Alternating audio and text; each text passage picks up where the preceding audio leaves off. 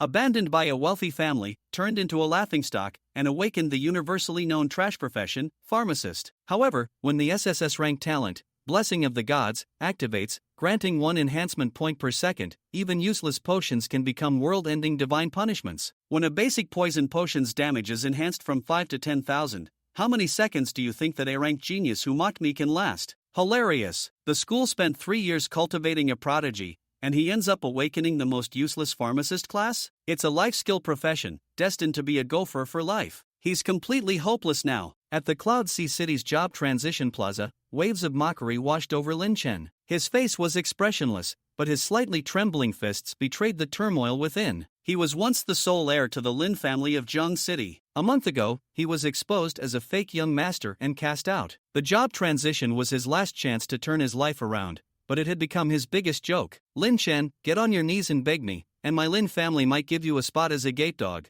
The true young master of the Lin family, Lin Yu, laughed boisterously from below the stage. He had just awakened the A-rank profession, Berserker, and was the undisputed star. Lin Chen took a deep breath, ignored everyone, and walked down from the awakening platform. The moment his foot touched the ground, a cold voice exploded in his mind. Ding! Host's profession has been awakened. Binding SSS rank talent, blessing of the gods. Talent effect. Automatically gain 1 enhancement point per second. Potions craftable at the current level can be infinitely enhanced and upgraded. Lin Chen's steps faltered for a fraction of a second, and then his heart began to pound furiously. 1 enhancement point per second? That's 86,400 points a day. A normal pharmacist is crippled by a lack of resources, their low-level potions being practically useless. But what if the effect of these useless potions was enhanced 100-fold, 1,000-fold, or even 10,000-fold? In an instant, all the gloom in Lin Chen's heart vanished, replaced by a cold, calculating arc on his lips. It seems the rules of this world are about to be rewritten by me. Back home, Lin Chen immediately opened his status panel. Host, Lin Chen. Profession, pharmacist, LV1. Talent, SSS rank blessing of the gods. Craftable potions, level 1 health recovery potion, level 1 poison potion. Distributable enhancement points,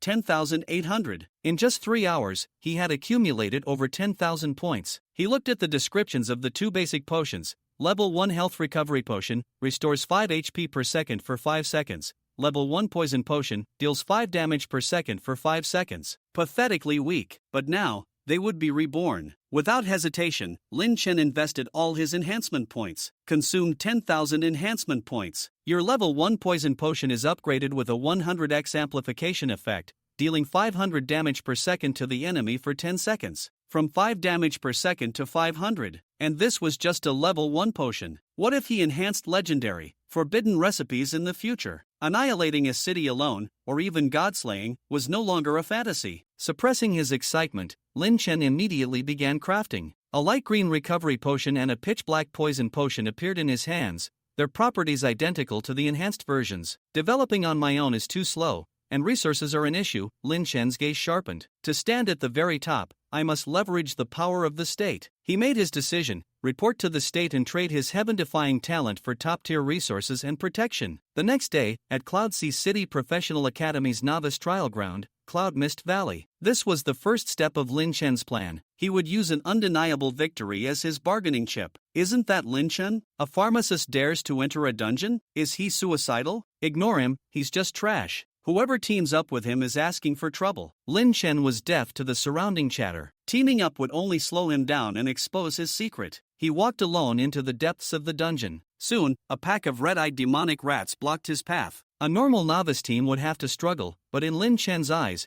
they were just mobile materials and experience points. He casually took out a bottle of 100x poison potion and tossed it into the pack. The bottle shattered, and a pitch-black toxic mist instantly spread. The rats shrieked in agony as their bodies rapidly rotted and melted in the poison. In a matter of seconds, they all collapsed, turning into black sludge. Awesome! With a cold smirk, Lin Chen calmly walked forward to collect herbs and craft more enhanced potions on the spot. His efficiency surpassed any elite combat squad. His goal was clear: the dungeon's sub-boss, the toxin-striped Wolf King. In a valley, the enormous Wolf King roared and pounced, spitting corrosive venom at Lin Chen. Right on time, Lin Chen didn't retreat. 2 bottles of 100x poison potion left his hands like a pair of small bombs, exploding accurately on the Wolf King. Oh whoa! The Wolf King howled in pain as its health plummeted visibly. It tried to mount a final struggle, but the continuous poison damage rendered all its resistance futile. Its massive body crashed to the ground. Just then, a team arrived. The leader was Lu Qing, one of Lin Yu's lackeys. The Wolf King is dead? Lu Qing saw the corpse, then Lin Chen, and his eyes immediately filled with jealousy and disdain. You're one lucky bastard, stumbling upon a kill. He assumed Lin Chen had just gotten lucky and found a boss that someone else had already wounded. Too bad your luck runs out here. Lu Qing sneered. Someone paid me to cripple you. If you're looking to die, don't blame me. Lin Chen's eyes turned cold. Before his words faded, he had already hurled a potion at Lu Qing's squad. The black mist billowed, and screams filled the air. Half of Lu Qing's team fell instantly. The survivors watched in horror as their health bars drained uncontrollably, no amount of healing potions helping. Lin Chen, it was Lin Yu who told me to do it. Spare me. Lu Qing fell to his knees, his face a mask of terror. You're not sorry you were wrong. You're just scared. Lin Chen left them with those cold words and turned away, leaving a group of people struggling on the brink of death. A general does not draw his sword to slay ants. After easily slaughtering the final boss, the Crimson Flame-clawed tiger, in the same manner, the trial ended. Everyone was teleported back to the plaza,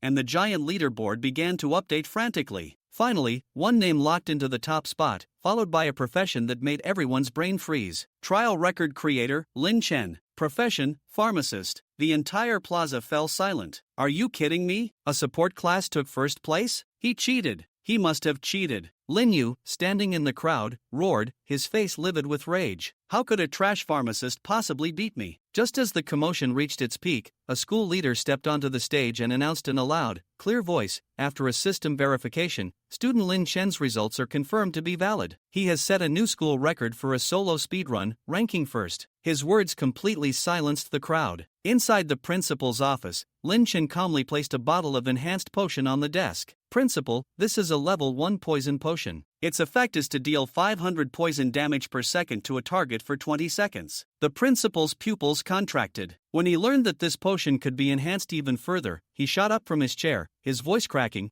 What do you mean by a higher evolutionary space? For example, 10,000 poison damage per second, Lin Chen said nonchalantly. As long as I have the materials, the power has no limit. The principal was utterly stunned. He felt as if he were looking at a strategic weapon capable of overturning the very nature of war. 3 days later, a high-profile simulated trial was held, personally observed by the military's commander-in-chief, Kai Ming. Lin Chen stood alone, facing nearly 100 simulated monsters whose strength was comparable to mid-tier abyss creatures. Is he insane? A single pharmacist against so many monsters? The elites in the observation room murmured. Lin Chen ignored them, simply taking out a pitch-black potion and tossing it casually. Limit Break Enhanced Poison Potion, deals 10,000 poison damage per second to the target for 20 seconds. A black fog swept across the field like a tide. The 100 powerful simulated monsters struggled and wailed within it, only to collapse and turn to ash within 10 seconds. The entire world fell silent. Is that what a pharmacist can do? A battle-hardened special forces professional stammered. Ha ha ha. The principal was ecstatic. He looked at the petrified military commander Kai Ming beside him. Old Kai, do you believe me now? Kai Ming didn't answer. He rushed to Lin Chen, his eyes gleaming, his voice trembling with excitement. Kid, how many of these potions can you make? As long as I have the materials, as many as you want. Good. Kai Ming excitedly grabbed Lin Chen's shoulders. You are a national treasure of our dragon country. Name your price.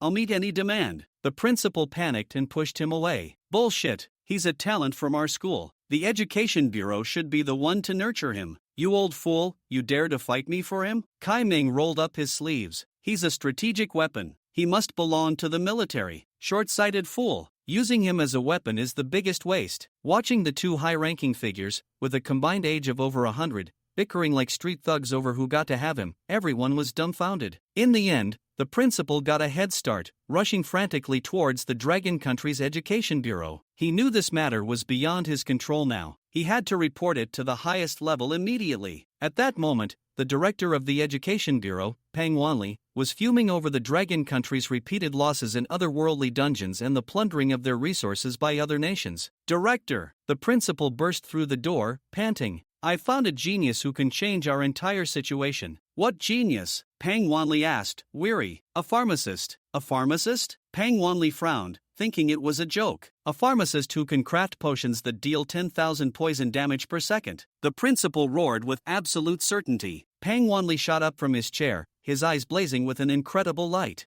Pang Wanli and the principal raced to the training ground. Lin Chen was counting potions and nodded slightly upon seeing the two arrive. Is this him? Pang Wanli scrutinized Lin Chen from head to toe, his gaze filled with examination. That's right, it's him, the principal assured, patting his chest. I am the director of the education department, Pang Wanli. Young man, is your potion really as miraculous as they say? Pang Wanli continued to size up Lin Chen, his eyes brimming with curiosity. Lin Chen nodded, his face showing no signs of disturbance. You'll know once you try it. Good. That's straightforward. Pang Wanli slapped his thigh and stood up. Then let's go test it in the wild. You choose the location. Lin Chen's lips curled slightly as he mentioned a name. Let's go to the Sunset Mountain Range. Sunset Mountain Range? The principal's expression changed. That place is notoriously dangerous. Are you sure? You want to go there? Pang Wanli also became interested. Alright, let's go to the Sunset Mountain Range. I want to see just how powerful your potion really is. The Sunset Mountain Range, located on the outskirts of Yunhai City, is a vast and unspoiled forest.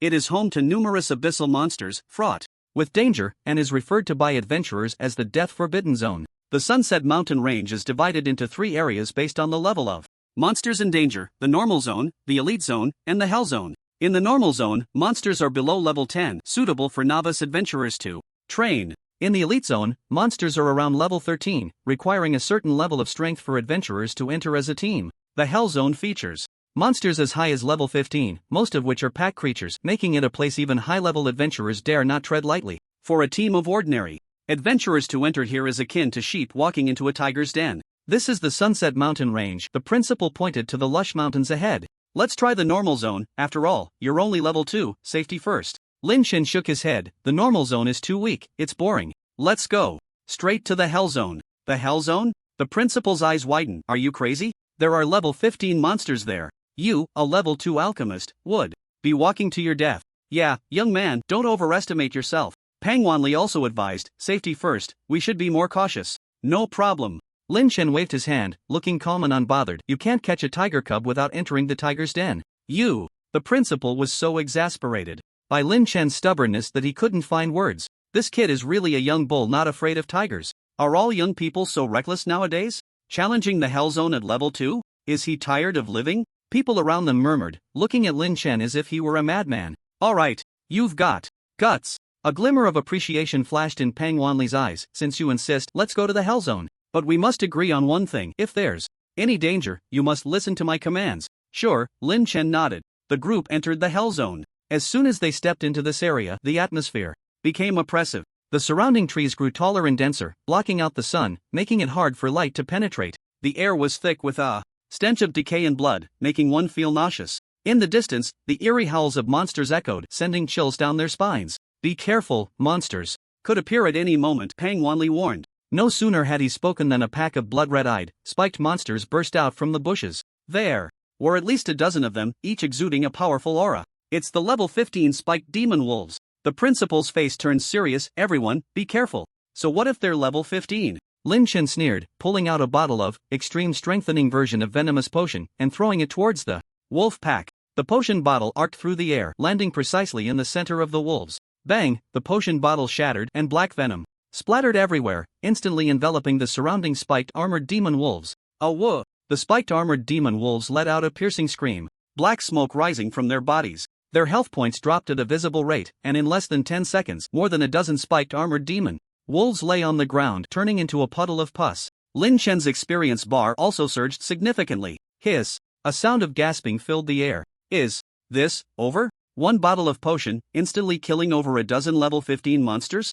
The power of this potion is just terrifying. Everyone stared in shock at Lin Chen, their eyes filled with astonishment. So strong. It's like a dimensional strike. Pang Wanli was also stunned. He had thought Lin Chen's potion was just slightly stronger than ordinary potions, but he never expected it to be this outrageous. Truly, heaven bless our dragon country. Pang Wanli's eyes sparkled with excitement. With a genius like Lin Chen born in the dragon country, what fear would there be in the future when competing for resources? In the secret realms, even if those countries join forces, Lin Chen alone could stand against 100 nations. Lin Chen put away the potion and turned to the two. Director, I have even stronger potions, but my level is too low right now. I need a higher level to unlock them. Leave the materials to me. Pang Wanli patted his chest in assurance. Just tell me what materials you need. Director, I also need to level up. Lin Chen gently withdrew his arm. Currently, I can only make basic potions, but as my level increases, I will master more advanced formulas. Leveling up? That's easy. Pang Wanli slapped his thigh and turned to the principal. Oldly, you take Lin Chen to the Blood Moon Secret Realm personally. It's the best leveling place in our Yunhai city. The principal's eyes lit up. Blood Moon Secret Realm? The Blood Moon Secret Realm is the most suitable place for beginners to level up in Yunhai. No exceptions. Generally, the Blood Moon Secret Realm is not open to the public. Only those with substantial family backgrounds who can pay $1 million in leveling fees, or exceptionally talented individuals or family members, are qualified to enter. Lin Chen felt a surge of joy. Indeed, submitting himself to the country was the right decision. Only the country could meet his astonishing resource consumption. That's right. Pang Wanli took out his phone and quickly dialed several numbers. I'll gather the strongest escort team to accompany you into the secret realm. 10 minutes later, a luxurious team was assembled. 3 level 50 warriors, 2 level 50 mages, and 1 priest. Level 50 professionals are already the backbone of Yunhai City. Each one alone could stand their ground and intimidate others. Such a configuration could dominate any secret realm. But now, this configuration was only to help a level 2 alchemist level up. If this got out, it would surely shake the entire society. Listen up. Pang Wanli pointed at Lin Chen and said to everyone, this is our dragon country's strategic talent. Your mission is to protect him as he levels up safely. Yes, everyone responded in unison. Deep within the Blood Moon Secret Realm, in a dark cave, flickers of bloodlight shone. Deep in the cave, 5 figures were battling a group of crimson monsters. The leading young man, clad in magnificent gear and wielding a long sword that shimmered with a cold light, created gusts of sword wind with every swing. It was Lin Chen's brother, Lin Yu. At this moment, he was directing 4 heavily armored guards to encircle a group of blood bats. Young master, these bats are too troublesome. We should retreat for now. One guard wiped the blood from his face, panting heavily. Useless. If you can't even handle a group of level 10 blood bats, what use are you? Lin Yu scolded, swinging his long sword even more fiercely. I must reach level 4 today, or else won't my family's 1 million be wasted? If you can't do it, go back and get fired. Lin Yu cursed fiercely. The 4 bodyguard professionals behind him were also furious but dared not speak. Young Master Lin Chen had never treated them this way before, but they too were angry yet silent. Suddenly, a hurried sound of footsteps approached. Captain Wang Meng of the guard team strode over with 2 team members. He stood nearly 2 meters tall, clad in black battle armor, his muscles bulging like a moving small mountain. Wang Meng stopped in front of Lin Yu and the others, his chest slightly heaving. This place has been requisitioned. You all need to leave. Wang Meng's voice was deep, carrying an undeniable authority. Lin Yu frowned, halting his attack, and scrutinized Wang Meng. Who are you? What right do you have to make us leave? This is a place our Lin family paid 1 million to secure. Wang Meng did not respond but pulled out a red token from his pocket. The token was entirely crimson, engraved with a roaring tiger, exuding a heart-stopping aura. The red tiger token? A bodyguard beside Lin Yu exclaimed, his face turning pale. Young master, this is the red tiger token of the special guard team of Yunhai City. We can't afford to provoke them. Let's go. The bodyguard's voice trembled as he grabbed Lin Yu's arm, trying to pull him away. Lin Yu's face shifted between green and white. He naturally knew about the red tiger token. It belonged to the most elite guard team in Yunhai City, with each member being a powerful warrior who had fought their way out of a sea of corpses. They only took orders from the city lord's mansion, and even the 4 great families did not dare to offend them lightly. We're leaving. Lin Yu gritted his teeth. Though unwilling, he did not dare to offend the special guard team. Even though the Lin family was a first-class family, they still needed the protection of the city lord's mansion. Offending official people would bring them no benefits. Just as Lin Yu took a few steps out, a commotion arose behind him. He turned back to look, his pupils suddenly constricting. Lin Chen. It was actually Lin Chen. He was surrounded by a group of people, slowly walking over. Those people were all members of the special guard team of Yunhai City, and at the front was none other than Wang Meng. Lin Yu stared fiercely at Lin Chen, his hands clenched into fists, nails digging into his flesh. Why? Why did he get the protection of the Red Tiger team? He was just a discarded waste by the family, a bug that could only hide in dark corners. What right did he have to enjoy such treatment? Lin Yu's chest heaved violently, like a volcano about to erupt. Lin Chen felt Lin Yu's gaze and turned to look, a playful smile appearing on his face. He stopped and waved at Lin Yu. Isn't this young Master Lin Yu? What a coincidence. Lin Yu said nothing, just stared at Lin Chen, his eyes filled with resentment. What's wrong? Are you unhappy to see me? Lin Chen's smile widened. Get lost. Lin Yu finally couldn't hold back and shouted angrily. TSK TSK TSK, still so hot-tempered. Lin Chen shook his head, ignoring Lin Yu, and continued forward with the guard team. He had once been the first heir of the Lin family, but ever since Lin Yu was found, his so-called parents had mercilessly kicked him out of the Lin family, even making a big fuss about it. He had endured endless humiliation and he would settle this score sooner or later. Lin Yu stood in place, watching Lin Chen's retreating figure, his chest heaving violently. He couldn't understand why a discarded pawn of the Lin family could receive the protection of the Red Tiger team, and even level up with him in the Blood Moon secret realm? Even the son of the city lord's mansion wouldn't have such treatment, right? Lin Yu felt extremely unbalanced. He did not believe that Lin Chen could be better than him after leaving the Lin family. He blared fiercely at Lin Chen's departing back. Lin Chen, just wait, you will pay the price sooner or later. Meanwhile, deep within the Blood Moon secret realm, a scarlet glow enveloped the entire space. Wang Mang led the guard team ahead while Lin Chen leisurely followed behind. Spread out and lure all the blood bats in this area over here. With Wang Mang's command, the members of the guard team immediately dispersed. Soon, swarms of blood bats were startled, emitting sharp cries as they swooped towards the group. Their wings were as red as if stained with blood, particularly striking in the dim cave. Mr. Lin, are you ready? Wang Mang turned back to ask. Lin Chen smiled slightly, taking out a vial of potion that glowed with a ghostly green light from his storage ring. As he threw the potion into the air, the bottle shattered mid-flight and the green mist instantly spread out. All the blood bats that came into contact with the toxic mist let out piercing screams, falling like rain. System notification: killed blood bats times 47, gained 470 experience points, level up LV to LV3.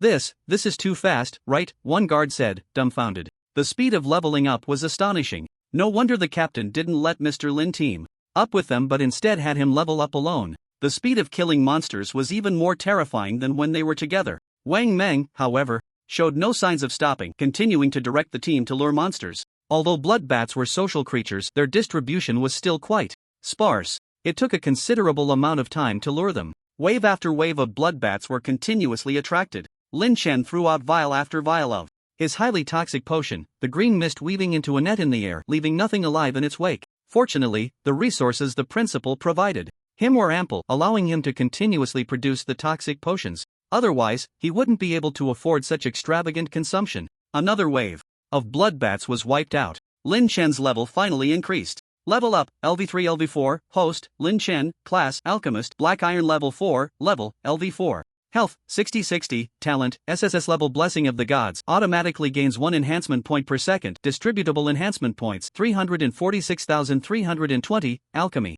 Skill Proficiency, Black Iron Level 1, 95%, this kid's potions are too overpowered. Wang Mang looked at the pile of bat corpses and couldn't help but exclaim, no wonder the director values him so much. Even Wang Mang, who had walked out of a sea of corpses and blood, had to feel astonished. Mr. Lin, do you have enough potions? Do you want us to help you farm monsters? Wang Mang asked enthusiastically. No need, I estimate that I can unlock a new potion after leveling up once more. As wave after wave of blood bats fell, Lin Chen's experience points finally broke through again. Level up, LV4 LV5, Host, Lin Chen, Class, Alchemist, Black Iron Level 5, Level, LV5, Health, 80-80, Talent, SSS Level Blessing of the Gods, automatically gains 1 enhancement point per second, distributable enhancement points, 347,500, Alchemy Skill Proficiency, Bronze Level 1, 10%, unlock new potion, Level 1 Explosive Potion, new potion? Lin Chen's eyes lit up as he immediately checked the attributes. Level 1 Explosive Potion, effect, causes an explosion upon throwing, dealing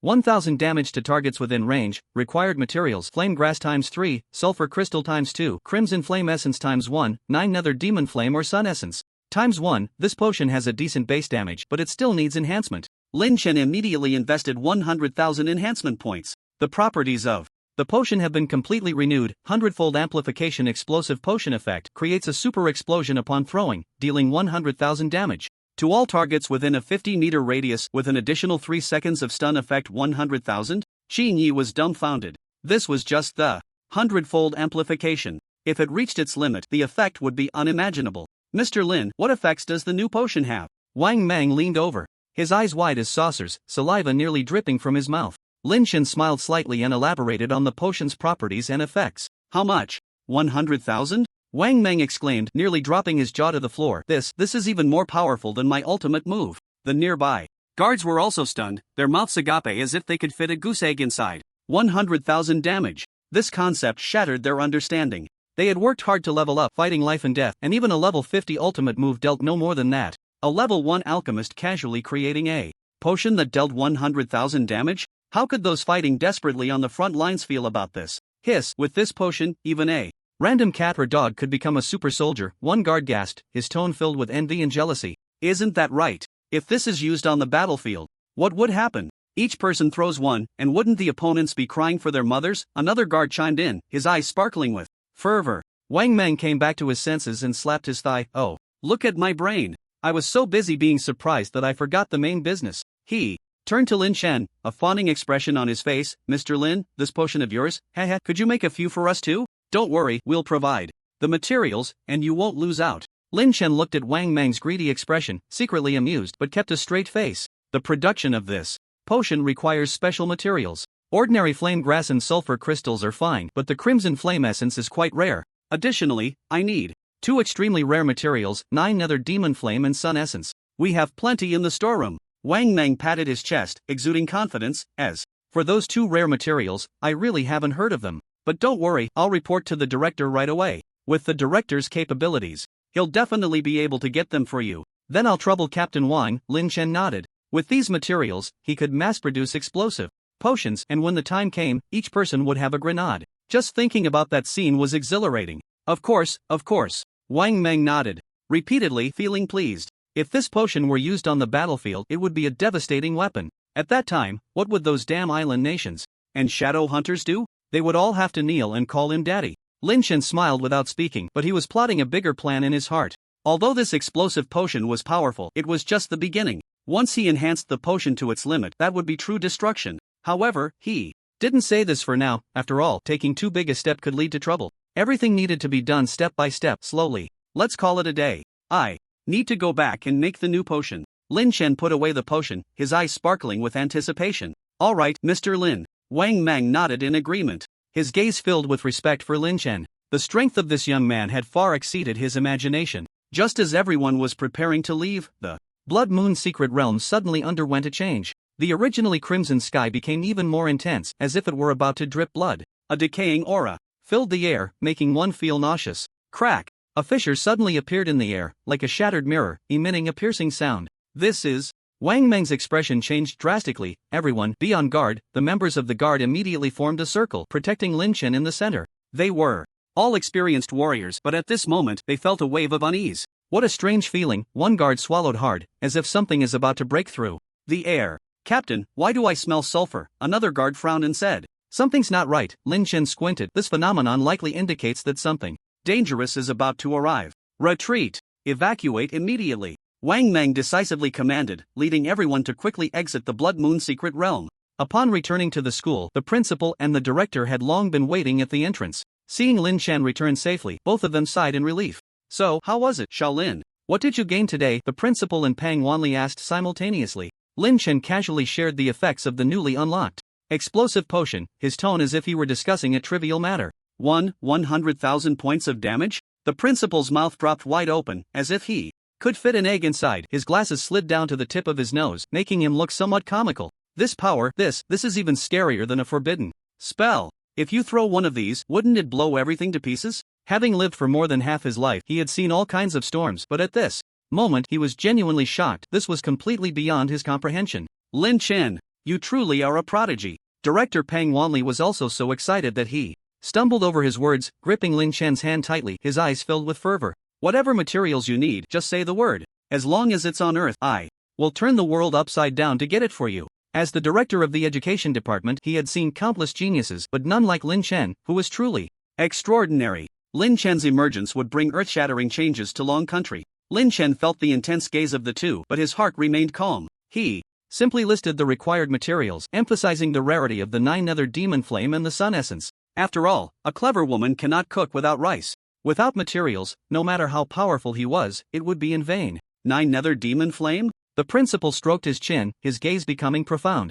I do know a place that might have it, but that old fellow has a strange temper. I fear I might have to risk my old face, he said, a hint of helplessness appearing on his face, as if recalling some unpleasant memories. As for the sun essence, Director Peng furrowed his brows, lost in thought. I really haven't heard of that. But don't worry, I will mobilize all the intelligence networks of the education department to search globally. I refuse to believe we can't find this. Then I'll trouble you both. Lin Chen slightly bowed, a smile curving at the corners of his mouth. Having a country to help was great. He didn't need to worry at all. He just needed to wait for his upgrade. Just then, Wang Mang rushed over with an anxious expression, reporting the phenomenon in the Blood Moon secret realm to the two officials. A spatial rift? The smile on the director's face instantly froze, replaced by an unprecedented seriousness. This is not a good omen, something big is likely to happen. The principal and the director exchanged glances, both seeing deep concern in each other's eyes. Such phenomena often herald the arrival of disaster. Every instance of a spatial rift in history was accompanied by bloodshed and chaos. Now, their only hope was to quickly enhance Lin Chen's strength, making him a force capable of turning the tide. Let's go, we should rest for now. The principal patted Lin Chen's shoulder, forcing himself to remain calm. Tomorrow, I will go find that old fellow to get you the 9 nether demon flame. You better not let me down, don't make me lose face. Hey, that thing actually got bigger. The next morning, the principal stood at the entrance of the camp, looking at the enormous crack, and couldn't help but sigh. Years had passed, and the crack not only hadn't disappeared but had grown larger. This was the northernmost camp of the Demon Suppression Army in Yunhai City, shrouded in a layer of gray mist year-round, with the air thick with the smell of sulfur. In the distance, a massive black fissure stretched across the horizon, as if it were going to swallow everything. This was the closest place to the abyss in Yunhai City, and also the base of the Demon Suppression Army. As the most powerful military force in Yunhai City, the Demon Suppression Army had been stationed here for years, guarding against threats from the abyss. Old man, what brings you here?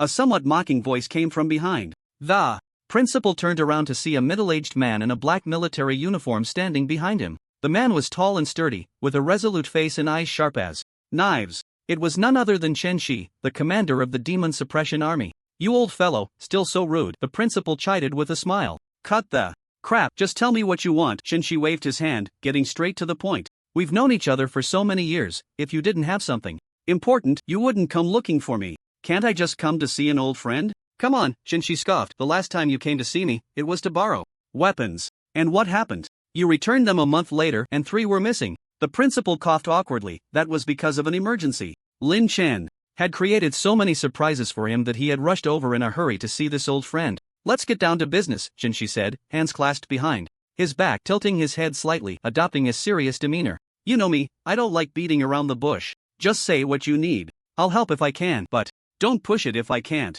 The principal put away his smile, took a deep breath, and said solemnly, I need the 9 nether demon flame. Are you crazy? Chen Shi suddenly turned around, his eyes wide as saucers, as if he had heard something unbelievable. That's one of the most dangerous flames from the abyss, with extremely high temperatures and strong corrosiveness. Even we in the Demon Suppression Army don't dare to touch it lightly. What do you want it for? Looking to throw your life away? For a genius, the principal said slowly, his tone filled with determination, a genius who can change the fate of the Dragon Kingdom. Oh, Chen Shi raised an eyebrow, revealing a hint of a playful smile. A genius? I've seen at least 800 geniuses in my life, and in the end, they all turned out to be ordinary. So tell me, what makes this genius so special? The principal briefly explained Lin Chen's situation, emphasizing his terrifying alchemical talent. When he mentioned the power of the explosive potion, the smile on Chen Shi's face gradually faded, replaced by seriousness. 100,000 damage? Are you sure you didn't add an extra 0? Chen Shi's voice trembled slightly. Having crawled out from a pile of corpses himself, he naturally understood what that damage meant. Humph, do you think I'm like you, getting old and confused? The principal snorted coldly. Kai Ming should have mentioned this person to you, right? Chen Shi's expression tightened, his pupils slightly constricting. Indeed, a few days ago, Kai Ming had called him specifically to mention a young man named Lin Chen, speaking highly of him. At the time, he thought Kai Ming was exaggerating. After all, how powerful could an alchemist really be? Now it seemed this kid was indeed extraordinary, even catching the attention of Oldly. So, you want to use the 9 nether demon flame to create that explosive potion? Chen Shi's voice lowered, tinged with a hint of probing. Exactly, the principal nodded, his eyes filled with anticipation. If this potion can be mass-produced, it will be a tremendous help for us in combating the abyss, and it might even completely turn the tide of the battle. He was full of hope for Lin Chen's potential. Tap tap tap, Chen Shi fell into deep thought, his fingers gently tapping on the table, producing a rhythmic sound. As the commander of the Demon Suppression Army, he understood the threat of the abyss better than anyone else. Over the years, although the Dragon Kingdom had barely resisted the invasion of the abyss, it had paid a painful price. If they could truly develop such a powerful potion, it would indeed be a significant breakthrough, possibly even a game-changer in this war. The 9 nether demon flame can be given to you, Chen. She suddenly spoke, a hint of hesitation in his tone, but I have a condition. I need to see with my own eyes if this kid named Lin Chen is really as impressive as you say. If he's just a name-dropper, then don't blame me for being rude. No problem, the principal readily agreed, but you have to promise me not to force him to join the Demon Suppression Army. Rest assured, Chen-Shi, always act with integrity. Chen-Shi patted his chest. If he truly has that ability, I will naturally win him. Over with sincerity. Then it's settled. The principal sighed in relief. Early the next morning, Pang Wanli convened an emergency meeting for all staff, mandating that everyone from the education department must attend. People hurriedly set aside their breakfasts and rushed to the meeting, unaware of what had happened. Pang Wanli stood on the podium, his gaze sweeping over the hundreds of senior officials from the education department below. The spacious conference room was silent. Only his deep and powerful voice echoed, "Ladies and gentlemen, this emergency meeting has only one agenda, to search for the sun essence with all our might." As soon as he finished speaking, the conference room erupted in an uproar. What is the sun essence? I've never heard of it. Where are we supposed to find it? Does such a material even exist? Is something wrong? This is not a request, it's an order. Activate all intelligence networks of the education department. Conduct a global carpet search. Leave no stone unturned in any place that has even the slightest possibility. But director, this will require enormous manpower and resources. Resources? Pang Wanli scoffed. Compared to the threat of the abyss, this cost is nothing. You may not know yet, but the Blood Moon secret realm has undergone a mutation. The spatial rifts are expanding. Do you not understand what this signifies? The conference room fell silent once more. Everyone knew what the spatial rifts meant. They were a precursor to the abyss's invasion. Now, we have a glimmer of hope. Pang Wanli's voice softened, an opportunity that could change the tide of battle. But this requires the sun essence as a key material. Therefore, no matter the cost, we must find this thing. He looked around, his eyes shining with determination. From now on, this is the highest priority task of the education department. All other work must take a back seat. I want you to mobilize every possible resource and use every means at your disposal. Yes. Hundreds of voices responded in unison, shaking the entire conference room. Very good. Pang Wanli nodded in satisfaction. Now, act immediately. I want to see detailed search reports every day. Remember, time is life. Every minute wasted could cost us the chance to change our fate. After that meeting, everyone quickly dispersed, each heading off with their tasks. The lights at the education department headquarters remained bright late into the night, with hundreds of staff members busily working at their stations, the blue light from computer screens reflecting on their tired faces, the sound of keyboards echoing throughout the hall. Another fruitless search. A female staff member wearing glasses rubbed her sore shoulders and took a sip of the now cold coffee on her desk. Don't give up, keep searching. The director has said this concerns the survival of the dragon kingdom. A colleague beside him handed over a steaming cup of tea, softly offering comfort. At 3:05 in the morning, a young man wearing gold-rimmed glasses suddenly jumped up from his seat, shouting excitedly, "I found it!" His voice instantly startled the colleagues around him who had been dozing off, and all eyes turned in his direction. "Quick, look at this ancient text." The young man pointed at the computer screen with trembling fingers, his voice quivering with excitement. The sun essence is a rare material formed from the condensation of fire elements. This news was like a stone thrown into a calm lake, creating ripples that quickly spread throughout the entire building. The staff, now wide awake, stood up from their respective workstations and hurriedly gathered around the young man's computer. "Notify the director immediately." The department head grabbed the internal phone, his voice trembling with excitement. Within 10 minutes, Pang Wanli rushed to the scene, his gaze fixed intensely on the ancient text displayed on the screen. According to the records, the sun essence only drops from fire element creatures, and the probability is extremely low, about 1 in a million. The young man adjusted his glasses, carefully interpreting the data. 1 in a million? Upon hearing this number, everyone couldn't help but gasp. The odds were even lower than winning the lottery. However, Pang Wanli revealed a reassuring smile. Having a clue is good. It's much better than searching for a needle in a haystack. A senior consultant with a head full of white hair stepped forward. "Director, I suggest a three-pronged approach. First, immediately send people to major trading guilds to purchase. There might be unexpected gains. Second, contact Captain Wang Mang and have the Red Tiger team assist in hunting fire element creatures. Finally, release a high-level mission through the Adventurers Alliance, offering a reward for the sun essence." Pang Wanli's eyes lit up and he waved his hand. "Good idea. Execute it immediately. Remember, time is life." Trading Guild Liaison Team set off at once. He quickly assigned tasks, his voice strong and commanding. Intelligence Team, compile a distribution map of all fire element creatures. Liaison Team, contact Wang Meng immediately and have him prepare for the hunt. Mission Release Team, draft a reward plan right away. Make sure the reward is enticing enough. The entire education department instantly buzzed with energy, everyone's fatigue swept away, ignited by this newfound hope. "Remember, this matter must be kept absolutely confidential." Pang Wanli's expression turned serious. "We must not let the abyssal forces detect our movements." "Yes." Hundreds of voices responded in unison, filled with determination. As the first rays of morning light streamed through the window, the first batch of staff had already set off on their mission to find the sun essence. Meanwhile, in the laboratory of the First Academy of Yunhai City, sunlight poured through the glass windows, illuminating the room filled with potion bottles. Lin Chen was focused on mixing herbs when he suddenly heard hurried footsteps approaching. Shaolin, I've brought you something good. The principal pushed open the door, beaming with a smile, holding a black jade box in his hands. As soon as the jade box was opened, a wave of scorching heat rushed out, causing the temperature in the entire laboratory to rise several degrees. Instantly, 9 nether demon flame. Lin Chen's eyes lit up as he saw a swirling mass of pitch-black flames inside the jade box, exuding a heart-pounding aura. Old Chen has really invested heavily. This 9 nether demon flame is one of the most dangerous flames from the abyss, said to be able to burn even souls to ashes. The principal carefully placed the jade box on the lab table, his eyes filled with both excitement and reverence. He gently stroked the jade box as if what it contained was not flames but a rare treasure. Lin Chen remained silent, merely nodding. His gaze was completely captivated by the 9 nether demon flame within the jade box. He took a deep breath, suppressing his excitement, and cautiously opened the jade box. A pitch-black flame lay quietly in the center of the jade box. Although it was only the size of a fist, it emanated a heart-pounding aura. At the center of the flame, it seemed as if there was a black hole devouring all surrounding light, sending chills down one's spine. Lin Chen extended a finger and gently touched the edge of the jade box. A bone-chilling cold instantly spread throughout his body. He couldn't help but shiver. This 9 nether demon flame was indeed as fearsome as rumored.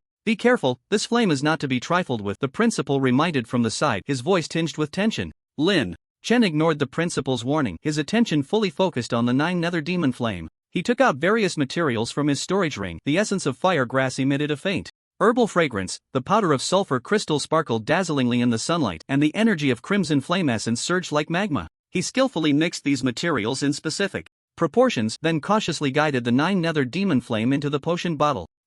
Lin Chen suddenly frowned. He noticed that although both the 9 nether demon flame and the sun essence were fire attribute materials, their properties were completely different. The 9 nether demon flame was extremely cold and dark, while the sun essence was extremely hot and bright. If forced to merge, an explosion was highly likely. Although he had never seen the sun essence, there were relevant notes in the materials section. The 9 nether demon flame and the sun essence seem to have two different effects. Their mechanisms of action are entirely different. The principal's eyes lit up. Rubbing his hands together, he excitedly said, "Doesn't that mean we can create two different explosive potions? One extremely cold, one extremely hot. Combining them would surely enhance their power." He was as excited as a child, pacing back and forth in the laboratory, eager to see the finished product immediately. Lin Chen nodded, remaining silent as he continued to focus on the experiment. He carefully injected the 9 nether demon flame into the potion bottle while constantly adjusting the proportions of the various materials. In an instant, a burst of black flames erupted from the potion bottle, transforming the originally transparent liquid into a strange,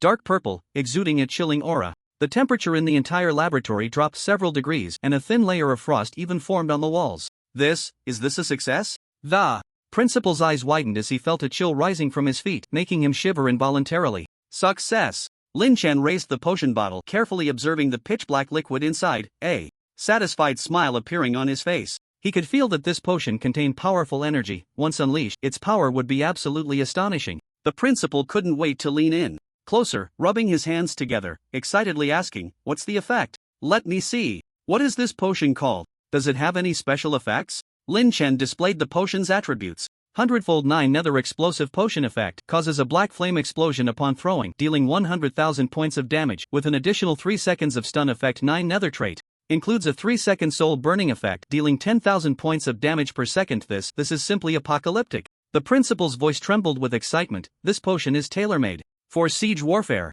If we can get more sun essence, we might be able to research an even more powerful formula, Lin Chen mused, stroking his chin. The principal was so excited he couldn't stop rubbing his hands together. Great! Director Peng's side is already searching for the sun essence with all their might. I believe we'll have news soon. Lin Chen thought that the power of this potion needed to be thoroughly tested. The principal rubbed his hands, his eyes shining. "Let's go to the simulation training ground." Lin Chen nodded. "Sounds good. I also want to see the true power of this 9 nether explosive potion." The two made their way to the simulation training ground. The usually bustling campus avenue now appeared unusually empty. Occasionally, a few people could be seen, marching in quick lines, their faces filled with urgency. "Emergency assembly. Hurry up, don't waste time. The director demands we depart within half an hour." Distant shouts echoed through the empty campus. A student resting nearby curiously poked his head out. "What's going on? Why does it feel like the whole school is in a rush?" "I don't know, but I heard the education department held an emergency meeting overnight." Lin Chen frowned slightly. "Principal, this is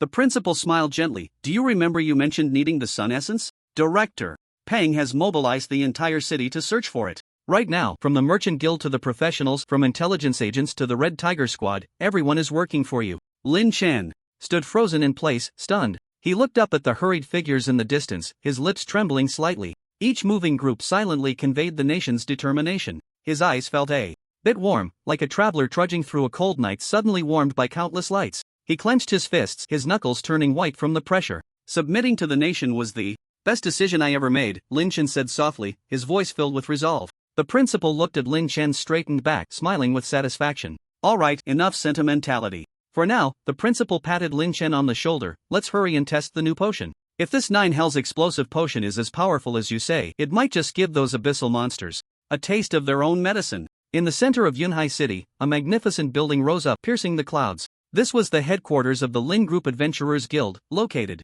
in the most prosperous area of Yunhai City, a sacred place long dreamed of by countless adventurers. The Lin Group, one of the 3 major families in Yunhai City, has deep roots and immense power. Even the education department and the demon suppression army must show some respect. The Lin Group Adventurers Guild is the leader of the adventurer industry in Yunhai City, controlling countless resources and connections. At this moment, the guild was in a state of tense busyness. The guild hall was resplendent, with walls embedded with various magic crystals, emitting a soft glow. The usually bustling hall was surprisingly quiet now, with only the sound of hurried footsteps occasionally breaking the silence. All A rank and above adventurer teams, assemble immediately. Ready to depart at any time. Supply materials are already prepared. The entire guild was in a tense state of readiness. In the center of the hall, an elite team was fully equipped and ready to go. At the front of the team stood a burly middle-aged man, the current head of the Lin family, Lin Gung. Although he still exuded a strong presence, a closer look revealed some wrinkles at the corners of his eyes, and his face appeared somewhat fatigued. Beside him, a regal woman closely followed, her face also showing a hint of worry. She was Lin Gung's wife, Kai Lin. Lin Yu approached with an arrogant demeanor, casually asking, Dad, what's going on? Why did you suddenly summon all the key members of the guild? Lin Yu asked impatiently, is this S-rank bounty task really that important? Is it worth such a fuss? Lin Gung stopped, turned to look at Lin Yu, his eyes filled with a hint of helplessness and fatigue. He sighed, speaking in a low voice, you don't understand, our Lin family is in big trouble right now. If this S-rank task fails, our Lin family might very well fall into despair. A rare weariness appeared on Lin Gung's face, and the usual commanding aura he had dissipated significantly. Your father hasn't slept for several days because of family matters. Kai Lin looked at her husband's haggard face, a sharp pain piercing her heart. Lin Yu, you need to spend more time with your father. Look at him, he's been so worried about the family's affairs lately that he's lost weight. As the heir of the Lin family, you should share some of the burden and not always provoke your dad. Mom, I haven't. Lin Yu pouted, aren't I just concerned about the family's matters?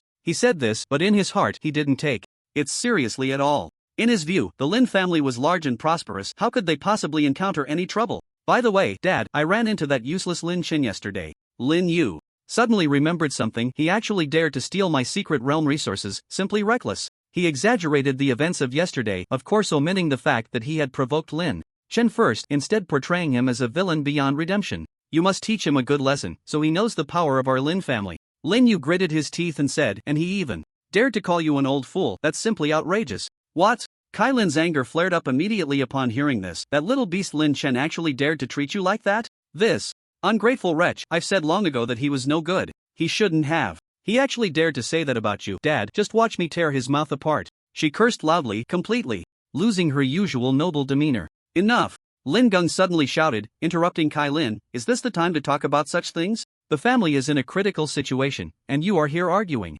over trivial matters. Although he was also very dissatisfied with Lin Chen's actions, it was clearly not the time to dwell on those issues. Lin Gung's shout silenced the entire team. Kai Lin reluctantly closed her mouth, but her face still bore signs of anger. Lin Yu lowered his head, pretending to admit his mistake, but a smug smirk curled at the corner of his mouth. In his view, as long as it made Lin Chen's life difficult, any time was the right time. At that moment, a scout hurried over. Head of the family, we are approaching the entrance to the fire-type secret realm.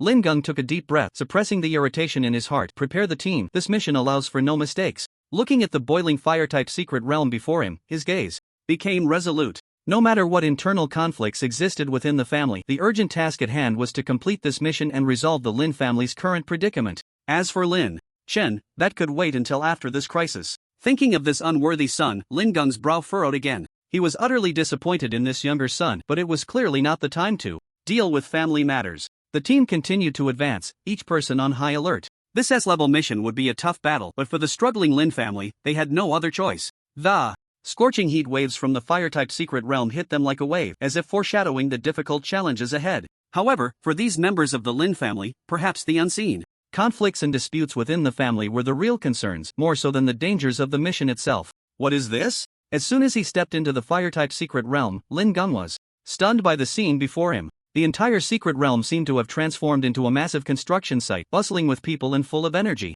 S-level adventurer teams, which were rarely seen, were now as common as cabbages. Some wielded sharp blades, battling fire-type monsters. Others manipulated elemental magic, blasting monsters into pieces. Still others busily collected various materials, their faces beaming with the joy of harvest. These teams were lavishly equipped, all sporting top-tier gear that dazzled the eyes. Various rare potions and scrolls were being tossed around as if they were worthless, leaving onlookers dumbfounded. Hurry! Everyone, get your spirits up! A hint of urgency flashed in Lin Gung's eyes as he shouted loudly, "This mission is related to the survival of our Lin family's Adventurers Guild. If we succeed, our Lin family will return to the peak and continue to dominate Yunhai City. If we fail, we will lose everything. And we might even be swallowed by other forces. Tell me, do you want to see the Lin family fall?" Lin Gung's voice echoed like thunder in the secret realm, each word striking heavily in everyone's hearts. "No, we will defend the Lin family to the death. Charge! For the Lin family!" The emotions of the guild members were instantly ignited, each one like they had been injected with adrenaline, roaring as they charged towards the monsters. In an instant, the entire secret realm was in an uproar. The lights of various skills intertwined, dyeing the sky in a riot of colors. The wails of the monsters, the shouts of the adventurers, and the clashing of weapons intertwined into a stirring battle song. Normally, an A-level secret realm would only have dozens of people, but today it was flooded with tens of thousands. They crazily hunted the monsters, collecting various materials. The entire secret realm was filled with a strong smell of blood and potions. The spectacle was unprecedented. These fire-type monsters are really unlucky. They usually bully others, but today they are being swarmed by so many people. They probably have never seen such a large scale in their lives. Ha ha ha, is this what they call a dimensionality reduction strike? By the way, after fighting for so long, why hasn't anyone dropped the Sun Essence yet? The drop rate for this thing is way too low. It's almost harder than winning the lottery. Everyone was discussing, their words filled with teasing and helplessness. After more than 10 hours of intense battle, everyone felt utterly exhausted. But strangely, not a single person had dropped the Sun Essence. This made everyone start to doubt whether the Sun Essence really existed. Damn, this Sun Essence can't be an urban legend, right? After fighting for so long, not even a hair has dropped. This is ridiculous. Could it be that those people from the education department are fooling us? It's possible, they've always been unreliable. Sigh, what a waste of effort. This is really unfortunate. Just as everyone was discussing, suddenly, a cry broke the silence. I got it. I got the Sun Essence. A member of the Lin Guild raised a crystal-emitting dazzling light, shouting excitedly. This shout was like a thunderclap, instantly attracting everyone's attention. What? Lin Gung turned around sharply, staring intently at the crystal, his eyes filled with unbelievable joy. His weathered face was now slightly trembling with excitement. He rushed over, snatched the crystal, and examined it closely. It really is the Sun Essence. It really is the Sun Essence. Lin Gung's voice trembled as he tightly held the crystal, as if he were grasping the hope of the entire world. His body slightly shook from extreme excitement, his eyes filled with ecstasy and relief. This shout also drew the attention of those adventurers who were still hunting monsters.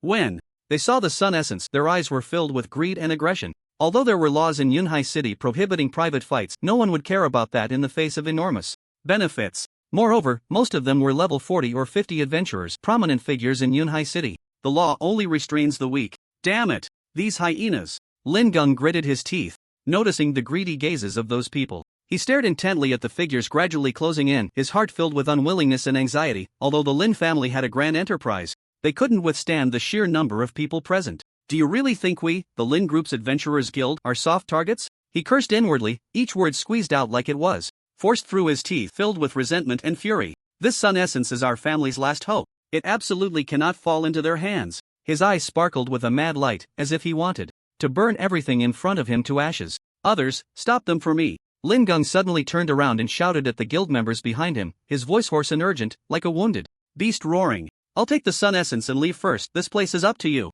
After saying that, he ignored everyone and ran, his panicked back showing no trace of the family's authority. Get it! At that moment, a greedy shout echoed through the secret realm like a death knell, instantly igniting everyone's madness. Stop them! Don't let them escape! The Sun Essence is ours! Charge! Whatever we grab is a gain! The adventurers who were originally hunting monsters all turned red with rage, abandoning their prey and pouncing on the members of the Lin group like hungry wolves. In an instant, the entire secret realm descended into chaos. The light of skills flickered, the sounds of shouting, screams, and clashing weapons intertwined, creating a chaotic and brutal scene. Although the Lin group members fought desperately, they quickly began to retreat under the disadvantage of numbers. Blood stained the ground, severed limbs were scattered everywhere, and the air was thick with the stench of blood, making one feel nauseous. Head of the family, run! A member of the Lin group blocked a fatal attack with his body, blood gushing from his mouth. But he clung tightly to the enemy's legs, buying precious time for Lin Gung. Bastards! I'll fight you to the death. Another member, seeing his comrade fall, had his eyes turn blood red in an instant. He roared and charged into the enemy crowd, choosing to self-destruct. Boom! A loud explosion erupted, and a small mushroom cloud rose in the secret realm, the powerful shockwave sending all surrounding adventurers flying. Such a sacrifice seemed so insignificant in the face of the massive enemy. Lin Gung ran forward without looking back. His heart was filled with fear. If he was caught, the Sun Essence would be lost, and the Lin family would completely lose their chance to turn things around. Faster! Go faster! He urged himself continuously, his legs feeling as heavy as lead, each step seemingly draining all his strength. Stop! Hand over the Sun Essence! At that moment, a 5-person team suddenly emerged from the side, blocking Lin Gung's path. Each member of this team exuded a powerful aura, clearly not to be trifled with. It's the Dragon Hunters team. Someone recognized the team and exclaimed, "What? It's them! The Lin family is doomed."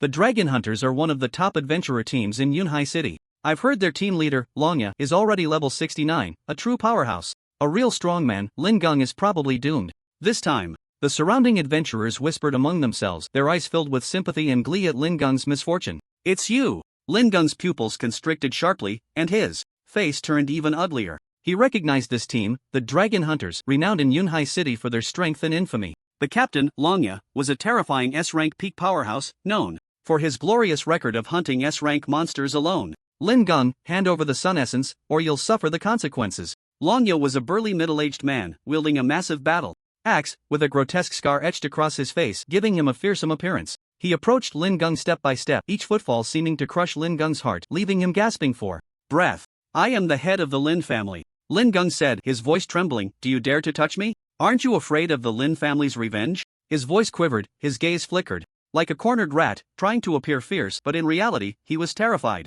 The Lin family? Ha! Longya scoffed. What qualifications does the Lin family have to threaten us now? He stood before Lin Gung, looking down at him from a height. To be honest, the rewards offered by the Alliance are enough to compensate for any losses incurred by offending your Lin family. Moreover, the Lin family can barely protect itself now. What ability do they have to retaliate against us? If you know what's good for you, hand over the Sun Essence, or don't blame me for being rude. You guys. Lin Gung trembled with rage, pointing at Longya, but unable to utter a word. His heart was filled with fear and despair, like a lamb waiting to be slaughtered, helplessly watching the butcher's knife descend. You can't drink the toast and instead choose the penalty wine. Longya's patience wore thin, and he swung the battle axe down fiercely towards Lin Gung. Since you refuse to hand it over, then die. The axe, accompanied by a fierce wind, was about to strike Lin Gung's head. In a moment of desperation, Lin Gung unleashed his last potential, suddenly sidestepping just in time to avoid the fatal blow. The blade grazed his cheek, leaving a spray of blood. But before he could catch his breath, Longya's fist slammed into his chest. Lin Gung felt as if struck by lightning, spitting out a mouthful of blood, crashing heavily to the ground. The Sun Essence slipped from his grasp, caught in Longya's hand. Lying on the ground, Lin Gung was racked with pain, his vision blurred. He struggled to lift his head, watching Longya play with the Sun Essence triumphantly. A wave of overwhelming sorrow and anger surged within him. His weathered face was now etched with unwillingness and despair, as if he had aged 10 years in an instant. His once bright eyes had dimmed, resembling a stagnant pool, devoid of hope. He clenched his teeth, his fists tightly balled, nails digging deep into his flesh, blood flowing through his fingers like his shattered heart. It felt as if the hard work of his ancestors and the Lin family was being destroyed, bit by bit, and he was powerless to stop it. Ah! I'll fight you to the end. Kai Lin, with disheveled hair and red-rimmed eyes, screamed like a madwoman as she watched her husband being beaten. Her cry was heart-wrenching, like a cuckoo weeping blood, bringing tears to the eyes of those who heard it. She rushed forward recklessly, wanting to protect her husband, but was kicked aside by Longya. Just then, a team dressed in black uniforms stormed into the secret realm like a black whirlwind. They marched in unison, exuding a formidable aura, each one radiating a strong killing intent, like messengers from hell. The Red Tiger Team. It's the Red Tiger Team. A gasp erupted from the crowd. The Red Tiger Team, the elite guard of Yunhai City, was responsible for maintaining the city's safety and order, possessing the authority to act first and report later. They had come at the command of the director to maintain order and ensure the smooth collection of the Sun Essence. Captain, look, the one being beaten seems to be Lin Chen's father. One member of the Red Tiger team pointed at the fallen Lin Gung. He had conducted a background check on Lin Chen and knew he was from the Lin family. What? Wang Meng's eyes widened in shock, a surge of anger igniting within him. Lin Chen was one of the most important talents in their Dragon Nation, crucial for the future development of the Dragon Nation. Now Lin Chen's father has been secretly plotted against. Isn't this clearly a sign of incompetence from their education department? They can't even protect the family of a national strategic talent. Damn it, how dare you bully Lin Chen's family? No matter who you are, you must spit it out today.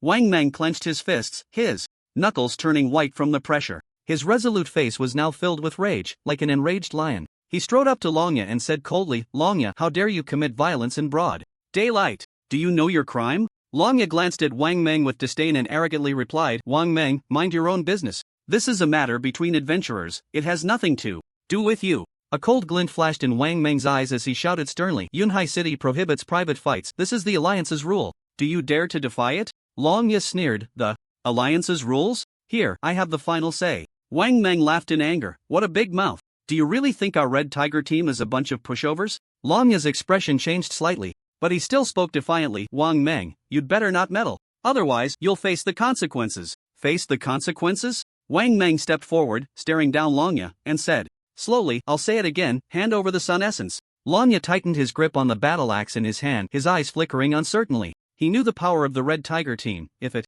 really came to blows, he might not come out on top. After a moment of stalemate, although Longya felt reluctant, he knew he couldn't offend the education department. The dragon hunters were strong, but they had no room to resist in front of the state. He wasn't a fool, although the rewards from the Adventurers Alliance tempted him greatly, he couldn't be sure of his own comfort in the future. Fine, I'll give you this face today. Longya reluctantly threw the Sun Essence to Lin Gung. The Sun Essence? Lin Gung hugged the Sun Essence tightly, his eyes filled with disbelief. He had even forgotten the pain in his body. He never expected such a twist in the situation. Brother Wang Meng, I can't thank you enough. In the future, if you need us, the Lin family will definitely help you. Lin Gung stood up and bowed gratefully to Wang Meng.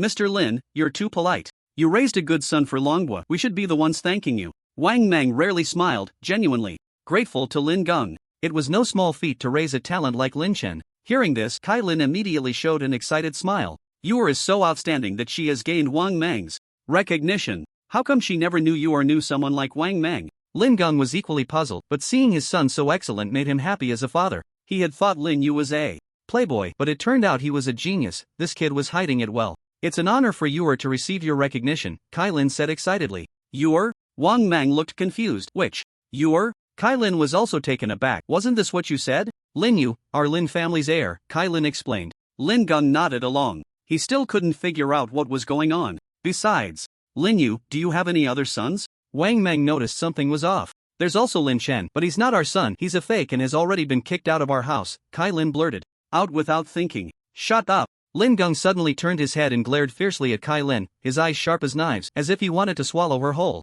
He pressed his lips tightly together, his teeth grinding, and the veins on his forehead bulged. Kai Lin was startled by Lin Gung's sudden fierce gaze, realizing she had misspoken. Her well-maintained face turned pale. In an instant, her eyes darting around in panic like a frightened deer. She opened her mouth, seemingly wanting to explain something, but not knowing what to say, she could only awkwardly lower her head.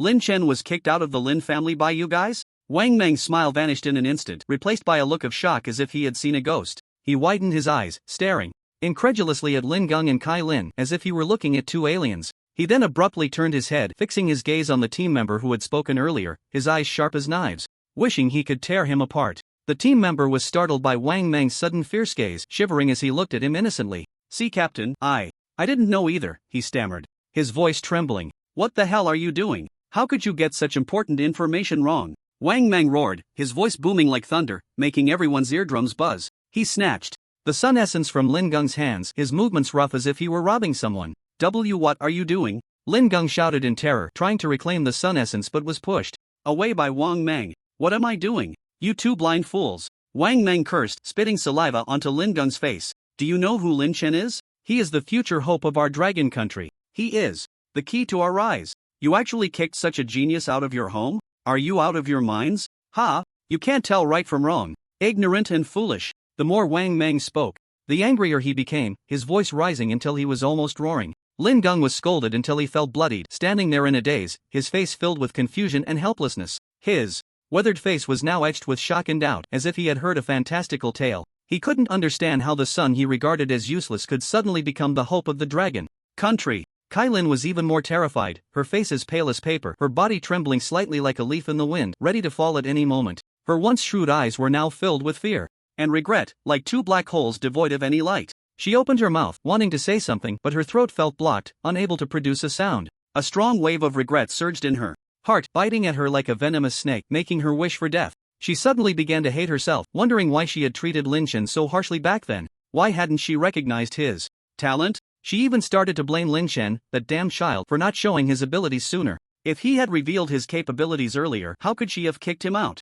Now it was too late. She had personally destroyed the hope of the Lin family's rise and her own future. Lin Chen, he really is. Lin Geng's voice trembled, still unable to believe it was all true. Whether it's true or not, you can check for yourselves. Wang Meng said angrily, a bunch of fools, you've completely embarrassed us people from Yunhai City. After saying that, he ignored Lin Geng and Kai Lin, turning to leave the secret realm with his team. Longya stood frozen in place, like a wooden post struck by lightning, unable to regain his senses for a long time. He stared, wide-eyed, fixated on the bottle of sun essence in Wang Meng's hand, which had been lost and regained, his mouth agape as if it could fit an egg. I was played? Longya's voice trembled, feeling that his intelligence had been severely insulted. First, he was forced by Wang Meng to hand over the treasure, watching helplessly as it fell into Lin Geng's hands. Before he could even feel heartbroken, Wang Meng snatched the treasure back from Lin Geng. Good grief, this treasure made a round and ended up in Wang Meng's hands. What is this? After all his hard work, he was just a tool. The more Longya thought about it, the angrier he became, feeling like a fool being toyed with. Unable to hold back, he cursed inwardly, what the hell is this? Wang Meng is even more of a villain than I am. His fierce face twisted like a twisted donut, his features nearly squished together. Wang Meng, what do you mean by this? Longya roared, his voice booming like thunder, making people's eardrums buzz. Wang Meng shot a cold glance at Longya, impatiently saying, what do you mean? You still have the face to ask me what I mean? If it weren't for the fact that you have contributed to the country, I would have dragged you back to the station today. After saying that, he ignored Longya and turned to dial Pang Wanli's number. Hello, old Pang, I've got the goods. Wang Meng's voice carried a hint of barely concealed excitement. On the other end of the line, Pang Wanli was so excited he nearly jumped out of his chair. Really? That's great. Where are you now? I'll send someone to pick you up right away. Pang Wanli's voice trembled, showing just how thrilled he was at that moment. No need, I'm going to deliver it to Lin Chen right now, Wang Meng said. Good. Hurry up. You must hand it over to Lin Chen personally. He should be in the virtual training room at their school now. Pang Wanli repeated good 3 times, enough to show how much he valued Lin Chen. After hanging up, Wang Meng turned and left, moving with a sense of urgency. He was eager to return, not wanting to waste a moment. He rushed towards the school, speeding along as if he wished he could sprout wings and fly there. Lin Chen and the principal went to the virtual training room? Something good has come out? Wang Meng pondered, quickening his pace even more. Meanwhile, inside the virtual training room, boom! With a loud bang, 10 level 20 boss monsters turned to ashes in black flames, not leaving a trace behind. This is too insane, right? The principal stared in disbelief at everything before him, hardly able to believe his eyes. Is this the power of the 100-fold 9 nether explosive potion? Lin Chen smiled slightly, satisfied with the result. Level 30 boss, go! The principal took a deep breath, suppressing his shock, and continued to issue commands. Boom! Another loud bang, as the level 30 boss struggled painfully in the black flames but ultimately could not escape the fate of being instantly killed. The entire process took less than a minute. Ha ha ha, good, very good. The principal was so excited he was in tears. Lin Chen, you are truly the pride of our Yunhai city. You are the hope of our dragon kingdom. The principal grasped Lin Chen's hand tightly, overwhelmed with emotion. Principal, you flatter me, Lin Chen said humbly. He felt that saying this was like a display of vanity. Looking at the situation before him, the low-key development route was probably not feasible anymore, so he might as well be a bit high-profile for now. This is not flattery. This is a fact. The principal's tone was firm. With this 100-fold 9 nether explosive potion, our chances of victory have increased significantly. The power of this 100-fold 9 nether explosive potion is already so astonishing. If we combine it with solar essence and 9 nether demon flame, what terrifying level of power would that reach? The principal stroked his beard, his eyes sparkling with anticipation. He paused for a moment and added, wouldn't that be against the heavens? Seeing this, Lin Chen smiled slightly and nodded. I'm looking forward to it too, but the sun essence is a legendary treasure, so it might be as difficult to obtain as reaching the sky. Yes, but you don't need to worry. I refuse to believe that with the combined strength of the entire city, we can't find a small sun essence. The principal patted his chest and assured him, let alone the sun essence, even if Lin Chen wanted the sun in the sky, they would find a way to get it. Such talent was worth all their efforts to cultivate. At that moment, Wang Meng burst in energetically. Lin Chen, we got the sun essence. Wang Meng's voice arrived before he did, filled with barely concealed excitement. What? Lin Chen and the principal exclaimed in unison, exchanging incredulous glances. You got it so quickly? Lin Chen asked in surprise, as he had thought this would take at least 10 days to half a month. He never expected Wang Meng to bring back the sun essence in just a few hours. If I had to find it myself, it might take half a year. Lin Chen felt a surge of emotions. This was the benefit of having the backing of the state. After struggling for half a year, it was all accomplished with just a word from someone else. That feeling was simply exhilarating. I must say, the decision I made was truly wise. Alchemists require a vast amount of resources, as potions are consumables. Once used, they need to be remade, and the costs can be imagined to be exorbitant. Although explosive potions are powerful, materials like the Nine Nether Demon Flame and Sun Essence are exceedingly rare. Of course. Just look at who is taking action. Wang Meng laughed proudly, patting Lin Chen on the shoulder. You are a treasure of the nation, your matters are of utmost importance. Quick, take a look, this is the Sun Essence. Wang Meng carefully pulled out a delicate jade bottle from his pocket and handed it to Lin Chen. Lin Chen took the jade bottle, opened the cork, and a wave of intense heat rushed towards him. Inside the bottle was a ball of golden liquid, resembling a small sun, radiating dazzling light. What a rich fire elemental energy! Lin Chen exclaimed, feeling his blood boil just from sensing this aura. Lin Chen, this sun essence is hard one, so make sure to use it wisely. The principal reminded him, his eyes filled with anticipation. He was very eager to see what terrifying power Lin Chen could achieve with the explosive potion made from the sun essence. Don't worry, Principal, I will not let you down, Lin Chen nodded solemnly. Principal, Captain Wang, I need a quiet environment to study the sun essence, if you don't mind, Lin Chen said somewhat shyly. He knew that both the principal and Wang Meng were doing this for his sake, but he truly needed some time alone to focus on studying the sun essence. Oh, right. How could I forget about that? The principal slapped his forehead, suddenly enlightened. Lin Chen, focus on your research. Wang Meng and I won't disturb you. If you need anything, just let us know. Wang Meng nodded repeatedly. Yes, just say what you need, even if it's the stars in the sky, I'll get them for you. Lin Chen, you are a precious gem of our dragon country, you must not have any mishaps. The principal and Wang Meng exchanged words, showing just how much they valued Lin Chen. To facilitate your research, this virtual training room will be closed to the public from now on, and will be open only for you. There is a dedicated research room inside, equipped with all kinds of experimental instruments and materials. It is absolutely safe and completely quiet. Even if an explosion occurs outside, nothing inside will be affected. You can focus on your research here. If you need anything, just let us know, and we will do our utmost to meet your needs. The principal assured with a serious expression, as if entrusting a matter of national importance. Thank you, Principal. Thank you, Captain Wang. With your support, I will do my best and not let everyone down. A warm current surged in Lin Chen's heart. He must not disappoint anyone. The principal and Wang Meng exchanged a smile, their eyes filled with comfort and expectation. As the two left the virtual training room, they received a call from Pang Wanli the moment they stepped outside. Old Wang, Old Lu, you two, immediately, right now, get to the city lord's mansion as fast as you can. There's a matter of utmost urgency. On the other end of the line, Pang Wanli's voice was unusually anxious, even trembling slightly, as if something earth-shattering had occurred. What happened? Wang Meng and the principal were startled, asking in unison. They had known Pang Wanli for many years and had never seen him so flustered. What could have happened to make the usually steady Pang Wanli so panicked? There's no time to explain. Hurry up. If you're late, it will be too late. Pang Wanli urged, his tone rapid fire. Okay, we'll be there right away. Wang Meng and the principal did not dare to delay, hanging up the phone. They exchanged a glance, both seeing deep concern in each other's eyes. They could hardly imagine what had happened to cause Pang Wanli to lose his composure. Without wasting any time, they set off at once, racing towards the city lord's mansion. Meanwhile, at the city lord's mansion, in the conference hall, it was already crowded. The atmosphere tense to the extreme. Almost all the leaders holding important positions in Yunhai City had gathered, including the commander of the Demon Suppression Army. It should be noted that Chen Shi was a key figure guarding the border, tasked with resisting the invasion of demonic creatures, and would not easily leave the front lines. His presence here was enough to indicate the seriousness of the situation. Dressed in military attire, Chen Shi stood tall like a pine tree, his weathered face now filled with gravity. His sharp eyes, like those of a hawk, scanned everyone present, as if trying to see through their thoughts. The entire conference hall was silent. The sound of a pin dropping could be heard. Everyone was waiting for Pang Wanli to announce the news that could shake the entire Yunhai city. A suffocating atmosphere, like a storm brewing, enveloped everyone's hearts. What had happened? Everyone was filled with confusion and unease, eagerly wanting to know the answer. Whatever it was that the city lord deemed so important, it was certainly not a trivial matter. It likely concerned the safety of Yunhai city. At that moment, a hurried sound of footsteps approached, breaking the tense atmosphere in the conference hall. The city lord has arrived. With a loud announcement, a tall, sturdy middle-aged man in a black robe strode in. He walked with the grace of a dragon and the might of a tiger, each step seemingly carrying immense weight, instilling a sense of awe in everyone. This man was none other than the city lord of Yunhai City, Chen Shangsheng.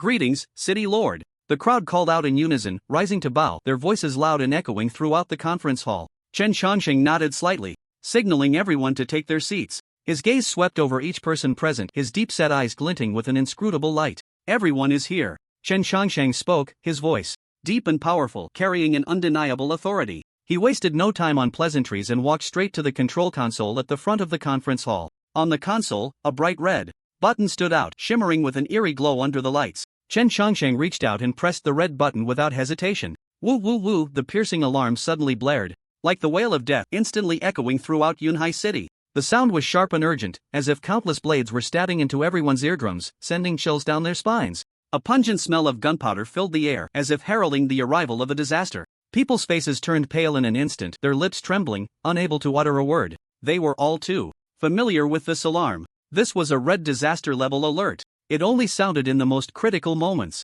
The last time they heard this sound was 50 years ago. That year, monstrous creatures invaded in droves, and Yunhai City nearly fell. Countless heroes sacrificed their blood and lives to secure peace for Yunhai City. And now, this nightmarish sound rang out once more. What did this mean? It meant that Yunhai City was once again facing a life-and-death test. The red disaster-level alert signified a beast tide attacking the city, meaning the arrival of a monstrous wave. Moreover, it was of the world-destroying kind. Such a scale of beast tide, once unleashed, could obliterate everything. Yunhai City would be reduced to ruins, with its inhabitants suffering. This is a red disaster-level alert? The principal's face turned ashen, his body trembling slightly, his voice laced with disbelief and terror. How could this happen? Wang Meng's eyes widened, his face filled with shock, as if he had witnessed something unbelievable. Chen Shi and Pang Wanli exchanged glances, their expressions grave to the extreme. Chen Shi's brows were tightly furrowed, like two towering mountains, and his weathered face was etched with worry. His sharp eyes fixed on the distance, as if trying to pierce through layers of fog to see the crisis hidden in the darkness. Pang Wanli clenched his fists tightly, his knuckles turning white from the pressure, his body trembling slightly, as if he was desperately suppressing his inner fear and unease. Could it be? The principal suddenly turned to Chen Shi, his voice trembling as he asked, could it be? The beast tide has breached the defenses of the Demon Suppression Army? The Demon Suppression Army was Yunhai City's most elite force, the strongest shield protecting the city. They had long been stationed at the borders, battling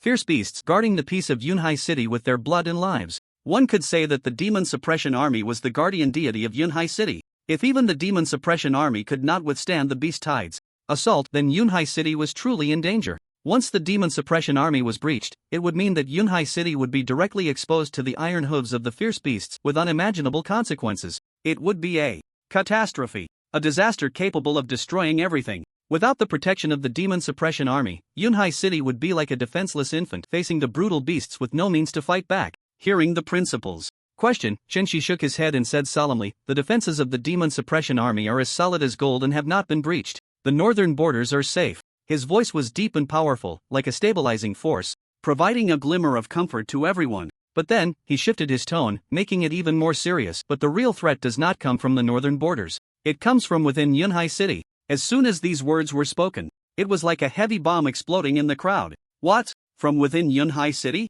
How is that possible? Everyone was stunned, unable to believe that the impregnable Yunhai City could have a crisis from within. It was simply absurd. Chen Shangxing took a deep breath and said solemnly, I know this is hard to believe, but the truth is just that. Not long ago, we detected a sudden crack appearing in the Blood Moon Secret Realm. Blood Moon Secret Realm? Abyssal crack? Pang Wanli's face changed dramatically, exclaiming in shock. The others also looked horrified. They certainly knew what this meant. Chen Shangxing nodded and continued, that's right, it's the abyssal crack. And this crack appeared very suddenly, with almost no warning. In just one day, 500,000 ferocious beasts have already surged out from it. What? 500,000? Everyone gasped in disbelief. This number was simply terrifying. In just one day, hundreds of millions of ferocious beasts had emerged. This was unheard of. We have dispatched 5 guard armies to defend, but Chen Xiangsheng paused, his voice becoming somewhat choked. But the situation is very grim. The 5 guard armies suffered heavy casualties, nearly annihilated. Now, we can only barely maintain the defense line to prevent the ferocious beasts from flooding into Yunhai City. Everyone fell silent. What did the 5 guard armies represent? They were among the most elite forces of Yunhai City, each possessing formidable combat power. But now, the 5 guard armies had been nearly wiped out. This was enough to illustrate just how severe this crisis was. Moreover, according to our monitoring, that abyssal crack is still expanding. Chen Xiangsheng continued, his voice filled with worry. It won't be long before it transforms into the Abyssal Secret Realm. Abyssal Secret Realm? The principal exclaimed, his face turning even paler.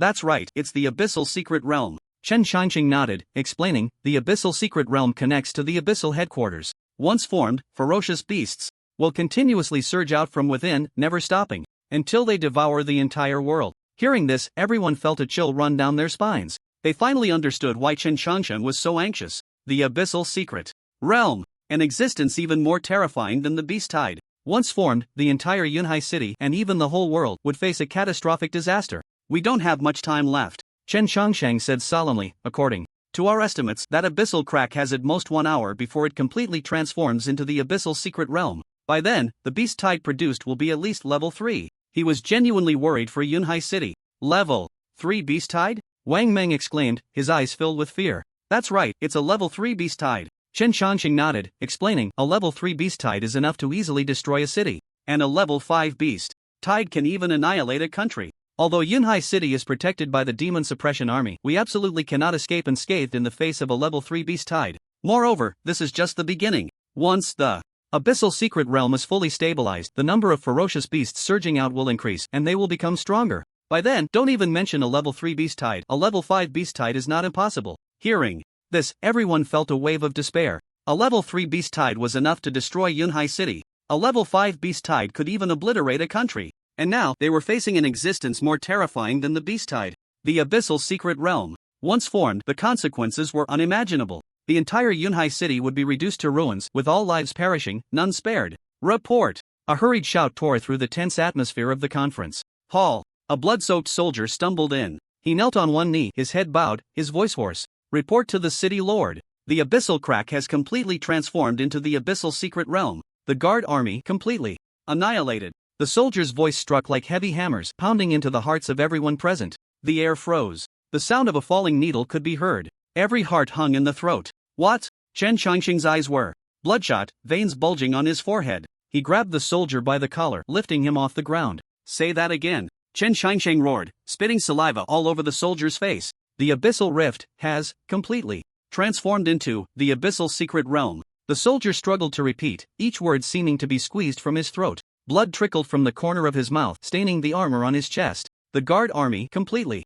annihilated. Chen Xiangsheng released his grip, and the soldier collapsed to the ground like a puddle of mud. Chen Xiangsheng staggered back a few steps, his face ashen. His lips trembled, disbelief filling his gaze. How could it happen so quickly? He muttered to himself, as if he had lost his soul. He had thought there was still an hour to prepare. Now it seemed there was simply not enough time. Chen Xiangsheng clenched his fists tightly, his nails piercing, his palms, blood oozing. He forced himself to calm down. This was not the time to panic. He was the lord of Yunhai City. He had to remain composed. Chen Xiangsheng turned sharply, his eyes sharp. Relay my orders, he shouted, his voice echoing in the conference hall. The Demon Suppression Army will allocate 70% of its forces and immediately head to the Blood Moon Secret Realm for support. At all costs, we must contain the ferocious beasts within the secret realm. Yes. Chen Shi immediately stood up. After speaking, he left the conference hall and began to take action. Pang Wanli. Chen Xiangsheng looked at Pang Wanli. Immediately request support from the 3 surrounding cities. Tell them, if the lips are gone, the teeth will be cold. If Yunhai City falls, they will not escape disaster.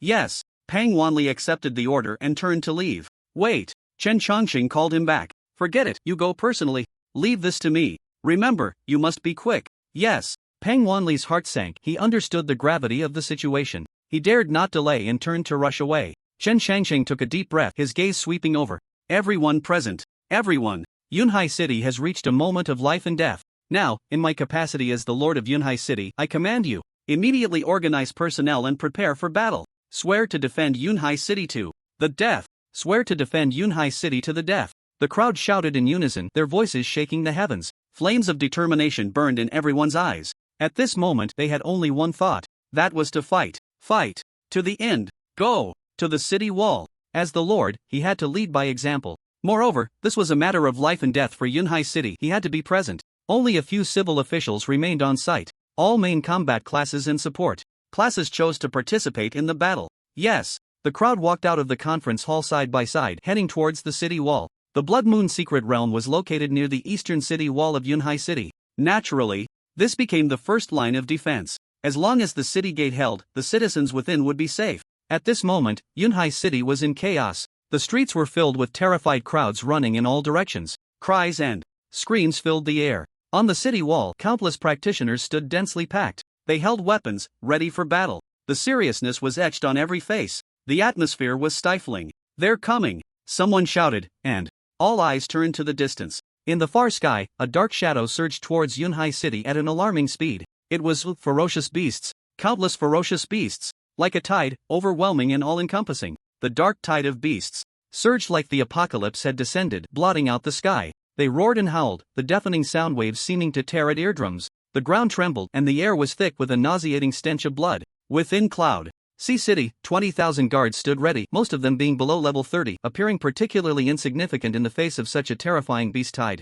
The Demon Suppression Army, 1,000 miles away, would take at least an hour to arrive. For Cloud Sea City, that hour felt as long as a century. The vast information gap plunged the citizens into a chasm of despair. Is this really a level 3 beast tide? Don't be afraid. We are the guardians of Cloud Sea City. But can we really hold them off? We must hold them off. For the families behind us, for Cloud Sea City. At this moment, countless live streams were activated within Cloud Sea City. Dear viewers, I am Battlefield.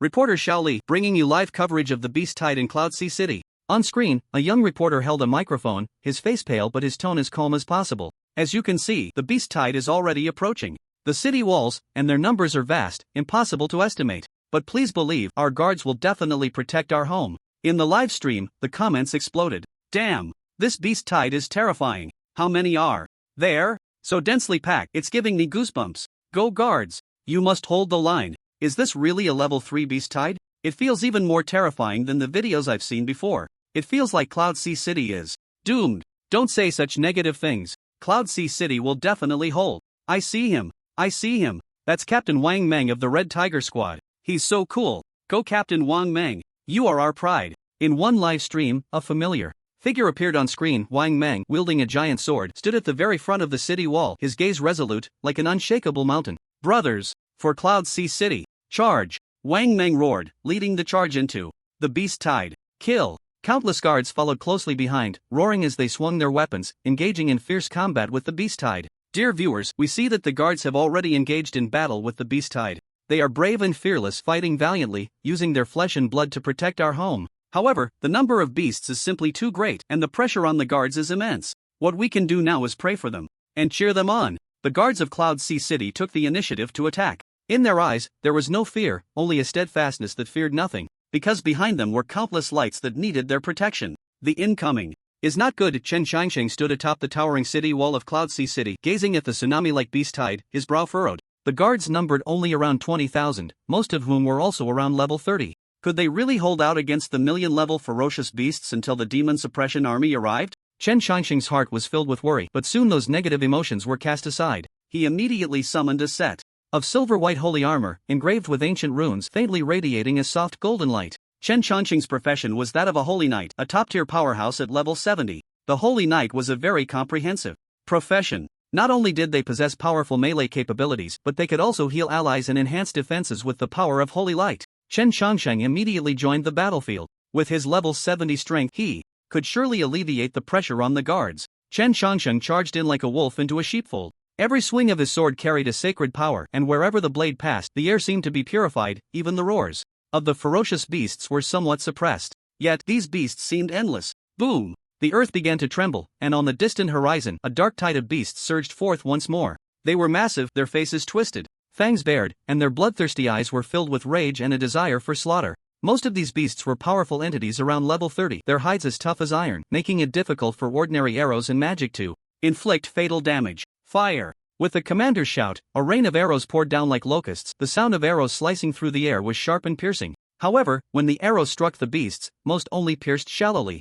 into their fur, with only a few beasts falling, while more continued to roar and charge forward. Mages, attack! The commander ordered again, and colorful magical lights burst forth in the sky. Fireballs, ice arrows, lightning. Various spells fell into the horde of beasts like raindrops, explosions ringing out, flesh and blood flying. Yet, the sheer number of beasts was overwhelming. Even such a dense barrage of attacks could not halt their advance. Melee. Fighters, prepare! Chen Changsheng shouted, his voice resolute. He charged once more into the tide of beasts. His figure weaved through the horde as easily as chopping vegetables, the blood of the beasts splattering onto his armor, yet, failing to obscure the sacred light surrounding him. The soldiers, witnessing Chen Changsheng's bravery, were invigorated, rushing out from the city walls to engage in battle with the beasts. Amidst the flashes of blades and the chaos of blood, the entire battlefield transformed into a hell on earth. However, the number of beasts was simply too great. Even Chen Changsheng, no matter how powerful, could not withstand such a massive tide alone. His stamina quickly waned. The speed of his sword swings gradually slowing, and the brilliance of the holy light began to dim.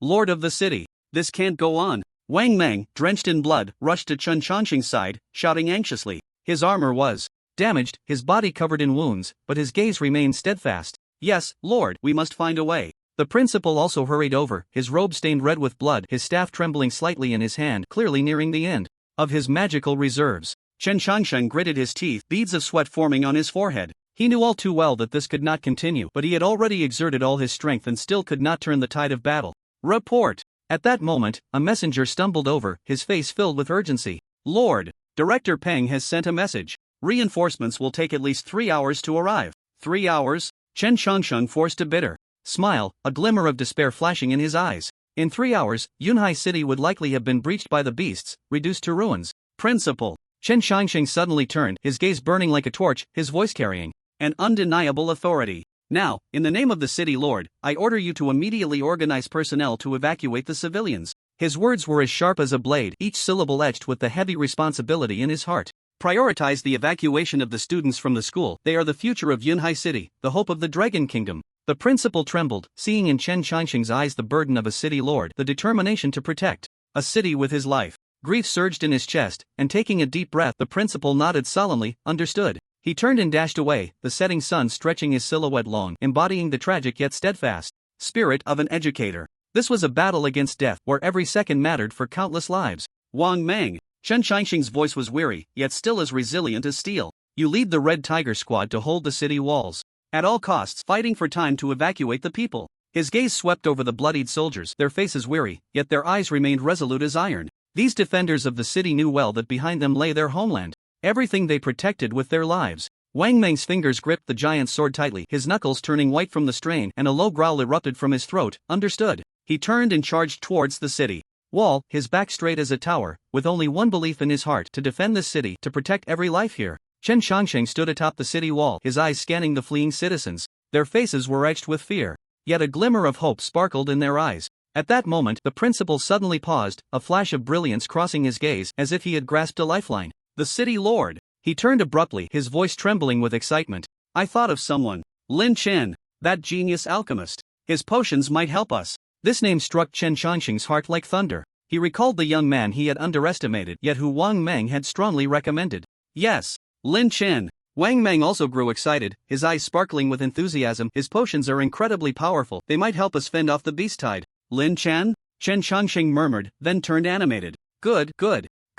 Is he the recent genius? Here's the plan, you go find Lin Chen first, ask for his opinion, and if he agrees, have him help us. If he can't, we must ensure Lin Chen's safety. Such talent is not just the hope of our Yunhai City, but the hope of the entire Dragon Kingdom. The scale of this beast tide is likely already at level 4, we mustn't put too much pressure on Lin Chen. This calamity is something Yunhai City is destined to endure, whether we can survive.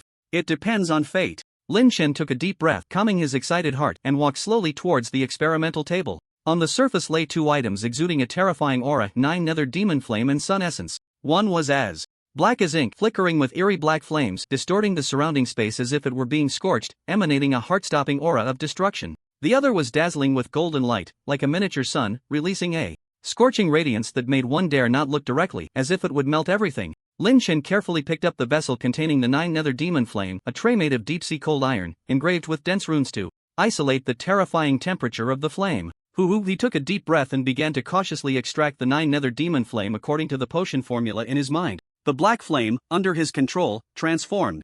into a small fire snake slowly flowing into the nearby crucible. Next, Lin Chen picked up the jade bottle containing the sun essence crafted from top-quality mutton fat jade capable of preserving the activity of the sun essence to the greatest extent. He uncorked the bottle, and a wave of scorching heat rushed out. The golden liquid inside seemed alive, constantly pulsating. Lin Chen held his breath and slowly poured the sun essence into the crucible. The two completely different energies met in the crucible, not merging immediately as Lin Chen had imagined, but distinctly occupying opposite sides, repelling each other, incompatible. Lin Chen frowned slightly. This was within his expectations. The Nine-Nether Demon Flame was extremely cold and dark, while the sun essence was extremely hot and bright. Their properties were entirely opposite, and merging them was no easy task. He carefully manipulated his mental energy, guiding the two energies to slowly approach each other. Just as they were about to touch, a violent wave of energy suddenly erupted from the crucible. Boom! A loud explosion sounded, and the crucible shook violently, nearly shattering. Lin Chen's expression changed, and he quickly increased his mental output, forcibly suppressing the two types of energy.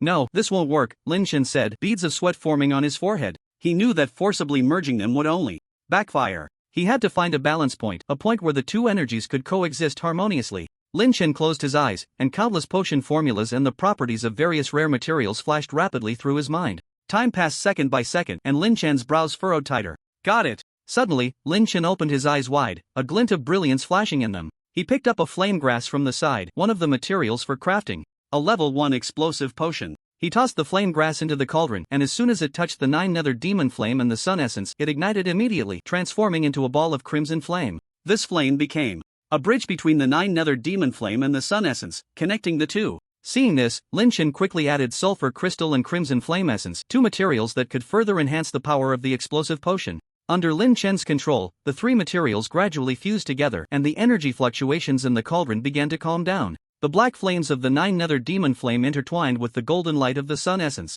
forming a strange dark golden flame. This dark golden flame possessed the destructive aura of the Nine-Nether Demon Flame and the scorching energy of the sun essence, exuding a terrifying pressure that made one's heart race. Merge!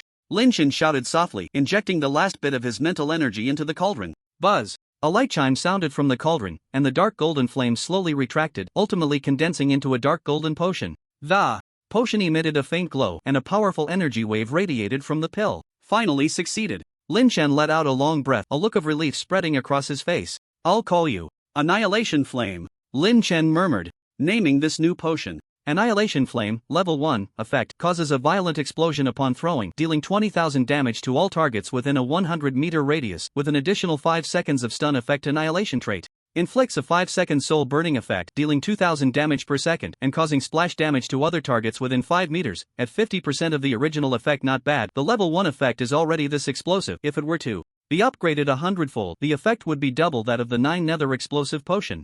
The key point is this splash effect. It's simply a mass slaughter weapon in team battles. The more beasts there are, the more terrifying the effect. Lin Chen looked at the attributes of the Annihilation Flame, his eyes sparkling with excitement. This splash effect can stack. For example, if there are 100 beasts and all of them are affected by the potion at the same time, the splash effect will occur 100 times. The denser the beasts, the more times the splash occurs, and the damage stacks infinitely. It's not an exaggeration to say that if used well, a single bottle of this Level 1 Annihilation Flame could kill hundreds or even thousands of level 20 beasts. The key is that even a child could wield it to cause effective damage. The power of this Annihilation Flame has far exceeded his expectations. Just then, a hurried sound of footsteps interrupted Lin Chen's thoughts. Lin Chen! Lin Chen! The principal stumbled in, his face drenched in sweat and his clothes torn in several places, looking utterly disheveled. Principal? What happened to you? Lin Chen quickly stepped forward to support the principal, asking with concern. Lin Chen, something big has happened. The principal gasped for breath. Speaking in fragments, Yunhai City has encountered a beast tide. And it's a super beast tide triggered by the Abyssal Secret Realm. The Abyssal Secret Realm has formed. Countless ferocious beasts are pouring out from within. The guard army has been completely annihilated, and Yunhai City is in imminent danger. What? Lin Chen's face changed drastically upon hearing this. He was very aware of the terror of the Abyssal Secret Realm. Once it formed, the entire Yunhai City would be plunged into misery, turning into a wasteland. Why your new potion, how is the research going? The principal suppressed the fear in his heart and looked at Lin Chen with great anticipation. He knew that Lin Chen was their only hope. Just completed. Lin Chen handed the Annihilation Flame in his hand to the principal. This is. The principal took the Annihilation Flame and examined the dark golden potion carefully. He could feel the powerful energy contained within the potion, but the effect of the Annihilation Flame made his heart sink. Lin Chen, the power of this potion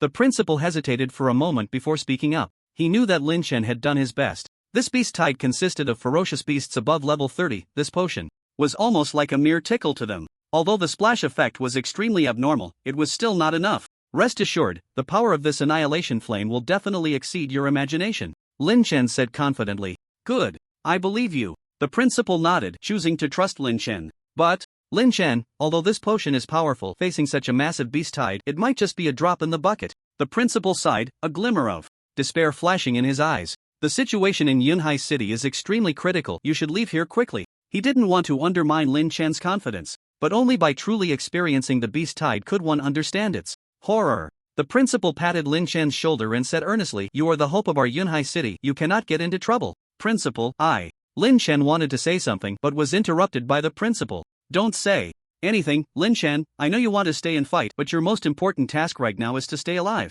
The principal said decisively, only if you survive do we have hope. I will arrange for someone to escort you out of Yunhai City. Don't worry, I will ensure you reach a safe place. After saying this, the principal turned to leave. Principal, wait. Lin Chen hurriedly called out to the principal. You misunderstood. I'm not trying to escape. Lin Chen explained, this annihilation flame can still be further enhanced. Enhanced? The principal was taken aback for a moment, then quickly realized, you mean? That's right. Lin Chen nodded, as long as I have enough enhancement points, I can upgrade the annihilation flame to a higher level, and at that time, its power will be even more terrifying. Really? The principal was instantly excited upon hearing this. That's great. Lin Chen, you are truly the savior of our Yunhai City. The principal grasped Lin Chen's hand tightly, overwhelmed with excitement. Enhance. Lin Chen silently chanted in his heart, his consciousness sinking into the personal panel, locking his gaze on annihilation flame. Level 1. In an instant, the massive number of distributable enhancement points on the personal panel poured out like a stream. It took a full 500,000 enhancement points to upgrade the annihilation flame.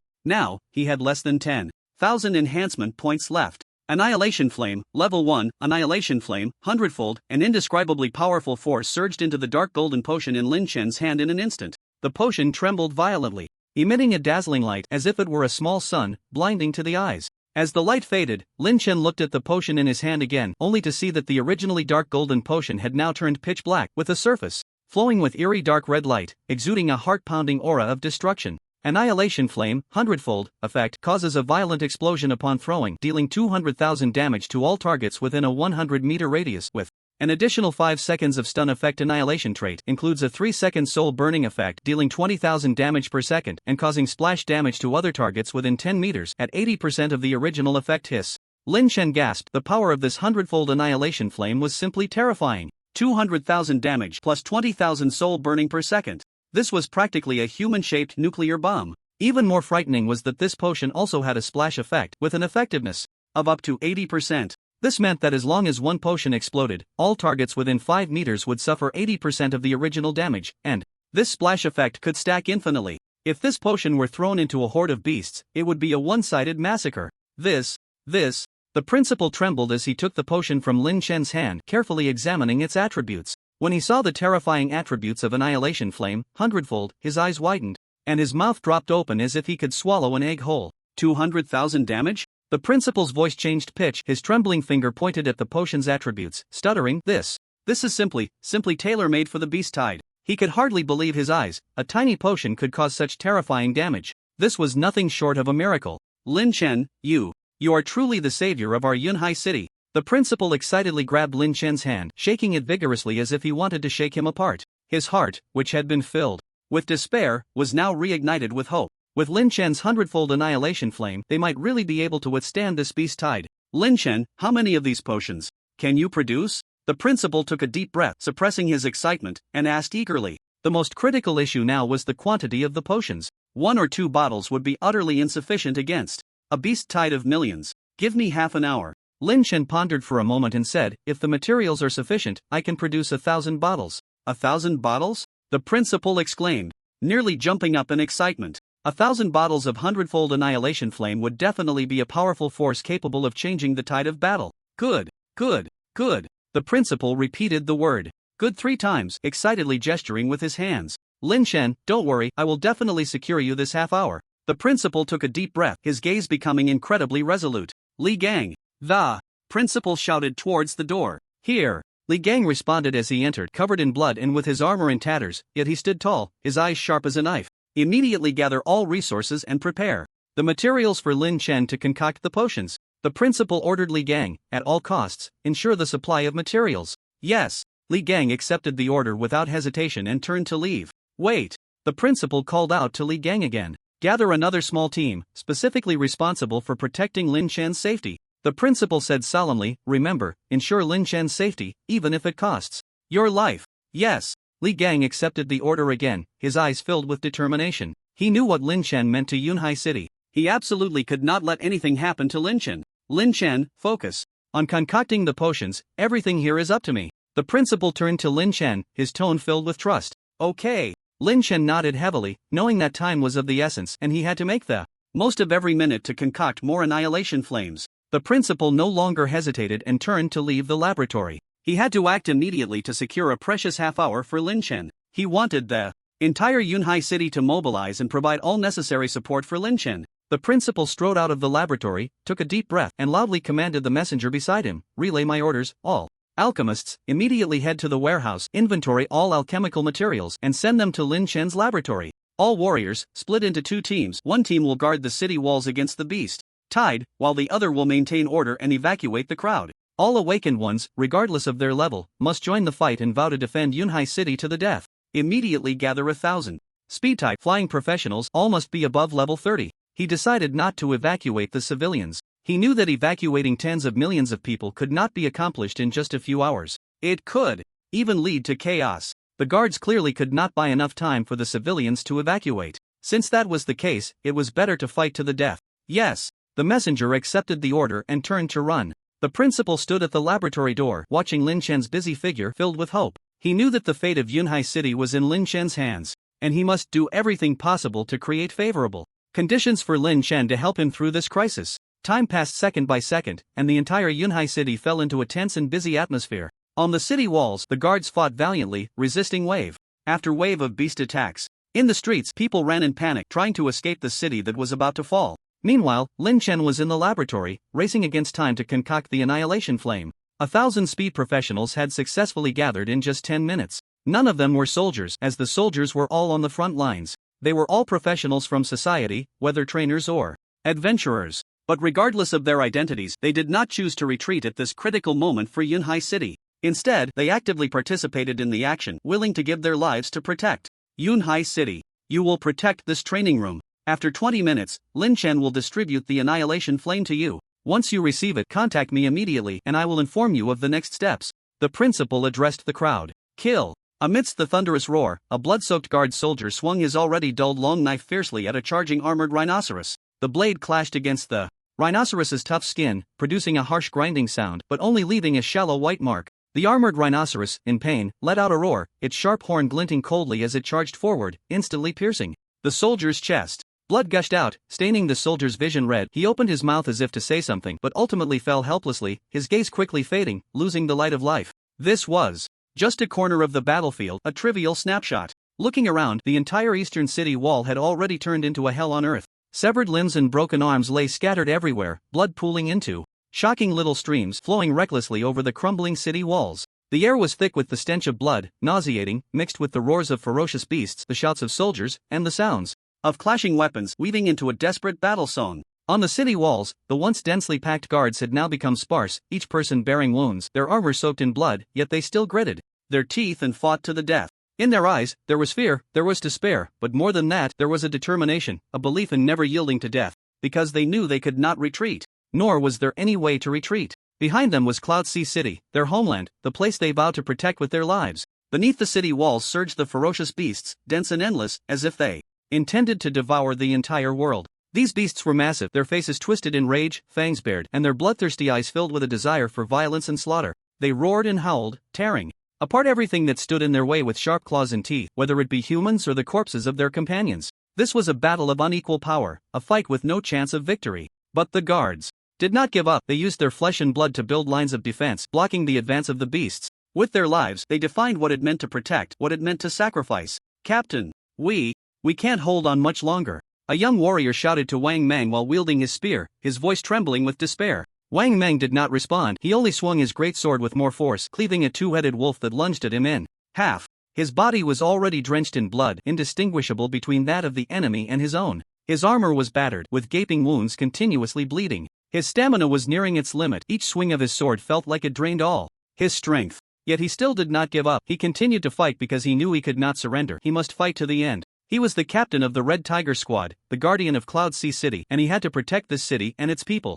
Kill! Kill! Kill! Wang Meng roared, his voice hoarse yet filled with power and defiance. His shout inspired the warriors around him, who joined in the roar, as if to vent all the fear and despair within them. Lord of the city, the East City Wall has fallen. A messenger stumbled over, covered in blood, his face etched with terror. What? Chen Changxing turned sharply, disbelief filling his eyes. He knew the situation at the East City Wall was dire, but he hadn't expected it to fall so quickly. Where are the guards? Where is Wang Meng? Chen Changsheng grabbed the messenger by the collar, demanding harshly. The guards suffered heavy casualties. Captain Wang. Captain Wang. The messenger's voice choked. He dared not continue, fearing to speak the terrible truth. What happened to Wang Meng? Chen Changsheng's heart sank, an ominous premonition rising within him. Captain Wang, he's still fighting, but. Tears streamed down the messenger's face, and he could say no more. Chen Changsheng released the messenger, staggering back a few steps, his face turning pale as paper. He knew that Wang Meng was likely in grave danger. How could this happen? How could this happen? Chen Changsheng muttered to himself, his gaze vacant, as if he had lost his soul. He stood atop the city wall, looking at the apocalyptic scene in the distance filled with despair. The fall of the East City Wall meant that Cloud Sea City had lost its first line of defense, and the beasts would charge in, exposing the entire city to their fangs. He could imagine the horrific aftermath that would follow. Lord of the city, what do we do now?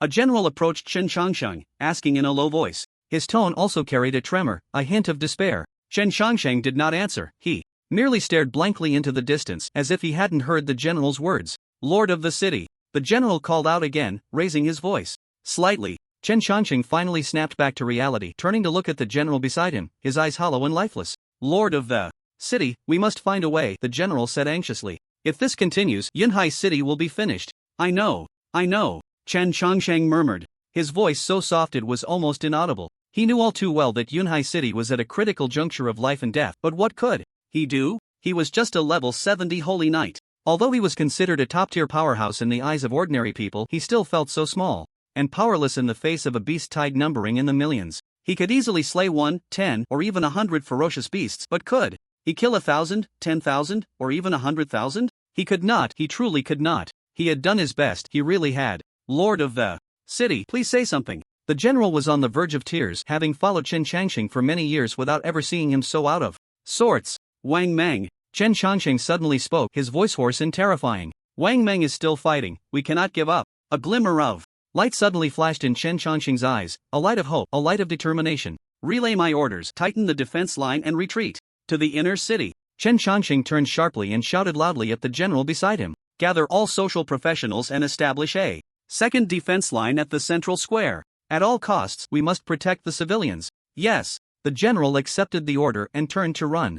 Chen Changsheng looked into the distance again, his gaze resolute. He knew this might be Yunhai City's last hope. He had to fight to the end, even if he died, he would protect this city and its people. Wang Meng, you better not die. Chen Changsheng murmured, his voice tinged with a hint of choking emotion. Wang Meng was ordered to tighten the defense line. He fought while retreating, leading the remaining guards toward the inner city. Along the way, he saw countless corpses of guards, civilians, and ferocious beasts. Their faces were all marked with terror, despair, and unwillingness. Wang Meng's heart ached as if it were being cut by a knife. He hated his own powerlessness, hated that he could not protect them. Captain, did the Lord of the city ask us to regroup at the central square? A young warrior asked while running.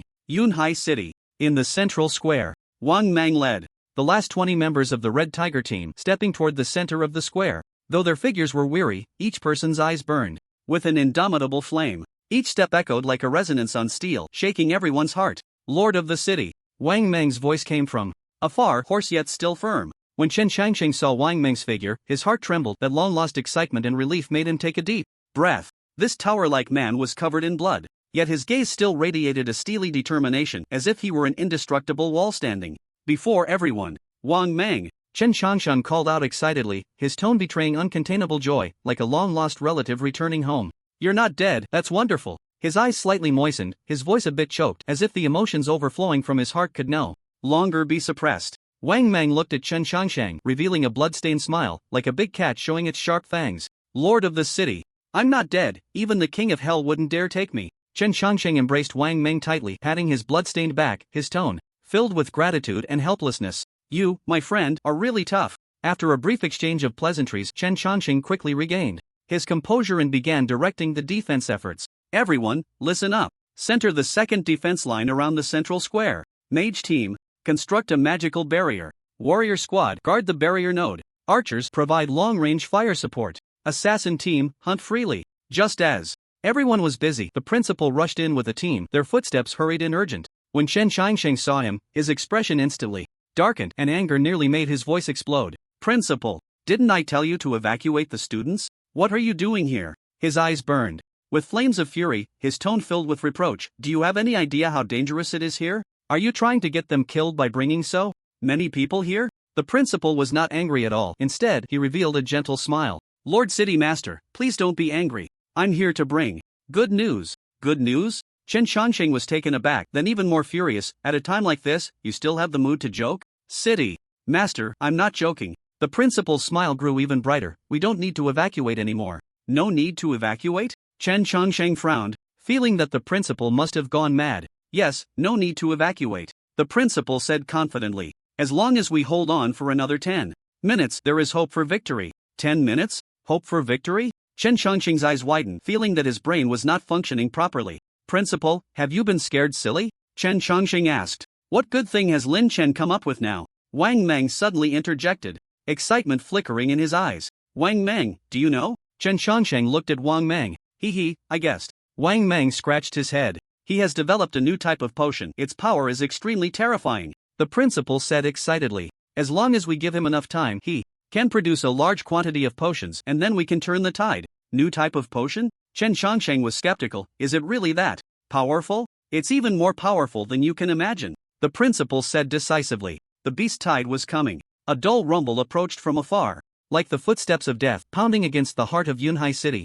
The ground began to tremble, the intensity increasing, as if an ancient giant beast was turning over beneath the earth. The professionals were on high alert, gripping their weapons tightly, their gazes fixed on the end of the distant street. Fear spread through the crowd, rapidly expanding like a plague. Some began to swallow hard, their throats making dry sounds. Some clutched their companions' clothing tightly, their fingertips turning white from the pressure. Even more, their legs began to tremble uncontrollably, their teeth chattering. It was a fear stemming from the instinct of life, the purest despair that tiny humans could feel in the face of an irresistible natural disaster. But no one retreated. Everyone stood their ground like nails. Even as their bodies trembled, their gazes remained resolute. This was already the last line of defense. Once it was breached, the entire Yunhai City would be exposed to the iron hooves of the beast tide. At most, in an hour, the entire Yunhai City would fall into a hellish inferno. So they could not retreat, nor dared to. Finally, the figures of the beast tide appeared at the end of the street. It was a dark mass of beasts, like a flood that had burst its banks, overwhelming everything in its path.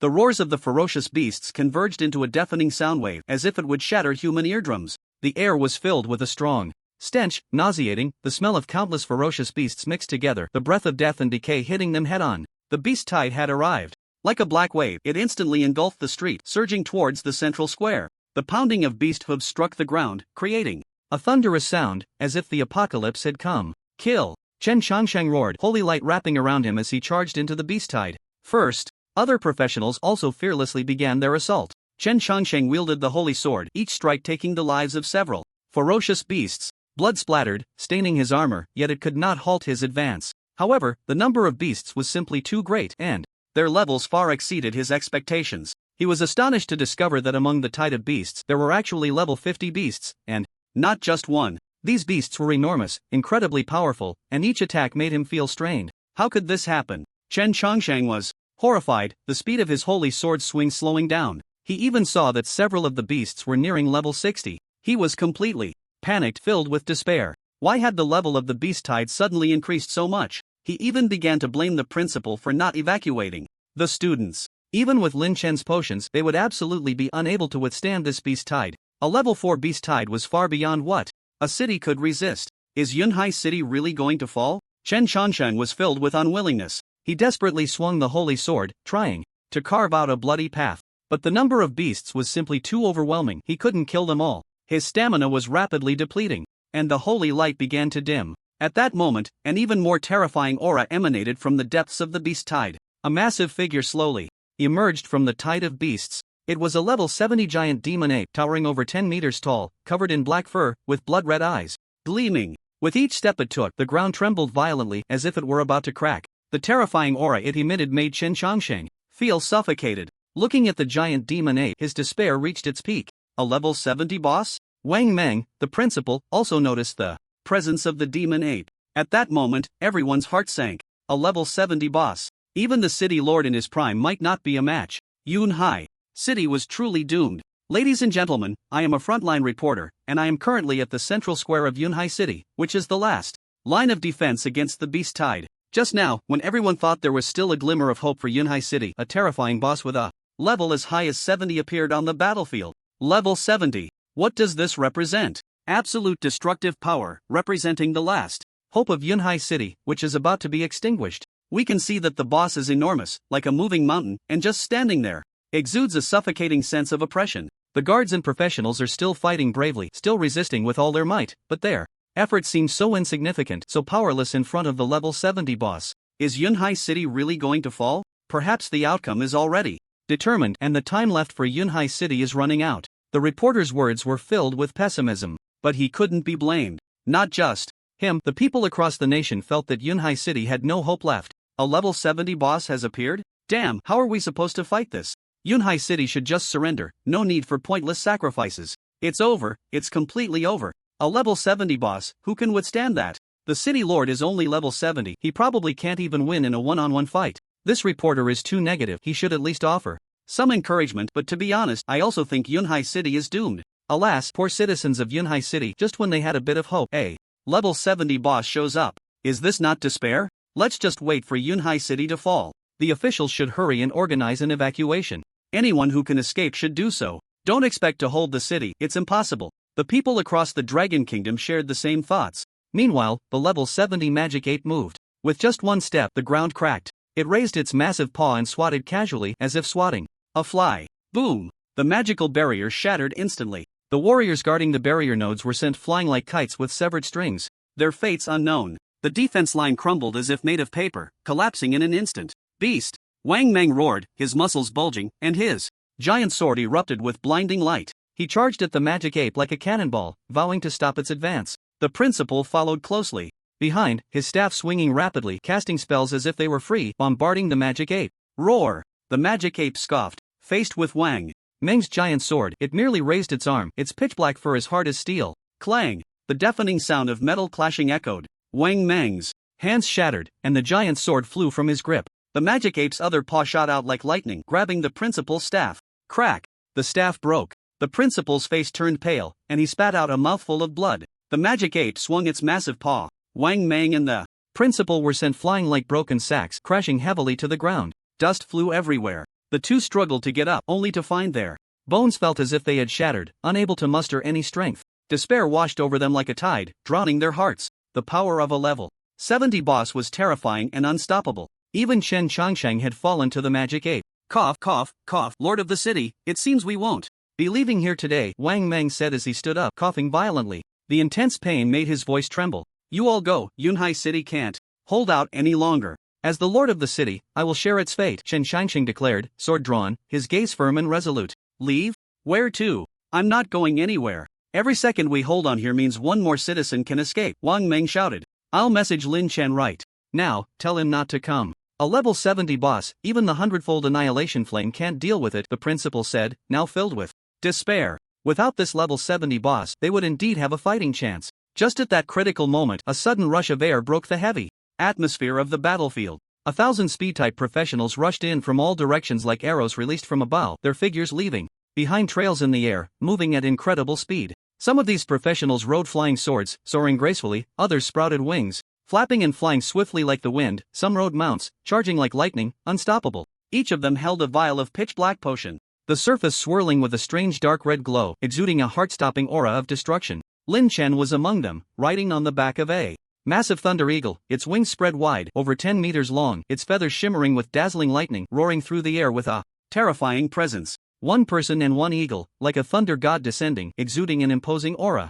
Is that Lin Chan? The principal's heart, which had been filled with despair, trembled at the sight of Lin Chan, his eyes bursting with disbelief. Lin Chan, how did you get here? The principal struggled to rise, shouting at Lin Chan, his voice filled with urgency and concern. It's dangerous here. You need to leave. He knew that. Lin Chen's potion was powerful, but against a level 70 magic ape, it was still a drop in the bucket. He didn't want Lin Chen to take risks. Didn't want the hope of Yunhai City to perish here. Leave? Why should I leave? Lin Chen's voice came from the back of the Thunder Eagle, calm and confident. Principal, don't worry, with us here, this beast tide won't stir up any waves. Us? The principal was taken aback, only then noticing that Lin Chen was not alone but accompanied by 1,000 speed-type professionals. Lin Chen, what are you doing? The principal looked at Lin Chen, then at the 1,000 professionals wielding the 100-fold annihilation flame. A surge of inexplicable emotions welled up in his heart: excitement, shock, and worry. Principal, just watch.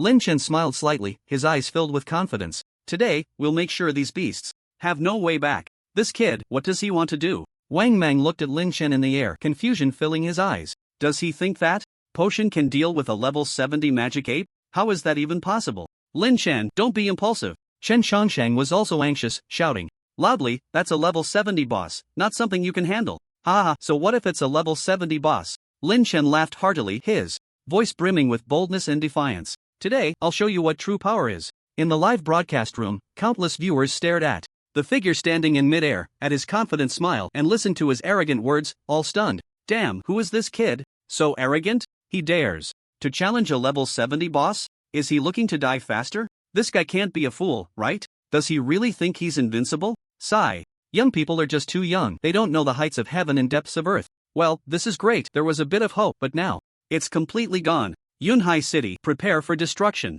This guy must have lost his mind, still bragging at a time like this? Sigh, I had a glimmer of hope for him, but it seems I was too naive. Is he trying to get famous to the point of madness? Joking with his own life? Just a clown seeking attention, really thinks he's a savior? I'll wait to see him get slapped to death by the magic ape, then let's see how he brags. Principal, I suggest we evacuate everyone immediately, just leave this to us. Lin Chen landed beside the principal and said calmly, evacuate all professionals from the central square? As soon as Lin Chen finished speaking, Chen Shangsheng exploded like a cat whose tail had been stepped on. No way. Absolutely not. He widened his eyes, staring fiercely at Lin Chen, his voice sharp with agitation. This is the last line of defense for Yunhai City. Once it falls, the entire Yunhai City will be exposed to the iron hooves of the beast tide. Do you know what that means? Chen Changsheng's chest heaved violently, clearly furious at Lin Chen's words. Lin Chen, I know your potions are powerful, but this is not the time to be a hero. The principal frowned, his tone serious. That's a level 70 magic ape. No matter how powerful your potion is, it can't pose a threat to it. Lin Chen, listen to me, get out of here quickly. Wang Mang also urged, although he believed in Lin Chen's strength, the level 70 magic ape was simply too powerful for them to contend with. City Lord, Principal, you misunderstand. Lin Chen looked at the three agitated individuals and calmly explained. I'm asking everyone to evacuate, not because I'm afraid of that magic ape, but because the potion I'm about to use is too powerful, and I'm afraid it might harm the innocent. Too powerful? Chen Changsheng was taken aback, then sneered. Lin Chen, I know you're strong, but don't be too arrogant. What do you think your potion is? A nuclear bomb? It can harm the innocent? Exactly, Lin Chen, you're blowing your own horn way too much. Wang Mang couldn't help but complain. Today is not an ordinary situation, a slight misstep could cost millions of lives. Lin Chen, I know you want to help Yunhai City, but this is not the time for jokes. The principal shook his head, clearly not believing Lin Chen's words. He understood the power of the 100-fold annihilation flame, but it was useless in front of a level 70 boss. This kid, could he be scared silly? Who does he think he is? Claiming his power is too great, afraid of collateral damage? Why doesn't he say his potion can destroy the world? Sigh, young people are just too young, unaware of the vastness of the world. Well, this is great, there was a glimmer of hope, and now it's completely gone. Yunhai City, prepare for destruction. In the live stream, the audience expressed their opinions filled with doubts and ridicule towards Lin Chen. City Lord, Principal, I know you don't believe me. Lin Chen looked at everyone, took a deep breath, and said slowly, but please believe me one last time. The potion in my hand truly possesses the power to annihilate everything. After saying that, Lin Chen took out a bottle of potion from his pocket. This potion was pitch black, with a surface flowing with a strange dark red glow, exuding a heart-pounding aura of destruction. Unlike the previous 100-fold annihilation flame, this potion was deeper in color, and its glow was more enchanting, as if it contained even more terrifying power. This is The principal looked at the potion in Lin Chen's hand, his pupils suddenly constricting. He could feel that the energy contained in this potion was several times more powerful than the previous 100-fold annihilation flame. This is the ultimate annihilation flame. Lin Chen's voice rang in everyone's ears. Its power is 10 times that of the 100-fold annihilation flame. In addition to the original damage and soul burning, it also has a special ability, Annihilation Domain. Within the Annihilation Domain, all matter will be completely annihilated, turning into nothingness. What? Upon hearing Lin Chen's words, everyone was shocked. 10 times the power of the 100-fold annihilation flame? Annihilation Domain? How is this possible? Lin Chen, are you sure you're not joking? Chen Chongsheng asked with a trembling voice, feeling that his worldview was being completely overturned by Lin Chen. City Lord, do you think I would joke about something like this? Lin Chen retorted. Chen Chongsheng fell silent. He knew that Lin Chen was not someone who liked to joke. Moreover, from the potion in Lin Chen's hand, he indeed felt a power capable of destroying the heavens and the earth. Alright, I will believe you this once. Chen Chongsheng took a deep breath and said solemnly, but if you dare to deceive me, I will never let you go. Rest assured, City Lord, I won't let you down. Lin Chen smiled slightly, his eyes filled with confidence. Ultimate Annihilation Flame effect causes a violent explosion upon throwing, dealing 2 million damage to all targets within a 1000-meter range, with an additional 10 seconds of stun effect. Annihilation trait includes a 10-second soul burning effect, dealing 200,000 damage per second, and causing splash damage to other targets within 100 meters, with an effect of 100% of the original damage. Annihilation Domain creates a lasting annihilation domain for 30 seconds after the explosion, within which all matter will be completely annihilated, turning into nothingness, dealing 500,000 annihilation damage per second to all targets within the domain. This is the terrifying attribute of the ultimate annihilation flame. 2 million damage plus 200,000 soul burning damage per second and 100% splash damage is enough to instantly kill any beast below level 60. Not to mention that terrifying annihilation domain, with a duration of 30 seconds and a staggering 500,000 points of annihilation damage per second. This is truly the ultimate weapon tailored for the beast tide. As long as this extreme annihilation flame is thrown into the beast tide, it will undoubtedly clear a vast area in an instant. Hiss. When they saw the effect of the extreme annihilation flame, they all gasped in shock. They even forgot that they were still on the battlefield. Lin Chen, your achievement will save the citizens of the entire city, the principal said with a serious expression. This is not just 10 times. The extreme annihilation flame and the 100-fold annihilation flame are simply not on the same level. Chen Chongsheng said nothing. In his heart, there was only one thought: he must protect this young man at all costs. His existence will change the current situation of the Dragon Kingdom, even allowing it to become the world's strongest nation. But the immediate priority is still to deal with the beast tide. Everyone, listen to my orders. Chen Chongsheng suddenly shouted loudly. Immediately evacuate the central square and retreat to the inner city. Those who disobey will be executed. Upon hearing Chen Chongsheng's command, everyone was taken aback. Lord City Master, what do you mean? A commander asked in confusion. This is an order, Chen Chongsheng said sternly. Everyone must execute it unconditionally. Yes. Although filled with doubts, a soldier's duty is to obey orders. Soon, the professionals in the central square began to evacuate rapidly. Lin Chen, I am now your soldier, you take over command, Chen Chongsheng said seriously to Lin Chen. Ha, both of us are your soldiers now. You tell us how to fight, and we will follow. Wang Meng laughed heartily. You give each of us a potion, and we will cooperate with you while also protecting you, the principal said at this time. Dealing with the beast tide is important, but Lin Chen's safety is also crucial. Lin Chen, I will fly you up into the air. You can command the battle more safely from above, and I can also protect you, Wang Meng volunteered, stepping beside Lin Chen and patting his shoulder, his eyes filled with determination. Strategic level talents must be well protected. Alright, then I'll trouble you. Captain Wang, Lin Chen nodded, knowing that this was not the time for pleasantries. Wang Meng grinned, revealing a set of white teeth, and with a wave of his hand, a massive griffin appeared before everyone. This griffin was enormous, with a wingspan of over 10 meters, its feathers golden and shimmering with dazzling light, its sharp gaze like that of a hawk, sending chills down one's spine. Get on! Wang Meng leaped and landed steadily on the griffin's back, extending his hand to Lin Chen. Lin Chen did not hesitate, grasping Wang Meng's hand and leaping onto the griffin's back with his help. It was his first time riding such a mode of transportation. Hold on tight, Wang Meng shouted, clamping his legs around the griffin's belly. The griffin let out a long howl, its wings flapping violently, creating a gust of wind as it soared into the sky. Roar! At the same time, the beast tide had completely broken through the defenses, surging into the central square like a black tide. The level 70 Magic 8 approached Lin Chen and the others step by step, like the harbinger of death.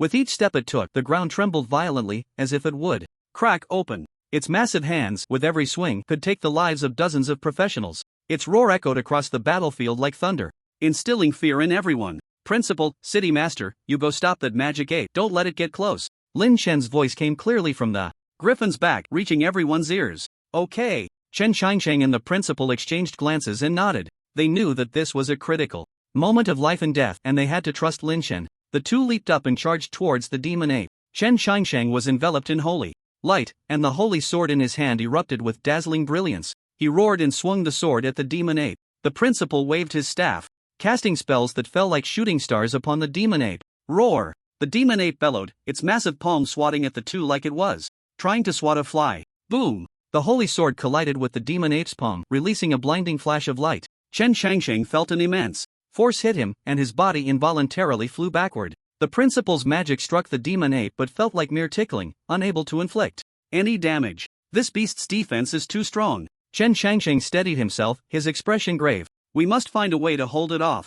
The principal frowned as well, knowing that with their strength they could not defeat this demon ape. Lin Chen, it's up to you now. Chen Qiansheng shouted in his heart. All speed-type professionals, listen to my command. Lin Chen's voice rang out again. Spread out from the central square and occupy advantageous positions. Remember, your targets are those low-level ferocious beasts. I want you to use the potions in your hands to eliminate them all. Upon hearing Lin Chen's orders, the 1,000 speed-type professionals immediately sprang into action. They shot off like arrows, flying in all directions. Their figures left behind afterimages in the air, moving at incredible speed. Although these ferocious beasts were numerous, they were no match for the power of the limitless annihilation flame. What is this for? Does Lin Chen intend to use those potions to eliminate all the ferocious beasts? How is that possible? That's a million-level beast tide. Has he gone mad? The crowd in the live stream was stunned by Lin Chen's actions. A million-level beast tide, even the entire demon suppression army couldn't stop it. Could he really do it with just those potions? They couldn't understand why Lin Chen would do such a thing. It was practically suicide. However, the next scene left everyone speechless. The 1,000 speed-type professionals, upon reaching their designated positions, pulled out the limitless annihilation flames and hurled them down at the beast tide below. In an instant, it was as if a black meteor shower had begun to fall from the sky. Those black potion vials exploded the moment they came into contact with the ferocious beasts. Boom, boom, boom. Like the apocalyptic fire from hell, it unleashed its destructive power. At that moment, as 1,000 vials of potions fell, the entire sky seemed to be torn apart. The black flames spread like a tangible wave of annihilation. At a geometric speed, each drop of the annihilation flame was not just fire, it was an absolute force of destruction capable of devouring all existence. The splatter effect spread uncontrollably like a plague. Every contact point of the black flames quickly formed a vortex of destruction. The ferocious beasts had no chance to resist in this terrifying sea of fire. Their bodies were torn apart and vaporized in an instant, their souls turning to nothingness in the power of annihilation. The area within thousands of meters was completely reduced to a death zone at that moment. The black flames surged like a tangible tide, devouring everything at an unimaginable speed. The ground began to crack, and the air seemed to twist and burn in this terrifying fire. The originally dense million-level beast tide crumbled like decayed grass under this devastating attack. In just a few breaths, over 80% of the beast tide was completely wiped out, leaving not a trace behind. Those ferocious beasts that were not directly hit also could not escape the fate of annihilation under the splatter effect's rampage. Wherever the annihilation flame passed, not a blade of grass remained, and life was extinguished.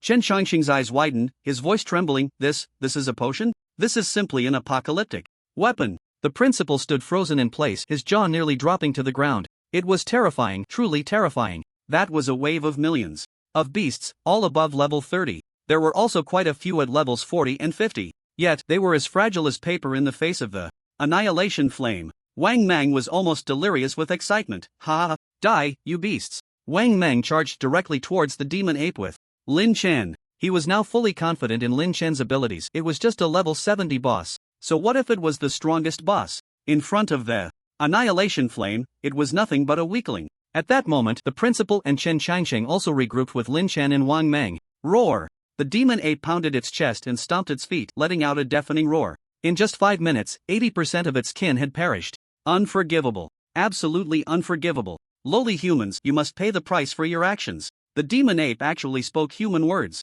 Its aura surged, and its blood-red eyes fixed intently on Lin Chen. Clearly, it had realized that this guy's arrival had ruined its plans. Human, die. The Demon ape roared, the sound waves deafening, as if to tear the air apart, each syllable striking heavily on the hearts of the survivors in Yunhai City. Its mountain-like body exuded an overwhelming sense of pressure. Each step felt like a precursor to an earthquake, the ground unable to bear the weight, cracks spreading, and stones flying. Its massive hand, shrouded in a black aura of destruction, came crashing down like Mount Tai. Lin Chen, be careful! Wang Meng shouted hoarsely, his eyes bloodshot and nearly bursting. In that moment of life and death, he made a stunning move, suddenly stomping on the back of the griffin. The mount let out a mournful cry as its massive body plummeted, but Wang Meng used the recoil to launch himself like a cannonball towards the crushing giant hand. His muscles bulged, veins popping like coiling dragons, his entire being erupting with power. Like a volcano, disregarding life and death, all for a slim chance of survival. Captain Wang! Lin Chen exclaimed in shock, his heart feeling as if gripped by an invisible hand, a suffocating pain spreading throughout his body. He never expected Wang Meng to be so resolute to face the demon apes. Lethal strike with his flesh and blood, this bond was heavier than 1,000 pounds. The demon ape roared even more violently, its giant hand carrying the scent of death, mercilessly slamming down. Boom! A thunderous sound echoed, the mountains crumbling and the earth splitting. Wang Meng's body collided with the demon ape's giant hand like two stars crashing together. Crack! The sickening sound of shattering bones clearly reached everyone's ears, as if the Grim Reaper was whispering. Wang Meng let out a muffled groan, blood gushing like a broken sack hit by a giant hammer, flying out and tracing a tragic arc in the air. Wang Meng, Chen Qiangsheng and the principal were heartbroken, crying out in despair, their eyes nearly bursting as they rushed towards the direction where Wang Meng had fallen. Cough cough. I'm not dead yet. Wang Meng struggled to rise from the ground, blood streaming from the corner of his mouth, his face pale without a trace of color, yet he still stared fiercely at the demon ape, his eyes burning with unyielding fire and overwhelming rage. Human, you are quite impressive to withstand my strike. The demon ape looked down at Wang Meng, its voice rumbling like thunder, carrying a hint of surprise, a hint of admiration, but more so a bloodthirsty cruelty. However, an ant is still an ant, you will still die. Now! Lin Chen's voice rang out like lightning splitting the night sky, sudden and resolute. Lin Chen, Chen Shangsheng, Wang Meng, and the principal exchanged glances, needing no words. They all understood the determination in each other's eyes. This is the final struggle, success or failure hinges on this one move. The four of them simultaneously raised their last flames of annihilation, throwing the potions towards the center of the beast tide, targeting the level 70 boss standing proudly amidst the sea of death. Boom! Boom! The deafening explosion instantly swallowed all sounds on the battlefield, as if the world was left with only this destructive roar. The combined power of 4 bottles of ultimate annihilation flames erupted at this moment, like 4 volcanoes erupting simultaneously, terrifying beyond measure. The black flames surged upwards like demons breaking free from their cages, instantly forming a massive mushroom cloud that engulfed the giant body of the demon ape, completely drowning it in the tide of death. Where the flames of annihilation passed, space twisted, light dimmed, and everything silently disintegrated into nothingness. The demon ape bore the brunt, enduring the most core and violent impact of the annihilation flames. Its painful howls echoed like a wounded beast, piercing and desperate, shaking the heavens and earth, resonating above Cloud Sea City, filled with incredible terror. Its massive body trembled violently in the black flames, like a withered leaf in a storm, struggling helplessly. The hair, as hard as steel, was instantly burned away, revealing charred skin, beneath which flesh was mangled, and one could even clearly see the stark white bones, a horrifying sight. The demon ape's health bar plummeted like a waterfall breaking through a dam, the numbers decreasing at a visible speed. 95%, 90%, 85%.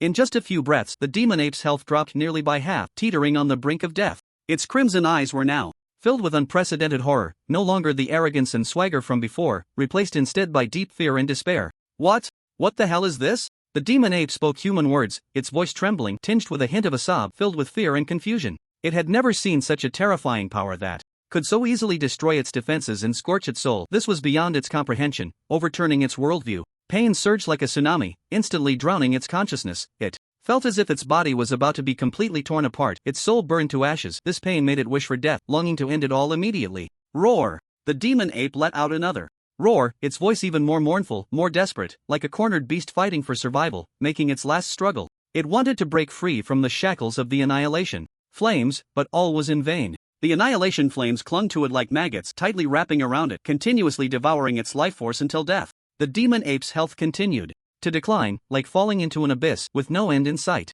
70%, 60%, 50%. The live stream room fell into a dead silence, a pin drop could be heard. Everyone was completely shocked by this miraculous scene, their minds blank. They widened their eyes and gaped, as if frozen in place by a spell. No one could have imagined that Lin Chen's potion possessed such terrifying Power. The level 70 demon ape, in the face of the annihilation flames, was so easily overwhelmed. This completely overturned their understanding and exceeded their imagination. I didn't see wrong, did I? A level 70 boss, actually beaten down like this? Is this still a potion? This is simply divine punishment. This kid must be a deity incarnate. So terrifying, this power is simply against the heavens. Mom, ask me why I'm kneeling to watch the livestream. Cloud Sea City is saved. Our dragon country is saved. Lin Chen, the great god, YYDS. After a brief silence, the live stream room instantly erupted. Countless bullet comments flooding the screen like a tide, expressing their uncontrollable shock and excitement. Their hearts, which had been completely despaired, ignited with a blazing hope once again. Lin Chen had created a miracle once more, turning the tide in a desperate situation. On the battlefield, the power of the annihilation flame continued to erupt. The raging black flames, like the scythe of death, reaped all life. The magic ape's health was already below 30%. It was on the brink of death, its breath weak, no longer possessing the previous arrogance and swagger. Only endless fear and unwillingness remained. Humans, you. The magic ape said intermittently, its voice weak, filled with unwillingness and resentment, but more so with powerlessness and despair. You are still foolish, my health is boundless, I cannot be killed. The magic ape's voice trembled. Even now, it did not believe that human power could kill it. But its thoughts were clearly foolish. The power of the extreme annihilation flame had far exceeded its understanding. In an instant, the black flames surged again, erupting like a volcano, completely engulfing the magic ape. Centered around the magic ape, within 100 meters, the black flames instantly enveloped everything. A massive black domain appeared out of nowhere, like a vortex of death from hell. Annihilation domain. After the explosion, a continuous annihilation domain is formed for 30 seconds. Within the domain, all matter will be completely annihilated, turning into nothingness, dealing 500,000 points of annihilation damage per second to all targets within the domain, space twisted, and light completely vanished. All matter began to disintegrate, dissolve, and turn into nothingness under the power of annihilation, including the once invincible level 70 magic ape. The magic ape let out its final scream, a piercing cry that echoed through the skies, a wail marking the end of life, a lament of utter despair. Its body disintegrated inch by inch within the annihilation domain, like ice and snow melting away, ultimately disappearing without a trace, as if it had never existed in this world. The level 70 magic ape had fallen. The beast tide boss had been slain. The beast tide retreated, truly retreated. Like the ebbing of a tide, it was as if an invisible hand had wiped them away in an instant. The million-strong beast tide, at this moment, seemed to have its backbone pulled out, losing all the ferocity and fearlessness it had before. The breath of death still lingered, but this time, death belonged to the magical beasts. The remaining number of magical beasts sharply decreased, leaving only a few 100,000. They were like startled birds, no longer possessing the courage to attack, their eyes filled with deep fear. In order to survive, the magical beasts fled in a panic, pushing and trampling each other, the weaker beasts ruthlessly crushed by the stronger ones, their wails echoing across the land. Some magical beasts even began to bite each other over escape routes, blood splattering, the scene descending into chaos, a doomsday spectacle. On the city wall of Cloud Sea, the deathly silence was broken, followed by a roar of cheers like a tsunami. Did we win? Chen Xiangsheng murmured, his voice trembling slightly. He looked at the place where the black flames gradually dissipated, then at the equally shocked principal and Wang Meng beside him, his eyes filled with disbelief. Had they really won? That was a level 70 boss. That was a million-strong beast tide. How could they have been repelled just like that? We won! We won! Wang Meng shouted, wildly waving his fists, tears streaming down the face of the iron-blooded man, as he roared, venting the excitement and ecstasy within him. Surviving a catastrophe was nothing short of this. He turned to Lin Chen, the young man who had created the miracle, his eyes filled with fervent admiration and gratitude. The principal also let out a long breath, his tense body finally relaxing. He walked up to Lin Chen, heavily patting his shoulder, a look of satisfaction spreading across his face. Lin Chen, well done. You brat, you've really given me a huge surprise. Chen Xiangsheng also walked over, looking at Lin Chen with a complex expression that ultimately transformed into deep gratitude and admiration. He bowed deeply to Lin Chen. Mr. Lin Chen, thank you. Thank you for saving Yunhai City. Thank you for saving all of us. The warriors erupted in cheers, their shouts echoing through the skies. We won. We really won. It was the great Lin Chen. It was the great Lin Chen who saved us. Long live the apothecary. Long live the great Lin Chen. Long live the Dragon Kingdom. In the live broadcast room, the comments exploded like a volcanic eruption. Holy crap, we really won? I'm not dreaming, am I? A level 70 boss is this week? In front of the great Lin Chen, it's utterly helpless. Mom asked me why. I'm kneeling to watch the live stream, I said, because the great Lin Chen is a true god descending. Whoever says the apothecary is a support class, I'll get mad. This is a freaking nuclear missile launcher. The great Lin Chen. YYDS. Long live the Dragon Kingdom. This battle, from the moment the demon ape descended to its fall, lasted only a few minutes. But in those few minutes, there was a tremendous shift from despair to hope. The power of the demon ape and the terror of the beast tide had once plunged everyone into the depths of despair. However, Lin Chen's potions cut through the darkness like lightning, instantly turning the tide of battle. The power of the extreme annihilation flame far exceeded everyone's imagination, crushing everything in its path, unstoppable. The level 70 demon ape was like paper in front of it, instantly turning to dust. This is the power of potions. This is the power of Lin Chen. Brothers, it's time to counterattack. Wang Meng roared, his voice booming like a bell across the battlefield. He was the first to charge out, his battle knife pointing towards the retreating beast tide, his eyes burning with fierce battle intent. Red Tiger Squad, charge with me. Kill. The warriors' morale soared, following Wang Meng like tigers descending the mountain, launching a counterattack against the fleeing beast tide. At this moment, the roles were reversed. Humanity began to pursue the beast tide. Charge. Kill all these beasts. Wang Meng shouted, leading the charge. The members of the Red Tiger Squad followed closely, like arrows released from a bow filled with vengeful fury, rushing towards the fleeing beast tide. The guards of Yunhai City also erupted with thunderous shouts. They had suppressed their emotions for too long, despaired for too long, and now finally welcomed the moment of counterattack, their fighting spirit erupting like a volcano. Kill! The battle cry shook the heavens, resounding through the skies. However, just as everyone was filled with bloodlust, ready to slaughter, a strange sight caught everyone's attention. Among the crowd, 1,000 speed class players, like phantoms, instantly surged to the front of the line. They moved with agility, their speed like lightning, leaving behind after images. Unlike others who swung their weapons to fight, they waved their arms as if sowing seeds, accurately throwing bottles of green potions. The potions traced green arcs in the air, landing precisely among the beast tide.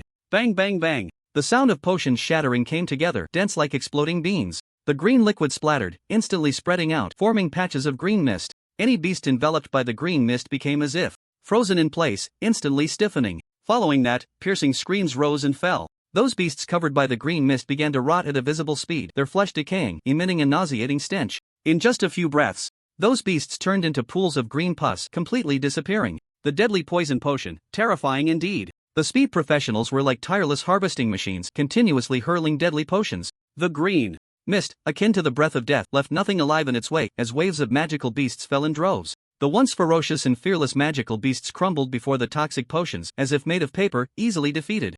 The members of the Red Tiger Squad and the guards of Yunhai City were left dumbfounded. They swung their weapons and charged bravely, only to find that their speed in killing enemies was far outpaced by the 1,000 speed professionals throwing potions. Is this even human? They were practically a group of humanoid gas canisters. What the hell? What's going on? How are those speed professionals so fierce? What kind of potions are they throwing? The power is terrifying. My god, this efficiency is simply outrageous. It feels like our charge is unnecessary. The potion masters are the real deal. Speed professionals plus potion masters, it's an invincible combination. This is the true weapon of war. The lethality is explosive. I feel like all the games I played before were fake. This is the real way of potion master combat. In the live stream, the comments flooded the screen again, as all the viewers were completely shocked by the scene before them. They had originally thought that the retreat of the beast tide was due to Lin Chen's annihilation flame, but now it seemed that the 1,000 speed professionals were the true unsung heroes. Their potions were the nightmare of the beast tide. The speed of the beast tide's retreat increased, but the speed professionals' pursuit was even faster.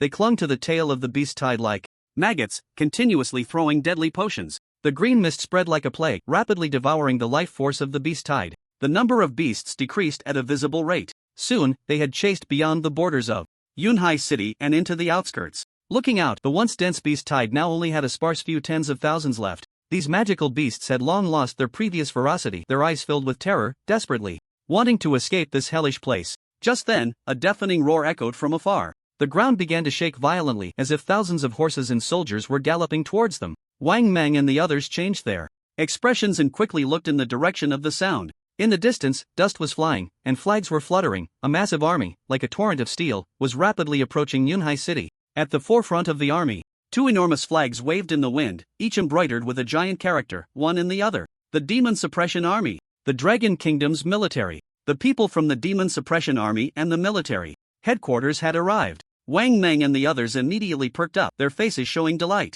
Reinforcements had finally arrived. However, when the Demon Suppression Army and the military personnel got closer to Yunhai City and saw the scene before them, they were all stunned. Chen Shi and Kai Ming walked side by side at the front of the army, their faces serious and brows furrowed. They had prepared themselves for a fierce battle. According to the previous reports, Yunhai City had been besieged by a million-strong beast tide, and the situation was dire. They had led 20,000 demon suppression soldiers day and night, rushing to provide support, aiming to turn the tide and prevent the beast tide from breaching Yunhai City. However, when they arrived outside Yunhai City, what they saw was a battlefield in ruins and a retreating beast tide. The once dense beast tide, like a pack of lost dogs, was frantically fleeing into the distance, followed by a group of humans, as if herding cattle, relentlessly pursuing them. What is going on? The beast tide is retreating and being chased by humans? Chen Shi and Kai Ming exchanged glances, their faces filled with shock and disbelief. They even doubted whether they were seeing things. This was a million-strong beast tide. This was a terrifying force capable of annihilating a city.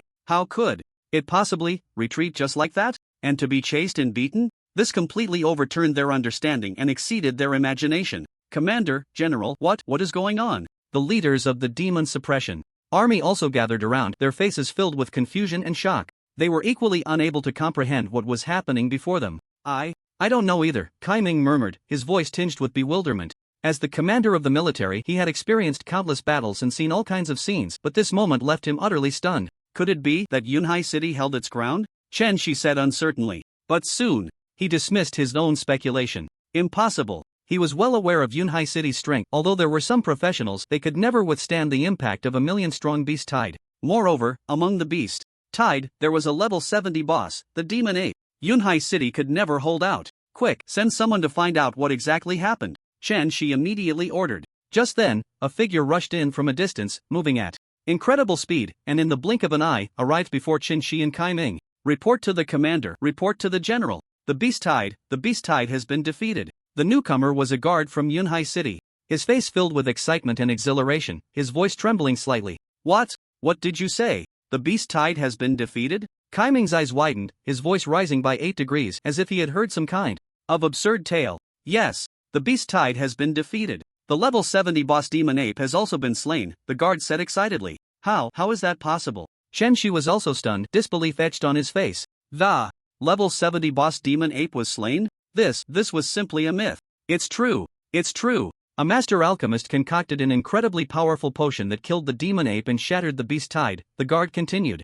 Alchemist? Chen Shi and Kai Ming were once again taken aback. An alchemist? It was actually an alchemist who defeated a million-strong beast tide? This was too outrageous. Aren't alchemists support professions? When did they become this powerful? That person can't be Lin Chen, can it? Kai Ming and Chen Shi blurted out simultaneously. Ha, you got it right, it's that kid Lin Chen. Just then, a blood-soaked Wang Mang walked over with a hearty laugh. Commander Chen, Commander Kai. Wang Mang rushed up, his voice trembling with excitement. He first saluted the two with a standard military salute, then eagerly said, "You should have seen it. That scene was simply unbelievable. In my life, I've never seen such an explosive scene." Chen Shi looked at the blood-soaked yet childishly excited man before him and asked with some confusion, "Captain Wang, what exactly happened? The beast tide, was it you who repelled it?" Repelled? Ha, it was more than just repelled. It was a one-sided massacre. A complete crushing. Do you understand what crushing means? Wang Mang said, waving his fist, spitting as he spoke.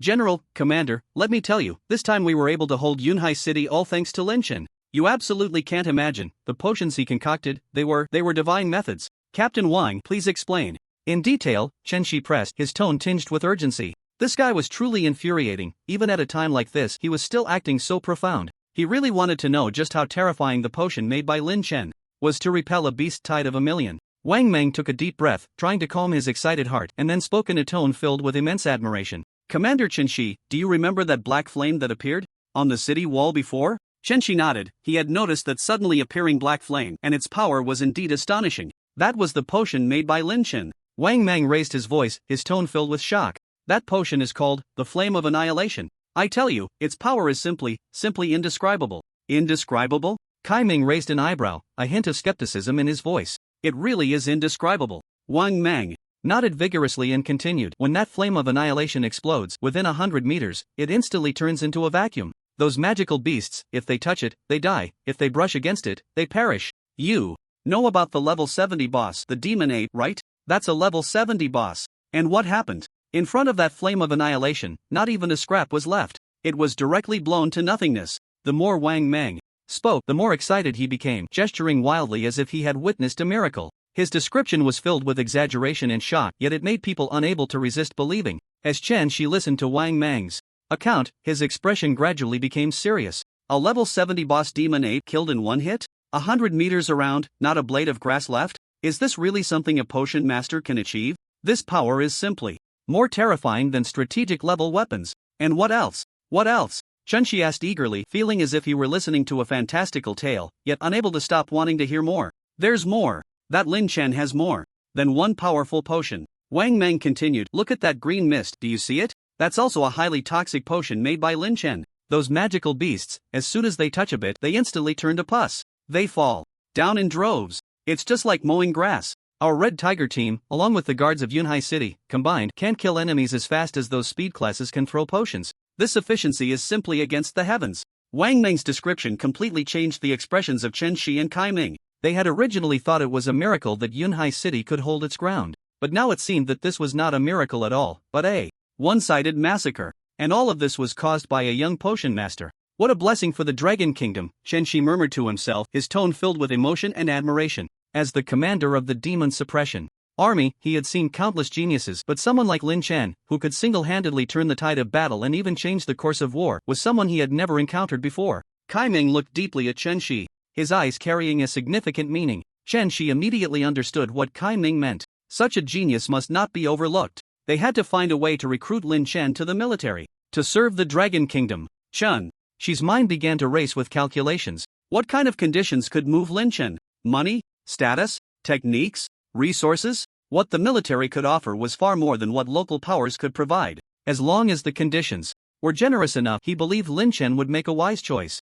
Commander! Chief Commander! Wang Meng's voice interrupted Chen Shi's thoughts. What should we do now? Should we take advantage of the victory and kill all those fleeing magical beasts? Wang Meng's words brought Chen Shi back to reality. He took a deep breath, temporarily suppressing his recruitment plan, and turned his gaze toward the fleeing beast tied in the distance, a glint of cold light flashing in his eyes. Of course we must pursue, Chen Shi said firmly. These magical beasts dared to invade Yunhai City, and they must pay the price. Captain Wang Meng, issue the order, everyone, immediately. Pursue. Be sure to eliminate all the ferocious beasts. Then, return to the city to celebrate. In the central square, the smoke had cleared. A faint burnt smell lingered in the air, a trace left by the flames of annihilation, indicating that this place had just experienced a earth-shattering battle. Chen Changsheng and the principal walked side by side, both their faces filled with the relief of having survived a catastrophe, along with an undeniable excitement. They had just briefly dealt with the battlefield, comforted the survivors, and counted the losses, but none of this could calm their current emotions, because they were about to meet the young man who had created miracles, Lin Chen. Young friend Lin. Chen Changsheng quickly walked up to Lin Chen, his tone sincere. Thanks to you, Yunhai City has been spared from disaster. Yes, Lin Chen, you are our great benefactor in Yunhai City. The principal followed closely, his face full of gratitude. Lin Chen hurriedly supported Chen Changsheng. Lord City Master, you are too kind. As a part of Yunhai City, this is what I should do. Chen Changsheng looked at the young man before him, feeling a surge of emotions. Such strength, such character, truly a dragon among men. Young friend Lin, we have no way to repay the kindness you have shown to Yunhai City. Chen Changsheng straightened up, his tone serious. This is a small token of appreciation from me, on behalf of Yunhai City and all its citizens. As he spoke, Chen Changsheng waved his hand, and immediately a guard brought up a tray covered with a red cloth, obscuring what was inside. What's inside? The principal was somewhat curious. With Chen Changsheng's status, the reward he personally prepared must be extraordinary. Chen Changsheng smiled slightly and personally lifted the red cloth. It was a golden storage ring, looking quite valuable. Then, Lin Chen and the principal simultaneously placed their consciousness into the storage ring. In an instant, golden light burst forth, almost blinding their eyes. Inside the storage ring was a pile of gleaming gold bars, stacked neatly like a small mountain. Hiss, the principal gasped, his eyes wide. He rubbed his eyes vigorously. This, so much? Not much, not much. Chen Changsheng waved his hand, appearing casual, yet unable to hide his pride. Just a ton of gold. A ton? The principal felt like he was about to faint. A ton of gold, how much money would that be? In Yunhai City, gold cannot be measured by money. The preciousness of gold is on par with some rare materials. Many treasures require gold as a material for their creation. Gold is not just a trading currency, it is also a strategic resource. Even the treasury of the city Lord's mansion probably only has a few dozen tons of gold. Chen Changsheng had just given Lin Chen a full ton of gold. This value could no longer be measured by money. Besides this, Chen Changsheng continued, his tone shifting to a more serious one. Yunhai City will also grant young friend Lin the title of honorary citizen, as well as a Yunhai City Purple Gold VIP card. Purple Gold VIP card? The principal was taken aback. He had only heard of the ordinary VIP card, silver VIP card, and gold VIP card in Yunhai City, but this purple gold VIP card was a first for him. The purple gold VIP card is the highest level of VIP card in Yunhai City, Chen Changsheng explained. Holders of this card enjoy all privileges within Yunhai City, including but not limited to free accommodation at the City Lord's Mansion, free access to the City Guard, free use of all resources within the city, and, every year, they can receive one rare resource from the City Lord's Mansion at no cost. Hiss, the principal gasped again. This time he was truly shocked. The benefits of the purple gold VIP card were simply outrageous. Accessing the City Guard, free use of all resources. Each of these rewards was exhilarating. Especially the last point, a rare resource every year, its value is simply immeasurable. Lord City Master, isn't this reward a bit too heavy? Lin Chen was also taken aback by this reward. The value of these items far exceeded what he deserved. Not heavy, not at all. Chen Changsheng shook his head. Lin, my young friend, you saved Yunhai City, this reward is nothing at all.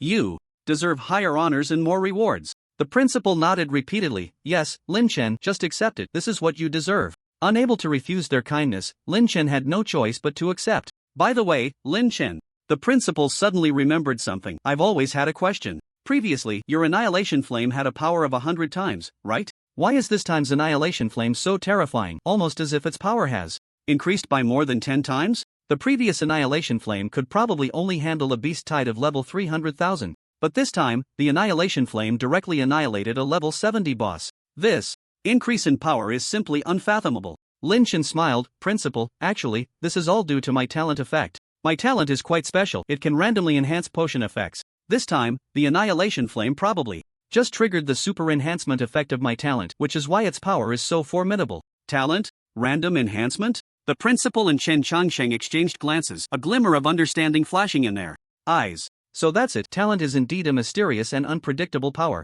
So it's a talent effect, the principal nodded. Lin, my young friend, your talent is truly enviable, Chen Changsheng sighed, a hint of envy in his gaze. Lin, my young friend, Chen Changsheng suddenly became excited, looking at Lin Chen with burning eyes. The annihilation flame you concocted is so powerful, if it could be mass-produced and used in exploring ruins or in national wars, wouldn't that be? Chen Changsheng didn't continue, but the meaning was clear. If the annihilation flame could be mass-produced, it would definitely be a strategic-level weapon. The strength of the Dragon Kingdom would be elevated by several levels. Thinking of this, Chen Changsheng's breathing became rapid. The principal also looked at Lin Chen excitedly. If the annihilation flame could truly be mass-produced, then the crisis of Yunhai City would be easily resolved, and what would the abyssal secret realm matter? However, Lin Chen's next words were like a bucket of cold water, instantly dousing their enthusiasm. Mass production? I'm afraid that's not possible. Lin Chen shook his head. Why? Chen Changsheng and the principal asked in unison. The key materials for concocting the annihilation flame, the 9 nether demon flame and the sun essence, are extremely rare, and Lin Chen paused. I have already exhausted all the 9 nether demon flame and sun essence in this concoction of the annihilation flame. Now, there's not a single bit left. What? All used up? Chen Changsheng and the principal's faces instantly fell, like deflated balloons. All used up? Does that mean the annihilation flame cannot be mass-produced? This is simply a bolt from the blue. Such a powerful potion, and it cannot be mass-produced. Chen Changsheng felt an immense sense of loss. He had originally thought that with the annihilation flame as a powerful weapon, the crisis of the abyssal secret realm for Yunhai City would no longer be a threat. He even thought that with the annihilation flame, they could take the initiative in the abyssal secret realm and obtain more resources. Now it seems, it was all just a pipe dream. He sighed deeply. Although the beast tide had receded, the threat of the abyssal secret realm still existed. Yunhai City remained fraught with danger. Without a trump card like the annihilation flame, the future was still full of uncertainties. Thinking of this, Chen Changsheng felt even heavier in his heart. What a pity, the beast tide has receded, but the abyssal secret realm still remains, and Yunhai City is still under threat from the abyss.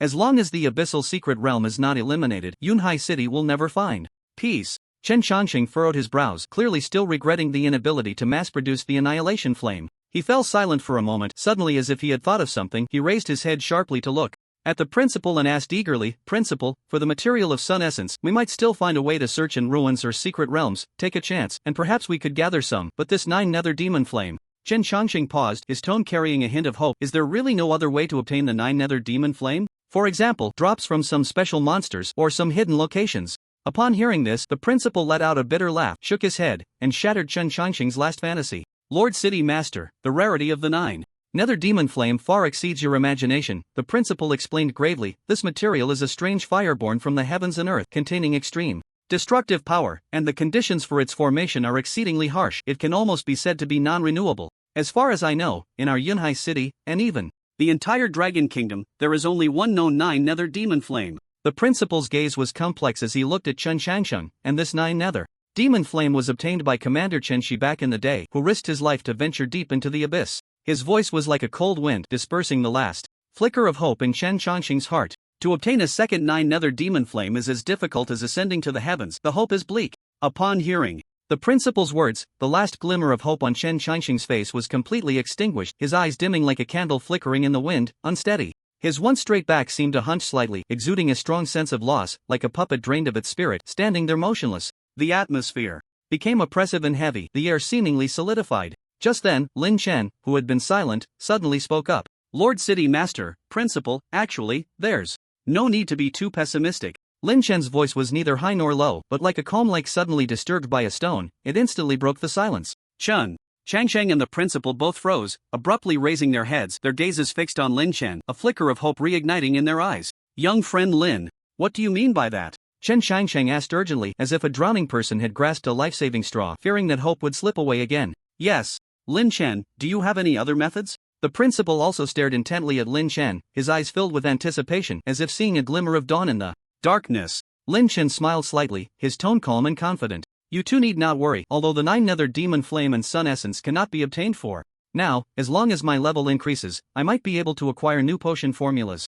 New potion formulas? Chen Shangsheng and the principal were taken aback at first, their minds going blank. Then, as if struck by a bolt of lightning, their eyes erupted with unprecedented surprise, like two flashes of lightning illuminating the entire room. Young friend Lin, are you saying that you can concoct even more powerful potions? Chen Shangsheng's voice trembled slightly, unable to contain his excitement. He stared fixedly at Lin Chen, fearing he had misheard. This hope came too suddenly, too precious, making it hard for him to believe. The principal's breathing quickened as well, his gaze fixed on Lin Chen, waiting for his affirmative answer. Lin Chen nodded, affirmatively saying, if I'm not mistaken, it should be like that. That's great. Truly great. Chen Shangsheng was as excited as a child, dancing with joy. The gloomy expression on his face instantly blossomed into a radiant smile, as if the clouds had parted to reveal the sun, sweeping away the previous shadows. He was now glowing with vitality, like a withered tree coming back to life in spring. The principal also showed his joy, his usually calm and composed demeanor now filled with excitement and enthusiasm. He patted Lin Chen's shoulder vigorously, his eyes brimming with admiration and relief, as if he could see the hope of Yunhai City in the future of Long Country, his emotions overflowing. Lin Chen, you are truly a blessing for our Yunhai City. No, you are a blessing for our Long Country, the principal exclaimed excitedly, his voice slightly choked with emotion, a heartfelt gratitude and joy. Lin Chen, the annihilation flame you used this time was so terrifyingly powerful, it must have brought you a lot of experience, right? The principal suddenly thought of something and asked curiously, his tone tinged with anticipation. Beside him, Chen Shangsheng also jolted awake. Yes. Such a powerful potion that killed millions of ferocious beasts must have granted an astonishing amount of experience. He looked at Lin Chen with eager eyes filled with anticipation, wishing to know immediately how many levels Lin Chen had gained. Hearing this, Lin Chen smiled slightly, his mind moving as he quickly checked his attribute panel. At that moment, an overwhelming torrent of experience surged into his body like a flood breaking through a dam. The reason the experience was only being credited now was that the number of ferocious beasts killed was simply too great. The system backend needed time to process the massive data for statistics and calculations before distributing such a vast amount of experience. Kill 30 level ferocious beast, elite, demon ape, 70 level, gain experience 500000000. Kill 30 level ferocious beast, gain experience 30,000. Kill 35 level ferocious beast, gain experience 35,000. Kill 40 level ferocious beast, gain experience 40,000. The dense stream of experience notifications poured in like a waterfall, flooding the screen and leaving Lin Chen dazzled and dumbfounded, his heart nearly stopping. This, Lin Chen gasped, completely shocked by the experience values before him. He felt as if he had been struck by a mountain of gold. The happiness came so suddenly and violently that it left him a bit at a loss. This experience value was just too exaggerated. Roughly estimating, the experience he gained from this battle was probably enough to elevate him directly to level 30. Lin Chen hurriedly checked his personal panel. Level up, LV5 LV10 host, Lin Chen profession, Alchemist, Black Iron level 10, level, LV10 health, 1000 talent, SSS level gift of the gods.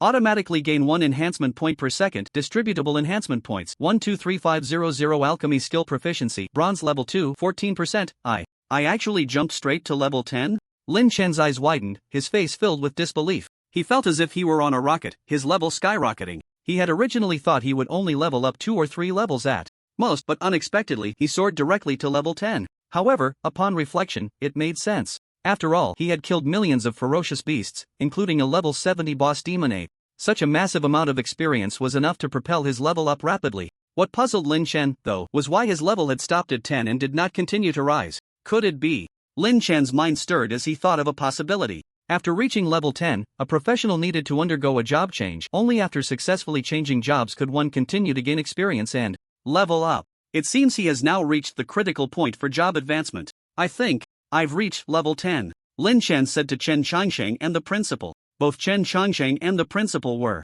momentarily stunned. Then, joy erupted on their faces simultaneously. Level 10? Really level 10? Chen Changsheng's voice trembled with excitement as he grabbed Lin Chen's arm as if he had seized a priceless treasure. Lin, you are truly amazing. It hasn't been long at all and you've reached level 10. The principal also wore a face full of excitement, nodding repeatedly. Lin Chen, what happens after level 10? Are you going to advance your job? The principal asked eagerly, his tone filled with anticipation. After the job advancement, the professional abilities would undergo a qualitative leap. How powerful would an alchemist become after the job change? They could hardly imagine. Well, I should be advancing my job. Lin Chen nodded, his heart also filled with expectation. What new abilities would he gain after the job change? New potion formulas? More powerful innate skills? That's great. Truly great. Chen Changsheng rubbed his hands together, pacing back and forth, unable to contain his excitement. Lin, once you advance your job, the potions you create will definitely be even more powerful. Perhaps you'll be able to concoct a potion that can truly resolve the abyss crisis.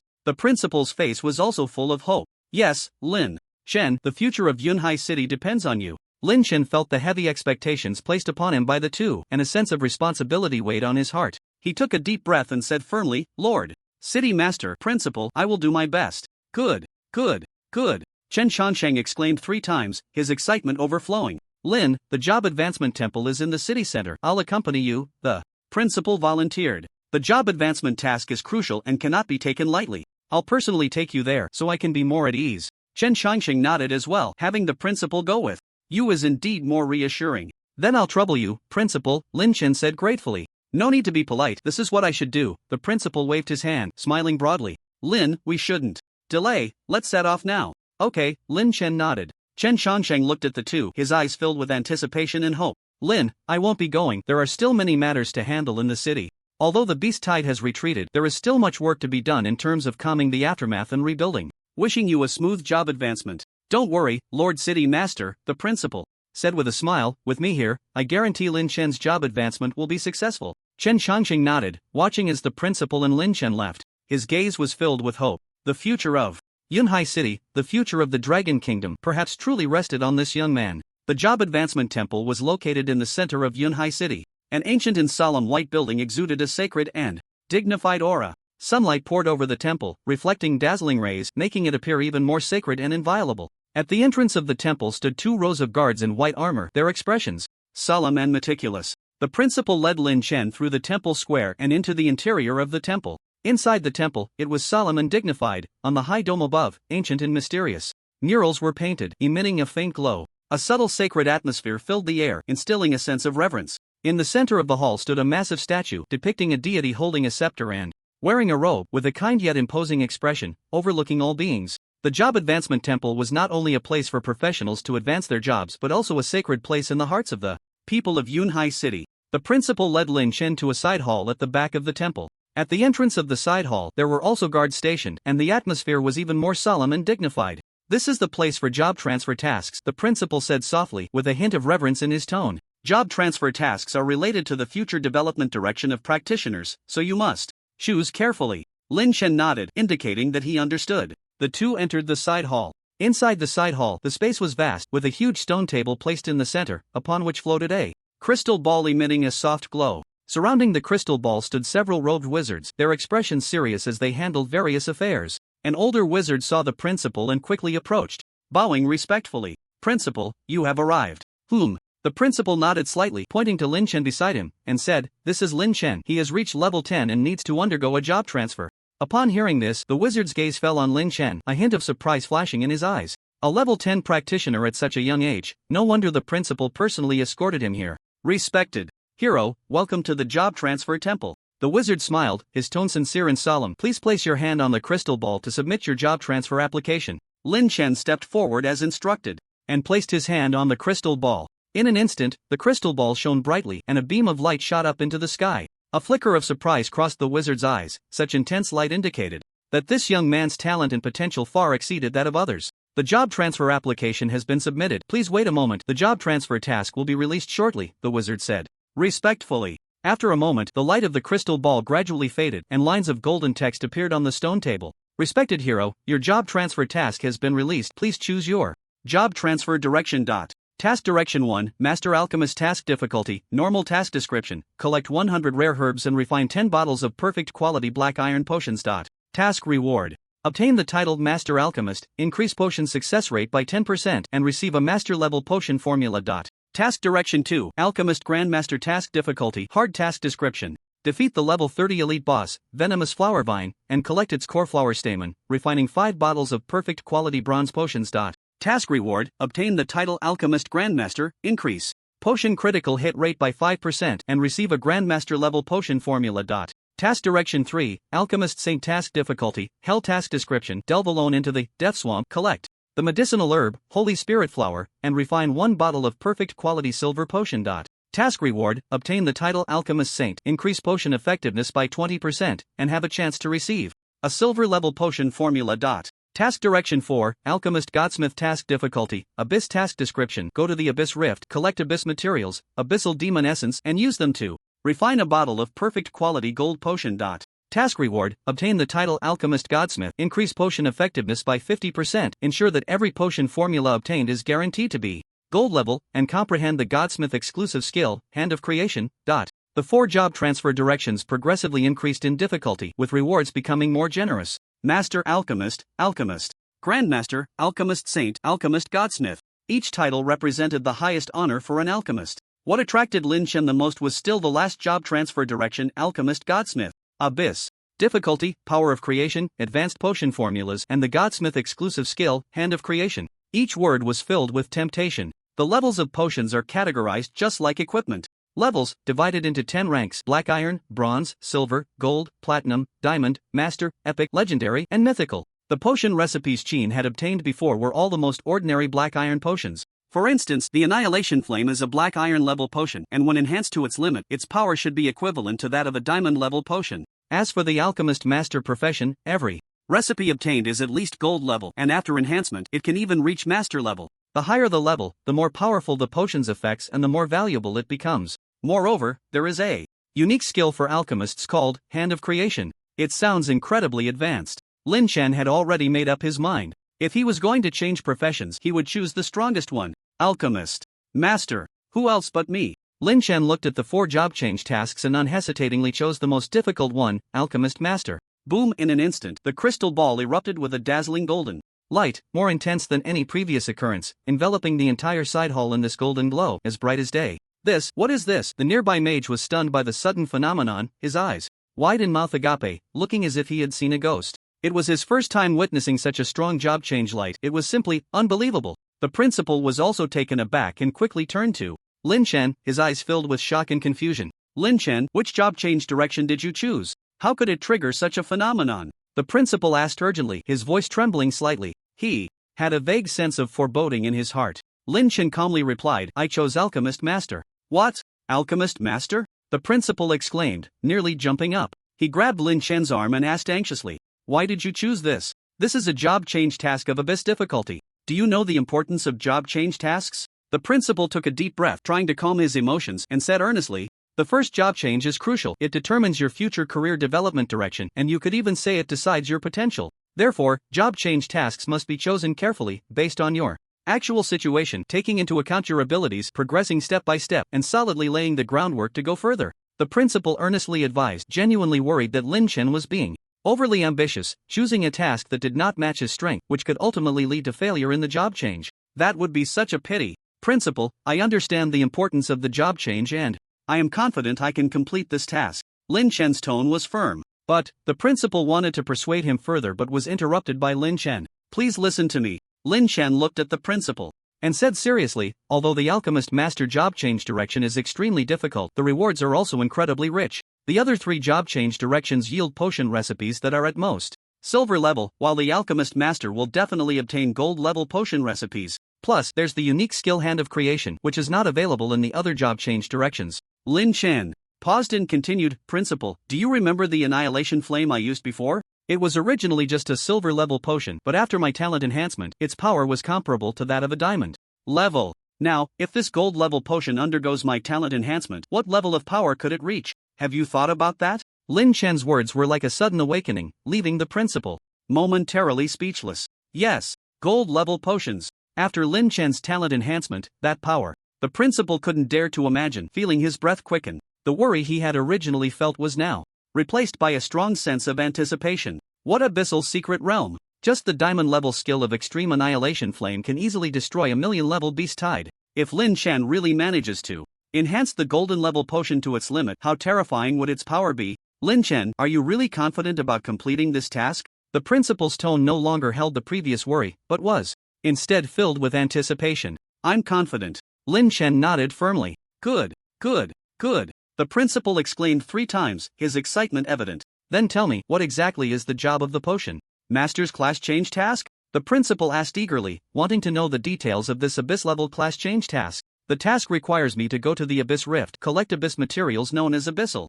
essence, and use them to concoct a potion of at least golden quality, Lin Chen said slowly. What? The Abyss Rift? The principal's face changed drastically upon hearing this, and he exclaimed in shock. How? How is that possible? That place is the abyss. The principal was horrified, his voice trembling. The abyss was a nightmare for countless professions. It was filled with violent abyssal energy, and numerous powerful abyssal creatures lurked there, making it extremely dangerous. Even the top adventurer teams from Yunhai City would not dare to set foot there lightly, because once you enter the Abyss Rift, it means a near certain death. Lin Chen was only level 10, how could he possibly receive a class change task in the abyss? This was simply asking for someone to not survive. The principal's previously hopeful emotions were instantly shattered. Lin Chen was a treasure of the entire Dragon Kingdom. He absolutely could not take this risk. Even if it meant letting Lin Chen abandon this task, he could not allow him to go to such a place as the abyss. Lin Chen, this task is too dangerous, you cannot go. The principal said urgently, his tone filled with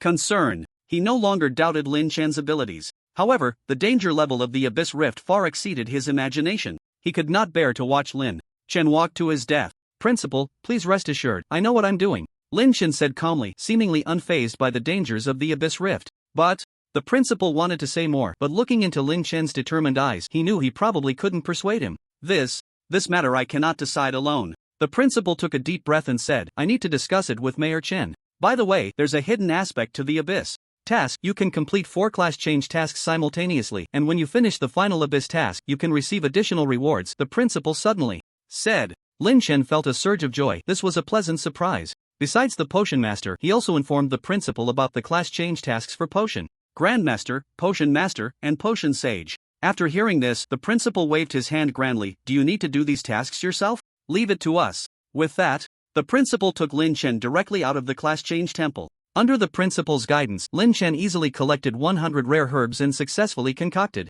10 bottles of perfect quality beginner potions, smoothly completing the class change task for Potion Master.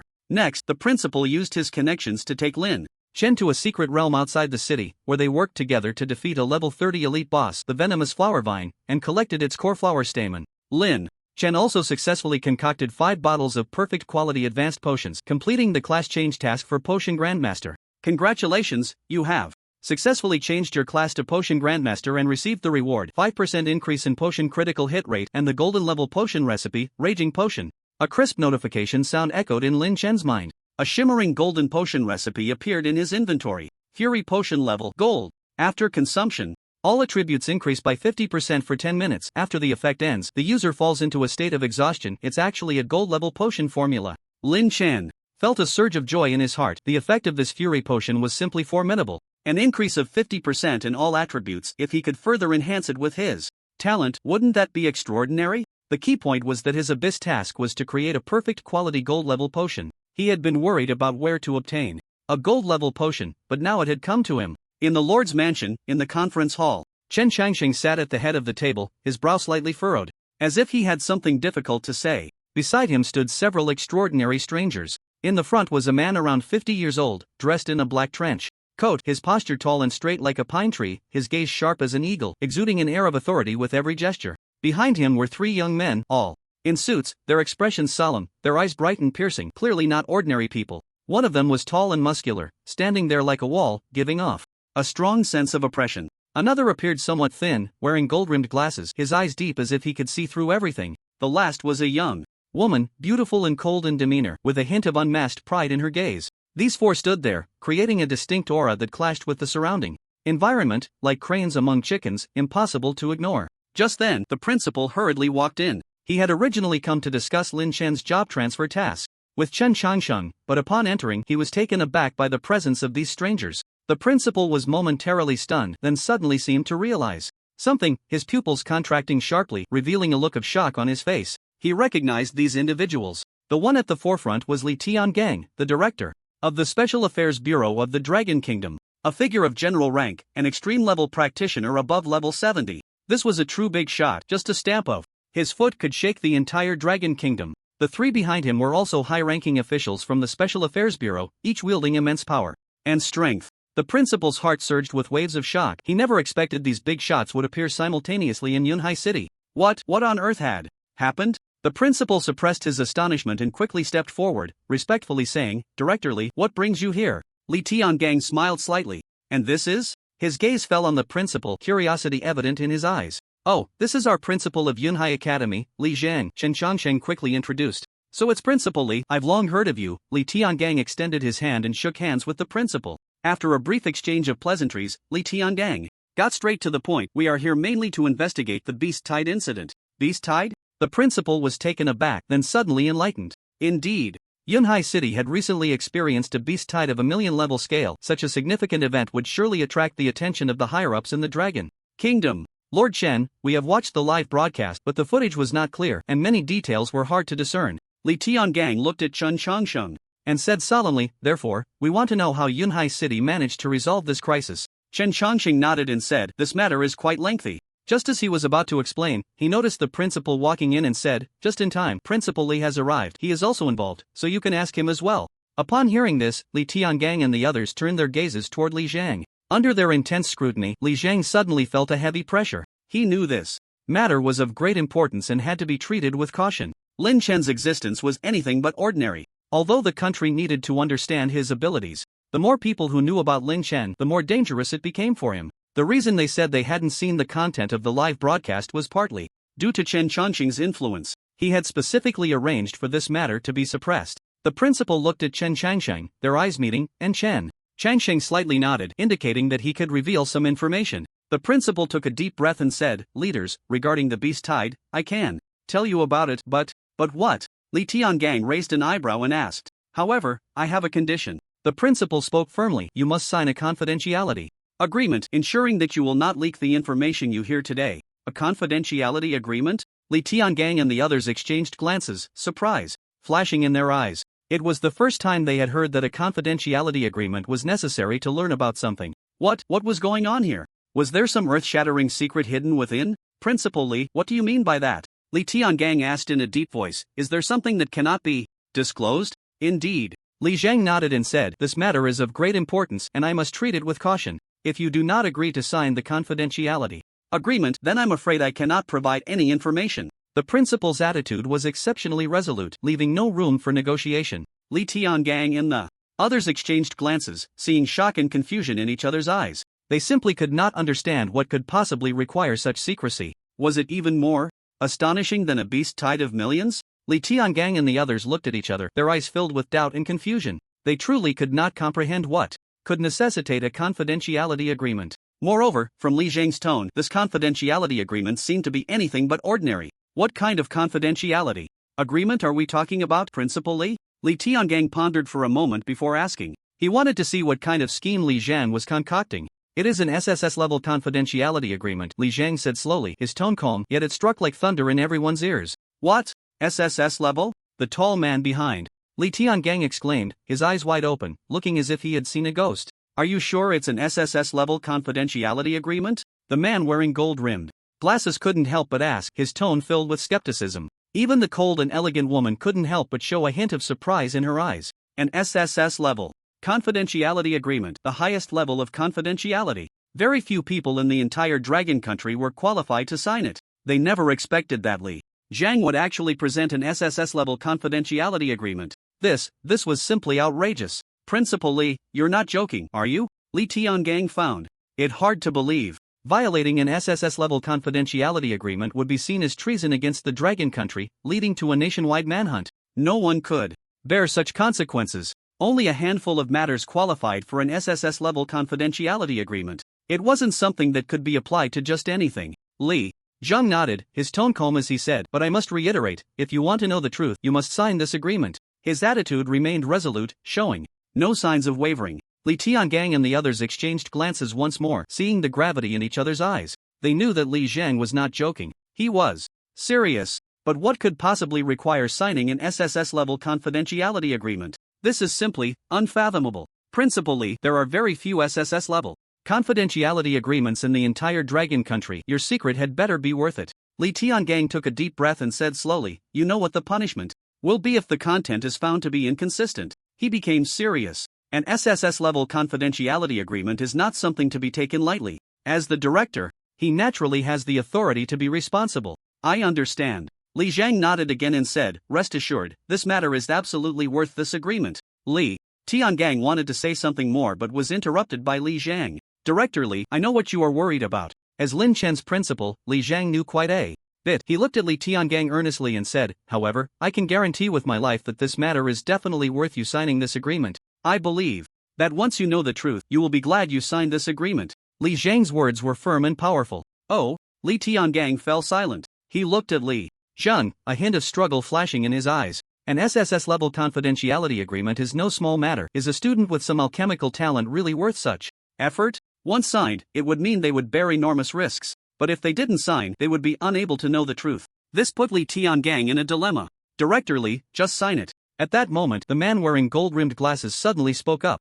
"All right." Li Tiangang took a deep breath and finally made up his mind. "I will sign." He looked at Li Zhang and said word by word, "I hope you won't deceive me. If this is false, the consequences will be severe. You, as a high school principal, will definitely be dismissed. I won't escape unscathed either. I swear in the name of the principal of Yunhai Academy that I will never deceive you," Li Zhang said solemnly. "Good." Li Tiangang nodded and said, "Bring the agreement over." Li Zhang took out 4 copies of the document from his storage ring and handed them to Li Tiangang and the others. "Oh?" Li Tiangang took the documents and began to read them carefully. The documents were densely packed with various clauses, each one extremely strict. The more Li Tiangang read, the more shocked he became. He never expected this SSS-level confidentiality agreement to be so stringent. It was at least 10 times, 100 times stricter than any agreement he had signed before. "Sign it." Li Tiangang took a deep breath. He was the first to sign his name on the document. The other 3 also signed in turn. Li Zhang collected the 4 documents and then looked at Li Tiangang, saying, "Now, I can tell you the truth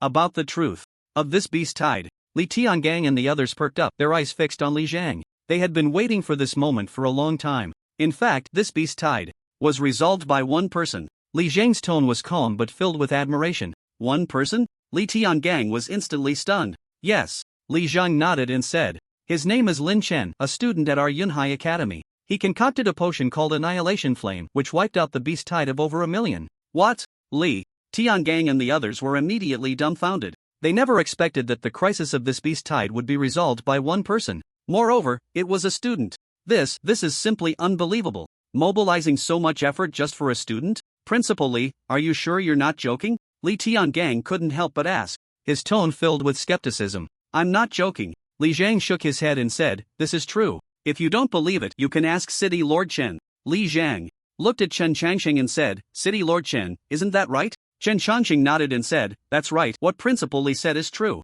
Li Zhang carefully took out a vial of potion from his storage ring. It was an unremarkable-looking vial, dark red in color, with liquid slowly flowing inside, emitting a faint ghostly glow. "This is..." The eyes of Li Tiangang and the others fell on the vial, filled with confusion. "This is the Annihilation Flame refined by Lin Chen, and it's the last one," Li Zhang said slowly, his tone tinged with reluctance. "This is the Annihilation Flame?" The tall man behind Li Tiangang widened his eyes in disbelief. "It doesn't look that special." The coldly elegant woman curled her lip, her tone laced with disdain. "Just look at its attributes and you'll understand." As Li Zhang spoke, he displayed the attributes of the Annihilation Flame. Limit Annihilation Flame level, unknown effect, causes a violent explosion upon throwing, dealing 2,000,000 Damage to all targets within a 1000-meter range, with an additional 10-second stun effect annihilation trait, inflicts a 10-second soul burn effect dealing 200,000 damage per second, and splash damage to other targets within 100 meters at 100% of the original effect annihilation domain, creates a domain of annihilation lasting 30 seconds after the explosion, within which all matter will be completely annihilated, dealing 500,000 annihilation damage per second to all targets within the domain. Hiss. This. My god. How is this possible? In an instant, gasps filled the conference hall. The four of Li Tiangang stared wide-eyed at the attributes panel of the annihilation flame, their faces filled with shock, as if they had witnessed something unbelievable. The tall man had his mouth agape, almost big enough to fit an egg, rubbing his eyes vigorously, seemingly unable to believe what he was seeing. The man with gold-rimmed glasses had eyes flashing with horror behind the lenses. He adjusted his glasses and scrutinized the attributes of the annihilation flame, as if he wanted to engrave every word into his mind. The woman also put away her arrogance, her eyes filled with astonishment. She bit her lip tightly, seemingly trying to digest this astonishing information. Li Tiangang's body trembled slightly, his eyes filled with disbelief as he stared intently at the annihilation flame, as if trying to see through it. Is this really made by a student? Li Tiangang's voice trembled a bit as he turned to Li Zhang, his gaze filled with skepticism. Principal Li, are you sure this isn't a product of a hidden dungeon but made by Lin Shen? There was a hint of undeniable doubt in his tone. A student solving a million beast tide? And producing such an impressive special potion? Unbelievable. I am sure. A proud expression appeared on Li Zhang's face. He straightened his back as if filled with boundless energy. This is personally refined by Lin Shen, no fakes, he said decisively, his tone brimming with pride. This. Li Tiangang and the others fell silent again, unable to connect this terrifying potion with a mere student.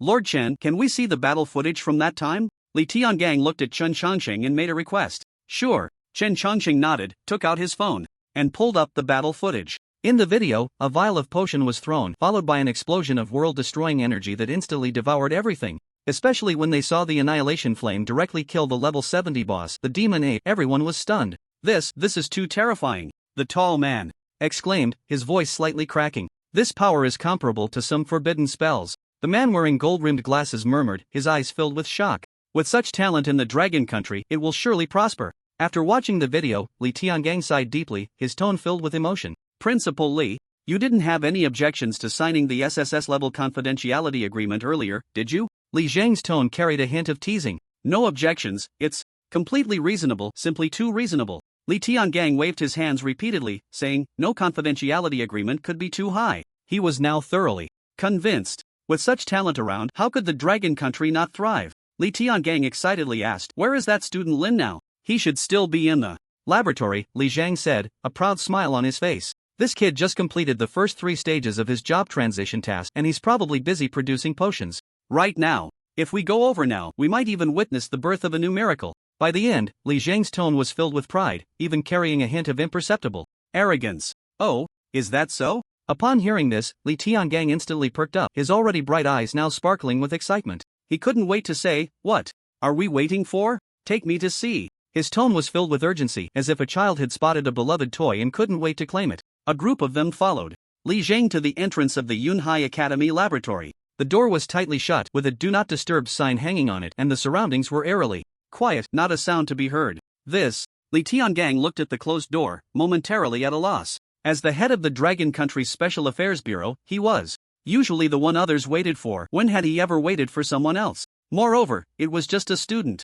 If it were any other time, he would have kicked the door open and barged in, but now he stood obediently at the door, not daring to breathe, afraid of disturbing Lin Shen, who was working inside. This was the treatment of a genius. He was afraid of delaying the creation of this extraordinary alchemist. If he hindered the birth of some super potion, that would be a grave sin. Principal Li, could you knock on the door? Li Tiangang lowered his voice, cautiously speaking to Li Zhang, his tone surprisingly carrying a hint of pleading. The others, seeing this, also wore tense expressions, holding their breath and straining their ears, afraid of missing any sound from inside. A prodigious genius who had concocted the flame of annihilation. If their disturbance led to a failed experiment, they would become sinners of the Dragon Country. Ahem, all right. Li Zhang nodded and gently knocked on the door. Knock, knock, knock. The sound of knocking echoed clearly in the silent corridor. However, there was no response from inside the laboratory. Li Zhang knocked a few more times, but still no reaction. Li Zhang felt a bit awkward. He turned to Li Tiangang and said, should we wait a bit longer? What else could Li Tiangang say? He could only nod.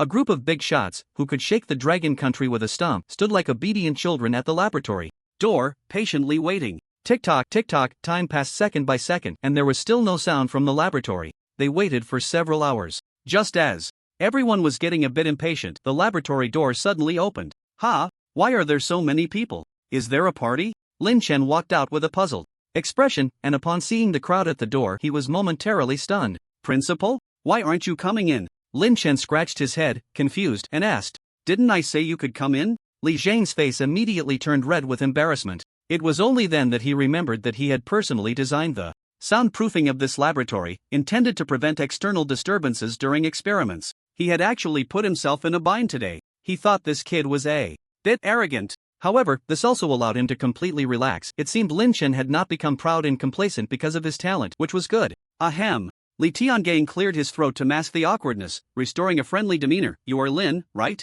"I am Lin Chen." Lin Chen nodded, his gaze sweeping over Li Tiangang and the others, filled with confusion. Who were these people? They all seemed extraordinary. "Lin Chen, this is the director of the Special Affairs Bureau of Long Country, Li Tiangang." Chen Chongsheng quickly stepped forward to introduce. "What? Director of the Special Affairs Bureau?" Lin Chen's eyes widened in shock. A true big shot, equivalent to the commander of the Jinui in ancient times. The power he wielded was unimaginable. He never expected to meet him here today. Lin Chen quickly straightened his posture and said, "Hello, Director Li. You single-handedly created the Annihilation Flame and killed a level 70 demon ape?" Upon seeing this handsome young man, Li Tiangong's eyes widened, still finding it hard to believe, each word seeming to be squeezed out from his throat. "Yes, Director Li." Lin Chen nodded, his tone calm, as if he were discussing a trivial matter. He had already seen the hope of changing jobs. The new potion he was about to create would be a game changer. The Annihilation Flame was just an appetizer. It was nothing significant, but he couldn't say that publicly or it would seem pretentious. Hiss. Li Tiangang inhaled sharply, feeling his mind go blank, completely losing the ability to think. At that moment, he truly understood the weight of that SSS-level confidentiality agreement. If such a genius were to be leaked, it would likely cause a frenzy of competition worldwide, including the Lighthouse Nation, who knew how many high-ranking officials from various countries would stop at nothing to claim Lin Chen for themselves. Thinking of this, beads of sweat appeared on Li Tiangong's forehead. He felt as if he were carrying an entire mountain pressing down on him, making it hard to breathe. Good. Seeing Li Tiangong's reaction, Li Zhang was suddenly filled with an indescribable sense of pride. He excitedly repeated "good" 3 times, his smile radiant like a blooming chrysanthemum. "You are truly the pride of our Long Country. With you here, how can Long Country not prosper?" Ha ha ha. Great. The people around also began to cheer, each face glowing with excitement, as if they could see the hope of Long Country's rise. Lin Chen, can the Annihilation Flame be mass-produced? Li Tiangang calmed his excited heart and asked cautiously. His eyes were filled with anticipation, like a child yearning for a beloved toy. If the Annihilation Flame could be mass-produced, the national strength of Long Country would greatly increase, and then the technologically powerful Lighthouse Nation and the opportunistic Japan would all have to step aside. Well, that might be a bit difficult. Lin Chen scratched his head, feeling a bit troubled as he said, "The materials for making the Annihilation Flame are very precious, and it might not be possible to mass-produce it in a short time. This time was just a coincidence." "I see." A hint of disappointment flashed in Li Tiangong's eyes, but he quickly recovered. "It's okay, Lin Chen, we will do everything we can to help you." Li Tiangang patted his chest in assurance, his tone firm. "Whatever materials you need, just say the word. The Special Affairs Bureau is great at finding things." "Really? That's wonderful." Lin Chen was instantly overjoyed. Li Tiangang looked at Lin Chen, and the more he looked, the more he liked him, feeling that this kid was simply a treasure bestowed upon the Dragon Kingdom by heaven. After saying that, he glanced at his Rolex watch and instinctively said, "Time waits for no one. This matter must be reported to the higher-ups. We'll leave now. By the way, Principal Li." Li Tiangang took a few steps, suddenly stopped, and turned to Li Zhang, saying, "I heard Lin Chen is going to undertake a job change mission?" "Yes, Director Li, he is preparing to proceed to the 4th stage. Li Zhang quickly replied, "He needs to enter the abyss. That crack, as you know, has been getting larger since it was discovered, and the ferocious beasts are increasing. Lin Chen is currently too low in level to go alone." "I understand." Li Tiangang interrupted Li Zhang, saying, "I will apply for expert assistance from the higher-ups. The safety of student Lin Chen is of utmost importance." "Thank you, Director Li." Li Zhang was instantly overjoyed. "Don't mention it, this is what we should do." Li Tiangang laughed heartily and then led everyone away from Yunhai Academy. They arrived quickly and left just as fast, leaving Li Zhang and Lin Chen standing in place filled with emotion. As night fell, the lights began to shine. At the headquarters of the Special Affairs Bureau, the building was brightly lit, and shadows flitted about. Li Tiangang and his group hurried back, each face showing a hint of fatigue, but their eyes sparkled with undeniable excitement. They had just witnessed the birth of a miracle that could change the fate of the Dragon Kingdom. Li Tiangang didn't even take a moment to rest before he called an emergency meeting without delay. In the conference room, the atmosphere was solemn and serious. Around a huge oval conference table sat the top figures from various sectors of the Dragon Kingdom. Pang Wanli, dressed in a Zhongshan suit with meticulously combed hair, exuded an air of elegance. At this moment, his sharp eyes were filled with anticipation, as if waiting for some important news. Chen Shi stood tall like a pine tree, his bronze face chiseled with the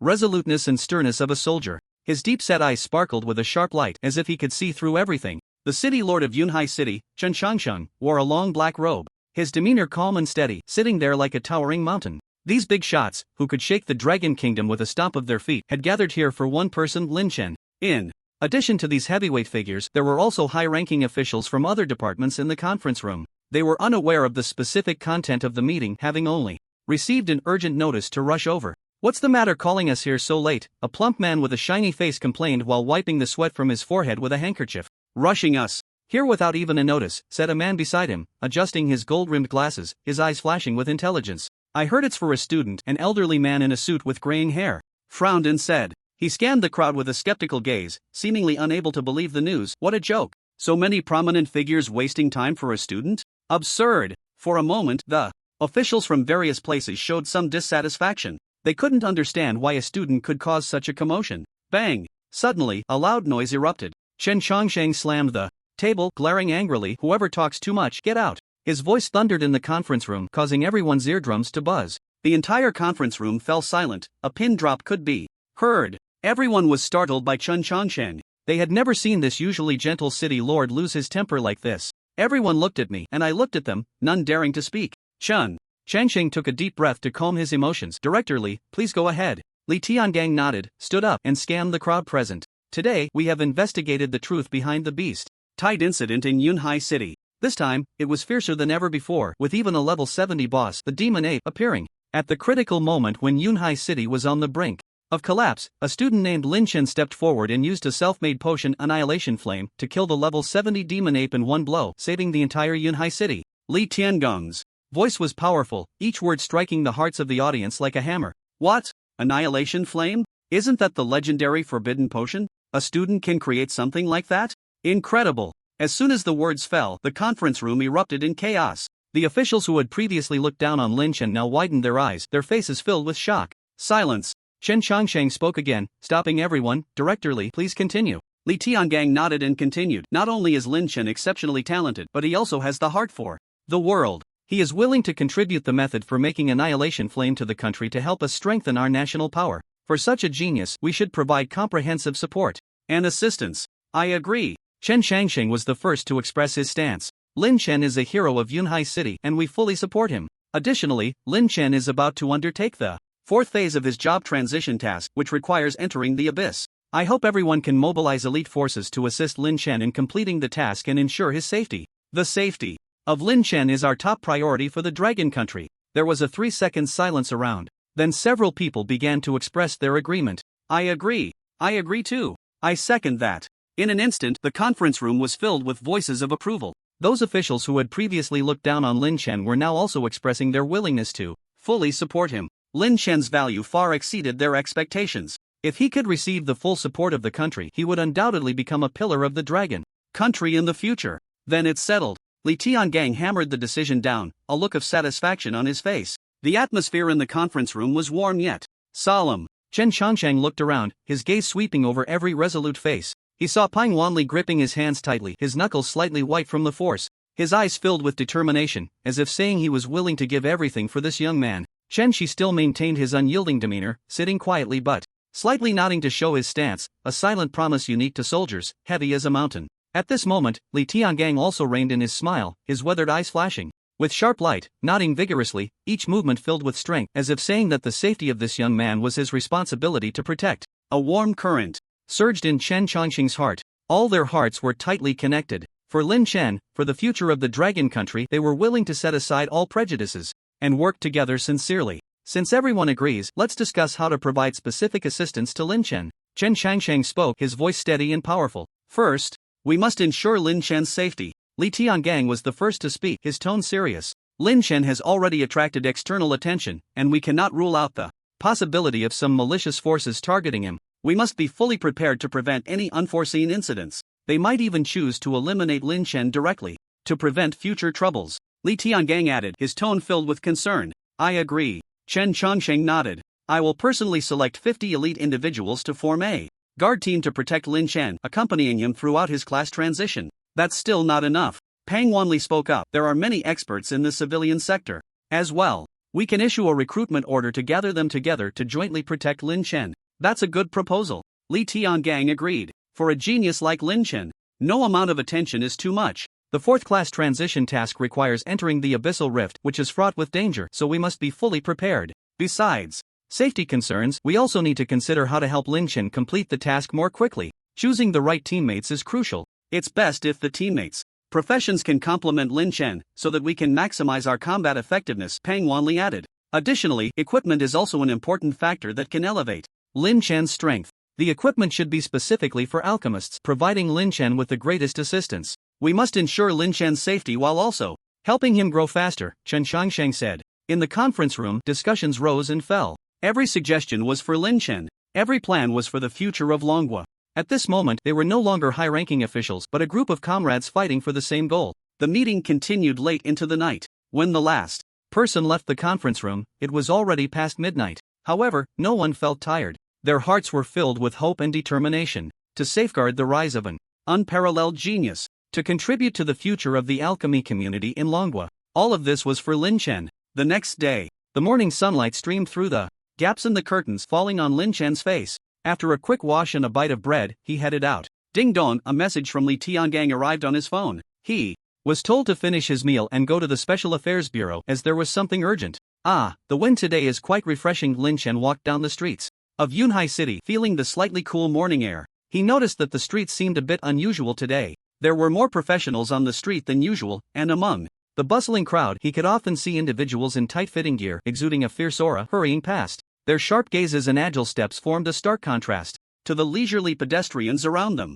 After experiencing the beast tide, Yunhai City had become a popular city, attracting people from all walks of life. A city that had endured the rampage of level 70 magic apes was now safe and sound, making it a topic of conversation. People always have a natural curiosity about places filled with legendary tales. Beneath this surface calm, however, there seemed to be undercurrents. The shadow of the beast tide had not completely dissipated, and some negative phenomena began to surface. On the streets, one could occasionally hear people promoting superstitions, claiming that Yunhai City was a blessed land, that the beast tide could turn danger into safety, and that it was under divine protection. Some even set up makeshift temples, deceiving people and collecting money for blessings. Such behavior naturally did not escape the eyes of the authorities. Soon, the Demon Suppression Army shut down these illegal establishments and apprehended the wrongdoers. Upon hearing about these events, Lin Chen felt a mix of emotions. Human nature is complex. For the sake of profit, some will take risks. Even the most absurd things will have believers and doers. He shook his head, casting these thoughts aside, and continued walking toward the Special Affairs Bureau.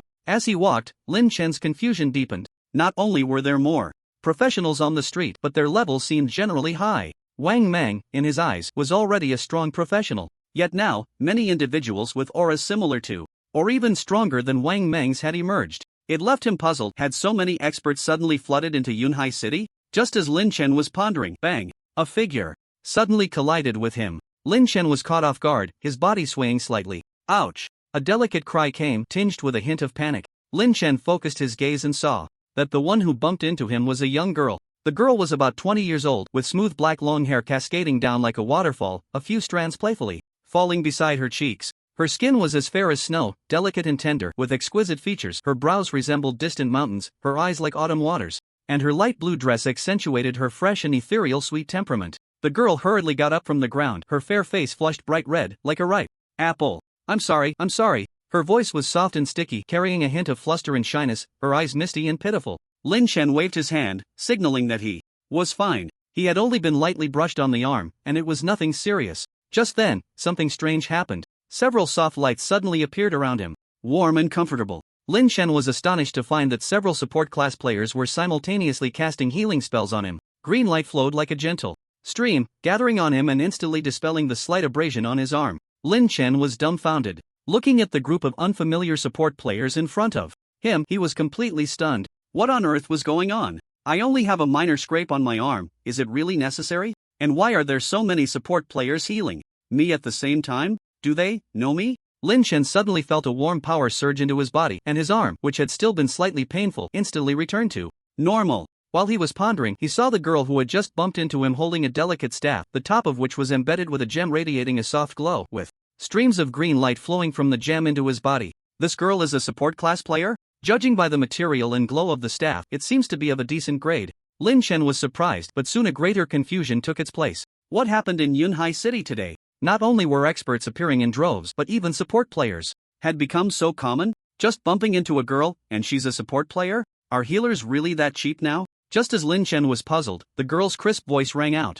Again, I'm sorry, I really didn't mean to. Can I pay you? Is 1 million enough? There was a tone of apology in her voice, a bit flustered, and finally a hint of pain. Her little expression was quite conflicted. Lin Chen was left stunned in place. 1 million? Just for a little scrape? Does this girl have a mind? Is she a hidden big spender? To offer 1 million without even blinking, this operation truly left Lin Chen at a loss. Lin Chen had always hated being scammed. It was a social cancer. Of course, he would never do such a morally corrupt thing. 1 million was indeed a huge sum, but it wasn't enough for him to betray his conscience and extort someone. That would be too low. No need, really, it's fine. Lin Chen shook his head. He glanced at the girl and found her looking extremely nervous, resembling a frightened little rabbit, which made him want to chuckle. Lin Chen turned to leave. He still had to go to the Special Affairs Bureau and didn't have time to waste here. Hey, good-hearted brother. Wait a moment. Seeing Lin Chen about to leave, the girl hurriedly called out, her voice tinged with urgency as she rushed a few steps closer, her beautiful eyes sparkling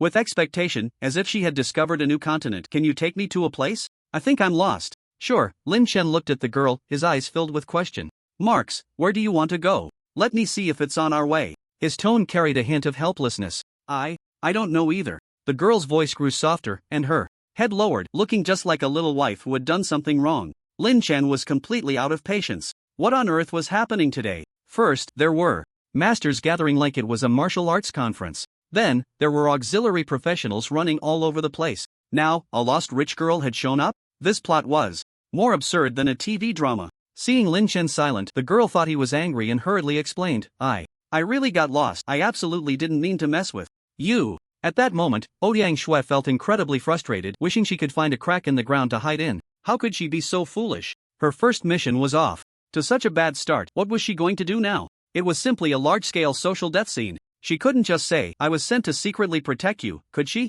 Lin Chen looked at the girl, who was almost in tears, and didn't think she was deliberately trying to mess with him. After all, her acting skills were clearly that of a novice. He had seen countless people. He could easily spot all kinds of personalities, from green tea to red tea to white tea. It was obvious she was the latter, pure-hearted, and a little flower who had never experienced the harshness of society. Where to? Lin Chen watched Ouyang Shui mumble for a while. Forget it, he was in a hurry. Lin Chen turned and walked towards the Special Affairs Bureau. Just as he took a couple of steps, he heard a flurry of hurried little footsteps behind him. Ouyang Shui had caught up, panting, her little face flushed as if she had just run 800 meters. Where are you going? She asked, breathless. Special Affairs Bureau. Lin Chen didn't even look back, coolly dropping those 3 words. I want to go to the Special Affairs Bureau too. Upon hearing Special Affairs Bureau, Ouyang Shui's voice instantly rose by 8 degrees, filled with excitement, as if she had grasped a lifeline. Lin Chen immediately stopped, turned around, and scanned Ouyang Shui from head to toe with his eyes.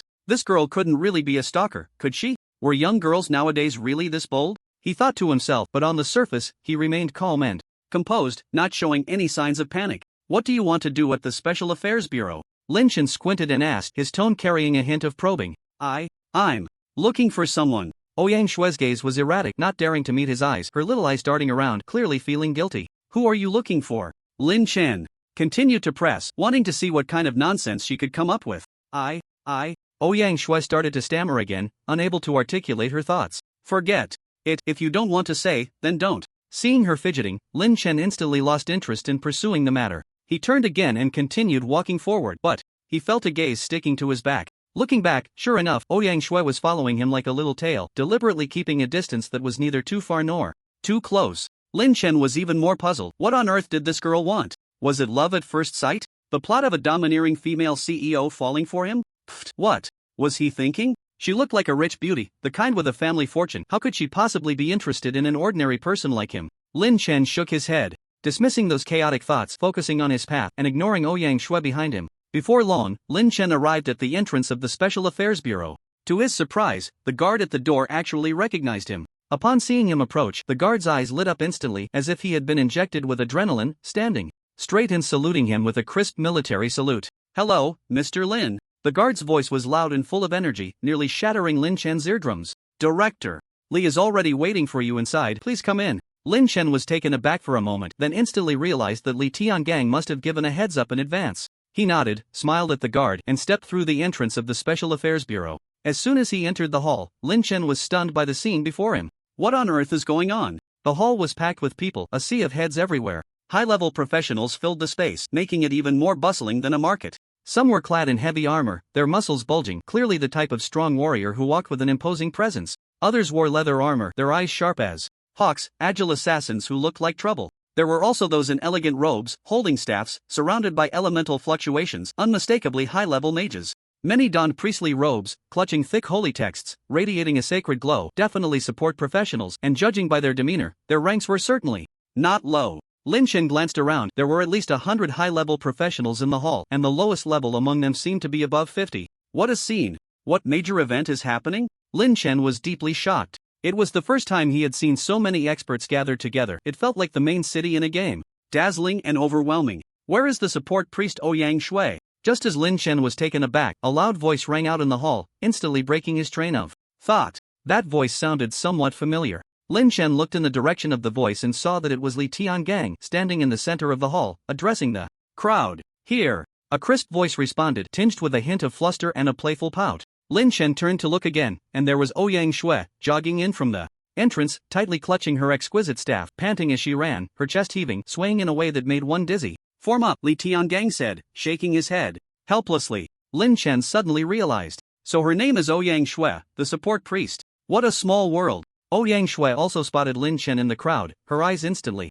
filled with panic, her face turning bright red like a ripe apple, incredibly cute. She clearly hadn't recovered from the earlier accident and didn't expect to see him again so soon, especially in such a setting. Li Tiangang walked up to Lin Chen, his face beaming with a smile, and said enthusiastically, "The elites gathered from various places will assist you in completing your job change task. Having suitable teammates is crucial. Take a look and see if anyone catches your eye." Lin Chen finally fully grasped the situation. These people were all brought in by Li Tiangang to help him with his job change. A warm current surged in his heart. He never expected the country to value him so much, mobilizing so many experts for a job change. Just as Lin Chen was about to express his gratitude, Li Tiangang waved his hand and smiled, saying, "You don't need to have any concerns. Feel free to choose whoever you like. After all, your next task is to enter the Abyss Rift. A slight misstep could lead to irreversible consequences, so you must be fully prepared." Lin Chen took a deep breath, calming his excited heart. He began to seriously observe everyone in the hall, hoping to find a few reliable teammates. Wow! Lin Chen looked around. Warriors, mages, priests, assassins, paladins, what a dazzling array of professions. Director Li really went all out for this team selection. The warrior types stood there with muscles like they were forged from steel, exuding an overwhelming presence, almost as if they had keep out written on their foreheads. The mages appeared mysterious, their bodies radiating magical energy, as if they could conjure a fireball at any moment. Every gesture and movement carried the power of the elements, clearly indicating a high-level player. The priest class was much gentler, adorned with the effects of holy light, exuding a sense of tranquility and peace. As for the assassin class, it was even more extraordinary. Where was the person? Oh, it turned out they were hidden among the crowd. Lin Chen glanced around roughly, and good heavens, these people were all at least level 50. Director Li must have emptied the entire Special Operations Bureau's resources, right? So many experts, as far as the eye could see, it was a sea of people, and for a moment, Lin Chen was completely bewildered. How was he supposed to choose? He was struck by a severe case of decision paralysis. Just when he was about to pull his hair out in frustration, suddenly, a sultry voice pierced through the noise. "Little brother, looking around so much, is your sister not pretty enough?" Lin Chen jolted, turning towards the voice. A stunningly voluptuous woman was gazing at him, her eyes sparkling with flirtation, almost like high voltage electricity. The tight leather outfit she wore, wow, it was practically a crime. It showcased her alluring curves perfectly, everything that should be prominent was, and she was practically a walking embodiment of hormones. Compared to the somewhat innocent Ouyang Shui from earlier, this woman radiated the charm of a mature woman, an irresistible temptation of nuclear proportions. Lin Chen's mouth twitched slightly, barely managing to control his expression. The enthusiasm of this older sister was overwhelming. He felt like his small frame was struggling to cope. If this continued, he might end up malnourished. Looking to the other side, a muscular man was showing off his muscles, his biceps larger than Lin Chen's head, wearing a confident grin that seemed to say, "Pick me, pick me. I have plenty of strength. I guarantee you'll experience what it means to truly lift mountains and dominate the world." There were also a few slender male professionals throwing flirtatious glances at Lin Chen, their delicate smiles making him feel a chill run down his spine, tightening his, the scene was too beautiful, he dared not look. These people, are they sure they're here to help? Not here to perform some kind of performance art? Why did it feel like they were all so bizarre? Was the Special Operations Bureau's selection criteria a bit off? Lin Chen felt his scalp starting to tingle. It was even more suffocating than the college entrance exam. After half a day of choosing, Lin Chen felt dizzy, his head buzzing, as if he were wandering through a vegetable market, but instead of picking vegetables, he was choosing teammates, and all of them were oddballs. In the end, he decided to stop overthinking, and walked up to Li Tiangang, raising his hands in surrender. "Director Li, how about you help me choose?" Lin Chen said with a helpless expression, feeling like a socially anxious youth being forced into a blind date by his parents. Hearing this, Li Tiangang burst into hearty laughter, his voice booming and full of vigor, as if he had anticipated this moment long ago. "I knew it, you kid would definitely be dazzled by the choices."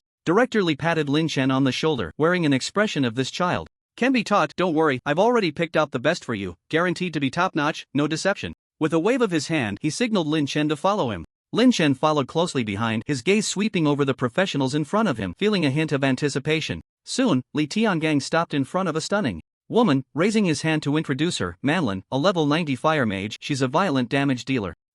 Lin Chen's attention shifted to Manlin. Wasn't she the one who had just thrown him a flirtatious glance? Manlin noticed Lin Chen's gaze, her lips curling into a teasing smile. "Little brother, we meet again." Manlin's voice was sultry and enticing, as if it carried an electric current, making him feel all tingly. "Hello." Lin Chen's mouth twitched again, politely nodding his head as a form of greeting. Li Tiangang seemed unaware of the small interaction between the two and continued to introduce, "Manlin's fire spells are powerful area attacks, perfect for dealing with beast tides." Lin Chen thought to himself, this big sister Manlin is not only beautiful but also so strong. Director Li really went all out for me. Manlin winked at Lin Chen and smiled charmingly. "Don't worry, little brother, your sister will take good care of you." After introducing Manlin, Li Tiangang led Lin Chen to another woman. The woman had her back to them, standing tall, with a uniquely designed sniper rifle slung over her back, exuding a cold aura that seemed to say keep your distance. "This is Ito Ching, a level 85 gunslinger, expert in long-range sniping, one shot for one little friend." Li Tiangang's voice carried a hint of admiration, as if to say, this is a tough character. Lin Chen carefully examined Ito Ching. She wore a black combat suit that tightly wrapped her figure, making her look even more capable, and her neat black short hair highlighted her ice-cold beauty. "Nice to meet you." Hearing Li Tiangang's introduction, Ito Ching turned around and greeted them. Her features were exquisite, like an ice sculpture, with sharp eyes that seemed to keep people at bay. This girl is not easy to approach. Lin Chen thought to himself, then smiled and stepped forward, extending his hand to Ito Ching. "Hello, I'm Lin Chen, it's a pleasure to fight alongside you." Ito Chang glanced at Lin Chen, her gaze still icy, but she extended her hand and gave a light shake. "Ito Chang." Her voice was cold, like ice, yet unexpectedly pleasant to hear. "I will do my best to complete the mission." Ito Chang was succinct. Lin Chen smiled. Not a word wasted, this girl really values her words. He could sense Ito Chang's aloofness, but he could also feel her seriousness, and working with someone with such a cool demeanor might actually be more reassuring. "Follow me." Li Tiangang nodded in satisfaction and led Lin Chen to the next teammate. This time it was a tall, muscular man standing at 2 meters. He was punching the air, showcasing his steel-like biceps, reminiscent of a Shaolin monk. Upon seeing Lin Chen approach, he grinned broadly, revealing his white teeth. "Big brother, take a look at my muscles, are they hard or not?" The man's voice was loud, like a thunderclap, making Lin Chen's eardrums ache. Lin Chen's mouth twitched as he watched the man's exaggerated movements. The greeting he was about to say got stuck in his throat. This brother, could he be a part-time gym instructor? Li Tiangang laughed and patted the man's shoulder, introducing Ko Wanli, a level 90 paladin, with solid defense. "Paladin?" Lin Chen looked at Ko Wanli in surprise. "Aren't paladins supposed to wear holy robes, wield staves, and have a benevolent expression? This one looks more like a berserker."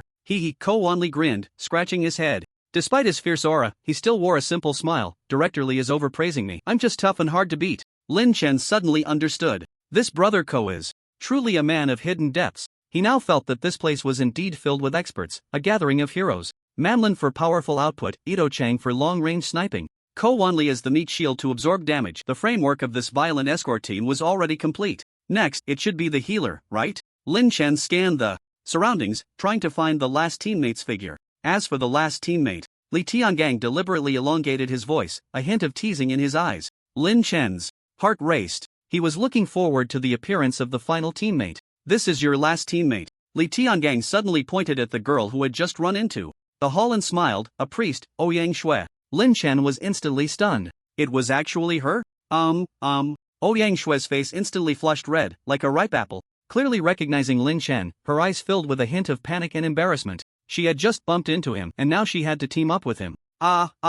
This is so socially mortifying. Nice to see you again. Seeing Ouyang Shui's awkward demeanor, Lin Chen found her a bit cute, and he took the initiative to greet her. Thank you for coming to help me. Hello? Ouyang Shui took a deep breath to calm her nerves, raised her head, and looked at Lin Chen's handsome and sincere smile, feeling a bit shy. Don't worry, I will definitely protect you. Although her voice was still somewhat childish, her tone was incredibly firm. Lin Chen nodded, a warm feeling rising in his heart. Alright, the team is complete. At that moment, Li Tiangang clapped his hands, drawing everyone's attention. Next, we have the equipment issue. Equipment? Lin Chen's heart stirred. A good set of equipment is crucial for the upcoming job change task. What equipment would Li Tiangang provide him? Everyone looked at Li Tiangang with curiosity, their eyes filled with anticipation. Especially Manlin and Ito Ching, both of whom were knowledgeable and understood the depth of the Special Affairs Bureau, wondering if they might produce something good. Li Tiangang smiled mysteriously and walked over to a black metal box. The surface of the box was engraved with intricate patterns,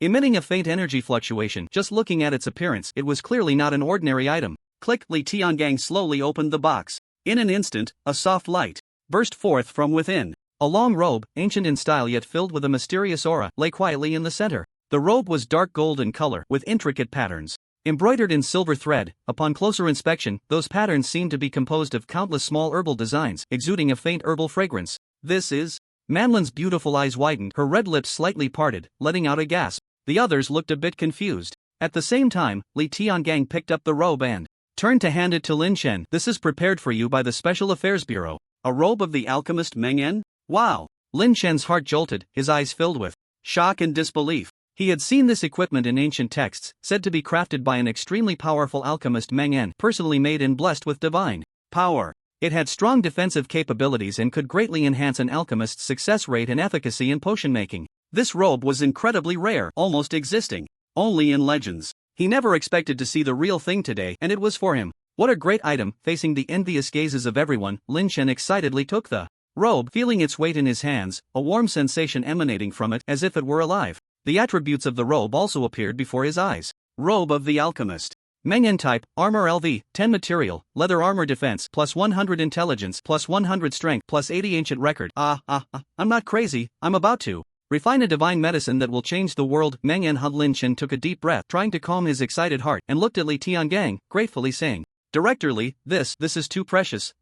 No need to be polite. Li Tiangang waved his hand, interrupting Lin Chen's words. Your contributions to the Dragon Kingdom are far more valuable than this piece of equipment. A warm current surged in Lin Chen's heart. He knew that the country truly valued him. This trust and expectation made him feel the weight of his responsibilities even more. Director Li, I heard that this robe can form a set? Lin Chen suddenly remembered something and asked. Set? Manlin and Ito Chan looked at Li Tiangang in shock. If Mengen's robe was rare enough, then the set was simply the stuff of legends. Li Tiangang smiled and pointed to the other boxes behind him. They're all here. Boom! It was as if a thunderclap exploded in everyone's ears. Everyone, including the elite agents from the Special Affairs Bureau, behind Li Tiangang, was completely stunned. The Mengen set actually existed, and it was right in front of them. What a big deal! Seeing this, Li Zhang couldn't help but exclaim, one Mengen robe is enough to shake the world, and we actually gathered a complete set. Pang Wanli was first taken aback, then sighed deeply, saying, the country really invested heavily. At this moment, Lin Chen's voice trembled slightly. Such a valuable item. Li Tiangang patted Lin Chen's shoulder again, his tone firm. You have made a tremendous contribution to the country. This is what you deserve. Accepted with peace of mind, and completing your transfer task well is the best return to the country. Meanwhile, Chen Xiancheng slowly walked towards Lin Chen, wearing a gentle smile, like a spring breeze that made one feel warm and at ease. In his hand, he held a silver ring, its surface engraved with ancient dark patterns, shimmering faintly under the light. Lin Chen looked at Chen Xiancheng approaching him, somewhat puzzled. Lord City Master, what is this? Chen Shangxing handed over the ring, a small gift. This storage ring is something I obtained by chance. I hope you can use it. Lin. Chen's eyes widened instantly, and a storm surged in his heart. In this world, the value of storage artifacts could hardly be described. They were truly priceless treasures.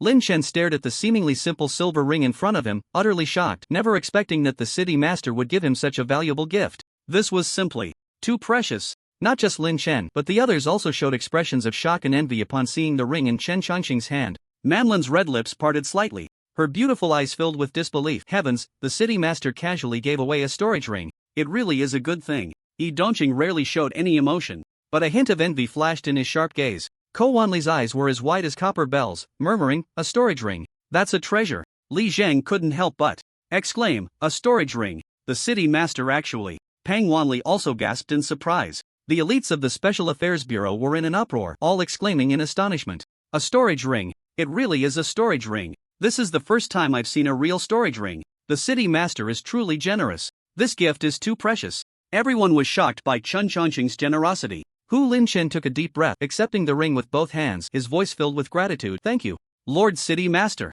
This gift is too precious. Chen Shangxing smiled and waved his hand, interrupting Lin Chen. No need to be polite. Having a genius like you is an honor for our dragon country. Chen Shangxing's words were filled with sincerity and expectation, stirring a strong sense of responsibility in Lin Chen's heart. He tightly grasped the storage ring in his hand, his gaze resolute. All right, the equipment is ready, let's prepare to set off. With a command from Li Tiangang, everyone focused their minds, and the team followed Captain Manlin towards the direction of the abyssal rift. Lin Chen walked at the back of the line, feeling both excited and nervous. This was his first real combat experience and a crucial step in his transfer task. He took a deep breath, trying to calm his excited heart, focusing his attention on the upcoming battle. Manlin, as the captain, led the way at the front of the team. Her figure swayed gracefully, her gaze sharp as a blade, scanning the surroundings. No rustle of grass or movement escaped her eyes. Ishikawa Ching followed closely behind, carrying a sniper rifle, moving silently through the group like a ghost, responsible for reconnaissance and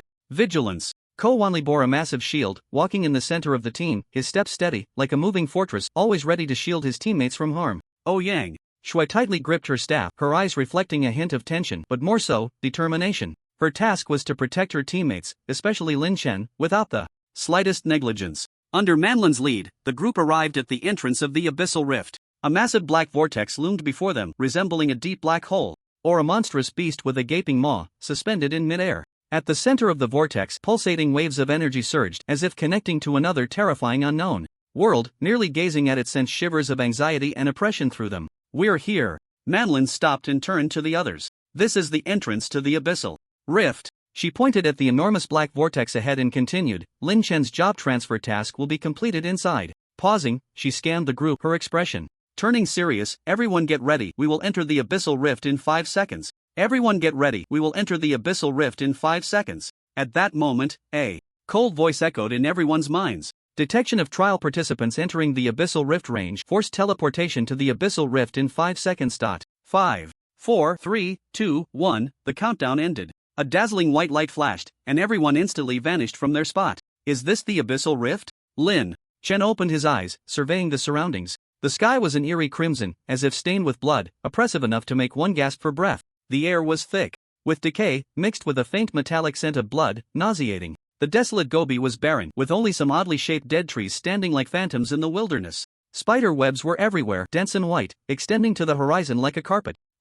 Suddenly, a scream shattered the silence. Yang Shue's face turned pale as she pointed at the ground, her voice trembling. What is this? The group followed her gaze and saw a white bone scattered at her feet, glaringly conspicuous against the gray ground. Upon closer inspection, it was a human skull. The hollow eye sockets and gaping jaw seemed to silently scream, narrating the pain and despair of its former life. Dark red bloodstains still lingered on the skull, dried yet still chilling to the bone. Be careful. Lin Chen's expression changed, quickly pulling Yang Shui behind him. This place isn't safe, everyone stay alert. Manlin frowned, speaking in a low voice. It seems this place is more dangerous than we imagined. Ishikawa Ching remained silent, but she had already raised her sniper rifle, her sharp gaze scanning the surroundings for potential threats. Ko Wanli positioned his shield in front of him, protecting Yang Shui behind, his honest face now showing a serious expression. Hiss. At that moment, a low hissing sound came from afar. The group turned to look, and they saw a gigantic spider slowly crawling towards them from a distance. This spider stood over 2 meters tall, its 8 legs resembling sharp sickles, glinting ominously.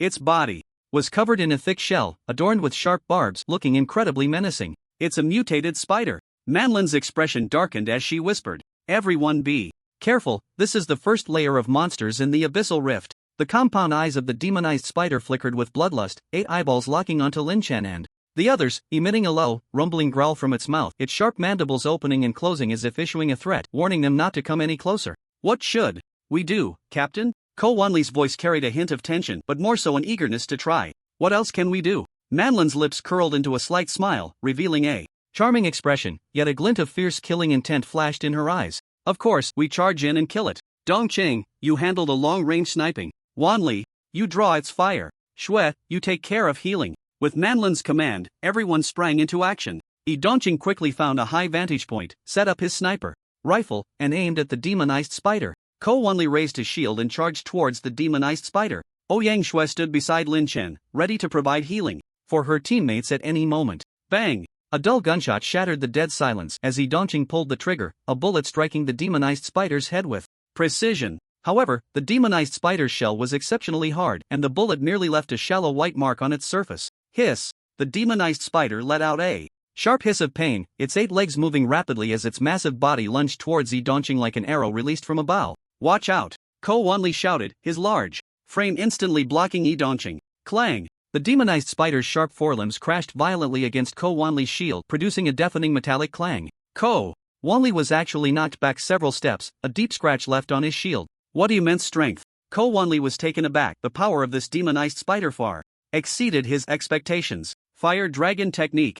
Manlin shouted, her hands quickly forming seals, and a fire dragon appeared out of thin air, radiating intense heat as it swept towards the demonized spider. Boom! The fire dragon slammed into the demonized spider, flames instantly engulfing it. Hiss! The demonized spider let out a painful scream, its massive body thrashing violently in the flames. What an opportunity! Seeing this, Ko Wanli's eyes lit up, gripping a massive battle knife tightly as he charged towards the demonized spider. He roared, the battle knife slicing through the air with a fierce wind, striking down at the demonized spider. PSH! The battle knife accurately hit the demonized spider's abdomen, green liquid gushing out as the spider let out a chilling scream, its enormous body crashing to the ground. Phew, finally! Dealt with it. Ko Wanli let out a long breath, a relaxed smile appearing on his face. This demonized spider is nothing much. The Abyss Rift poses no challenge at all. I'm not even satisfied with the kill. Lin Chen looked at the fallen demonized spider, his brows furrowing tightly. According to the task level, the monsters in the Abyss Rift shouldn't be so easily defeated.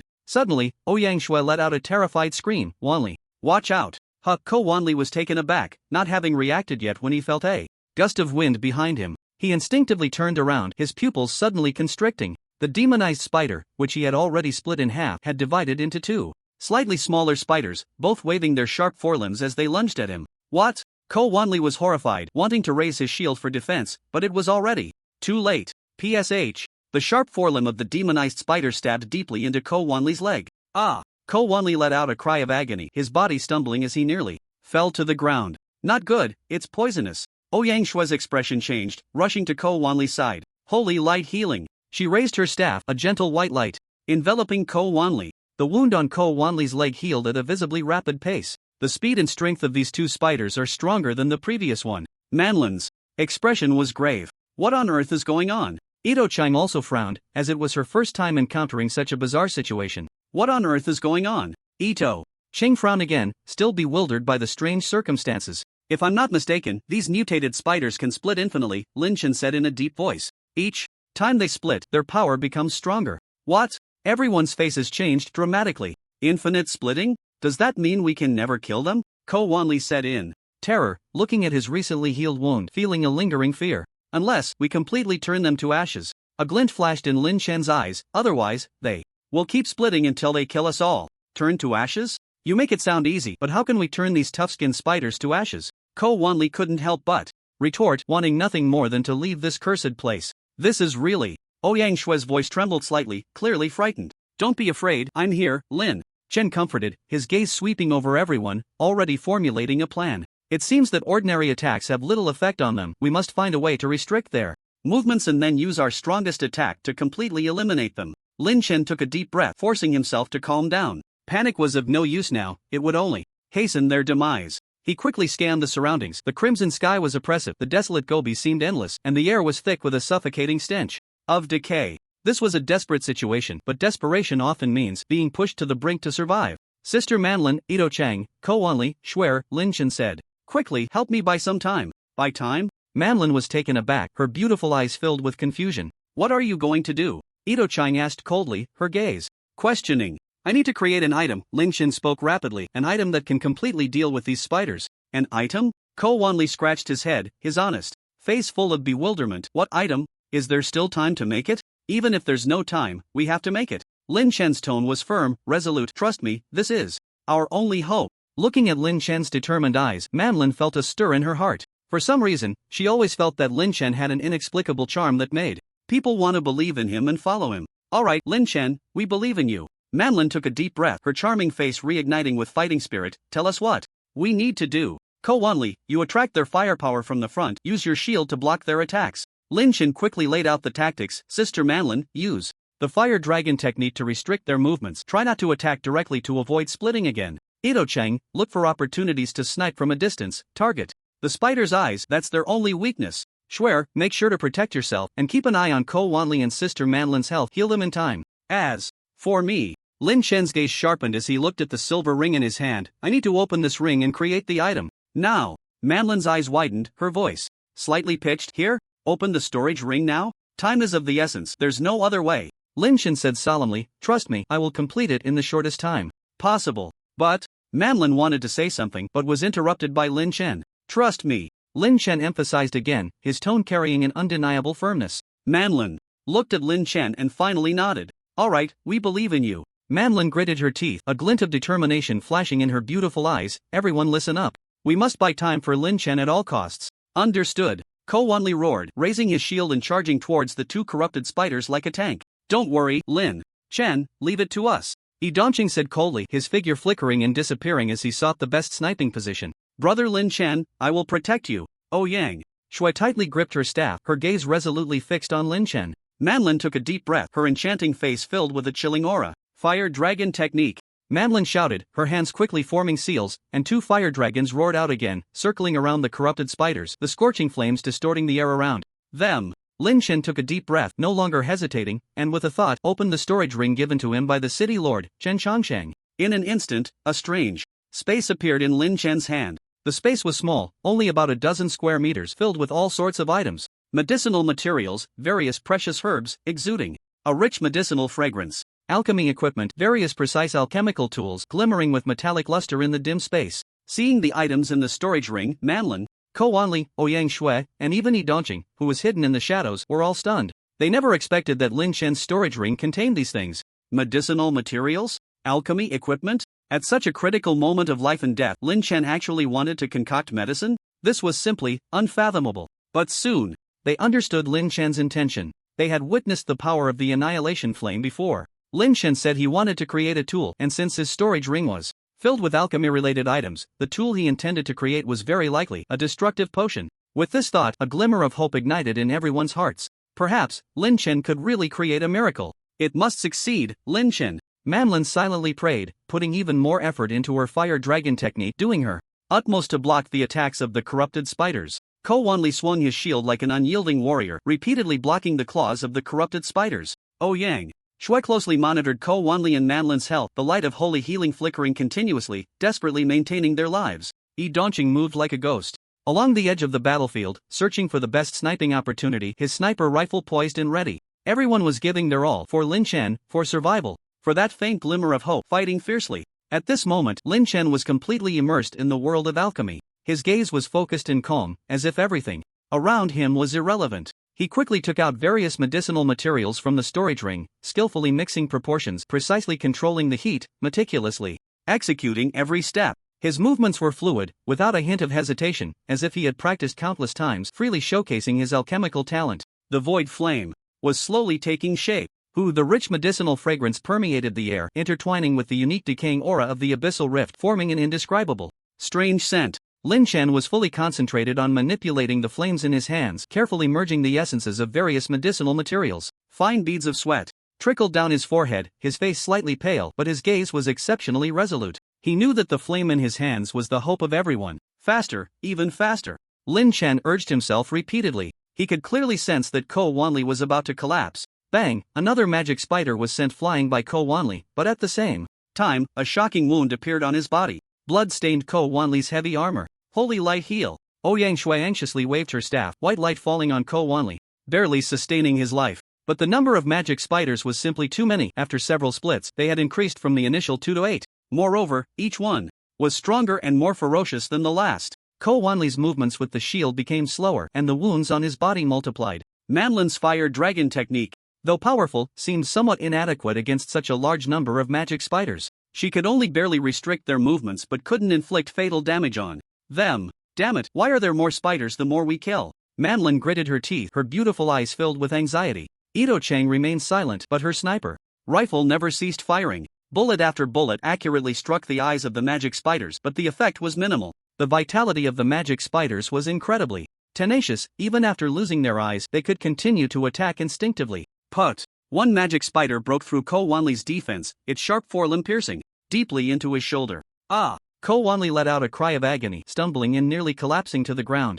Wanli! Ouyang Shui exclaimed, wanting to rush over to help, but was blocked by another spider. Get away! Manlin roared, a fire dragon roaring forth, pushing back the obstructing magic spider. But more magic spiders seized the opportunity to pounce on Ko Wanli, their sharp claws glinting coldly, ready to tear him to shreds. Now's the time. Lin Chen's gaze sharpened, decisively pulling out a vial of potion from his storage ring and throwing it towards Ko Wanli. Ko Wanli, catch! Ko Wanli instinctively caught the potion, and before he could react, Lin Chen's voice rang in his ear. Drink it! Without any hesitation, Ko Wanli uncorked the vial and downed the potion in one gulp. In an instant, a violent power erupted within him. He felt as if he had transformed into an ancient giant beast filled with boundless strength. Roar! Ko Wanli howled to the sky, his voice deafening. He swung his battle knife fiercely, chopping down at the magic spider that lunged at him. Put! The battle knife sliced through the magic spider's hard shell without obstruction, green fluid gushing out. The magic spider let out a piercing scream, its massive body crashing to the ground. What kind of potion is this? Manlin's eyes widened, incredulity etched on her face as she watched the scene unfold. So powerful. Ouyang Shui was also stunned. It was her first time witnessing such a potent potion. Ito Chang remained silent, but a hint of astonishment flashed in her eyes. This power feels amazing. Ko Wanli shouted excitedly, feeling as if he could punch through a mountain. I will kill every last one of you damned spiders. Ko Wanli roared, swinging his battle knife and charging towards the magic spiders. The once ferocious magic spiders, upon sensing the terrifying aura emanating from Ko Wanli, unconsciously slowed their attacks. In their crimson eyes, there was even a hint of fear. This potion is too strong. Ko Wanli himself found it hard to believe. Lin Chen paid no attention to the shock of the others. His gaze remained fixed on the flames in his hands. The void flame was already more than halfway complete, just one step away. Hurry, faster! Lin Chen urged himself repeatedly. He knew that while the extreme amplification strength potion was powerful, it could only temporarily alleviate the crisis. To completely eliminate these demon spiders, they could only rely on the void flame. Time passed by second. The air was filled with a rich herbal fragrance, the scent of hope and also the scent of miracles. Lin Chen's gaze became increasingly focused, and his movements grew faster. Finally, the last herb was thrown into the flames. Buzz! A soft hum sounded as the flame suddenly expanded, then quickly contracted, ultimately condensing into a palm-sized dark flame. The surface of the flame flickered with an eerie light, as if it contained the power to destroy the heavens and the earth. The void flame was finally complete. Buzz! The void flame quietly hovered in Lin Chen's palm, the dark flame slowly flickering, its strange light reflecting on everyone's faces. Ding! A panel appeared before Lin Chen, 100-fold void flame level, silver effect, a black hole-like flame that creates a devouring effect within 1,000 meters after use, making it difficult for anything to escape until it turns to nothingness. Everyone held their breath. They looked at the black flame in Lin Chen's hand, the massive stone that had been hanging in their hearts finally eased a little. Great! Lin Chen had finally succeeded. Manlin's beautiful eyes sparkled with excitement. She knew they had bought precious time for Lin Chen and brought them hope for survival. Ko Wanli grinned. Though his body was covered in wounds, he remained full of fighting spirit. That potion had given him an unprecedented sense of power, and now he just wanted to tear apart all those damn spiders. Ouyang Shui tightly gripped her staff, a hint of color returning to her pale face. She looked at Lin Chen, her eyes filled with gratitude and trust. Ito Chang remained silent, but her hand holding the sniper rifle trembled slightly. She knew that this flame would be the key to determining their fate. Lin Chen, what is this? Manlin couldn't help but ask, her voice trembling slightly. She could feel the terrifying energy contained within this flame, but she couldn't imagine what kind of power this small flame could unleash. The key to turning the tide of battle, Lin Chen slowly spoke, his tone calm yet filled with undeniable confidence. Its name is the Void Flame. Void Flame? Manlin murmured, a hint of confusion flashing in her beautiful eyes. A flame that can devour everything. With the enhancement of Lin Chen's talent points, its effect could be increased 100-fold, making its power even more terrifying. Lin Chen's voice was soft, but it clearly reached everyone's ears. Devour everything? Upon hearing this, everyone was shocked, their hearts trembling, unable to speak. They looked at the black flame in Lin Chen's hand, their eyes filled with disbelief. Could this flame really unleash such great power? Just then, a chilling roar shattered the brief silence. Hiss! A particularly large demon spider slowly emerged from the darkness. Its shell was thicker, its barbs sharper, and its crimson eyes glinted with a cruel, bloodthirsty light. It walked step by step towards Lin Chen and the others, each step seeming to tread on their hearts, bringing immense pressure. Humans, you will all be buried here. The demon spider let out a low, hoarse roar, its voice harsh and unpleasant, like a demon from hell. This is the Spider King. Ito Ching's expression changed, her voice trembling slightly. She recognized this demon spider.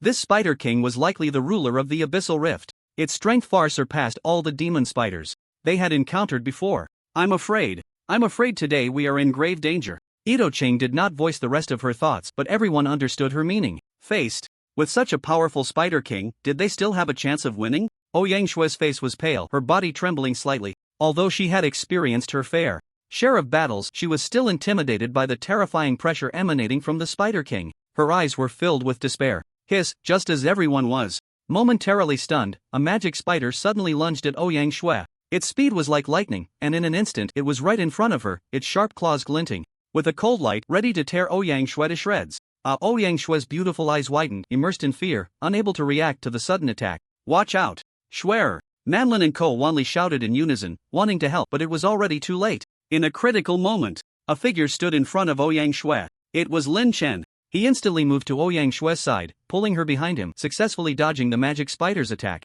Bang! The magic spider's sharp forelimbs slammed into the ground with a loud crash. The hard ground was instantly smashed into a large pit. Don't be afraid. Lin Chen stood in front of Ouyang Shue, his gaze resolutely fixed on the magic spider before them. His voice was soft, yet carried a reassuring strength. I will protect you. Ouyang Shue stared blankly at Lin Chen, and those words, don't be afraid, I will protect you, felt like a ray of sunshine in winter, instantly dispelling the fear and despair in her heart. She felt as if she were in a warm harbor, with all dangers kept at bay. Foolish humans, you will all perish here. The Spider King's deep, hoarse voice interrupted Ouyang Shue's thoughts once again. She lifted her head to look at the massive magic spider. A strange smile appeared on the Spider King's ugly face, its 8 crimson eyes flashing with a cruel, bloodthirsty light. That enormous spider face, accompanied by a human voice, sent chills down the spines of everyone present except Lin Chen. Today, this place will be your grave. Lin Chen calmly looked at the Spider King, his tone steady but filled with undeniable determination. Just you?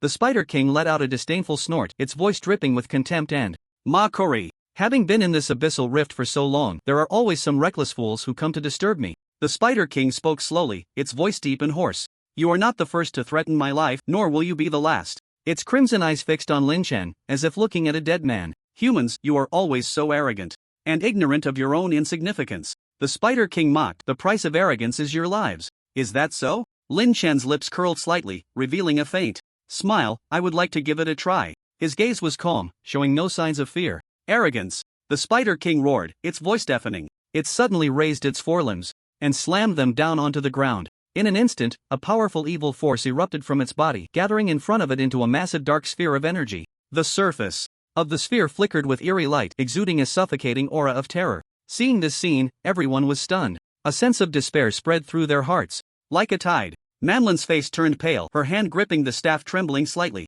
She knew that this dark sphere contained an incredibly terrifying power, and once unleashed, the consequences would be unimaginable. Even the usually taciturn Yi Dongqing couldn't help but gasp in shock. Her eyes were filled with seriousness and worry, and the sniper rifle in her hands began to tremble slightly. Can such an attack really be stopped? Ko Wanli looked at the massive dark sphere of light, filled with doubt and unease. Although he was a defensive paladin with formidable defensive capabilities, he felt no confidence in the face of such a terrifying attack. Ouyang Shue was even more frightened, her face pale and her body trembling. She felt as if she were caught in a gigantic whirlpool, at any moment ready to be swallowed. Am I just too useless? Ouyang Shue murmured to herself, her voice filled with self-reproach and regret. She gripped her staff tightly, her knuckles turning white from the pressure. I clearly promised to protect Lin Chen's safety, but now, I can't do anything. Her staff slipped from her hand and fell to the ground with a thud. She felt so useless, so useless. Everyone, listen to my command. Lin Chen suddenly shouted, his voice booming, echoing in the vast chasm, all retreat 1,000 meters. The teammates were stunned. They stared blankly at Lin Chen, the once handsome and amiable boy, now showing only determination and decisiveness, as if he had transformed into a different person. Lin Chen, you. Manlin opened her mouth, wanting to say something, but she didn't know where to start. She could sense the resoluteness in Lin Chen's tone and could guess what he intended to do. But this was too risky. Everyone, come help me with the job change task. I would be very grateful. Lin Chen interrupted Manlin, continuing, I will definitely bring everyone out alive. His voice was calm, yet carried an undeniable strength. Ouyang Shui stared at Lin Chen, tears streaming down her face. Lin Chen said, this to sacrifice himself to protect everyone. I won't leave. Ouyang Shui cried out, her voice hoarse. I promise to protect you well. She clenched her fists tightly, her nails digging deep into her palms, yet she was completely unaware. Lin Chen turned his head, looking gently at Ouyang Shui. Trust me. His tone was filled with affection and comfort. Then he turned to Manlin, his gaze resolute. Captain Manlin, take everyone away. Manlin gritted her teeth, a complex emotion flashing in her beautiful eyes. She knew this was not the time to hesitate. Lin Chen's decision might be their only hope. All right.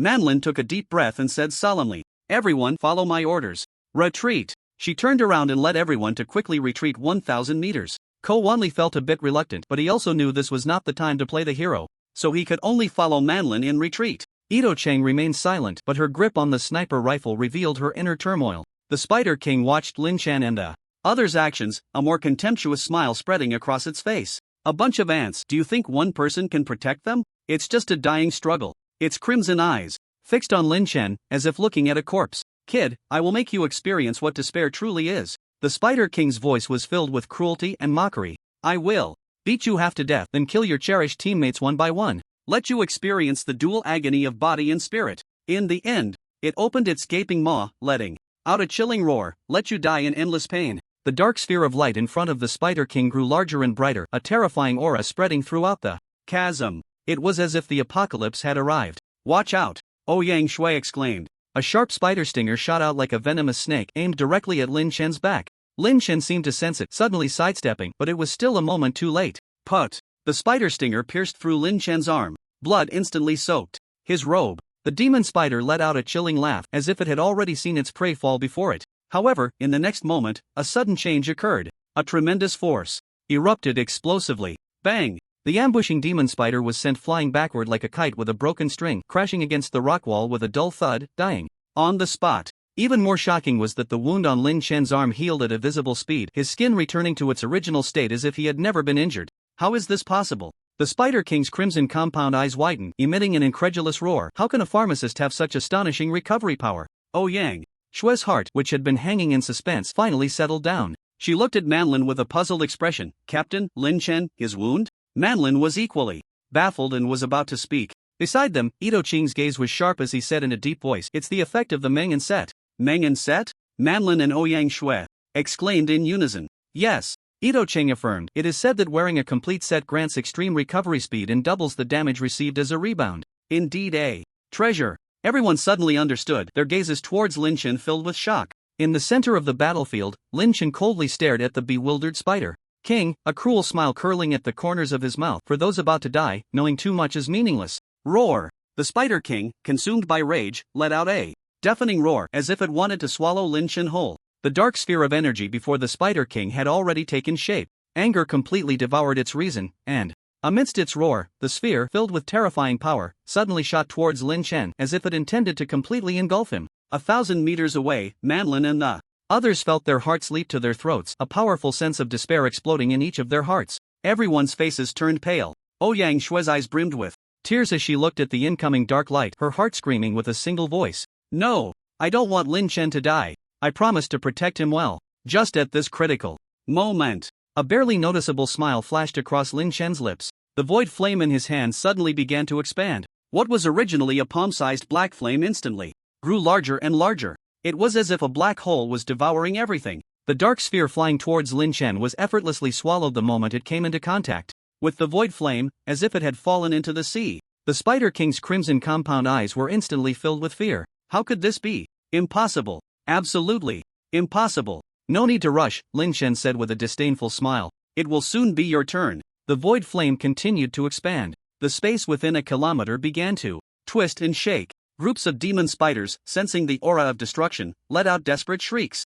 They fled in madness but could not escape the range of the void flames. Devouring. One by one, the demon spiders rushed towards death and despair, instantly consumed by the black flames, leaving not even a trace of ash. The massive body of the Spider King began to tremble. Deep unwillingness showed in its crimson compound eyes. I am not willing. I refuse to die like this. It screamed hoarsely. I must kill you. However, its final roar was also swallowed by the merciless black flames. The void flame erupted completely, turning the area within a kilometer into nothingness. Lin Chen's gaze was cold as he looked towards the dissipating void flame, saying, "Next life." As the flames dispersed, Lin Chen's figure slowly appeared in everyone's sight. Within 1,000 meters around him, it had turned into a void. All the demon spiders, including the powerful Spider King, had vanished without a trace, not even leaving a speck of ash. In the arena, only Lin Chen stood proudly. He thought to himself, if it weren't for the protection of the blessed gear, he would probably have turned to ashes under this terrifying void flame. Is this the power of the void flame? 1,000 meters away, Manlin and the others stared in shock at everything before them, their hearts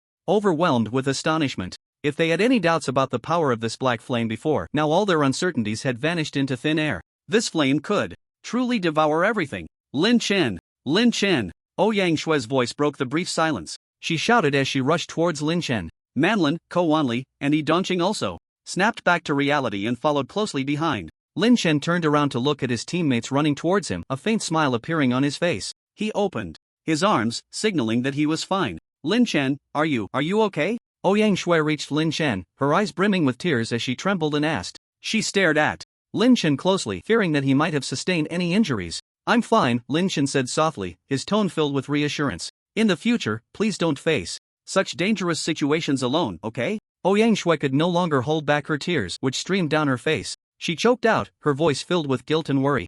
I promised to protect you well, but I couldn't do anything. Seeing Ouyang Shui cry, a warm current surged in Lin Chen's heart. He reached out and gently wiped away the tears on her face. Silly, didn't I say? I will bring everyone out alive. Lin Chen's voice was soft, yet it carried an undeniable strength. We came to protect you, yet who would have thought that after all this, we would need you to save us? Ko Wanli scratched his head, looking embarrassed. That flame you concocted is way too powerful. The more he thought about it, the more awkward he felt. As a paladin with incredible defense, he had thought he could shine in this mission. In the end, he hadn't been able to help much and had to rely on Lin Chen for rescue. Lin Chen, I'm sorry for not being able to protect you. Manlin stepped in front of Lin Chen, her face filled with regret. As the team leader, she felt guilty for not fulfilling her responsibility to protect her teammates. Captain Manlin, we're all teammates, so there's no need to be so formal. Lin Chen smiled and said, I should be the one apologizing for putting you all in danger while helping me complete my class change task. His voice was calm but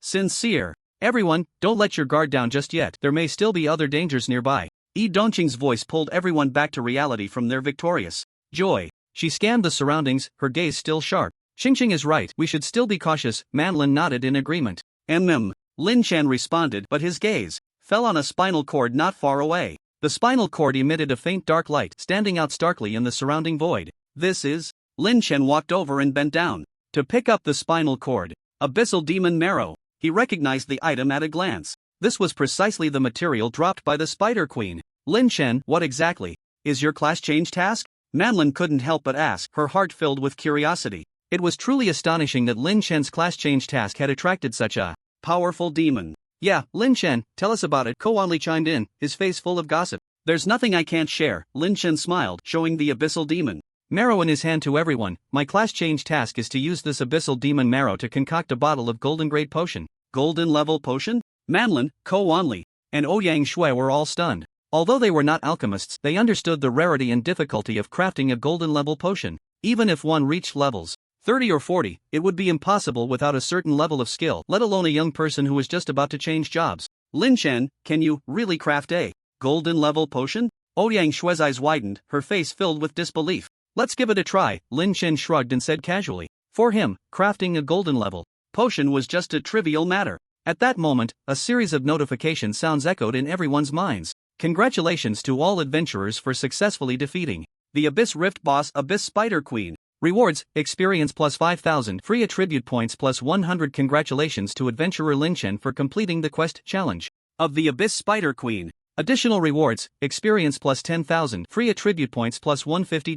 Wow, so many rewards! Yang Shui exclaimed, her face lighting up with excitement. We really hit the jackpot this time. Ko Wanli couldn't help but marvel. Manlin and Ito Ching also wore faint smiles. Ding, ding, ding, ding. 4 beams of golden light burst forth from Lin Chen. His level skyrocketed directly from level 10 to level 14. The attribute panel appeared before Lin Chen. Host: Lin Chen level up, LV 10-LV 14 class, Alchemist, bronze tier, alchemy skill proficiency, bronze level 1, 15%. This is too exaggerated. Is this already bronze tier? So young. Ko Wanli stared at Lin Chen, his eyes nearly popping out. Leveling up 4 levels at once is simply unheard of. Manlin also couldn't help but exclaim. Yang Shui looked at Lin Chen, her eyes filled with admiration. Lin Chen smiled and said nothing. He opened his storage ring, preparing to put the abyssal essence inside. Suddenly, his gaze was drawn to an item next to the essence. It was a spider leg, shimmering with a dark glow. Ha! What is this?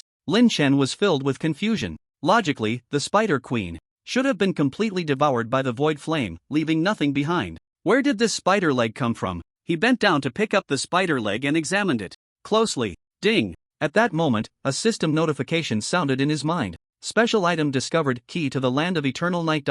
Item description: a key to other dungeons can unlock the land of eternal night. Key to the land of eternal night? Lin Chen's heart stirred. This was actually a key. Moreover, it was a key to other dungeons. What a pleasant surprise. He carefully stored the spider leg in his storage ring. Lin Chen looked up at the deep night sky. Just one last step, he murmured softly, his voice light but filled with anticipation. As long as he crafted a golden level potion from the abyssal essence, his job change quest would be completely finished. Previously, Li Zhang had told him that after clearing the abyss dungeon, there would be a special teleportation passage to take them away. But why had he not received any notifications yet? Was it possible that merely defeating the Spider Queen was not enough and he had to successfully craft the potion to leave? Of course, Lin Chen had another suspicion. In his mind, could this dungeon have a hidden quest? If that were the case, it would be troublesome. This meant that the danger was not over. With that thought, Lin Chen turned to look at his teammates behind him. Everyone, I need your help, he said in a deep voice, his tone serious. Next, I will concoct a gold level potion, and I hope you will protect me. Don't worry, Lin Chen, we will keep you safe. Yang Shui was the first to express her support, her voice clear and firm. Leave it to us. Ko Wanli patted his chest, looking confident. Manlin and Ito Ching also nodded in agreement. Good. Manlin, as the team leader, made a decisive call. Everyone, stay alert carefully. Observe the surroundings and immediately alert us if you notice anything unusual. Yes. Everyone responded in unison, their voices loud and clear. Lin Chen said no more and took out the alchemy device from his storage ring. A set of exquisite utensils was laid out before him. He took a deep breath to calm his excited heart. A gold-level potion. This was the first time he was concocting such a high-level potion. He felt both anticipation and uncertainty about the unknown. He wanted to witness the power of a gold-level potion, but at the same time he worried if there really were hidden dungeons present. Lin Chen slowly exhaled and began the concoction. He carefully placed the abyssal demon essence into the vessel. Then, following specific steps, he started the extraction and fusion. Time passed second by second. Everyone held their breath, nervously watching Lin Chen. They knew that Lin Chen was engaged in a very important task. This task was related to the fate of them all. What they did not notice was that, in a nearby shadow, a pair of crimson eyes was staring intently at them. Those eyes were filled with greed, cruelty, and hatred. The blood-red full moon hung high in the sky, casting a strange hue over the entire abyss. The surroundings were eerily quiet, as if something ominous was about to happen. Lin Chen's level rose to 14, and his alchemy skill proficiency also surged, reaching bronze level 1, 15%. His hands flew swiftly between various herbs, his movements fluid and seamless. Despite this, a strong sense of unease lingered in his heart. He just wanted to complete the job change task as soon as possible and leave this eerie dungeon. Suddenly, Ko Wanli let out a scream. Something had stabbed him hard in the back and blood gushed out instantly, staining his robe. The sudden turn of events left everyone stunned. They looked around but found no trace of any enemies. Wanli, what's wrong? Yang Shui rushed to Ko Wanli's side, asking anxiously. To the others, it seemed as if Ko Wanli's wound was self-inflicted, which was extremely bizarre. This is too strange. Everyone was filled with terror, their fear exploding in an instant. If the previous Spider Queen had brought them a terror they could anticipate, then now, this unknown attack brought them an indescribable fear. unable to see the enemy yet already harmed, was simply chilling. Ouyang Shui immediately cast a healing spell to stop Ko Wanli's bleeding. However, a thick shadow loomed over everyone's hearts. Shadows! Quickly look at your own shadows. Lin Chen suddenly shouted, breaking the deathly silence. Hearing Lin Chen's reminder, everyone looked down at their shadows. The next second, something bizarre happened. Each person's shadow seemed to have an independent consciousness, beginning to twist and deform. Ko Wanli's wound was inflicted by his own shadow, which had stabbed him with a dagger that appeared out of thin air. What is going on? Everyone was completely panicked, their inner fear reaching its peak. They had never seen such a bizarre thing, and for a moment they were at a loss, unsure of how to respond. This shadow can kill? Ko Wanli covered his injured back, looking incredulously at his own shadow. That shadow was actually holding a dagger, poised to stab him. Everyone be careful. These shadows are not right. Manlin's face turned pale. She had never witnessed such a strange scene. Lin Chen, be careful. Ito Qing's voice trembled slightly. Her shadow had actually raised a gun, the dark muzzle aimed directly at Lin Chen. All of their shadows seemed to come alive, taking on aggressive postures. A chill shot from Lin Chen's feet straight to the top of his head. He could clearly feel a strong killing intent. Locking onto him, the Meng'en divine armor had just been used and was still on cooldown. What to do? I won't let you hurt Lin Chen. Ouyang Shui suddenly stepped in front of Lin Chen, arms wide open. Her eyes were misty with tears, yet she stared defiantly at Ito Qing's shadow. Ouyang Shui, get out of the way. Lin Chen shouted anxiously. You can't withstand this kind of attack. He knew that the attacks from these shadows were unpredictable and impossible to defend against. Ouyang Shui, as a priest, simply couldn't hold up. But Ouyang Shui stood her ground stubbornly, as if she hadn't heard him. I promised to protect you well, she murmured, her voice choked.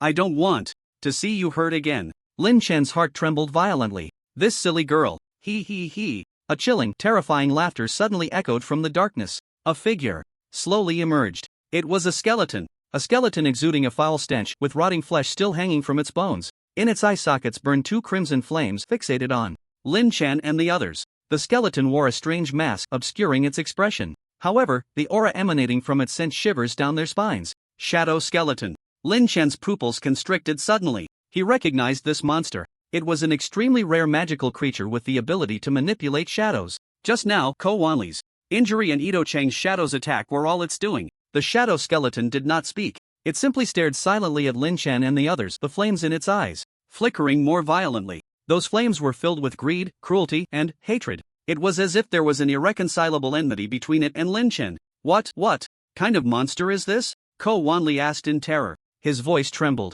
Shadows can really kill. Manlin's face had turned as pale as paper. She gripped her staff tightly, her palms slick with sweat. Ito Qing's expression was also quite grim. She struggled to control her body, preventing the shadow from making any further aggressive moves, but she could feel her body was on the verge of losing control. Lin Chen. Ouyang Shui's voice carried a hint of sobbing. She was extremely frightened. Yet, she did not back down. She knew she couldn't retreat. She had to protect Lin Chen. Meanwhile, at the headquarters of the Special Affairs Bureau, Li Tiangang was as anxious as an ant on a hot pan, pacing back and forth in the command room, his feet almost pounding holes into the floor. Since Lin Chen and his group entered the Abyssal Rift, the communication facilities of the Special Affairs Bureau had suddenly gone haywire, as if cursed, completely failing to function. They were unable to see what Lin Chen and the others were encountering in the Abyssal Rift. It felt like sending one's child into a den of wolves, only to watch helplessly, unable to do anything. Has communication been restored? Can we see the situation on site?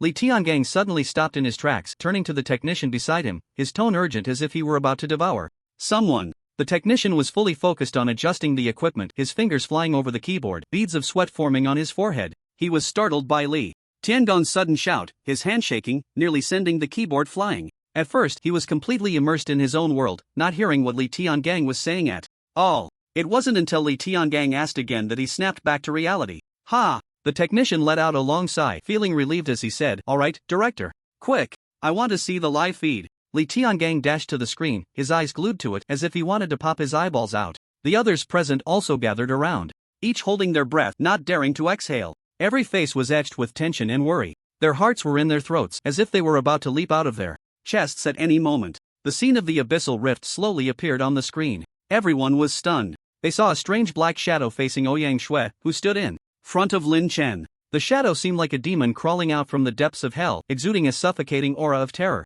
What? Everyone gasped at the sight, their body hair standing on end. What is going on? There are such bizarre beasts in the Abyssal Rift? Li Zhang's eyes widened in disbelief, his voice trembling as he voiced his confusion. This question echoed the thoughts of everyone present. They had never heard of such strange creatures existing in the abyssal rift. This was completely beyond their understanding. Li Tiangang was initially shocked, but he quickly forced himself to calm down. He scrutinized the skeleton figure on the screen, his brow furrowed, his gaze sharp as a hawk's. His brain raced, frantically searching for information related to the skeleton. What the hell is that thing? Someone in the command room exclaimed, their voice cracking. Li Tiangang stared intently at the screen, his face pale, veins bulging on his forehead. He recognized this monster. The phantom skeleton. It's actually the phantom skeleton. Li Tiangong's voice trembled slightly, filled with disbelief. Old Li, do you know what this thing is? Pang Wanli asked urgently, sensing that old Li's emotions were very off. Li Tiangang took a deep breath, trying to calm the shock within him. He slowly spoke, his voice deep and grave. This thing. I once saw it in an ancient text. It is said to be an extremely rare demon from the abyss, known as the phantom skeleton. It has the ability to manipulate shadows, using them to launch unpredictable attacks. This demon is extremely dangerous and very difficult to deal with. At this point, a hint of despair crept into Li Tiangong's voice. How could this happen? Li Zhang's body trembled slightly. He couldn't accept this reality. Lin Chen was a once-in-a-century genius from their dragon country. The teammates accompanying him were also precious strong warriors of dragon country. How could they be lost in such a place? Logically speaking, with the level of the instance Lin Chen and the others entered, such a high-level monster shouldn't appear. Li Tiangong's brow furrowed, puzzled. Monsters of this level usually only appear in high-level instances. How could Lin Chen and the others encounter it? Pang Wanli also realized the seriousness of the situation. He looked at Li Tiangang, asking urgently, Old Li, think of a way. Lin Chen is the hope of our dragon country, he can't be in trouble. Li Tiangong's face was terrifyingly dark. How he wished he could save Lin Chen. But he was powerless. The dungeon has a strict entry mechanism, we can't intervene at all. Li Tiangong's voice was filled with helplessness and bitterness. Now, they can only rely on themselves. In the command room, there was a dead silence. Everyone's heart sank to the bottom. They could only watch helplessly as Lin Chen and his group fell into a desperate situation. This sense of powerlessness was suffocating. Just then, on the screen, a sudden change occurred. The shadow of Ito Cheng suddenly turned the gun. The gun that was originally aimed at Ouyang Shui instantly shifted towards Lin Chen, who was focused on alchemy. Bang! A gunshot shattered the stillness of the night. The bullet, carrying the breath of death, whistled out. It was headed straight for Lin Chen's back. At that moment, everyone's hearts seemed to stop beating. In the Special Operations Command Room, there was a dead silence. Everyone's eyes widened, staring fixedly at the screen, as if they wanted to engrave everything happening in the image into their minds. Li Tiangong's fists were clenched so tightly that they cracked, his nails digging deep into his palms, blood oozing out. Yet he was completely unaware. In his eyes, there was only that bullet flying towards Lin Chen. Li Zhang's body trembled violently, his lips quivering, but he couldn't make a sound. He couldn't accept it. Couldn't accept that Lin Chen would die like this. Pang Wanli's eyes were bloodshot as he let out a desperate roar. No. He wanted to rush into the screen to save Lin Chen. But he was powerless. He could only watch helplessly as that bullet got closer and closer to Lin Chen. In the chasm of despair, watch out. Ito Cheng's cry was heart-wrenching. She wanted to stop her shadow, but it was already too late. Lin Chen! Manlin and Ko Wanli shouted in terror at the same time. Their voices trembled. Holy light! Blessing! At this critical moment, Ouyang Shui's voice rang out like a celestial melody. A soft white light instantly enveloped Lin Chen and herself. The bullet pierced through Lin Chen's body. The eerie shadow skeleton remained silent, coldly observing everything happening before it, exuding a chilling aura. The flames in its eye sockets flickered more violently, as if it had already seen Lin Chen's death. But, in the next second, a miraculous thing happened. Lin Chen did not fall. He still stood in place, his hands moving quickly, continuing the alchemy process. There were no wounds on his body. Instead, it was Ouyang Shui who stood in front of him, whose body suddenly trembled, and she spat out a mouthful of blood. She collapsed to the ground, her face as pale as paper. What is happening? Ko Wanli was stunned, rubbing his eyes as if he were hallucinating. Manlin and Ito Chang were also frozen in place, their faces filled with disbelief. It's the priest's professional skill. Ouyang Shui's voice broke the silence. The priest can transfer the damage taken by teammates onto themselves. Only then did everyone react. It turned out that Ouyang Shui had used her own body to block this fatal blow for Lin Chen. Ouyang Shui. Lin Chen suddenly turned around, looking at the fallen Ouyang Shui. His eyes were filled with shock and heartache. Cough cough.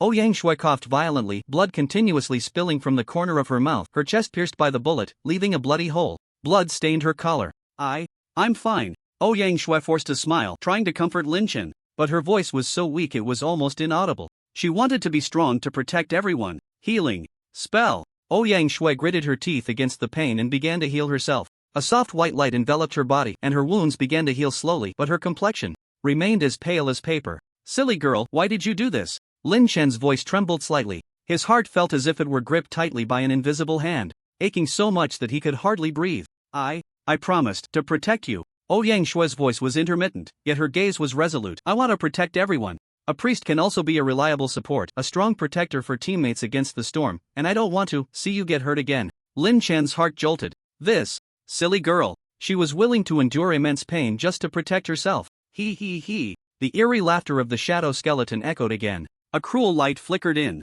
its eyes. He. The laughter of the shadow skeleton was chilling and triumphant. It seemed to envision Lin Chen and the others being tortured to death by its shadow. Damn it! I'll fight you to the end. Ko Wanli roared, his eyes bloodshot like a mad beast. He raised the large knife in his hand and charged recklessly at the shadow skeleton, the blade glinting coldly. Whoosh! The large knife sliced through the air with a sharp sound, striking fiercely at the shadow skeleton's head. However, the shadow skeleton stood still, unmoving, with not even a hint of expression on its face. It simply watched Ko Wanli quietly, the flames in its eyes flickering more violently. Be careful! Lin Chen shouted, trying to warn Ko Wanli, but it was already too late. Ko Wanli's shadow suddenly moved. It raised the dagger in its hand with even greater speed. Put! A muffled sound. The dagger plunged deeply into Ko Wanli's arm. Blood gushed out instantly. Ah! Ko Wanli screamed in agony, staggering backward. A deep wound, exposing bone, appeared on his arm. If he hadn't reacted in time, his entire arm might have been severed by his own shadow.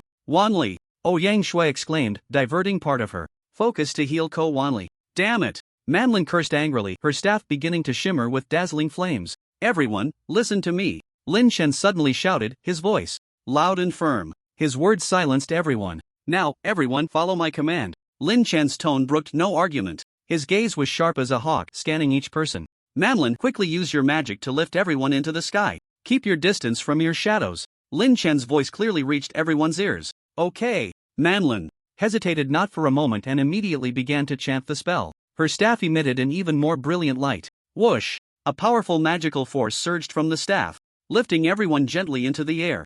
Stubborn resistance. The shadow skeleton, which had remained silent, finally spoke. Its voice was hoarse and low, like a whisper. From hell. This is indeed a method. But it merely delays death. The shadow skeleton's voice was filled with mockery and disdain. None of you will escape today. You will all die. Its voice grew louder and more frenzied. Bang! Another gunshot rang out. Yi Dongqing's shadow once again turned the gun towards Lin Chen. I want to see how long you can hold out. The shadow skeleton's voice was like the pronouncement of death. It reveled in the pleasure of tormenting others. Bang! Another gunshot sounded, particularly jarring in the stillness of the space. The bullet whistled toward them once more. This time, the target was still Lin Chen. Everyone's hearts were in their throats, watching the bullet in terror, as if time had slowed down. Ouyang Shui's face had turned pale to the extreme. Large beads of sweat rolled down her forehead continuously. Lin Chen. Ouyang Shui's voice was weak, like a flickering candle in the wind, yet it carried a resolute strength. She gritted her teeth, using all her strength to activate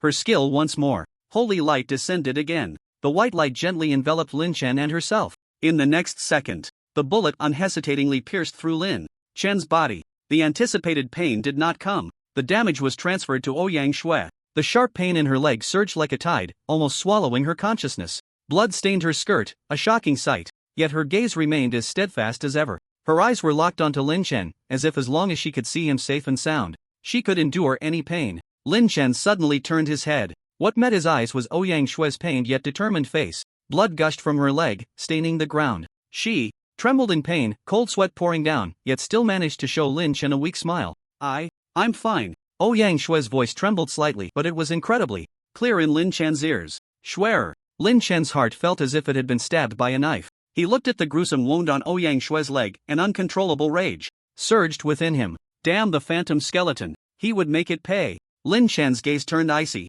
He took a deep breath, forcing himself to calm down. He had to concoct the antidote as soon as possible. Lin Chen turned away, no longer looking at Ouyang Shui's injury, but focused all his attention on alchemy. His movements became quicker and more precise, as if he wanted to pour all his anger and worry into the potion making. Manlin's eyes had already turned moist. Tears swirled in her eyes. Schwer, that silly girl. The priest's healing ability was strong, but healing took time. Could Schwer really withstand the continuous attacks from the phantom skeleton? Manlin's heart was filled with worry and fear. She gripped her staff tightly, her knuckles turning pale from the effort. She wanted to do something but didn't know how. Even the usually cold and ruthless Ito Chang was deeply moved by the scene before her. She looked at Ouyang Shue's pale face, at the blood continuously flowing from her leg, and a vague, indescribable emotion rose in her heart. This seemingly fragile priest girl possessed such a resilient will and a powerful heart for protection. It was truly touching. Ko Wanli was even more furious, his eyes bloodshot, like a mad beast. He watched as Ouyang Shue endured injury time and again to protect Lin Chen, and his anger had reached its peak. "I'm going to kill you," Ko Wanli roared, unable to contain his rage any longer. He swung the large knife in his hand, charging at the phantom skeleton like a madman. The blade shimmered with a cold light, carrying an unstoppable momentum. He was going to fight this damned skeleton monster to the death. "Roar!" Ko Wanli shouted, his eyes red, the large knife in his hand wielding immense power, striking fiercely at the phantom skeleton. He wanted to split this damned monster in half. However, just as the large knife was about to hit the phantom skeleton, something strange happened. The phantom skeleton's body suddenly became ethereal. It was as if a wisp of smoke that could dissipate at any moment. The great sword pierced directly through the body of the phantom skeleton. No damage was inflicted. What? Ko Wanli was stunned. He looked at the scene before him in disbelief. His attack had actually missed? What is going on? Manlin was also dumbfounded. She rubbed her eyes, thinking she was seeing things. This guy, could he be immune to physical attacks? Ito Ching's voice trembled slightly. Her face turned extremely ugly. Immune to physical attacks. Ko Wanli's brows furrowed tightly. He looked at the phantom skeleton's ethereal body, a sense of ominous premonition rising in his heart. This ability is just too abnormal. How are we supposed to fight? He. The laughter of the phantom skeleton rang out again. Its voice was filled with mockery and pride. Useless. Your attacks mean nothing to me. Just accept your death. The voice of the phantom skeleton was like the pronouncement of death. It stood quietly in place, allowing Ko Wanli to attack. Damn it! Ko Wanli roared, swinging his sword again. But the result was the same. His attacks could not inflict any damage on the phantom skeleton at all. Don't waste your effort. Physical attacks are ineffective against me. As soon as the phantom skeleton finished speaking, the air around seemed to freeze. Ko Wanli gritted his teeth, veins bulging on his forehead. He was unwilling to accept this, and he couldn't believe it. I don't believe it. He shouted angrily, swinging the great sword again, wildly hacking at the phantom skeleton. 1 strike, 2 strikes, 3 strikes. The blade flashed, yet it could never touch the phantom skeleton's form. Manlin, use magic attacks. Lin Chen's voice broke the suffocating stalemate. He focused intently on concocting potions while observing the battlefield situation. Okay. Manlin hesitated not at all and immediately began to chant a spell. A dazzling firelight began to gather at the tip of her staff. Dragon's breath. Manlin shouted, waving her staff forward. A massive fire dragon roared as it charged towards the phantom skeleton. Wherever the fire dragon passed, the air was scorched and distorted. Boom! The fire dragon crashed violently into the phantom skeleton, exploding. Flames splattered everywhere, thick smoke billowing. This should have some effect, right? Manlin's expression was tense as she stared intently at the phantom skeleton in the smoke. However, when the smoke cleared, the figure of the phantom skeleton reappeared before everyone. It was completely unscathed, not even a shred of damage to its black robe. He. The phantom skeleton let out a triumphant laugh. Magic attack? Now that's a bit useful. Unfortunately, too weak. Its voice was filled with mockery and disdain. Your attacks are like mere tickles to me. Give up, you cannot win against me. The words of the phantom skeleton struck the hearts of everyone like a heavy hammer. Everyone's faces turned extremely grim. Manlin's face was filled with despair. Her full-powered fire magic had no effect on the phantom skeleton at all. How are we supposed to fight? In the command room of the Special Operations Bureau, there was a dead silence. Everyone was silent. Their faces were filled with despair. Li Tiangang clenched his fists tightly, his nails digging deep into his palms, blood oozing. Yet he was completely unaware. In his eyes, there was only the unyielding phantom skeleton. Is there really no way out? Li Zhang's voice trembled slightly. His eyes were filled with unwillingness and despair. Pang Wanli's eyes were bloodshot, staring fixedly at the screen. His breathing grew heavier and heavier. He could only watch helplessly as Lin Chen and the others fell into a desperate situation. This sense of helplessness made him feel suffocated.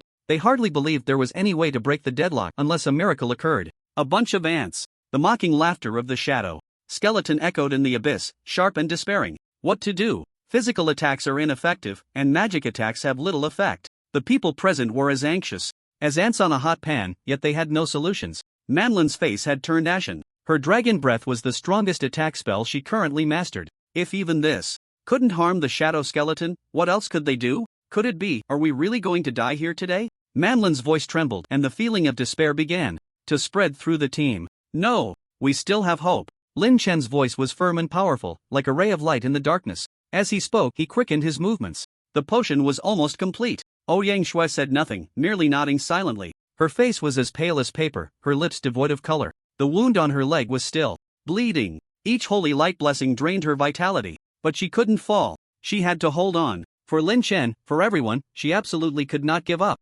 Dying. Struggles. The shadow skeleton snorted coldly, its eyes flashing with a cruel light. A bunch of ants dared to attempt to resist? But it's not bad, I haven't had such a workout in a long time. It's normal that you can't defeat me, you should feel fortunate. Dying at my hands is your honor. It slowly walked towards Ouyang Shui, each step feeling like a weight on everyone's hearts. Don't be afraid, it won't hurt for long. The shadow skeleton's voice was cold and merciless. I'll send you on your way. It raised the curved blade in its hand, the edge glinting with a cold light filled with a thirst for slaughter. No! The shouts of Ko Wanli, Manlin, and Yidongqing echoed throughout. The abyss cracked. Their faces gradually lost color, appearing so pale and powerless. Ouyang Shui was on the verge of losing her life under the blade. Just at this critical moment. It's done! Lin Chen's voice rang out like a celestial sound. The potion in his hand suddenly burst into a strong light. That brilliance was dazzling, illuminating the entire abyss as if it were daytime. The shadow skeleton was startled and retreated repeatedly from the sudden bright light.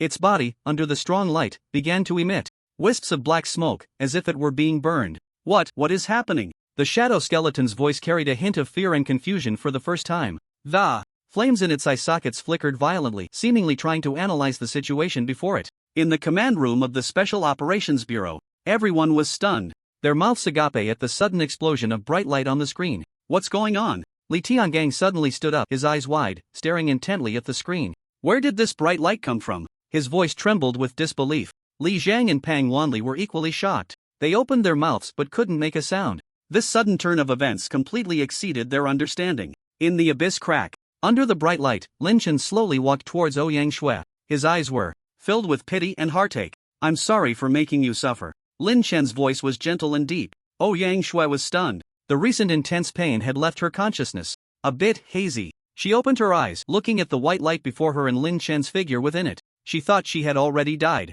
Is this heaven? Ouyang Shui's voice was weak and confused. Her eyes were filled with doubt and bewilderment. I'm sorry, I didn't protect you well. Ouyang Shui's eyes instantly filled with tears. The tears slid down her cheeks. I'm so useless. She choked on her words, speaking in broken sentences. Lin Chen's heart trembled violently. He looked at Ouyang Shui's pale face, listening to her self-reproachful words filled with guilt and regret. Fool, you've done very well. Lin Chen's voice trembled slightly. He gently wiped away the tears on Ouyang Shui's face. Thank you. His voice was filled with tenderness. The bright light gradually faded. Everyone slowly came back to their senses. From the dazzling brilliance, their gazes all turned to Lin Chen. To their surprise, Lin Chen's hands had somehow acquired 2 potion bottles. One red, one blue. Inside the bottles, the liquid shimmered like gems, emitting a faint glow. What's going on? The voice of the phantom skeleton, tinged with anger, broke the silence. It recovered from the discomfort brought by the bright light and stared intently at the potions in Lin Chen's hands, its pupils pulsating more violently.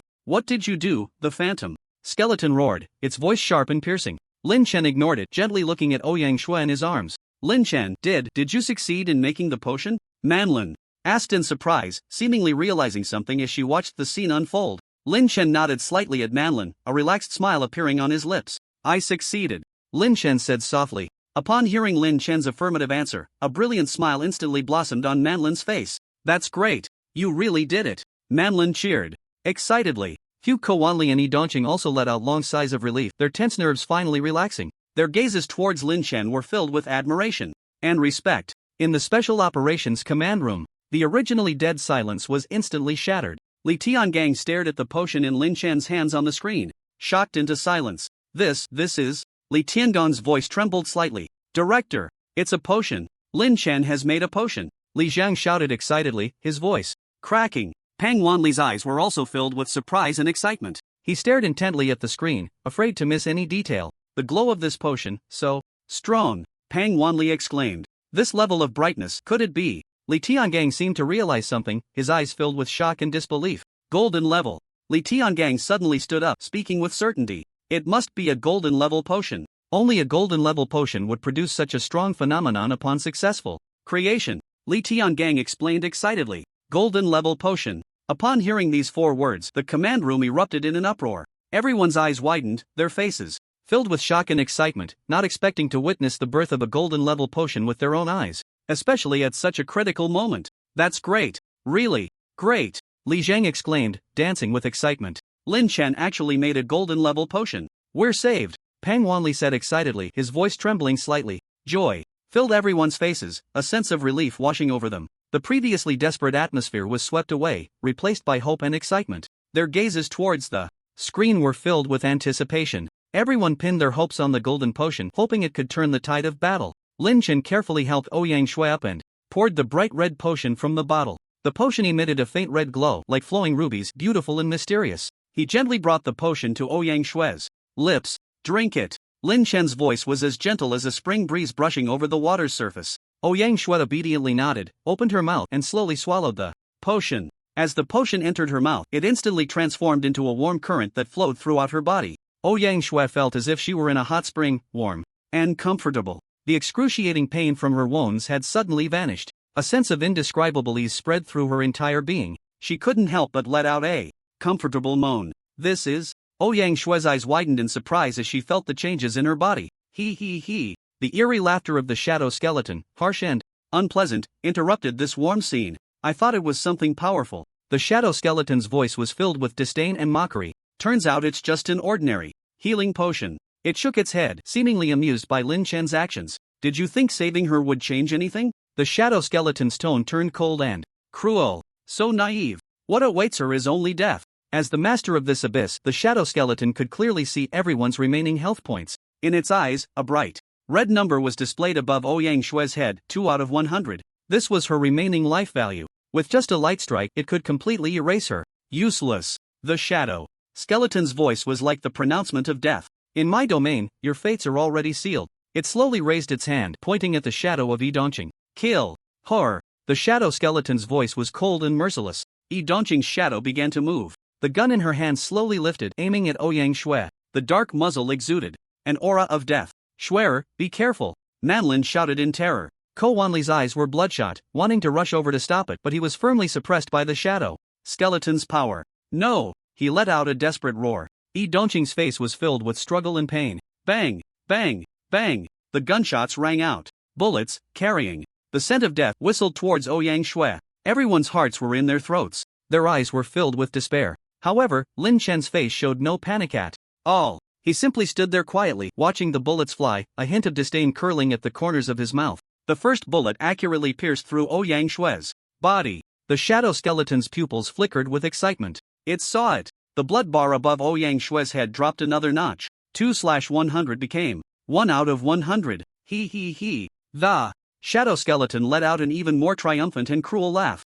Did you see that? Ant, this is your ending. One more shot, and you're completely finished. The shadow skeleton seemed to envision Ouyang Shui collapsing in a pool of blood. It wanted this priest girl, who dared to resist it, to pay the most painful price. However, something strange happened. Several more bullets whistled in succession. All of them hit Ouyang Shui with pinpoint accuracy. The sound of bullets piercing through flesh was clearly audible. But the blood bar above Ouyang Shui's head remained completely unchanged. Still, 1 out of 100. No change whatsoever. What? The shadow skeleton's laughter abruptly stopped, as if someone had grabbed its throat, causing it to choke instantly. The flames in its eye sockets flickered violently, filled with shock and disbelief.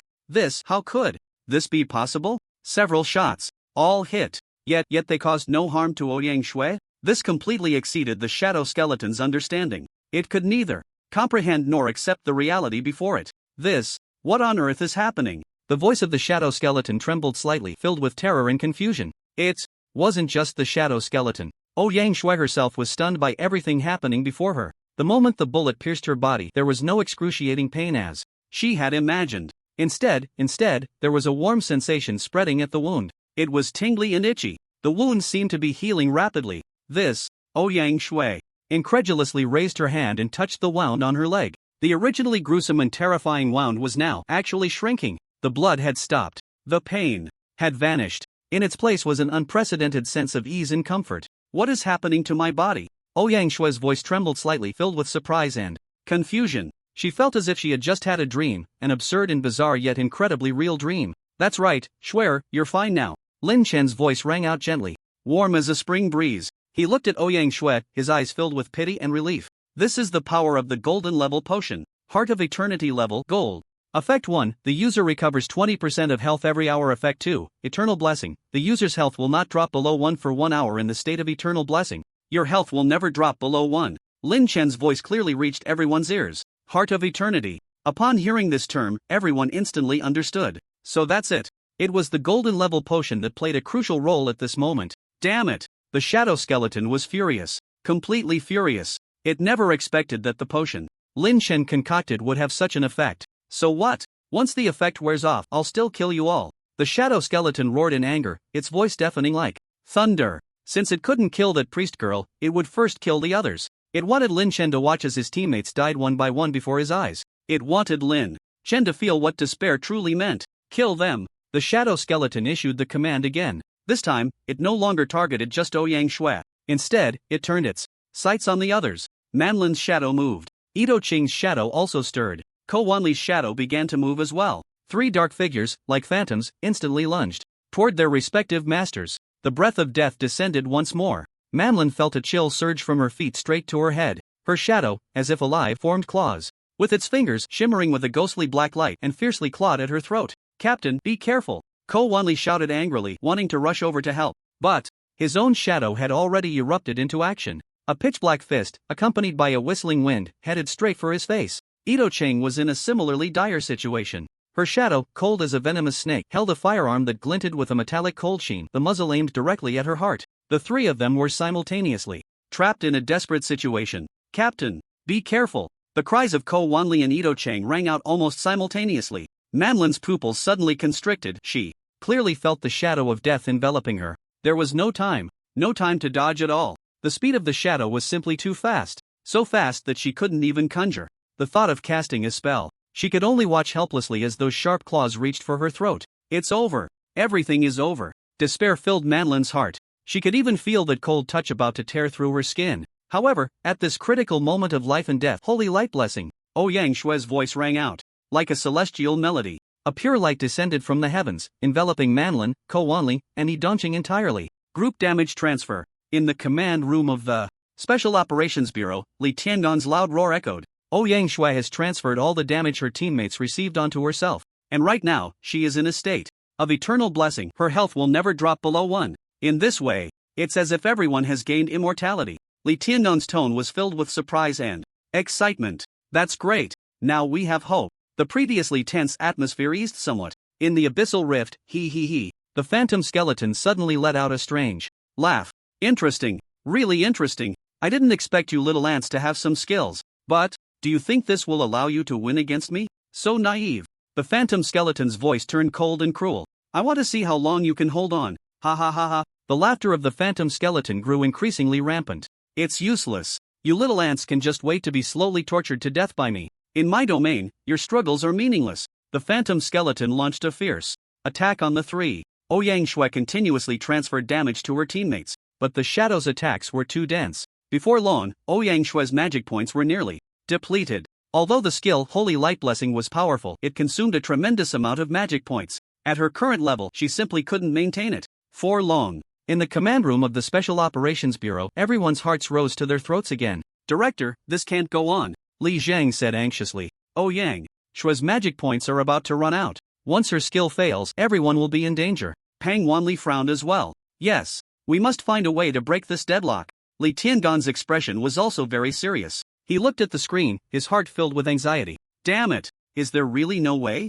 He clenched his fists tightly, his nails digging deep into his flesh. In the abyssal rift, what to do? Ouyang Xue pondered hard. Lin Chen. Ouyang Xue looked at Lin Chen, her eyes filled with desperation. Somehow, she believed Lin Chen could break the deadlock. Lin Chen's gaze remained calm as water. He looked at Ouyang Xue and smiled slightly. Don't worry, everything is within my plan. Lin Chen's voice was filled with confidence and composure, as if everything was under control. He slowly raised his hand and took out a blue potion. The potion glowed softly with a faint blue light. This is... Ouyang Xue's attention was drawn to the bottle. Drink it. Lin Chen handed the potion to Ouyang Xue. Without any hesitation, Ouyang Xue took the potion and drank it in one gulp. As the potion entered her mouth, it instantly transformed into a cool stream of energy that flowed throughout her body. Ouyang Shui felt her spirit clear up significantly in an instant. The magic points that were nearly exhausted began to slowly recover. This is... Ouyang Shui's eyes widened in surprise. She felt the changes in her body filled with confusion. Try using Holy Light Blessing again. Lin Chen's voice rang out once more. Ouyang Shui nodded and attempted to cast Holy Light Blessing again. A miracle happened. The sacred light descended from the heavens once more, enveloping Manlin, Ko Wanli, and Yi Dongqing entirely. But this time, Ouyang Shui did not feel any consumption of magic points. How is this possible? Ouyang Shui looked at her hands in disbelief. She had clearly released the skill. The magic points didn't decrease? Not only that, she also discovered that the skill icon for Holy Light Blessing had not entered a cooldown state. This meant she could release this skill again. Ouyang Shui's heart stirred and she released Holy Light Blessing once more. The holy light descended. Again. Still, there was no consumption of magic points. Again. Ouyang Shui continuously released Holy Light Blessing 4 times in a row. Each time, there was no consumption of magic points, and no cooldown time. Ouyang Shui was completely stunned. She looked at Lin Chen, her eyes filled with shock and confusion. Lin Chen, what on earth is going on? Lin Chen smiled slightly. He had directly consumed 100,000 skill points in this wave and explained, this potion is called Fountain of Infinity. Fountain of Infinity level, Gold Effect 1, the user does not consume magic points when using skills for 1 hour. Effect 2, the user has no cooldown time for skills for 1 hour. It allows you to use skills without consuming any magic points, and it cancels all cooldown times for skills. In other words, you can release skills infinitely. Infinite skill release. Hearing these words, a storm surged in Ouyang Shui's heart. This is too powerful, right? Infinite skill release? Manlin exclaimed, her beautiful eyes filled with shock. How is this possible? Ko Wanli's eyes widened, wearing an expression of disbelief. Although Ito Ching did not speak, her hand gripping the firearm trembled slightly, revealing her inner turmoil. The power of the enhanced gold level potion had exceeded their imagination. In the command room of the Special Operations Bureau, there was a silence. Everyone was stunned into speechlessness by Lin Chen's masterpiece. Infinite skill release. Li Tiangang murmured, his eyes filled with fervor. This is simply a miracle. Pang Wanli trembled with excitement. With this potion, Ouyang Shui is equivalent to an invincible healer. Li Zhang waved his fists in excitement. Everyone's faces were filled with the joy of having survived a disaster. They seemed to have already seen the dawn of victory. In the Abyss Rift. Impossible. The phantom skeleton let out a hysterical roar. This is absolutely impossible. How could a mere potion possess such powerful strength? It could not accept the reality before it. I don't believe it. The phantom skeleton roared, the flames in its eye sockets flickering violently. Lin Chen, however, showed no signs of panic. He simply stood there quietly, watching the frenzied phantom skeleton, a faint smile playing at the corners of his mouth. After observing you for so long, you are not without weaknesses. Lin Chen spoke slowly, his voice calm and confident. You fear the light, don't you? As soon as these words were spoken, the phantom skeleton's movements suddenly froze. Its pupils dimmed slightly. I have no weaknesses. The phantom skeleton's voice trembled for the first time. It was a fear of having its inner secrets exposed. The black flames in the phantom skeleton's eye sockets swayed violently as if they could extinguish at any moment. Lin Chen did not respond. He simply watched the phantom skeleton quietly, his gaze sharp with insight. You ants, I will kill you all. It seemed to want to use this way to cover up its inner panic. Kill them for me. The phantom skeleton issued the command again, its voice filled with madness and brutality. It no longer cared about Lin Chen. It only wanted to tear these ants in front of it into pieces. The shadows of Manlin, Ko Wanli, and Ito Chang launched their attack once more. Shadows flickered, and the intent to kill surged. However, this time, the attack had no effect at all. A holy light enveloped the 3 of them. No matter how the shadows attacked, they could not inflict any harm on the trio. Useless. Your attacks are ineffective against me, Manlin said coldly, her eyes filled with mockery. Ko Wanli and Ito Chang also wore expressionless faces. With Ouyang Shui's assistance, they were unafraid. Damn it! The phantom skeleton roared in anger, its voice filled with unwillingness and despair. It had exhausted all means but could not harm the 3 at all. This sense of powerlessness drove it nearly insane. I don't believe it. I don't believe that you ants can really turn the tide. The phantom skeleton screamed frantically, the flames in its eye sockets nearly bursting forth. It could not accept that it was being pushed to such a state by a group of ants. Lin Chen looked at the frenzied phantom skeleton, a slight smile curling at the corners of his mouth. It seems my guess was correct. You really are afraid of the light. Lin Chen's voice was calm and indifferent. When the potion was successfully refined, the phantom skeleton had been burned by the bright light. He had noticed this detail. In that case, Lin Chen's gaze suddenly sharpened. He had already devised a countermeasure. He would use the most powerful beam to completely annihilate this strange skeleton before him. Lin Chen slowly raised his hand. A sphere appeared in his palm. The surface of the sphere burned with flames, exuding a sense of destruction. Flame of annihilation. Lin Chen looked at the sphere in his hand, a glint of determination flashing in his eyes. Let me see just how powerful you are after enhancement. Lin Chen silently glanced at the remaining skill points. 605,000 points. All injected. The next second. Buzz, the flame of annihilation spun wildly in Lin Chen's hand. The fireball, which was originally the size of a fist, now expanded to resemble a small sun. The scorching temperature distorted the surrounding air. The entire abyssal crack seemed to transform into a massive furnace. What is this? Manlin looked at the fireball in Lin Chen's hand in terror, her voice trembling. She had never seen such a terrifying energy fluctuation. What a terrifying power. Ko Wanli couldn't help but swallow hard, beads of sweat forming on his forehead. Ito Chung gripped her firearm tightly, her palms already soaked. She could feel the destructive power contained within that fireball. No, impossible. The phantom skeleton let out a desperate howl. The flames in its eye sockets danced wildly, as if trying to escape. But it was too late. Lin Chen's gaze was cold and resolute. He gently waved his hand. Go! The flame of annihilation shot towards the phantom skeleton like an arrow released from a bow. Its speed surpassed even the limits of the naked eye. No! The phantom skeleton let out one last scream. Its voice was filled with unwillingness and fear. The next second, the flame of annihilation crashed violently into the phantom skeleton. Boom! The earth-shattering explosion echoed throughout the abyssal crack. The dazzling light instantly consumed everything. The entire world seemed to plunge into a white haze. In the command room of the Special Operations Bureau, everyone was stunned by the sudden explosion. The screen was a blinding white. Nothing could be seen. What is happening? Li Zhang's voice trembled slightly. Could Lin Chen have failed? Pang Wanli also stood up nervously, staring intently at the screen. Li Tiangong's expression was terrifyingly dark. He clenched his fists tightly, his nails digging deep into his flesh. No, I believe in Lin Chen. He will definitely succeed. Li Tiangong's voice was low and resolute. It was as if he was encouraging himself or perhaps praying. In the abyssal crack, the light gradually faded. The scene reappeared before everyone's eyes. The originally eerie and terrifying abyssal crack had now turned into a wasteland. The ground was riddled with huge craters. The rocks had turned to dust. The air was filled with a burnt smell, and the phantom skeleton had vanished without a trace.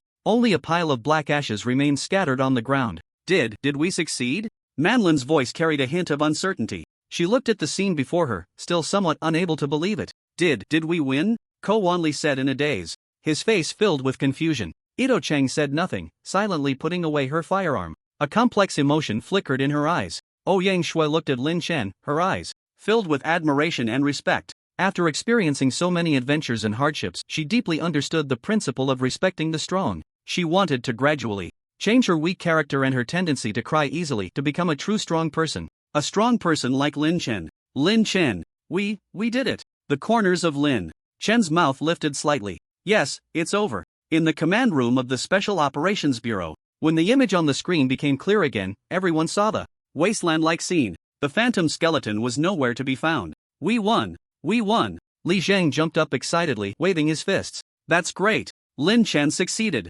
Peng! Wanli shouted with excitement, a joyful smile on his face. Li Tiangang let out a long sigh of relief, his tense nerves finally relaxing. He looked at Lin Chen on the screen, his eyes filled with comfort and pride. Good kid! Well done! The entire command room erupted in jubilation. Ding! The crisp system notification sound rang in everyone's ears. Congratulations to all trial participants for successfully killing the phantom skeleton and completing the hidden dungeon. Hidden boss phantom skeleton has been killed. Dungeon, abyssal crack hidden dungeon successfully cleared clearing evaluation, SSS level. Starting to calculate dungeon clearing experience rewards. Obtained, experience plus 500,000, gold plus 100,000, free attribute points plus 50. The generous rewards brought surprise smiles to everyone's faces. SSS level evaluation. Oh my God, we actually got an SSS level evaluation. Manlin jumped up excitedly. Ko Wanli grinned widely, revealing 2 rows of white teeth. We really hit the jackpot this time. Although Ito Cheng still had a blank expression, the slight upward curve of her lips revealed her inner joy. Yang Shui looked at Lin Chen with admiration, her eyes sparkling like little stars. Lin Chen, you are amazing. Ding! Lin Chen heard the notification sound again. Congratulations to trial participant Lin Chen for completing The hidden profession Potion Master transfer task. Lin Chen let out a long breath. Finally completed. His gaze fell on his personal panel. Host, Lin Chen occupation. Alchemist Master Level, LV17, Bronze, Talent, Gift of the Gods, automatically gains 1 skill point per second, available skill points, 2400 Alchemy Skill Proficiency. Diamond Level 1, 30%, Skill, Hand of Creation, can significantly increase the quality of potions crafted. This job change was perilous, but it was also immensely rewarding. Lin Chen thought to himself, feeling exhilarated. Despite being at the bronze level, he possessed diamond level proficiency. He then walked towards the spot where the phantom skeleton had vanished. Among the pile of black ashes, a bone shimmering with a ghostly light stood out conspicuously. This is... Lin Chen stepped forward and bent down to pick up the bone. The bone felt icy to the touch, emanating a faint chill. Fragment of the key to the country of eternal night? Lin Chen pondered as he looked at the bone in his hand. He then took out another key fragment from his backpack. It was a spider leg obtained from a giant spider. The 2 key fragments, one black and one white, were of different shapes but subtly radiated the same aura. It seems these 2 key fragments can indeed be combined to form a complete key, Lin Chen mused. He placed the 2 key fragments together. Crack! A soft sound echoed. The 2 key fragments fused perfectly into one, transforming into a black key that emitted a ghostly light. Key to the Country of Eternal Night level, special effect, can unlock the hidden dungeon Country of Eternal Night. Success. It really is like this, Lin Chen contemplated. At that moment, a beam of light descended from the sky, enveloping the entire abyss rift. What is this? Manlin looked at the light beam, a hint of surprise flashing in her eyes. The teleportation passage out of the abyss rift opened. This time, it's really thanks to you all. Manlin walked up to Lin Chen and Ouyang Shui, expressing her heartfelt gratitude. No one expected the phantom skeleton to be so powerful. If it weren't for you, we would have been in real danger. Ko Wanli scratched his head, grinning sheepishly. Ito Chang remained expressionless, but a hint of gratitude flickered in her eyes. There's no need to be polite, Lin Chen smiled slightly. I should thank you for helping me with my job change. Ouyang Shui also waved her hands repeatedly, indicating that there was no need for formality. The group exchanged smiles, the atmosphere warm and friendly. Let's go, we're heading out, Lin Chen said, leading the way towards the teleportation passage. The others followed closely behind. In the special operations command room, Li Tiangang, Peng Wanli, and Li Zhang stared intently at the screen where Lin Chen and the others stood before the teleportation passage. Finally over, Li Tiangang sighed in relief, his tense nerves finally relaxing. Yeah, that was really thrilling, Peng Wanli remarked. That kid Lin Chen always manages to surprise us. A satisfied smile spread across Li Zhang's face. By the way, Director, about Lin Chen's job change task. Peng Wanli suddenly remembered something and asked. Completed, Li Tiangong's lips curled slightly upward. He has changed to Alchemist Master. Alchemist Master? Peng Wanli and Li Zhang exclaimed in unison. An extremely rare hidden profession. On the other side, a flash of light appeared. Lin Chen and the others materialized in the square of Cloud Sea City. Ah! Lin Chen took a deep breath, savoring the fresh air. We're finally out. Manlin stretched lazily, accentuating her graceful curves, a relaxed smile on her face. Let's go. They've probably been waiting for a long time. That was so exciting. Ko Wanli exclaimed excitedly. Ito Ching silently wiped down her firearm. Yes, yes. Ouyang Shui looked at Lin Chen with admiration. Brother, Lin Chen is really amazing. 10 minutes later. The moment Lin Chen and his group appeared at the entrance of the Special Operations Bureau, a deafening cheer erupted instantly. Welcome back, heroes. Lin Chen! Lin Chen! Lin Chen! The crowd of the Special Operations Bureau surged forward like a tide, surrounding Lin Chen and his companions. Brimming with excitement and enthusiasm. Every gaze directed at Lin Chen was filled with admiration and reverence. Lin Chen was not just a genius alchemist, he was a hero who had turned the tide. Li Tiangang approached with a broad smile, grabbing Lin Chen's arm and giving it a hearty pat. I knew you could do it, kid. Director, Lin Chen replied with a smile. This time, it was thanks to everyone's help. Peng Wanli and Li Zhang also hurried over, their faces lit up with smiles. Congratulations on your successful job change. Peng Wanli warmly congratulated. Yes. Li Zhang, even more excited, stepped forward and gave Lin Chen a bear hug. You scared me to death down in the Abyss Rift. I almost thought we were going to lose another genius youth from Dragon Country. Li Zhang's voice was a bit choked, clearly shaken. Lin Chen patted Li Zhang's back reassuringly, saying, Don't worry, Principal, I'm not that easy to sacrifice. Feeling Li Zhang's genuine concern, a warm current surged in his heart. That's good. That's good. Li Zhang nodded repeatedly before finally releasing Lin Chen. Quick, tell us about your job change gains? Li Tiangang asked eagerly. The others perked up their ears in anticipation. Lin Chen didn't keep them in suspense and directly said, Alchemist Master. Li Tiangang was slightly taken aback, as if hearing this job title for the first time. That's right, Lin Chen nodded. The ability of the Alchemist Master is called Hand of Creation. The crowd exchanged glances, their curiosity piqued. The Hand of Creation can greatly enhance the quality of potions, Lin Chen patiently explained. Compared to practitioners of the same level, it's an exponential increase. As soon as he said this, the room fell silent. Everyone was left speechless by Lin Chen's words. They had witnessed the power of the golden grade potions Lin Chen had crafted in the Abyss Rift. It was simply a miraculous artifact, and he could further enhance the quality of these potions? It was unbelievable. Li Tiangang was the first to react, his eyes bursting with unprecedented brilliance. Really? Li Tiangang's voice trembled slightly, his excitement evident. Of course, Lin Chen affirmed. Li Tiangang could no longer contain his excitement and slammed his hand on the table. Good, good, good. Truly, the heavens are blessing our dragon country. You are simply our country's lucky star. Li Tiangang repeated the word good 3 times, enough to show just how thrilled he was at that moment. Pang Wanli and Li Zhang exchanged glances, both able to see the joy in each other's eyes. If Lin Chen could indeed significantly enhance potion quality, Dragon Country would experience a qualitative leap. Lin Chen, can you make some more eternal hearts? Li Tiangang asked urgently. I want to report your talent to the higher-ups of Dragon Country as soon as possible to secure more resource support for you. No problem, Lin Chen nodded in agreement. I still have some abyssal demon essence left, the materials are sufficient. Hearing Lin Chen's affirmative response, Li Tiangang was so excited he nearly jumped up. Great, great. You hurry up and refine them, and I'll report to the higher-ups immediately. They will definitely take it very seriously. Li Tiangang seemed to have already seen the hope of Dragon Country's rise. The entire command room of the Special Operations Bureau was immersed in an atmosphere of excitement and enthusiasm. It all stemmed from this 17-year-old boy, Lin Chen.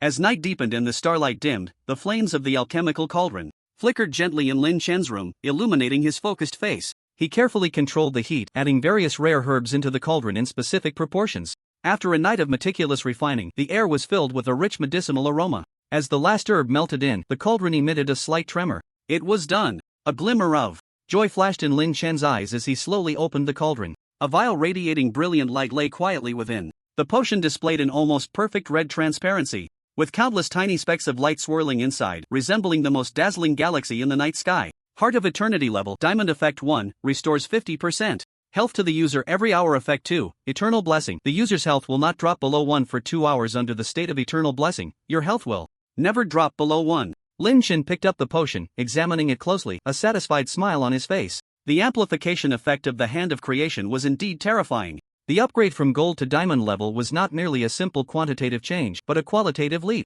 The value of this potion could no longer be measured in money. In the early morning, the first rays of sunlight pierced through the clouds, casting down upon the earth. Lin Chen, holding the potion, arrived at the Special Affairs Bureau. Li Tiangang had long been waiting in the office, and upon seeing Lin Chen, he immediately stood up to greet him. Lin Chen, you've successfully refined the Heart of Eternity? Li Tiangang's tone was urgent, his eyes filled with anticipation. Lin Chen nodded and handed over the potion. Director, it's done. Li Tiangang carefully took the potion, feeling its icy coolness as if he were holding a rare treasure. When his gaze fell upon the quality of the potion, his body jolted. Diamond level. Those 2 words thundered in his mind. Li Tiangang's hands trembled slightly, his breathing quickening. He had traversed a lifetime, witnessing countless precious potions, but the diamond level Heart of Eternity was absolutely unheard of and unseen. A potion of this quality could change the entire landscape of the Dragon Kingdom. Diamond level, it really is. Diamond level. Li Tiangang's voice trembled, unable to conceal his inner excitement. He looked up, his gaze fixed on Lin Chen as if he were witnessing a miracle. Lin Chen, you have truly given me a tremendous surprise. Lin Chen smiled slightly, humbly replying, Director, you flatter me. This is also the result of the Special Affairs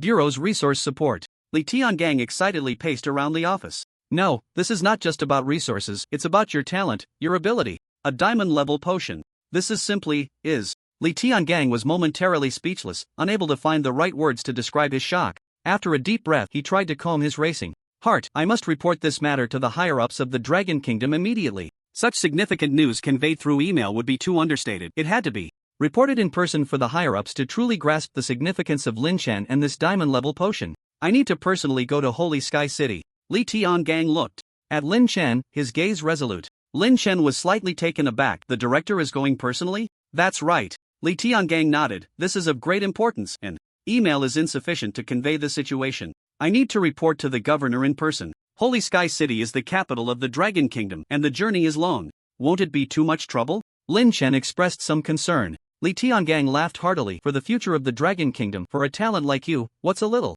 hardship? Time is of the essence, I will set off right away. He stepped in front of Lin Chen, speaking earnestly. Lin Chen, the Dragon Kingdom will surely change because of you. With that, Li Tiangang hurriedly left the Special Affairs Bureau, striding towards the center of the Dragon Kingdom, Holy Sky City. Meanwhile, in Holy Sky City, at the governor's office, the governor of Holy Heaven City, Luijuan, had just finished a lengthy meeting and returned to his office, exhausted. He rubbed his throbbing temples, opened his computer, and routinely checked his email. An email from Li Tiangang, the director of the Special Affairs Bureau of Yunhai City, caught his attention. Li Tiangang? What could he possibly want? Luijuan wondered, clicking on the email. The subject line boldly read, Urgent report on the extraordinary genius pharmacist of Yunhai City. Extraordinary genius? A hint of disdain curled at the corners of Luijuan's mouth. To climb the ranks, people were becoming increasingly unscrupulous. Such terms were being thrown around so casually? What extraordinary genius could possibly emerge from a small place like Yunhai City? Luijuan quickly skimmed through the email's content.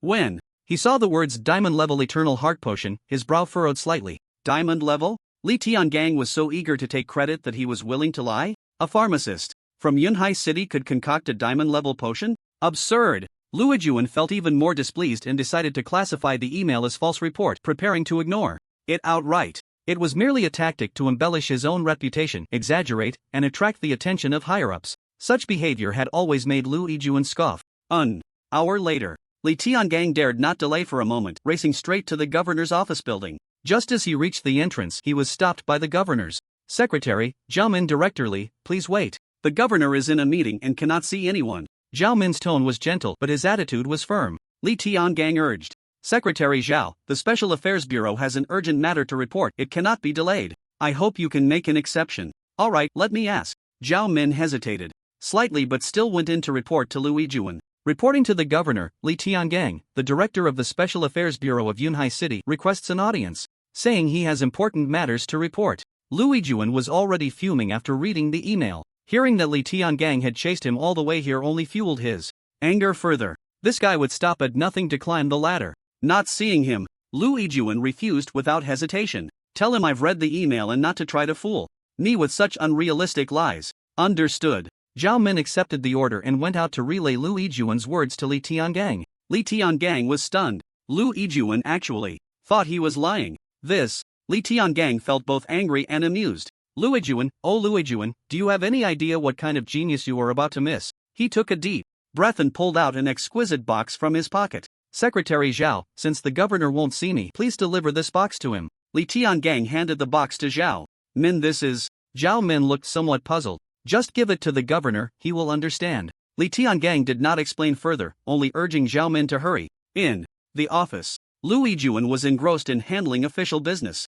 Knock, knock, knock. The knocking sound rang out again. Luijuan frowned tightly, thinking that this Li Tiangang was truly relentless. Governor, this is a box that Li Tiangang asked me to deliver to you. Zhao Min's voice gently reached his ears. Poof. Luijuan was even more impatient. This guy, instead of learning something useful, had resorted to bribery. What a disgrace. Open it and take a look. Luijuan coldly instructed, if it's something valuable, send it back immediately. We don't engage in such practices. Let Li Tiangang give up on this idea as soon as possible. Zhao Min carefully opened the box. A dazzling light filled his vision. A bottle of red potion lay quietly in the box, emanating a mesmerizing glow. Governor, this is a bottle of potion. Zhao Min's voice trembled slightly. Luijuan lifted his head, his gaze landing on the potion. Just one glance, and he was deeply shaken. This is... Luijuan's voice even stuttered slightly. He suddenly stood up, quickly grabbing the potion, which felt icy to the touch, yet a powerful force surged within it. Diamond! It's actually a diamond-level potion.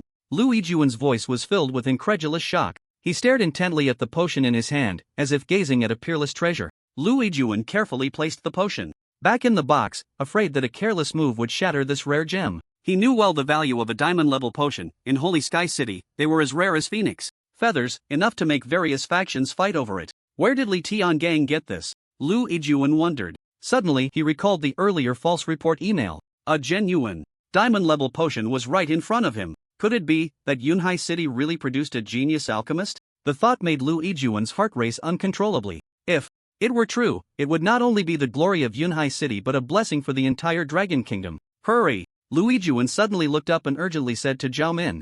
quickly bring Li Tiangang in. Zhao Min quickly replied, I'll go right now. Outside the governor's office building, Li Tiangang stood in place, feeling a mix of emotions. He believed that after seeing the potion, Lu Weijuan would definitely change his mind. Soon, Zhao Min came running out, a big smile on his face. Director Li, the governor requests your presence. Li Tiangang nodded and followed Zhao Min back into the governor's office. This time, he was taken directly to Lu Weijuan's office. Lu Weijuan had been waiting for a long time. Upon seeing Li Tiangang, he immediately stood up to greet him, his face beaming with smiles. Tiangang, please have a seat, please. Lu Weijuan warmly invited, his attitude completely different from before. Li Tiangang couldn't help but chuckle inwardly, but considering the governor's status, he kept his joy hidden. He remained composed, merely smiling slightly. You're too kind, governor. Lu Weijuan pulled Li Tiangang to sit on the sofa, eagerly asking, Tiangang, what's the story behind this diamond-level potion? He. Li Tiangang looked at Lu Weijuan's eager expression, feeling secretly pleased. If I hadn't personally delivered this potion, you might have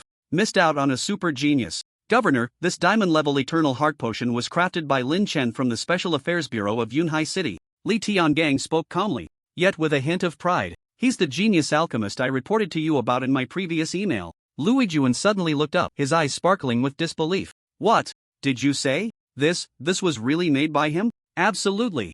Li Tiangang nodded affirmatively. That's fantastic. That's fantastic. Lu Weijuan excitedly paced back and forth in the office, his hands tightly clenched together, veins bulging on the back of his hands. Our Dragon Kingdom has truly produced such an incredible genius. It's truly a blessing for our Dragon Kingdom. Zhao Min, standing nearby, was completely bewildered. He looked at the excited Lu Weijuan, then at the calm Li Tiangang, and for a moment, he couldn't make sense of it. What is going on? Why does the governor suddenly seem like a different person? Just a moment ago, he was indifferent to Li Tiangang, and now he's this excited? Could it be that potion really has something special about it? Zhao Min was filled with confusion, but he didn't dare to ask further, only standing quietly to the side. Lu Weijuan calmed his excited heart and eagerly asked, Tiangang, what profession did Lin Chen transfer to? What is his talent? Li Tiangang smiled slightly and replied slowly, Lin Chen's transferred profession is Alchemist Master. The awakened talent is called Creator's Hand. What? Lu Weijuan exclaimed again, his voice even higher than before. Alchemist Master? Creator's Hand? He widened his eyes. Lu Weijuan had a deep understanding of the occupational system in the Dragon Kingdom. He knew well how rare and powerful the profession of alchemist was. In the entire Dragon Kingdom, the number of people with this profession could be counted on one hand. And the talent known as the Creator's Hand was even more extraordinarily rare. Just hearing the name made it clear that it was definitely not simple. Lu Weijuan's heart raced violently. He realized that he might have truly underestimated Lin Chen's value. No, not might, but absolutely. Such a talent must receive the highest level of attention and cultivation from the Dragon Kingdom. Previously, Li Tiangang had suggested in an email to nominate Lin Chen as a national-level outstanding talent in Yunhai City. At that time, Lu Weijuan thought Li Tiangang was exaggerating, seeking credit. But now, he wished he could immediately write Lin Chen's name into the Dragon Kingdom's highest talent database. Such a talent should be directly classified as a strategic talent for the Dragon Kingdom. Lu Weijuan was extremely excited, constantly pondering how to provide Lin Chen with the best resources and support. Just then, Li Tiangang took out a document from his bag and handed it to Lu Weijuan. Governor, this is Lin Chen's battle record in the Abyss Rift. I believe that after you read it, you will have a more comprehensive understanding of Lin Chen. Lu Weijuan took the document and immediately began to flip through it. His gaze was fixed on every word and every piece of data on the document. As he delved deeper into the reading, Lu Weijuan's expression kept changing, sometimes tense, sometimes shocked, and sometimes showing an incredulous look. When he saw Lin Chen facing numerous abyssal monsters alone, fearless and bravely fighting, his heart leaped to his throat. Seeing Lin Chen repeatedly turn danger into safety and defeat strong enemies with exquisite maneuvers and powerful potions, a look of amazement and admiration appeared on his face. When he saw Lin Chen ultimately succeed in killing the Abyss Spider Queen, completely eliminating this threat, he let out a long sigh of relief. The shock in his heart was beyond measure. Good.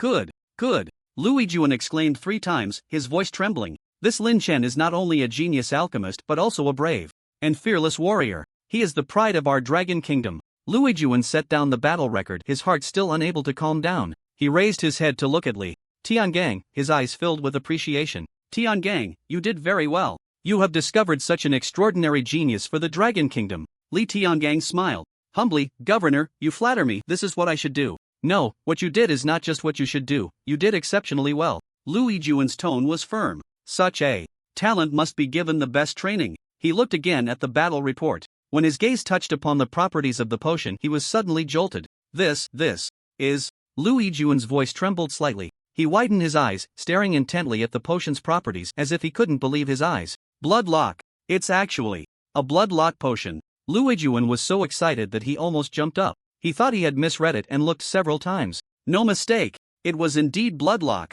This bottle of red potion actually had the effect of blood lock. As the governor of Holy Sky City, Lu Yijuan was well informed. He had naturally seen many good potions. However, he had never seen a potion with the blood lock effect like the Heart of Eternity. This was simply a miracle. Lu Yijuan was completely stunned. He knew how immense the value of a blood lock potion was. Having the blood lock effect in battle was a coveted treasure for any professional, and Lin Chen was actually able to concoct such a heaven-defying potion. This could no longer be described as genius. This was a monster. It's a monster. A storm surged in Lu Yijuan's heart. He took a deep breath, trying to calm his excited emotions. After a while, Lu Yijuan put down the potion, and a decision had formed in his mind. He would fight for the best training resources for Lin Chen, at all costs. Right. Lu Yijuan suddenly thought of something. The S-level genius training plan for this year from Manhwa seems to be due for submission soon, right? He turned to Zhao Min and asked, Zhao Min, where's this year's S-level genius training plan? Quickly find it for me. Zhao Min was taken aback and quickly replied, yes, Governor. I'll go look for it right away. He rummaged through the documents, but the files were too chaotic and he couldn't find it at first. Lu Yijuan kept urging, hurry up, hurry. Zhao Min was very nervous, beads of sweat forming on his forehead. After another round of searching, he finally found the plan among a pile of documents. Governor, I found it. Zhao Min handed the plan to Lu Yijuan. This plan includes 15 individuals who have already been confirmed and will be trained according to the S-level genius model. Do we need to make any modifications? Lu Yijuan took the plan without even looking at it and said directly, change it. This year's plan will no longer train 15 S-level geniuses. Allocate all training resources to Lin Chen alone. Set the plan as an SSS-level genius training plan. What? Zhao Min exclaimed, his voice slightly cracking. He widened his eyes, staring at Lu Yijuan, thinking he must have misheard. SSS level? All resources? For one person? How is that possible? Zhao Min's heart raced. You must understand, these training resources are extremely important. The higher-ups in Manhwa all hope to help their own people secure these training resources. Now, the governor wants to give these resources to a young man they don't even know. This would be very hard to get their agreement on. Zhao Min hesitated for a moment but still said, Governor, these training resources have been carefully selected and strictly vetted by the higher-ups. Now to give all the resources to a young man from Yunhai City, I'm afraid it will be difficult to persuade them. Lu Yijuan waved his hand, speaking firmly, just do as I say. As for how to persuade the other higher-ups, I'll handle that. Li Tiangang was also shocked by Lu Yijuan's decision. He had thought that after seeing Lin Chen's talent, Lu Yijuan would provide him with corresponding resources. However, he never expected that Lu Yijuan would directly allocate all the training resources meant for 15 S-level geniuses to Lin Chen alone. Moreover, he directly classified Lin Chen as SSS level. This is truly a significant investment. Li Tiangang took a deep breath, suppressing his shock, and reminded him, Governor, I know you value Lin Chen highly, but these genius training resources are indeed too precious. I'm afraid this might cause dissatisfaction among the other higher-ups, and it will be difficult for you to manage. Lu Yijuan, however, waved his hand dismissively, his tone resolute. I've made my decision, no need for further discussion. This is how it will be. He paused and then instructed Zhao Min, you go notify the other higher-ups in Shengtiang City to convene an emergency meeting immediately. Yes. Zhao Min complied and left. In Shengtiang City, in the governor's office meeting room, the meeting began. The higher-ups of Manhwa present looked at the stack of documents in front of them, filled with confusion. This meeting was called too hastily. When Zhao Min came to notify them, he only said the governor had urgent matters to announce. As for what the specific matter was, he didn't say a word. This left everyone feeling somewhat anxious. The higher-ups of Manhwa began to read the documents in front of them. The director of the education department of Holy Heaven City, Chen Yuhua, could no longer contain himself upon seeing that the governor intended to allocate all 15 S-level genius training resources to a young man named Lin Chen. He shouted directly at the governor, this is unacceptable. Governor, this absolutely cannot happen. The other high-ranking officials of the Dragon Kingdom also expressed their dissatisfaction with the governor's decision. They debated heatedly, voices overlapping, and even began to argue continuously on stage about this decision. Governor, this S-level national genius training program is a matter of great importance for the future of our Dragon Kingdom. How can it be so hasty? Yes, these 15 slots have been meticulously selected and rigorously vetted. Each one is a rare genius. To give all the resources to a young man from Yunhai City, this is simply too frivolous. Governor, could you please reconsider? The conference room was instantly thrown into chaos. Seeing this situation, Luigi slammed the table and shouted, "Everyone, quiet!" His voice thundered like a clap of thunder in the conference room. The high-ranking officials fell silent at Luigi's words. All eyes turned to him. Once he saw everyone quiet down, Luigi slowly began to speak. "I know you all have many questions and are quite dissatisfied with my decision. However, before I explain, please take a look at this." With that, Luigi activated a projection showing Lin Chen's battle footage. This footage was something he had just instructed Li Tiangang to have the Special Affairs Bureau transmit remotely. As the video played, the conference room fell into silence once more. Everyone was glued to the screen, watching Lin Chen's breathtaking battle scenes in the Abyssal Rift. They were all stunned by Lin Chen's performance in the Abyssal Rift. Their eyes widened, mouths agape, faces filled with disbelief. Is this even human? This battle awareness, this level of skill, this potion effect, it was simply extraordinary. Chen Yuhua, the director of the education department, was trembling with excitement. As the head of the education department, he had seen countless geniuses. However, he had never encountered a talent like Lin Chen before. This could no longer be described as genius. This was a prodigy, a monster, the hope for the future of the Dragon Kingdom. Chen Yuhua's gaze fell on the red potion beside Luigi.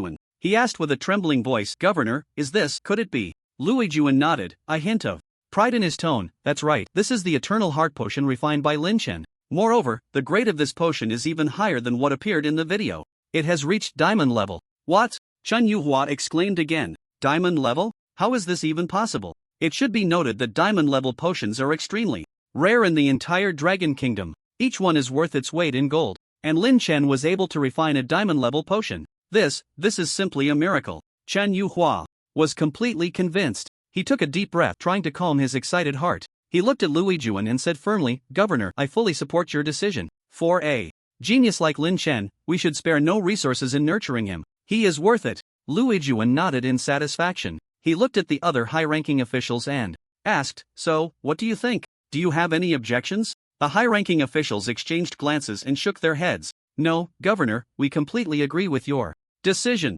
Having a genius like Lin Chen is a blessing for our Dragon Kingdom. We will definitely fully support Lin Chen's training plan." Luigi felt a sense of relief upon seeing this. He knew that his decision had received everyone's approval. He continued, "Since that's the case, this matter is settled. However, there is one point I must emphasize. Currently, only those of us present know about Lin Chen's talent. I hope everyone can keep this confidential and not make a big deal out of it. 2. Avoid attracting the attention of foreign spies. This is very important for Lin Chen and for Long Country. Remember." The senior officials nodded in agreement, indicating their understanding. At this moment, Zhao Min hesitated for a moment and said, "Governor, I have a question. We are allocating so many resources to just one person, Lin Chen, and we aren't informing others about his talent. I'm worried that during the execution process, some people might feel dissatisfied." Luigi snorted coldly and said, "When I, Luigi, do things, why should I care if they are satisfied? This matter is settled. If anyone has an opinion, let them come to me." The governor's decision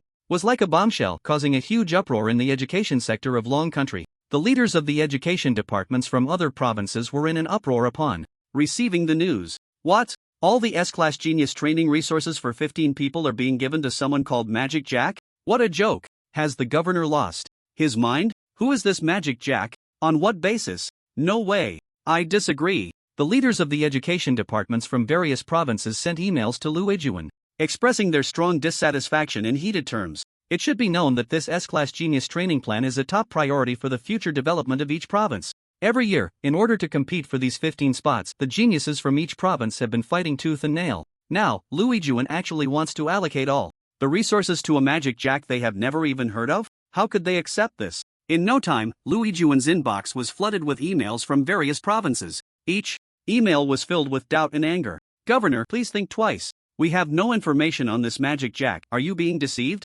This S-Class Genius training plan cannot be taken lightly." Luigi looked at these emails, his brow furrowed. He certainly knew how much controversy his decision would cause. However, his mind was made up. For Lin Chen, he was willing to bear it all. Luigi began to reply to the emails. His lack of response did not quell the anger of the crowd. Instead, it made the leaders of the provinces even more furious. "Governor, you are being autocratic. You must give us a reasonable explanation. We want to meet Magic Jack. We want to assess him in person." Emails poured in like snowflakes, continuously arriving. Luigi was overwhelmed. In the end, he directly blacklisted those who were still sending frequent emails. A bunch of short-sighted fools. Lui Juan snorted coldly and closed his inbox. The reason he gave Lin Chen the codename Magic Jack was to protect Lin Chen's information. Magic Jack is a transliteration of the English word magic. This way, it reflects Lin Chen's identity as an apothecary while avoiding the disclosure of his real name, ensuring his safety. You will understand my decision sooner or later, Lui Juan thought. In Yunhai City, at home, Lin Chen woke up from his dreams and stretched lazily. Ah, that was a really good sleep. He felt refreshed, his body filled with energy. The Abyssal Rift job change had been rewarding, but it had also left him physically and mentally exhausted. This sleep was particularly sweet. After the job change, I can't slack off. Once I reach level 20, I might unlock new potion abilities. I must hurry to level up. Lin Chen couldn't wait to see what surprises the alchemist profession had in store. Ding ding ding, just then, his phone rang. Lin Chen picked it up and saw it was a call from Manlin, so he answered casually, "Hello, Captain Manlin, what's up?" A seductive voice came from the other end of the line. "Did you wake up? Come play with your sister, the big bed at Yunhai Hotel is waiting for you." All cleaned up, Lin Chen helplessly replied, "Sister Manlin, you're being naughty again." After successfully teasing her handsome younger brother, Manlin was very happy and continued, "Just kidding. What are your plans next?" Lin Chen pondered for a moment and said, "I want to level up quickly. After experiencing the life and death trials of the Abyss Dungeon, I've realized that strength is the eternal truth. Now that I changed to a hidden class, I need to strive to gain new potion abilities." That makes sense. Manlin agreed and then asked, "Which dungeon do you plan to level up in?" "Dungeon." Lin Chen thought for a moment and said, "Since it's about leveling up, let's choose a dungeon with a higher difficulty that we're familiar with. This way, we can clear it quickly and efficiently. I think the Abyss Rift we just cleared is very suitable, so let's farm that." "Sounds good." Upon hearing this, Manlin's eyes lit up. "The Abyss Rift is a great choice. We can farm it more easily now. You can also continue to collect materials and brew more potions to contribute to the country." Lin Chen nodded. "That's what I was thinking, so it's settled. We'll continue farming the Abyss Rift." "Okay," Manlin responded excitedly. Before long, she gathered the entire team and they re-entered the Abyss Rift dungeon. Once, twice, 3 times. They tirelessly farmed the dungeon, and Lin Chen's level soared. Level 18. Level 19. As their proficiency increased, their clearing speed became faster and faster, going from stumbling at first to flowing smoothly later, almost completely mastering the clearing techniques of the Abyss Rift. Just as they were about to enter the dungeon again, Manlin suddenly stopped in her tracks. She took out her phone and glanced at the screen. "Wait, you guys, look at this news." Manlin's voice trembled slightly. The others quickly gathered around. On the phone screen, a news headline boldly displayed, "The high-level officials of the Dragon Kingdom announced that they have gathered the geniuses selected from the Dragon Kingdom's Giant Sword Legion to challenge the world-class dungeon, the Land of Eternal Night." "What?" Manlin exclaimed, "Our country is actually going to challenge a world-class dungeon?" The others were also shocked by the news. A world-class dungeon. There were only 20 of these super dungeons in the entire world, each one extremely rare and highly dangerous. They often overflowed with high-level, ferocious beasts, causing massive destruction to the local area. Even more terrifying was the fact that they had never been conquered by humans. The Dragon Kingdom was going to challenge a world-class dungeon? This was too crazy. If they succeeded, the Dragon Kingdom would undoubtedly be at the forefront of the world. Lin Chen looked at the 4 characters Land of Eternal Night and felt a wave of shock in his heart. He suddenly remembered that day when Li Tiangang went to report to the higher-ups. He had casually handed over the dungeon key he obtained to him, hoping he could help find out what it was. He never expected that it was actually the key to a world-class dungeon. This was too coincidental. For a moment, Lin Chen found himself at a loss for words. A world-class dungeon. Lin Chen murmured, a complex look flashing in his eyes. The key he had given to Li Tiangang had caused such a huge stir. The higher-ups had directly announced the challenge to the world-class dungeon, Land of Eternal Night. And the efficiency was astonishingly fast. Lin Chen quickly regained his composure. What he was most concerned about now was still his level. Improving strength was the way to go. At this moment, however, Manlin was pondering something else. Her father was a high-ranking official in the military of the Dragon Kingdom. Therefore, he had access to some insider information. Recently, she had often heard her father mention someone named Magic Jack. The entire Dragon Kingdom had invested the training resources of 15 S-class geniuses to cultivate this one person, and this Magic Jack had even concocted a blood-locking potion. Manlin's beautiful eyes sparkled as she immediately guessed that this Magic Jack was Lin Chen. The Dragon Kingdom's challenge to the world-class dungeon is probably also because Lin Chen's talent has given them hope. "Lin Chen, how many more surprises are you going to give us?" Manlin sighed inwardly. At the same time, the Dragon Kingdom announced its challenge to the world-class dungeon, Country of Eternal Night, and the news detonated the entire internet like a deep water bomb. Major forums, social media platforms, and news websites were all flooded with this news. Wow, is this for real? Challenging a world-class dungeon? Awesome! We're going to rise completely. So impressive. No wonder it's my great dragon kingdom. Countless netizens were so excited after seeing this news that they couldn't contain themselves. They left comments expressing their shock and pride. There were also some who expressed skepticism about the news. Are they just bragging? Is challenging a world-class dungeon that easy? Is the Dragon Kingdom just putting on a show? Exactly, without that kind of strength they still want to force it. They'll be humiliated big time. These people were either lacking confidence in the Dragon Kingdom, or were simply keyboard warriors enjoying venting their dissatisfaction online. They had little concept of what a world-class dungeon entailed. They frantically sent barrage comments wanting to know more information. What does a world-class dungeon mean? What are the benefits of the challenge? Can someone explain? Soon, a knowledgeable brother stood up to educate everyone. A world-class dungeon is currently the strongest known dungeon. It requires a team of at least 20 people to challenge. So far, no country has successfully conquered a world-class dungeon. The knowledgeable brother continued, you all know about the Lighthouse Nation, right? They once conquered a 10-person dungeon, and that was already quite impressive. Not only is there a reward at the moment of conquest, after successfully conquering it, the dungeon will periodically drop rare rewards. It's a balance of risk and reward. Upon hearing this, those who were unfamiliar with world-class dungeons were all stunned. Wow, it's that amazing? Does that mean that conquering a world-class dungeon not only yields better rewards but also provides a continuous stream of them? This is simply a renewable treasure trove. In an instant, everyone understood why the Dragon Kingdom wanted to challenge the world-class dungeon. It was not just to save face but also to gain enormous benefits. Not only were netizens from the Dragon Kingdom discussing it fervently, netizens from other countries also joined the conversation. This is so shocking. The Dragon Kingdom dares to challenge a world-class dungeon. Their courage is commendable. Hope they succeed. Some foreign netizens expressed disdain for the Dragon Kingdom's actions. Heh, this is just seeking death. Is challenging a world-class dungeon that easy? Just wait to see the joke. Most countries expressed deep support for the Dragon Kingdom. In this era of catastrophic change, the most precious spirit is the courage to challenge. Meanwhile, Lin Chen and his teammates were immersed in the rhythm of clearing dungeons, seemingly unaffected by the external clamor. Time and again, they coordinated seamlessly and their experience points skyrocketed like a rocket. After clearing the Abyss Rift for the 10th time, a golden light flashed. Ding, congratulations, your level has increased to level 20. The pleasant system notification sound rang out, and Lin Chen let out a long breath. Finally level 20, thanks to everyone's help. Thank you all. Looking around, Lin Chen sincerely expressed his gratitude. Manlin patted Lin Chen on the shoulder. No need to be polite, we're teammates. She had a good impression of this handsome younger brother, and if given the chance, wouldn't mind having a little encounter with him. No need to be polite. Ito Chang remained cold, merely nodding slightly. Previously, he thought Lin Chen was a scion of some noble family, but after spending time together, he found this person's character quite decent. Ko Wanli grinned, it's nothing. He felt relieved as well, having finally completed the upper-level task. Now he could return to Songshan Shaolin Temple to continue his defense training. No need to thank me. Ouyang Shui had a sweet smile on her face. Her voice soft and tender. I'm very happy to help brother Lin Chen. Lin Chen felt warmth in his heart.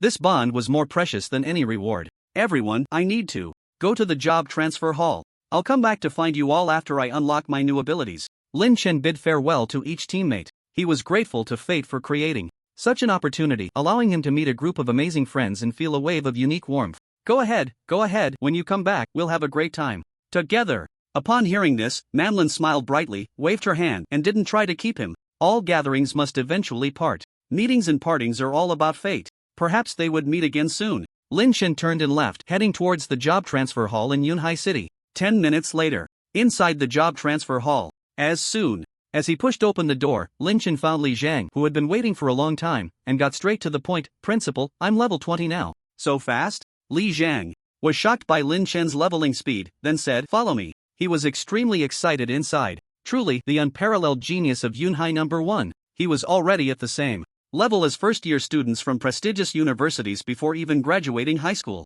The younger generation is formidable. After saying that, he led Lin Chen to a special room, where a huge crystal ball was placed in the center, seemingly a type of job transfer testing device, looking very solemn and sacred. Place your hand on it and concentrate. Li Zheng calmed his mind, stepped aside, and pointed at the crystal ball. Okay. Lin Chen complied, placing his hand on the crystal ball, closing his eyes, and feeling the power within him. The crystal ball slowly lit up, with various colors of light intertwining and flickering. Suddenly, a brand new sensation surged in Lin Chen's heart. He saw many new potion formulas, completely different from what he had mastered before, not for attacking, nor for enhancing individual attributes, but rather, enchanting? Lin Chen opened his eyes, a hint of surprise flashing in his gaze. He could actually concoct enchanting potions, adding various attributes to weapons, greatly enhancing their power. That's right, it's an enchanting potion. Li Zhang's eyes lit up. The hidden profession Potion Master is indeed extraordinary, capable of unlocking such rare potions. What a great find! Lin Chen couldn't wait to try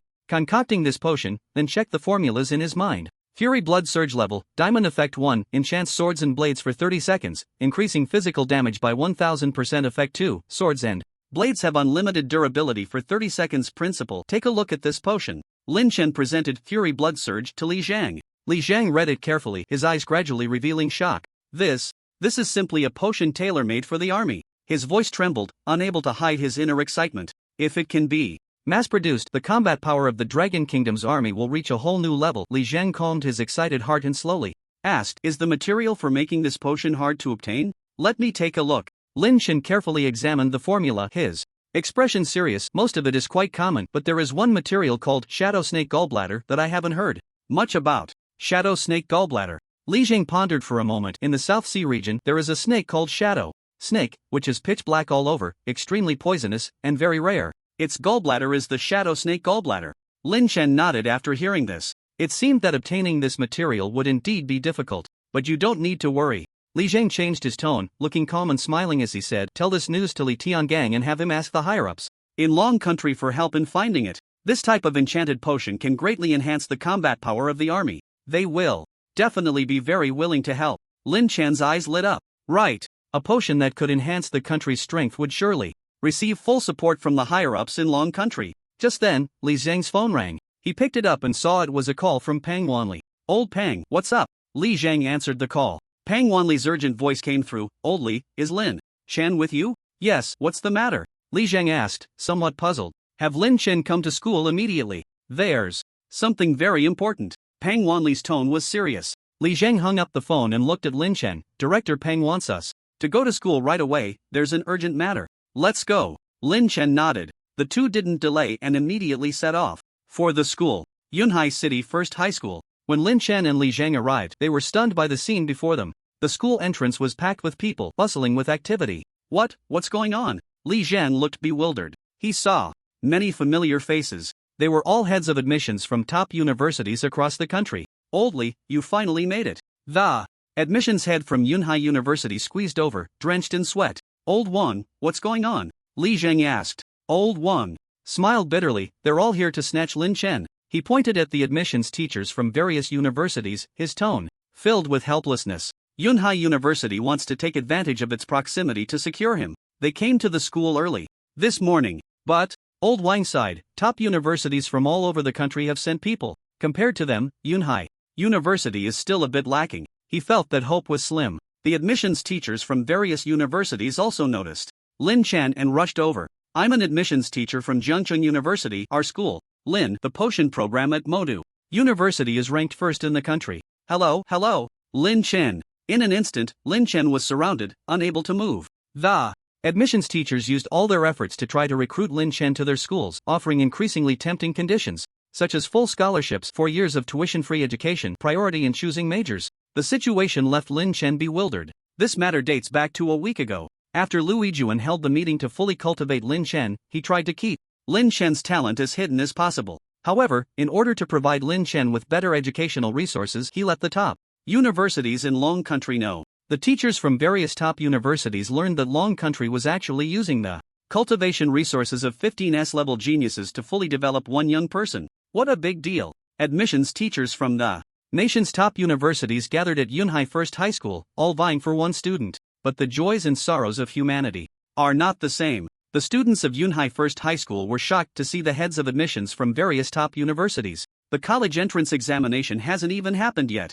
Yunhai First High School has never received such attention in previous years. Some top students thought they were here to be specially recruited, but later found that the admissions offices of prestigious universities were indifferent to them. When Lin Chen arrived, everyone rushed over, and they understood the situation, inevitably feeling a twinge of jealousy. At this moment, Lu Yijuan received a report from his secretary. Various university admissions offices were frantically competing for Lin Chen. Interesting. Lu Yijuan was very pleased. Good educational resources should be given to a genius like Lin Chen. The future of Long Country would surely be brighter. Ding ling ling, the school bell rang throughout the Yunhai No. 1 high school campus. When the parents arrived at the school gate, they were stunned by the scene before them. The crowd was so dense that it was impossible to move, with no place to stand. What's going on? I don't know, I've never seen anything like this. It seems like the admissions teachers from various universities have come. So many admissions teachers? Yunhai isn't even a big city. Some parents of high-achieving children felt a glimmer of hope.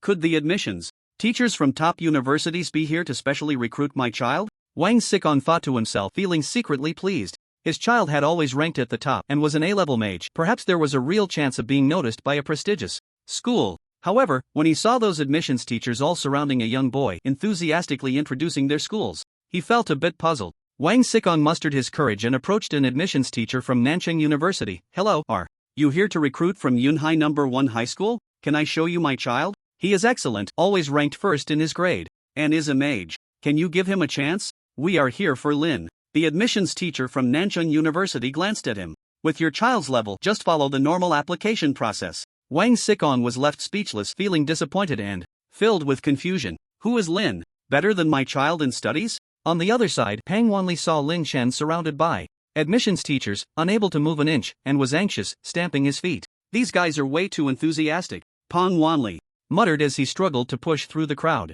Teachers, please calm down. I understand everyone's admiration for Lin Chen, but let's not get too excited, Pang Wanli shouted, trying to maintain order. He finally squeezed his way to Lin Chen's side, wanting to help him out. Lin Chen, are you okay? Pang Wanli asked with concern. Lin Chen smiled wryly and shook his head. Principal, I'm fine, just feeling a bit dazed. As long as you're fine, that's good. Pang Wanli breathed a sigh of relief. But Pang Wanli's advice fell on deaf ears, not making a ripple. In the competition for Lin Chen, fierce arguments broke out among the admissions teachers from different schools. What does Jiancheng University have to offer? Their pharmacology program can't even make it into the top 3 in the country, and they dare to recruit Lin Chen? Oh, is Mota University so impressive? Our teachers are among the best in the nation. Everyone, stop arguing. I say, Hangcheng University is the best fit for Lin Chen. We will provide him with the greatest support. They exposed each other's shortcomings, mercilessly attacking the deficiencies of the other schools. The atmosphere was such that they would have loved to belittle the other schools to nothing.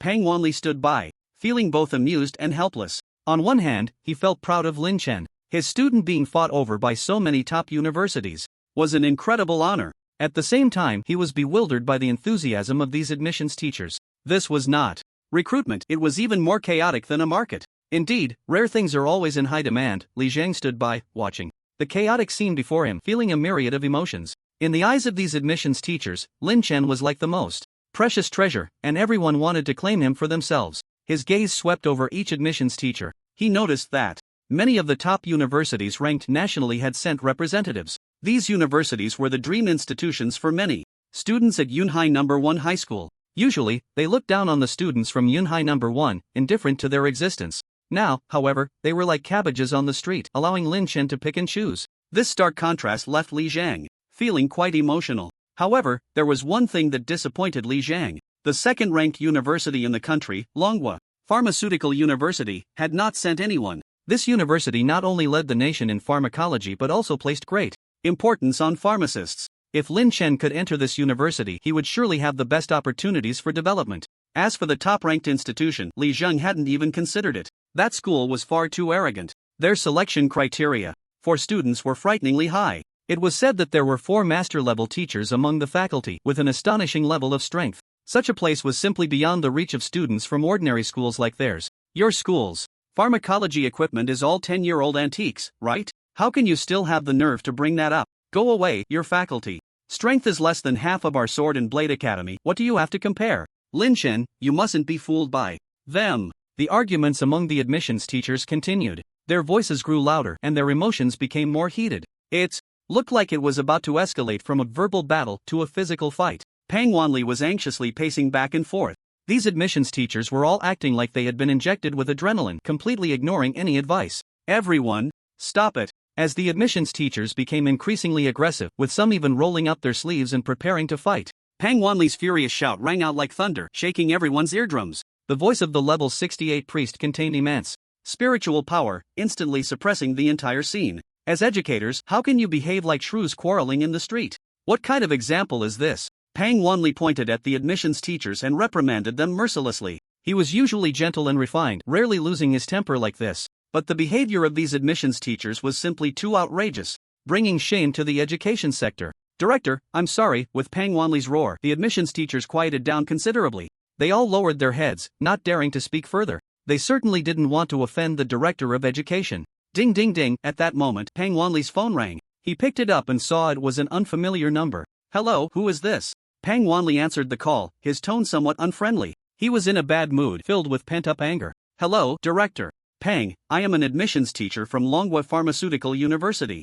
A respectful voice came from the other end of the line. I'm calling to inquire about Lin Chen's school selection intentions. We also sent someone to Yunhai No. 1 High School, but it's quite far, and the journey takes a while. We were worried we wouldn't make it in time, so I thought I'd call to ask. Manhwa Pharmaceutical University? Pang Wanli was taken aback. The second-ranked university in the country was actually taking the initiative to call. This was unprecedented. Rest assured, if Lin Chen comes to our school, we will definitely provide him with the best resources and the best teachers. We will do our utmost to help Lin Chen grow. The admissions teacher on the other end, fearing that Pang Wanli wouldn't believe him, quickly added. His tone was filled with sincerity. Before Pang Wanli could respond, the admissions teacher continued, our principal has said that as long as Lin Chen is willing to come, all conditions are negotiable. Hearing this, Pang Wanli felt a stir in his heart. He could sense the sincerity in the other person's tone. I will talk to Lin Chen about it, Pang Wanli finally replied. However, when it comes to choosing a school, my opinion doesn't matter, it has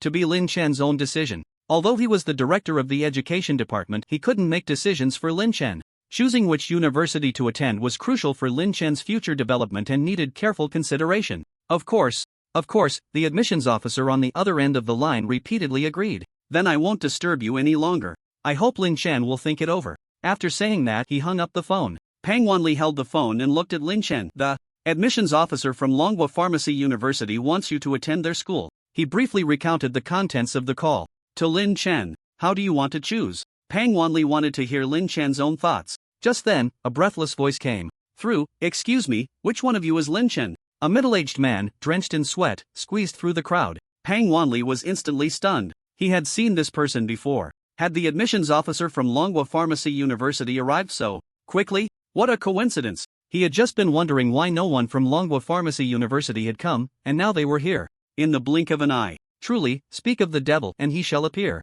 Li Jiang was shocked. He didn't know how Lin Chen would choose. On one side were the top universities across the country participating in the 211 project and the even higher 985 project, while on the other was Manhwa Pharmacy University, which specialized in training pharmacists. It was indeed a difficult choice. Seeing the admissions officers still arguing, Lin Chen frowned. He cleared his throat and said loudly, everyone, please be quiet. Although his voice wasn't loud, it clearly reached everyone's ears. The admissions officers stopped arguing and looked at Lin Chen. Every school has its own characteristics, Lin Chen said slowly, but I will not consider schools focused on combat professions. As a pharmacist, I hope you all understand. He made his stance clear. Upon hearing this, some of the admissions officers showed disappointment on their faces. Also, Lin Chen decided to express his true needs to avoid future troubles. I need unlimited material supplies. What? Unlimited supply of materials? Lin, that's a bit excessive, isn't it? That's not a small expense. The admissions officers exchanged glances, all calculating in their minds.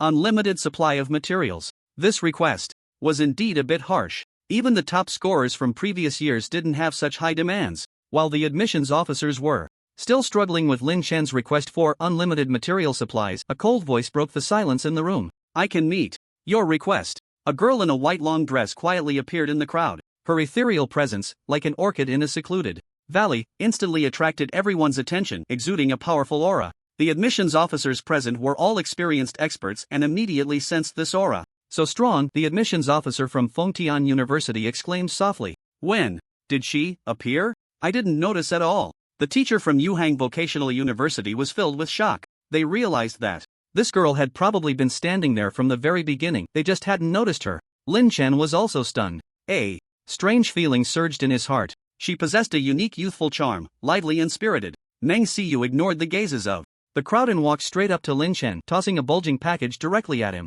What is this? Lin Chen instinctively caught the package and asked in confusion. It felt heavy in his hands. Open it and see. Meng Siyu's voice remained cold. Oh. Lin Chen opened the package as instructed. A strong fishy smell hit him, a bag full of shadow snake gallbladders. This. Lin Chen's face was filled with disbelief. Just moments ago, he was worrying about the shadow snake gallbladders, and now someone had delivered them right to his door, and in such large quantities. This is too fast. Li Zhang was also stunned. He had just mentioned the shadow snake gallbladders to Li Tiangang, thinking it would take a long time to find them, but it was done so quickly, and in such an astonishing amount. This efficiency was simply unbelievable. Hello, my name is Meng Siyu. Meng Siyu looked at Lin Chen, her beautiful eyes sparkling as she said, Diamond-level water control mage, second year at Hucking University. I'm here to invite you to join Hucking University. Hucking University? Li Zhang's heart surged with waves of shock. The top university in the country. They even sent someone to invite Lin Chen? It was something he wouldn't even dare to dream about. These shadow snake gallbladders were brought by us on the orders of Governor Liu, who said you might need them. Meng Siyu explained. Hucking University's Alchemist material library is very well stocked, and you can use it without any restrictions.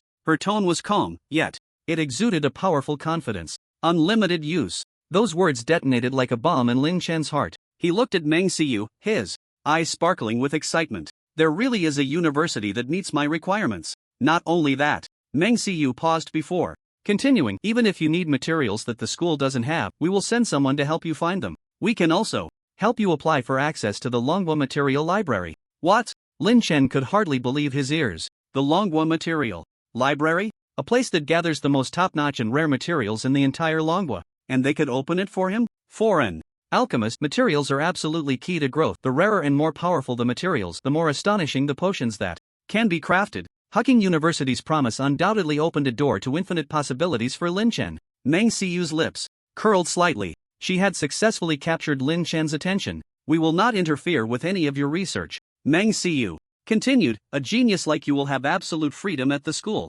Absolute freedom. Those 4 words struck Lin Chen's heart. Once again, he longed to conduct his alchemical research freely. Hucking could precisely fulfill that wish. Everything Hucking University promised aligned perfectly with his thoughts. It was too tempting. It was the perfect university tailored just for him. If there are no objections, then it would be an honor. Meng Siyu looked at Lin Chen's expression, knowing she had successfully moved him, extended her hand, and smiled faintly. Welcome to Hucking University. Lin, you are the most valued special recruit at Hucking University in many years. The affirmation and appreciation in Meng Siyu's words filled Lin Chen with warmth. The enrollment teachers, who had held onto a glimmer of hope, were now utterly despaired. They hung their heads like defeated roosters. Faced with such generous conditions from Hucking University, they had no competitive edge at all. Sigh, it's hopeless. 1. Enrollment teacher sighed and turned to leave. Yeah, compared to Hucking University, our school really falls short. Another teacher shook his head, looking helpless. The other enrollment teachers also began to feel disheartened.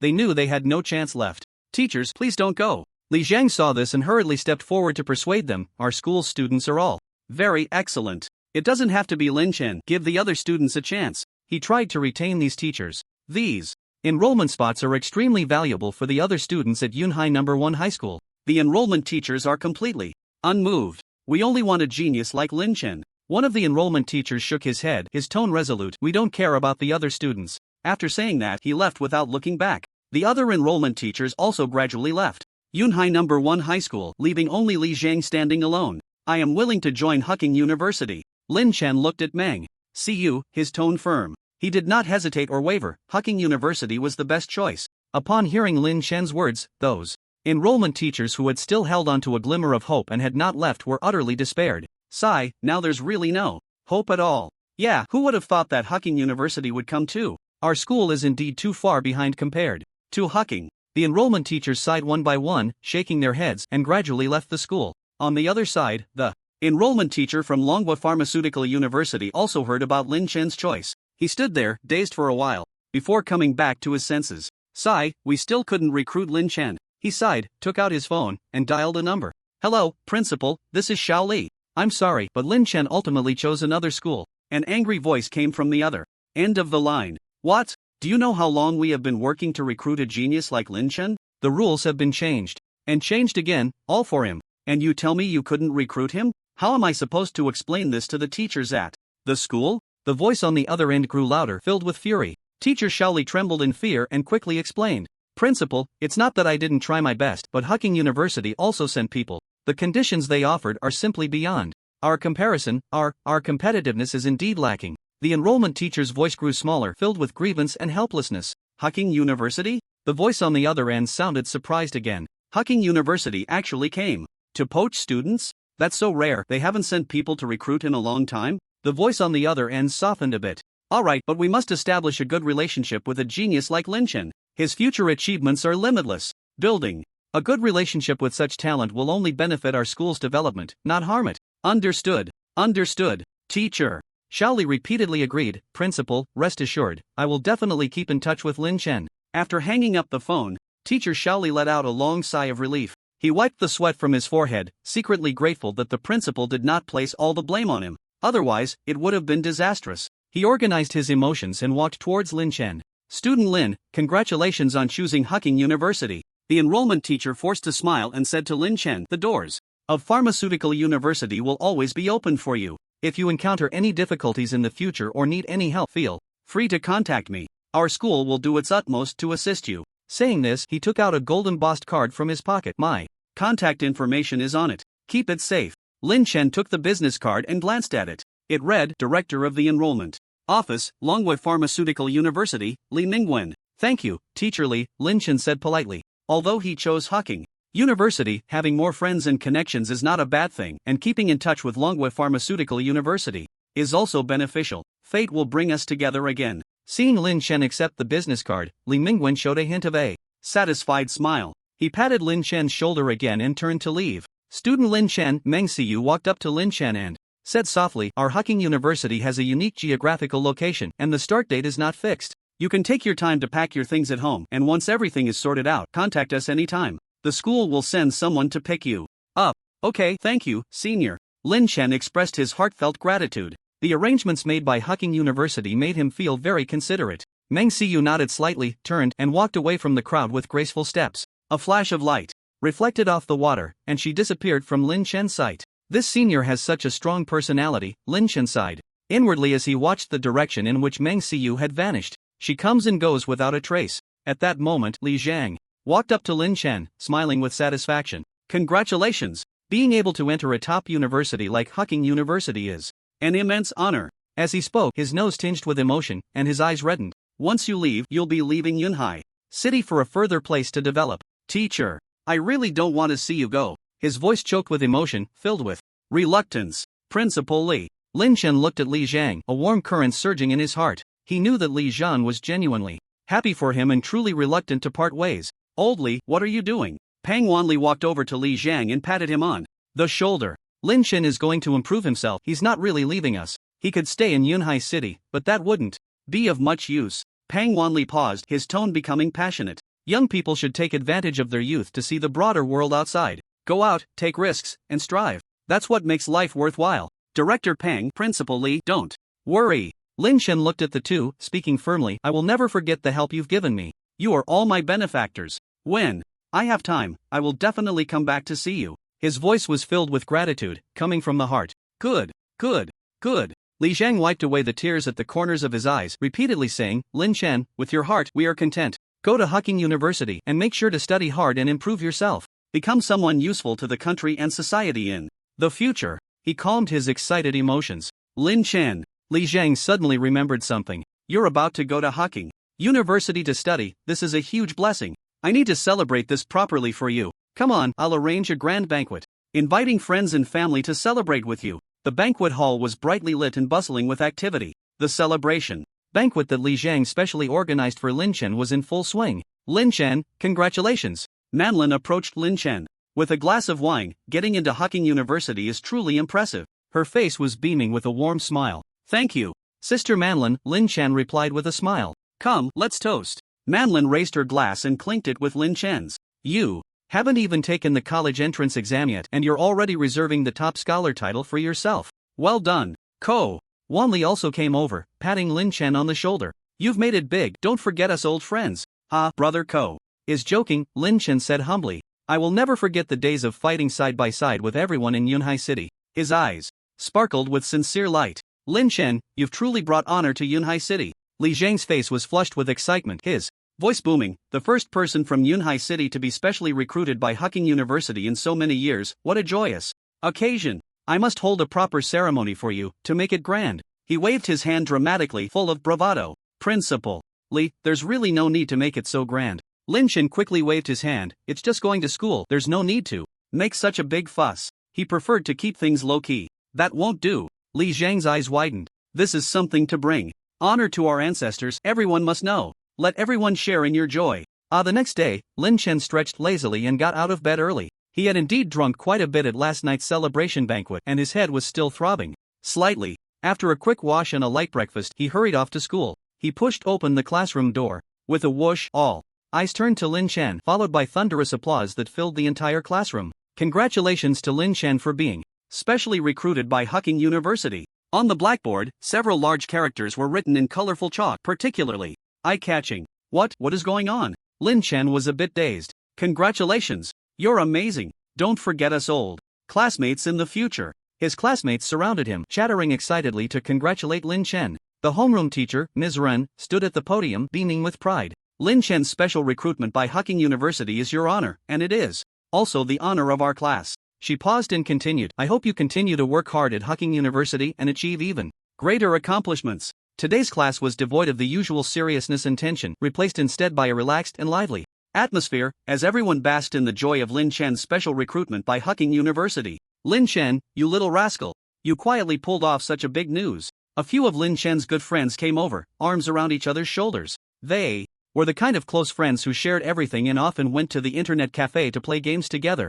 Riches and honor. Never forget. One friend patted Lin Chen on the shoulder, half-jokingly saying, Lin Chen, you won't forget us once you go to Hucking University, will you? Another friend spoke with a hint of concern, will you never come back? Hearing this, the other friends also showed a trace of disappointment on their faces. How could that be? Lin Chen smiled. I will come back. We still have many games to finish. We'll go to the internet cafe together then. Just as he finished speaking, Lin Chen felt that the atmosphere was a bit off. He suddenly looked up and found Ms. Ren at the podium, looking at him with a serious expression and sharp eyes. Lin Chen's heart sank. Oh no, how could I have forgotten this? This is the homeroom teacher's class. Saying I want to go to the internet cafe in front of the homeroom teacher, isn't that asking for trouble? He awkwardly smiled and quickly remedied.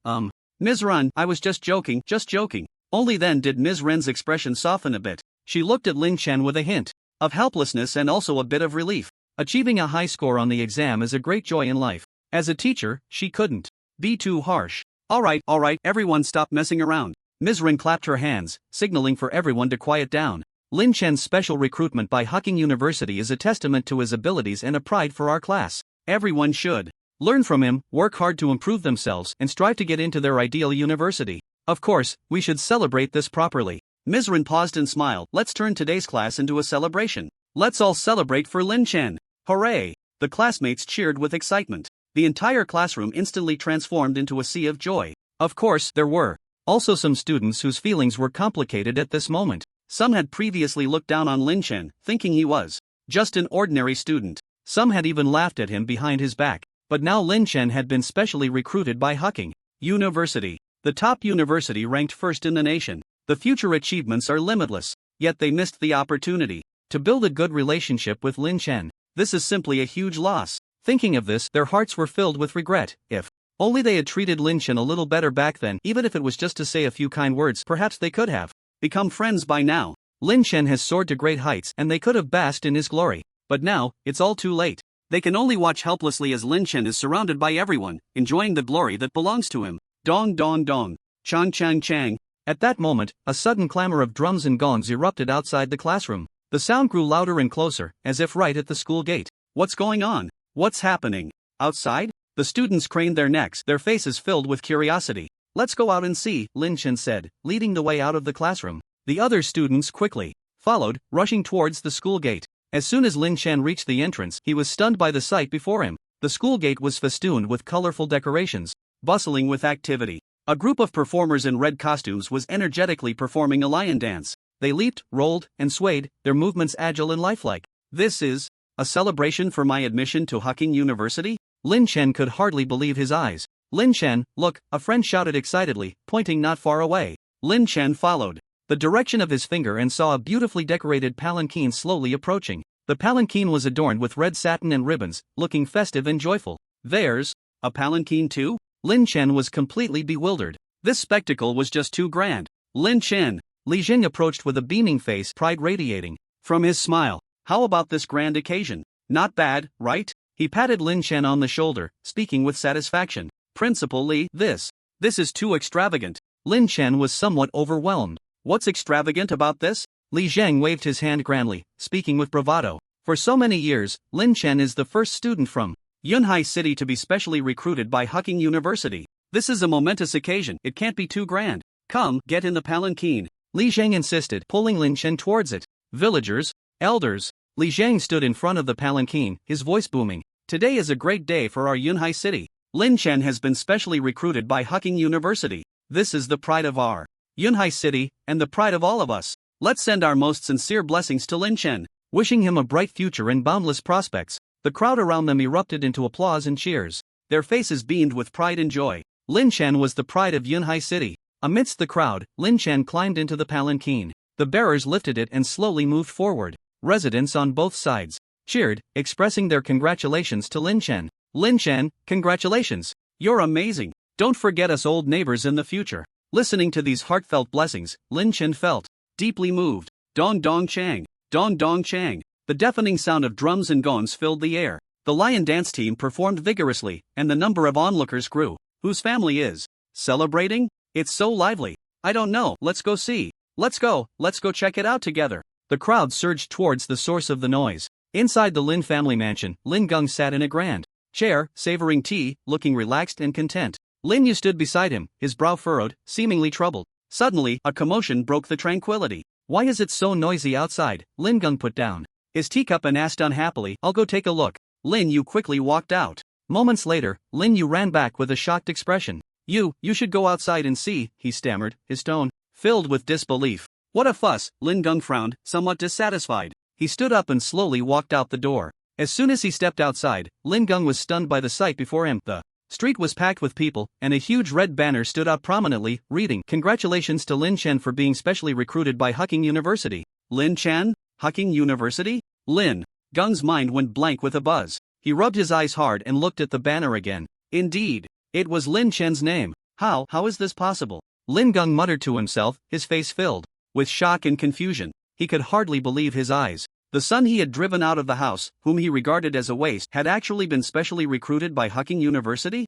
This was the top-ranked university in the country. A storm of emotions surged in Lin Geng's heart. He couldn't understand how Lin Chen could suddenly become so outstanding. Father, did you see that? Lin Yu's voice pulled Lin Geng back from his shock. Lin Chen, he really has been specially recruited by Hugging University. Lin Yu's tone was filled with jealousy and unwillingness. He had always prided himself on being the genius of the Lin family. To completely crush Lin Chen in the upcoming university selection exams, he had even spent a fortune hiring famous teachers for tutoring. But now, Lin Chen had been directly recruited by Hugging University. This was the greatest irony for him. Thinking of this, his heart was filled with even more anger and resentment. He couldn't accept that he had lost to someone he considered a waste. Impossible. This is absolutely impossible. Lin Yu gritted his teeth and said, Lin Chen is just a waste. How could he be specially recruited by Hugging University? He must have cheated. Yes, he definitely cheated. Lin Yu's voice grew louder and more frantic. He couldn't accept this fact and could only numb himself in this way.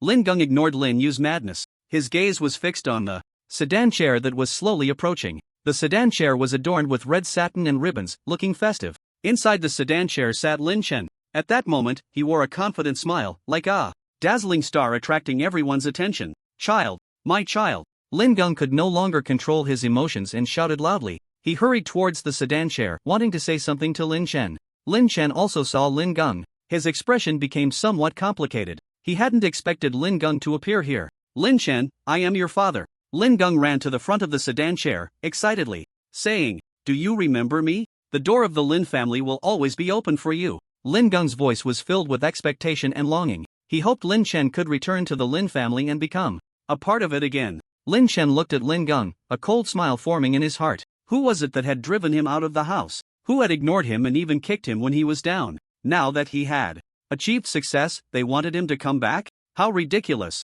Lin Chen was filled with disdain and contempt. He shot Lin Geng a cold glance and said nothing. The murmurs around him gradually reached Lin Chen's ears. Look, isn't that Lin Gung and Lin Yu? How do they still have the face to come here? When they drove Lin Chen out of the house, they weren't this polite. Now that Lin Chen has succeeded, they want to recognize him as family? Truly opportunistic. The sharp discussions pierced into Lin Gung and Lin Yu's hearts like needles. The two of them turned pale, wishing they could find a crack in the ground to hide in. The incident of Lin Chen being expelled from the Lin family had caused quite a stir in Yunhai City. Almost everyone knew that the Lin family had cast Lin Chen out for Lin Yu, completely disregarding familial ties. Now, seeing Lin Chen being specially recruited by Hucking University full of glory, Lin Gung and Lin Yu shamelessly approached, wanting to acknowledge Lin Chen. Again, such behavior was simply nauseating. Lin Chen, don't listen to their nonsense. Lin Gung forced a smile, suppressing the humiliation in his heart, and said to Lin Chen, what happened back then was all a misunderstanding. You've made something of yourself, and our Lin family is proud of you. You will always be a part of the Lin family. He knew very well that as long as he could build a good relationship with Lin Chen, the Lin family could also benefit from it. After all, Lin Chen was a genius specially recruited by Hucking University. Lin Chen looked at the two people in front of him, a cold smile forming in his heart. He had not forgotten how they treated him back then. Now that they saw him succeeding, they wanted to reconnect as relatives? There was no such easy thing in the world. Step aside, Lin Chen said coldly, his tone devoid of any emotion. He was even too lazy to say another word to these two. Lin Chen. Lin Gung wanted to say something but was frightened back by Lin Chen's icy gaze. He opened his mouth but ultimately said nothing. Lift the sedan, Lin Chen instructed the bearers. The bearers responded and lifted the sedan, bypassing Lin Gung and Lin Yu, continuing to move forward. Lin Gung and Lin Yu stood there dumbfounded, watching the sedan gradually fade away, their hearts filled with regret and despair. They knew they had completely lost the chance for reconciliation. The crowd continued to mock the two. Lin Gung and Lin Yu's faces instantly turned a shade of liver color. The sedan stopped in front of a brand new courtyard. Lin Chen stepped out of the sedan and looked up. There, at the entrance, stood a familiar figure. It was none other than the Lord of Yunhai City, Chen Shangsheng. Lin Chen, congratulations. Chen Shangsheng greeted him with a beaming smile. You being specially recruited by Hucking University is a pride for our Yunhai City.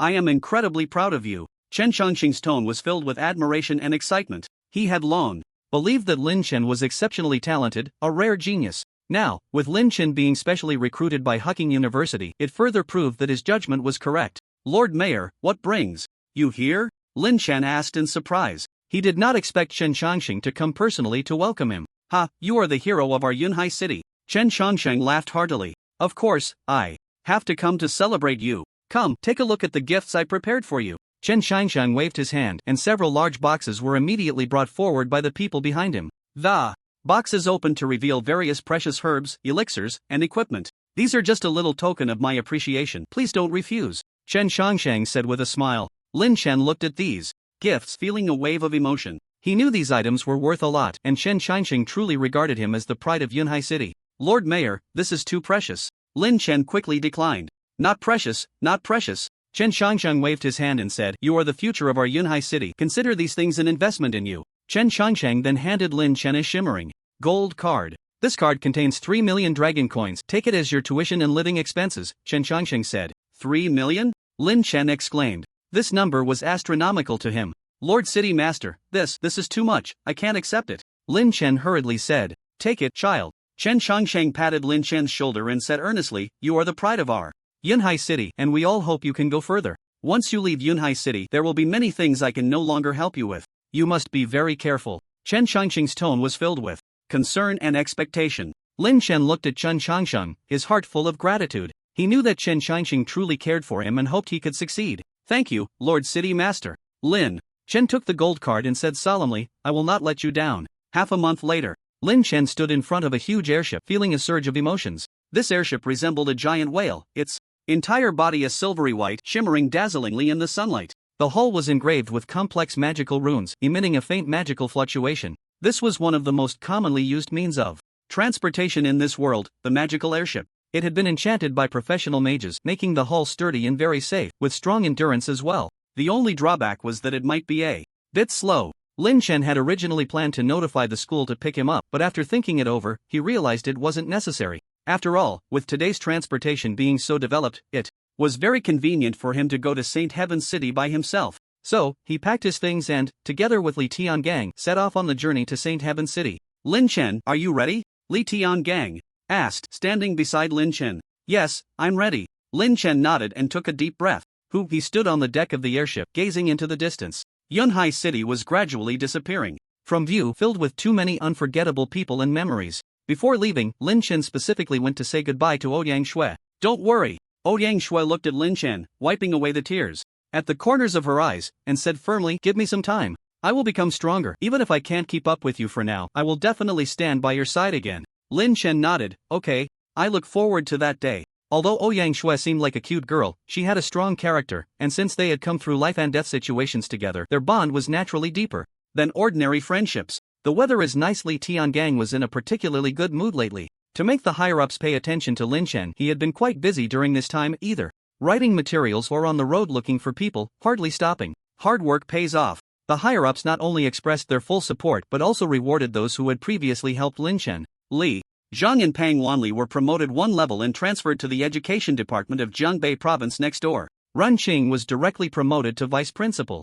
The Lin Chen she brought out was the first genius from Yunhai No. 1 High School to enter Huqing University. This label was enough to allow her to rise rapidly in the education sector. Lin Chen, look, Yunhai City is getting smaller and smaller. Li Tiangang pointed into the distance and said lightly. Lin Chen came back to his senses and nodded. Yes, it's getting smaller. There was a hint of melancholy in his voice. Just then, buzz. Li Tiangong's phone suddenly vibrated. He picked it up and saw an email from Huqing University titled Free Task. Lin Chen, look. Li Tiangang quickly handed the phone to Lin Chen. You haven't even reached school yet, and they've already sent you a task. Free task? Lin Chen looked at the email title, somewhat puzzled. As the name suggests, it's a task you can choose to do or not do. Li Tiangang explained, this is one of the features of Huqing University. They periodically release some tasks and students can choose whether to accept them based on their own situation. Completing tasks will yield corresponding rewards. Lin Chen was hearing about this kind of mission for the first time, and he immediately became interested. What is this mission about? Li Tiangang glanced down at the email content. Participate in the World Weapon Exchange Competition. World Weapon Exchange Competition? Lin Chen repeated, the name sounding quite extraordinary. Yes. Li Tiangang nodded. It's a competition where countries showcase their weaponry strength. The main purpose is to demonstrate each country's capabilities. But, Li Tiangong's tone shifted. The previous competitions were actually quite lackluster. Many countries didn't take it seriously. No one wants to showcase their strongest weapon in front of the whole world. What if another country sets its sights on it? Lin Chen understood. Who would reveal the location of their hidden stash to others? However, this year is different. Li Tiangang continued. The organizers have invested heavily to enhance the competition's prestige. They have set the prize as the key to the Tianshui Magic Spring dungeon. Tianshui Magic Spring? Lin Chen heard another unfamiliar term. What kind of dungeon is that? Tianshui Magic Spring is a very special dungeon, Li Tiangang explained. There are no exotic beasts, nor any dangers. However, this dungeon possesses self-awareness. It can help those who enter awaken new talent abilities. Awaken new talent abilities? Lin Chen's eyes instantly lit up. This was far more precious than any gold or jewels. Talent abilities are crucial for a person. They not only determine a person's upper limit of strength but also dictate their future development direction. Being able to awaken new talent abilities means having more possibilities. Exactly. Li Tiangang smiled and nodded at Lin Chen's surprised expression. Tianshui Magic Spring is a holy place for practitioners across the country and even the world. But, Li Tiangong's tone shifted again. Getting into Tianshui Magic Spring is not an easy task. First, you need to obtain the dungeon key. And this key is extremely rare. Even if you go to great lengths to get the key, it doesn't guarantee entry. Because Tianshui Magic Spring only opens once every 8 years. And, each time, only one person is allowed to enter. Li Tiangang said slowly, each word striking Lin Chen's heart. Lin Chen's brows gradually furrowed. This was too difficult. Once every 8 years. One person at a time. In this competition, countries will definitely give it their all. Li Tiangong's voice rang out again, awakening new talents. No one can resist this temptation. Top-tier experts need new talents to break through their bottlenecks. Lin Chen nodded. He completely understood this feeling. If there were an opportunity to awaken a new alchemy talent, he would spare no effort to seize it. This mission was specially arranged for you by Governor Liu. Li Tiangang suddenly said. Governor Liu? Lin Chen was a bit puzzled. The governor of the central holy city of Longhua, Liu Yijuan. Li Tiangang explained, part of the SSS-level genius training program. Upon learning that the competition's reward is the key to the Tianshui Magic Spring dungeon, Governor Liu immediately decided to let you participate. Since you were just accepted by Huqing, they used the free task to notify you. I see. Lin Chen suddenly understood. Lin Chen, this is a once-in-a-lifetime opportunity. Li Tiangang became serious.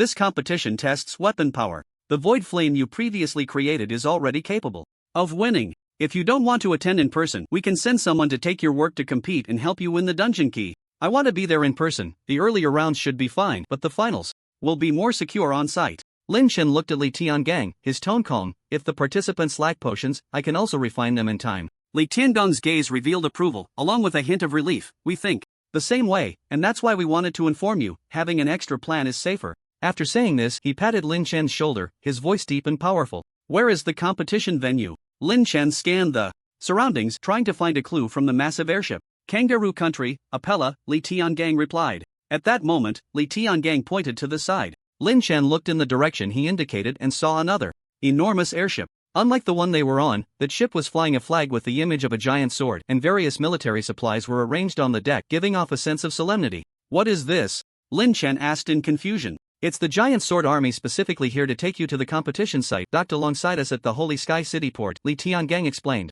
The two ships slowly entered the port, their massive hulls casting shadows that obscured the sunlight. Lin Chen was stunned by the scene before him. The passing generals had high professional ranks. The rank of the Demon Suppression Army commander, Chen Shi, was a diamond, which he thought was already quite high. Now, in his line of sight, he saw several people with 2 diamond ranks. The dock was bustling with people. The sound of military boots striking the ground was uniform, echoing in the air. Who was stepping off the airship? A wave of heat hit him, mixed with the salty scent of the sea breeze. Li Tiangong walked beside Lin Chen, introducing the surroundings. Holy Sky Port, one of the largest ports in Dragon Country, a hub connecting various parts of the world. A large amount of military supplies come in and out every day, with frequent personnel exchanges. Lin Chen's gaze swept over the busy figures, and an inexplicable emotion surged in his heart. He had finally arrived at a larger battlefield, the true metropolis of Dragon Country. Lin Chen, over here, a loud voice called out. Following the sound, he saw a burly middle-aged man in military uniform striding towards them.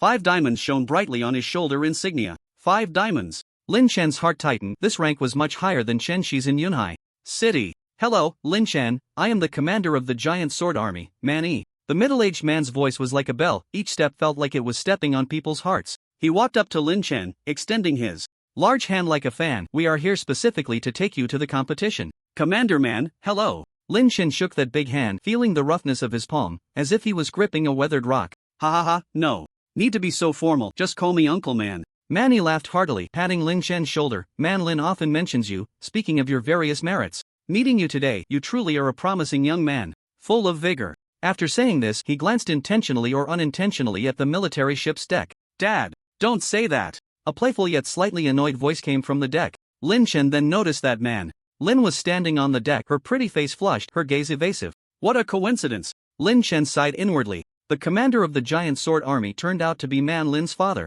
You young people chat, I won't interfere. Manny laughed heartily, winking at Lin Chen. If you need any help, feel free to contact me. After saying this, Manny turned and left. Man Lin walked down from the deck, her steps a bit hesitant. Lin Chen. Man Lin approached Lin Chen, her voice lower than usual. Hello, Sister Man Lin. Lin Chen replied calmly. At this moment, Man Lin's heart was in turmoil. She had a very good impression of Lin Chen. However, she felt she lacked competitiveness. Ouyang Shui, the girl who would sacrifice herself to protect Lin Chen in the abyssal rift, had a bond with him that she could not compare to. And then there was Meng Xiu, Lin Chen's senior. At Hucking University, the talented and beautiful alchemist, which made Man Lin feel even more pressure. What is there for Lin Chen to be attached to? Thinking of this, Man Lin felt a tinge of bitterness in her heart. You, don't take my dad's words to heart, he was just joking. Man Lin suppressed the disappointment within her and forced a smile. A hint of awkwardness lingered in the air. She quickly changed the subject. I have tidied up the room for you. Man Lin broke the silence, pointing to the warship, the largest cabin, equipped with alchemy tools.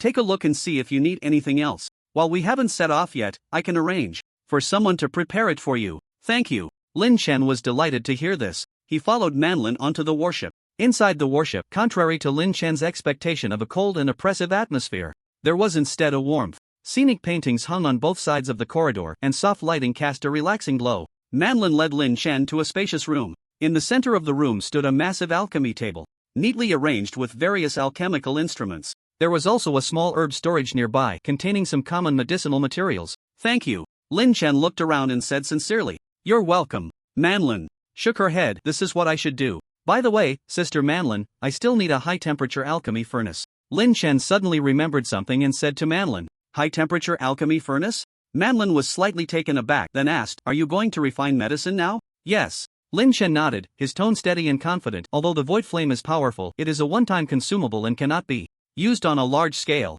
I plan to refine the newly comprehended enchanted potion Fury Blood Surge. This potion can significantly enhance the combat power of the army and serves as a safeguard for this competition." A glimmer of appreciation flashed in Manlin's beautiful eyes. Lin Chen not only had exceptional talent but also strong execution ability. "Alright, I'll arrange it right away." Manlin agreed without any hesitation. The room. The warship slowly started, leaving the port. Lin Chen stood on the deck, looking around. He was surprised to find that, besides the main ship they were on, there were more than a dozen warships surrounding them. Some of these warships were responsible for defense, while others were for attack, guarding the main ship like loyal sentinels. It was the first time Lin Chen had seen such a massive formation. A warm current surged in his heart as he felt the country's importance and protection of him. Back in the cabin, Lin Chen began to refine the Fury Blood Surge. He originally thought that with his familiarity with these materials, he would be able to complete it quickly. However, reality dealt him a heavy blow. The Shadow Snake gallbladder was too cold. A conventional high-pressure furnace could not extract its essence at all.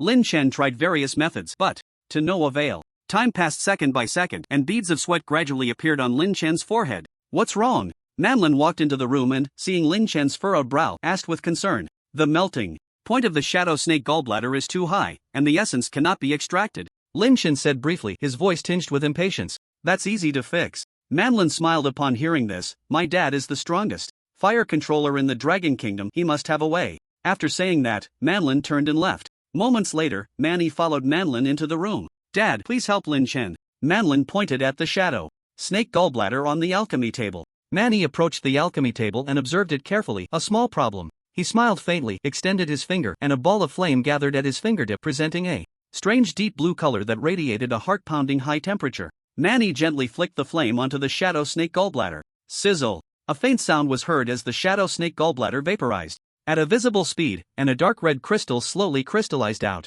This, Lin Chen stared in astonishment. He had never seen such exquisite fire control techniques. This fire control skill is truly extraordinary. Lin Chen marveled inwardly, feeling a surge of confidence in the crafting of the Fury Blood Surge. "All right." Manny retracted the flames and spoke to Lin Chen. "Thank you, Uncle Man." Lin Chen came back to his senses and hurriedly expressed his gratitude. "It's a small matter." Manny waved his hand, signaling that there was no need for formality, and then he led the shy man Lin out of Lin Chen's room. A few days later. "Lin Chen, we're almost there."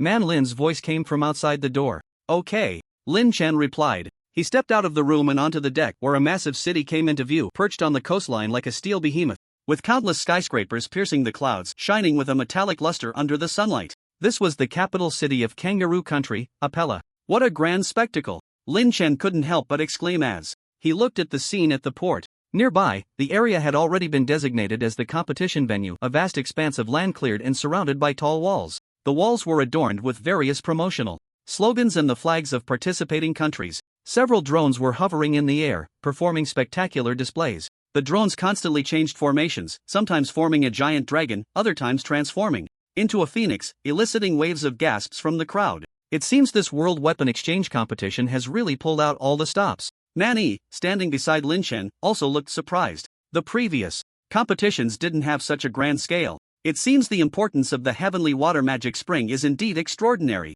Just then, a loud roar suddenly echoed from the sky. Lin Chen looked up to see several fighter jets swooping in. The jets bore the striking flag of Lighthouse Country. These fighter jets performed various high-difficulty maneuvers in the air, diving and rolling, as if showcasing their military might. "Is this the fighter jets of Lighthouse Country?" Lin Chen asked. "Exactly." Manlin nodded. "It seems they are determined to win this competition." At that moment, the commander of Lighthouse Country, Evans, was standing on a massive warship, watching the performance of his fighter jets. A satisfied smile appeared on his face, as if he could already see the dawn of victory. "Commander, it's about time. The sign-in deadline is approaching." A subordinate walked over to remind him.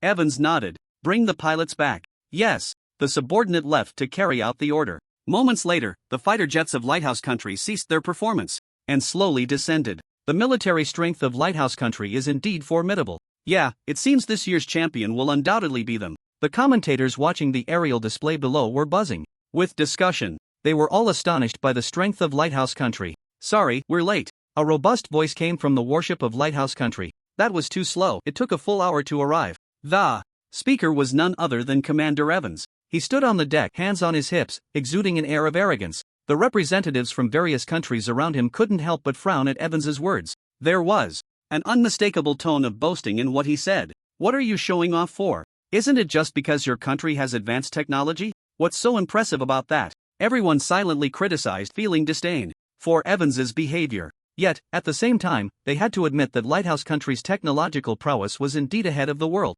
Compared to some smaller nations, the gap was even more pronounced. This disparity made them feel envious, even a bit jealous. As Lin Chen saw the warship approaching, he turned and returned to the cabin. He had been working tirelessly on crafting the Fury Blood Surge these past few days, and now he was just one step away. He gathered the materials he had already refined together. Uncle Man, could you please help me raise the flame temperature a bit more? Lin Chen said to Man-Yi. He had a premonition that the higher the temperature during the refining of the Fury Blood Surge, the better the quality of the final product. Good. Man-Yi didn't hesitate and immediately took action. The deep blue flames ignited again, the temperature even higher than before. With Man-Yi's help, Lin Chen carefully manipulated various materials. Buzz. A slight vibration. The Fury Blood Surge was finally successfully refined. A rich medicinal fragrance spread out. Lin Chen looked at the bottle of bright red potion before him, a satisfied smile on his face. Fury Blood Surge finally completed. He was filled with excitement. That's amazing. Man-Yi congratulated Lin Chen.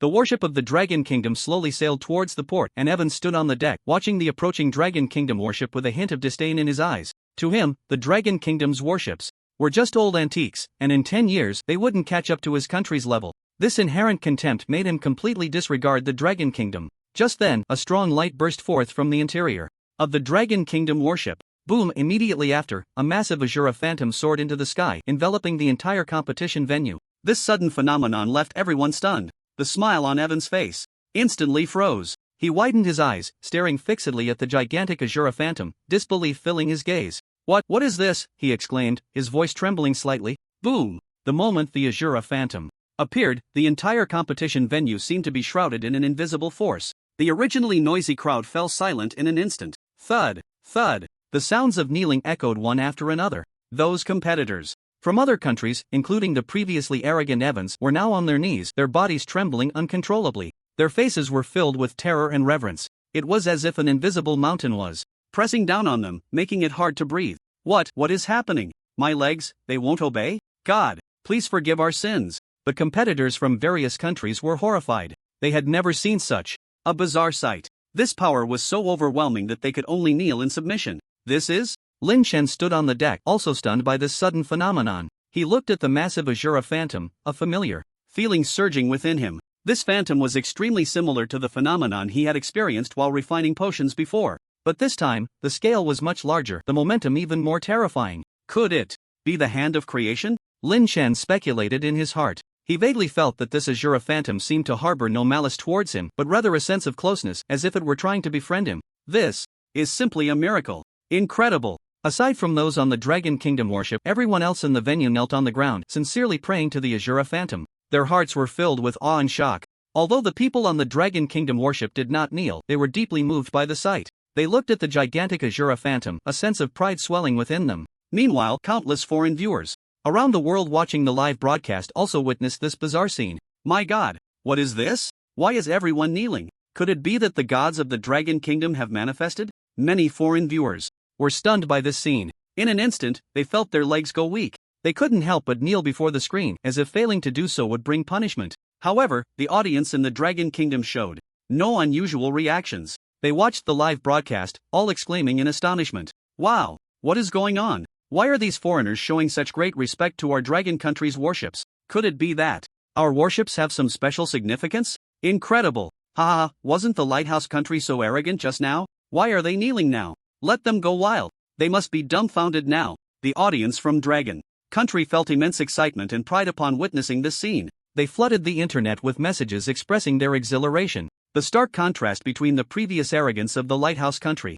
and their current humility was striking, bringing immense satisfaction to the viewers from Dragon Country. This is impossible. Evans knelt on the ground, his face pale and his body trembling even more violently. He couldn't believe that he was actually bowing to the Dragon Country's warship. This was an utter humiliation. He tried to stand up but found that his body simply wouldn't obey him. Damn it! What the hell is going on? Evans roared in his heart, yet felt utterly powerless. He could only watch helplessly as the massive Azura phantom slowly dissipated in the air. The moment the Azura phantom completely vanished, the world returned to clarity. Ha! The host, Ham, let out a sigh of relief and slowly raised his head. As a master-level priest, he recovered faster than the others. Ham looked at the Dragon Country fleet in the sky, his heart unable to calm for a long time. The biggest competitor in this event was probably not the Lighthouse Country, but the Dragon Country. That kind of weapon was simply godlike power. He secretly rejoiced that he hadn't shown disdain for the Dragon Country like Evans had. The Dragon Country fleet slowly descended and docked at the port. As the commander of Dragon Country, Mani stepped off the warship and exchanged a few pleasantries with Ham. Commander Mani, welcome to Apella. Ham wore a professional smile, his tone polite. Mr. Ham, I've long admired your name. Mani responded courteously. After a brief exchange, Ham steered the conversation towards the main topic. Now that everyone is here, I declare that the World Weapon Exchange Competition officially begins. Ham's voice echoed throughout the competition venue through the sound system. The participants from various countries, who were still in shock, snapped back to reality upon hearing Ham's voice. Their gazes towards the Dragon Country fleet still held a hint of reverence. Ham cleared his throat and continued, This competition has a total of 20 participating countries. The rules are as follows. Before the competition, the 20 contestants will draw lots to determine the order of competition. After each country's contestant finishes, the 20 judges on stage will score them. We will discard the 2 highest and the 2 lowest scores, taking the average of the remaining 16 scores as the contestants' average score. At the same time, the competition will be live-streamed online, allowing global viewers to vote. The ranking from the votes will also earn corresponding points. From 1st place to 20th place, they will receive scores from 20 points to 1 point. These points will be added to the judges' average scores to determine the contestants' final score. The top 4 contestants in the final score ranking will directly enter tomorrow's finals. Ham explained the competition rules in detail. This set of rules took into account the opinions of professional judges and the preferences of the audience, striving for fairness and justice. Next, I invite the contestants from each country to come on stage and begin the draw. Ham waved his hand, signaling the official start of the competition. Contestants from various countries walked up to the stage one after another. The participants from around the world in the audience, as well as those watching the live stream online, were all seriously contemplating the rules just announced. The delegations from each country had no questions about the rules. What they were most concerned about was what number they would draw. The first to go on stage, no matter how good their displayed weapon was, usually wouldn't receive very high scores from the judges. After all, there are competitors from a total of 20 countries. If someone scores high right from the start, how can the subsequent matches proceed? The judges all have a scale in their hearts. They must consider the overall scoring rhythm of the competition. The competitor who ranks last will also find it hard to achieve a high score. After seeing so many exhibits, the judges have made sufficient comparisons. A weapon that is considered decent, in their eyes, may seem rather ordinary when compared to those that perform outstandingly. In such cases, the judges often tend to give a lower score. Representatives from various countries hope that their competitors can draw a position closer to the middle. This is undoubtedly very advantageous. Lin Shen stood silently to the side, his eyes revealing a hint of anticipation. This competition was not only about personal honor but also about the honor of the nation. Now, the drawing officially begins. Ham's voice rang out again. A staff member walked onto the stage holding a transparent lottery box. Inside the box were 20 numbered balls, each representing a different competition order. Competitors from each country stepped forward in alphabetical order according to their country's name to draw lots. How could it be number 1? The competitor from the stick country looked at the number ball in his hand, his face filled with disbelief. The commander behind him instantly turned pale. The relationship between the stick country and the dragon country had always been tense. He had dreamed of the dragon country drawing number 1. Who would have thought that what he feared would come true, and his own country actually drew number 1? What terrible luck! The commander felt a deep sense of loss, almost worse than swallowing a fly. The drawing continued. The competitor from the lighthouse country stepped onto the stage and reached in to pull out a number ball. Number 10. He excitedly raised the number ball, signaling to Evans below. Evans' face immediately lit up with joy. A golden position. Neither ahead nor behind, just right. It was simply divine assistance. Evans felt proud, recalling the humiliation of having knelt under the pressure of the Azura Phantom earlier. He looked at Manny with eyes full of anger and provocation. Manny seemed to ignore him completely, not acknowledging him at all. This only infuriated Evans more, feeling as if he had punched a cotton ball, powerful but ineffective. The drawing continued. Dragon Country, number 19. The host Ham's voice rang out. Upon hearing this number, Man Lin's heart sank to the bottom. How unlucky could this be? Second to last. Man Lin stomped her feet anxiously, yet felt helpless. Ah, number 19. What a nice number. Upon hearing the Dragon Country's number, Evans could no longer contain himself and burst into loud laughter. He pointed at Man-E, openly mocking him. His smug expression made one want to go up and punch him twice. The audience from the Dragon Country was about to explode with anger at this scene.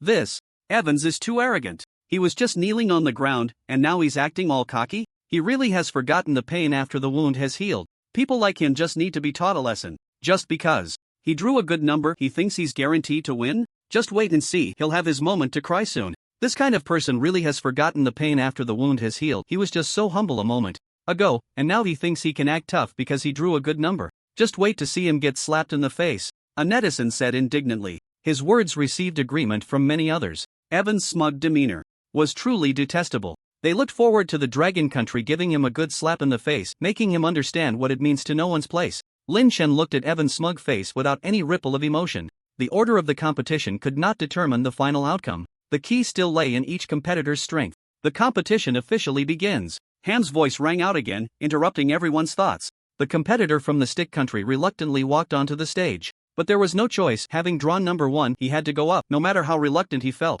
He took a deep breath and picked up a weapon from the display stand. It was a pistol, entirely golden in color, with a rather peculiar design. Ladies and gentlemen, judges and audience, the weapon brought by our country, is called the Magic Explosion Pistol. Magic Explosion Pistol Level, Silver Effect. Bullets will track and strike airborne fighter jets, causing a continuous damage of 30,000 points within 30 seconds. The contestant from began to introduce it. This is the latest achievement developed in our country, designed to lock onto aerial targets and strike weapons like fighter jets. It is a powerful tool in the field of air defense. As he spoke, he raised the pistol to showcase it to everyone. Upon hearing this, couldn't help but laugh. He turned to and said with a hearty laugh, "Commander, this weapon is tailor-made for you." Ha ha ha, was already irritated from having knelt earlier. Being mocked by like this made him furious, his anger boiling over. When had he ever endured such humiliation? It was an absolute disgrace. S face turned ashen, veins bulging on his forehead, fists clenched tightly, knuckles turning white. In the live broadcast room, the audience from couldn't contain their amusement at the scene.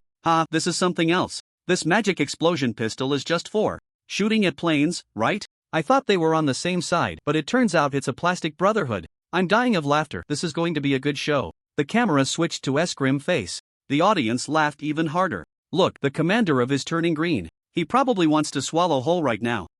You reap what you sow. Serves him right. The commander of also wore a helpless expression. He felt so bitter inside. This was truly an accidental misfire. How could he have anticipated that it would coincide with S' flight performance? It was purely a coincidence. But now, it was too late to say anything. Next, please let the judges score the magic explosion pistol from. Ham's voice echoed throughout the venue. The 20 judges began to input their scores on the scoring devices one after another. On the big screen, the numbers kept changing, and the score for the magic explosion pistol finally settled at 68.5 points. For the first contestant from, this was undoubtedly a heavy blow. 68.5 points? That's way too low. The commander of couldn't accept it. This magic explosion pistol sounds impressive, but I didn't expect its attack to be so weak. An attack power of only 1,000? This data is just too embarrassing. So what if it has automatic tracking? Hitting a person feels like just tickling them. What's the use? The judges gave their evaluations without holding back. They had seen it all. What kind of weapons hadn't they encountered? The attack power of this magic explosion pistol was simply not enough in their eyes. The members of the team turned ashen, looking utterly defeated. They had originally hoped that this magic explosion pistol would make a stunning impression. Who knew it would turn out like this? Do these judges even know how to appreciate? Exactly, our magic explosion pistol has an automatic tracking feature. This is a groundbreaking innovation. They only focus on attack power. It's so superficial. The commander of was so angry he was stomping his feet, yet he felt utterly helpless. He could only watch as the hopes of his contestants slowly faded away. Hearing the judges mention the attack power of only 1,000, the audience in the live broadcast room erupted in laughter once again. This is killing me with laughter. A bird gun shooting at planes. I can't believe they thought of that. This magic explosion pistol must be a joke. The audience mocked gleefully, stared intently at the commander of. His gaze was as if he wanted to eat someone alive. This guy is definitely doing it on purpose. He wished he could tear the commander of the Stick Country into pieces. Lin Chen couldn't help but laugh out loud. He never expected that this magic explosion pistol would be so useless. The Stick Country had completely misunderstood the focus of the weapon exchange competition. The competition continued. The contestants from 2nd to 6th place took the stage one after another to showcase their weapons, each with its own characteristics, but overall, none of them had particularly stunning performances. Soon, it was the turn of the seventh contestant from the land of India. The contestant slowly walked onto the stage holding a plate filled with a pile of dark, unidentifiable substances that looked like a dish. The audience was dumbfounded. They had never seen anyone showcase food at a weapon exchange competition. Was the land of India here to make a joke? Looking at the food on the plate, a dark mass emitting an indescribable odor, the judges were also stunned. What is this? One judge couldn't help but ask, his tone clearly confused. The contestant from the land of India smiled slightly and said in heavily accented English, "Esteemed judges, this is a bioweapon meticulously developed by the land of India, deadly curry. Deadly.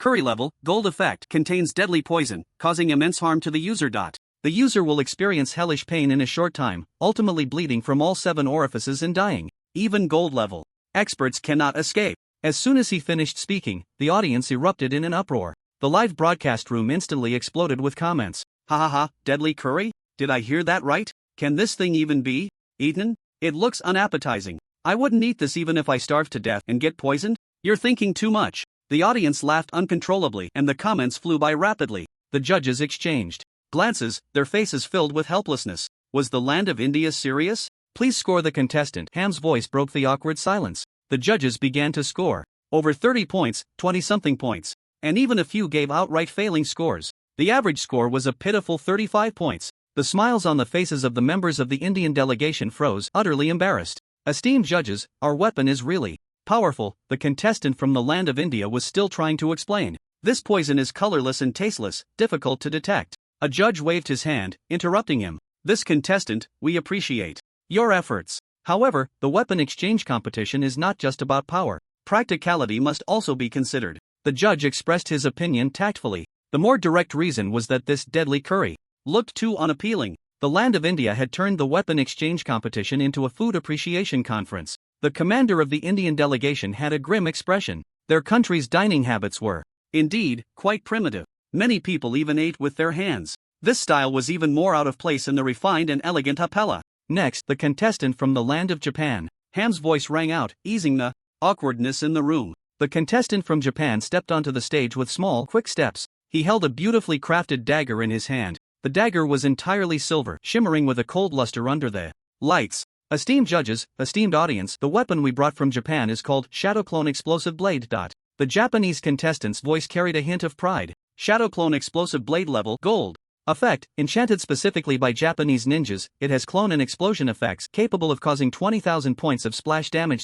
This dagger is enchanted by our country's top mages. During the throwing process, it can instantly create dozens of clones. The clone has physical attack power and it will produce an explosive effect upon contact with the target. The audience, who had been laughing continuously, fell silent, curiously gazing at the dagger. The judge's eyes also lit up. Clone? Explosion? It seemed a bit interesting. The contestant from the land of the rising sun took a deep breath and suddenly threw the dagger. The dagger traced a silver arc through the air. In an instant, 1 became 2, 2 became 4, 4 became 8. In the blink of an eye, dozens of dagger clones shot towards the prepared target like shooting stars. Bang! Bang! Bang! A series of explosions erupted. The target was instantly blown to smithereens, smoke billowing everywhere. The entire venue fell silent. Everyone was deeply shocked by this scene. This was a real weapon. Those previous ones were simply weak. Please score, judges. Ham's voice carried a hint of excitement. The judges unhesitatingly gave high scores. The numbers on the big screen soared rapidly.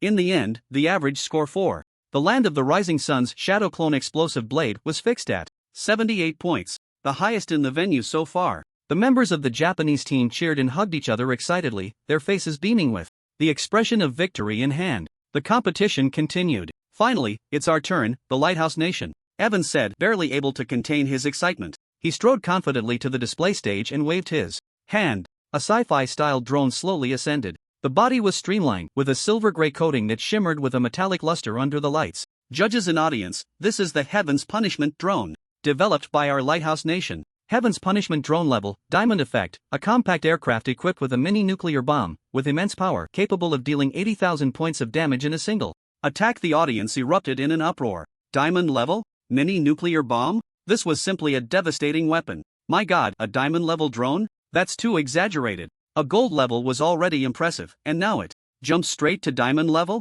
The Lighthouse Nation is going against the heavens. A mini nuclear bomb? Just thinking about it is terrifying. The technological level of the Lighthouse Nation is beyond compare. The audience was in awe. Although they had no good feelings towards the Lighthouse Nation, they had to admit that their technological strength was indeed formidable. The judges showed expressions of appreciation. This level of drone far exceeded their expectations. However, Evans deliberately concealed some key information when introducing the Heaven's Punishment drone. For example, the specific yield of the mini-nuclear bomb, the drone's endurance capabilities, etc. These details were the core data that truly reflected the weapon's performance. He didn't want other countries to grasp the full power of the Heaven's Punishment drone. Please score. Judges. Ham's voice rang out again. The judges began to score. The numbers on the big screen jumped rapidly, and the average score settled at 97.8 points. 97.8 points? My God, that's too high. This score is simply out of this world. It seems the Lighthouse Nation has it in the bag this time. Technology is impressive.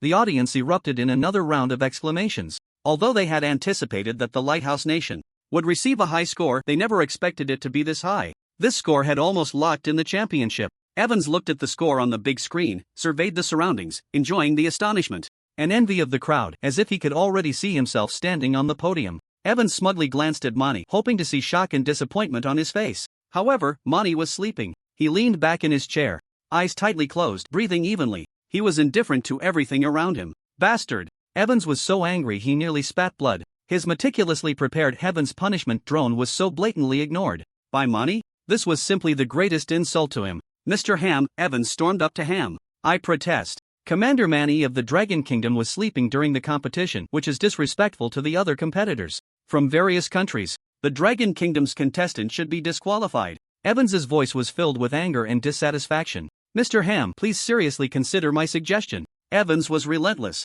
determined to use this opportunity to drive Mani out. Ham frowned slightly. He certainly understood Evans's ulterior motives, but there were rules in competitions that could not be arbitrarily changed based on personal preferences. Commander Evans, please calm down, Ham said in a calm tone. Commander Mani has not violated any competition rules. He has the right to choose how to watch the competition. This statement was a direct rejection of Evans's request. Evans's expression darkened, wanting to say more. But Ham preemptively said, contestants, please prepare yourselves. The competition will continue. He did not want to get entangled with Evans any longer and directly announced the continuation of the competition. Evans shot a fierce glare at Mani and could only sulk back to his seat. He was seething inside but had no outlet for his frustration. Dragon Kingdom contestants, please come to the stage to showcase. Ham's voice rang out again. All eyes in the audience instantly focused on the Dragon Kingdom delegation. As a major world power, every move of the Dragon Kingdom attracted attention. Everyone was curious about what kind of weapon the Dragon Kingdom would present this time. Under the spotlight, the Dragon Kingdom contestant slowly walked onto the stage. He held a transparent glass bottle containing a blood-red liquid. The liquid swayed slightly, emitting a faint metallic smell. Is this a potion? The weapon the Dragon Kingdom is showcasing this time is actually a bottle of potion? What's going on? The audience was stunned. They had originally thought the Dragon Kingdom would bring some high-tech weapon, but it turned out to be a bottle of potion. The contrast was too great. No way. Is the Dragon Kingdom also resorting to this kind of nonsense? That potion looks creepy. Who would dare to drink it? Is it another poison like the one from the Indian Kingdom? Is the Dragon Kingdom here to make a joke? The audience murmured, their tones filled with disappointment and mockery. They felt that the Dragon Kingdom had utterly embarrassed itself this time. In the live broadcast room, the viewers from the Dragon Kingdom were also in an uproar. What is this? A bottle of potion? When did our Dragon Kingdom fall to this level? We might as well not participate. It's humiliating. What use could this potion possibly have? It can't be poison.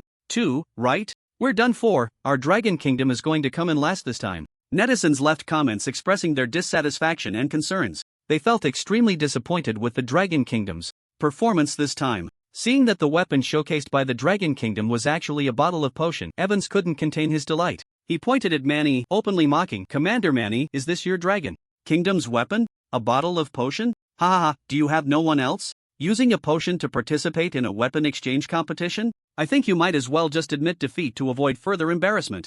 Evans's voice was filled with pride and disdain. He believed the Dragon Kingdom was bound to lose this time. On the judging panel, the faces of the 20 judges were also not looking good. They exchanged glances, their eyes filled with confusion and disappointment. What does the Dragon Kingdom mean by this? Can this kind of potion even be considered a weapon? If you don't want to come, you don't have to. There's no need to waste our time like this. One judge couldn't help but speak up, his tone clearly dissatisfied. He felt that the Dragon Kingdom was wasting everyone's time. However, Ham had a different feeling. He noticed that Mani maintained a calm and composed demeanor throughout. He paid no attention to the mockery and doubts around him, as if everything was under his control. This made Ham feel that this potion must be extraordinary. Half a day ago, on the Dragon Kingdom's warship, Manny looked at the screen displaying the blood-red potion, excitement gleaming in his eyes. It was the Fury Blood Surge that Lin Shen had just concocted on the warship. It could enchant weapons, enhancing the entire Legion's attack power. More importantly, the materials for this potion were not rare.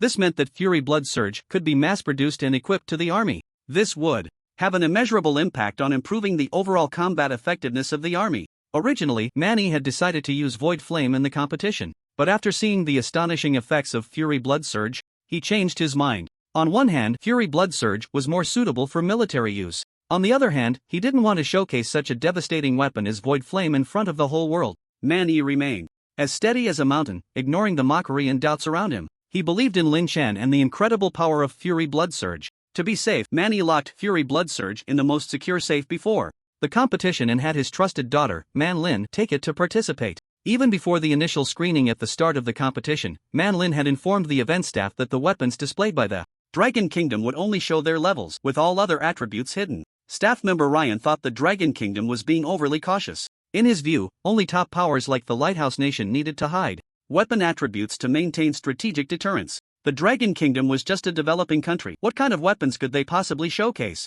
Hiding attributes? It was simply a joke. However, when Ryan followed the procedure to check the level of that blood-red potion, he was completely stunned. The instrument screen clearly displayed two big characters, Master Level. Ryan felt a darkness before his eyes and nearly fainted on the spot. Master Level? How could this be? How could the Dragon Kingdom possibly possess a Master Level weapon? He rubbed his eyes vigorously and confirmed again. Yes, it was indeed Master Level. Ryan was so shocked that he trembled all over and hurriedly apologized to Man Lin. I'm sorry, Miss Man Lin, for my earlier attitude. I truly apologize. I wish the Dragon Kingdom outstanding results in this competition. He stuttered as he spoke, his attitude doing a complete turnaround. This was a Master Level weapon. Not to mention he was just a small auditor, even the commander of their country would have to be polite. At the competition site, everyone was still buzzing with discussion. What on earth is this potion? A judge could no longer contain himself and broke the silence. He stared intently at the bottle of blood-red liquid, as if trying to see through. It's... The Dragon Kingdom contestant smiled slightly and did not answer directly but turned to Ham. Mr. Ham, according to the competition rules, we can choose whether to disclose the detailed information of the weapon. Right? Ham nodded. That's right, it's the right of the participating country. The Dragon Kingdom contestant received a positive response and the corners of his mouth lifted slightly. Then, we choose not to disclose. As soon as he finished speaking, the audience erupted in an uproar. What? Not disclosing? What the hell? Hiding something? What are you trying to conceal? I think this potion is just a decoy. The Dragon Kingdom doesn't have any decent weapons at all. The audience expressed their dissatisfaction, feeling that the Dragon Kingdom was being deliberately mysterious. Evans laughed so hard he nearly fell over. Ha ha ha Manny, you, Dragon Kingdom are just too ridiculous. You don't even dare to disclose weapon information, and you still want to participate in a competition? I think you should just go home early and stop embarrassing yourselves. Here, he mocked without restraint, as if he could already see the Dragon Kingdom's dismal defeat. Amidst the crowd's ridicule, the contestant from the Dragon Kingdom slowly pressed a button. The big screen instantly displayed the information about the Fury of Blood. Limit, Fury of Blood level, Master Effect, amplifies weapons such as swords, guns, etc. with infinite durability, significantly increasing attack power without cutting. When the words Master Level appeared on the screen, the entire venue fell into a dead silence. Everyone's eyes widened, mouths agape, as if they had witnessed something unbelievable. Master Level? How could this be possible? Surpassing the Diamond Level. How could the Dragon Kingdom possess Master Level weapons? The live stream exploded with comments. Holy crap! Master Level? Am I seeing this wrong? How is this possible? The Dragon Kingdom actually has Master Level weapons? This is too outrageous. I must be seeing things. This absolutely cannot be true. I don't believe it. I don't believe it. Foreign netizens frantically flooded the comments, expressing their shock and disbelief. They simply could not fathom that the Dragon Kingdom possessed such powerful weapons. On the judging panel, the 20 judges were also stunned. They exchanged glances, their eyes filled with shock and disbelief. Master Level weapons. This was a legendary existence. They were actually witnessing it firsthand. One judge was so excited he could barely speak. He stared intently at the big screen, as if trying to engrave those words into his mind. Evans was even more struck, completely dumbfounded. He stood there in a daze, his face pale, trembling all over. Master Level? How could this be? How could the Dragon Kingdom have Master Level weapons? This was absolutely impossible. He could not accept this reality, nor could he believe his eyes. Ham was also too shocked to speak. He stood there for a while, trying to regain his composure. Judges, please begin scoring. His voice trembled slightly. This competition was about to change dramatically. The members of the Japanese team also wore expressions of terror. They had been confident in their Shadow Clone explosive blade, believing they had the competition in the bag. But now, seeing the Dragon Kingdom's master-level weapons, they were completely panicked. The commander of the Japanese team had a grim expression. It was important to note that the relationship between the Dragon Kingdom and the Japanese Kingdom had always been tense due to territorial issues. Now that the Dragon Kingdom possessed master-level weapons, he felt extremely uneasy. He could almost envision the scene of the Japanese Kingdom trembling before the Dragon Kingdom. The commander's face was ashen, his lips pressed tightly together, beads of sweat forming on his forehead. He stared intently at the words master level on the big screen, his eyes filled with fear and anxiety. He instinctively glanced at Evans, his gaze carrying a hint of desperation, like a child instinctively seeking their father's protection in the face of danger. Evans was completely oblivious to the commander's gaze. All his attention was firmly captured by the words master level. He stood there in a daze, eyes wide open, mouth slightly agape, as if frozen in place. His mind was blank, with only the words master level echoing continuously. Those 3 words felt like 3 heavy hammers, striking hard against his heart, leaving him breathless. The live stream had already erupted. Netizens from the Dragon Kingdom were frantically commenting, expressing their excitement and pride. Awesome! Master-level weapons. This is simply a dimensional strike. So strong. This potion is definitely a revolutionary product. Significantly increased attack power? This effect is simply outrageous. With this potion, won't our Dragon Kingdom's army be like a tiger with wings? If this potion can be mass-produced, won't our Dragon Kingdom be invincible? The Dragon Kingdom is about to rise completely. Netizens from all sides marveled at the power of raging blood waves. They felt an immense pride that the Dragon Kingdom possessed such a formidable weapon. Meanwhile, in the office of the director of the education department, Pang Wanli and Li Zhang were closely monitoring the progress of the competition. When they saw that raging blood waves was at the master level, both were taken aback. Master level? This kid actually concocted a master level potion? Pang Wanli's eyes widened in disbelief. Li Zhang was equally astonished. I thought he would use Void Flame in the competition, but I didn't expect him to concoct another master-level potion in such a short time. The two exchanged glances, seeing deep shock reflected in each other's eyes. Lin Chen's talent was truly monstrous. Just then, Wang Meng pushed the door open and walked in. He looked exhausted and said, training those new recruits has really worn me out. He walked over to Pang Wanli and Li Zhang, noticing that the screen was playing the world-class weapon exchange competition. Oh, is this the weapon exchange competition? How's that kid Lin Chen's potion doing? Wang Meng asked curiously. Pang Wanli and Li Zhang exchanged a knowing smile. How's it going? Pang Wanli teased. You can see for yourself. Wang Meng looked at the screen. When he saw the words master level, his eyes widened, and he exclaimed, holy crap, master level? This kid is going against the heavens. The potion Lin Chen concocted is bound to crush the competition, Li Zhang said proudly. In the arena, the audience's gasps rose and fell, unable to settle down for a long time. Ham realized that nearly 20 minutes had passed and the judges still hadn't scored. Judges, please start scoring, Ham urged quickly. The judges finally seemed to awaken from their stupor, picking up their scoring devices and beginning to score. The numbers on the big screen jumped rapidly. In the end, all 20 judges gave full marks. 100 points. 100 points. 100 points. The big screen displayed a uniform 100 points, which stood out prominently. The average score for Raging Blood Waves was locked in at 100 points. Full marks. An unprecedented full score. Upon seeing this score, the entire venue erupted into deafening cheers once again. Representatives from many countries stood up to applaud and congratulate the Dragon Kingdom delegation. They knew what this score meant. It meant that the Dragon Kingdom had already secured the championship of this competition. 100 points. Full marks. We, the Dragon Kingdom, are the champions. Ha ha ha, what a relief. Did you see Evans's sour face? Like he just ate shit. The Dragon Kingdom is mighty. Lin Chen is amazing. Master level potion. Now let's see who dares to underestimate our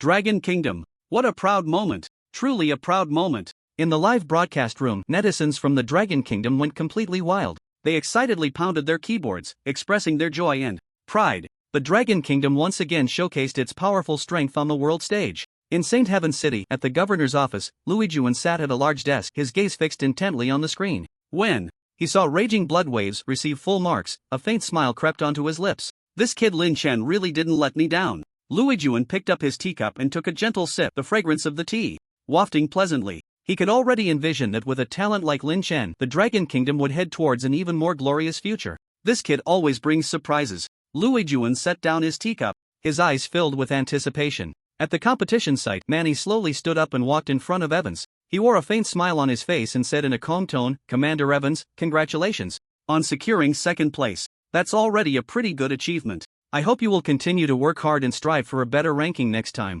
This statement seemed to comfort Evans, but in reality, it was adding fuel to the fire. As the world's #1 power, the Lighthouse Nation had always considered itself a hegemon. When had they ever been willing to settle for second place? Moreover, they had lost to the Dragon Nation. This was an absolute humiliation. Evans's face turned ashen, the veins on his forehead bulging. He stared fiercely at Mani, his eyes filled with anger and resentment. "Mani, don't get too smug." Evans gritted his teeth and said, "You Dragon Nation must have cheated. I don't believe you could develop a master-level potion." He slammed the table, shouting hoarsely, "Why don't you dare to reveal the full attributes of Fury Bloodstorm? There must be something fishy about it." His voice echoed throughout the venue, filled with doubt and fury. Ham frowned, feeling very dissatisfied with Evans's unreasonable outburst. He said sternly, "Commander Evans, please watch your words. There are rules in the competition, and each participating country has the right to choose whether to disclose the full information of their weapons. Your Lighthouse Nation's Heaven's Punishment drone didn't disclose the specific yield of its mini-nuclear bomb or the drone's endurance, did it?" Ham's retort left Evans speechless. He opened his mouth but couldn't say anything. "If you believe the Dragon Nation cheated, please provide evidence." A competition official stepped in front of Evans and said coldly, "If you have no evidence, please be quiet. This is a world-class weapon exchange competition, not a place for you to throw a tantrum." His tone was unceremonious, filled with a warning. Evans was left red-faced and speechless, unable to refute. He indeed had no evidence to prove that the Dragon Nation had cheated. He could only glare at Mani with resentment in his eyes. In the live stream, viewers from the Dragon Nation saw Evans's defeated expression and burst into laughter. "Ha ha, this is killing me. Is Evans furious? Serves you right. Who told you Lighthouse Nation to be so arrogant and condescending? Now you've been slapped hard by our Dragon Nation's master-level weapon. It's so satisfying to watch. Truly delightful." Viewers left comments expressing their joy and schadenfreude. They felt proud of the Dragon Nation and delighted by Evans's failure. The competition continued. "Next, let's invite the representative from the Italian nation to showcase your weapon." Ham's voice echoed in the venue. The representative from Italy was a short, stout, middle-aged man. He wore a slightly bitter smile as he slowly walked onto the stage. Facing the audience and the live camera, he took a deep breath and made an unexpected move. Instead of showcasing any weapon, he directly submitted a withdrawal application to Ham. "Mr. Ham, we from Italy have decided to withdraw from this competition." His voice, though not loud, clearly spread throughout the venue. The audience was in an uproar. Everyone was stunned by Italy's decision. "What? Withdrawing? What's wrong with Italy? Are they conceding before the match even starts? That's just too cowardly," the audience murmured, expressing confusion and disdain for Italy's withdrawal. The live stream exploded with comments. "What the hell? What's going on with Italy? Ending before it even starts? That's way too fast. Is Italy scared stiff by the Dragon Nation? Ha ha, this is killing me. Italy has no backbone at all." The netizens were frantically scrolling through the comments, expressing their shock and sarcasm. Ham was also taken aback. He never expected that Italy would choose to withdraw from the competition. He looked at the Italian representative, a hint of sympathy appearing on his face. Ham knew in his heart that Italy's withdrawal was entirely due to the overwhelming power of Longwa's raging bloodstorm. Master-level weapons were simply a dimensional blow to other countries. He could understand the feelings of the Italian representative. "Is Italy sure about withdrawing?" Ham politely asked. "We really are withdrawing," the Italian representative said with a bitter smile, shaking his head. "Longwa's master-level weapons are just too dazzling. Compared to them, our country's weapons are like fireflies competing with the bright moon. Continuing to compete would only bring humiliation. Rather than being laughed at by the whole world, it's better to withdraw voluntarily and save a bit of face." He sighed, filled with helplessness and bitterness. Ham was silent for a moment. "I respect your decision." Although he hoped that all countries could participate, he also understood that a forced situation would not yield sweet results. The netizens in Italy watching the live broadcast were feeling a mix of emotions at this moment. They had waited for a long time, hoping their country's weapons could shine on the world stage. Instead, they received the news of withdrawal. To forfeit like this is really embarrassing. When did our country become so timid and afraid? Are we really that weak against Longwa? Some netizens were very dissatisfied with the country's decision to withdraw, even mocking it. "We can't blame the country entirely. Longwa's master-level weapons are indeed too strong. We have no chance against them. Withdrawing might be the best choice." There were also some netizens who expressed understanding of the country's decision but still felt very upset inside. This feeling was just too suffocating. With Italy's withdrawal, the competition was announced to be over. The staff quickly tallied the results. Ham walked to the front of the stage and began to announce the top 4 of the competition. In this world-class weapon exchange competition, the top 4 in the preliminary round are. His voice paused as his gaze swept across the audience. First place, Longwa. Second place, Lighthouse Country. Third place, Wokaku. Fourth place, Francois. Congratulations to the above 4 countries for successfully advancing to the finals. Ham's voice was filled with passion and joy. The venue erupted into thunderous applause.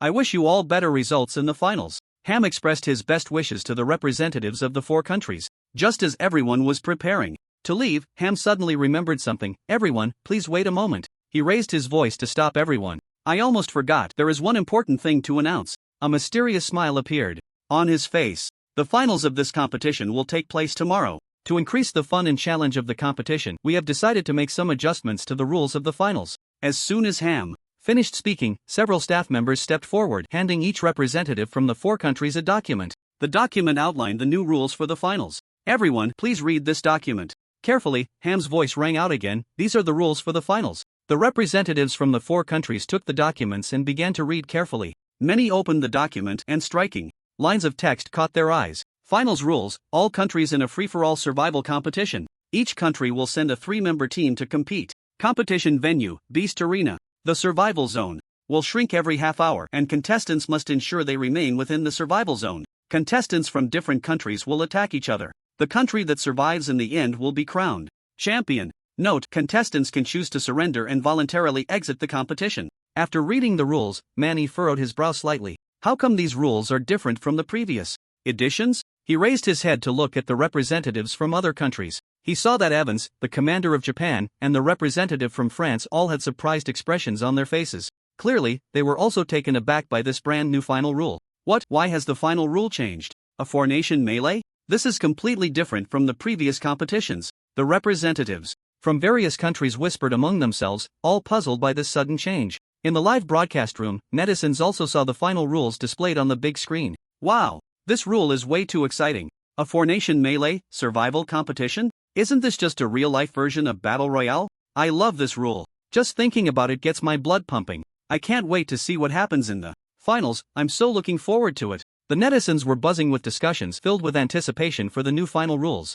Ham looked at everyone's surprised expressions and smiled slightly. I know. Everyone is a bit surprised by the change in the final rules. He paused and continued. To ensure fairness in the competition, the level of participating contestants must not exceed diamond rank. There will be ferocious beasts present in the competition venue we have selected. But rest assured, the level of the beasts will not exceed that of the contestants, so there's no need to worry too much. Hearing Ham's explanation, the contestants felt a bit more relaxed. Alright, everyone, please go back and prepare well. Tomorrow, we will have the final championship battle. After Ham finished speaking, he announced the end of the preliminary round. The representatives from various countries gradually left the competition venue. The next day, in the morning, in Lin Chen's room, knock, knock, knock. A series of knocks sounded. Lin Chen, get up and have breakfast. Man Yi's voice came from outside the door. Lin Chen opened his eyes and stretched. He opened the door to see Manny standing at the entrance with a sumptuous breakfast in hand. Good morning, Uncle Manny. Lin Chen greeted him with a smile.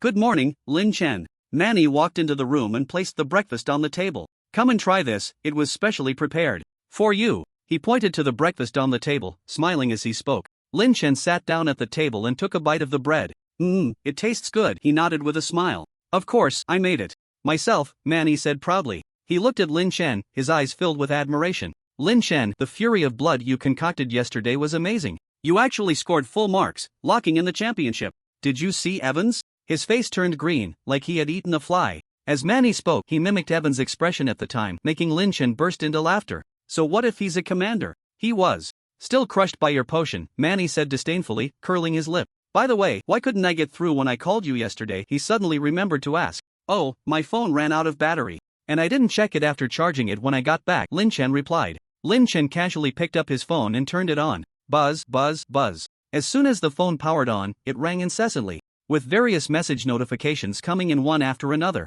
Lin Chen opened the messaging app and found that his inbox was overflowing. 99 plus 99 plus 99 plus. Countless unread messages. Lin Chen clicked to check and found congratulatory messages from friends, classmates, and teachers. Lin Chen, you're amazing. Master level potion. You're simply my idol. Congratulations on bringing glory to Dragon Country. Various words of praise came pouring in, and Lin Chen felt warm looking at these messages. He knew he had not let everyone down. He had won honor for the Dragon Country. Lin Chen quickly skimmed through the messages, most of which were congratulations and admiration, and he selectively replied to a few. At that moment, his gaze fell on a message from Meng Siyu. Lin Chen, congratulations on your outstanding achievement. When will you report to Hawking University? There are many delicious foods at the school. I'll take you around when you come. The words were filled with warmth and anticipation. Lin Chen felt a warmth in his heart. The senior sister was indeed beautiful and kind-hearted. He replied, "Thank you, senior sister. I'll report to Hawking University as soon as the competition is over."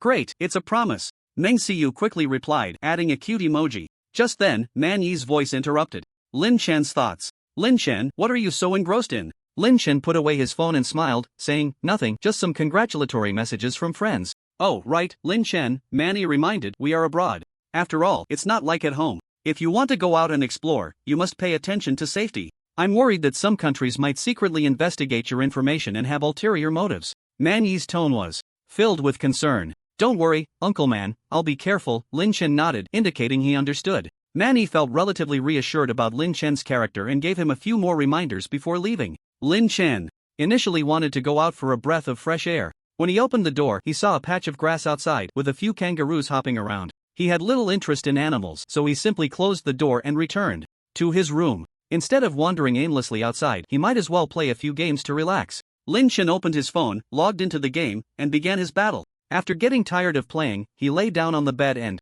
fell asleep. When he woke up, it was already 8 o'clock the next morning. What time is it? Lin Chen rubbed his sleepy eyes and checked the time, realizing the competition was about to start. He quickly washed up and left his room to head to the viewing hall for the competition. As soon as he entered the viewing hall, Lin Chen saw Man Lin already waiting there. Today, Man Lin was dressed in a fiery red dress, graceful and charming, making her even more radiant. "Lin Chen, you're here." Man Lin greeted him enthusiastically upon seeing him. Her face was beaming with a confident smile, full of anticipation for today's competition. "Good morning, Sister Man Lin." Lin Chen responded with a smile. "You are just amazing." Man Lin waved her little fist excitedly, saying, "The extreme fury bloodstorm you concocted yesterday is just too strong. We will definitely win today." She was full of confidence in the potion Lin Chen had crafted. This was a master-level weapon. In Man Lin's view, with extreme fury bloodstorm in play, it would be hard for the Dragon Country to lose. Dear audience friends, let's return to the competition scene. Lin Chen looked at the big screen, which was showing live footage of the competition. The competition was about to begin, and the host's passionate voice echoed in the viewing hall. The host stood on stage, his voice booming. "The finals of the world-class weapon exchange competition officially begins now. Please allow me to introduce the participating teams for this final." The spotlight shone on the competition areas of the 4 countries in turn. First was the French team. Their team composition was very balanced, with 1 mage, 1 priest, and 1 warrior, a classic 3-person combination. Our country's contestants look very confident. The team composition is good. This victory belongs to our country. French netizens cheered. Next was the Japanese team. Their lineup was more extreme, with 2 ninjas and 1 guardian, a purely offensive configuration. Japan is going all in with a purely offensive team. At first, everyone was a bit surprised, but then they calmed down. The actions of the Wa country were always hard to decipher. At that moment, the spotlight fell on the competition area of the Dragon Country. A male gunslinger with a sniper rifle on his back, a male mage holding a staff, and a burly paladin stood side by side. "Sister Manlin, what's the background of that gunslinger?" Lin Chen asked curiously, pointing at the male gunslinger. "His name is Zhou, and his shooting skills are exceptional. He was specifically chosen by my dad," Manlin introduced. "My dad said Zhou has a very special talent, but he himself thinks it's somewhat useless, so he rarely mentions it." "Oh, what talent is that?" Lin Chen asked, intrigued. "His talent is that the first time he uses a potion, it won't consume it," Manlin explained. "Only after using a potion for the second time will it start to consume. However, he hasn't had any good potions before, so this talent hasn't really come into play." Lin Chen suddenly understood. No wonder Manny would choose Zhou. With his own concocted limit fury blood surge, Zhou's talent would be like adding wings to a tiger. "Then why didn't you bring a priest this time?" Lin Chen continued to ask. "Our paladin has a healing skill that can provide recovery for teammates," Manlin replied. "What?" Lin Chen was astonished. A combination of offense and defense plus healing. This was too versatile. This paladin was practically a mobile supply station. "Sister Manlin, what about the last mage?" Lin Chen's gaze fell on the last member of the Dragon Country team.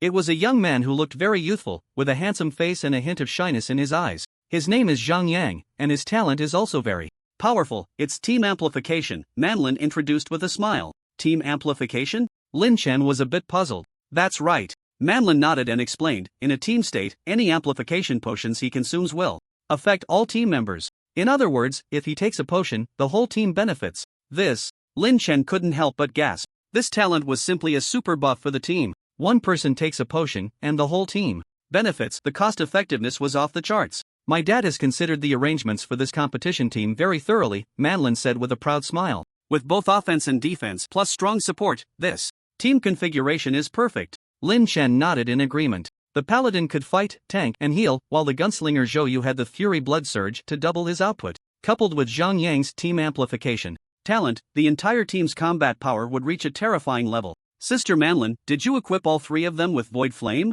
Of course. Manlin nodded without hesitation. Void Flame can greatly enhance attack power, and combined with their talents and skills, it will definitely unleash astonishing power. Lin Chen's confidence in the Dragon Country team's victory grew even stronger. He turned to look at the big screen, trying to find the figures of the Lighthouse Country team. However, the screen never showed any footage of the Lighthouse Country players. Strange, where is the Lighthouse Country team? Why haven't we seen them? Lin Chen asked in confusion. That old fox Evans has long prepared cloaking cloaks for the players, Manlin said disdainfully, curling her lip. This was something her father had told her that morning. Their players are in a stealth state, making it very difficult for the live drone to capture their traces. Cloaking cloaks? Lin Chen frowned slightly. This kind of equipment could hide one's form and evade detection, making it very practical on the battlefield. The Lighthouse Country clearly had prepared for this. This isn't fair. What kind of competition is this if even the participants can't watch? The Lighthouse Nation is cheating. After a while, everyone figured out what the Lighthouse Nation was up to.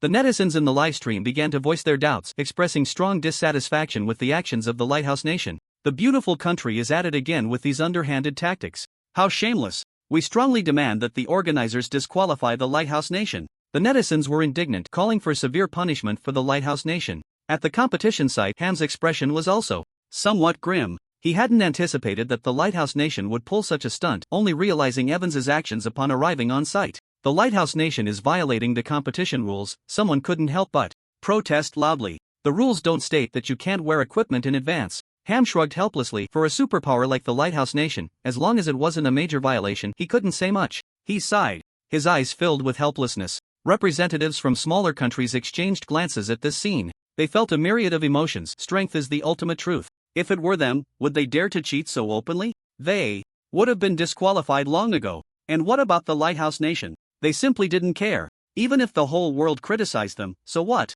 This is the confidence of a strong nation. Evans paid no attention to the opinions of others. He shrugged innocently. I just wanted my team to better adapt to the competition environment. What's wrong with that? He said it nonchalantly, as if everything was perfectly reasonable. In the live stream, a flood of comments surged in like a tide. Protest. This is blatant cheating. The Lighthouse Nation is so shameless. Demand their disqualification. The netizens were furious, expressing strong dissatisfaction with the actions of the Lighthouse Nation. Ham also felt immense pressure. He walked over to Evans and lowered his voice. Evans, it's time to stop. You've already gained a significant advantage. Don't go too far. Otherwise, it will be hard for me to explain to the audience around the world. Ham's tone carried a hint of warning. Evans, however, shrugged dismissively, adopting an indifferent attitude. Manny shot a cold glance at Evans filled with disdain. This clown was not worthy of being a rival to the Dragon Nation. Evans also noticed Man Yi's gaze. The corners of his mouth curled up slightly, revealing a provocative smile. That look seemed to say, we, the Lighthouse Nation,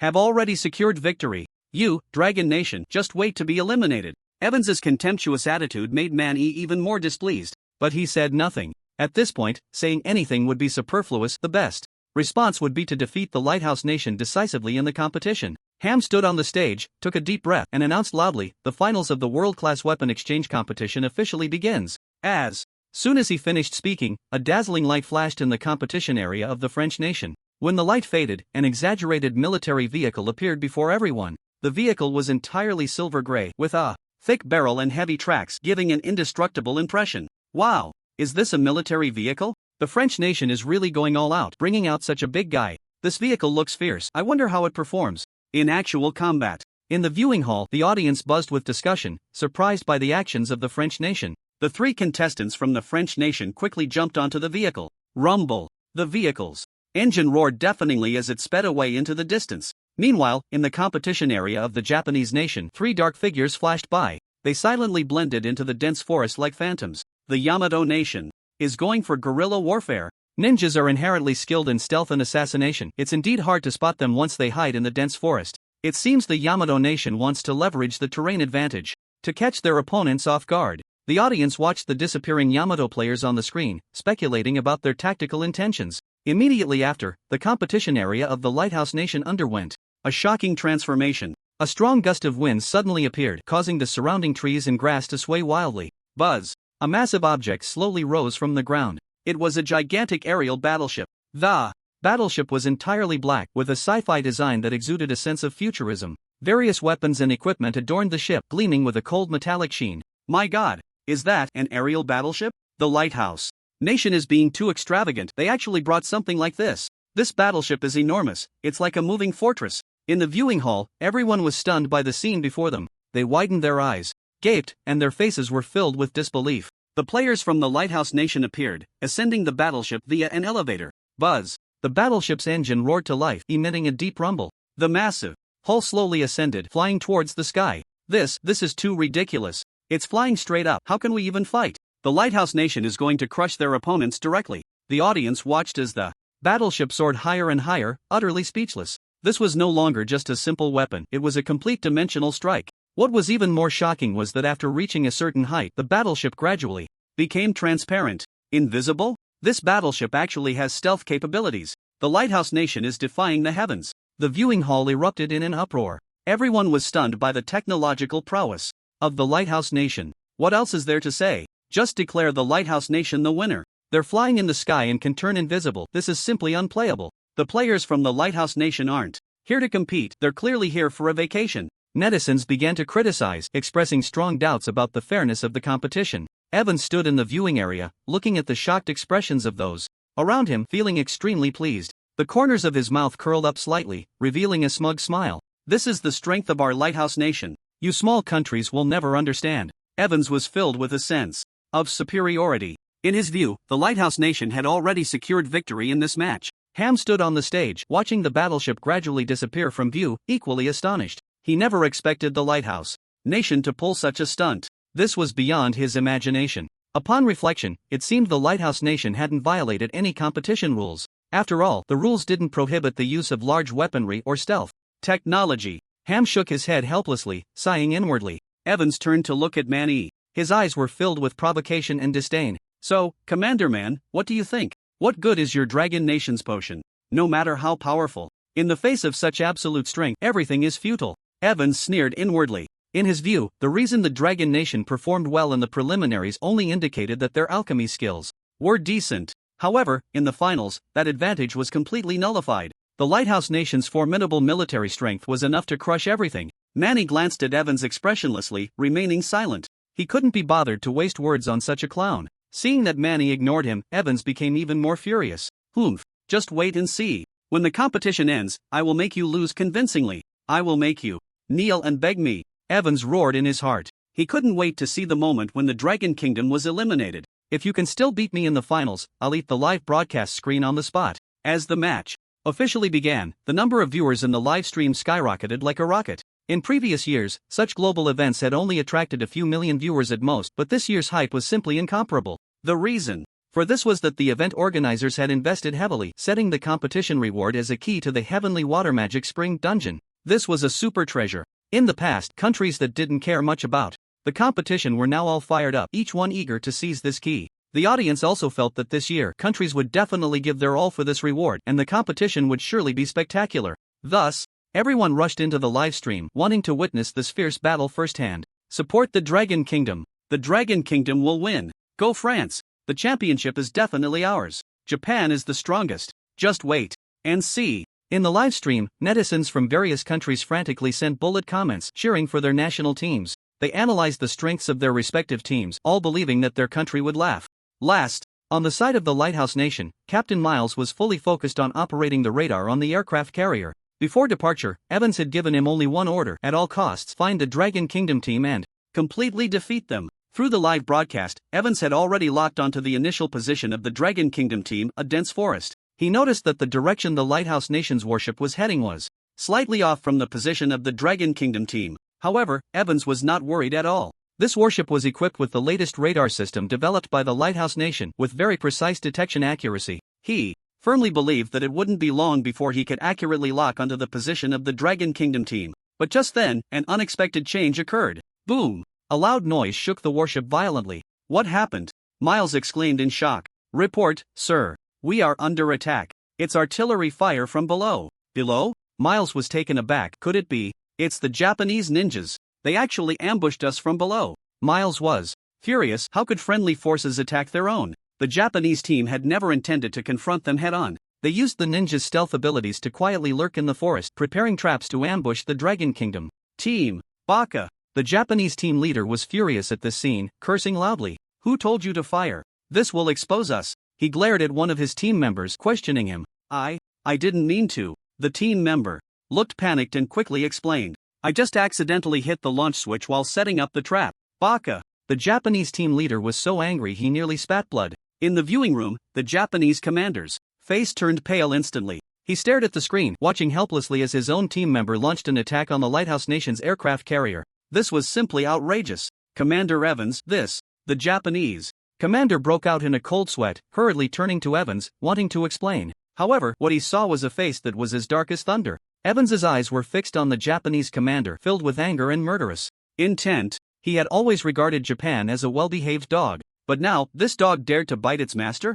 Commander Evans, please let me explain. The Japanese commander trembled in fear and quickly said, this is definitely a misunderstanding. One of our team members must have fired accidentally. They definitely didn't do it on purpose. He desperately explained, his voice trembling slightly. Evans coldly stared at the commander of the Yamato Nation. His eyes filled with scrutiny. Perhaps, as he said, it was just an accident. But Evans knew very well that the Yamato Nation had tools to detect the sky. If they discovered the Lighthouse Nation's warships and deliberately launched an attack, then it was a case of a dog not listening, deserving a good beating. In the live broadcast room, the netizens from the Dragon Nation were nearly laughing themselves crazy at the scene. Ha ha ha, what is the Yamato Nation doing? Internal strife? The Lighthouse Nation's warship got hit by the Yamato Nation. I'm dying of laughter. Aren't these two supposed to be on the same side? How did they end up fighting? This is going to be a good show, waiting for the Yamato and Lighthouse Nations to tear each other apart. The netizens frantically flooded the screen with comments filled with teasing and mockery. On the aircraft carrier, Miles also wore a face of anger. Before departing, Evans had specifically advised him to be lenient with the Yamato Nation. It would be best to unite with them to resist the Dragon Nation together. But now, the Yamato Nation had directly attacked their own warship. This was simply a blatant provocation. Ethan, show them some color. Miles gritted his teeth and said, yes, sir. Ethan immediately responded, starting to control the radar to search for the Yamato team's location. Soon, the radar locked onto the dense forest area where the Yamato team was located. Target locked, requesting to fire shells. Ethan reported to Miles. Fire. Miles issued the command without hesitation. Boom, boom, boom. On the aircraft carrier, several shells whistled out, flying towards the dense forest where the Yamato team was located. In the viewing room, the commander of the Yamato Nation was terrified at this scene, his soul nearly leaving his body. Commander Evans, this is a misunderstanding. He shouted hoarsely, please, stop. However, Evans completely ignored him. He simply coldly watched the screen, observing the shells falling into the dense forest.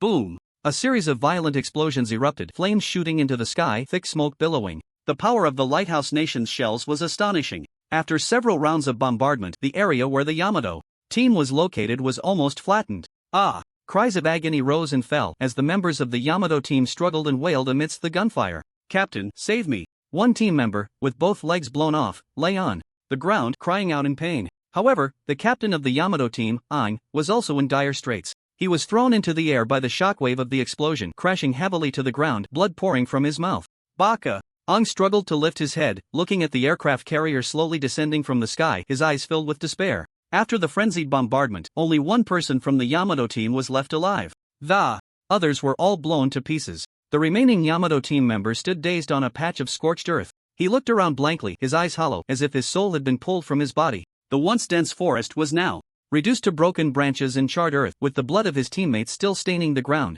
The air was thick with the acrid smell of gunpowder and the nauseating scent of charred flesh. Captain, everyone, he murmured to himself, his voice trembling with endless despair. The competition had just begun, and all his teammates had perished. This cruel reality was hard for him to accept. He couldn't even believe that all of this was real.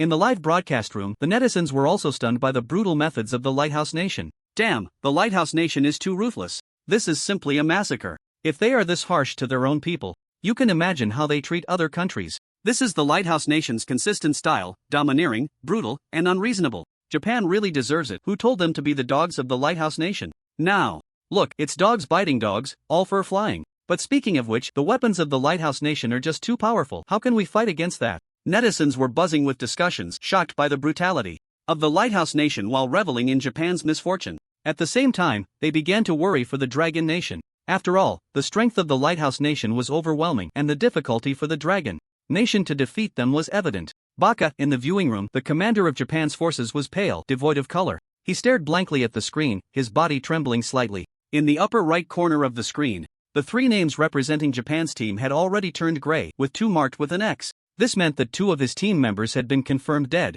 A massive sense of despair surged over him like a tide, completely drowning him. He opened his mouth, wanting to say something, but found his throat blocked as if by something, unable to make any sound. Commander Evans, why did you do this? He turned his head with great difficulty to look at Evans, his voice hoarse as he asked. His eyes were filled with confusion and anger, along with a hint of fear. Evans completely ignored the commander of Japan. He didn't even glance at him. His gaze remained fixed on the screen. More precisely, it was fixed on the small dots representing the Dragon Nation's team on the screen. Evans's eyes were cold and fierce, like a venomous snake fixated on its prey. Dragon Nation, your good days are over. He sneered inwardly, vowing to make the Dragon Nation pay a painful price. Manny stood to the side, taking in Evans's expression. His face was expressionless, showing no emotional fluctuations. However, his gaze became sharper. Like a drawn sword, its edge exposed. Looking back at Evans, Manny's eyes were filled with disdain, as if to say, You dare to be our Dragon Nation's opponent? Damn it! Evans felt Manny's gaze and his anger flared even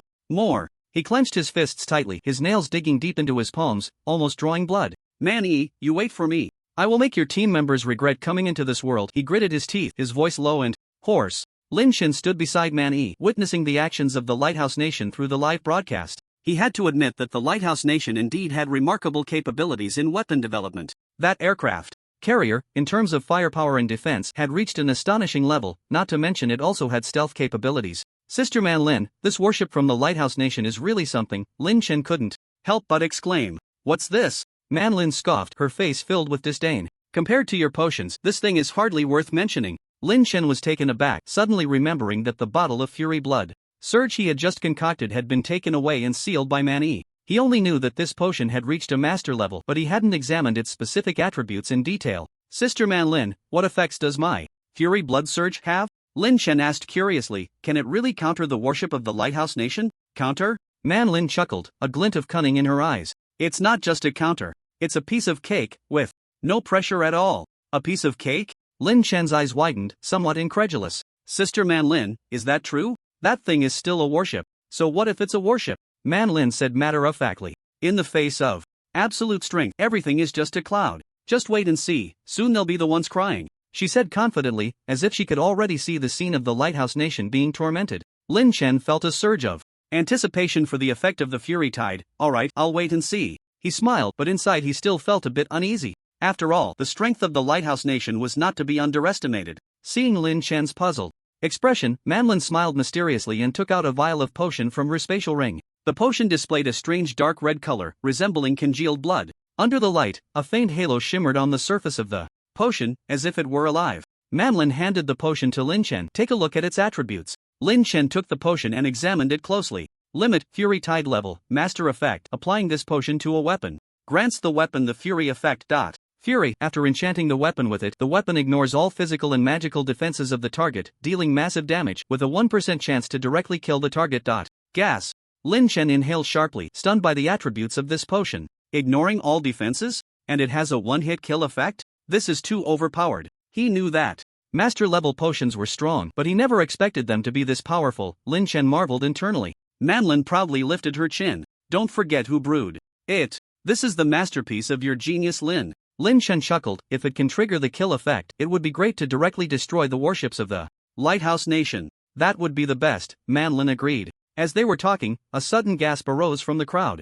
Look, what happened to the Japanese team? They seem to have given up the match. What? Lin Chen and Manlin quickly turned to the screen. On the screen, the last name representing the Japanese team suddenly turned gray, marked with a large cross. But unlike last time, the last member of the Japanese team was not killed but had voluntarily given up the match. Lin Chen was a bit dazed. What was going on with the Japanese team? Although they had lost 2 members, it shouldn't lead to an outright surrender, right? After all, the Japanese were known for their samurai spirit, which emphasized fighting to the death rather than surrendering, especially in a globally watched competition. How could they just give up? This was utterly incomprehensible. Where's the samurai spirit of Japan? They can commit seppuku, but where did their unwillingness to admit defeat go? Lin Chen couldn't help but complain. Who knows, Manlin shrugged, speaking nonchalantly. Maybe they were scared out of their wits by the lighthouse nation. After all, in that situation, anyone would feel despair. In the viewing room, the commander of the Japanese team had a grim expression. He stared at the screen, filled with anger and disappointment. Baka, he roared, slamming his fist on the table. This bastard! How dare he give up the match? This is a complete desecration of the samurai spirit. He was so furious that he trembled all over, wishing he could rush into the arena and drag out the team member who had given up, giving him a good beating. However, after calming down, he felt a bit helpless. After all, if he were in that situation, he might have made the same choice. Commander Evans. The Japanese commander took a deep breath, trying to calm his emotions. He turned to Evans, forcing a smile onto his face. This is all a misunderstanding. Our team member must have been frightened, which is why he acted so irrationally. Rest assured, once the match is over, I will definitely punish him properly, he said in a low, submissive tone filled with flattery. He originally thought that Evans should have vented his anger by now and wouldn't make things difficult for his team members. As long as that team member can hold on, it's still possible for the Wa country to take second place. The more he thought about it, the angrier he became, preparing to give this withdrawing team member a piece of his mind. In the live stream, the netizens were in an uproar. Is Wa country admitting defeat? That was too quick. Haha, this is hilarious. Is this what they call the spirit of Bushido? I thought they would fight to the end against the lighthouse country, but it turns out to be this? But we can't blame them. After all, the gap in strength is too great. Anyone would feel despair in their shoes. Yeah, they got wiped out twice right at the start. Who can withstand that? However, Wa country really lacks backbone. At least they could struggle a bit. The netizens were buzzing with discussions filled with various taunts and jabs. Some expressed understanding, believing that Wa country's choice to give up in such a situation was justifiable. Trash Wa country really can't take a hit. Myers spat, his face filled with disdain. In his view, Wa country was not worthy of being an ally of the lighthouse country. Sir, what should we do next? Ethan asked. Continue searching for the Dragon Country team, Myers said without hesitation. I want to tear them to shreds with my own hands. His eyes glinted with a fierce light, like a bloodthirsty beast. Yes, Ethan immediately agreed, starting to operate the radar to continue searching for the Dragon Country team's location. The airship slowly moved, circling above the dense forest. The powerful radar system continuously scanned the surrounding environment, leaving no stone unturned. Myers firmly believed that as long as the Dragon Country team was still in this arena, they would never escape his grasp. Meanwhile, the Dragon Country team was situated in a vast canyon flanked by towering peaks that securely sheltered them. The terrain here is good. It effectively reduces the chances of being discovered by aerial reconnaissance. Zhou Yu observed the surroundings and nodded in satisfaction. Yes, it's a great hiding spot. Paladin Lu Kai also agreed. However, we can't let our guard down, Zhang Yang said, taking out a vial of potion from his spatial ring. The potion was a vibrant red, resembling burning flames. Under the sunlight, the surface of the potion shimmered with dazzling light, like a brilliant gem. Heart of Eternity level, diamond effect. After consumption, the user can enter a locked health state for the next 6 hours. Locked health, immune to all lethal damage. Health is locked at a minimum of 1 point. He downed the potion in one gulp. Gulp. As the potion went down, a warm current instantly spread throughout his body.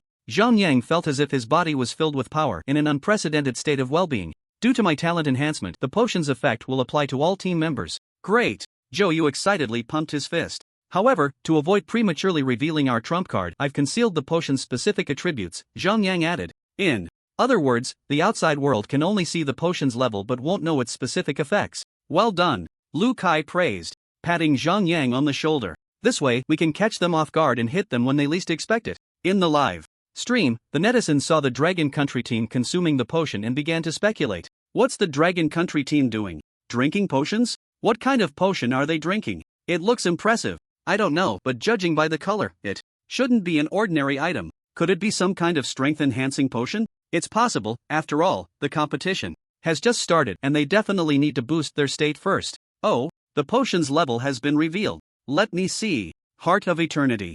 Diamond level? Holy crap. Diamond level potions. The Dragon Kingdom is just too extravagant. This is diamond level. Just taking out something of this caliber. How strong is the Dragon Kingdom? It's terrifying. The foundation of the Dragon Kingdom is simply unfathomable. Now there's a good show to watch. I wonder if the Lighthouse Nation can hold up. The netizens were abuzz, all shocked by the Dragon Kingdom's grand display. Inside the viewing room, Evans saw the potion level displayed on the screen but was not overly surprised. Diamond level, huh? He sneered, his eyes filled with disdain. It seems the Dragon Kingdom only has this one impressive item. He felt secretly pleased. Commander Man-E, your Dragon Kingdom's potions don't seem that impressive after all. Evans turned to Man-E, his tone dripping with sarcasm. Compared to our Lighthouse Nation's warships, it's like a small witch meeting a great witch. Man-E glanced at Evans expressionlessly, remaining silent. He couldn't be bothered to waste words on such a self-righteous guy. Seeing that Man-E was ignoring him, Evans grew even more furious. Humph. Just wait and see. When the competition ends, I'll make you lose convincingly.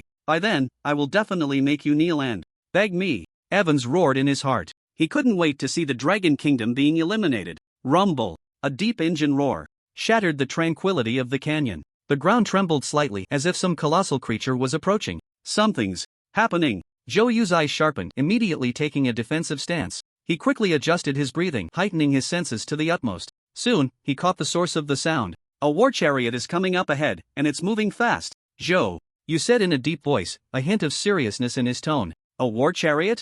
Zhang Yang frowned slightly. Could it be a team from the French nation? Lu Kai speculated. After all, among the countries participating in this competition, the French nation primarily used war chariots as their main weapon. Very likely, Zhou Yu nodded. They must have spotted us. What should we do? Should we avoid them? Lu Kai asked. Avoid? Zhou Yu sneered. Why should we avoid them? Since they dare to come, let them come. And not return. Captain, target spotted. Meanwhile, inside the French nation's war chariot, a team member shouted excitedly. Got it. The captain of the French team clearly saw the figures of the Dragon Kingdom team through the screen. They actually didn't run away. He was somewhat surprised. Captain, what should we do? A team member asked. What to do? The captain of the French nation grinned maliciously. Of course, we charge at full speed. Crush them. He issued the command without hesitation. Yes. The team member immediately responded, slamming on the gas. The war chariot let out a deafening roar, like a steel beast charging fiercely towards the Dragon Kingdom team. Inside the viewing room,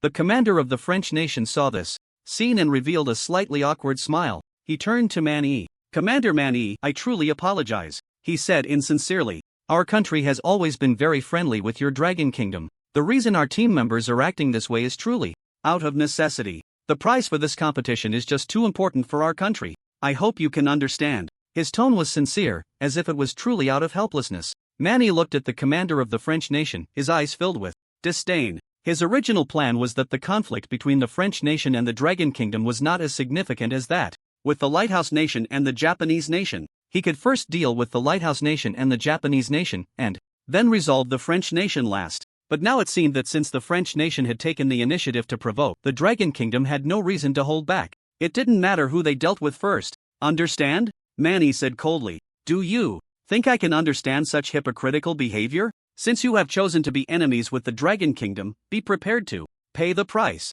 His tone was icy, devoid of any emotion. Upon hearing the words of the commander of the French kingdom, Man Lin's anger flared even more. Hypocrite, she couldn't help but curse. Such a person is utterly shameless. Lin Chen advised, Sister Man Lin, there's no need to get angry. It's better that they make their stance clear now than to pretend to be allies and then stab us in the back. Man Lin nodded, agreeing with Lin Chen's words. You're right, dealing with such people sooner rather than later is less of a headache. As the war chariot drew closer, Zhou Yu took out an item from his waist pouch. It was a ball of burning flames, presenting a bizarre dark red color. The flames danced as if they were alive. Limit Void Flame Level, Master Effect, deals 90,000 points of destruction damage within a 3-kilometer radius. This was concocted overnight by Lin Chen at Man Yi's request before the match. With Lin Chen's Hand of Creation talent enhancing it, the item's level had directly reached Master, significantly increasing its power. Zhou Yu looked at the flames in his hand, a glimmer of excitement flashing in his eyes. He knew this item would be the key to their victory over the French kingdom. Boom! Boom! Boom! The roar of the war chariot's engine grew louder, deafening, as if it would tear the entire canyon apart. The French kingdom's team war chariot charged forward like a steel beast, unstoppable. Inside the viewing room, the commander of the French kingdom saw Zhou Yu take out a black burning object from his waist pouch and thought it was a new type of grenade developed by the Dragon Kingdom. He immediately burst into laughter, nearly in tears. Ha ha ha! Commander Man-E, does your Dragon Kingdom have no one left? You actually think you can use a grenade against our military chariot? That's just too far-fetched. He pointed at the screen, openly mocking. I admit your Dragon Kingdom does have some skills in potions, but so what? In the face of absolute power, everything is futile. The commander of the French kingdom no longer pretended, openly ridiculing Manhwa. Just wait and see, your team is about to be crushed into a meat pie, he said triumphantly, as if he could already see the Dragon Kingdom team being annihilated. Manhwa ignored him, focusing intently on the live broadcast. Evans, witnessing this scene, was overjoyed. This was simply an unexpected delight. He had been worried that the French kingdom would ally with the Dragon Kingdom, but now it seemed he had been overly concerned. Well done, French kingdom, Evans silently cheered in his heart. This way, I won't have to lift a finger to eliminate the Dragon Kingdom's hidden threat, he thought proudly, a smug smile spreading across his face. The feeling of reaping the benefits of others' labor is just too satisfying. Just as the war chariot was about to charge in front of the Dragon Kingdom team, Joyu moved. He suddenly threw the Limit Void Flame in his hand. Boom! A deafening explosion echoed. The Limit Void Flame traced a bizarre arc in the air, accurately hitting the war chariot. In an instant, flames soared into the sky, and the shockwave from the explosion shattered the surrounding rocks. The live broadcast in the viewing room instantly turned into a blinding flash of light. Ah! Everyone was blinded by the sudden brightness, gasping in shock. What happened? The commander of the French kingdom was so startled that he jumped from his seat, shouting loudly, "Quick, show me what happened." He was anxious to know the situation of the war chariot immediately. In the live broadcast room, the netizens were stunned by the sudden explosion. What the hell? What's going on? An explosion? What was that black ball thrown by the Dragon Country team? The power is too great. Wait, look at the screen. The attributes of the potion are out. Let me see. Extreme Void Flame. Master level? What? Another master level? Is Dragon Country going against the heavens?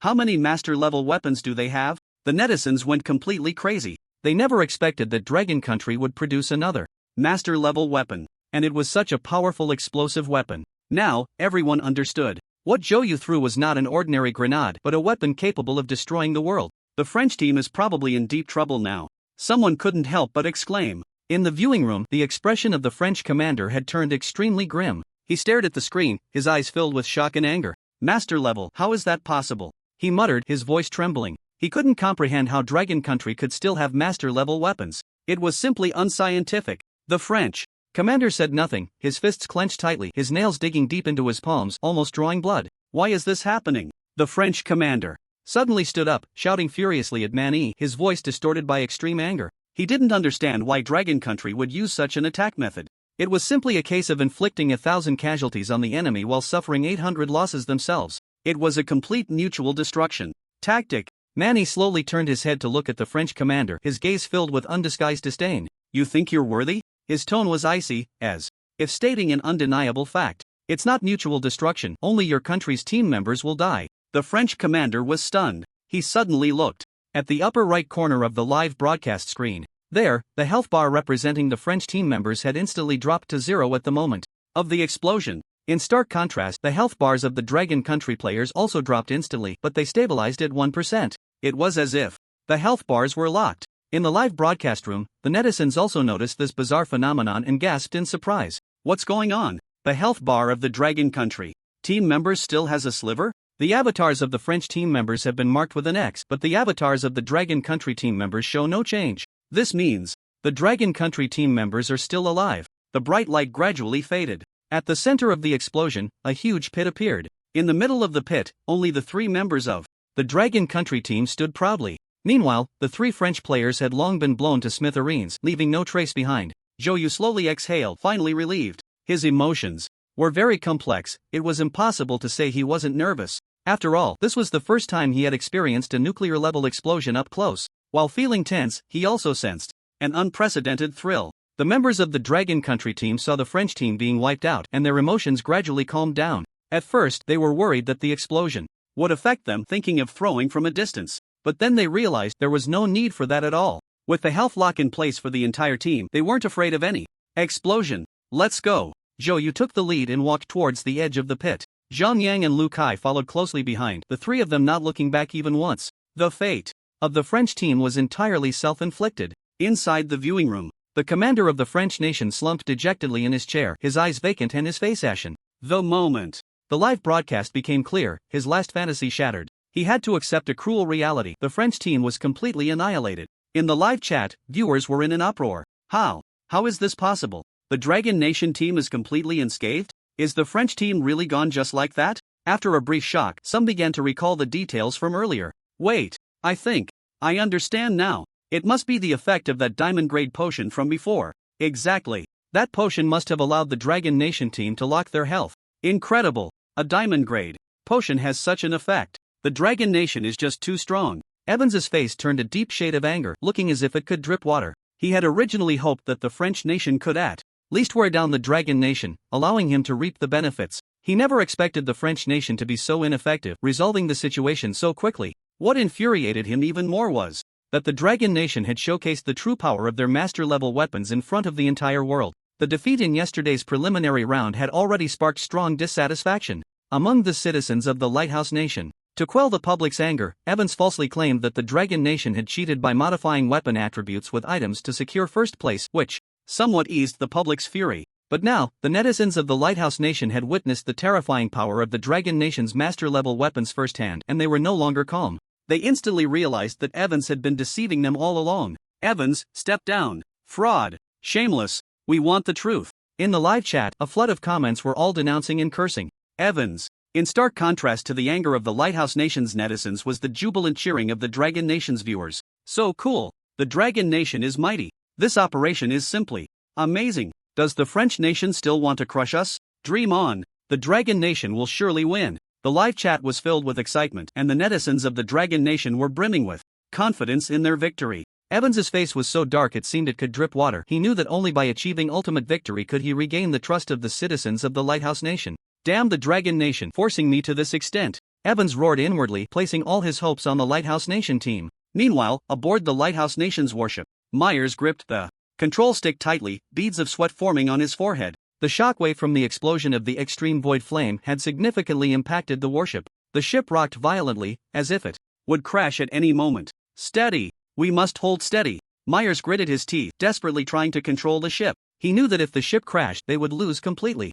Captain, what do we do now? A trembling crew member asked, fear evident in his eyes. Don't panic. Myers took a deep breath, forcing himself to calm down. Activate the protective barrier, he commanded decisively. Yes. The crew member immediately pressed the button. Instantly, a layer of light blue shield enveloped the entire warship. The ship's rocking gradually diminished, eventually stabilizing. Phew. Myers let out a long breath, his taut nerves finally relaxing a bit. He wiped the sweat from his forehead, secretly relieved. Good thing we have the protective barrier, otherwise, we'd be in trouble. Captain, what do we do now? The crew member asked. Myers looked at the two remaining light points on the screen, one representing themselves, and the other, presumably, the Dragon Nation team. Head to the location of the explosion. A glint of cold light flashed in Myers' eyes. Use the laser radar to scan. I want to know their exact position. Yes. The team members immediately agreed and began operating the laser radar. Soon, a clear image appeared on the screen. 3 members of the Dragon Country team were standing at the edge of a massive pit.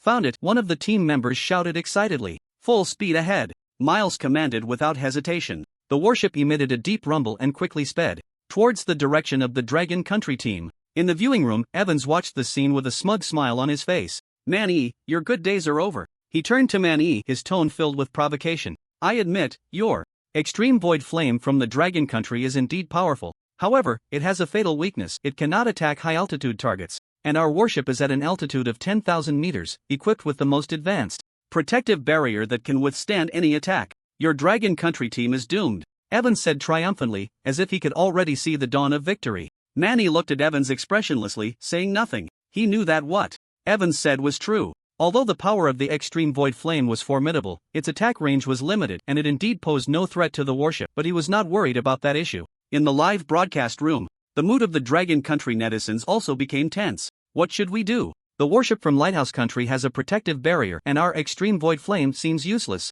Yeah, this is troublesome. Are we going to lose again? No way. I believe the Dragon Country team will find a way. That's right. We must believe in them. Although the Dragon Country netizens were worried, they still had full confidence in their team. Boom, boom, boom. The warship from Lighthouse Country hovered over the canyon, and the cannon fire poured down like a torrential rain. The explosions were deafening, the ground shook violently, and debris flew everywhere. The position of the Dragon Country team was instantly covered by cannon fire, raising clouds of dust. In the viewing room, Manny stared at the screen, his brow slightly furrowed. He wasn't worried about the safety of his team members. After all, with the bloodlock effect of the Eternal Heart, the team members would not be in immediate danger. But this continuous bombardment was not a solution. If they were buried under dirt and rubble, even if they didn't die, it would be very troublesome. In the live broadcast room, the hearts of the Dragon Country netizens were in their throats. What do we do? Being bombarded like this isn't a solution. Yeah, the firepower of Lighthouse Country's warship is too fierce. Bloodlock effect should have a time limit, right? I wonder how much longer it can last. I hope the Dragon Country team can come up with a solution soon. The netizens discussed anxiously, their worries evident. Evans looked at the Dragon Country team being engulfed by cannon fire on the screen, a smug smile on his face. Commander Manny, I guess your bloodlock potion must also have a time limit, right? He turned to Manny, his tone filled with provocation. I want to see how long you can hold on. The audience from Lighthouse Country also felt victory was in their grasp. Ha, the Dragon Country team is finished this time. Their attack range is too short, they can't hit our warship at all. That's right, they're just waiting to die now. In the live broadcast room, the netizens from Lighthouse Country mocked without restraint. Evans was even more carried away, continuing to mock Man. I advise you to surrender early, that way I can at least leave your team members with whole bodies. Manny shot a cold glance at Evans, ignoring his provocation. He remained focused on the live broadcast, anticipating the next move of his team members. On the warship, Miles looked at the area covered by cannon fire on the screen, a hint of cruelty flashing in his eyes. Captain, should we stop the bombardment? A team member asked. No, keep going. Miles said without hesitation. I want them to die in despair. Yes. The team member immediately agreed and continued to manipulate the artillery. The bombardment intensified as if it aimed to flatten the entire canyon. At that moment, the silent Joyu suddenly spoke up. It's time to end this. Joyu took a deep breath and pulled out the extreme blood rage potion from his pouch. At the same time, the potion shimmered with a crimson glow under the sunlight, as if it contained boundless power. He carefully applied the potion to the body of the sniper rifle, and the potion quickly seeped into the metal, which had been cold, instantly becoming scorching hot. A violent aura emanated from the sniper rifle, causing hearts to race. In the viewing room, everyone was stunned by Joyu's actions. What is he doing? Enchanting the gun? How is that possible? Is he crazy? In the live stream, netizens were also in an uproar. Holy crap, what is Joyu trying to do? He can't be thinking of using a sniper rifle to sink a warship, right? That's just too ridiculous. Wait, look at the potion he's using. Isn't that the extreme blood rage that won first place yesterday? Yeah, it's that master level potion. Could it be Joyu is going to enchant the sniper rifle with extreme blood rage? My god, that's just too insane. We didn't see the specific effects of extreme blood rage yesterday, but we can finally witness it today. Can't wait. The netizens discussed fervently, both shocked and excited. Evans looked at Joyu on the screen and couldn't help but burst into laughter. Ha ha ha. Commander Manny, are your Dragon Country players out of their minds? He pointed at the screen, openly mocking. Thinking of sinking a warship with a sniper rifle? Does he think he can cheat? What? A pipe dream. Evans laughed so hard he nearly cried. He found Joyu's actions utterly foolish.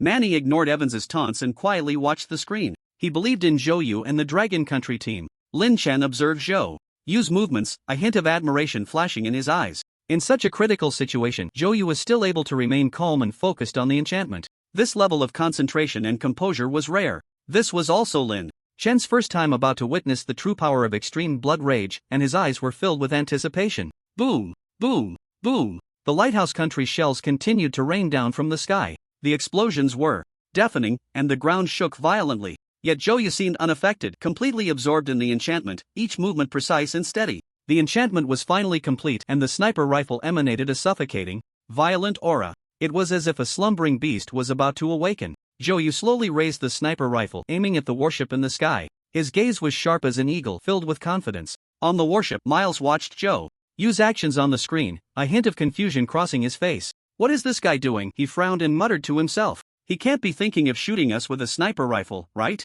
Is he out of his mind? Miles found Joyu's behavior utterly absurd. Let him try. I want to see what tricks he can pull. The corners of Miles's mouth curled up slightly, revealing a hint of disdainful smile. He didn't believe for a second that Joyu could pose any threat to the warship with a sniper rifle.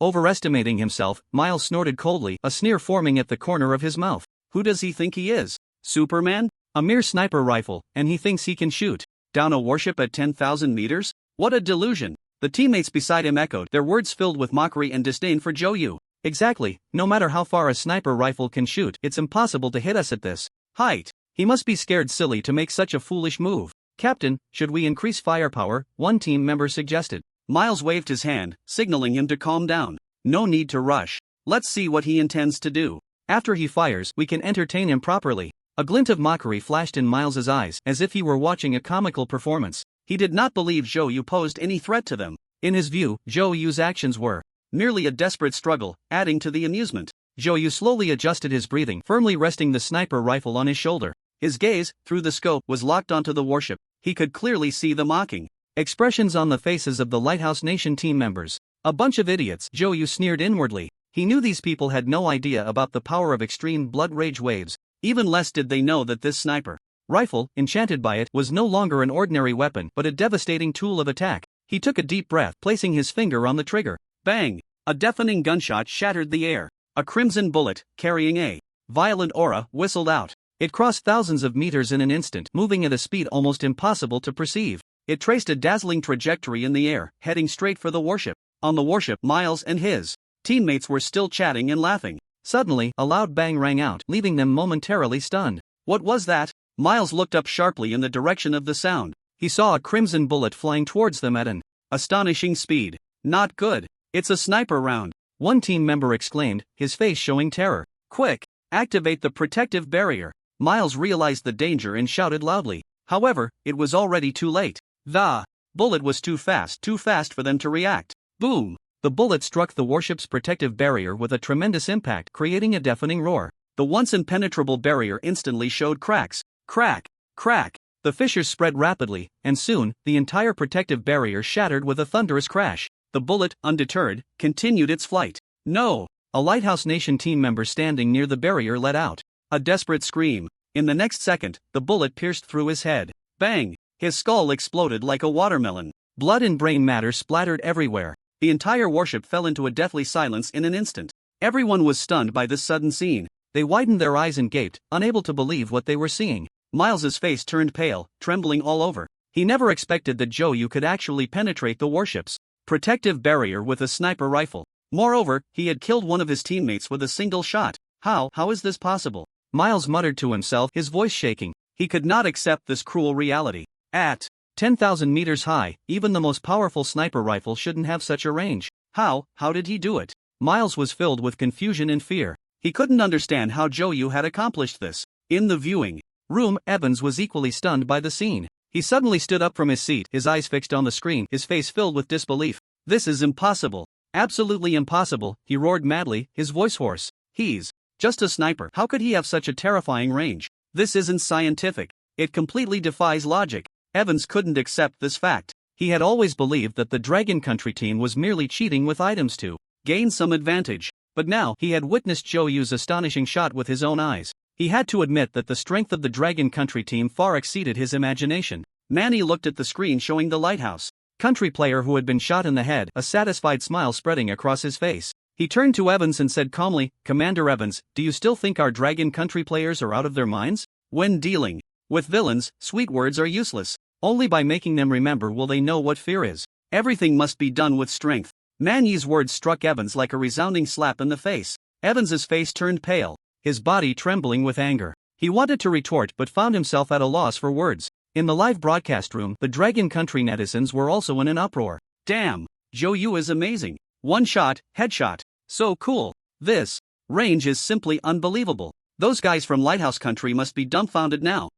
Let them be arrogant again. Dragon Country is mighty. Dragon Country will win." The Dragon Country netizens cheered and were ecstatic. They felt proud and honored by Zhou Yu's stunning performance. Meanwhile, the Lighthouse Country netizens fell into a dead silence. Watching their teammate get shot in the head on the screen, they all fell silent. The pride and confidence in their hearts collapsed completely at that moment. Miles watched helplessly as his teammate fell into a pool of blood, the burning anger in his chest nearly consuming him. "Bastard," he roared, his eyes bloodshot. Like a wounded beast. "Increase firepower. Blow them to bits." Miles's voice was hoarse, filled with endless rage and madness. The remaining teammate, though terrified, immediately executed the order. The artillery on the warship became even more intense, pouring down like a torrential storm. In the viewing room, Manny watched the Lighthouse Country warship's frantic barrage on the screen, a cold smile appearing at the corner of his mouth. "Incompetent. Rage," he commented lightly. Manny knew very well that the actions of the Lighthouse Country players were merely a cover for their inner fear. Faced with Zhou Yu's extraordinary marksmanship, they had completely lost their confidence.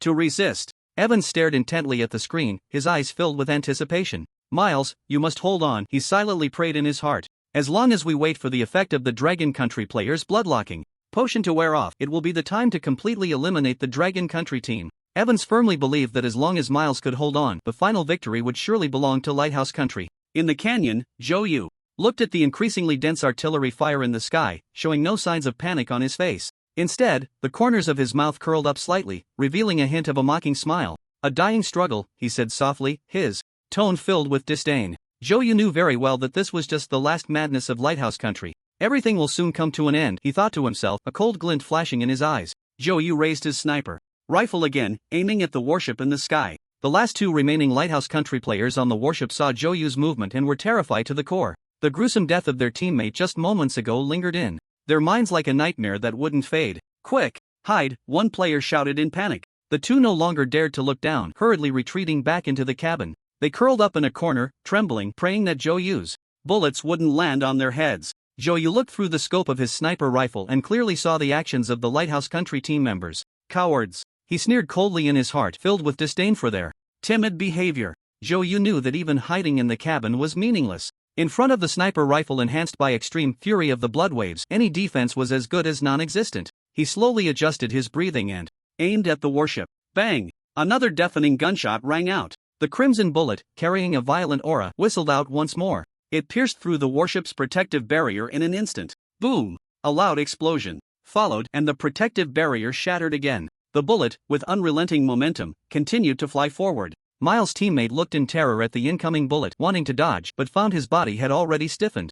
No! He let out a desperate scream. In the next second, the bullet directly penetrated his skull. Bang! Miles' teammate's head exploded like a watermelon. Blood and brain matter splattered all over the cockpit. Only Miles remained from the Lighthouse Country team. Miles stood dazed, staring at the gruesome scene before him, his mind blank. He couldn't believe that his last teammate had died right in front of his eyes, and in such a brutal manner.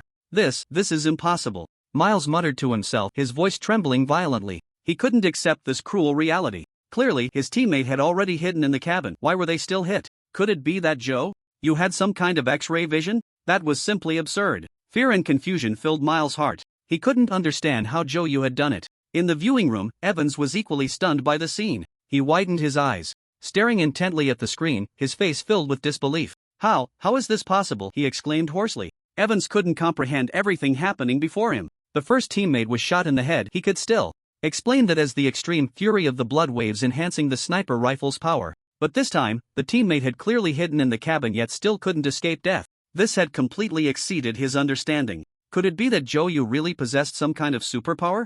Doubt and unease filled Evans' heart. Manny was also shocked by Zhou Yu's actions. He frowned, his eyes filled with confusion. How on earth did this kid do it? He pondered to himself. Manny had great confidence in the power of extreme fury of the blood waves, but what he believed in was merely the potion's enhancement of the sniper rifle's attack power. Yet the scene before him was no longer just about attack power. Could it be that extreme fury of the blood waves could also enchant firearms, increasing their aiming ability? That was simply unbelievable. Curiosity filled Manny's heart. He was eager to know how Zhou Yu had accomplished this. Lin Chen and Man Lin were equally shocked. They exchanged glances, seeing disbelief in each other's eyes. This is too strong. Man Lin couldn't help but exclaim. Lin Chen nodded in agreement. Zhou Yu's performance had completely exceeded their imagination. In the live broadcast room, the netizens were also in an uproar. Damn! Zhou Yu must be cheating. This is way too accurate. Is he seeing through things? This marksmanship is simply divine. This shooter from Dragon Country is too strong. Those guys from Lighthouse Country are completely finished now. Ha, let them be arrogant again. Dragon Country is mighty. Dragon Country will win. The netizens flooded the screen with comments expressing their astonishment and excitement. Zhou Yu's performance had completely conquered them. They felt proud and honored by Zhou Yu's immense strength. Meanwhile, the netizens from Lighthouse Country were in complete silence. They watched the screen as their teammates were shot in the head, each one falling silent. The pride and confidence in their hearts crumbled completely at that moment. They had to admit that the strength of the Dragon Country team far exceeded their imagination. How is this possible? Zhang Yang and Lu Kai looked at Zhou Yu, their eyes filled with disbelief. They could not comprehend how Zhou Yu could accurately kill the Lighthouse Country players through the ship's bulkhead. It was simply incredible. Zhou Yu glanced at his teammates' puzzled expressions and smiled slightly. He felt it was necessary to explain. It's the effect of The extreme fury of blood waves potion, Joyu said slowly, his tone calm. I enchanted this sniper rifle with it. This gun not only has a tremendous increase in power, but its aiming ability has also significantly improved. Moreover, it has a. Joyu explained in detail, fearing his teammates wouldn't understand. I see. Zhang Yang and Lu Kai suddenly understood. They realized that it was the extreme fury of blood waves potion that granted the sniper rifle such miraculous abilities. This potion is amazing. Zhang Yang couldn't help but exclaim. Lu Kai nodded in agreement. The effective fury of blood waves had completely conquered them. On the warship, Miles watched helplessly as two of his teammates died before his eyes, the despair and anger in his heart erupting like a volcano. His eyes were bloodshot, his body trembling like a wounded beast. Dragon Country Team. Miles gritted his teeth, his voice hoarse. I will make you pay the price. The fury in his heart could no longer be described in words. Miles suddenly turned and rushed toward the ship's control console. He was going to activate the ship's strongest weapon, the super particle nuclear bomb. I will make you turn to ashes. A mad glint flickered in Miles' eyes. He had completely lost his sanity. Beep! Miles trembled as he pressed the launch button. A sharp alarm echoed throughout the warship. Super particle nuclear bomb activated. A cold mechanical voice rang out on the ship. A sinister smile appeared on Miles' face. He could almost see the Dragon Country Team turning to ashes under the power of the nuclear bomb. In the canyon, the Dragon Country Team looked at the super particle nuclear bomb rapidly falling from the sky, their faces showing no fear whatsoever. Their expressions were incredibly calm. It's finally here, Joe. Yu said softly, his tone steady. He had long anticipated that Lighthouse Country would use such an ultimate weapon. Zhang Yang and Lu Kai nodded in agreement. They were ready to face anything. Boom! The super particle nuclear bomb exploded in the canyon. A massive mushroom cloud shot up into the sky. The entire canyon was instantly enveloped in blinding light. In the viewing room, the live broadcast screen was a blinding white. Everyone was struck by the sudden brightness, unable to open their eyes. Evan's eyes were filled with murderous intent. He stared at the screen as if he wanted to devour the Dragon Country Team alive. This is Lighthouse Country's strongest weapon. Evans roared in his heart. Dragon Country Team, you are doomed. He firmly believed that under the power of the super particle nuclear bomb, the Dragon Country Team could not possibly survive. Evans turned to look at Mani. He imagined seeing a look of regret and despair on Mani's face. However, Mani's reaction was beyond his expectations. Mani, Manlin, and Lin Chen all stared at the screen. Their eyes were filled with tension and worry. The effect of the bloodlocking potion is about to expire. Mani calculated silently in his heart. He knew that if the explosion did not end quickly, the Dragon Country Team might be in danger. Please let it end quickly. Manlin silently prayed in her heart. She clenched her fists tightly, her nails digging deep into her palms. Lin Chen was equally tense. He knew that this explosion would determine the fate of the Dragon Country Team. The blinding light gradually faded, and the aftershocks of the explosion began to calm. In the center of the canyon, where the Dragon Country Team had been, there was now only a massive deep pit with wisps of smoke still rising from the scorched earth. Ha ha ha! In the viewing room, Evans could no longer contain his inner ecstasy and burst into loud laughter. It's over. The Dragon Country Team is completely finished. He looked smugly at Man-E, his eyes filled with provocation and mockery. In Evans's view, there was no chance of survival for the Dragon Country Team after such a terrifying explosion. Turned to ashes, not even a trace left, he thought triumphantly, as if he could already see the dawn of victory. Man-E's face was somewhat pale, but he still tried to maintain his composure. He stared intently at the screen, but a storm of emotions surged within him. Could it, really? He was unwilling to believe this outcome, but the scene before him forced him to face reality. Manlin's face instantly turned ashen, her body trembling slightly, her eyes filled with despair and sorrow. She turned to Lin Chen beside her, her voice trembling as she asked, Lin Chen, are they really? Manlin's voice choked, unable to continue. Lin Chen gently patted Manlin's shoulder, comforting her. Don't worry, Sister Manlin, they will be fine. He pointed to the upper right corner of the screen, indicating for Manlin to look there. Look, there. Due to the shock of the explosion, the live broadcast momentarily froze. Then, the screen refreshed, and everything returned to normal. Following Lin Chen's finger, Manlin looked towards the upper right corner, where the number representing the remaining members of the Dragon Country Team prominently displayed. 3. Manlin's eyes widened, her face showing an expression of disbelief. They're still alive. She exclaimed excitedly, her voice filled with surprise and relief. In the live broadcast room, the emotions of the Dragon Country netizens were like a roller coaster, rising and falling dramatically. Before the screen refreshed, they had thought the Dragon Country Team was truly about to be wiped out. Each of them was so tense that their palms were sweating, and some had even begun to silently pray. It was only when they saw the number reappearing in the upper right corner of the screen that everyone let out a long sigh of relief. Phew, that scared me to death. I thought the Dragon Country Team was really going to be finished. Great. They're still alive. The Dragon Country team is awesome. I knew they wouldn't be defeated so easily. The Dragon Country netizens flooded the comments with messages expressing their excitement and relief. In the viewing room, Evans's smile instantly froze. He stared at the number in the upper right corner of the screen, his eyes filled with shock and confusion. How is this possible? He exclaimed hoarsely. Evans couldn't believe his eyes. How could the Dragon Country team still be alive after such a terrifying explosion? It was simply unbelievable. Impossible, absolutely impossible. He muttered to himself, his voice trembling. There are no people left at the explosion center. Could it be they were buried underground? Evans speculated in his heart, but he felt that this possibility was slim. After all, the power of a superparticle nuclear bomb was enough to level everything, and even if they were hiding underground, it was highly unlikely they could escape death. On the warship, Myers stood in front of the control console, looking at the massive pit below, a sinister smile spreading across his face. The explosion had caused tremendous destruction, with the ground littered with rubble and scorched earth. The pit was bottomless, and the figures of the Dragon Country team were nowhere to be seen. Ha! Miles laughed loudly, his voice filled with pride and madness. Dragon Country team, you are finally dead. Brothers, I have avenged you. He believed that the Dragon Country team had been completely annihilated and could no longer pose any threat to him. The hatred in Miles' heart had finally found an outlet. Evans stared at the screen, watching Miles' triumphant expression, his chest heaving with anger. That fool, he couldn't help but mutter under his breath. Miles, caught up in the competition, naturally couldn't see the glaring 3 in the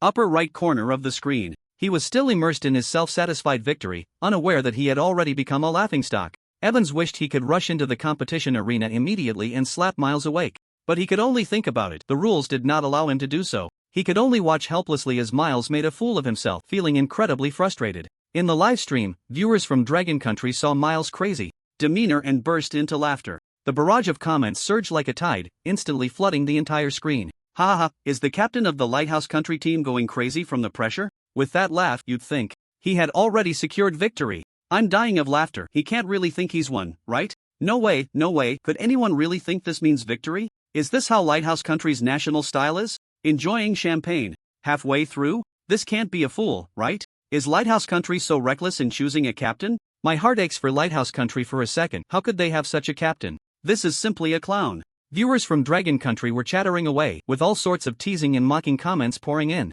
To them, Miles' behavior was nothing short of a ridiculous performance. In the live stream of Lighthouse Country, the atmosphere was one of dead silence. The viewers from Lighthouse Country stared at the screen, where Miles was laughing maniacally, each of them in shock. What is he laughing about? The enemy is clearly still alive. What is he celebrating? My God, is this person insane? This is so embarrassing. Lighthouse Country's face has been completely lost by him. I can hardly believe this is our captain from Lighthouse Country. The viewers from Lighthouse Country sent barrage comments expressing their confusion and anger. They could not understand Miles' actions and felt an overwhelming sense of shame. On the warship, Miles was completely unaware that he had become the laughingstock of the world. He remained immersed in his own world, enjoying the joy of victory. He picked up the binoculars and looked down at the huge pit below. The charred earth, the lingering smoke, the bottomless pit, all of this made Miles feel incredibly excited. He loved this feeling, the sensation of controlling everything, of dominating life and death, the thrill of completely destroying the enemy. Just then, Miles suddenly noticed that a stone in the pit seemed to move slightly. He was startled and quickly aimed the binoculars at that spot. He observed carefully, wanting to see what was happening. Suddenly, a dark gun barrel slowly emerged from beneath the stone. Miles' pupils suddenly contracted and an expression of disbelief appeared on his face. He stared intently at the gun barrel, a storm of emotions rising in his heart. Impossible, this can't be happening, he murmured, his voice trembling. How could they still be alive? The superparticle nuclear bomb is the strongest weapon on the warship. Why is this happening? Miles could not accept this reality. He firmly believed that under the power of the superparticle nuclear bomb, the Dragon Country team could not possibly survive.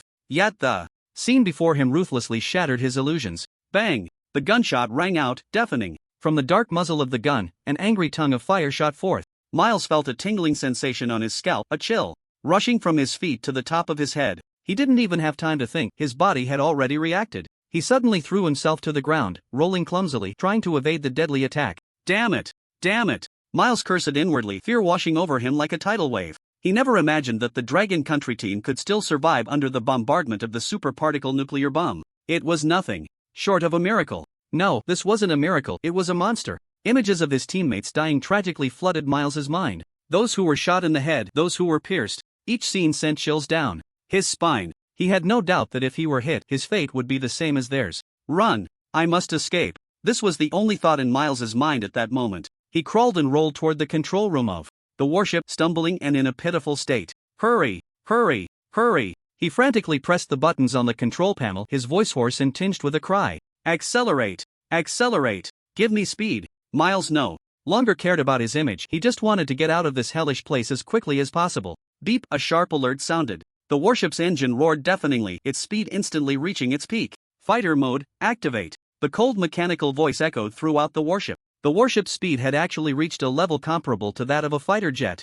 Miles slumped in front of the control panel, gasping for breath. He glanced back and saw that the location of the Dragon Country team had already turned into a huge black dot. Phew! I should be safe now. Miles felt a slight sense of relief. He remembered Evans's instructions before the match. Miles, if you encounter an emergency, you must protect the warship at all costs. This warship is one of the most important weapons of our lighthouse country. Understood. At that time, Miles had confidently promised that he would complete the mission. But now, it seemed he had no choice but to run. Commander, I tried my best, Miles silently said to himself. He knew he had let Evans down, but to save the warship he had no other option. In the observation room, Evans watched as Miles piloted the warship at full speed to escape, his anger slightly subsiding. At least this kid has some sense, he muttered to himself, a hint of relief in his tone. At least Miles wasn't foolish enough to stay there and die. Although they lost the match, the warship was saved. For Lighthouse Country, this was an acceptable outcome. Deep in the canyon, in a massive pit, a charred rock trembled slightly. Crack! A light sound echoed as the rock split open. Zhou slowly crawled out from beneath the stone. He was covered in dirt, looking disheveled, but his gaze remained sharp. He raised the sniper rifle in his hand and, through the scope, observed the warship speeding away in the distance. Trying to escape? Zhou sneered, a disdainful curve forming at the corner of his mouth. Not so easy. He took a deep breath, held it, and firmly locked the crosshairs onto the warship. Just a dying struggle, Zhou thought to himself. He knew that no matter how fast the warship was, it couldn't escape his range. Bang! Bang! Bang! Zhou pulled the trigger, firing wildly at the warship. Bullets streaked through the sky like meteors, accompanied by sharp whistling sounds, heading straight for the warship. Zing! The bullets hit the warship's protective shield, producing a piercing friction sound. Sparks flew, resembling brilliant fireworks. Warning! Warning! The main body of the warship is severely damaged. The cold mechanical voice echoed again on the warship. Miles's face turned pale, his body trembling. He looked at the flashing red alarms on the control panel, filled with despair. Bang! Bang! Bang! Zhou, like an unwearied machine, continuously pulled the trigger. Each bullet precisely pierced through the warship's shield, steadily weakening its defenses. Miles's heart raced to his throat. He could feel the vibrations of the warship growing more intense, the glow of the shield dimming. Fear coiled around his heart like a venomous snake, making it almost impossible for him to breathe. Warning! Shield energy remaining 10%. Warning! Multiple damages to the warship. Warning! Power system damaged. The shrill alarms sounded one after another, like a death knell, plunging Miles into utter despair. He knew that once the warship's shield was breached, he would face dire consequences. No! I can't die! I don't want to die! Miles screamed frantically, desperately trying to maneuver the warship, attempting to shake off Zhou's lock. But it was all in vain. With the enhancement of extreme fury of the blood waves, Zhou's sniper rifle possessed incredible accuracy and penetration. No matter how fast the warship moved, it could not outpace the enchanted bullets, not to mention Zhou's extraordinary marksmanship. In the viewing room, Evans watched the warship fleeing like a lost dog on the screen, his face turning ashen. He suddenly turned around, glaring at Mani, and roared, "Mani, your Dragon Country team is going too far. We've already admitted defeat. Why do you still have to go for the kill?" Evans's voice was hoarse, trembling slightly. He no longer cared about maintaining composure, he just wanted Zhou to stop attacking. Mani looked coldly at Evans, his eyes filled with disdain and mockery. "Go for the kill," he slowly spoke, his voice icy. "Evans, how can you even utter those 4 words? Your lighthouse nation, how many times have you gone for the kill against those weaker countries? What do you take them for? Ants? Step on them if you want, kill them if you want." Mani's voice grew louder, each word striking like a hammer on Evans's heart. "Now, you are merely tasting the bitter fruit of your own sowing. What right do you have to criticize us here? You don't think. You're wrong, you're just afraid of dying." Mani's words ruthlessly tore off Evans's hypocritical mask, exposing his inner fear and cowardice. Evans was left speechless, his face alternating between green and white. He opened his mouth to retort but found he couldn't come up with any justification. In the live broadcast room, the Dragon Country netizens saw Evans's flustered expression and burst into laughter.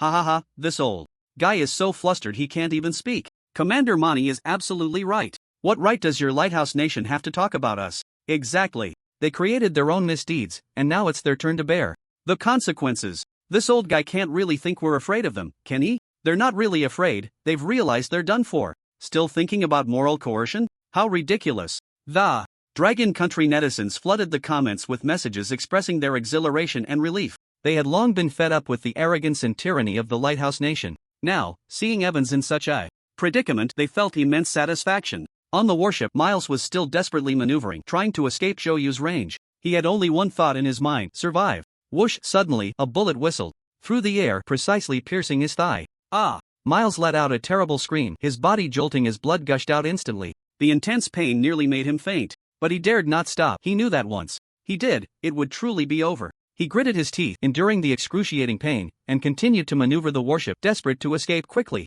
The warship's speed increased, putting more distance between it and Zhou. But Zhou did not give up. With the enhancement of extreme fury of blood and waves, his scope's observation range had greatly improved. No matter where the warship fled, it could not escape his sight. Zhou's shooting speed quickened. Bang! Bang! Bang! Bullets poured down on the warship like rain. Whoosh! A unique bullet sliced through the air. It carried a heart-stopping wave of energy, shooting from Zhou's gun straight towards the warship. This bullet was unlike any that had been fired before. It triggered the 1% chance of instant kill from extreme fury of blood and waves. On the warship, Myers was still enduring the severe pain in his thigh, controlling the ship to escape. He had no idea that death had already arrived. Boom! The bullet struck the warship with precision. There was no expected slight tremor, nor was there a scene of sparks flying. Instead, there was a world-destroying explosion. The power of the explosion far exceeded anyone's imagination. It was like a miniature sun suddenly rising on the surface of the sea. The blinding light instantly consumed everything.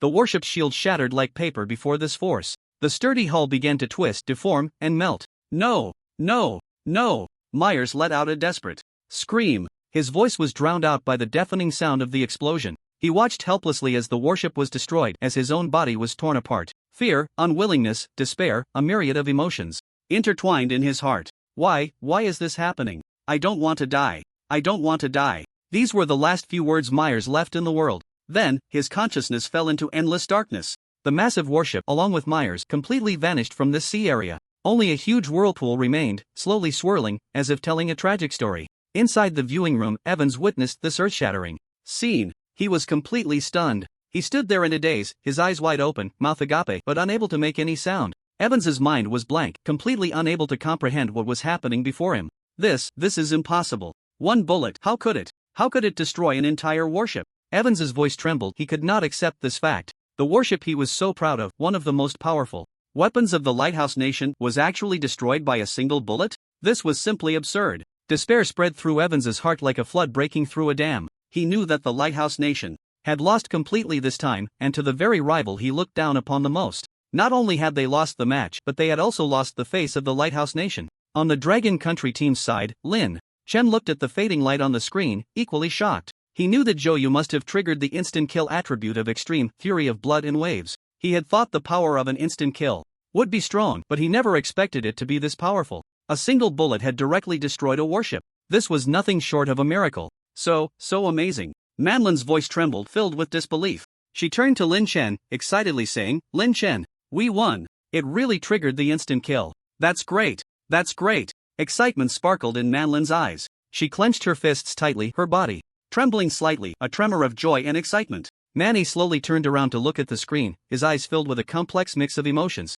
There was shock, relief, and a sense of nostalgia. He knew that it must have been Zhou who triggered the instant kill ability of Limit, Fury of Blood Waves. He had not held out much hope for this instant kill ability. After all, a 1% chance was just too low. But unexpectedly, a miracle had truly happened. Perhaps this is fate, Manny thought to himself. The Lighthouse Nation has committed many evils, and in the end they have received their retribution. He let out a long sigh. At that moment he felt an immense sense of relief and exhilaration. In the viewing room there was a deathly silence. Evans stared at the screen, his eyes bloodshot, as if they were about to burst from their sockets. On the screen, the wreckage of the warship slowly fell, turning into countless fragments scattered across the sea. The blinding light was like a massive slap, striking him hard in the face. "No, it's impossible, this absolutely cannot be," Evans muttered, his voice hoarse and trembling. His body began to shake uncontrollably. He could not believe what he was seeing with his own eyes. That was the most advanced warship of the Lighthouse Nation. How could it be destroyed by a single bullet?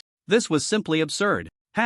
Evan suddenly turned around and roared at the event organizer, the Dragon Nation is cheating. They must have used illegal weapons. I want to file a complaint. I want to see the replay. His voice was sharp and piercing, echoing in the empty viewing room. Evans had completely lost his sanity. He just wanted to find a reason that would allow him to accept this outcome. Ham was also stunned by the scene before him. He rubbed his eyes, confirming that he was not mistaken. A single bullet destroying a warship? This was beyond his comprehension. Ham took a deep breath, trying to calm himself down. He turned to the staff and instructed, retrieve the footage, replay the bullet's attack on the warship. Slow it down, the slowest speed. Ham's voice was steady and powerful. He also wanted to understand what had happened. This was not just to give Evans an explanation, but also to provide an explanation to the whole world. In the live broadcast room, chaos had already erupted. Whether it was viewers from the Dragon Nation, the Lighthouse Nation, or other countries, everyone was shocked by this earth-shattering scene. The barrage of comments flooded the entire screen like snowflakes.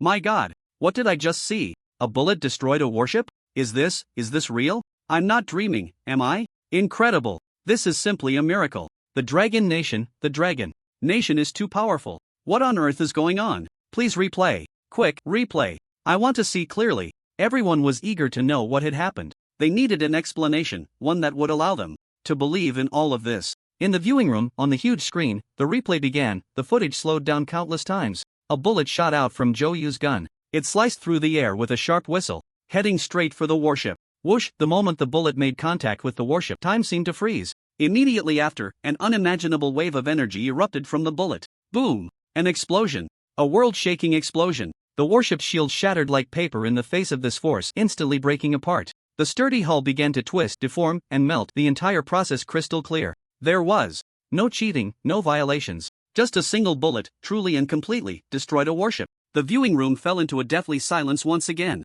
Everyone was stunned by this shocking scene, their mouths agape, but unable to make a sound. Evan stared blankly at the screen, his expression shifting from anger to shock, then to despair. His body felt as if all strength had been drained from it, slumping in the chair. He knew he had lost, utterly and completely. Not only had he lost the match, but he had also lost face for the Lighthouse Nation. In the Lighthouse Nation's live broadcast room, there was a wail of despair. No, this can't be happening. Our warship, how could it be destroyed by a single bullet? This must be fake. It has to be fake. The Dragon Nation cheated. They must have cheated. I don't believe it. I don't believe it. The netizens of the Lighthouse Nation could not accept this reality. They frantically sent barrage comments, trying to deny everything before their eyes. But no matter how they struggled, they could not change this cruel reality. Their pride, their sense of honor, was shattered in that moment. We won. We won. Long live the Dragon Nation. A single bullet taking down a warship. This is simply a myth. Ah, those fools from the Lighthouse Nation must be dumbfounded now. So satisfying.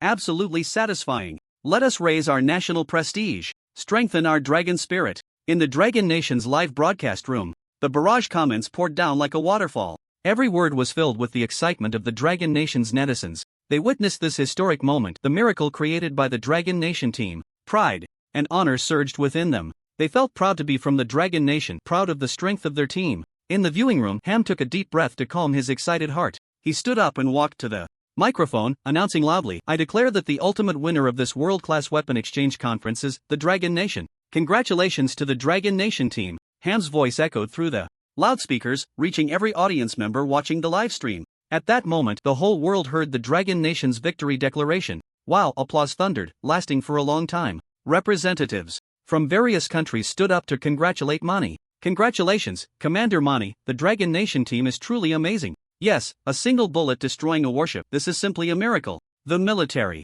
strength of the Dragon Nation is truly admirable. Various praises filled the air. Evan sat in his chair, his face ashen. He coldly watched this scene, filled with anger and unwillingness. He could not accept this fact, could not accept that the Lighthouse Nation had lost to the Dragon Nation. He could accept even less that the warship he took pride in had been destroyed by a single bullet. This was an utter humiliation. Mani smiled, politely responding to the congratulations from the representatives of various countries. Thank you all. This is the result of our Dragon Nation team's collective effort. But Mani knew in his heart that the congratulations from these representatives were merely formalities. The relationships between great powers have always been based on interests. Friends or enemies are only temporary, and only one's own strength is eternal. This competition showcased the Dragon Nation's formidable strength. This was enough for these countries to reassess the Dragon Nation's status. Manlin excitedly rushed to Lin Chen, giving him a big hug. Lin Chen, we won. We really won.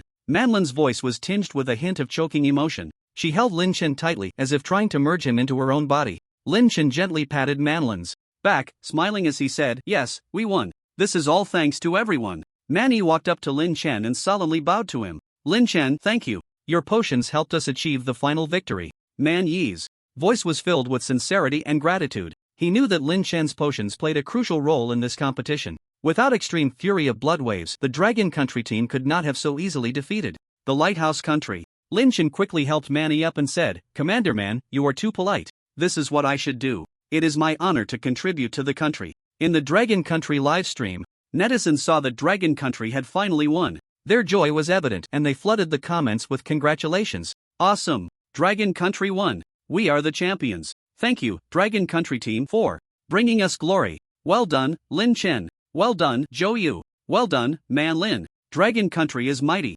Long live Dragon Country." The comments surged like a tide, expressing the excitement of Dragon Country's netizens. They cheered for the victory of the Dragon Country team and felt proud to be from Dragon Country. Inside the viewing room, applause and cheers rolled in like waves, unending. Manny stood in the center of the crowd, enjoying this hard-won moment of glory, a faint smile on his face. He was well aware of how much of this applause and cheering was genuine and how much was insincere. "Man Lin, take Lin Chen back to the warship first." Manny turned to Man Lin and whispered, "Dad, what's wrong?" Man Lin asked, somewhat puzzled, still immersed in the joy of victory. "In this competition, we showcased too many master-level weapons, which may inevitably attract the envy of some countries." A hint of worry flashed in Man Yi's eyes. "I'm concerned they might pose a threat to Lin Chen." Upon hearing this, Man Lin instantly understood her father's meaning. "Okay, I understand, Dad." She nodded, took Lin Chen's hand, and quietly left the viewing room. Although Lin Chen did not know what was happening, he trusted Man Yi's judgment and followed Man Lin out. Ham stood on the stage, looking at Man Yi, and said loudly, "Next, we will hold the award ceremony for this world-class weapon exchange conference. Please welcome Commander Man Yi to the stage to receive the prize for this competition, the key to the Heavenly Water Magic Spring Dungeon." As soon as Ham's words fell, the audience erupted into warm applause once again. The Heavenly Water Magic Spring was a legendary existence. It was said to contain endless magical power, capable of significantly enhancing a practitioner's strength. The key to the Heavenly Water Magic Spring Dungeon was even more valuable, enough to drive any country mad with desire. Manny walked slowly onto the stage and took the key, which emitted a faint blue light from Ham's hand. The key felt icy to the touch, yet it seemed to pulse with a mysterious power. "Thank you, Mr. Ham, and thank you to the representatives of all countries for your participation." Manny raised the key in his hand, facing the crowd, and delivered his acceptance speech. "I am very pleased to have won the championship of this year's World Weapon Exchange Competition. In this competition, due to the high value of the prize, all countries showed great importance to the event. We, Dragon Country, are very fortunate to have achieved the final victory." Man Yi's voice was steady and powerful, resonating throughout the venue through the loudspeaker. Below the stage, Evan stared intently at the key in Man Yi's hand, his eyes filled with unwillingness and anger. That key was supposed to belong to Lighthouse Country, but now, it had fallen into the hands of Dragon Country. How could he accept that? The representatives of other countries looked at the key in Man Yi's hand, each with their own thoughts. Some were envious, some were jealous, and some still could not believe that Dragon Country truly possessed such powerful strength. They always felt that all of this was too surreal, like a dream. Ham looked at Man Yi, filled with doubt. The strength displayed by the Dragon Kingdom in this competition was truly astonishing, especially those master-level potions, which were simply unheard of. Unable to contain himself, he asked, "Commander Man Yi, may I ask where these master-level potions from the Dragon Kingdom come from?" Ham's voice was not loud, but in the quiet observation room, it sounded particularly clear. Everyone's gaze focused on Man Yi. They too wanted to know how the Dragon Kingdom had obtained these miraculous potions. Facing Ham's question and the attention of the entire audience, Man Yi had already prepared his answer in his heart. He smiled slightly and said loudly, "These master-level potions did not come from any secret realms or ruins." As soon as these words were spoken, the room erupted in an uproar. Not from secret realms or ruins. Then, where did they come from? Could it be that the Dragon Kingdom developed them themselves? Impossible, right? Master-level potions are not that easy to develop. Representatives from various countries discussed among themselves, their faces filled with disbelief. Even Ham showed a look of surprise. He pressed on, "Commander Man Yi, do you mean?" Man Yi did not answer directly but kept them in suspense. He paused, scanning the room before slowly saying, "These potions were all crafted by a genius alchemist from our Dragon Kingdom. He is Mo Jack." Mo Jack? This name thundered through the observation room. Everyone was shocked by this news. Master-level potions were actually crafted by an alchemist? How could this be possible? It is known that the difficulty of crafting master-level potions is extremely high, and even the top alchemists may not succeed. Yet, the Dragon Kingdom had produced a genius alchemist capable of mass-producing master-level potions? This was simply a fairy tale. In an instant, various emotions spread throughout the observation room. There was shock, doubt, envy, and even jealousy. After some contemplation, the crowd had to accept this fact, but they also understood that Mo Jack was likely a code name, not a real name. Evans sat dazed in his chair, his face pale. He stared fiercely at Man-E, his eyes filled with anger and unwillingness. He could not accept that the Dragon Kingdom possessed such powerful strength. He wanted to refute, to question, to deny the outcome of the Dragon Kingdom's victory. But he found that he had no words to say, because the facts were right in front of him, leaving no room for his arguments. In the Dragon Kingdom's live broadcast room, netizens were also in an uproar upon hearing Man-E's words. Mo Jack? Our Dragon Kingdom actually has such an amazing alchemist? So awesome. Master level potions crafted at will. A millennium waiting for a chance. The Dragon Kingdom is really going to rise. Mo Jack, I want to have your babies. Calm down upstairs. What if Mo Jack is an ugly guy? The netizens were extremely excited, cheering for Mo Jack. They had originally thought that the Dragon Kingdom had exhausted all its resources to gather so many master-level potions, but they did not expect that these potions were all crafted by a genius alchemist. This meant that the Dragon Kingdom would have a continuous supply of master-level potions in the future. How could they not be excited? They were filled with confidence about the future of the Dragon Kingdom. The World Weapon Exchange Conference concluded successfully. The Dragon Kingdom's warship cut through the waves, carrying Man-E, Man-Lin, and Lin Chen on their way home. The warship slowly departed from the port, heading towards the vast blue ocean. Lin Chen, this time it's really thanks to you. Man-E stood on the deck, looking into the distance, his tone carrying a hint of emotion. Without your potions, we could not have achieved such good results. Commander Man is too kind. This is the result of everyone's joint efforts, Lin Chen said humbly. He knew in his heart that the Dragon Kingdom's victory in this competition was not solely due to Raging Bloodstorm, but rather the result of everyone's cooperation. Man-Lin walked over to Lin Chen and gently touched his arm. Lin Chen, what are your plans next?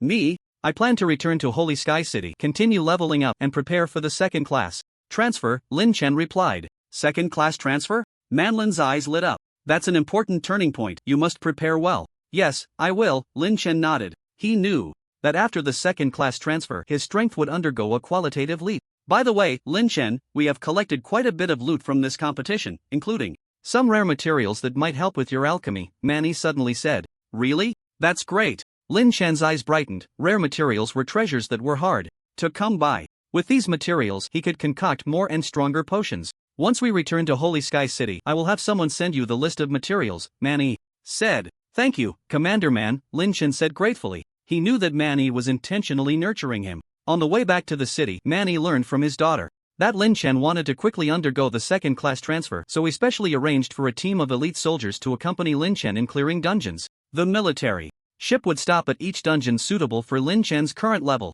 With the soldiers' assistance, Lin Chen entered the dungeons time and again, battling monsters and gaining massive experience. 5 days later, the Dragon Kingdom's military ship arrived at Holy Sky City. At this point, Lin Chen's level had skyrocketed to level 30. Ding!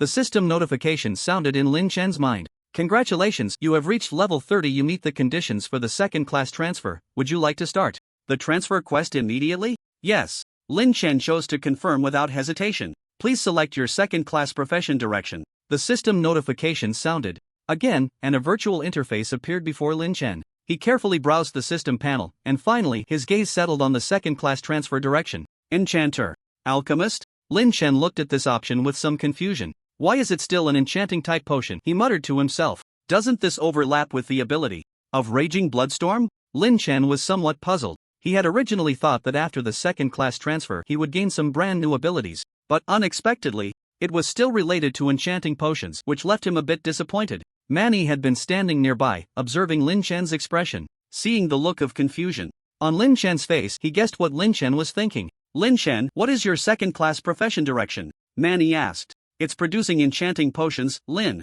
Chen answered truthfully. Man-E nodded. Do you feel that this profession direction overlaps somewhat with the Raging Bloodstorm you previously concocted, which is why you're confused? Yes, Commander Man, Lin Chen admitted. I originally thought that after the second class transfer I would gain some new abilities, but I didn't expect. It's okay, Lin Chen, don't rush to conclusions, Man-E said with a smile. The second class profession is just a broad direction. The specific abilities will only be known once you actually transfer. Who knows, this enchanter alchemist might bring you unexpected surprises. You make a good point, Lin Chen nodded, feeling a bit relieved. So what is your transfer quest this time? Is it to submit materials or clear a dungeon? Manny continued to ask. The first 3 stages only require submitting materials. Lin Chen replied. Commander Man, for the second-class transfer quest, the first 3 stages require quite a few materials. Lin Chen handed the list of materials needed for the transfer to Manny. I don't know how easy it is to obtain these materials. If it's too difficult, then I won't trouble you. I'll find a way myself, Lin Chen added, not wanting to cause too much trouble for Manny because of his own matters. Manny took the list, glanced at it, and smiled as he said, these materials are not a problem at all. He patted Lin Chen on the shoulder. Do you know why I insisted on bringing you back to Holy Sky City and then sending you to Hucking University? Isn't it because Holy Sky City has the largest material repository in Long Country? I want to take you to choose the materials you want from the National Treasury before you go to school. Man Yi's words were sincere and straightforward. Lin Chen suddenly realized. Commander Man, you are so thoughtful. Thank you. Lin Chen was filled with gratitude. He never expected Man Yi to consider him so thoroughly. The thought of soon seeing the largest material repository in Long Country made Lin Chen extremely excited. For an alchemist, nothing is more joyful than seeing various precious materials. Under Man Yi's guidance, they arrived at the Long Country Material Repository. It was heavily guarded with strict security and a very high level of confidentiality. If it weren't for Man Yi personally leading the way, Lin Chen would never have dreamed of having the opportunity to come here. This is the Long Country Material Repository? Lin Chen looked at the enormous warehouse before him, his eyes filled with shock. He took a deep breath and followed Manny inside. As soon as he entered the material warehouse, Lin Chen was immediately stunned by everything in front of him. Rows of tall shelves were neatly arranged, stretching endlessly. The shelves were filled with all kinds of materials, a dazzling array of them. Each type of material was properly stored in specially designed containers with detailed information labeled on them. The entire warehouse was also much larger than Lin Chen had imagined. This warehouse is way too big. Lin Chen couldn't help but exclaim. He felt as if he had walked into a giant treasure trove, completely overwhelmed by the sight before him. Manny looked at Lin Chen's astonished expression and explained with a smile, this is just the first warehouse of the Long Country Material Repository. There are a total of 10 such warehouses in Long Country. 10? Lin Chen was utterly shocked. He could hardly believe his ears. One warehouse was already so enormous, how massive must 10 warehouses be? This is just too exaggerated.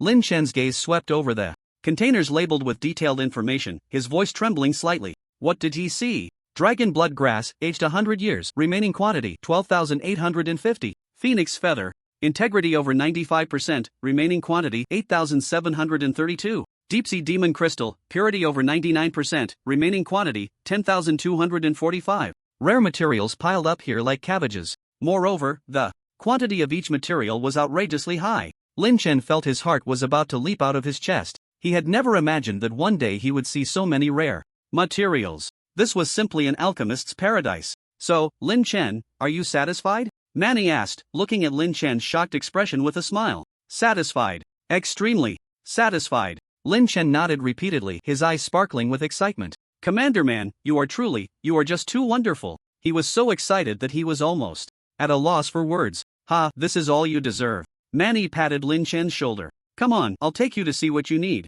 With that, Manny led Lin Chen to the management office of the warehouse. There was a huge computer here, connected to the entire material repository's database. Input what you need and see if it's available, Man Yi said, pointing at the computer. Lin Chen nodded, walked to the computer, took a deep breath, and calmed his excited heart. Then, he began to input the names of the materials needed for the first 3 stages of his second job transfer quest. With each name he entered, his heartbeat quickened a few beats. After entering all the material names and clicking the query button, a long list of information instantly popped up on the screen. Supreme Dragon Saliva, remaining quantity 15,876. Premium Violet, remaining quantity 23,451. Stardust, remaining quantity 18,963. All the materials were there. Moreover, the quantities of each material were astonishingly high. Lin Chen stared at the information on the screen, completely speechless. He had originally thought that even if these materials existed, their quantities wouldn't be too high. After all, these were very rare materials. But unexpectedly, the reserves in the Dragon Kingdom's material warehouse were so abundant. So, Lin Chen, are you satisfied? Manny asked. With a smile. Satisfied. Very satisfied. Lin Chen replied excitedly. Commander Man, you've really helped me a lot. Ha, no need to be polite. Manny waved his hand. You can take these materials. Your second job transfer is a matter of great importance for the Dragon Kingdom. Thank you, Commander Man, Lin Chen responded with enthusiasm. Soon, the warehouse staff packed all the materials according to the list Lin Chen provided and handed them over to him. Lin Chen hugged a large pile of materials and followed Man-Yi out of the material warehouse. Commander Man, I'm going back to submit the quest right now, Lin Chen said eagerly. Alright, go ahead, Man-Yi nodded. Lin Chen returned to the job transfer center and submitted the materials. Ding, congratulations, you have completed the first stage of the second job transfer quest. Ding. Congratulations, you have completed the second stage of the second job transfer quest. Ding. Congratulations, you have completed the third stage of the second job transfer quest. The system notification sounded in succession, and Lin Chen successfully completed the first 3 stages of the second job transfer quest. Next is the fourth stage. Lin Chen opened the quest panel to check the task content for the fourth stage. Kill the cave centipede and obtain its venom? Lin Chen frowned slightly as he looked at the task content. The cave centipede was a diamond-level monster and a social creature, making it very troublesome. Commander Man, could you arrange a few teammates for me? Lin Chen turned to Man-Yi and asked. I want to complete the job transfer quest as soon as possible. Man-Yi shook his head. Lin Chen, this task is mainly to obtain the cave centipede's venom. You don't need to take the risk yourself, I'll arrange for my subordinates to help you handle it. Ha! Lin Chen was taken aback. Is that really okay? Of course. It is, Man-Yi said with a smile. Just wait. After saying that, Man-Yi walked aside and made a phone call. Hello, old Joe, take a few people to the cave centipede dungeon and get some cave centipede venom back. Yes, be quick. After hanging up the phone, Man-Yi said to Lin Chen, it's all set, just wait. I guarantee the venom will be delivered to you within 10 minutes. This is too fast. Lin Chen was completely stunned. He had thought he would have to put in a lot of effort to complete this task. But unexpectedly, with just one phone call from Man-Yi, it was resolved directly. The efficiency was simply incredible. In less than 10 minutes, a soldier arrived at the job transfer center holding a sealed container. This is the cave centipede venom you wanted. The soldier handed the container to Lin Chen. Thank you. Lin Chen took the container, feeling a surge of emotions. He then submitted the cave centipede's venom. Ding. Completed the fourth stage of the second job transfer task. Congratulations, you have successfully changed your profession to enchantment alchemist. The system prompt sounded, and Lin Chen finally completed the second job transfer task. Ha!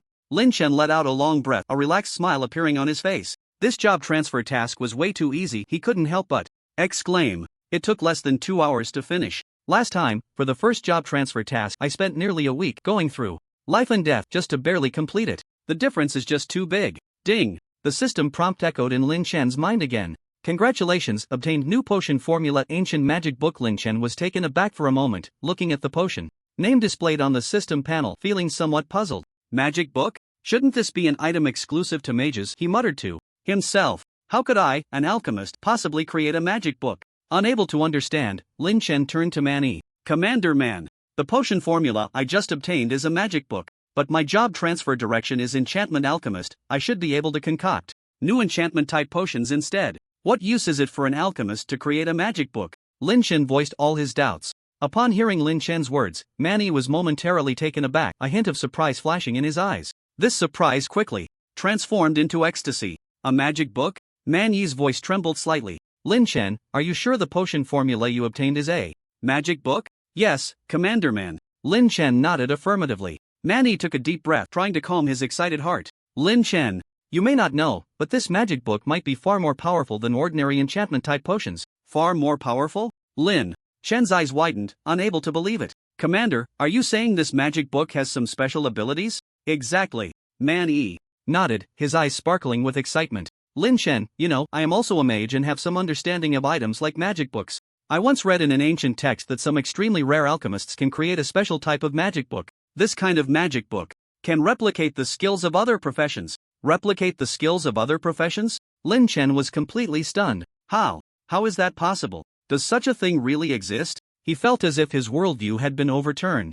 Man-Yi looked at Lin Chen's shocked expression and said with a smile, Lin Chen, you heard me right, it can replicate the skills of other professions. When I first saw this ability, I thought it was useless, because many potions created by alchemists are of low level, and even if they replicate someone else's skills, they can only exert a small fraction of their power. But you are different, Lin Chen. Man-Yi's tone suddenly became serious. You are a rare genius. Alchemist from the Dragon Kingdom. The potions you create are of extremely high quality and powerful. If you can concoct this magic book, it might unleash unexpected effects. The more Man-Yi spoke, the more excited he became, his eyes filled with anticipation. Listening to Man-Yi's words, a flame ignited in Lin Chen's heart. He had originally thought this magic book was just a useless item. but unexpectedly, it had such powerful potential. Commander Man, rest assured, I will do my best to concoct this magic book. Lin Shen's tone was firm and strong. Good. I believe in you. Manny patted Lin Shen on the shoulder. Let's go. We'll head to the materials warehouse. I'll help you find the materials needed to create the magic book.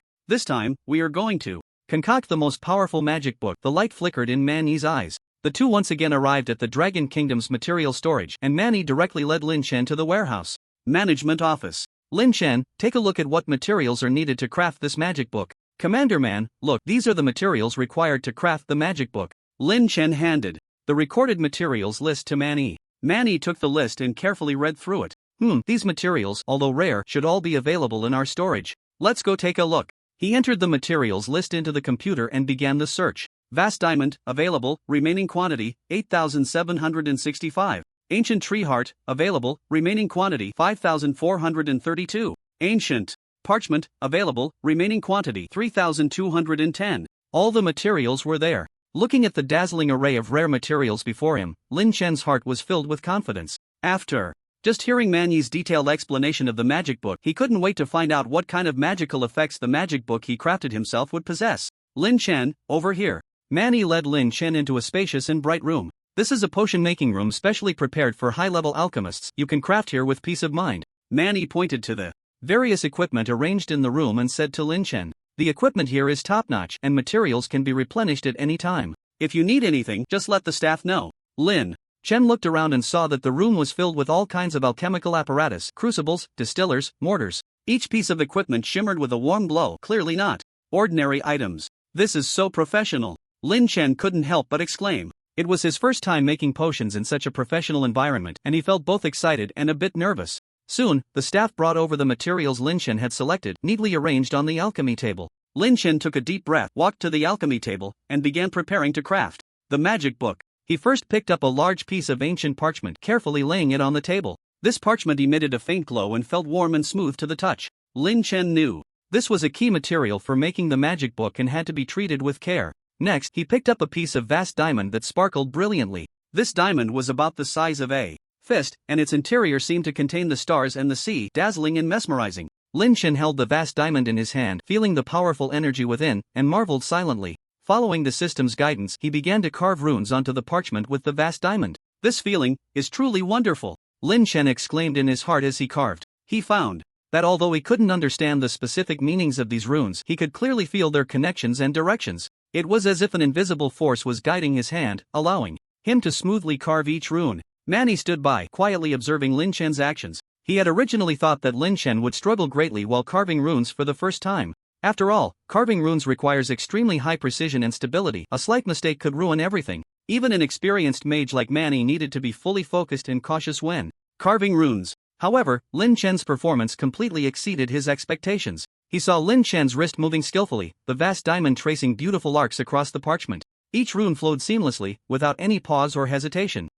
How is this possible? Manny's eyes were filled with shock. As a mage, he naturally understood the difficulty of carving runes. But Lin Shen's performance was simply beyond his comprehension. Could it be that Lin Shen has an astonishing talent for spells as well? Manny speculated inwardly. The more he looked, the more incredible it seemed. In less than 10 minutes, Lin Shen had completed 30% of the rune carving. Moreover, each rune was flawless, with no signs of modification. This speed, this talent, it's simply outrageous. Manny couldn't help but marvel in his heart. He was completely captivated by Lin Shen's talent. Commander Man, is there something wrong with my rune carving? Lin Shen looked at Manny's shocked expression and felt a jolt in his heart, thinking he must have made a mistake somewhere. After all, it was his first time carving runes, and he felt somewhat uncertain. Manny finally came back to his senses, trying to calm the shock within him. He took a deep breath and slowly said, "No, it's very good, simply perfect." Perfect? Lin Shen could hardly believe his ears. He scratched his head, thinking, could it be that rune carving is actually very simple? Manny noticed Lin Shen's confusion and smiled as he explained, "Lin Shen, you may not know, but the difficulty of rune carving far exceeds your imagination. Each rune contains special energy, and any slight mistake could lead to failure. Even experienced mages need to be fully focused and cautious when carving runes. And you actually managed to complete such a complex rune carving in such a short time, without any errors at all. This is simply unbelievable." The more Manny spoke, the more excited he became, his gaze towards Lin Shen filled with admiration. "Lin Shen, your talent for spells is probably no less than your talent for alchemy. Lin Chen, hearing Man Yi's praise, smiled a bit shyly. Just as Lin Chen finished carving the last rune, an unexpected change occurred. The ancient parchment in Lin Chen's hand suddenly burst forth with dazzling light. The light grew stronger and instantly illuminated the entire alchemy room. Before Lin Chen could react, he was blinded by the sudden brightness. Boom! A deafening sound erupted. The entire alchemy room shook violently as if an earthquake had occurred. Manny had experienced the phenomenon when the furious blood surge was successfully refined, so he was mentally prepared this time. But even so, when he saw the shocking scene before him, he couldn't help but feel a surge of emotions. A massive phantom slowly rose from the parchment. This phantom towered several dozen meters high, standing tall and exuding a sacred and majestic aura. The outline of the phantom gradually became clear, resembling an ancient deity overlooking the entire world. This phantom is so powerful. Manny looked at the phantom before him, filled with awe. As the commander of the Great Sword Legion, he couldn't help but feel a sense of worship. The pressure emanating from this phantom far exceeded any strong individual he had ever seen. At the same time, the entire Holy Sky City was in an uproar. Countless residents stepped out of their homes, gazing up at the enormous phantom in the sky. What is that? So spectacular. Could it be that a deity has descended? Look, that phantom seems to be looking at us. Everyone was stunned by this sudden phenomenon. They all knelt on the ground, bowing in reverence to the phantom. Blessings from the deity. May Holy Sky City prosper forever. May the Dragon Kingdom enjoy peace and stability. People chanted, praying for the deity's protection. Their faces were filled with piety and awe. Inside the alchemy room, Lin Chen looked at the phantom before him, deep in thought. He noticed that the duration of this phantom's existence seemed shorter than when the furious blood surge was successfully refined last time. Could it be because I didn't encounter any danger this time? Lin Chen speculated inwardly. This phantom might have sensed my situation, which is why it didn't unleash its full deterrent power. In less than half a minute, the phantom slowly dissipated and the sky returned to calm. Everything seemed as if it had never happened. Yet, in the hearts of the residents of Holy Sky City, an indelible shock remained. Lin Chen came back to his senses and found an ancient book in his hand filled with dense runes inside. Is this a magic book? Lin Chen curiously opened the book and a system prompt sounded. Congratulations! Crafting successful. Ancient magic book level, master effect, can replicate magic skills from other professions, and after successful replication, the skill's power is enhanced to Ancient Secret Realm level, allowing the user to attack enemies with the replicated magic Ancient Secret Realm level.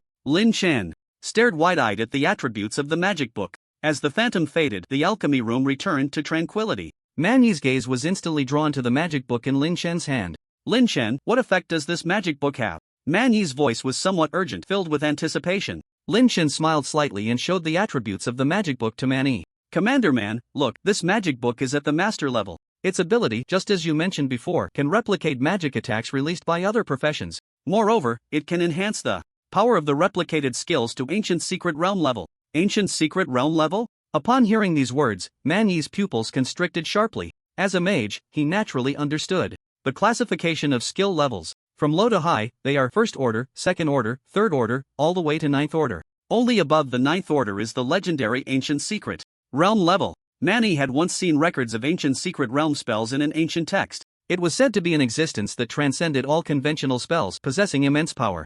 But that was ultimately just a legend. Manny had never witnessed the power of an Ancient Secret Realm spell with his own eyes. Therefore, when he heard that Lin Chen's magic book could actually enhance replicated spells to Ancient Secret Realm level, the shock in his heart was unimaginable. Lin Chen, are you sure this magic book can really enhance skills to Ancient Secret Realm level? Man Yi's voice trembled slightly, as if he couldn't believe his ears. Commander Man, the magic book's attribute prompt says so, Lin Chen replied.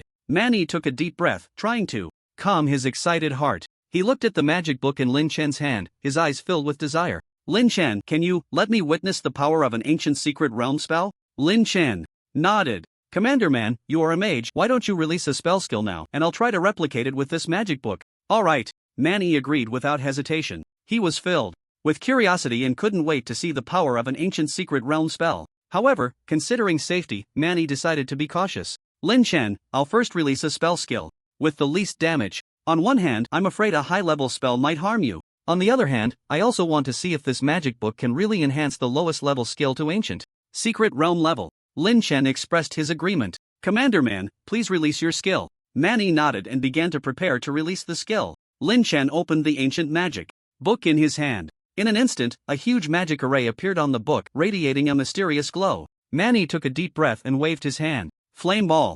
A fireball the size of a fist flew from his fingertips towards the magic array generated by the book. A miraculous scene unfolded. The fireball launched by Manny instantly vanished upon contact with the magic circle, produced by the spellbook, as if it had been devoured by the array.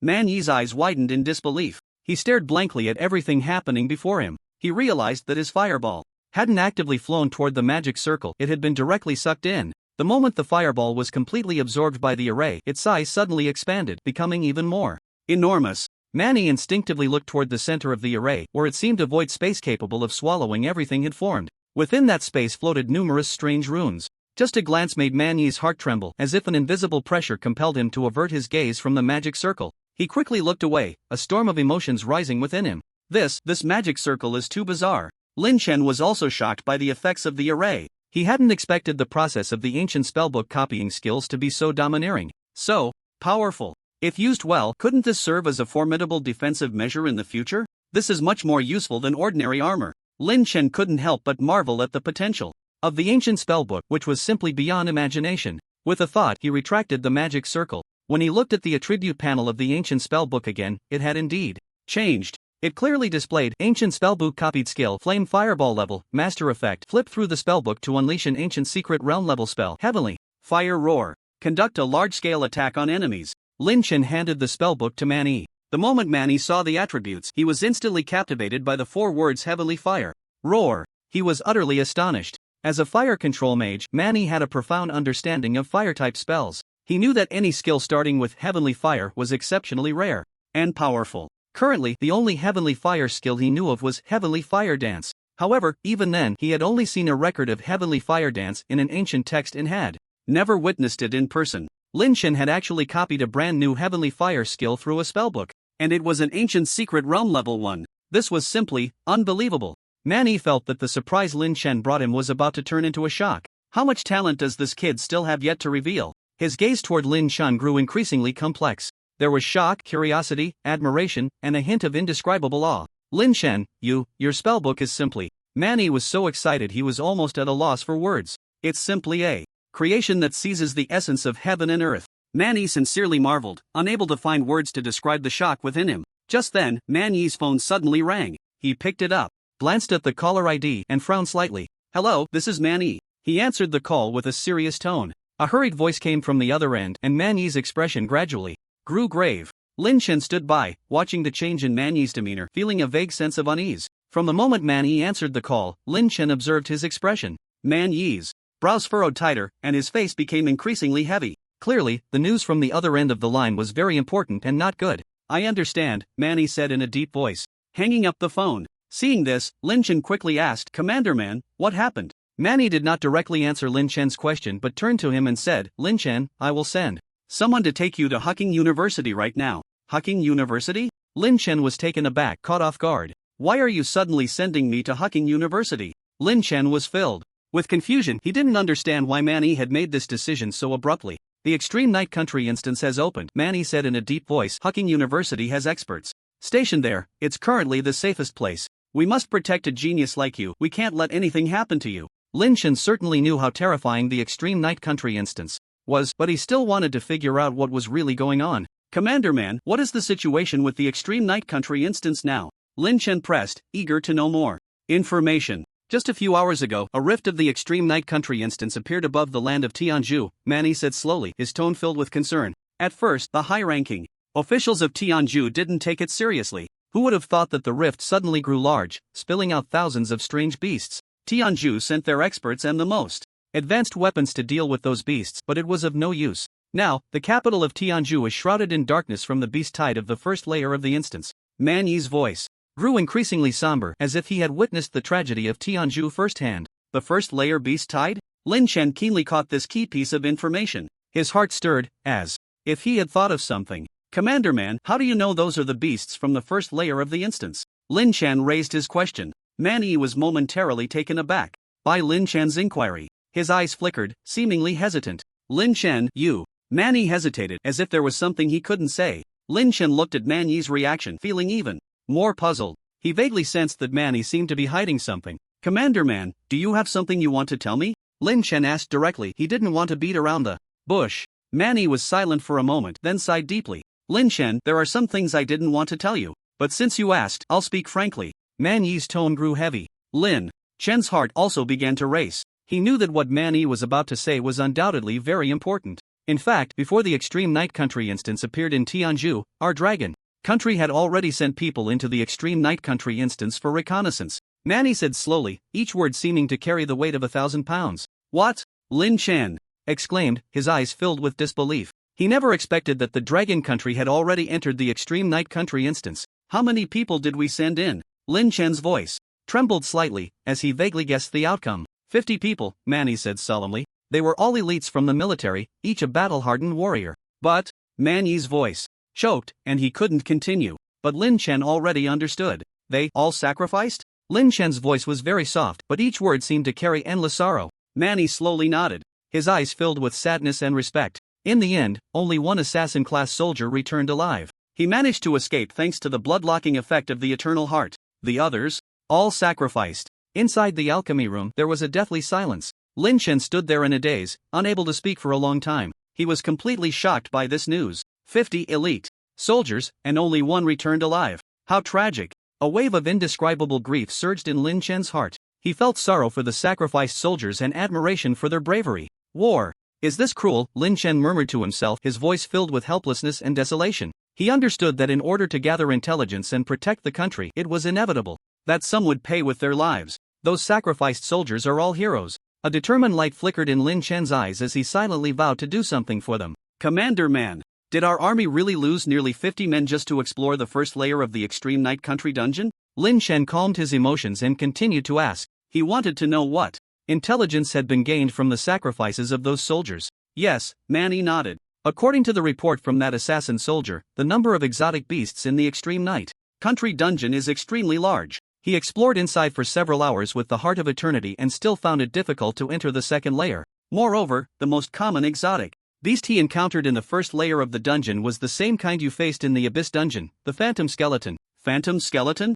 Lin Chen was shocked once again. He had thought that the Phantom Skeleton was a unique existence within the Abyss Rift. He never expected that there would be a large number of Phantom Skeletons in the Extreme Night Country dungeon as well. Lin Chen recalled that when he and his teammates faced a Phantom Skeleton in the Abyss dungeon, they had nearly exhausted all their strength. The strangeness and difficulty of that skeleton were still fresh in his memory. There are so many Phantom Skeletons in the Extreme Night Country dungeon, Lin Chen murmured, his voice trembling with disbelief. He couldn't imagine what a terrifying scene it would be if thousands of Phantom Skeletons appeared at the same time. Commander Man, isn't the Extreme Night Country dungeon located in the Tianzhu Kingdom? Lin Chen raised his doubts. Why do we have to pay such a high price to explore it? Man Yi looked at Lin Chen, a complex emotion flashing in his eyes. He slowly spoke, his voice deep and serious. Now, it's not just the Tianzhu Kingdom that has cracks leading to the Extreme Night Country dungeon. In the skies above Hang City in the Dragon Kingdom, cracks leading to the Extreme Night Country dungeon have also appeared. Moreover, Man Yi paused, his tone growing heavier, like the one in the Tianzhu Kingdom. It shows a trend of gradually enlarging. Lin Chen's heart sank. Suddenly, he understood what this meant. The Dragon Kingdom was facing the same crisis as the Tianzhu Kingdom. As the cracks grow larger, exotic beasts are about to overflow from the dungeon. Cracks. Man Yi continued, his voice tinged with helplessness and sorrow. The Dragon Kingdom has sent local demon-suppressing troops into the dungeon to suppress them. As long as the dungeon has not been conquered, their efforts are merely a temporary relief. In the end, they cannot escape the fate of death. Lin Chen listened quietly, as if a huge stone pressed down on his heart. He knew that what Man Yi said was a bloody fact. In the face of powerful exotic beasts, human strength seemed so insignificant. There is no such thing as peaceful times. Someone is bearing the burden for others to move forward. Lin Chen reflected inwardly. He thought of those sacrificed soldiers, of the warriors who fought to protect the country. Their sacrifices had brought ordinary people a peaceful life. Commander Man, this isn't a solution. Lin Chen raised his head to look at Man Yi. We can't just let the soldiers line up to die. A glimmer of appreciation flashed in Man Yi's eyes. He knew that Lin Chen was a young man with a sense of responsibility. The master-level experts from Hucking University have already entered the dungeon to suppress the beast tide, Man Yi said slowly. With their help, the soldiers no longer need to enter the dungeon. Lin Chen's mood relaxed a little, but then he felt a wave of fear. If it weren't for the joint suppression of the demon-suppressing troops and these two master-level experts, Hang City would likely have already fallen. Lin Chen's voice carried a hint of relief but also a trace of worry. He knew that this crisis was far from over. The Dragon Kingdom still faces enormous challenges. At this moment, Man Yi's heart is filled with anxiety. Hang City is one of the most densely populated cities in the Dragon Kingdom, gathering a multitude of migrant workers. If a beast tide were to break out completely, the consequences would be unimaginable. Manny tries to comfort himself in his heart. Nie Tianrong, as the president of Hugging University, is an 8th-tier mage and a demon master. Lu Yunfeng is an 8th-tier priest and a holy healer. These two should be able to resist the beast tide, right? He mutters to himself that these two should be fine. Lin Chen, however, directly expresses a different opinion. Even high-level powerhouses are still mere mortals. As the cracks widen and the number of strange beasts increases, it won't be easy for them to resist. Upon hearing Lin Chen's words, Manny has to admit that Lin Chen is speaking the truth, and his heart is filled with anxiety. This magic book contains spells of ancient secret realm level which might help suppress the beast tide, Lin Chen suddenly says. Manny's eyes brighten, and he immediately accepts Lin Chen's suggestion. Great! I'll go deliver the magic book right away. But before that, I will first take you to Hugging University to ensure your safety. Time is of the essence. Let's head to Hugging University now. Manny says, his tone filled with urgency. Lin Chen hands the magic book to Manny. No need, Commander Man. Lin Chen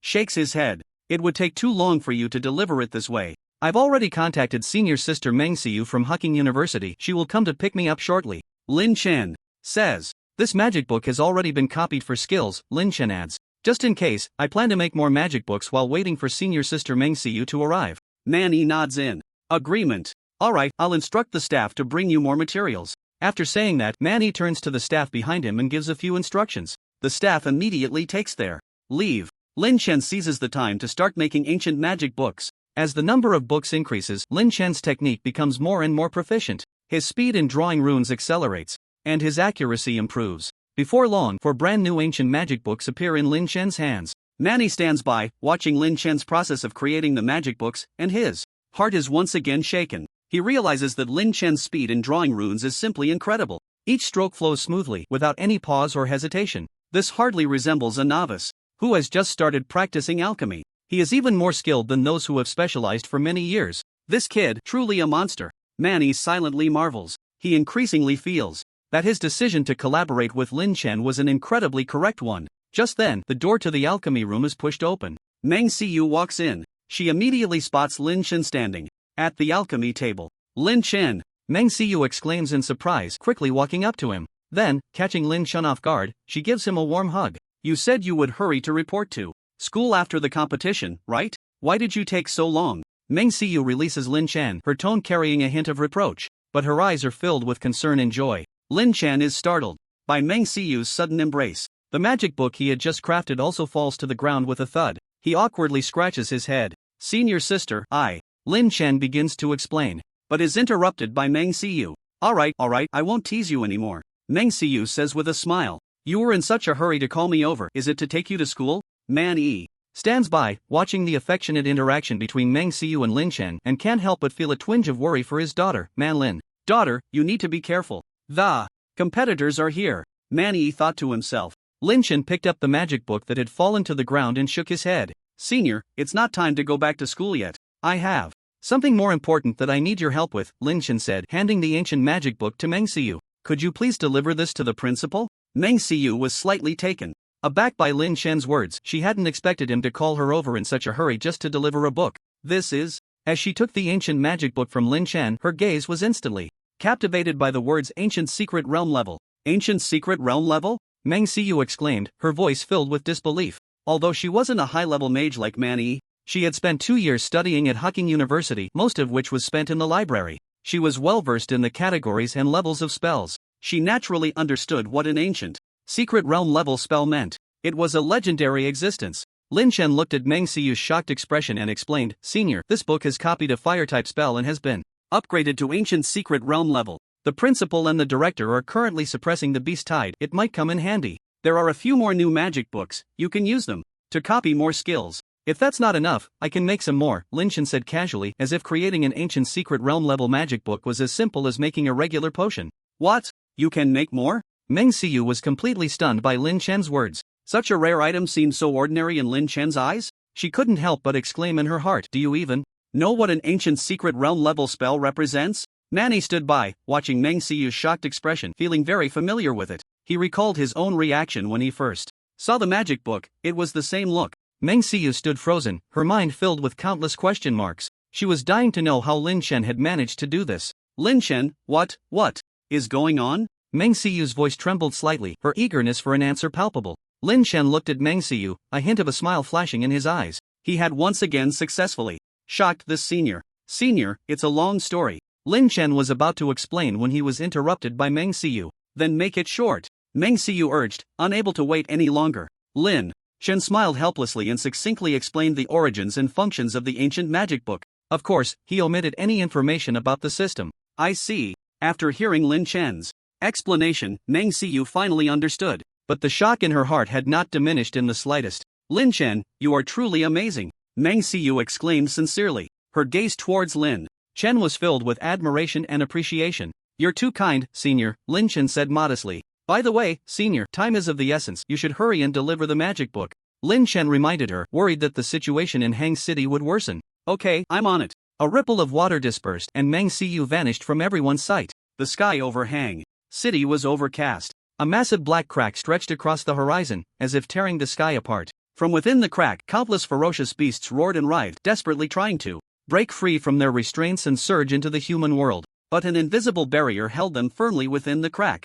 Below the crack, the streets of Hang City were packed with terrified crowds. People looked up at the horrifying scene in the sky, their faces etched with despair and fear. Children clung tightly to their parents, trembling in fright. The adults also suppressed their inner fear, tightly holding their children, hoping to bring them a sense of security. Mom, I'm scared. A tender voice broke the silence. A young mother held her daughter close and softly comforted her. Don't be afraid, sweetheart, Daddy will protect us. Her voice trembled, but her gaze was exceptionally firm. She knew she couldn't falter, she had to be strong because she was her child's support. Booming. A series of dull thunder rumbled in the sky. The beasts in the crack became more agitated. They crashed violently against the invisible barrier, emitting deafening roars. Each impact made the entire city tremble. Look, what is that? Someone in the crowd exclaimed. All eyes turned to the area beneath the crack. Two figures appeared in the sight of the crowd. One was dressed in a white robe, with white hair and beard, exuding an ethereal aura. He floated in midair, his hands constantly waving, and beams of white light shot from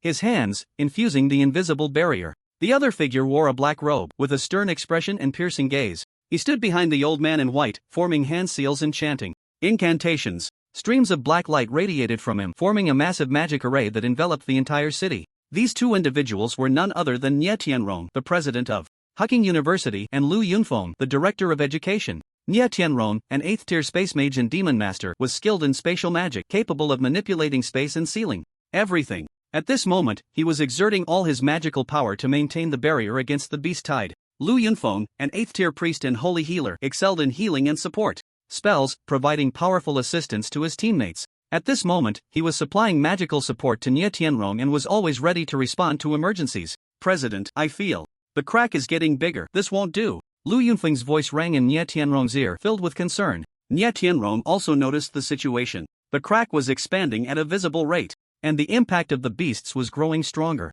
If this continued, the barrier would eventually be breached. It's okay, let's do our best to hold on. Nie Tianrong's voice remained calm. If it really comes to it, I'll charge in directly and fight those beasts. If I sacrifice myself, you'll be the next president of Hucking University. Lu Yunfeng nearly fainted upon hearing Nie Tianrong's words. President, please don't joke about that, Lu Yunfeng said with a bitter smile. How could I be the president? You have to oversee the situation, he secretly complained.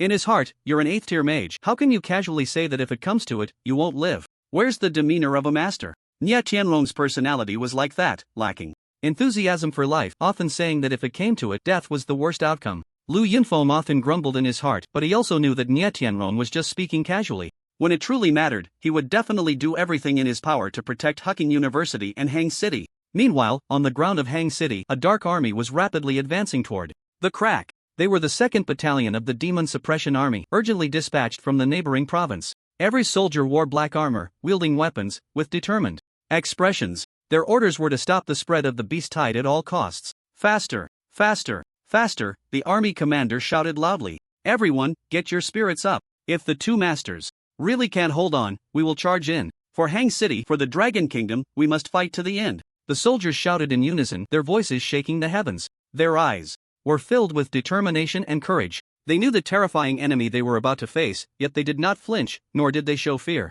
Their mission was to protect their homeland and guard the people, even if it meant sacrificing their lives. Everyone, stand up. Commander Qin of the 2nd Army of the Demon Suppression Corps stood at the front of the ranks, his voice booming like a bell, echoing in the ears of every soldier. This battle is extremely perilous. Chen voice was deep and powerful, each word striking like a hammer on the soldiers' hearts. The enemy we face is unknown in ability and number. It is very likely that some may go and never return. Chen gaze swept over each young face, his eyes filled with gravity, concern, and resolve. Are you still willing to go? Chen voice rang out again, this time with a hint of tremor. He knew what this question meant for these soldiers of the Demon Suppression Corps. I will go. I will go. Without a moment's hesitation, without a second's doubt, the soldiers of the Demon Suppression Corps shouted in unison, their voices generous and powerful, resonating through the skies. Their faces were marked with determination and their eyes burned with fierce fighting spirit. Chen Shi's emotions were complex. These brothers had fought alongside him for many years, sharing life and death, enduring countless storms of blood and gore together. Their bond had long surpassed that of ordinary comrades. They were more like family, like brothers. Yet, now, he had to lead these brothers to their deaths. He couldn't help but feel a sense of tragic sorrow, a reluctance. But they could not retreat. The soldiers' mission was to protect their homeland and guard the people. Even if it meant paying with their lives, they would not hesitate. You fresh recruits, what are you meddling in? At that moment, a scolding voice came from the ranks. An old soldier glared, shouting at a group of young soldiers. If anyone is going, it should be us old bones. You just joined and want to be heroes? Don't dream. The old soldier's voice carried a hint of anger, but also concern. The recruits understood that the old soldier was trying to protect them. They didn't want these young lives to be sacrificed in vain. Warriors over 30, step forward, an older soldier shouted loudly. His voice was aged and hoarse, yet filled with strength. The ranks of the Demon Suppression Corps quickly split into two parts. One part was the young soldiers, standing in place, their eyes filled with unwillingness and anxiety. The other part was the slightly older veterans, standing tall and firm, as if they were already prepared to face death. The recruits looked at the resolute eyes of the veterans, tears involuntarily streaming from the corners of their eyes. This scene was truly tragic. They knew that these veterans were the pillars of their families, the support for their wives and children. Yet now, for the country, for the people, they had to abandon their families, abandon their lives. She looked at these veterans, feeling a deep ache in his heart. Some had already become fathers, some had even become grandfathers. They were the backbone of their families, the heroes in their loved ones' hearts. Now, for the country, for the people, they were determined to face death, with no hesitation in their eyes. Chen Shi's eyes grew moist. As the commander, he had to lead these brothers to fulfill their mission. These soldiers were true heroes, and their names would be forever remembered in the annals of history. At the same time, far across the Pacific Ocean in the Lighthouse Nation, an urgent military meeting was taking place in the presidential office. The topic of the meeting was the crisis of the beast tide in the land of eternal night that had befallen Hang City in the Dragon Country. Gentlemen, the Dragon Country is in serious trouble. Evans's voice echoed in the conference room, tinged with a hint of gloating. He recalled the humiliation he faced a few days ago at the World Weapons Exchange Conference, where he was thoroughly suppressed by the Dragon Kingdom and felt a surge of displeasure. The land of eternal night. That's a world-class dungeon. How dare the Dragon Kingdom brazenly declare they would conquer it? They are simply overestimating themselves. Evan sneered, his words filled with disdain and mockery for the Dragon Kingdom. They should take a good look at their own capabilities. Do they really think they are invincible? Now they've gotten their comeuppance. The more Evans spoke, the more animated he became, as if he could envision the Dragon Kingdom's disarray in the face of the beast tide. Perhaps it was the victory at the World Weapons Exchange Conference that gave them this unrealistic confidence. An assembly member chimed in for analysis. Those master-level potions might have led them to mistakenly believe they had the strength to challenge a world-class dungeon. The assembly member's words struck Evans like a thorn, piercing his heart. His face instantly turned ashen. He wished he could strangle this guy who kept bringing up the sore spot. Wasn't this just making him look bad? With this thought, Evans felt even more furious. The atmosphere in the conference room became somewhat delicate. The president sat at the head of the table, observing the undercurrents between Evans and the assembly member, his brow slightly furrowed. He knew this was not the time for internal strife. All right, gentlemen, this is not the time to debate these matters, the president spoke, his voice deep and authoritative.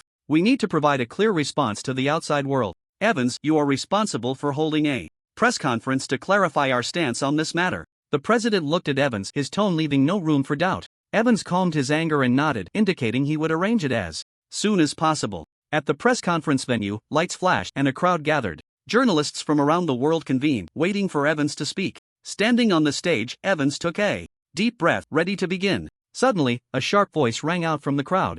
Excuse me, Commander Evans, is the Dragon Kingdom's recent suffering from the beast tide related to their victory at the World Weapons Exchange Conference? Is it because of this victory that they have misjudged their own strength and thus challenged the land of eternal night? This question detonated like a bomb, causing an uproar at the press conference. Journalists raised their microphones, directing their cameras at Evans. The muscles in Evans's face twitched. This question made him feel incredibly awkward and uncomfortable. He suppressed his inner fury, striving to maintain a facade of calm. Clearing his throat, he continued, I believe the Dragon Kingdom's encounter with the Beast Tide is likely due to their erroneous assessment of their military strength. The Dragon Kingdom had previously announced their intention to conquer the world-class dungeon land of Eternal Night, and I expressed my concerns at that time. A look of I saw this coming appeared on Evans's face. Some countries just refuse to heed advice and insist on going their own way. There's nothing I can do about it. He shrugged, his tone filled with arrogance and mockery, as if everything was within his expectations. We, the Lighthouse Nation, originally planned to send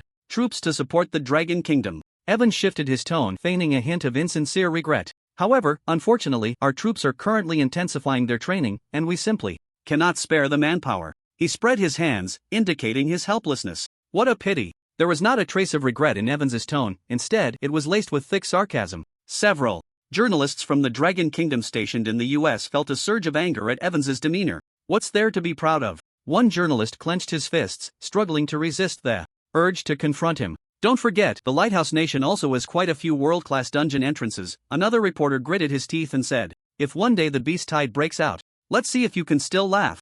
His voice was low, filled with anger and resentment. Above Hang City, a ripple of water spread out and Meng Siyu's figure appeared. She had finally arrived. After rushing here, as soon as she appeared, Meng Siyu felt two overwhelming auras that were suffocating. She focused her gaze and discovered it was Principal Nye Tianrong and Director Lu Yunfeng. The two were fighting with all their might against the cracks in the sky, preventing the invasion of otherworldly beasts. Nye Tianrong and Lu Yunfeng also sensed Meng Siyu's presence. Realizing she was a student from their school and not an enemy, their tense hearts relaxed slightly. What are you doing here? Nye Tianrong's voice rang in Meng Siyu's ear, carrying a hint of reproach. It's very dangerous here, you should hurry back to school. He was worried for Meng Siyu's safety and hoped she would leave as soon as possible. Principal, I'm here to help you. Save the Dragon Kingdom. She spoke without hesitation, her tone filled with determination. Nonsense. Lu Yunfeng's voice was authoritative and brooked no argument. What can a fifth-tier mage like you do here? You're just adding to our troubles. He pointed at Meng Siyu, his tone severe. I command you to go back immediately.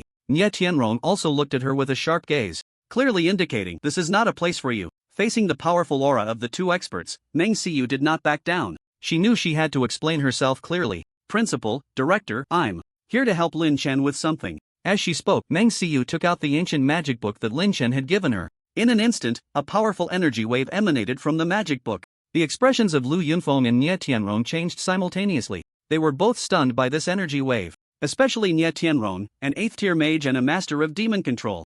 Yet he felt that the energy radiating from this magic book was even stronger than his. Moreover, he sensed a hint of ancient aura from it. What exactly is this? Nye Tianrong's voice trembled slightly, a rare occurrence for him. He looked at Meng Siyu, his eyes filled with disbelief. Meng Siyu did not immediately answer the principal's question. She knew that controlling the expansion speed of the cracks in the Extreme Night Kingdom dungeon was the most important thing right now. Time is life. She quickly flipped through the magic book in her hands, which had already been copied with skills. Then, she continuously injected her mana into it. Buzz! The magic book burst forth with dazzling light and a massive magic circle slowly unfolded. Nye Tianrong watched as the magic circle before him expanded rapidly. His shock was beyond words. This energy wave was too powerful. So powerful that even he, an 8th-tier mage, felt his heart race. He also noticed the runes floating within the magic circle. Each rune exuded a mysterious and ancient aura. He couldn't understand a single one. How could this be? He was a super existence among spatial mages. How could he not comprehend these runes? Nye Tianrong was filled with shock and confusion. Meanwhile, in the far northern world, the land of flame demons, at the top of a volcano, a figure engulfed in flames suddenly opened his eyes. He was the most powerful fire mage of the land of flame demons, the Flame Demon Saint. This energy wave, the Flame Demon Saint's voice, was deep and hoarse. How is this possible? A look of disbelief appeared on his face. Could it really exist, an ancient secret realm-level spell? Above Hang City, Nye Tianrong had not yet fully recovered from his shock. He watched in astonishment as the magic circle, driven by the magic book, rapidly expanded before his eyes. An indescribable sense of oppression surged forth. Immediately after, the center of the magic circle burst forth with brilliant light. A lifelike fire dragon emerged from within. It let out a long howl towards the sky, its scorching breath seemingly intent on incinerating everything around it, its massive body blocking out the sun. Each scale on its body shimmered with dazzling brilliance as if forged from molten lava. On the ground of Hang City, the people who had been engulfed in despair now stared blankly at the sky. The enormous fire dragon illuminated the entire city as well as the hope in their hearts. What? What is this? Is it a divine dragon? Is it here to save us? Wonderful! We are saved! The people cheered and rejoiced, filled with excitement. They seemed to see the dawn of hope. The despair and fear that had hung over the city were, in that moment, largely dispelled. The children no longer cried, they widened their eyes, curiously gazing at the fire dragon in the sky. Mom, look! It's a dragon! What a big dragon! A young mother tightly held her child, and the people in dire straits saw hope once more. Meanwhile, in the treasury of the Dragon Kingdom, Lin Chen was intently monitoring the situation on-site through his computer.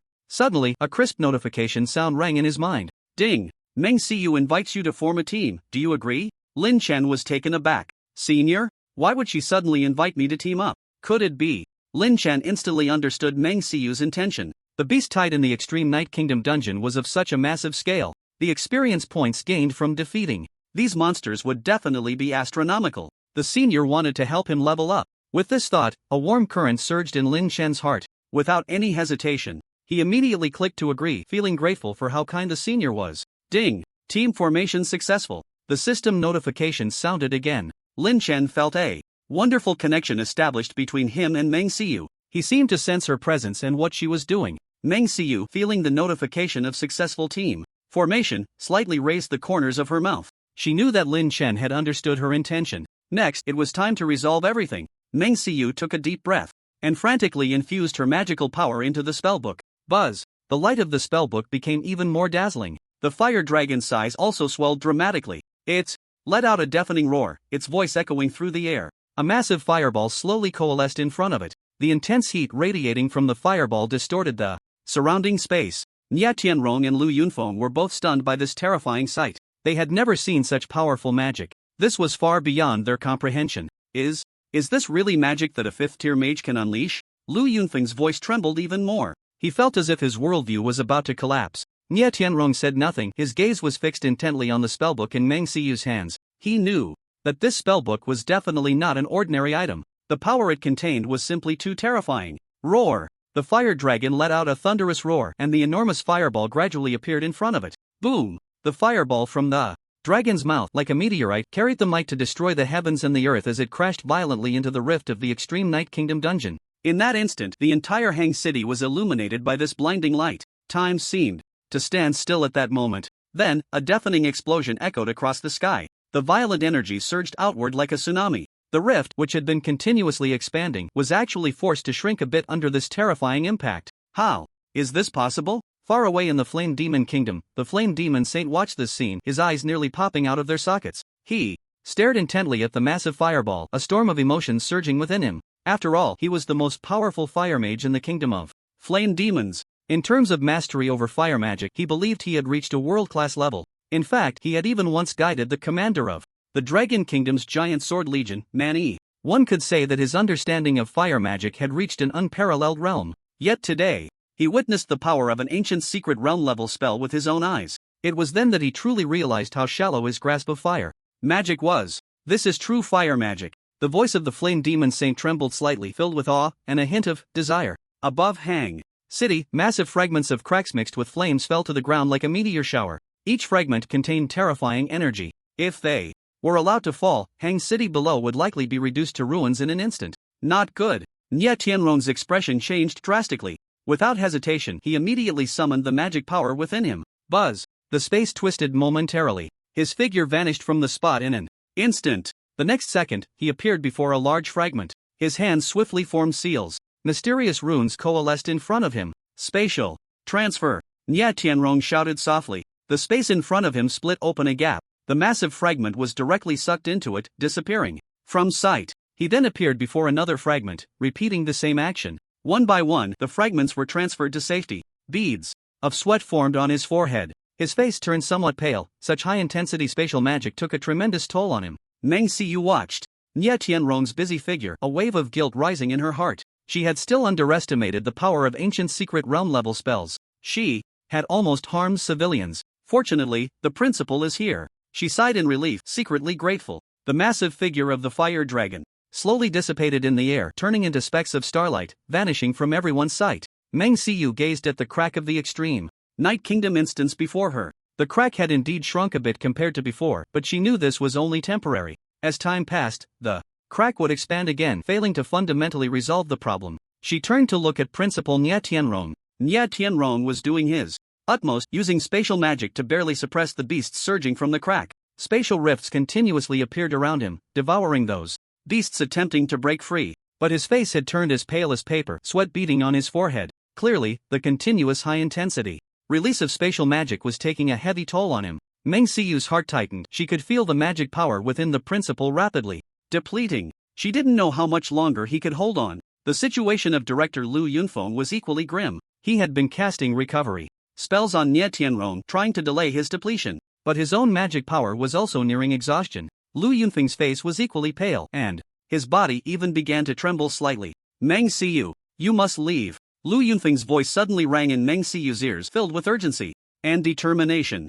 We don't know how much longer we can hold on. A massive beast tide will soon erupt here. It's very dangerous. His voice was hoarse and weak, yet filled with undeniable authority. Meng Xiu's eyes instantly welled with tears. An indescribable sadness spread in her heart. She didn't want to leave. She didn't want to watch the principal and the director sacrifice themselves here to protect the Dragon Kingdom. She wanted to do something, even if it was just a tiny bit of help. But what could she do? Facing this terrifying world-class dungeon, she, a fifth-tier mage, felt incredibly small. Just then, a familiar voice suddenly echoed in her mind. Senior, don't panic. It was Lin Chen. Meng Xiu's heart soared with joy, as if she had grasped a lifeline. Principal Nye is a space mage, right? Lin Chen's voice carried a hint of urgency. Have the principal used the magic book to replicate his own space magic skills? It might help turn the tide of battle. Lin Chen's voice was like a light in the darkness, illuminating Meng Xiu's heart. In the Dragon Kingdom treasury, Lin Chen stared intently at the computer screen in front of him,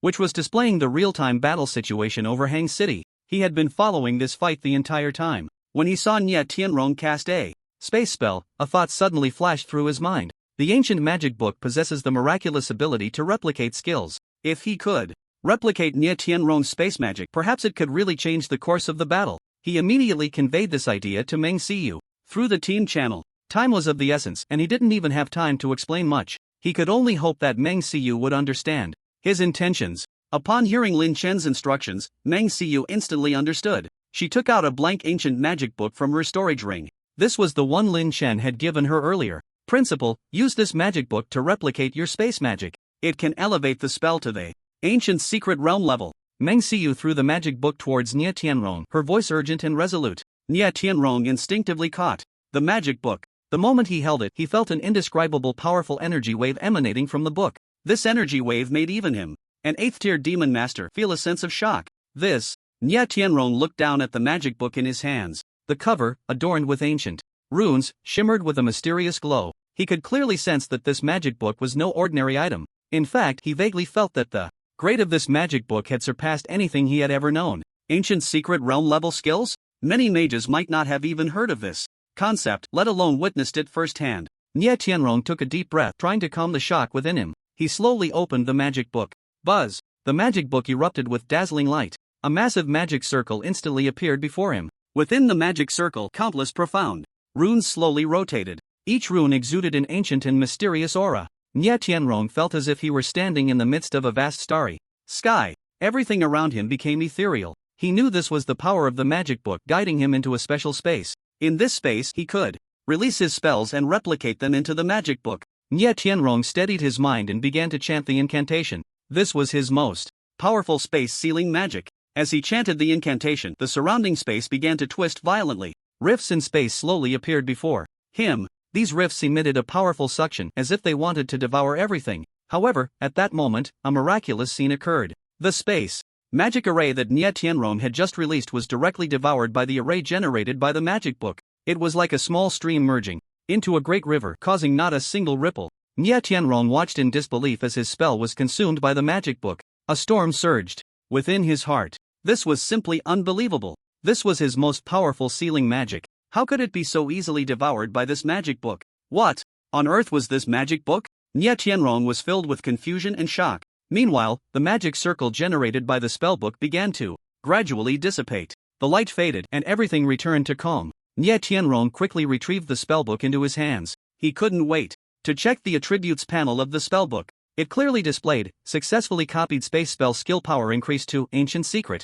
Realm level spell name, Eternal Silence, Eternal Silence. Nie Tianrong felt a surge of excitement within. He could sense that this copied space spell was countless times more powerful than his original spell. Ancient Secret Realm level. Nie Tianrong looked at these words, his heart racing with excitement. Although he had long learned from Meng Xiu about the magical abilities of this spellbook, witnessing this scene with his own eyes still made it hard for him to contain his inner thrill. This was an Ancient Secret Realm level spell. In the entire Dragon Kingdom, no. Perhaps in the whole world, there were hardly a few people who could master such a level of spell. Meng Xiu looked at the excited expression on the principal's face, and her heart was filled with anxiety. She had been praying that the spellbook could successfully copy the principal's space spell, praying that they could overcome this crisis. The crack was gradually widening, and the situation was extremely urgent. Nie Tianrong dared not delay for a moment and immediately flipped through the ancient spellbook in his hands. He poured the remaining mana in his body into it without reservation. Buzz!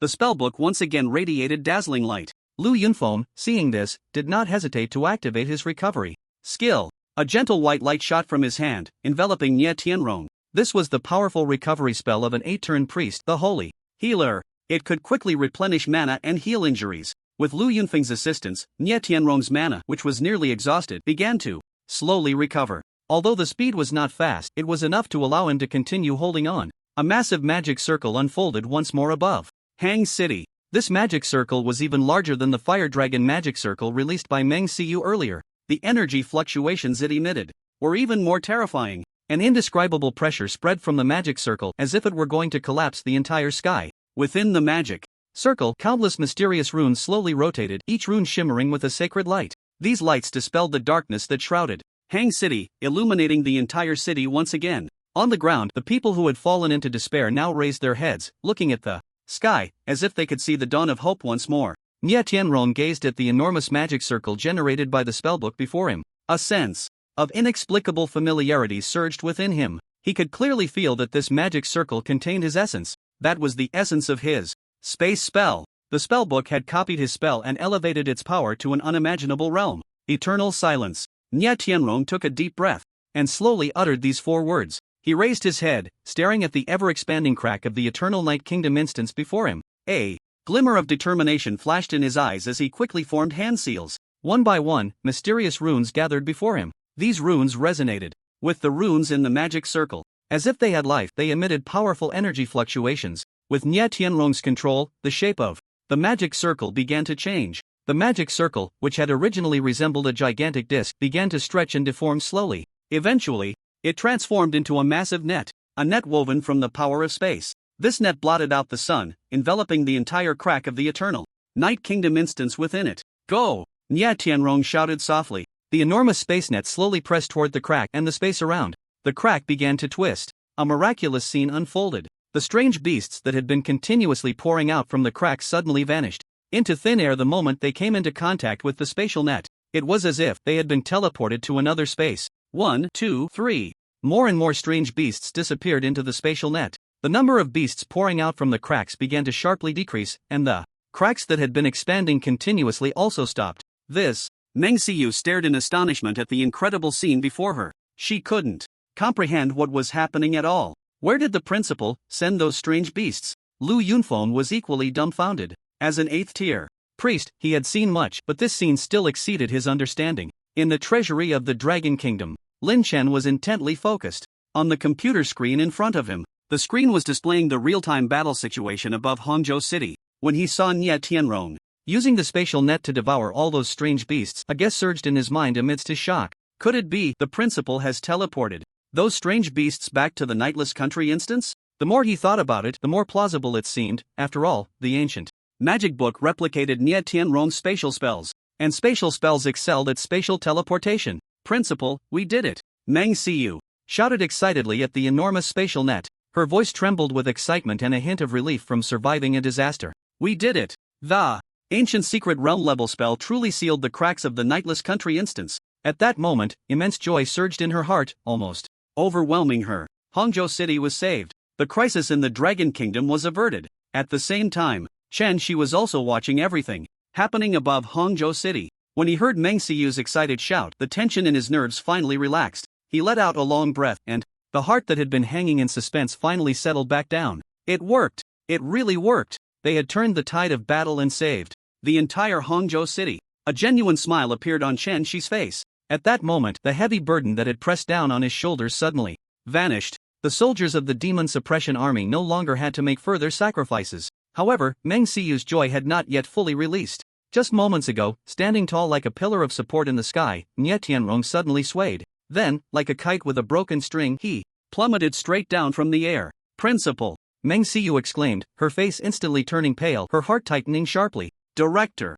Lu Yunfeng reacted even faster. Almost the instant Nie Tianrong's body began to fall, he shot forward like an arrow released from a bow. He caught Nie Tianrong's falling body, holding him securely in his arms, and then slowly descended to the ground. Principal, how are you? Lu Yunfeng's anxious voice trembled noticeably. He disregarded everything else and immediately placed his palm on Nie Tianrong's back, channeling the little remaining magic power within him, frantically sending healing energy into him. A soft white light illuminated Nie Tianrong. His face was as pale as paper, and his breath was weak to the extreme. He had his eyes tightly shut, his brows furrowed, clearly in a state of unconsciousness. Lu Yunfeng looked up at the sky. The enormous spatial net still steadily enveloped the cracks of the nightless country instance, preventing the invasion of strange beasts. The expansion of the cracks had completely stopped. Everything seemed to have come to an end. Lu Yunfeng murmured to himself, his voice carrying a hint of fatigue, a touch of relief, and a sense of bewilderment. In the treasury of the Dragon Kingdom, many stood beside Lin Chen, also witnessing everything that was happening above Hangzhou City.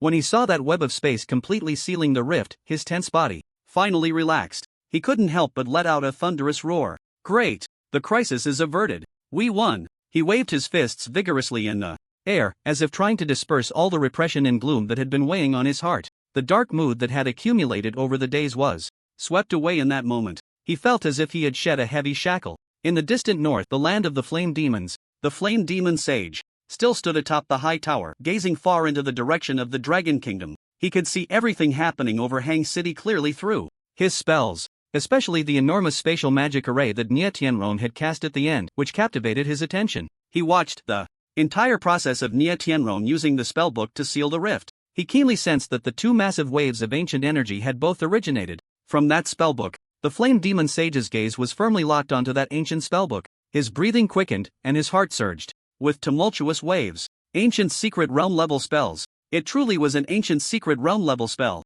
The flame demon sage felt as if his worldview was about to collapse. He had always thought that his mastery of fire magic had reached the pinnacle of the world. He had always believed that the so-called ancient secret realm level spells were merely legendary existences, and it was impossible for anyone to master them. That was why he chose to establish the Flame Demon Kingdom in the northern part of the world, living a semi-reclusive life, preparing for a peaceful old age. But today, he witnessed the power of an ancient secret realm level spell with his own eyes. He truly realized how narrow-minded and ignorant he had been. Compared to the real ancient secret realm level spells, his proud fire magic was nothing more than child's play, hardly worth mentioning. That spellbook. The Flame Demon Sage's gaze became incredibly fervent. Send the order down. The Flame Demon Sage's voice was deep and authoritative, echoing in the vast tower. Gather everyone to the main hall for a meeting. Yes, Sage Lord. A servant respectfully accepted the order and quickly retreated. The Flame Demon Sage slowly turned around, his gaze once again directed towards the Dragon Kingdom, his eyes flickering with an indescribable fervor. Ancient secret realm level spells, he murmured, his voice trembling slightly, filled with desire. I must find out what this is all about. In the main hall of the Flame Demon Kingdom, the atmosphere was solemn and grave. 6 mages dressed in various colored robes stood quietly on either side of the hall. They were the 6 most powerful guardians of the Flame Demon Kingdom, each possessing master-level strength. The Flame Demon Sage sat high upon the throne, looking down at the crowd below. His gaze was deep and sharp, as if it could penetrate everything. Today, I have gathered everyone here to announce an important matter. The Flame Demon Sage's voice echoed in the hall, each word clearly reaching everyone's ears. The 6 guardians, along with many elites of the Flame Demon Kingdom, held their breath, waiting for his next words. I have decided to dissolve the Flame Demon Kingdom. The Flame Demon Sage spoke slowly, his tone calm, yet it thundered like a storm in everyone's hearts. What? Dissolve the Flame Demon Kingdom? Sage Lord, what do you mean by this? The hall erupted in an instant. Everyone's eyes widened in disbelief. They could not understand why the Flame Demon Sage would make such a decision. The Flame Demon Kingdom was something they had built with countless efforts. This was their home, their foundation. Boss, are you joking? A burly guardian couldn't help but ask, his voice trembling slightly. Yes, Lord Sage, you are the strongest fire mage. Why are you pushing yourself so hard? Can't you just enjoy your retirement? Another guardian echoed, his face filled with confusion and disbelief. Lord Sage, are you going crazy again? Someone even muttered. Quietly. Of course, some remained silent. A guardian dressed in a black robe stood quietly, his gaze flickering as if he was contemplating something. He could understand the Flame Demon Sage's decision, because he too was someone who loved cultivation and enjoyed the process of researching spells. He believed that for the Flame Demon Sage, nothing was more important than the pursuit of more powerful spells. The Flame Demon Sage looked at the crowd below, who were murmuring among themselves, his face devoid of any expression. He had long anticipated such a reaction. Silence. He slammed the armrest of the throne, and a powerful pressure instantly enveloped the entire hall. The once noisy hall fell silent immediately. Everyone closed their mouths, not daring to make another sound. My mind is made up, you need not say more. The Flame Demon Sage's voice was cold and authoritative, leaving no room for doubt. If you don't want to go with me, you can leave on your own, I will not stop you. His gaze swept over the crowd below, his eyes carrying a hint of disappointment and loneliness. He had originally thought that the Flame Demon Nation he built would be a united and loving family. But now it seemed he was wrong. Lord Sage, I am willing to follow you. At that moment, the guardian in the black robe suddenly spoke up, his voice firm and resonant. I am willing too. Me too. Wherever the Lord Sage goes, we will go. The other 5 guardians also expressed their willingness to follow the Flame Demon Sage. The Flame Demon Sage looked at these 6 guardians, and finally, a hint of a comforting smile appeared on his face. Good, good, good. He repeated the word good 3 times, his voice filled with excitement and joy. You truly are my Flame Demon Sage's guardians. You have not disappointed me. He slowly stood up, his gaze once again directed towards the Dragon Kingdom. We are going to the Dragon Kingdom to explore the true mysteries of ancient secret-level spells. Hang City. The joy of surviving quickly spread. The gloom that had shrouded the city was completely dispelled. People cheered and celebrated this hard-won victory. The streets were filled with laughter, noise, and the cries of those who had survived. The crack has been sealed. We are saved. Great. We don't have to die. Countless people embraced each other excitedly, tears flowing freely. They had never felt the preciousness of life as they did at this moment. The soldiers of the Demon Suppression Army finally relaxed. They sat on the ground, exhaustion evident on their faces, but smiles of relief emerged. It's over. We won. They supported each other, encouraging one another, celebrating this hard-won victory. Far away in the treasury of the Dragon Kingdom, Lin Chan also breathed a sigh of relief. He looked at the computer screen showing the now calm skies over Hang City, a smile of satisfaction appearing on his face. At this moment, Lin Chen would not have imagined that in the distant north, in the Flame Demon Nation, a powerful fire mage was embarking on a journey to the Dragon Kingdom with his 6 guardians. He also would not have imagined that he would gain so many little brothers in the future, all at least master level. As everyone celebrated their victory, a dazzling golden light suddenly burst forth from Meng Xiu. The golden light, pure and sacred, enveloped her entirely, as if she were a goddess descending to the mortal realm. What is this? Meng Xiu was stunned. She could clearly feel a powerful force surging within her body. This force was warm and gentle, rapidly healing her internal injuries and replenishing her depleted mana. At the same time, a series of crisp notification sounds echoed in her mind. Ding! Congratulations, you have leveled up by 1 level. Ding! Congratulations, you have leveled up by 1 level. Ding! Congratulations, you have leveled up by 5 levels. Your level has been raised to level 65. Meng Xiu was completely dumbfounded. She could hardly believe her ears. It was only a short while ago that she had just completed her 5th transition. After the 5th transition, leveling up became exceptionally difficult. It required accumulating vast amounts of experience points and going through countless battles to achieve. But now, she had actually leveled up by 5 levels in one go. This was simply unbelievable. I leveled up? Meng Xiu murmured to herself, her voice tinged with disbelief and a hint of ecstasy. She looked down at her hands, the dazzling golden light still flickering. She could clearly feel that her strength had increased significantly compared to before. This experience is just too much. World-class dungeons are indeed different. Meng Xiu felt immense joy inside. Just now, she had unleashed an ancient secret realm-level spell. Although it was only a brief control, the destructive power of such a spell was unimaginable. Meanwhile, in the Dragon Kingdom's material warehouse, countless beams of golden light fell from the sky like a meteor shower, flooding into Lin Chen's body. Ding! Congratulations, you have leveled up by 1 level. Ding! Congratulations, you have leveled up by 1 level. A series of crisp notification sounds also rang in Lin Chen's mind. He was completely taken aback by this sudden surprise. What is happening? Lin Chen looked bewildered. Did he really gain so much experience just by teaming up? In just a few minutes, his level had skyrocketed from level 30 to level 40. Ding! Congratulations, your level has been raised to level 40. You have met the requirements for the third transition quest. Would you like to proceed with the third transition immediately? Ding! Congratulations, you have unlocked new potion recipes. Attack type, recovery type, enchanting type. A series of system notifications echoed in Lin Chen's mind. Only then did he come to his senses. I leveled up, and I unlocked new potion recipes? Lin Chen's face revealed uncontrollable joy. He had originally thought that teaming up with Meng Xiu would not yield much experience. After all, he hadn't truly participated in the battle against the Ceiling Rift, but unexpectedly he had directly leveled up to 40. This was simply a delightful surprise. He immediately opened the team channel to check Meng Xiu's status. Sure enough, Meng Xiu's level had also increased, and her increase was even greater than his. World-class dungeons are indeed different, Lin Chen suddenly realized. Meng Xiu had unleashed an ancient secret realm level spell, gaining a massive amount of experience. As her teammate, he also got a share of the spoils. This is simply a free win. Lin Chen couldn't help but exclaim. He had done nothing and had leveled up so much for free. This feeling was simply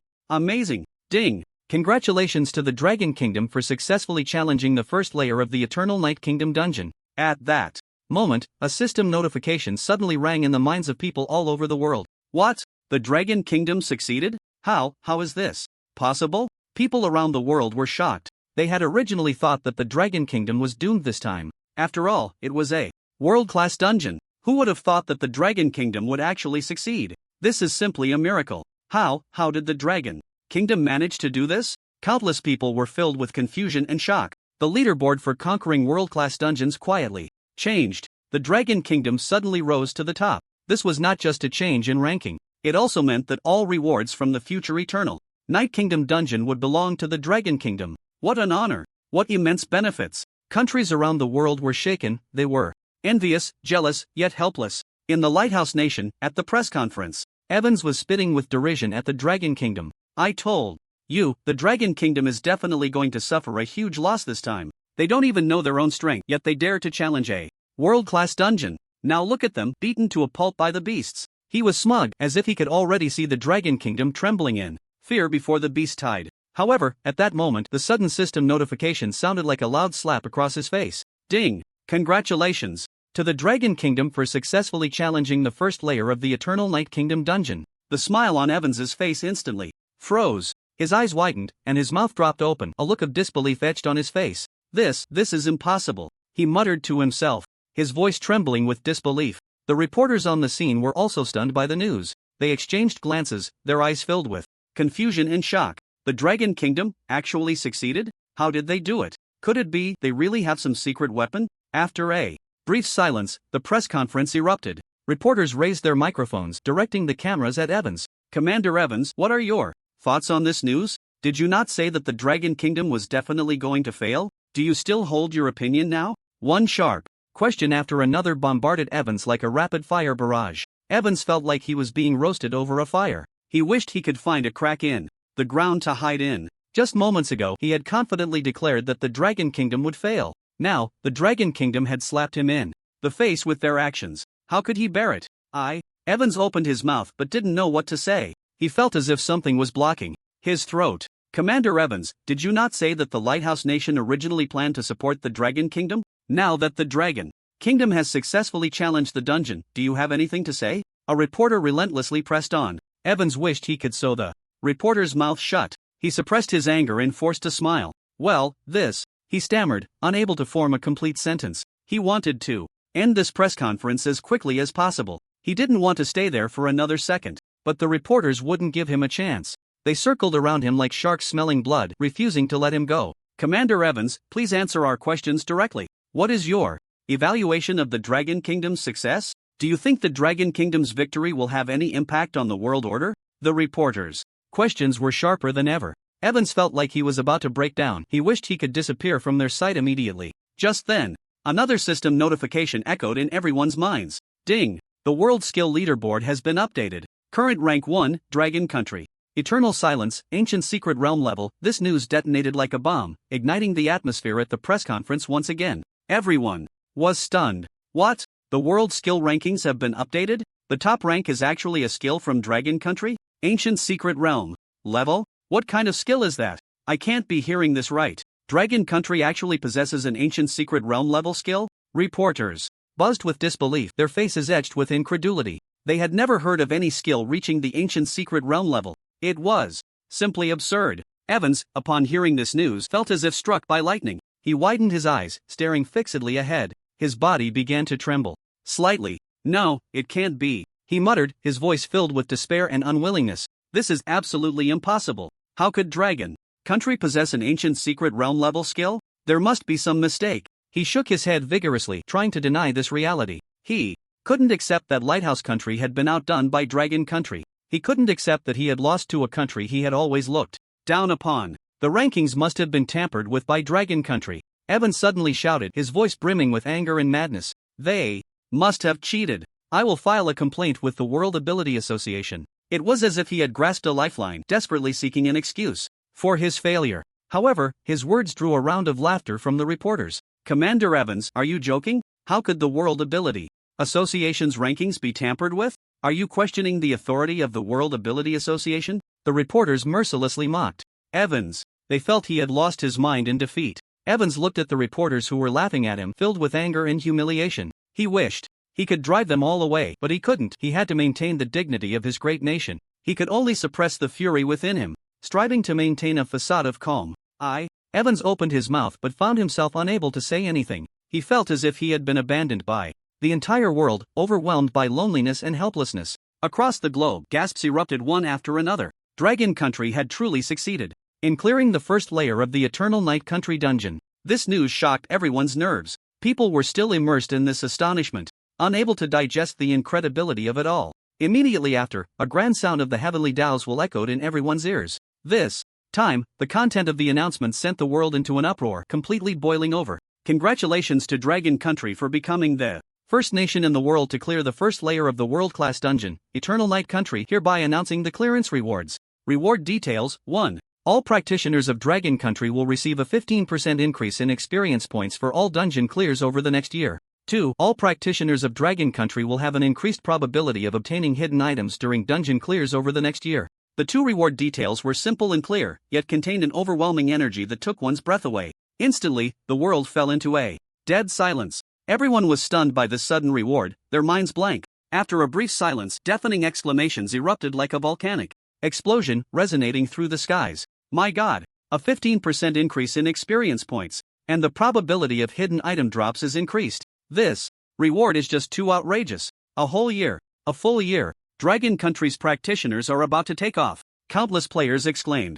In disbelief, their tones filled with envy and jealousy. It should be noted that this was a reward aimed at all practitioners of Dragon Country, covering all dungeons, for a whole year. What does this represent? It signifies that the upgrade speed of Dragon Country's professionals will far exceed that of other countries. It means that the strength of Dragon Country's professionals will experience a qualitative leap in a short time. Not to mention, there's the incredibly enticing increase in the drop rate of hidden items. Hidden items are extremely rare treasures in any dungeon, with a very low drop rate, something that can be encountered but not sought after. Once obtained, they often bring about a significant boost in strength, even changing a person's fate. Now, the will of heaven has directly increased the probability of Dragon Country's professionals obtaining hidden items. This is like turning on a cheat code. It means that in the future, Dragon Country will see an emergence of more rare items and more top-tier powerhouses. Other countries' professionals, upon hearing about this generous reward, felt a burning jealousy in their hearts, practically turning into lemon juice. Why is that?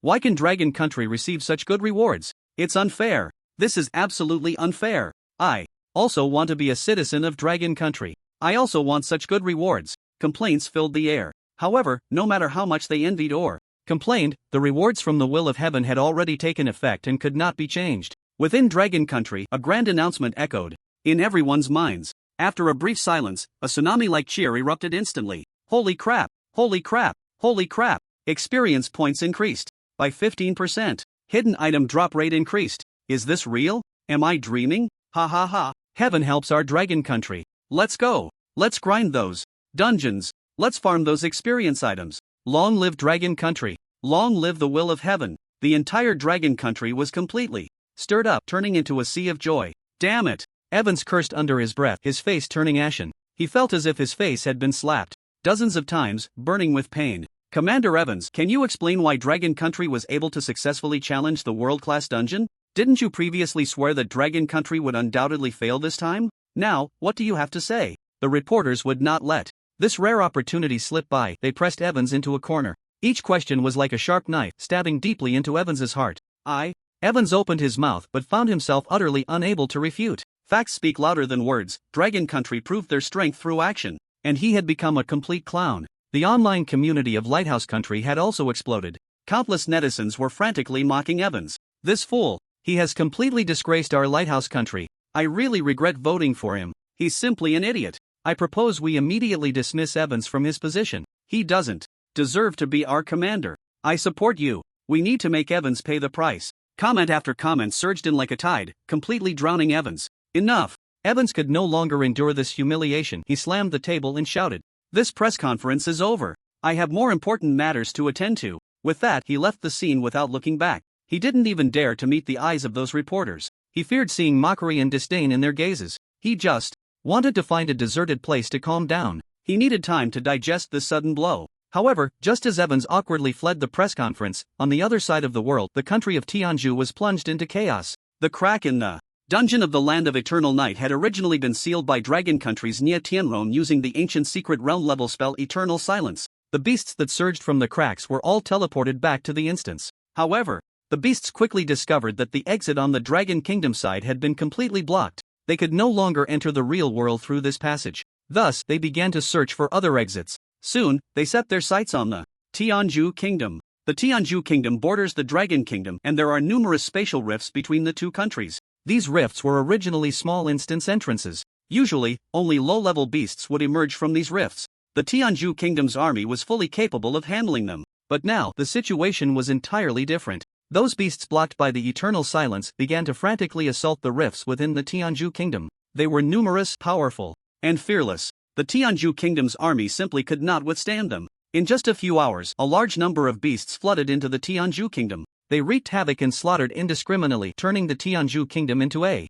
hell on earth. No, don't come over. Help! Someone save us! Countless people from the Tianju Kingdom cried out in despair, running for their lives. The entire country had already been occupied by the beasts. Meanwhile, some wealthy merchants and high-ranking officials from the Tianju Kingdom had begun to prepare for escape. They knew that this time, the Tianju Kingdom was likely doomed. Rather than stay here and wait for death, it was better to leave early and seek a new path for survival. Hurry! Pack your things. We need to leave immediately. Where to? Anywhere. As long as we can leave the Tianju Kingdom. Damn beasts. They've destroyed everything we had. Private jets took off from various airports in the Tianju Kingdom, flying towards destinations around the world. They wanted to escape this land ravaged by beasts and seek new hope. The rewards from the will of heaven poured down like a sweet rain upon the land of the Dragon Kingdom. In the materials warehouse where Lin Chen was, the golden light was particularly intense. Ding! Congratulations, your level has increased by 1. Ding! Congratulations, your level has increased by 1. The system's notification sounded like a beautiful melody,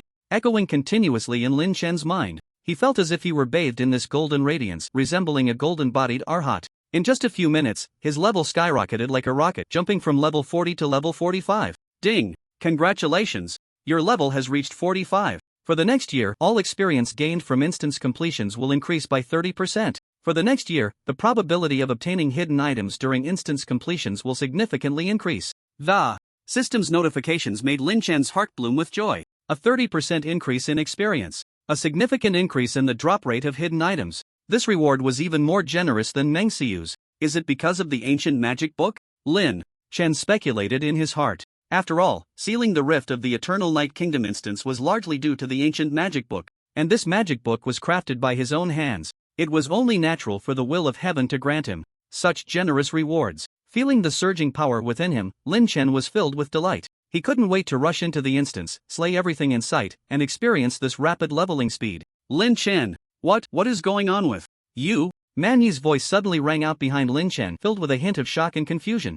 He had been cheering for the victory of the Dragon Kingdom. Suddenly, he noticed the dazzling golden light surrounding Lin Chen. This golden light was even more intense and radiant than that on Meng Xiu. He could hardly believe his eyes. Hadn't Lin Chen been staying in the materials warehouse the whole time? He hadn't done anything. How could he receive such a generous reward? Lin Chen turned around and looked at the shocked Man Yi, giving a slight smile. Commander Man, I've teamed up with Senior Meng Siyu, he explained casually. She gained a lot of experience while fighting against the rift of the country of eternal night, and she shared some of it with me. Teamed up? Man Yi was taken aback. Seeing the puzzled expression on Man Yi's face, Lin Chen provided a brief explanation. So that's how it is. Man Yi suddenly understood. However, the ratio of experience sharing was quite exaggerated. Lin Chen had done almost nothing and had leveled up so much for free. This was simply a laydown win. Can it really be played like this? Man Yi's eyes widened in disbelief. As the commander of the Great Sword Legion, he had seen a lot. But this way of leveling up was something he had never witnessed before. Man Yi suddenly realized that this might be a good way to quickly enhance Lin Chen's strength. He had been worried about how to help Lin Chen level up quickly. After all, his identity was special and he couldn't let him take risks easily. He had originally planned to arrange for some experts to take Lin Chen into dungeons. Even with the tightest protection, it would still pose some danger to Lin Chen. But now it seemed that there was no need for that at all. As long as Lin Chen teamed up with high-level professions, let the high-level professions grind monsters in high-level leveling areas. Lin Chen could level up while lying down. This was simply too easy. Great. Man Yi couldn't help but pat Lin Chen on the shoulder, laughing heartily. Lin Chen opened the system panel to check his attributes. Hidden item drop rate significantly increased. Lin Chen murmured, excitement gleaming in his eyes. For an alchemist, nothing could make him happier than this. Hidden items often meant rare herbs and precious materials. These were essential for crafting high-level potions. With these rare herbs, he could concoct more powerful potions. His strength would also be further enhanced. Looks like I need to run more dungeons in the future. Lin Chen silently resolved in his heart. He wanted to make the most of this opportunity to collect more rare herbs. Hang City. Nie Tianrong had recovered after Lu Yunfeng's emergency treatment. He slowly opened his eyes, feeling the once exhausted mana within him gradually restoring. Although the speed was slow, at least he was out of danger. Principal, how are you feeling? Meng Siyu's concerned voice rang in his ears. Nie Tianrong turned his head to look at the worried Meng Siyu and smiled slightly. I'm fine now, Siyu. Thanks to you and Lin Chen. His voice was still a bit weak but filled with gratitude. Principal, it's good that you're okay. Meng Siyu let out a long sigh of relief, her anxious heart finally settling down. Congratulations, Siyu. Nie Tianrong looked at the powerful aura radiating from Meng Siyu, a hint of comfort flashing in his eyes. Your level has increased again. Lu Yunfeng also said with a smile, his eyes filled with admiration. Yes. Meng Siyu nodded vigorously, a happy smile on her face. This battle has indeed helped me improve a lot, she thought to herself. World-class dungeons were indeed different. You're only 23 and you can already undergo the 6th transition. Nie Tianrong looked at Meng Siyu, his eyes filled with admiration. Once you complete the 6th transition, you'll be the youngest 6th transition mage at our Hucking University. That's right, Siyu. Lu Yunfeng echoed. The youngest 6th transition mage at Hucking University was still the principal. He completed his 6th transition at the age of 24. You are a year ahead of the principal. Truly, the student surpasses the master. Nie Tianrong looked at Meng Siyu, his eyes filled with pride. He originally thought that the record he maintained would continue indefinitely. He never expected it to be broken so soon. And the one to break this record was his student. This made him feel incredibly proud and honored. You're too kind, principal. Meng Siyu smiled shyly. She knew that her rapid advancement was not only due to her own efforts but also greatly aided by Lin Chen's magic book. By the way, Siyu. Nie Tianrong suddenly remembered something and looked at Meng Siyu. Is that magic book you just used really made by Lin Chen? There was a hint of disbelief in his voice. Although he had already verified the magical abilities of this magic book, he still wanted to confirm it once more. After all, it was just too incredible. Yes, it is, principal. Meng Siyu nodded and replied affirmatively. This magic book was indeed crafted by Junior Lin Chen. She handed the remaining few blank magic books in her hand to Nie Tianrong. These were all given to me by him. Nie Tianrong took the magic books and examined them closely. The moment he held them, he felt that powerful energy fluctuation once again. This energy fluctuation made even him, an 8th-turn demon master, feel a sense of shock. Nie Tianrong looked down at the magic book in his hand, his eyes filled with astonishment. The quality of these magic books had far surpassed anything he had ever known. Lin Chen truly is a genius alchemist. Nie Tianrong couldn't help but exclaim. He had never seen such a young and talented alchemist. Lin Chen's emergence gave him hope for the alchemy world in Longwa. Our school must nurture Lin Chen well. Nie Tianrong took a deep breath and said firmly. We need to provide him with all the necessary support so he can fully unleash his talents. You're right, principal. Lu Yunfeng nodded in agreement. Lin Chen's talent is truly astonishing. We must cherish this opportunity.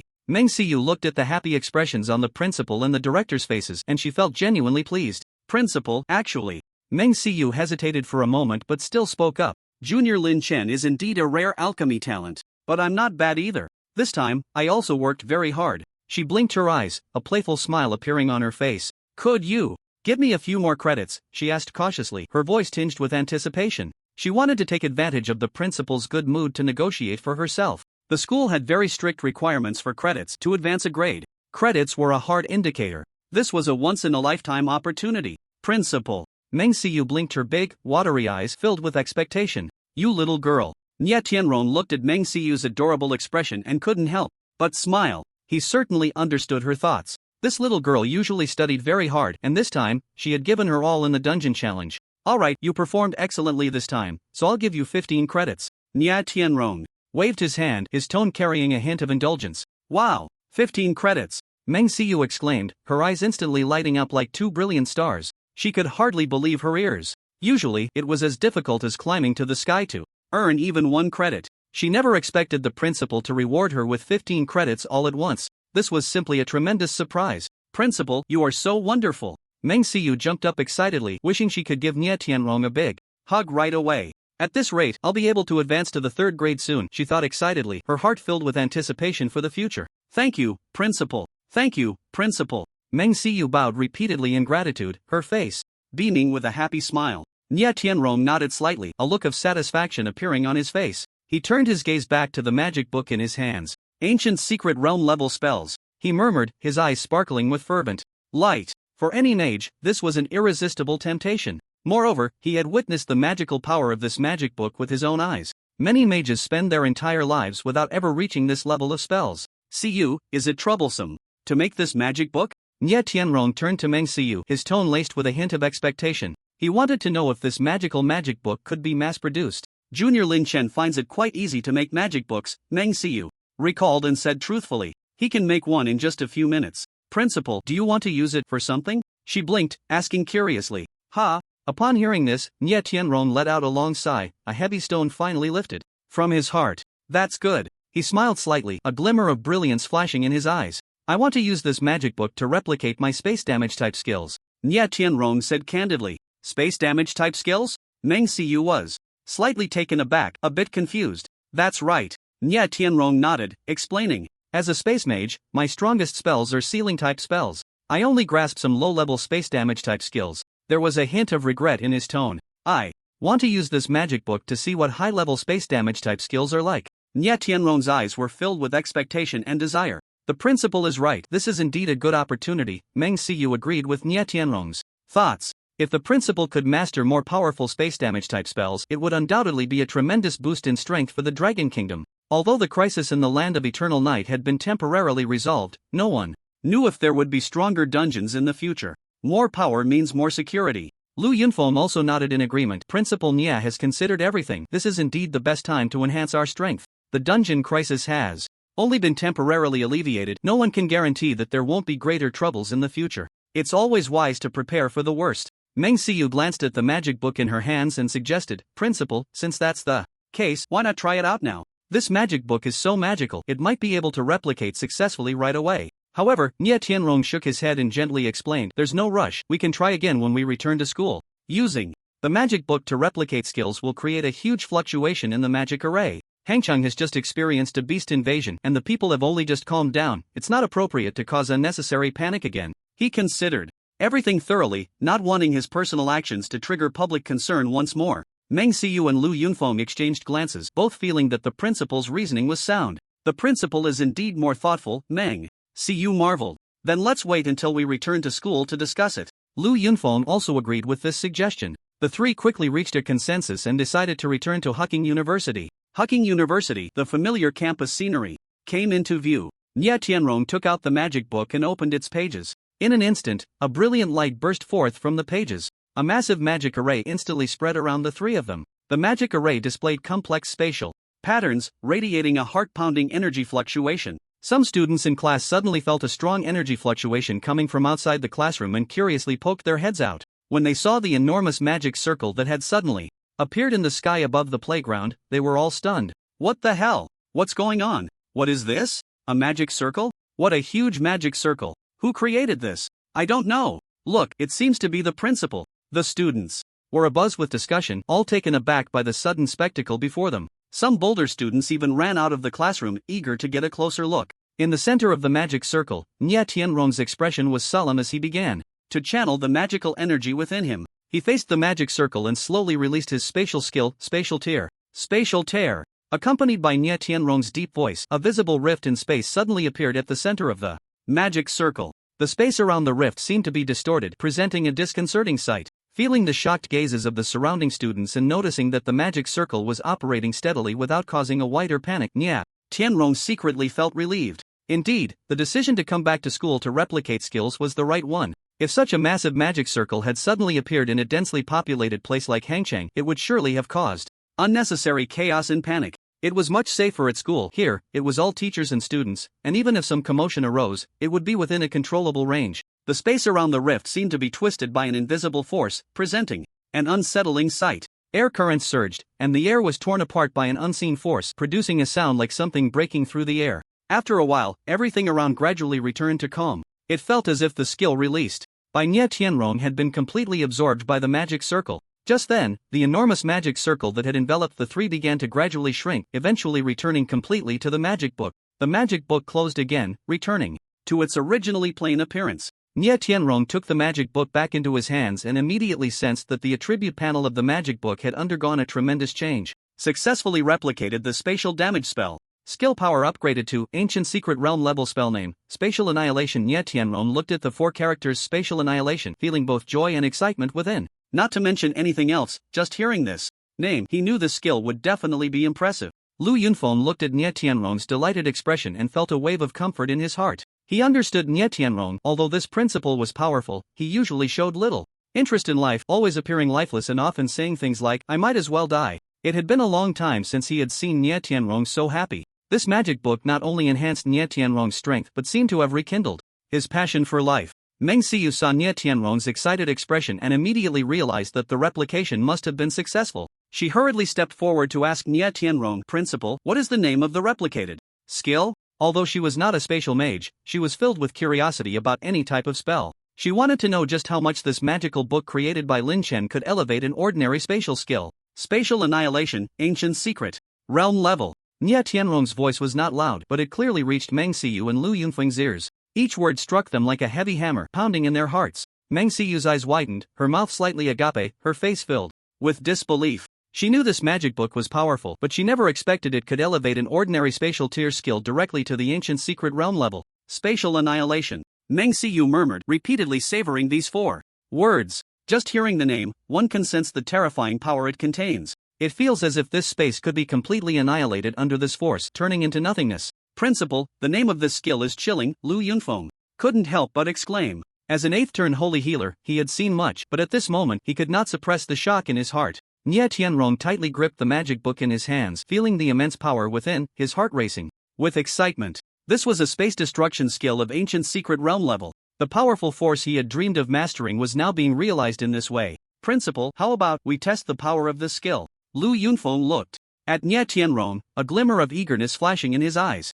He was curious about just how powerful this skill called Spatial Annihilation really was. Upon hearing this, the excitement on Nye Tianrong's face instantly faded, replaced by a serious expression. He shook his head and said slowly, "No, now is not the time. The power of Spatial Annihilation may exceed our imagination. We know nothing about its range of effect. If we accidentally harm the teachers and students in the school, the consequences would be unimaginable." Nye Tianrong considered this thoroughly. Although he longed to experience the power of the new skill, he knew that safety was the top priority. Meng Xiyu also nodded in agreement. "The principle is right. This magic book was crafted by Lin Chen, and our understanding of it is still too limited. The power of an Ancient Secret Realm level space destruction spell is truly hard to estimate. It's better to be cautious." Although she was also curious, she was even less willing to see anyone get hurt. After pondering for a moment, Meng Xiyu suddenly thought of something. She took out her phone from her pocket and dialed a number. Lin Chen might know something, I'll ask him. She felt that as the creator of the magic book, Lin Chen should have some understanding of this skill. The call was quickly connected. "Senior sister, what's up?" Lin Chen's voice came from the other end. "Lin Chen, the magic book you crafted has been used by the principal to replicate a space skill. The skill is called Spatial Annihilation." Meng Xiu got straight to the point without beating around the bush. Spatial annihilation? Lin Chen's voice suddenly changed, filled with shock and concern. Senior sister, have you all used this skill? His voice even trembled a bit. The power of that skill should be immense. I only speculated that it might cause devastating damage to the surrounding space based on the characteristics of the magic book, but I can't determine the exact range. If the range is too large, the consequences would be unimaginable. Lin Chen's voice trembled slightly, and he felt a bit of fear recalling it now. When he was making the magic book, he was only thinking about enhancing the skill level as much as possible, neglecting the potential dangers. Upon hearing Lin Chen say this, Meng Xiu also realized that the danger of this skill far exceeded their imagination. Lin Chen, don't worry, we won't act recklessly, Meng Xiu reassured him. Just then, Nye Tianrong took the phone from Meng Xiu's hand. Hello, Lin Chen, I am Nye Tianrong. Nye Tianrong's voice was gentle and magnetic. You played a crucial role in resolving the crisis of the Polar Night Kingdom instance. You are a hero of our dragon country.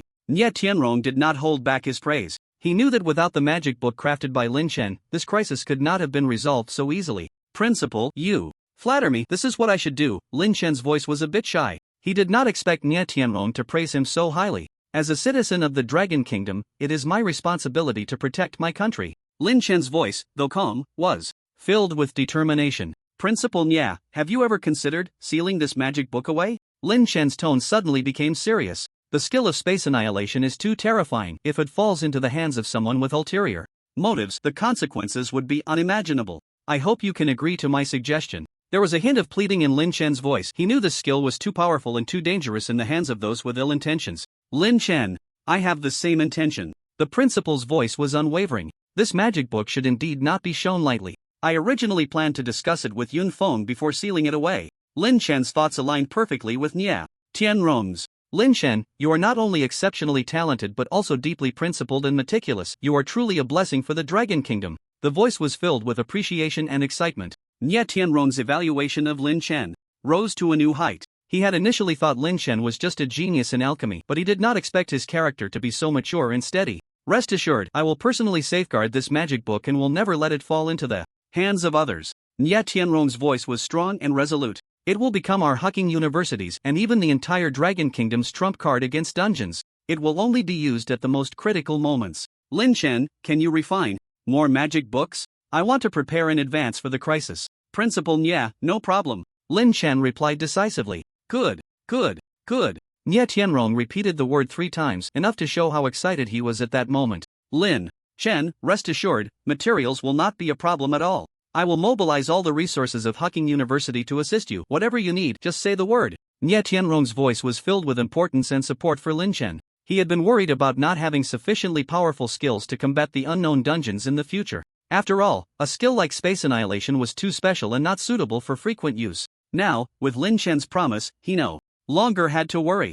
Even if space damage spells could not be used temporarily, they could replicate the skills of other elemental mages with the magic books. Lightning magic, light magic. With the enhancement of the magic books refined by Lin Chen, there would be no shortage of means to combat the dungeons. Thinking of this, Nye Tianrong felt even more at ease. He could almost envision the Dragon Kingdom's invincibility in future dungeon challenges. Lin Chen, when will you report to Hucking University? Nye Tianrong asked kindly. I will personally help you with the enrollment procedures. The principal of Hucking University, ranked first in the nation, actually wanted to personally handle his enrollment procedures. Lin Chen was slightly taken aback by Nye Tianrong's words. He could feel that Nye Tianrong's regard for him had far exceeded his expectations. Principal, I still have some matters to attend to. Lin Chen replied honestly, after I finish, I will return to school as soon as possible. Alright, no rush, you take your time. Nye Tianrong nodded in understanding. The school will always welcome you. After exchanging a few more pleasantries, they hung up the phone. Nye Tianrong returned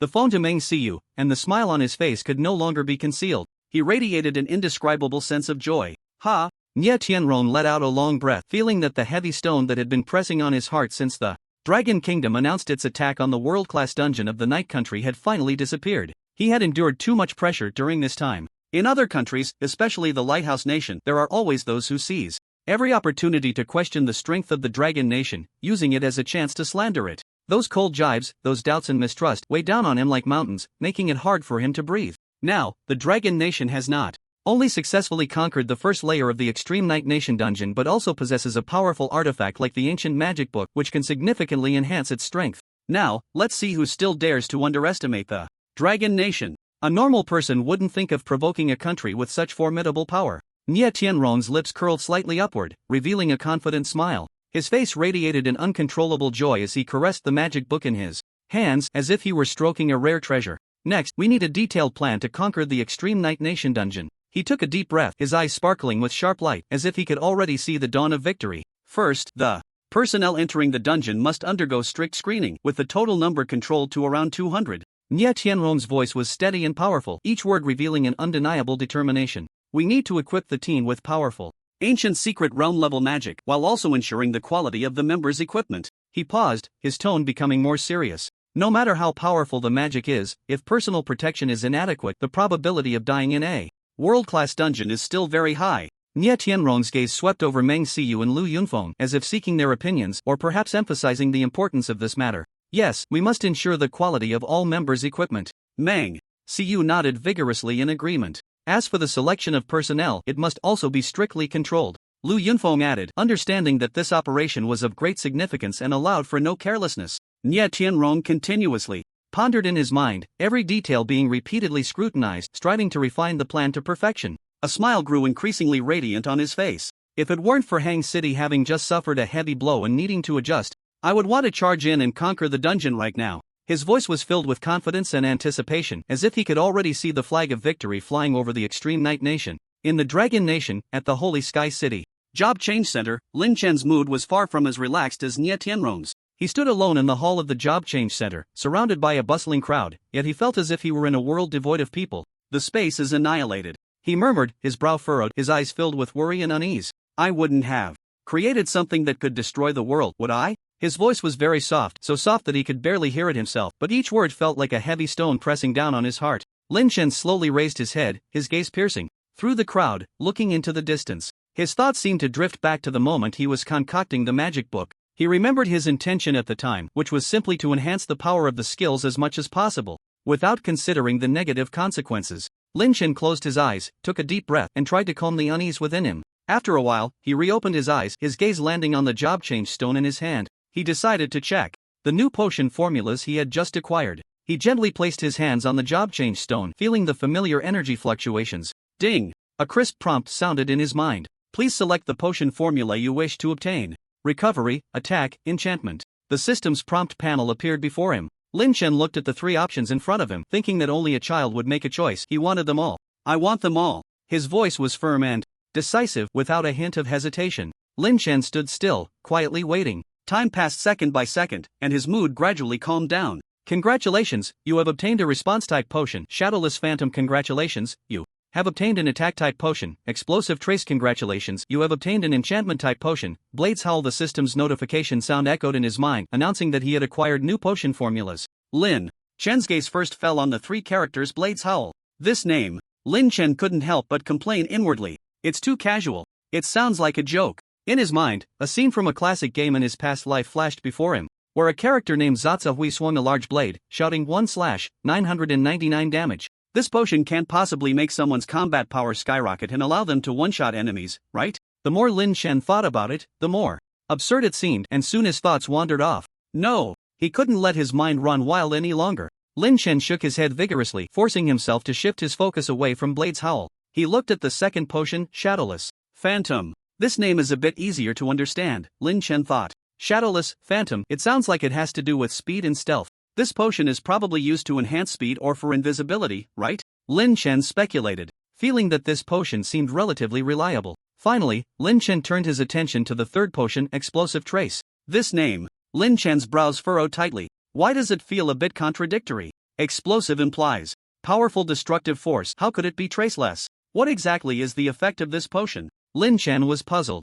He felt that the names of the potions he had obtained this time were quite bizarre. However, upon further thought, he reasoned, with the enhancement from the Hand of Creation, the actual effects of these potions surely won't be bad. Lin Chen was quite confident in his abilities. Lin Chen, what is your third job transfer task? At that moment, Manny beside him asked, do you need to go into a dungeon? Or do you need any materials? Manny looked concerned. Just tell me, and I will do my best to help you. Manny patted his chest in assurance. As the commander of the Great Sword Legion, he held a very high position and power in the Dragon Kingdom, capable of mobilizing a vast amount of resources. I can't take on the third job transfer task yet. Lin Chen shook his head and explained. I need to actually refine these unlocked potions before I can accept the transfer task. This was the unique aspect of the alchemist profession. Oh, Manhwa was surprised upon hearing this. The alchemist has such a requirement? It was the first time he had heard of it. However, after thinking carefully, Manhwa found it quite normal. On one hand, he was a mage-type profession and had limited knowledge of alchemists. On the other hand, alchemists capable of a third job transfer were already very rare in the Dragon Kingdom.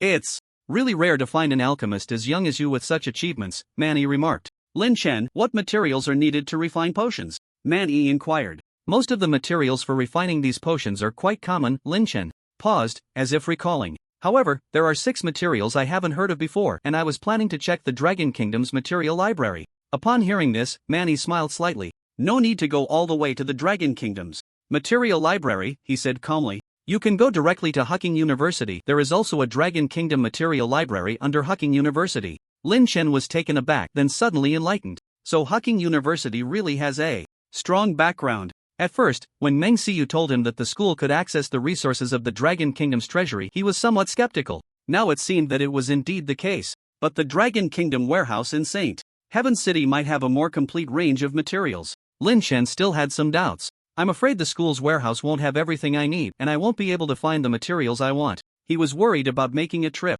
For nothing. Manhwa waved his hand, signaling Lin Chen not to worry. This warehouse in St. Heaven City is indeed the largest material warehouse in the Dragon Kingdom, he explained. However, the material warehouses in the Dragon Kingdom are interconnected, and each warehouse is equipped with a teleportation device. If you find any materials you like, the staff will directly use the teleportation device to send them to you. After hearing this, Lin Chen's eyes lit up. This is so convenient. He had thought that having the warehouses set up so scattered would make management difficult. It seems he was completely overthinking it. This is simply too efficient. Lin Chen couldn't help but exclaim. Actually, maintaining the teleportation devices in the warehouses is very expensive, and generally, they won't be activated unless it's an emergency, Manhwa said while looking at Lin Chen. But you are an exception, you can use them freely, he added. The Dragon Kingdom aims to provide the greatest convenience and support for geniuses like you. Lin Chen felt a bit embarrassed hearing how much the higher-ups valued him. He scratched his head and said, Thank you, Commander, thank you, country.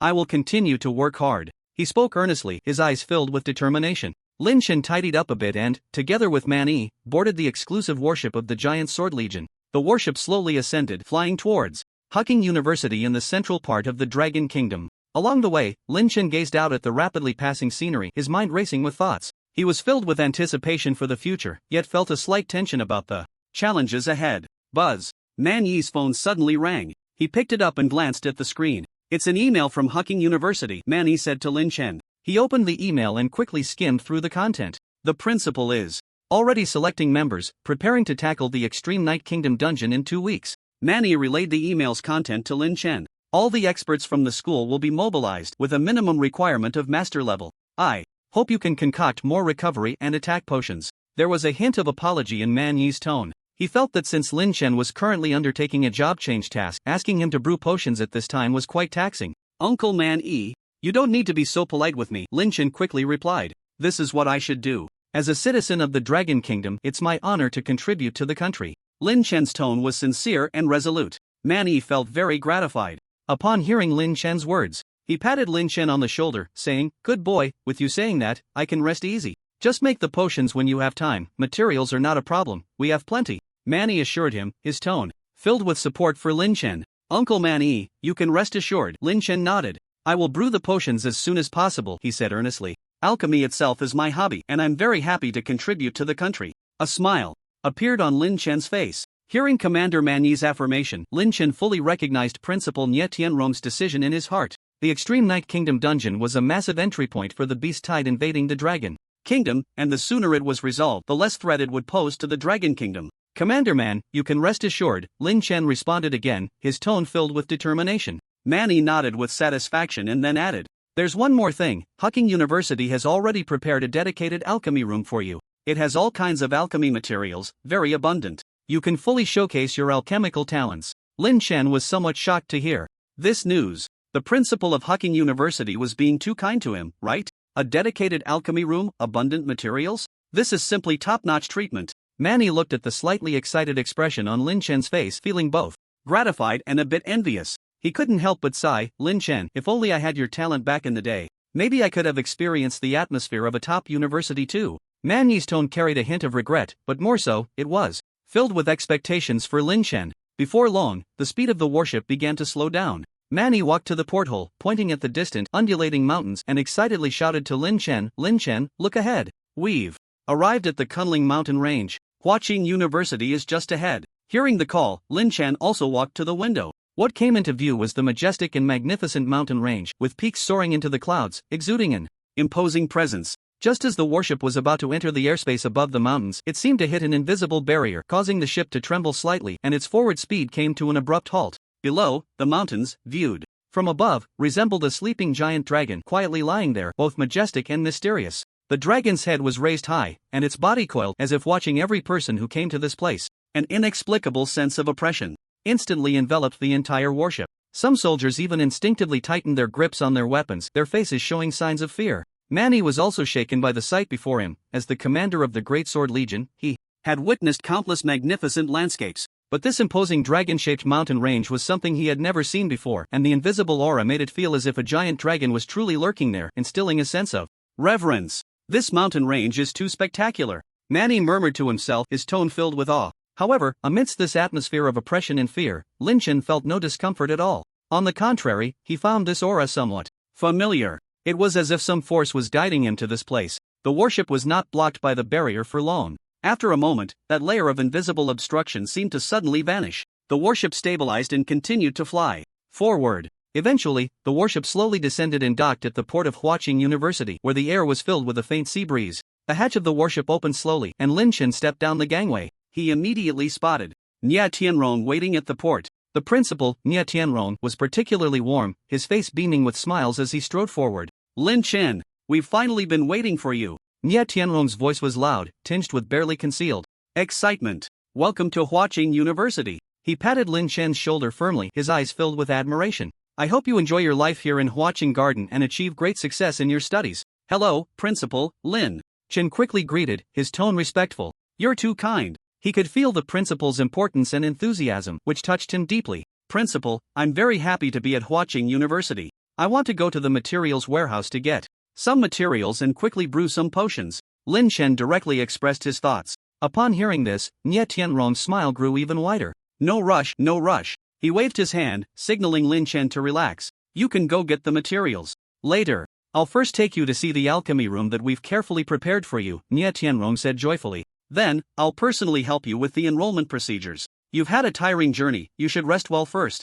We can look at the materials later. The principal's thoughtful arrangements warmed Lin Chen's heart. Thank you, Principal. You've thought of everything, Lin Chen said gratefully. I'll follow your arrangements. As the two exchanged pleasantries, the students of Huaqing University nearby were already stunned by the scene before them. What the hell? What's going on? The principal actually came to welcome the new student personally? And so enthusiastic? The students whispered among themselves, their eyes filled with curiosity and doubt. At Huaqing University, a place where geniuses abound and prodigies are everywhere, who among those admitted isn't a child of destiny? Usually, students have very few opportunities to see the principal, let alone have the principal personally welcome a new student. This is simply unprecedented. What kind of background does that new student have? How could he attract such attention from the principal? He must have exceptional talent, right? The students speculated about Lin Chen's identity. To receive such treatment from the lofty principal, this new student must be extraordinary. Nye Tianrong led Lin Chen towards the university's entrance.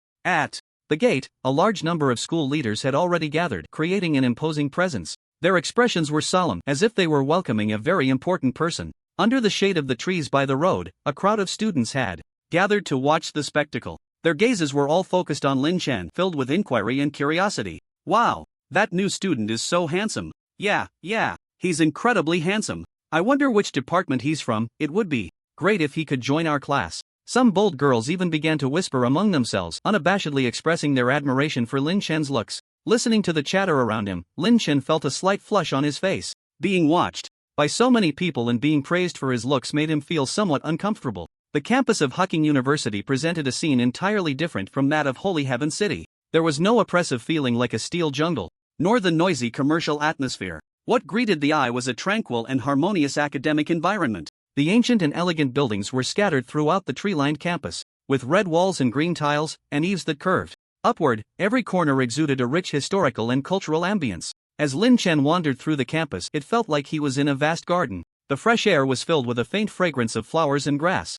Sunlight filtered through the leaves, casting dappled spots of light that danced on the ground. Not far away, the sound of clear reading voices and the crisp chirping of birds created a vibrant scene. On either side of the road were buildings of various styles, some grand and magnificent, reminiscent of ancient palaces, while others were delicate and unique, brimming with artistic flair. These buildings were not made of cold steel and concrete but constructed from an unknown bluish stone, their surfaces marked by the passage of time, exuding an ancient and mysterious aura. Lin Chen noticed that although the shapes of these buildings varied, they were all surprisingly splendid. The campus had a vast area of greenery. Tall trees, low shrubs, and various unnamed flowers and grasses adorned the entire campus, making it resemble a huge park. Some ancient trees, with lush branches and thick trunks that required several people to encircle, seemed to be witnesses to the history of this university. Lin Chen couldn't help but sigh inwardly. The top-ranked university in Long Country truly lived up to its reputation. Not only was the campus vast, but the environment was also extraordinarily beautiful, almost like a paradise.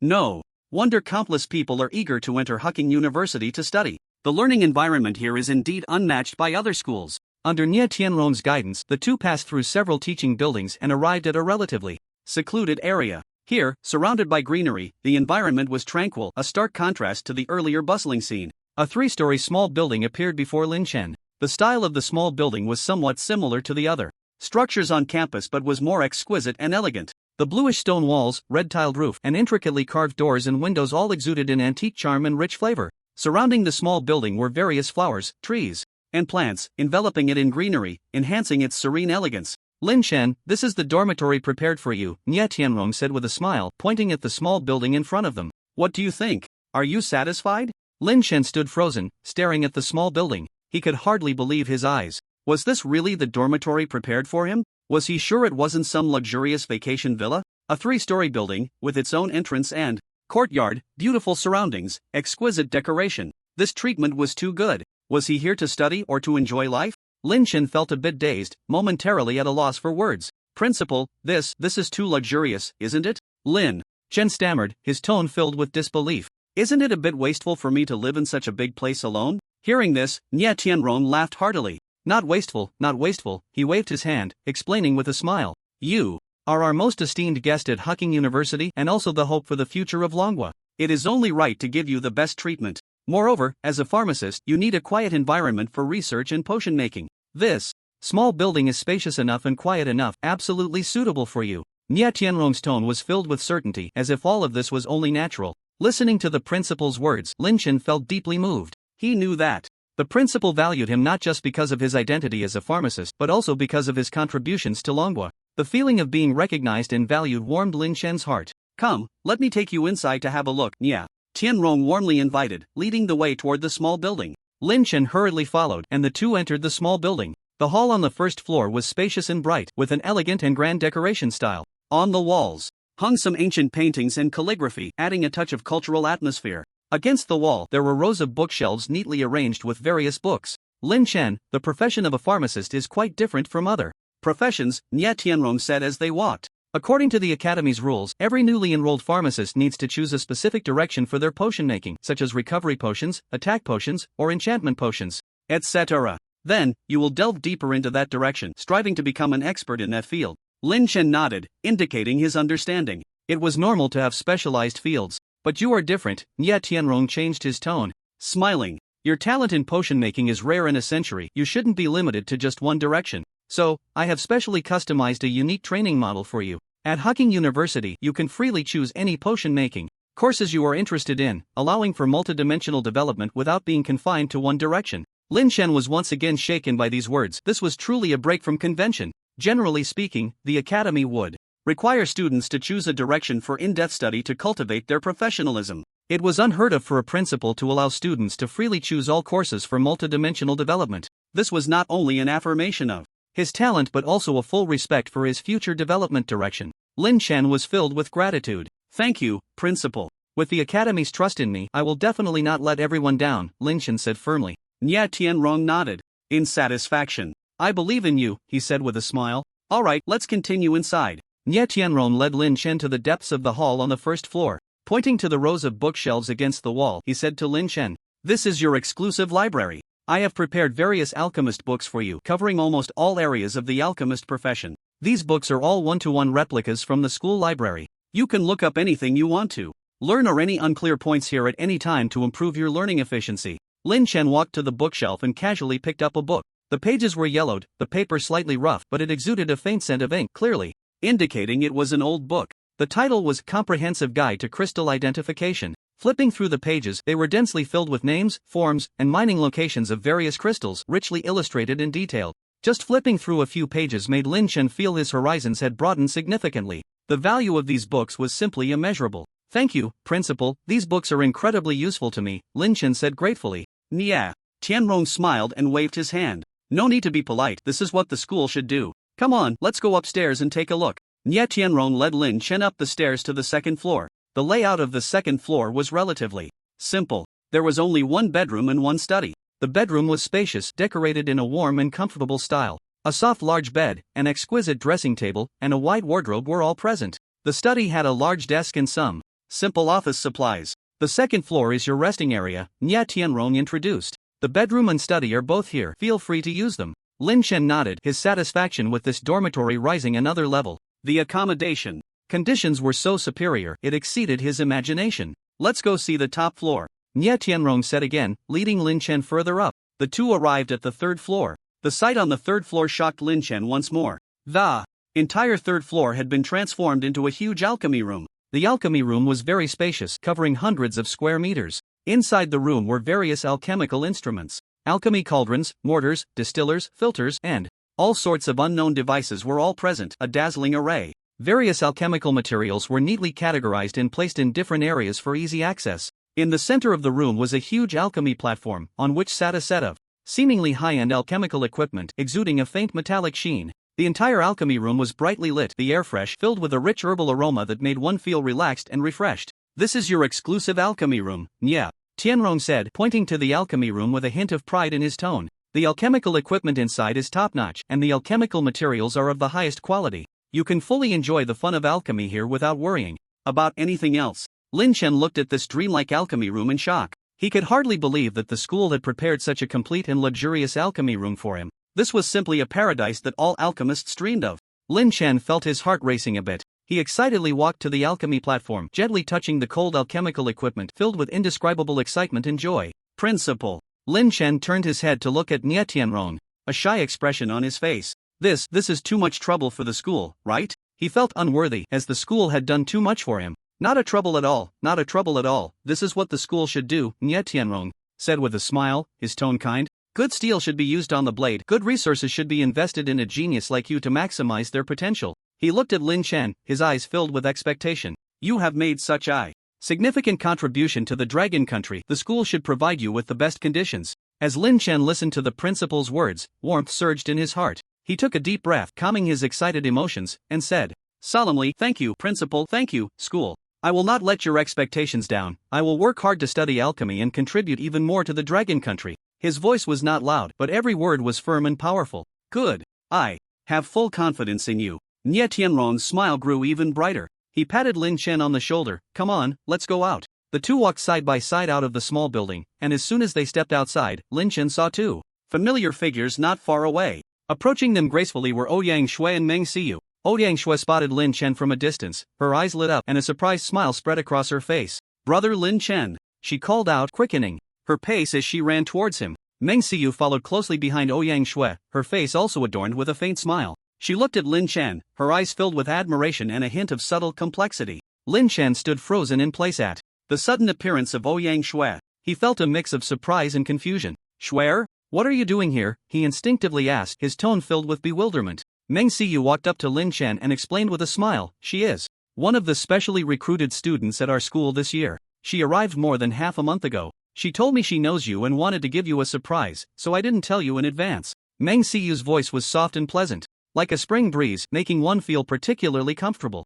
Lin Chen suddenly realized, so that's how it is. He looked at the graceful Ouyang Shui before him and couldn't help but sigh inwardly. This girl has changed so much. He remembered when he first saw her in Yunhai City, she was a timid and somewhat insecure little girl. Now, she had blossomed into a confident and beautiful young woman. Lin Chen thought of Ouyang Shue's powerful recovery ability, which made her stand out among her peers in the priesthood, so it was only natural for a top institution like Hucking University to specially recruit her. Ouyang Shui ran up to Lin Chen and came to a stop. She tilted her head back to look at him, a sweet smile on her face. "Brother Lin Chen, it's so good to see you again." Her voice was crisp and melodious, like the song of a lark, incredibly pleasant to hear. Lin Chen looked at this familiar yet unfamiliar girl, a surge of inexplicable emotions rising in his heart. He smiled and said, "Yeah, it's been a long time. How have you been?" Lin Chen asked calmly. "I'm great, and I'm even happier to see Brother Lin Chen." Ouyang Shui nodded, her face lighting up with a joyful smile. "Brother Lin Chen, what about you? Are you doing well?" She looked at Lin Chen, her eyes filled with concern.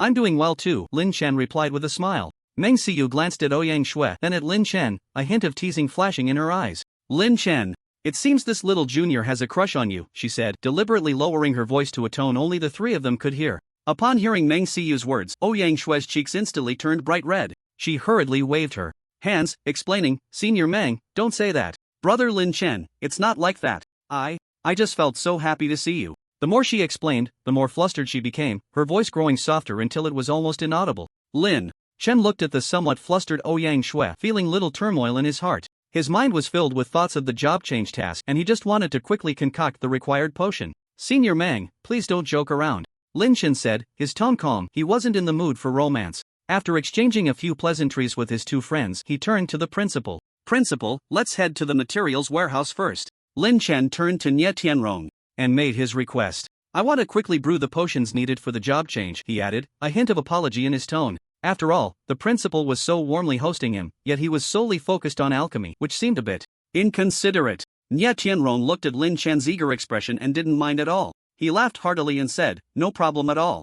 An alchemist's desire for materials is just like a swordsman's obsession with their sword. Come on, I'll take you to the materials warehouse right now." As Nie Tianrong spoke, he turned and walked ahead, and Lin Chen hurried to follow. Ouyang Shui watched Lin Chen's departing figure, a hint of disappointment flashing in her eyes. But she quickly adjusted her emotions, gazing dreamily at Lin Chen's back as he left. Meng Xiu looked at Ouyang Shui's expression and shook her head helplessly. This girl, it seems, has really fallen for him. However, she also understood Ouyang Shui's feelings. A guy as outstanding as Lin Chen could easily make one's heart flutter. The three followed Nie Tianrong to the Dragon Country Materials warehouse located underground at Hucking University. The warehouse's entrance was made of an unknown black metal, heavy and sturdy. As the door slowly opened, a rich aroma of medicinal materials wafted out. Lin Chen took a deep breath, feeling invigorated. Inside the warehouse, the space was enormous, stretching endlessly. Tall shelves were neatly arranged, filled with all kinds of medicinal materials. Some were housed in exquisite jade boxes, others sealed in transparent crystal bottles, and some were directly exposed to the air, exuding a strong medicinal fragrance.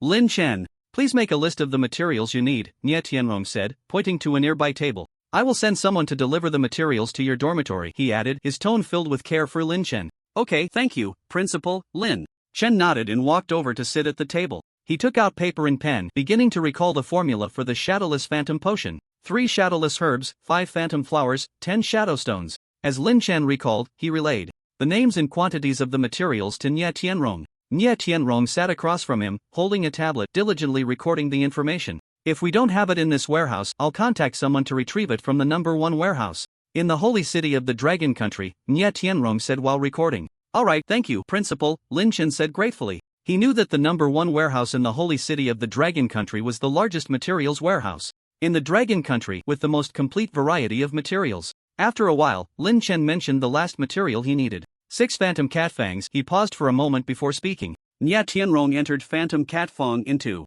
the computer and began searching. Moments later, the screen displayed the search results. Phantom cat fang, remaining quantity, 1. Nie Tianrong stared at the information on the screen, stunned. His brows furrowed, and a look of confusion appeared on his face. "How can there be only 1, he murmured, his tone filled with disbelief. The Dragon Country strictly controlled the inventory of materials in the warehouse, with strict regulations on the quantity of each material. Even the rarest medicinal materials would not have fewer than 20 in stock. But how could there be only 1 phantom cat fang? This was too abnormal. Only 1. Lin Chen was stunned when he heard that number. He frowned slightly, and a look of disappointment appeared on his face. He had originally thought that as long as he obtained the materials on the list, he could immediately start concocting the Shadowless Phantom Potion and complete the job transfer task. He never expected to be stuck on the last material. It felt like a long-distance race, where he was about to cross the finish line, only to be tripped by a stone, losing all his efforts. Lin Chen's mood plummeted to the depths. If the material warehouse at Hucking University didn't have it, he didn't know how long it would take to find it. Was his job transfer task really going to be indefinitely delayed like this? Lin Chen was filled with unwillingness. He was reluctant to give up just like that, but he also felt powerless. How is this possible? Nye Tianrong also looked at the number on the screen in disbelief. He rubbed his eyes, thinking he had misread it, but the screen clearly displayed 1, with no errors at all. The stock quantity of phantom cat teeth was only 1, which was truly abnormal. Nye Tianrong was baffled. He decided to call the warehouse manager of Saint Sky City to see what was going on. Hey, old Wang, it's me, Nye Tianrong. Nye Tianrong dialed the number, speaking in a serious tone. On the other end of the line, a middle-aged man's voice came through. Old Nye? What brings you to call me? Is it that you need my help to procure some rare materials again? The other party seemed quite familiar with Nye Tianrong, his tone carrying a hint of teasing. Old Wang, I need to ask you something. Nye Tianrong had no time for jokes and got straight to the point. Why is the stock quantity of phantom cat teeth in your warehouse only 1? That's against the regulations. On the other end of the line, Wang Hong was clearly taken aback by Nye Tianrong's question. Phantom cat teeth? Old Nye, why are you checking on this? Wang Hong's voice carried a hint of surprise and confusion. Hearing Wang Hong's reaction, Nye Tianrong's heart stirred. He vaguely felt that Wang Hong seemed to know something. Old Wang, don't worry about why I'm checking this. Nye Tianrong's tone became somewhat urgent. Just tell me, what is going on? Where does this material come from? Wang Hong was silent for a moment, as if recalling something. Old Nye, let me think. Phantom cat teeth, he murmured, as if trying to search through the corners of his memory. Right, Wang Hong suddenly exclaimed. I remember now. The material phantom cat teeth is very special. It can't be obtained through regular channels, but rather. Wang Hong paused for a moment, seemingly organizing his words. It can only be obtained by clearing the epic dungeon Void Shadow. It is a unique drop reward from this dungeon. Void Shadow? Upon hearing this name, a flash of lightning seemed to cross Nye Tianrong's mind. Old Wang, Nye Tianrong's voice became somewhat urgent. Are you saying that all the rewards from this dungeon have gone to the current record holder, right? That's right, Wang Hong affirmed. And there's another important piece of information. Old Nye, think carefully. Even though 40 years have passed, you must still have some impressions, right? Wang Hong's words were like a key, unlocking the floodgates of Nye Tianrong's memory. He struggled to recall the people and events from 40 years ago. Suddenly, his expression changed. He remembered. Old Wang, let me ask you. Nye Tianrong's voice became somewhat hurried. Is the current record holder for this dungeon the Bear Country? On the other end of the line, Wang Hong gave a definite answer.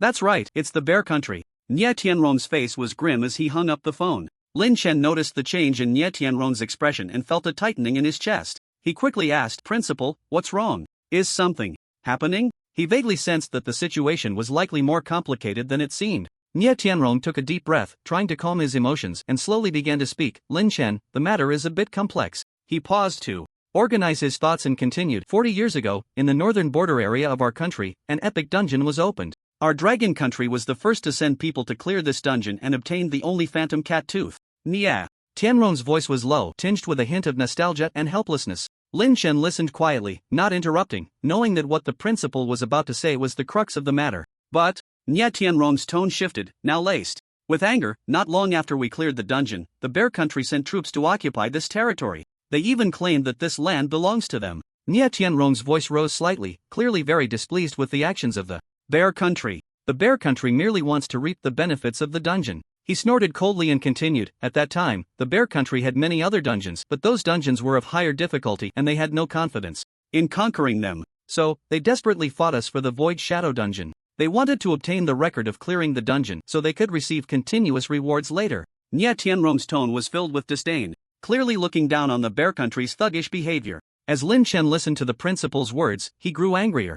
This was too much. It was outright robbery. He clenched his fists tightly, his knuckles turning slightly white from the pressure. He wished he could rush to the Bear Country immediately and give those bandits a good beating. Nye Tianrong looked at Lin Chen, sighed, his tone filled with helplessness and regret. At that time, Dragon Country was in its early stages of development, and our military strength was not very strong. The powerful Lighthouse Country was also hostile towards us, so to be safe, we did not escalate the conflict with the Bear Country. Nye Tianrong's tone carried a hint of bitterness and reluctance. He continued, over the years, as the number of dungeons in Dragon Country increased, we focused all our energy on conquering our own dungeons, and we paid even less attention to this matter. The Bear Country is simply a band of robbers. Lin Chen's fists were tightly clenched, his knuckles turning slightly white, his voice filled with anger. They are too overbearing. They occupied our territory, stole our things, and are so arrogant. The more he spoke, the more agitated he became, his chest heaving violently as if a flame were burning inside him. Nie Tianron looked at Lin Chen's excited expression, a glimmer of appreciation flashing in his eyes. His previously calm tone also grew more fervent. Lin Chen, you are right. The Bear Country is a bunch of robbers. Nie Tianron's voice was loud and powerful, as if he wanted to vent all the anger in his heart. He paused, his gaze sharpening, and firmly stated, however, times have changed. The Dragon Country of today is no longer the Dragon Country of 40 years ago. Nie Tianron's voice was strong and resonant, each word hitting the ground with force. He straightened his back, exuding a powerful aura. Our military strength is no longer what it used to be, far beyond what the Bear Country can compare. Even the Lighthouse Country, we are not afraid of. The confidence in Nie Tianron's eyes sparkled, his tone filled with assurance. He looked at Lin Chen, his tone softening a bit. Lin Chen, rest assured. Dragon Country will definitely take back everything that belongs to us. Nie Tianron's voice was deep and resolute, each word filled with power. He paused for a moment and continued, we must reclaim this territory. This lingering issue, we must resolve it. The determination in Nie Tianron's eyes sparkled with unwavering light, his tone brimming with resolve. As Lin Chen listened to Nie Tianron's words, the blood in his heart began to boil. He clenched his fists tightly, his gaze steadfast. Yes, it's time to show the Bear Country some color. Lin Chen's voice was not loud, but every word was filled with strength. The game between great nations has never been solved merely by words. Blindly yielding will only make the other party more reckless. Lin Chen thought of the methods used by the Lighthouse Country in his past life. The Japanese country was disobedient? Easy, just drop 2 nuclear bombs and they would behave. The Bear Country was the same, they wouldn't shed tears until they saw the coffin. Now that the Dragon Country had its own concocted Void Flame Potion, this powerful weapon could be used to intimidate the Bear Country. Those who offend the Dragon Country shall be punished, no matter how far. Lin Chen roared in his heart, flames of fury burning in his eyes. Just as Lin Chen's thoughts were racing, Nie Tianron had already dialed the phone to the high-ranking officials of the Dragon Country. He reported everything about the Phantom Cat's Teeth and the Bear Country's encroachment on territory in detail. Lin Chen's position in the Dragon Country was crucial. The potions he concocted were vital for the country's development, and the high-ranking officials took Lin Chen's matters very seriously. They would never allow anyone or any force to hinder Lin Chen's progress. When they heard that due to the Bear Country's shameless actions, the materials needed for Lin Chen's potions were in short supply, they were instantly enraged. This is outrageous. The Bear Country is too much. We've endured for too long, it's time to show them some color. The voices of the high-ranking leaders of the Dragon Country echoed on the other end of the phone, each word filled with anger. The Dragon Country had endured for far too long. It was time for the Bear Country to see the Dragon Country's fangs. It was time to reclaim the lost lands. The high-ranking officials of the Dragon Country immediately convened an emergency meeting to discuss countermeasures. The atmosphere in the conference room was tense. Every face was marked with seriousness and anger. Comrades, we have endured for 40 years. In these 40 years, we have endured hardships and worked diligently, all for the day we can hold our heads high. An elder slowly spoke, his voice deep and powerful, each word striking the hearts of the crowd. The Bear Country has repeatedly provoked our bottom line, encroached on our territory, and plundered our resources. Today, we can no longer swallow our anger. We must make the Bear Country pay for their actions. The elder's voice grew more impassioned, each word filled with strength. I propose we immediately send troops to reclaim lost territory. We must let the Bear Country know that the Dragon Country is not to be trifled with. We must let the whole world see that the Dragon Country has risen. As soon as the elder finished speaking, he received unanimous support from everyone. Agreed. Strongly support. Send troops. The conference room erupted with resolute shouts. Every face showed determination. They knew this battle was about the dignity of the Dragon Country, about its future. The meeting quickly concluded, and the high-ranking officials of the Dragon Country unanimously agreed to send troops. They ordered the Northern Border Defense Forces to assemble immediately and prepare for battle. At the same time, the Dragon Country's most elite Greatsword Legion also received orders to rush to the border to support the operation. A great battle was about to unfold. Nie Tianron hung up the phone, turned around, and looked at Lin Chen, a look of relief spreading across his face. Lin Chen, rest assured, the higher-ups have decided to send troops. Our Dragon Country will never allow anyone to bully us. His voice was resonant and powerful, each word filled with strength and determination. Lin Chen nodded, his heart brimming with gratitude. He knew that the high-ranking officials of the Dragon Country valued this matter not only to reclaim lost territory but also to help him gather Phantom Cat Teeth. The feeling of being trusted and protected by the country filled Lin Chen with pride and a sense of responsibility. Principal, thank you, country. He bowed deeply, expressing his gratitude. No need to thank us, this is what we should do. Nie Tianron quickly helped Lin Chen up, smiling as he spoke. You have made such a great contribution to the Dragon Country. We should provide the best support for your alchemy journey. His tone was kind and full of care. Lin Chen took a deep breath, calming his excited heart. He knew it wasn't the time for sentimentality. He had more important things to do. Principal, what can I do now? Lin Chen raised his head, looking at Nie Tianrong, his eyes filled with anticipation. He hoped to contribute to this battle. What you need to do now is to rest well, Nie Tianrong said with a smile. Leave the next matters to us. He patted Lin Chen's shoulder, his tone filled with trust and encouragement. Lin Chen wanted to say something more but was interrupted by Nie Tianrong. Listen to me, rest well. Nie Tianrong's tone was firm. Only by conserving your energy can you better unleash your abilities, he added, his voice full of concern. Lin Chen looked at Nie Tianrong's determined gaze and nodded. All right, I will listen to you. He knew the principal had his best interests at heart. His current task was to maintain his best condition, ready to contribute to the country at any moment. Meanwhile, at the northern border of the Dragon Country, the atmosphere was tense to the extreme. Military vehicles roared past, kicking up clouds of dust. Fully armed soldiers stood in neat rows, waiting for the order to depart. In the command center of the Giant Sword Legion, the lights were bright. Commander Manny stood before a large military map, his expression serious. Beside him stood a group of senior generals, each face marked with gravity. Report to the commander. The Giant Sword Legion has fully assembled. A young officer quickly walked up to Manny, standing at attention and reporting loudly. Good. Manny nodded, a sharp glint flashing in his eyes. He turned to the generals before him and slowly began to speak. Comrades, this mission is extremely arduous. His voice was deep, each word filled with power. The Bear Country has occupied our territory and plundered our resources for 40 years. Today, we will make them pay the price. Man Yi's voice grew more impassioned, each word striking the hearts of those present. The generals listened to Man Yi's words, their blood boiling, eager to take action. They had long harbored deep hatred for the Bear Country's thieving behavior, waiting for this day. Commander, just give the order. We guarantee to complete the mission. A burly general said loudly, his tone brimming with confidence. Yes. Defeat the Bear Country. Reclaim lost territory. The other generals echoed, their voices deafening. Manny looked at these spirited generals before him, nodding in satisfaction. He picked up a delicate wooden box from the table behind him and slowly opened it. Inside the box, a row of potions was neatly arranged, emitting a faint glow. These potions varied in color and form. Some resembled burning flames, others flowing frost, and some twinkling stars. Each bottle contained powerful energy, making one dare not underestimate them. The generals stared at these potions, each one taken aback. They widened their eyes, disbelief etched on their faces. This is... A general stammered, his tone filled with shock. He could hardly believe his eyes. These potions looked extraordinary, definitely not ordinary goods. This is the potion of annihilation, master level. Mani pointed to a bottle engulfed in flames, speaking slowly. This is the potion of nihility, master level. He pointed to another bottle that resembled flowing frost, continuing his introduction. This is the potion of eternal heart, master level. This is the potion of blood fury, master level.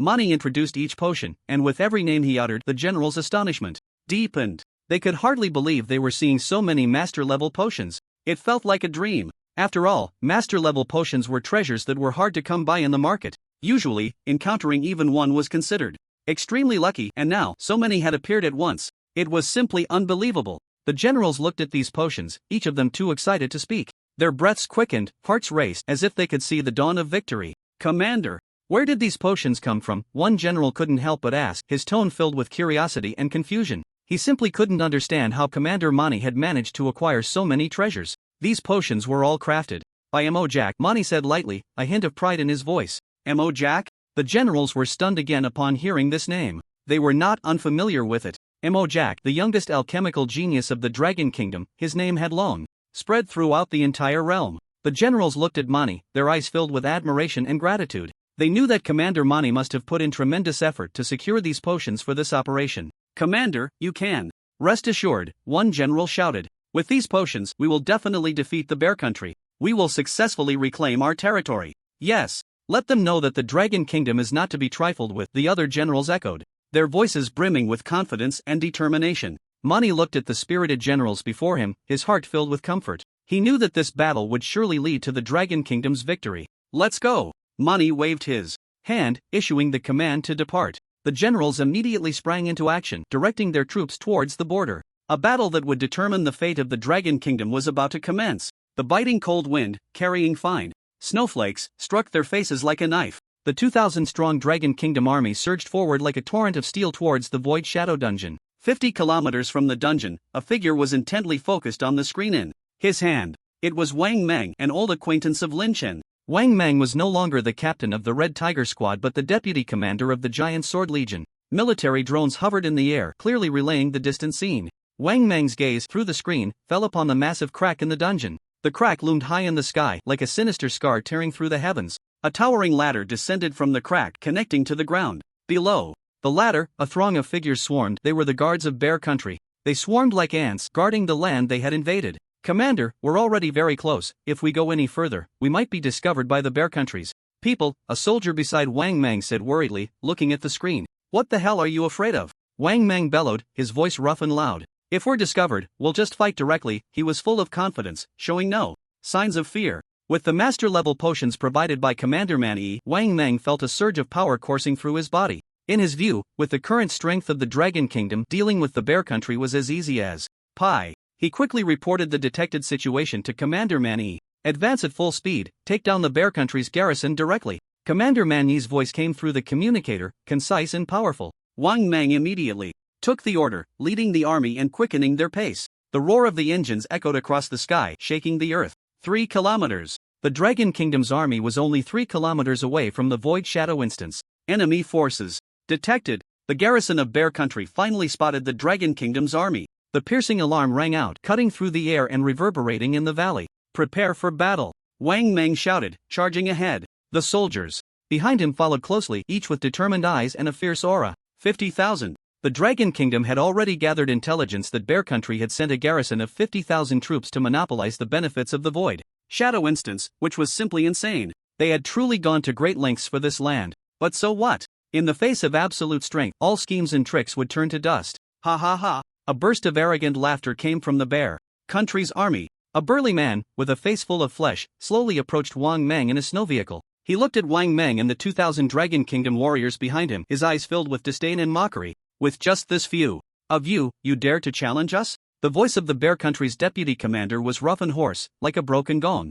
"Is there no one left in the Dragon Kingdom, sending you worthless fools to die?" He laughed recklessly, as if he could already see the Dragon Kingdom's army suffering a crushing defeat. Wang Meng coldly stared at the Bear Country's deputy commander, remaining silent. His gaze was like a cold blade, glinting with a chilling light. Seeing Wang Meng's silence, the Bear Country's deputy commander's laughter grew even more rampant. "What's wrong? Scared silly?" He pointed at Wang Meng, his tone filled with mockery. "Kneel down, kid, and bow a few times. Maybe I'll consider sparing your life," he said triumphantly, as if he were the god who ruled everything. Ha ha ha. The Bear Country's army erupted in laughter as well. They looked at Wang Meng, their eyes filled with mockery and disdain. In their view, the Dragon Kingdom's army was simply no match for them. Wang Meng took a deep breath and slowly raised his head. His expression became incredibly serious. "The territory of the Dragon Kingdom is sacred and inviolable." Wang Meng's voice was deep and firm, each word filled with power.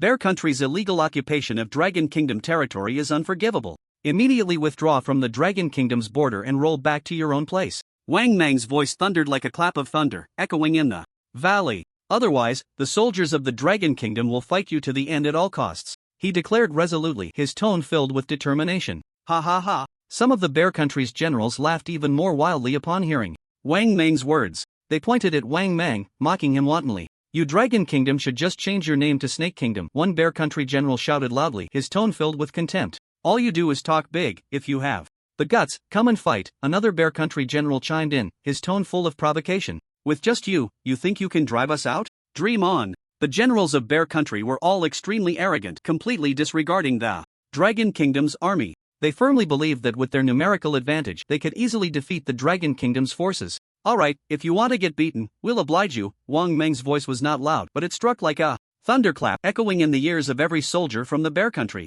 The once noisy battlefield fell silent in an instant. All the Bear Country soldiers were stunned, their eyes wide open, looking at Wang Meng in disbelief. Had this Dragon Country officer gone mad? How dare he speak to their commander like that? Could he not see the vast difference in numbers? A mere 1 or 2,000 thought they could take on tens of thousands of them? It was simply a delusion. Attack! Wang Meng ignored the Bear Country soldiers' reactions, suddenly waving his hand to issue the order to advance. The soldiers of Bear Country raised their weapons, ready for battle. On their faces there was a sinister smile. To them, this fight held no suspense at all. The Dragon Country army was bound to lose. However, what happened next left all the Bear Country soldiers dumbfounded. What did they see? The Dragon Country army did not charge forward. Aside from Wang Mang and 10 soldiers standing in place, the rest of the Dragon Country soldiers all turned around and quickly retreated. What was going on? The Bear Country soldiers exchanged glances, each one bewildered. They could not understand what the Dragon Country army was doing. Were they here to make a joke?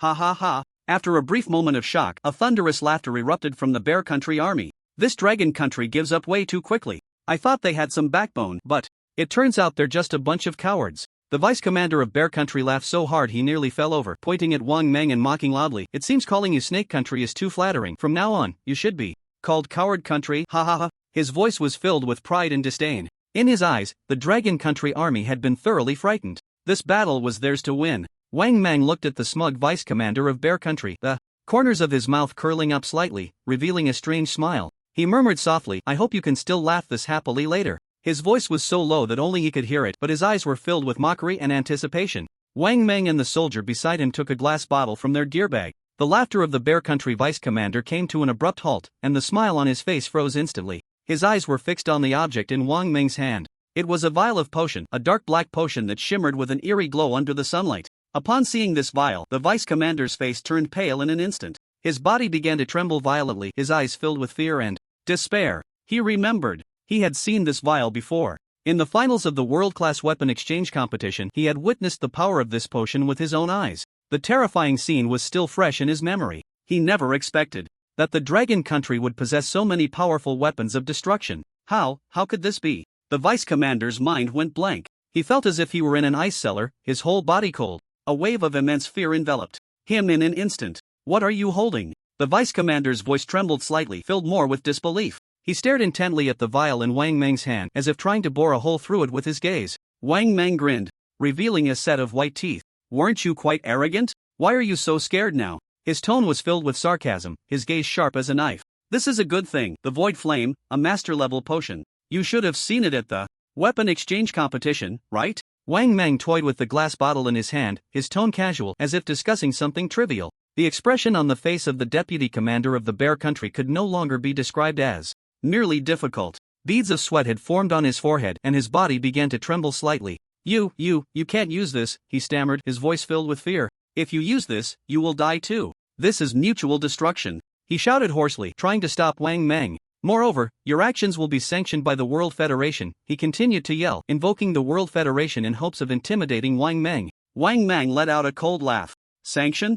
Our borders have been invaded and we initially appealed to the World Federation. Did they ever intervene? Wang Meng's eyes were filled with mockery and disdain. For decades, you have relied on your military strength to constantly harass the Dragon Country's borders, and they have ignored it. You Bear Country have become even more overreaching, and you will never think you are in the wrong. You only know that your end is near. Wang Meng's voice grew colder, each word like a cold knife stabbing at the heart of the deputy commander of the Bear Country. The deputy commander's eyes were filled with despair. He knew that Wang Meng was speaking the truth. The World Federation had always favored the strong. When the Dragon Country was weak, they completely disregarded its appeals. Now that the Dragon Country had grown strong, they would not sanction the Bear Country for the sake of the Dragon Country. No, don't do this. The deputy commander's voice became weak and powerless. He had lost all his previous arrogance and swagger, his tone filled with pleading. Let's discuss this. We can negotiate. We can compensate, he said in a low, submissive voice, hoping to save his own life. Tat tat, tat. At that moment, a burst of gunfire erupted.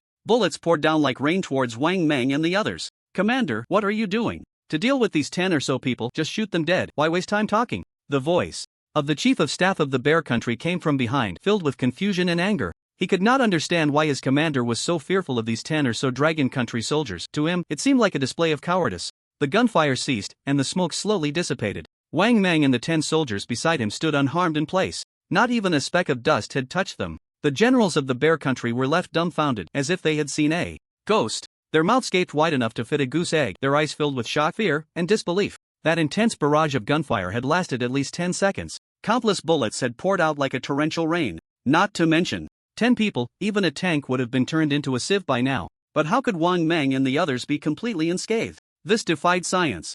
How is this possible? The deputy commander's voice trembled uncontrollably. He stared intently at Wang Meng and the others, as if trying to find some flaw in them. That barrage just now should have been enough to kill you hundreds of times, he stammered, his tone filled with terror and confusion. But you, now, yet. He was already incoherent, completely at a loss for how to express his inner shock. The commander of the bear country stood frozen, his face pale. He looked at the bizarre scene before him, feeling as if his heart was about to stop beating. Initially, he had held on to a glimmer of hope, hoping to negotiate a withdrawal of the dragon country's troops. But now he was utterly despaired. He knew he had truly kicked a steel plate this time. The dragon country's army was absolutely not something they could provoke. Humph. Wang Meng snorted coldly, his eyes filled with disdain. You are truly at death's door, yet still unrepentant. His voice was icy and merciless, like the pronouncement of the Grim Reaper. The soldiers of the Bear Nation lowered their heads one by one, not daring to meet Wang Meng's gaze. Their bodies trembled slightly, their hearts filled with fear. Throw! Wang Meng ignored the Bear Nation soldiers any longer and suddenly waved his hand, issuing the command. The 10 soldiers beside him immediately sprang into action, pulling out bottles of dark-colored potions from their gear. Whoosh! Whoosh! Whoosh! 11 bottles of potions sliced through the air, flying towards the Bear Nation army.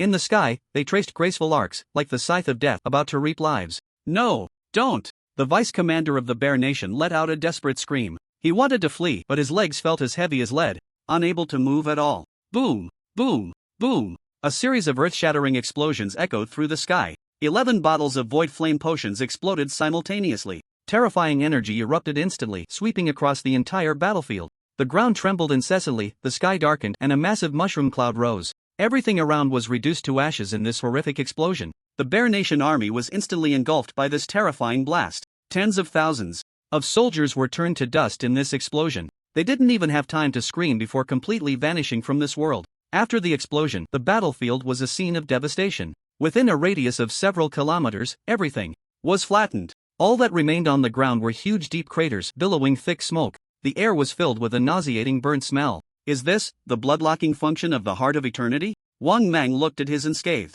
body and couldn't help but exclaim. It's truly powerful. His tone was filled with awe and joy. I'm practically a human nuclear bomb now, he added, his eyes sparkling with excitement. The winter wind cut through the ridge like sharp knives.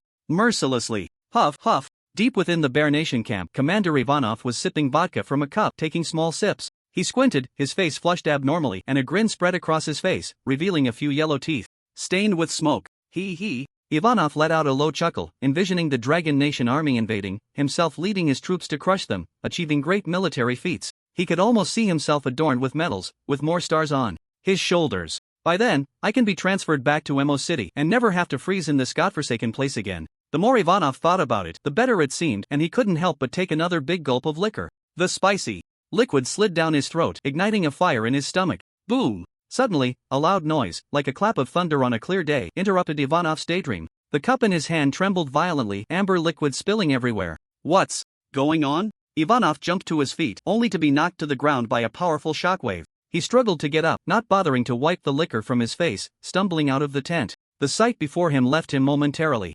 stunned. Not far away, a massive mushroom cloud slowly rose, blocking out the sun. Violent air currents swept up sand and debris, spreading outwards. This is... Ivanov's pupils suddenly contracted, his lips trembling, unable to utter a complete sentence. The soldiers around him were in a state of panic. Some were directly thrown into the air by the shockwave, tracing arcs before crashing heavily to the ground, their fates unknown. Some were struck by flying debris, letting out piercing screams as they fell into pools of blood. Others were simply paralyzed with fear, sitting on the ground, urinating and defecating themselves. Is this a nuclear bomb? A young soldier asked, his voice trembling, eyes filled with terror. Ivanov did not respond, he just stared intently at the mushroom cloud, his expression filled with shock and confusion. He remembered this familiar scene, this terrifying power. World Weapon Exchange Competition. Dragon Country. Flames of Nihility. Ivanov stammered out a few words, each syllable quaking. He finally understood what he was facing. It wasn't a nuclear bomb, it was something far more terrifying. A superweapon developed by Dragon Country. Capable of annihilating everything. Impossible. This can't be happening. Ivanov muttered to himself, unable to accept the reality before him. He had always thought that Dragon Country was just bluffing, too afraid to actually go to war.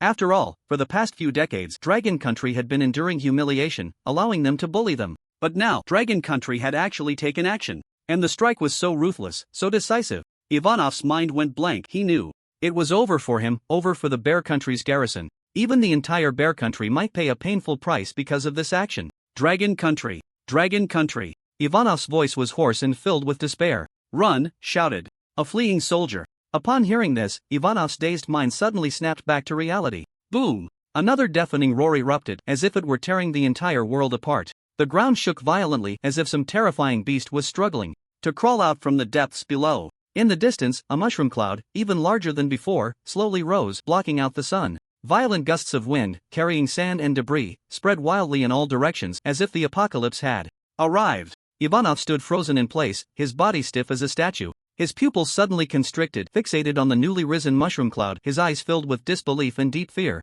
This. His lips trembled, his throat felt as if something was blocking it, and he couldn't utter a complete sentence for a long time. He felt as if his heart was being tightly gripped by an invisible hand, nearly stopping its beat. How many of these potions does Dragon Country have? Ivanov's voice was hoarse and trembling, each word squeezed out as if from between clenched teeth. He couldn't believe it, nor could he accept the hellish scene before him. How can we even play this game? He murmured, his voice filled with despair and helplessness. He knew he had truly provoked someone he shouldn't have. Dragon Country was no longer the weak nation that could be bullied. They possessed a terrifying power capable of destroying everything. Ivanov instinctively reached for the communication device in his hand. He wanted to immediately inform his country of this news. He wanted the higher-ups to know that Dragon Country was no longer what it used to be. They had to reassess Dragon Country's strength and change their strategy towards it. Just as he sent the message, he suddenly realized a more pressing issue. What about himself? As the commander of Bear Country, he should, in theory, vow to defend this land to the death, not take a step back. This was a soldier's duty, a soldier's honor. But Ivanov looked at the hellish scene before him, feeling the suffocating aura of terror, and his resolve began to waver. Commander, run! If you don't run now, it will be too late, came the terrified shouts of soldiers in the distance.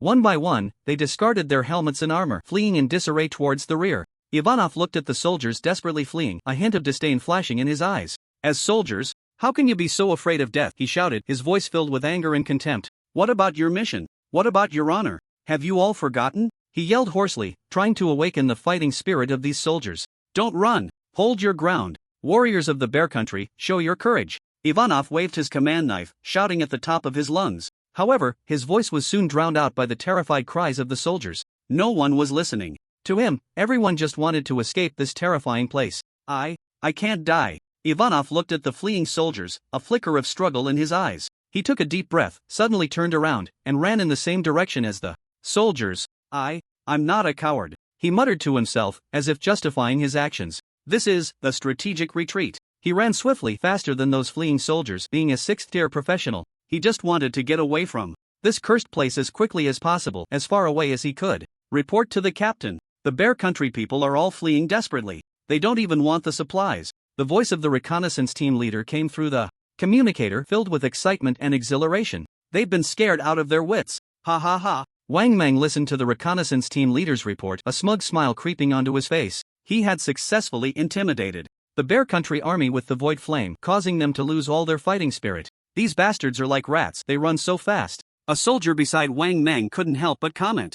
Alright, enough complaining. Wang Mang waved his hand. Since they've all run away, let's not be idle. Let's see what good stuff they left behind. Wang Mang's eyes sparkled with excitement. These Bear Country folks have been here for so long, they must have left behind plenty of good things. Let's go collect them. He waved his hand and led the soldiers toward the Bear Country camp. As soon as they entered the camp, Wang Mang was stunned by the sight before him. There are so many types of food. They really know how to enjoy life. He couldn't help but curse. The camp was filled with all kinds of food. Bottles of liquor were neatly arranged, and there were mountains of canned beef and pork, along with cheese, bread, and a wide variety of other items. These bastards really treat this place like their home. Wang Mang cursed angrily. With so much good stuff, they didn't take a single thing with them. The soldiers were also thrilled. With all this food, we can eat well for a while. Yeah, now we have plenty of supplies, we can hold out here longer. Let's completely subdue the Bear Country before heading back, another soldier chimed in. Ha, this is all thanks to the Void Flame. If it weren't for this thing, how could we have so easily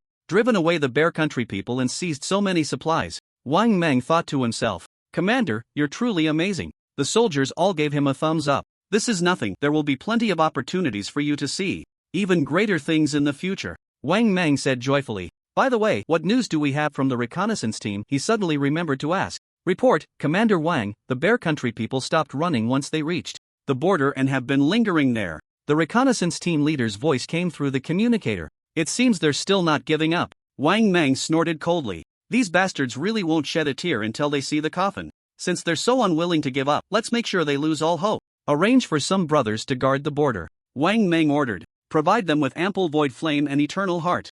Let the people of Bear Country never dare to approach even a step. Yes, Commander, I will implement this immediately, ensuring that the people of Bear Country have no way back. The reconnaissance team leader immediately took the order. The news spread like wings, quickly reaching every corner of the world. The message of Dragon Country's victory over Bear Country's tens of thousands of troops with just 2,000 soldiers shocked the entire international community. Various media outlets reported, and analyses and comments flooded in. Incredible! How did the Dragon Country army achieve this? This is simply a miracle in military history. The rise of Dragon Country is unstoppable. A variety of headlines filled the front pages of major media. Meanwhile, within Dragon Country, there was a wave of jubilation. Well done! It's time to show these Bear Country folks some color. Raise our national prestige. Long live Dragon Country. Those who offend Dragon Country will be punished, no matter how far. The people spread the news, cheering and celebrating with national pride at an all-time high. However, not everyone was pleased with Dragon Country's victory. Far away in the Lighthouse Country, within the Black Palace, the atmosphere was unusually tense. Mr. President, Dragon Country's actions this time are a serious provocation to the international order. We must take strong measures to stop their expansion, the Secretary of State said sternly, his tone filled with anger and concern. We must stop Dragon Country. The president slammed his hand on the table, standing up. We absolutely cannot let them continue to develop. His eyes sparkled with madness, his tone resolute. Immediately issue the strongest condemnation to Dragon Country. At the same time, unite with our allies to impose comprehensive sanctions on Dragon Country. He issued a series of orders, attempting to curb Dragon Country's rise. However, not all countries were as bold as Lighthouse Country in their hostility towards Dragon Country. Many felt shock and fear instead. The powerful military strength displayed by Dragon Country forced them to reassess its status and influence. Dragon Country was no longer a presence that most countries could easily provoke. Bear Country, Mo City, Kremlin. The atmosphere was even more oppressive than in the White House, almost suffocating. Useless. A bunch of useless people. The president's furious roar echoed in the empty hall. 50,000 troops. How could they be defeated by just 2,000 from Dragon Country? You have embarrassed us on the international stage. He pointed at the generals kneeling on the ground, cursing them. The generals lowered their heads, not daring to speak. Their bodies trembled slightly, filled with fear. Mr. President, please calm down. An old minister trembled as he stood up, trying to mediate. Now is not the time to assign blame. The urgent matter is to find a way to deal with the threat from Dragon Country. Before he could finish, the president interrupted him harshly. Deal with it? How do we deal with it? The president shouted, his voice hoarse and desperate. He could not accept that the once powerful Bear Country had been defeated by Dragon Country. This was an immense humiliation for him. Immediately gather the troops. The president waved his hand sharply, issuing the command. I want Dragon Country to pay the price. His eyes burned with fierce anger, as if he wanted to burn everything to the ground. 100,000. No, 200,000. I want to gather 200,000 troops to flatten Dragon Country. He shouted hoarsely, his voice filled with madness and determination. Let them know the consequences of provoking Bear Country. He had completely lost his reason, wanting to use force to restore Bear Country's face. 200,000? The old minister was nearly paralyzed with fear upon hearing that number. Your Excellency, think twice. He quickly advised, we have just suffered a devastating defeat, morale is low, and the army is unstable. At this time, gathering another 200,000 troops, I'm afraid. He hesitated, not daring to speak too clearly. Afraid of what? The president glared at him, scolding, are we just going to watch Dragon Country ride on our heads and act tyrannically? But the old minister wanted to persuade him further. There's no but. The president interrupted him harshly, this is an order. Execute, he said decisively, leaving no room for doubt. The old minister had no choice but to accept the order and leave. He knew the president had been blinded by anger and was not open to any advice. He sighed, filled with worry. He did not know where this war would ultimately lead. On the border, the fleeing soldiers of the Bear Country were running around like headless flies. Each one was terrified, their faces etched with fear. What should we do? What can we do? A young soldier asked, his voice trembling. What else can we do? Run, another soldier answered without hesitation. Let's get out of here first. As he spoke, the soldier quickened his pace. Tat tat tat. Suddenly, a burst of gunfire erupted. Bullets poured down on the fleeing soldiers like rain. Ah! Help! The fleeing soldiers let out piercing screams, one by one, falling into pools of blood. No running! Get back! Anyone who dares to run will be shot on sight. Ivanov's voice came from behind, cold and merciless. He appeared before the fleeing soldiers with a squad of loyal troops. Commander! The soldiers turned pale at the sight of Ivanov. You bunch of cowards! Ivanov shouted angrily, as soldiers, how can you flee in battle? Where is your honor? Where is your mission? Have you all forgotten? he yelled hoarsely, trying to awaken the fighting spirit of these soldiers. However, these soldiers had been completely crushed by fear. They all lowered their heads, not daring to meet Ivanov's gaze. "Commander, we are not deserters." One soldier mustered the courage to argue softly. "We are just strategically retreating." "Nonsense," Ivanov cursed. "Strategic retreat? I see you are just afraid of death." The soldier wanted to say more. Bang! A gunshot interrupted him. Ivanov personally shot the soldier dead. "Do you see? This is the fate of deserters," he said, pointing at the soldier's corpse, his voice stern. "Now, all of you get back. Take back the lost territory." He waved his command knife, shouting hoarsely. The soldiers looked at Ivanov's crazed expression, trembling in fear. They knew that if they did not obey Ivanov's orders, their fate would be even worse. "Charge! Fight back!" The soldiers gritted their teeth and charged towards the dragon country's army. Boom! Boom! Boom! Shells rained down on the dragon country's positions. However, these shells posed no threat to the dragon country's army. Under the bloodlocking function of the eternal heart, the dragon country soldiers were unharmed. "Throw!" Wang Mang's voice came through the communicator. The dragon country soldiers immediately sprang into action. They took out bottles of dark-colored potions from their gear bags. Whoosh! Whoosh! Whoosh! The potions sliced through the air, flying towards the bear country's army. Boom! Boom! Boom! A series of earth-shattering explosions echoed through the sky as the void flame potions unleashed their power once again. The terrifying energy erupted in an instant, sweeping across the entire battlefield. The charging soldiers of the Bear Nation were instantly engulfed by this horrific explosion. They didn't even have time to scream before they completely vanished from this world.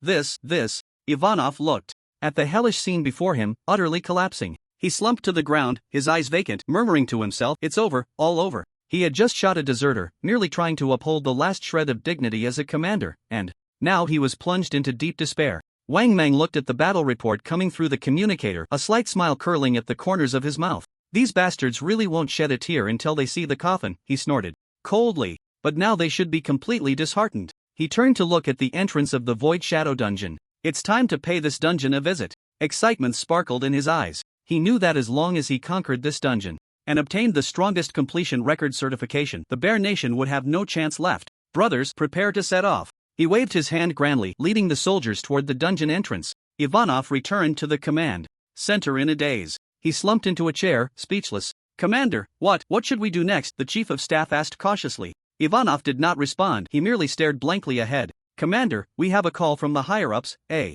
messenger rushed in. They have given us new weapons." His voice trembled as he spoke. "And they have sent more troops?" Upon hearing this news, a glimmer of hope flickered in Ivanov's eyes. "New weapons," he murmured. "Could it be we still have a chance?" "What did the higher-ups say?" he asked eagerly. "The higher-ups instructed that we must regain the territory occupied by the Dragon Nation at all costs," the messenger replied. Upon hearing this directive, the flame of hope reignited in Ivanov's eyes. "Good." He suddenly stood up, speaking loudly. "Relay my orders. All troops assemble. Prepare for a counterattack." Virum, a piercing shriek cut through the air. Dozens of shells trailing long tails, like shooting stars, whistled toward the Dragon Nation's defensive positions. This was the Bear Nation's latest developed plasma cannon, known as the King of Land Warfare, with each shell's power rivaling that of a small nuclear bomb. "Damn! This thing looks terrifying." A Dragon Nation soldier couldn't help but exclaim, but there was no hint of fear in his tone. Instead, it was laced with excitement. "What are we afraid of? With the eternal heart given by the commander, we are immortal," another soldier said nonchalantly, even gazing with interest at the incoming shells. "Hee, this is a rare fireworks show, we must enjoy it." "You're right. In this lifetime, being able to witness such a level of explosion is worth it." The soldiers of the Dragon Nation rubbed their fists together, eager to try. They were not the slightest bit afraid. Instead, they were filled with anticipation for the impending explosion. After all, with the protection of the eternal heart, they had no need to worry about their safety. Boom! The deafening sound of the explosion echoed through the heavens and the earth. The plasma shells detonated in the Dragon Nation's defensive positions. A dazzling white light instantly consumed everything. The terrifying shockwave, accompanied by a scorching wave of heat, spread wildly in all directions. The ground trembled violently, as if a magnitude 12 earthquake had occurred. The explosion center was blasted into deep, bottomless craters, billowing thick smoke. Cough, cough. Ivanov was choked by the dust from the explosion, coughing violently. He squinted his eyes, peering through the thick smoke fixated on the center of the explosion. He hoped to see the Dragon Kingdom's guards blown to pieces, their bones scattered and gone. This was his last hope, and also the last hope of the Bear Country. However, as the smoke slowly cleared, Ivanov's hope was utterly shattered. The Dragon Kingdom's guards still stood there, completely unscathed. Not even a speck of dust had touched them. This is impossible. Ivanov's aide let out a desperate scream. He couldn't believe, nor could he accept, the reality before him. This is a plasma cannon, our most powerful weapon. How could it have no effect on them at all? His eyes were bloodshot, looking almost insane. How could this happen? Ivanov's body trembled violently. He felt as if his heart was being tightly gripped by an invisible hand, nearly stopping its beat. A deep sense of powerlessness surged within him. He knew that this time, he was truly finished, completely finished. The strength of the Dragon Kingdom had surpassed his imagination. What they possessed was not just the void flame, but an even more mysterious and terrifying power. In the face of such power, the military strength that Bear Country prided itself on was utterly insignificant. Retreat! Quickly retreat! Ivanov's aide shouted hoarsely. He had completely lost his fighting spirit and just wanted to escape this hellish place as soon as possible. However, before the soldiers of Bear Country could act, a sudden buzzing sound came from the sky. What is that? A Bear Country soldier looked up at the sky. He saw 10 small drones rapidly flying towards them. These drones were not large, and their peculiar shapes seemed to pose no threat. It's a drone. Dragon Kingdom's drones. What do they want? The soldiers of Bear Country murmured among themselves. They couldn't understand why the Dragon Kingdom would send out these drones. Did they really think they could use these little gadgets against them? It was simply a delusion.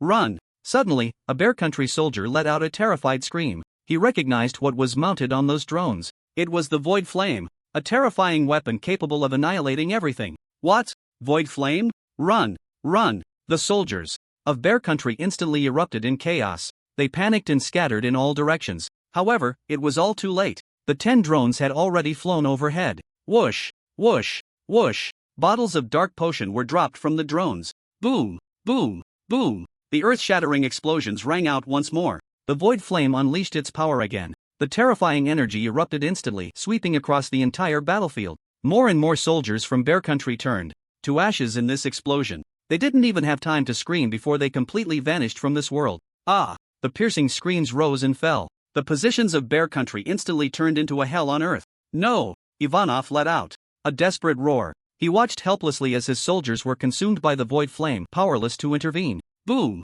Another earth-shattering explosion sounded behind the soldiers of Bear Country. Ah! The screams echoed continuously. Countless soldiers were thrown into the air by the shockwave of the explosion, tracing arcs in the sky before crashing heavily to the ground. Some were blown to smithereens, their bones scattered. Others had their limbs blown off, lying on the ground wailing. Run! If you don't run now, it will be too late. The surviving soldiers, terrified out of their wits, desperately fled backward. They just wanted to escape this hellish place as quickly as possible, as far away as they could. Ivanov stood frozen in place, his body stiff as a statue. His pupils suddenly constricted, fixated on the newly risen mushroom cloud. It's over, all over, he murmured, his voice filled with despair and helplessness. The Dragon Kingdom was no longer the weak nation that could be bullied. They possessed a terrifying power capable of destroying everything. The deafening sound of the explosion pulled Ivanov back from his despair into reality. He turned sharply, looking at the densely packed new troops from the Bear Country behind him. Retreat! Retreat quickly, he shouted hoarsely, his voice brimming with urgency and fear. As he yelled, he desperately ran backward. He wanted to regroup the army first before considering a strategy.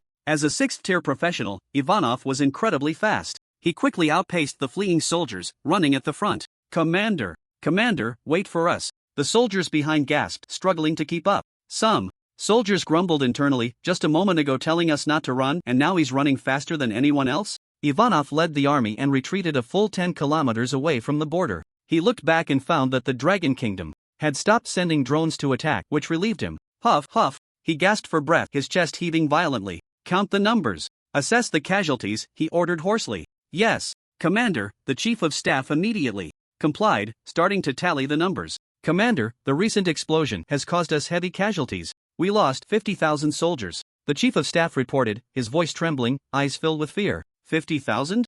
Upon hearing this number, despair exploded in Ivanov's heart. The repeated battles with the Dragon Kingdom had already cost the Bear Country nearly 100,000 men. This was an unbearable blow for the Bear Country. How could this happen? He murmured, unable to accept this cruel reality. In Mo City, within the presidential residence of the Bear Country, the atmosphere was exceptionally oppressive. Useless. A bunch of useless fools. The president's furious roar echoed.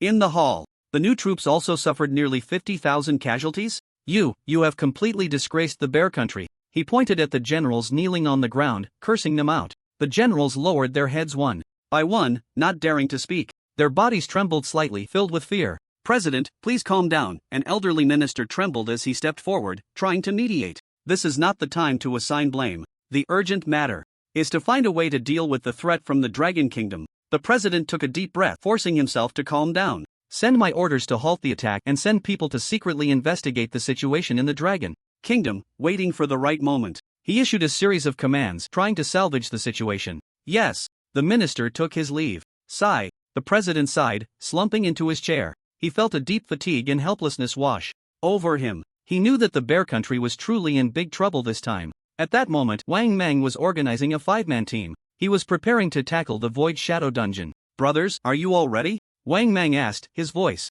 filled with excitement and anticipation. Ready, Commander, the soldiers replied in unison, each rubbing their fists, eager to try. Good, let's go. Wang Mang waved his hand, leading the unmanned team toward the dungeon entrance. Buzz, a tremendous, indescribable force of suction suddenly struck. Wang Mang and his teammates' figures instantly vanished at the dungeon entrance. The next second, they found themselves in an unfamiliar space. Before they could react, their bodies plummeted like kites with severed strings. Damn it! Wang Mang couldn't help but curse. He knew this was a characteristic of the Void Shadow Dungeon, super strong gravity. 40 years ago, the Dragon Kingdom had cleared this dungeon. Wang Mang had read plenty of related materials. He understood that upon entering the dungeon, they would immediately be subjected to powerful gravitational pull. However, knowing was one thing, experiencing that force firsthand left Wang Mang deeply shocked. This gravity was incredibly intense. It felt like it would flatten a person into a pancake. Bang, bang, bang. Wang Mang and his teammates crashed heavily onto the ground. The hard surface was dented with deep pits from their impact. Cough, cough. A series of violent coughs erupted. Fortunately, before entering the dungeon, everyone had consumed the Eternal Heart Potion. With the Bloodlock effect, they didn't suffer too much damage. Is this the Void Shadow Dungeon? 1. Teammate struggled to stand, speaking with lingering fear. This is too thrilling, another teammate said, rubbing his sore backside and grinning. Stop dawdling, get up quickly. Wang Mang brushed off the dust from his clothes and stood up. He looked around, assessing the environment. It was a dimly lit space, with walls resembling the bones of some creature glowing faintly. Not far away, a massive black cat lay sleeping on the ground. Its body was over 10 meters long, like a small mountain. The black cat's breathing was steady and long, each breath causing a slight tremor. Beside the black cat were 5 smaller cats. They varied in appearance, some were covered in colorful feathers, some had large wings, and others were covered in hard scales. Each cat exuded a powerful aura that made it unapproachable. That's the Phantom Cat. Wang Mang pointed at the giant black cat and said to his teammates, it's the final boss of this dungeon. The 5 beside it are its guards. He paused before continuing, in this stage, we need to deal with those 5 guards first. For every guard we kill, we can strengthen the seal on the Phantom Cat, extending its sleep time. Only then do we have a chance to completely eliminate it. Wang Mang's tone was calm and confident. Understood. Brothers, let's make it quick. Wang Mang's voice rang out in the team channel, carrying an undeniable authority. We'll greet those 5 guard cats with a void flame, no need to waste time with them. Understood. The teammates responded in unison, their voices filled with excitement and anticipation. After all, with the Bloodlock effect of the Eternal Heart and the powerful void flame at their disposal, they felt fearless. Just as they were about to take action, an unexpected change occurred. Meow! A sharp cat cry pierced the air. The Phantom Cat, which had been sleeping on the ground, suddenly opened its eyes. Those eyes glowed like 2 ghostly green flames, radiating a heart-stopping light. Damn! Why is this big guy awake? One teammate exclaimed in surprise. Don't panic. Wang Mang's voice remained steady.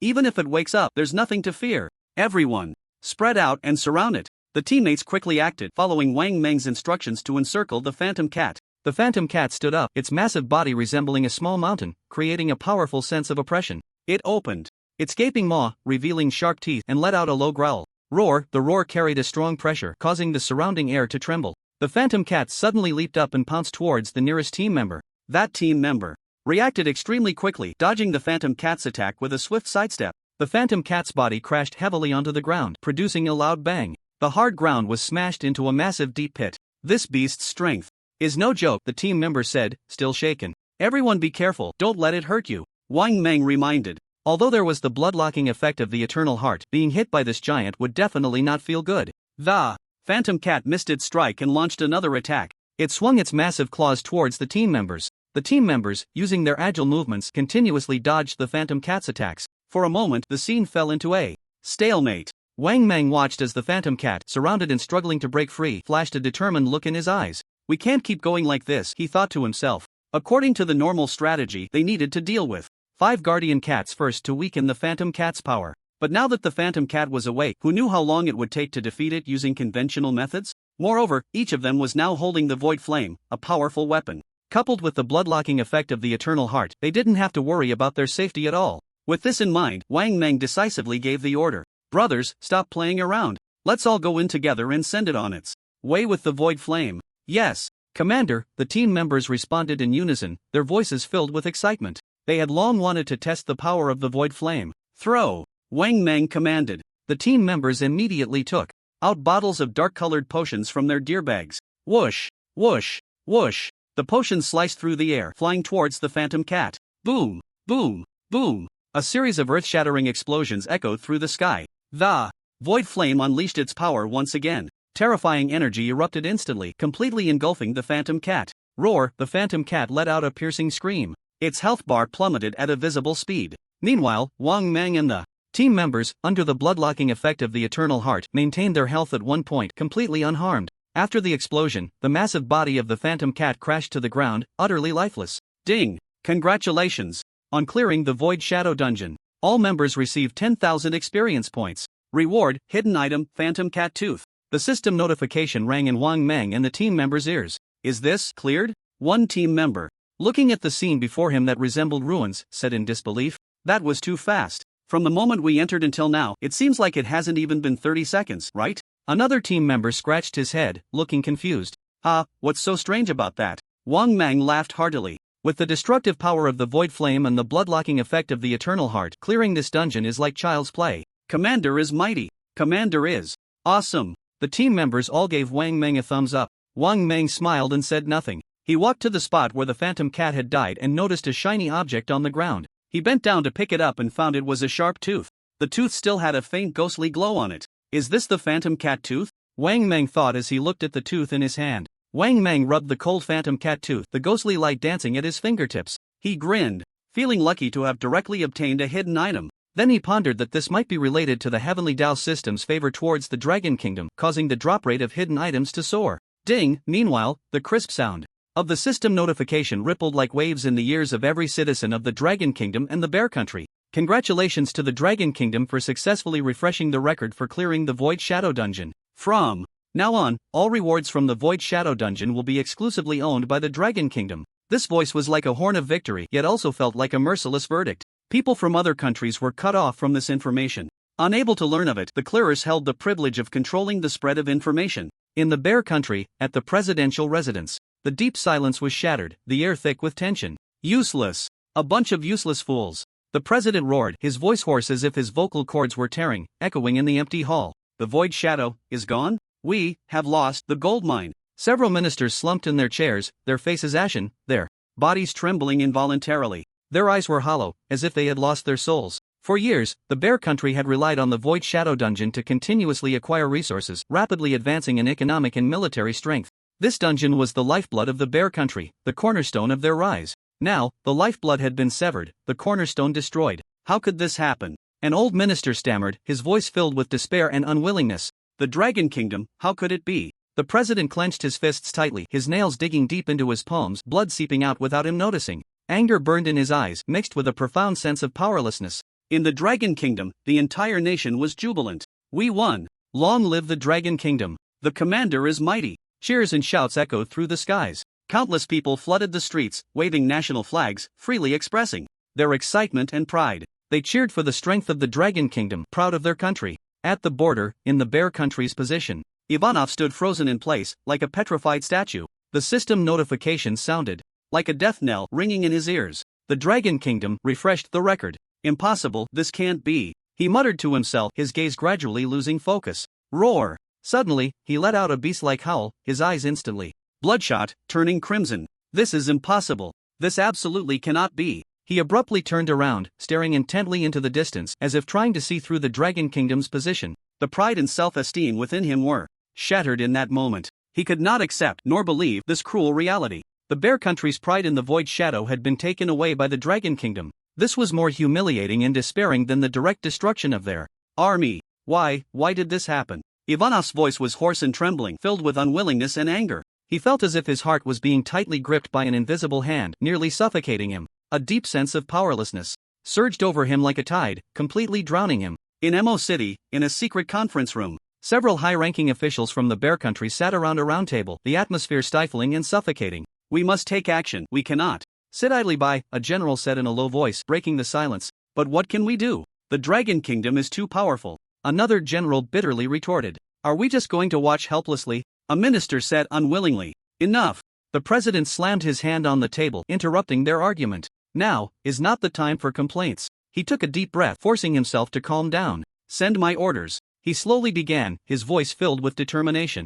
"Gather all forces at any cost. We must reclaim the Void Shadow." A mad glint flickered in the president's eyes. The president's secret orders weighed heavily like a mountain, sending chills down Ivanov's spine as he gazed at the fearful faces around him, his heart sinking to the depths. Despair wrapped around the hearts of the soldiers from the Bear Country like a spider's web. "Commander!" The chief of staff's lips moved, his voice as faint as a whisper, his gaze flickering uncertainly. Ivanov clenched his fists tightly, his knuckles turning white. "Execute the order." He gritted his teeth, his voice forced out from deep within his throat, heavy with an irresistible weight. "Military orders are as solid as a mountain. Even if the path ahead is a mountain of knives and a sea of fire, retreat is not an option." He took a deep breath, suppressing the surging fear, and turned to face his soldiers. "Pick up your weapons," Ivanov roared, his voice hoarse, echoing across the empty battlefield. "Surround the Dragon Kingdom." The soldiers trembled, mechanically picking up their weapons, their eyes vacant and numb. They moved like a herd of sheep driven to slaughter, heading towards an unknown abyss. Ivanov did not order an attack. He felt like a startled bird, terrified of the Dragon Kingdom's world-destroying power, the shadow of the void flame looming over him.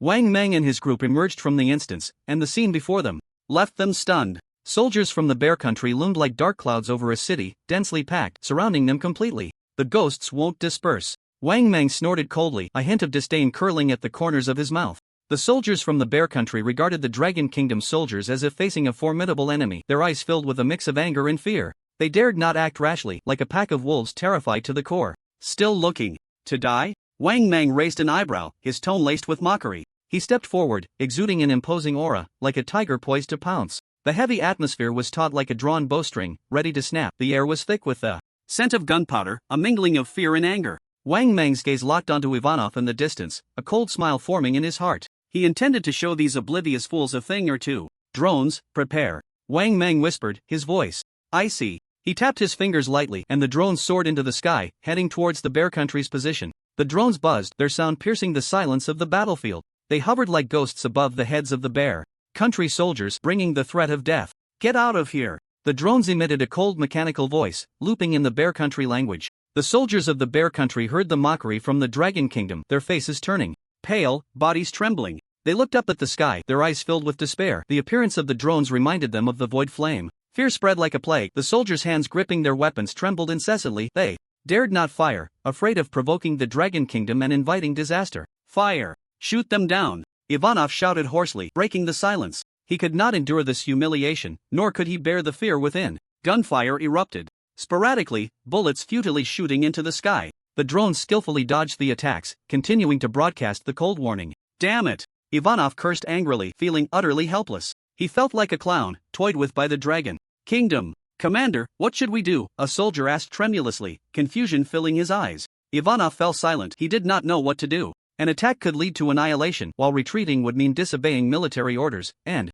he too would not escape death. Buzz Wang Meng's fingertips lightly touched, and the swarm of drones shot towards the Bear Country army like arrows released from a bow. The target was locked, densely packed like an ant swarm at the front. "Drop!" The cold command shattered the still air. Dark potion vials traced arcs of death as they fell into the crowd. Boom! Boom! Boom! The void flame erupted instantly, shaking the earth and sending flames soaring into the sky. A mushroom cloud rose slowly, devouring everything. The screams were drowned out by the explosions. The frontline soldiers vaporized in an instant, leaving no remnants. Flesh and blood flew, severed limbs and debris scattered everywhere. The scorched earth lay in ruins, resembling a hellscape. Ivanov's pupils constricted sharply, his body stiffening. That familiar mushroom cloud hung over him like the scythe of death. Fear gnawed at his heart like a venomous snake. He opened his mouth but could not produce any sound. The soldiers in the rear were heartbroken, having witnessed the tragic deaths of their comrades and felt the approach of death. "Run!" someone shouted in a hoarse voice. The feeling of despair spread rapidly, and the soldiers abandoned their helmets and armor, fleeing in all directions. "Don't run! Get back!" Ivanov shouted hoarsely, trying to stop the rout, but fear had taken over, and no one obeyed. He swung his command knife, cutting down a few deserters. Blood splattering all over him, yet he could not rally the troops' morale. The soldiers retreated like a tide. They trampled over each other in their haste to escape this land of death. Ivanov stood alone, his gaze hollow, watching the disintegrating army, his heart as dead as ash. Wang Meng stood high above, looking down at the retreating troops of the Bear Country. A bunch of rabble, he sneered, his eyes filled with disdain. The potions crafted by Lin Chen were like a great mountain, sheltering everyone in the Dragon Country, extinguishing the enemy's courage to resist. Commander, shall we pursue? A team member suggested, eager to capitalize on their victory and expand their gains. No need, Wang Meng shook his head, stating that it was unwise to chase a desperate enemy, especially since the purpose of intimidation had already been achieved. Gather the supplies and prepare to return, he ordered calmly. The Dragon Country army began to clean up the battlefield. Ivanov watched from a distance as the Dragon Country army withdrew, anger, resentment, and humiliation swirling within him. Dragon Country. He gritted his teeth, squeezing out 2 words through clenched jaws, his eyes burning with the flames of hatred. Time passed slowly, and the Dragon Country army had long since vanished, leaving the entrance to the Void Shadow instance empty. Ivanov took a deep breath, suppressing the fear within him. Approach the instance, he commanded, his voice hoarse. The soldiers moved cautiously forward, their eyes vigilant, scanning the surroundings, fearing a sudden attack from the Dragon Country army. Ivanov reached the entrance of the instance, feeling extremely anxious. He wanted to break the record for the Void Shadow instance and allow the Bear Country to monopolize the rewards once more. He took a deep breath and stepped inside. Buzz, as Ivanov entered the instance, he felt the immense pull of its gravity. He inhaled deeply, forcing down his unease. Brothers, stay focused, he shouted loudly, trying to boost morale. This time, we must break the record. The soldiers of the Bear Country nodded mechanically. Each of them wore a serious expression, their eyes filled with exhaustion and helplessness. Repeated failures had drained their confidence. But military orders were like mountains, they could only grit their teeth and follow Ivanov into the instance. In the dim space, with overwhelming gravity, the soldiers of the Bear Country did not panic. They quickly adjusted their states and began to face the challenges of the instance. Roar, the Phantom Cat and its guards appeared before them. Kill, Ivanov commanded. Charging forward first, he swung his weapon, engaging in fierce combat with the Phantom Cat. The soldiers of the Bear Country joined the fight one after another. They coordinated and covered each other, trying to defeat these powerful monsters. Never retreat. Kill. The battle was exceptionally intense. Soldiers from the Bear Country fell one by one, only to rise again. They fought with their lives to buy time for their teammates. Time passed second by second. The soldiers of the Bear Country made tremendous sacrifices. Finally, they succeeded in defeating the Phantom Cat and its guards. Ding. The system notification sounded. Congratulations on clearing the Void Shadow instance. Ivanov let out a long breath. He wiped the sweat from his forehead, revealing a weary smile. We succeeded, he murmured to himself. This time, they cleared the instance in 1 hour and 50 minutes, 10 minutes faster than the previous fastest time for the Bear Country. Ivanov thought to himself, surely this time they had broken the record. He looked at the dungeon completion leaderboard with great anticipation. What?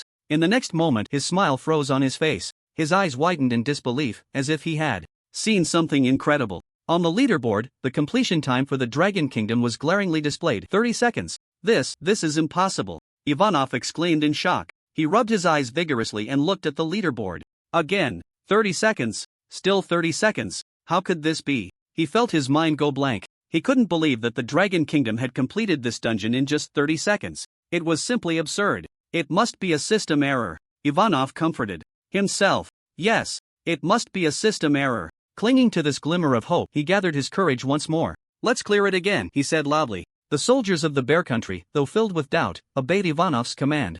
They re-entered the dungeon, starting a new round of challenges. However, the result left Ivanov utterly despairing. No matter how hard they tried, the Dragon Kingdom's completion time remained fixed at 30 seconds. No, Ivanov slumped to the ground, his eyes vacant. He knew he had truly lost this time. Completely lost. He had to accept the fact that 30 seconds was a record set by the Dragon Kingdom that they would never be able to surpass. Sigh. He sighed deeply, his eyes filled with reluctance and helplessness. Let's retreat, he said hoarsely. We no longer need to stay here. The soldiers of Bear Country silently packed their things, preparing to leave. Their faces were filled with disappointment and frustration. Ivanov stood at the entrance of the Void Shadow dungeon, gazing at the deep glow. His heart was a mix of emotions, unable to articulate what he felt. This place, which had once brought countless glories to Bear Country, had now become their place of sorrow. Let's go. He took one last look at the dungeon entrance and turned to leave. The Bear Country army slowly retreated, their figures appearing particularly desolate and forlorn.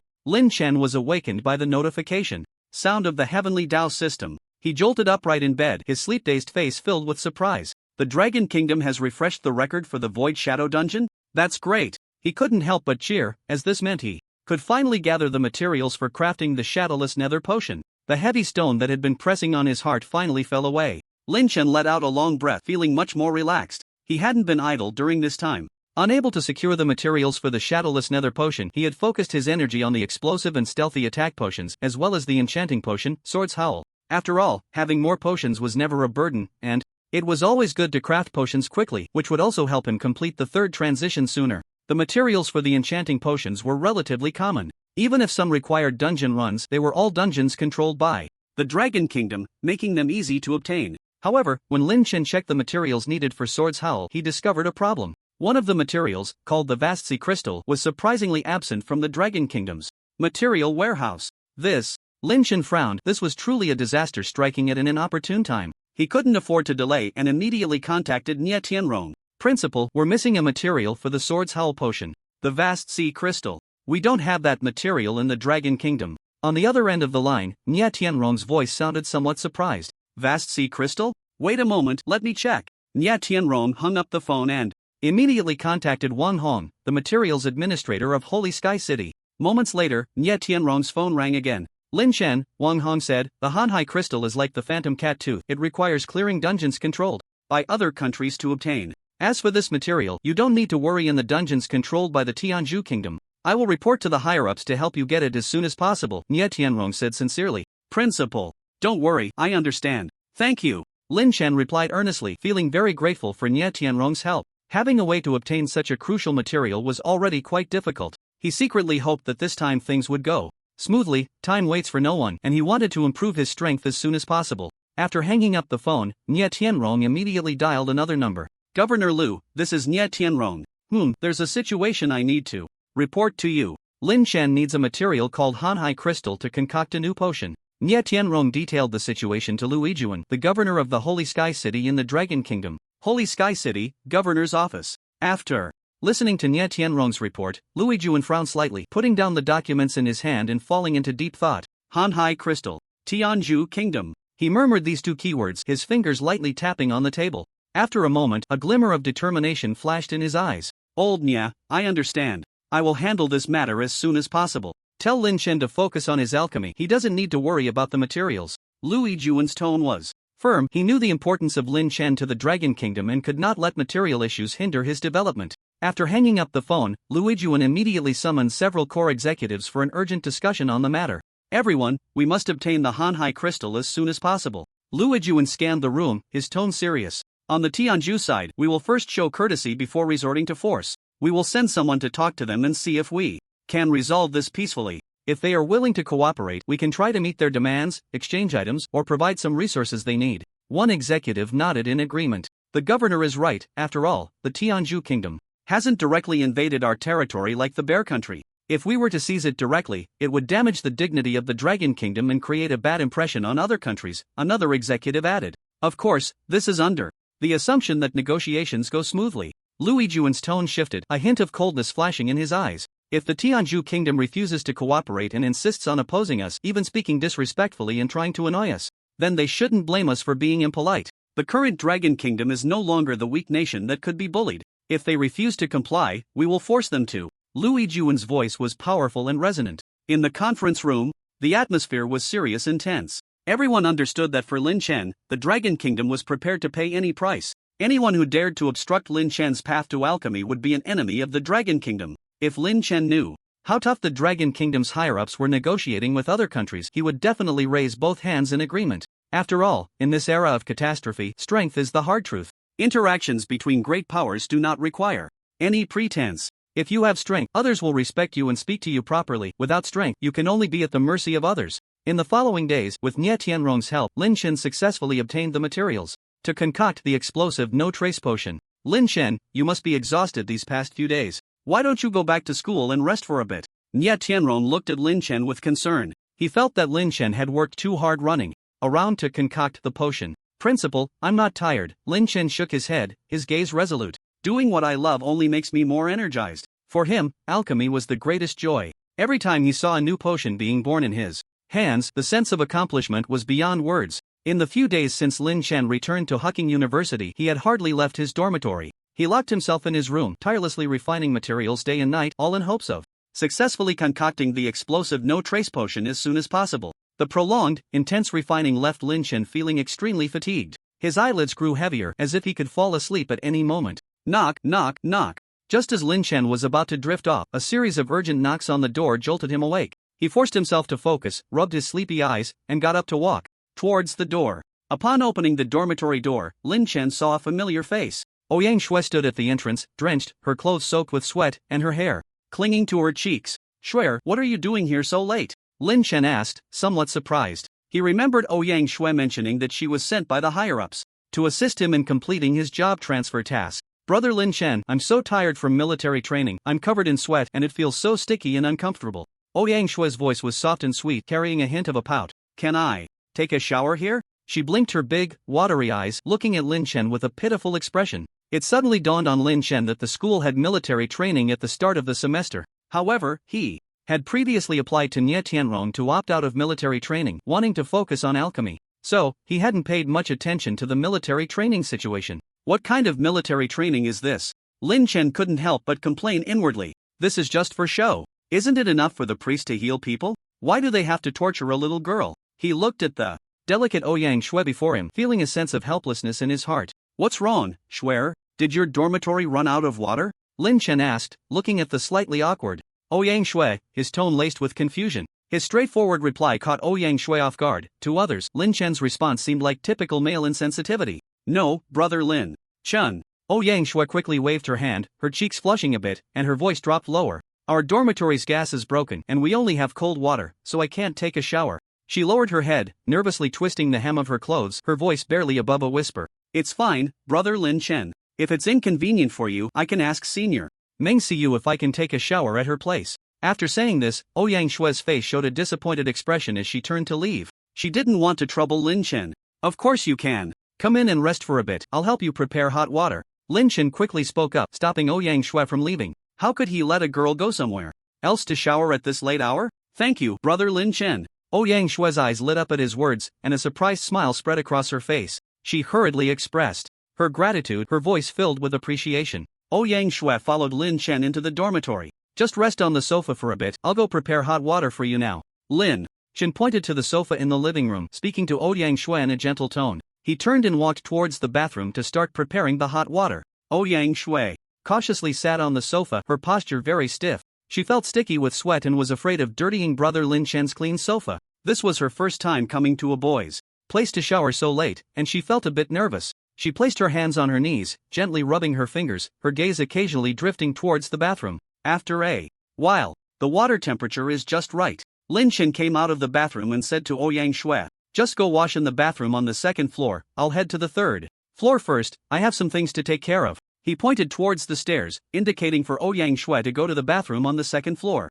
Splash! Warm water flowed down from the showerhead, washing over Ouyang Shui's fair skin. She gently rubbed herself, the delicate foam spreading across her body, taking away the fatigue and sweat from a day of military training. Lin Chen, on the third floor in the alchemy room, was fully focused on concocting the explosive no-trace potion. He carefully controlled the high-temperature alchemy furnace, adding various conventional materials in specific proportions and sequences. The flames blazed fiercely, emitting intense heat that made the entire alchemy room feel steamy. Beads of sweat trickled down Lin Chen's forehead, but he was completely unaware, his attention solely on the alchemy furnace before him. He had already completed some of the conventional materials and was now preparing for the next crucial step. Ah! Suddenly, a scream from downstairs shattered the tranquility of the alchemy room. Lin Chen's heart skipped a beat, and his hands paused in their movements. "Shui?" He immediately stopped his work and hurried downstairs. He knocked on the bathroom door on the second floor, anxiously calling out, "Shui, are you okay?" Inside the bathroom, Ouyang Shui heard Lin Chen's voice, and her panicked heart calmed down a bit. She hurriedly replied, "Brother Lin Chen, I'm fine. It's just, I suddenly remembered that I left my change of clothes next to the sofa and didn't bring them up. Could you help me get them?" At that moment, Ouyang Shui's voice carried a hint of shyness, her heart racing like a little rabbit, as if it might leap out of her chest. Phew! Lin Chen let out a long breath, realizing it was just a false alarm. "As long as you're okay," he murmured softly to himself and turned to walk towards the living room. "I'll go get them for you now." Lin Chen walked over to the sofa, picked up Ouyang Shui's change of clothes, and quickly returned to the bathroom door. He gently knocked and said, "Shui, I've put your clothes at the door. I'm going back to work on the third floor, you can get them in a bit." "Thank you, brother Lin Chen." Ouyang Shue's voice came from the bathroom filled with gratitude and joy. Lin Chen didn't say anything more and turned to head back upstairs. He returned to the alchemy room and continued the work he had left unfinished. After Ouyang Shue finished her shower and got dressed, she walked out of the bathroom. She looked at the stairs leading to the third floor, her eyes flashing with a hint of hesitation and disappointment. I really want to chat with brother Lin Chen, she thought silently to herself. But I'm afraid of interrupting his work. Ouyang Shue sighed softly, ultimately giving up the thought of going upstairs. She reached the top of the stairs and, from behind the door, softly said to Lin Chen, Brother Lin Chen, I've finished my shower. The dormitory is about to call roll, I'm going back. Okay. Lin Chen's voice came from inside, concise and calm. After Ouyang Shue left, Lin Chen took a deep breath and re-energized himself. He refocused his attention on the alchemy furnace before him. The earlier interruption had distracted him a bit, but it hadn't affected the progress of the alchemy. Phew. Lin Chen gently exhaled, casting aside the distractions. He knew that the most important thing now was to complete the concoction of the explosive no-trace potion. Finally, at the last step, Lin Chen thought to himself as he looked at the high-temperature alchemy furnace. The materials, after the high-temperature refining, shimmered with a faint glow on their surfaces, looking quite beautiful. Lin Chen carefully added these materials into the high-temperature alchemy furnace, following a specific ratio and order. He raised the temperature of the furnace to its maximum. The flames inside the furnace instantly became more intense, as if they were about to melt everything. Lin Chen stared intently at the furnace, constantly monitoring the changes within. His heart was filled with anticipation. He knew that as long as this step succeeded, the burstless potion would be successfully refined. Time passed second by second. The flames in the furnace flickered continuously, making crackling sounds. Fine beads of sweat appeared on Lin Chen's forehead, but he was completely unaware. His eyes were fixed on the furnace, afraid of missing any detail. No way. After a while, Lin Chen opened the furnace, his brow furrowed. He realized that the temperature of the high-temperature furnace was still insufficient. Although it had reached the highest temperature, it still couldn't reach the melting point of these materials. What to do now? Lin Chen felt a bit anxious. He hadn't expected that refining the burstless potion would encounter such a problem. That's it. Suddenly, Lin Chen's eyes lit up as he thought of a solution. Last time in St. Heaven City, when he was refining a magic book with Manhwa, he had asked Manhwa to help him copy some of his fire spells. Lin Chen had thought at the time that these fire spells might be helpful for future alchemy. I didn't expect them to come in handy so soon. Lin Chen felt a surge of joy in his heart. He immediately opened his storage ring and took out 5 or 6 magic books. These magic books were all copied by Manhwa, and one of them contained a skill called Eternal Flame. Eternal Flame, Lin Chen murmured as he looked at the magic book in his hand. This was a flame of extremely high temperature, said to be able to burn everything. This is simply tailor-made for alchemists. Lin Chen was extremely excited. He thought that after using it he would ask Commander Man to help him copy some more.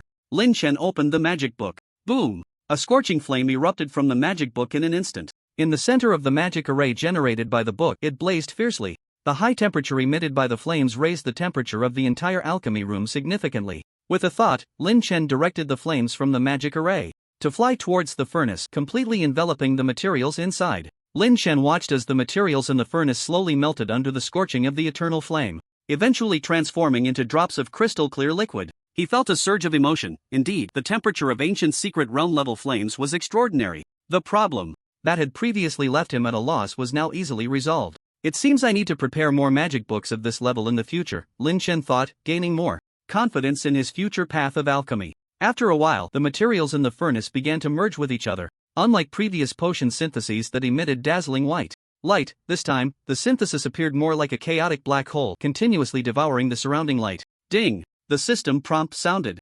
Congratulations, you have successfully refined the burstless potion. Lin Chen looked into the furnace, where a mass of black liquid floated, deep and mysterious like a black hole in the universe. He was astonished. This potion could actually exist under the high temperature of the eternal flame. Surely it was not an ordinary item. Lin Chen suppressed his excitement and carefully controlled the eternal flame. The flames gently enveloped the black liquid, slowly guiding it into the already prepared potion bottle. Done! Lin Chen let out a long breath, a relieved smile spreading across his face. He held the potion bottle in his hand, feeling the immense power contained within, his heart filled with anticipation. Unable to wait any longer, Lin Chen began to check the attributes of the Silent Burst potion. Potion, Silent Burst level, Master Effect. Sprinkling the potion on the ground allows it to vaporize over a wide area within 3 kilometers. The vapor is colorless and odorless. Those who inhale the potion will have their blood vessels burst and die, suffering 20,000 points of poison damage per second for 30 seconds.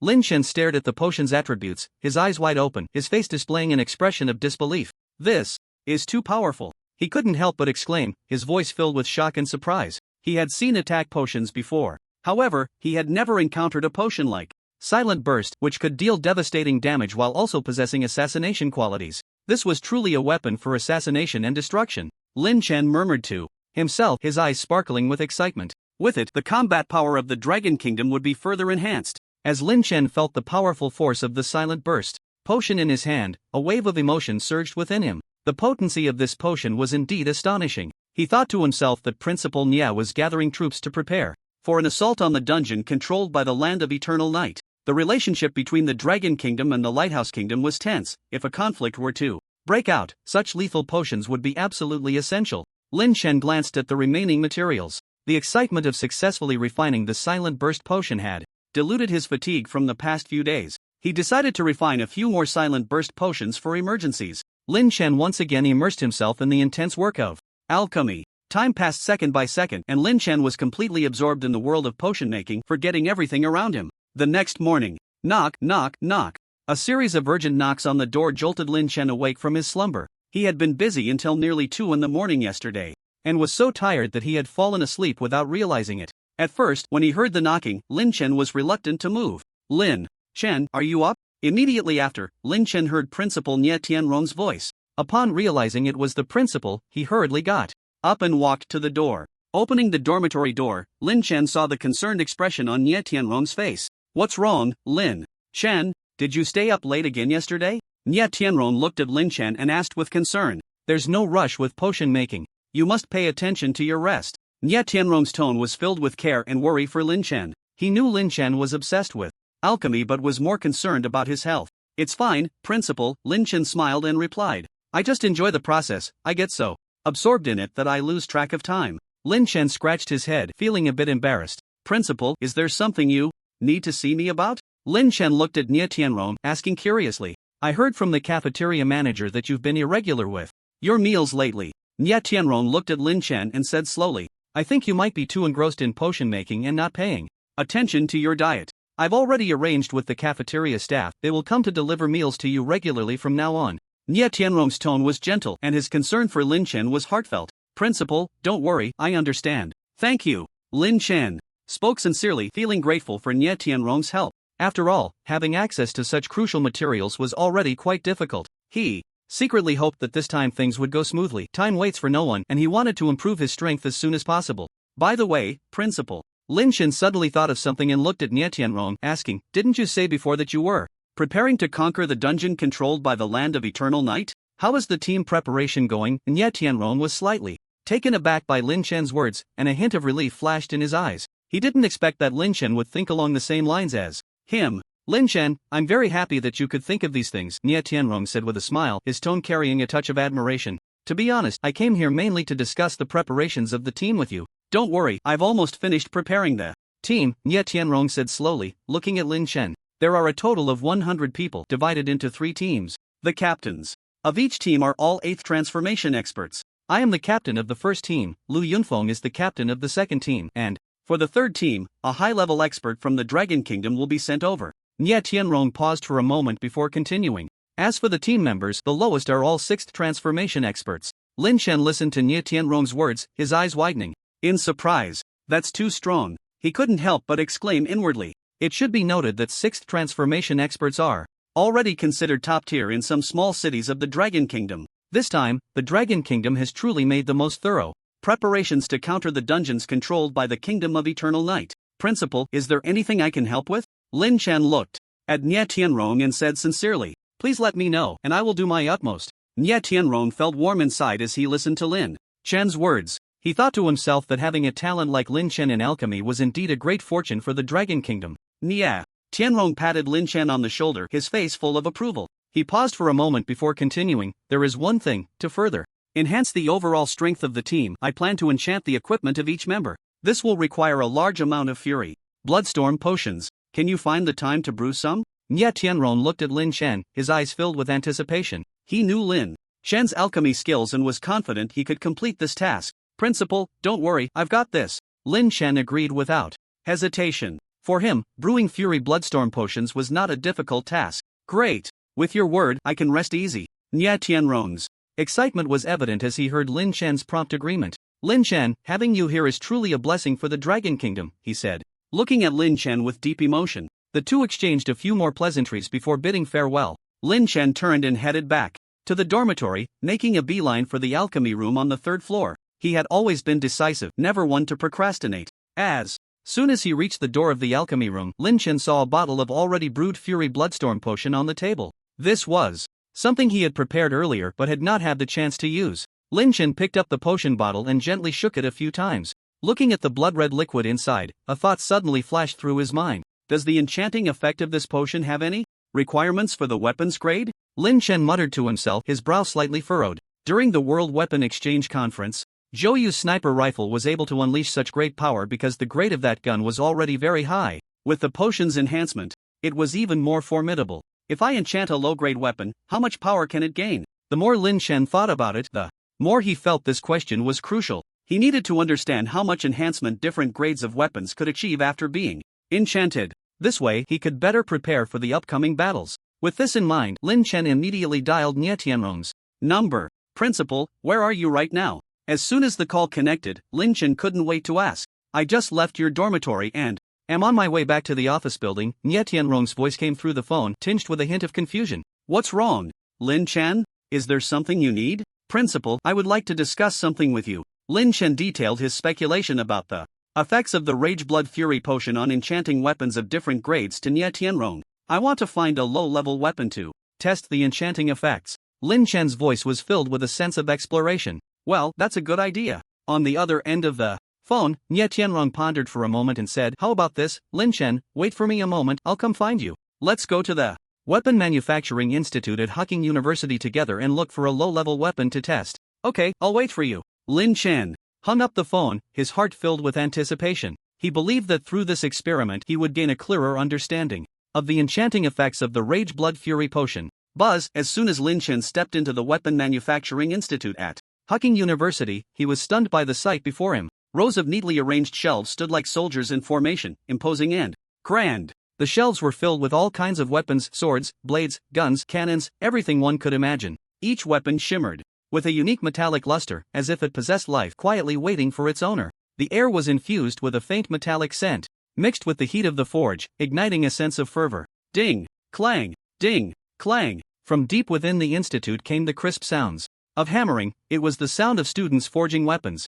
They swung their hammers vigorously, striking the glowing metal, each blow accompanied by sparks flying, creating a spectacular scene. Lin Chen watched the bustling scene before him, feeling the passion and vitality that filled the air, and an inexplicable excitement surged within him. This is the Weapon Manufacturing Institute. He couldn't help but exclaim, his eyes filled with curiosity and longing. At that moment, a burly middle-aged man with a full beard noticed Lin Chen and Nie Tianrong. He quickly set down his tools and strode over to the two. Principal, what brings you here? How Long approached Nie Tianrong, respectfully asking, his tone tinged with surprise. Is there some special instruction today? He scratched his head, looking at Nie Tianrong with confusion. Ha, Lao Hao, the way you say it makes it sound like I can't come unless there's something going on. Nie Tianrong chuckled, his tone teasing. Didn't I just visit you last week? He patted Hao Long's shoulder, signaling him not to be so tense.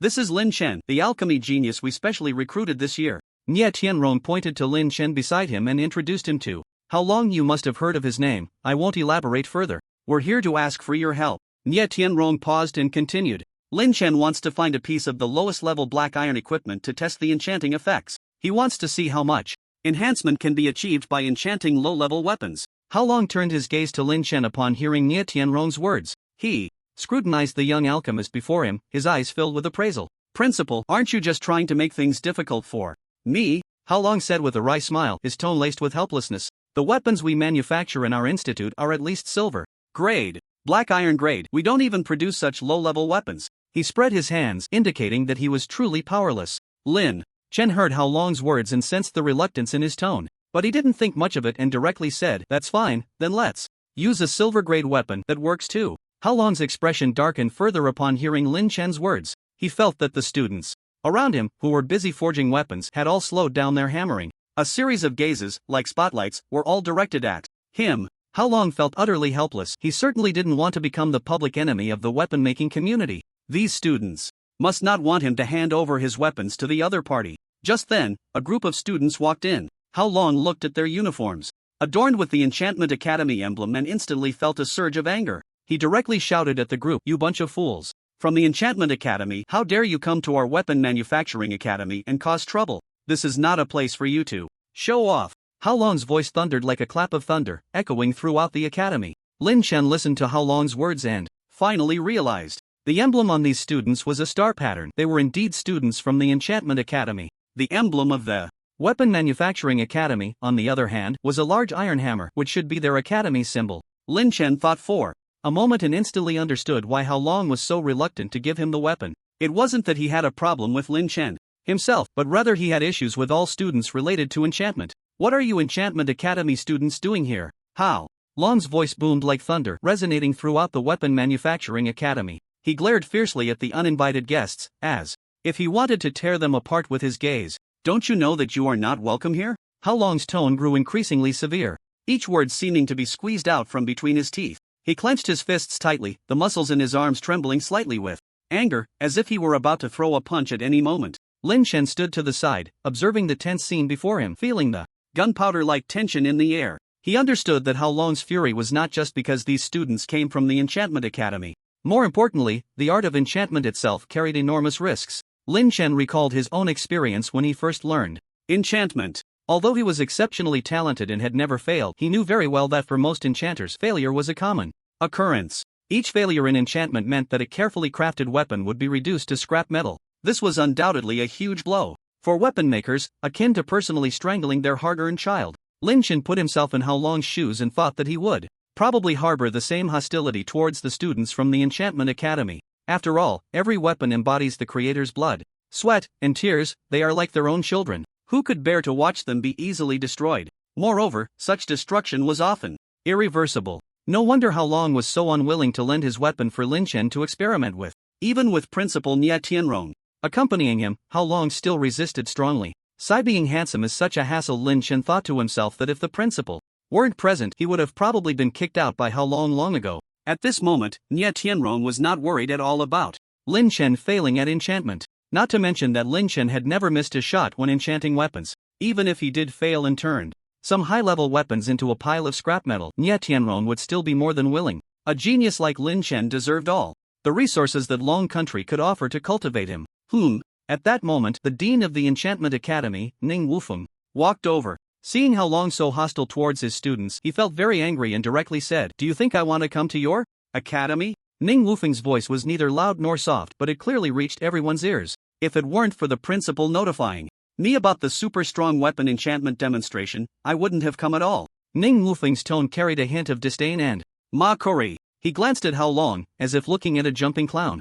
A bunch of guys who can only talk big." How Long cursed inwardly, but did not voice his thoughts. He knew this was not the time to argue with Ning Wufeng. Moreover, Principal Nie Tianrong was watching from the side. Nie Tianrong observed the tense atmosphere before him and realized he had to step in to mediate. He cleared his throat and said in a loud voice, all right, everyone, let's all tone it down a bit." Nie Tianrong's voice was resonant and authoritative, instantly silencing all the arguments. "Now that everyone is here, it's time for classmate Lin Chen to showcase his true enchanting skills." Nie Tianrong's tone was filled with anticipation and confidence. He believed Lin Chen would surely astonish everyone. He turned to Ning Wufeng, the dean of the Enchantment Academy, and said, "You keep talking about your academy discovering new enchanting techniques." Nie Tianrong paused, his tone laced with a hint of teasing. "You claim your students' enchanted weapons are so impressive. Today, let's see for ourselves." Ning Wufeng listened to Nie Tianrong's words, his gaze scrutinizing Lin Chen. Lin Chen felt a bit uncomfortable under that gaze, thinking, "Principal, aren't you setting me up for failure?"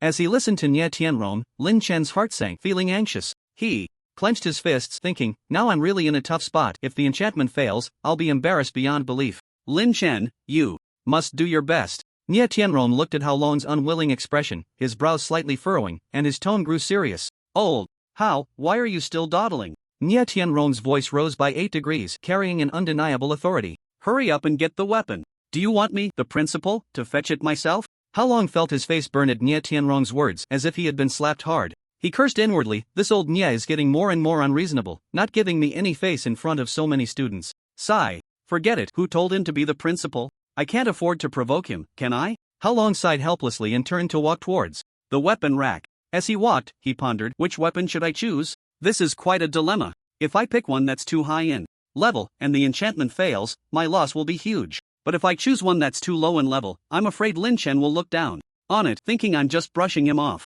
How Long's gaze swept back and forth over the weapon rack as if selecting a rare treasure. He carefully picked up one weapon, then gently set it down, afraid of damaging it. Lin Chen watched How Long's cautious demeanor, feeling even more respect for him. He could sense How Long's appreciation for each weapon, a heartfelt love. If I were a weapon maker, I would surely feel very sad if my creations were destroyed. Lin Chen thought empathetically, understanding How Long's previous reluctance even more. It seems I need to be even more careful. I absolutely cannot let Dean Hao's goodwill go to waste. Lin Chen silently resolved to give it his all and strive for success on the first try. How Long finally selected a weapon, a silver-grade long sword. The blade shimmered with a faint silver light, its sharp edge seeming capable of cutting through any obstacle. He cradled the long sword in both hands and slowly walked in front of Lin Chen, a hint of reluctance on his face. Lin Chen, how about this one? Do you think it's alright? How Long's voice was somewhat low, seemingly tinged with hesitation. At that moment, a loud voice suddenly came from the crowd. Dean, wait a moment.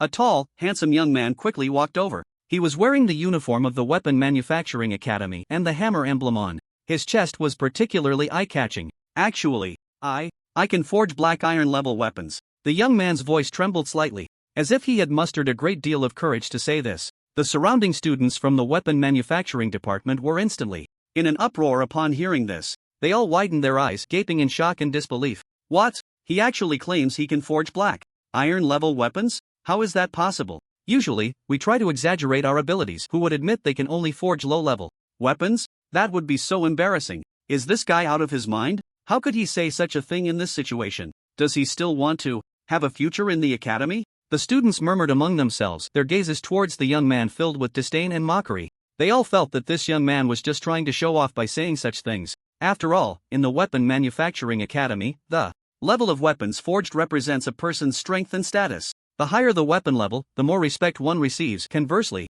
those with lower levels are looked down upon. Therefore, everyone strives to improve their forging skills, aiming to create higher-level weapons. No one would willingly admit they could only forge low-level weapons, as that would be a humiliation. The reason the young man admitted he could forge black iron weapons was that the silver-level longsword chosen by How Long was his most cherished creation. That sword was crafted with countless efforts and contained all his emotions. He simply couldn't bear to see it taken for enchantment testing. If it failed, it would break his heart. So, he was willing to sacrifice his reputation to protect this long sword. Nya Tianron looked at the student who spoke, a hint of a comforting smile appearing on his face. He turned to the student and said, "That's fine, then you don't need this one. Just make a black iron level weapon for Lin Chen. Will it take long?" "It won't take long. I can finish it in 10 minutes. The student confidently replied, his tone filled with assurance in his skills. Lin Chen listened to the student's words and secretly breathed a sigh of relief. This was perfect. He had hoped for a lower weapon level to better validate his theories about enchantment, and, besides, this way everyone would be happy. Not bad. How Long looked at the speaking student, whose name was Zhang Kai. His usual grades weren't very good, so he hadn't attracted much attention from How Long. Now, seeing this student actively admit he could forge black iron level weapons, How Long didn't feel he had lost face. Instead, he cast a look of approval at Zhang Kai. It was his actions that made things easier for him. Zhang Kai wasted no time. He walked straight to the workbench. In front of everyone, he began to forge the black iron level weapon. His movements were very skilled, each action clean and precise, without any excess. In no time, a dull-colored black iron sword was quenched and ready. He held the sword with both hands and respectfully handed it to Lin Chen. Lin Chen took the sword, feeling a cold touch from his fingertips. He carefully examined the sword and saw its relevant attributes. Elan's black iron sword level, black iron effect, attack power plus 10. Lin Chen cautiously accepted the black iron sword handed to him by Zhang Kai. It felt cold and heavy in his hands. He carefully examined the sword, its blade dull and lacking luster, exuding a rough texture that starkly contrasted with the gleaming high-grade weapons. Elan's black iron sword, level, black iron, effect, attack power plus 10. Lin Chen silently recited the sword's attributes in his mind, yet a peculiar light flickered in his eyes. This sword, though of low level, appeared more precious to Lin Chen than those high-grade weapons, because it carried his conjectures, embodying his hope for a deeper understanding of the rage blood surge potion. This kid, could it be that he has never seen the world? Ning Wufeng stood aside, watching Lin Chen's expression of having found a treasure, and couldn't help but murmur to himself. He slightly curled his lip, a hint of disdain evident in his gaze. In his view, Lin Chen's reaction was simply too exaggerated. It was just a black iron sword. What was so remarkable about it? Truly a bumpkin who has never seen the world. Ning Wufeng secretly mocked, his contempt for Lin Chen deepening. It wasn't just him, the burly men from the weapon manufacturing academy around them also turned their gazes toward Lin Chen. Each of them was broad-shouldered and muscular, exuding a strong, masculine aura. Yet, these tough men now cast scornful looks at Lin Chen in unison. TCH, I thought he was some big shot, turns out he's just a country bumpkin. Exactly, just a broken black iron sword, and he can be this happy. What a disgrace. How could the principal bring someone like this to our academy? It's really lowering our standards. These rough men, who usually only knew how to hammer iron, couldn't help but critique Lin Chen. In their eyes, Lin Chen was simply too weak, unworthy of the principal's favor. He must have stumbled upon some luck to be brought here by the principal. Facing the skeptical gazes of the crowd, Nie Tianrong appeared quite calm. He smiled slightly and said to Lin Chen, let's go over there. He pointed to an empty classroom in the corner of the academy. Lin Chen nodded and followed Nie Tianrong toward the classroom. He gently placed the black iron sword on the table in the center of the classroom. What is this guy up to? The students from the Enchantment Academy were even more puzzled by Lin Chen's actions. They all craned their necks, wide-eyed, trying to see what Lin Chen was really going to do. Why did he just put a sword on the table? What about the enchanting tools? Yeah, this is so unprofessional. Does he plan to enchant it barehanded? This guy can't be a fraud, right? The principal wouldn't have been fooled by him, would he? The students murmured among themselves, their doubts about Lin Chen growing louder. They simply couldn't understand how Lin Chen intended to enchant this black iron sword. Quiet. Nie Tianrong suddenly spoke, his voice booming, instantly silencing all discussions. Everyone, pay attention, Lin Chen's method of enchanting is not something you can imagine. Nie Tianrong's tone was filled with confidence and pride. He believed Lin Chen would surely astonish those who doubted him. Upon hearing Nie Tianrong's words, the students fell silent. The entire classroom was hushed, so quiet that a pin drop could be heard. Lin Chen stood on the platform, looking at the crowd below. He had just clearly heard various doubts being voiced. These guys are really so realistic, judging people by appearances. Lin Chen thought to himself, but he didn't take their doubts to heart. He firmly believed that everything would be proven by results. Once he completed the weapon enchantment, these people would naturally change their views. Lin Chen slowly took out a bottle of rage blood surge potion from his pocket. The potion presented a vivid red color, resembling congealed blood, exuding a faint metallic scent. He prepared to pour the potion directly onto the black iron sword. The students below, seeing the red potion in Lin Chen's hand, were even more puzzled. What is he trying to do? Pour the potion directly on the sword? Isn't this a bit reckless? He's completely reversed the steps of enchanting. Exactly, according to common sense, soaking the weapon in the potion is the final step of enchanting. He just skipped ahead, without any rune carving on the weapon, jumping straight to the last step. Isn't this just fanciful thinking? The students whispered among themselves, finding Lin Chen's actions utterly incomprehensible. To them, Lin Chen's approach completely defied logic. It was simply absurd. Don't forget, I am a pharmacist. Lin Chen ignored the murmurs from below. He slowly poured the potion onto the black iron sword, and in the next moment the bright red potion flowed down the blade, like blood, gradually staining the entire sword. Buzz. Suddenly, the black iron sword erupted with a dazzling white light. The white light shot up into the sky, illuminating the entire classroom, as bright as day. Immediately, from the center of the weapon, a massive phantom emerged. The phantom towered above, exuding an overwhelming presence, as if an ancient deity had descended to the mortal realm. The phantom looked down upon Kunling Mountain, its gaze profound and its demeanor majestic. It seemed as if nothing in this world could escape its eyes. What is this? Oh my god, what am I seeing? Is this a miracle? To enchant a weapon and produce such a spectacle? This is too incredible. The crowd was completely stunned by the scene before them. They gaped, eyes wide, their faces filled with shock and disbelief. They had never imagined that enchanting a weapon could summon such an astonishing phenomenon. An invisible force radiated from the phantom, enveloping the entire classroom. Under the pressure of this force, everyone felt as if their bodies were pinned down by a great mountain, unable to move. A strong sense of reverence surged within them. Thud, thud. It was unclear who started it, but one by one, students knelt on the ground. They bowed their heads, their bodies trembling slightly, and began to worship the phantom with sincerity. "O divine being, please forgive us. We were blind and offended you. Please grant us your mercy. We will never dare to question you again." The students' voices trembled, tinged with fear and reverence. They looked at the phantom before them as if they were gazing upon a true deity, their faces showing piety as they bowed deeply. The once noisy classroom fell into a deathly silence. Everyone was stunned, their minds captivated by this sudden spectacle. Thud, thud. The sounds of kneeling echoed one after another. These proud students, who usually held their heads high, now resembled devout believers, kneeling on the ground, paying homage to the phantom. Their faces were filled with awe, their bodies trembling slightly as if facing a supreme deity. Prayers and confessions reverberated in the classroom. These voices intertwined, forming a strange wave that seemed to penetrate the roof and reach the heavens. On Kunling Mountain, the previously restless spirit beasts also felt this powerful pressure. They stopped their roaring, crouching on the ground, trembling in fear. The enormous phantom loomed above them like a sword hanging over their heads, ready to strike down and slay them at any moment. The spirit beasts whined softly, as if pleading for mercy from the phantom, begging it to spare them. In the classroom, Lin Chen looked up at the phantom before him. He did not feel the suffocating pressure like the others.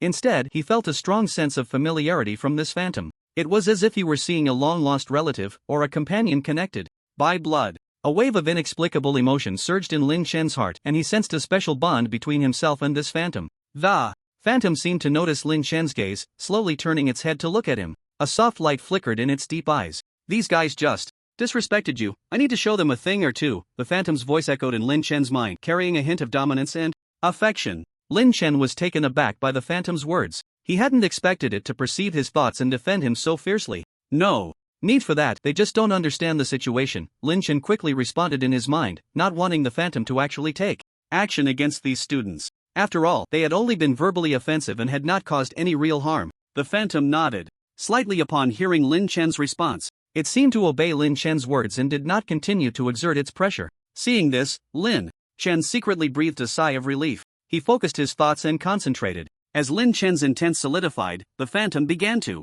slowly dissipate, transforming into specks of starlight that vanished into the air. The oppressive aura that had enveloped everyone also disappeared. Phew! Everyone felt a weight lifted off their shoulders and stood up from the ground. Their faces still bore traces of fear and anxiety, but more so, there was a sense of relief from having survived. "Thank you for sparing our lives, Divine Being. We will be cautious with our words and actions from now on. We will never dare to offend you again. Oh Divine Being, please accept our bow." The students knelt down again, bowing in worship towards the direction where the phantom had vanished. Their hearts were filled with gratitude and reverence, no longer harboring the doubts and disdain they had before. Hao Long stood up, watching the dramatic scene before him, feeling a mix of emotions. He recalled the phantom that had just appeared, its towering figure, its deep and imposing gaze, and the suffocating pressure it exuded. Everything left him shocked and incredulous. Could it be the legendary Mage Jack? A name suddenly flashed through Hao Long's mind, a name that resonated throughout the alchemy world. He abruptly turned to Lin Chen, his eyes filled with shock and confusion. Hao Long quickly walked up to Lin Chen, gripping his hand tightly, his voice trembling as he asked, Are you Mage Jack?" Lin Chen was startled by Hao Long's sudden action. He looked at Hao Long's flushed face filled with excitement, and felt a bit helpless. Lin Chen was about to explain when he was interrupted by an even more excited voice. "You must be Mage Jack, the alchemy genius of our Dragon Kingdom." Ning Wufeng had somehow appeared in front of Lin Chen. He plopped down, kneeling on the ground, tightly hugging Lin Chen's thigh with both hands, looking up at him with a face full of admiration. "Ning Wushuang mentioned you to me before, saying that the potions you concoct can create tremendous phenomena. He also said that one of the potions you made has powerful enchanting effects, far surpassing traditional methods. I've always wanted to witness your prowess. I never expected to be so fortunate today. You are my idol, the goal I have pursued my entire life." Ning Wufeng's voice was so excited that he was almost incoherent, his eyes sparkling with fervor, as if he were gazing at a deity in his heart. Lin Chen was completely stunned by Ning Wufeng's sudden outburst. He looked down at Ning Wufeng, who was kneeling at his feet, tightly hugging his thigh, feeling speechless. "This guy is really over the top, isn't he?" Lin Chen silently complained to himself, feeling as if he were some rare treasure being gawked at by everyone. Lin Chen glanced at Hao Long and Ning Wufeng, whose attitudes had done a complete 180, and couldn't help but sigh. These two changed their faces too quickly. It's like flipping a book. Just a second ago, they were indifferent to me, and now they're almost kneeling and calling me daddy. Hao Long and Ning Wufeng were now grinning widely at Lin Chen, their gazes so eager it seemed they wanted to melt him. They recalled how earlier, Principal Nie Tianrong had mysteriously asked all the faculty and students to sign a confidentiality agreement. The content of the agreement was about Magic Jack. At that time, Nie Tianrong had warned everyone with a serious face that anyone who dared to leak even a word would face military law. Back then, Hao Long and Ning Wufeng were completely baffled, not understanding what the principal was up to. Who would have thought that Magic Jack was right here in our school? The principal's move was truly brilliant, keeping all of us in the dark. Those students who had previously mocked Lin Chen were now all wide-eyed and speechless. They looked at Lin Chen with eyes full of awe and admiration. "This is too strong. It's simply a miracle. This enchanting method is unheard of and unseen. I've never seen such an impressive enchantment in my life. Compared to Lin Chen, what we learned before is simply child's play. This is a true master of enchantment. The students exclaimed in admiration, their respect for Lin Chen flowing like a river, endless and unceasing. He. Nya Tianrong looked at the crowd, stunned into silence, and a proud smile appeared on his face. He cleared his throat and raised his voice, saying, "Everyone, quiet down. The fact that Lin Chen is Magic Jack must be kept strictly confidential. Anyone who dares to leak even a word will bear the consequences." Nya Tianrong's voice was firm and unquestionable. "Yes, Principal, we will definitely keep it a secret." The faculty and students quickly responded, each one swearing with conviction, fearing that if they were slow to respond, the principal would hold a grudge against them. Everyone tried to calm their excited hearts. Their gazes, in unison, fell on the iron sword that had just been enchanted. However, something unexpected happened. The iron sword, which had been quietly lying on the table, suddenly vanished into thin air. "Ha! Where's the sword? Why is it gone? Am I seeing things? It was just here." The crowd exchanged glances, rubbing their eyes, doubting whether they were hallucinating. Lin Chen was also stunned. He looked at the empty table, and apart from the glass vial containing the potion, he could see nothing else. "Where's my sword? It couldn't have been stolen, could it? But that was too fast. I didn't even see it clearly." Lin Chen's mind went blank. He couldn't figure out what was happening. "Wait, that's not right." Then Lin Chen focused on the table in front of him, noticing a long, thin crack had appeared on the pristine surface. Lin Chen's heart trembled slightly. What's going on? He felt a wave of confusion. "Director Gu, come over and take a look." Lin Chen turned to How Long and said, "Open the cabinet under the table and see if the sword fell down." Lin Chen pointed at the crack on the table, speculating. "Okay." How Long nodded and walked to the table. He bent down and opened the cabinet door beneath the table. Clang, clang. A sound of metal clashing came from inside the cabinet. As everyone focused their eyes, they saw that the cabinet was filled with all kinds of weapons. Some shimmered with a blue glow, while others emitted a purple light. "I usually keep some less frequently used weapons in this cabinet," How Long explained to the crowd. Lin Chen looked at the dazzling array of swords and weapons inside the cabinet. These weapons were generally of a high level, with the lowest being silver grade. He searched carefully but could not find the iron sword he had just enchanted. How is this possible? Lin Chen felt even more incredulous. Could this sword have grown wings and flown away? Unwilling to accept this, he hurriedly stepped forward to rummage through the weapons in the cabinet.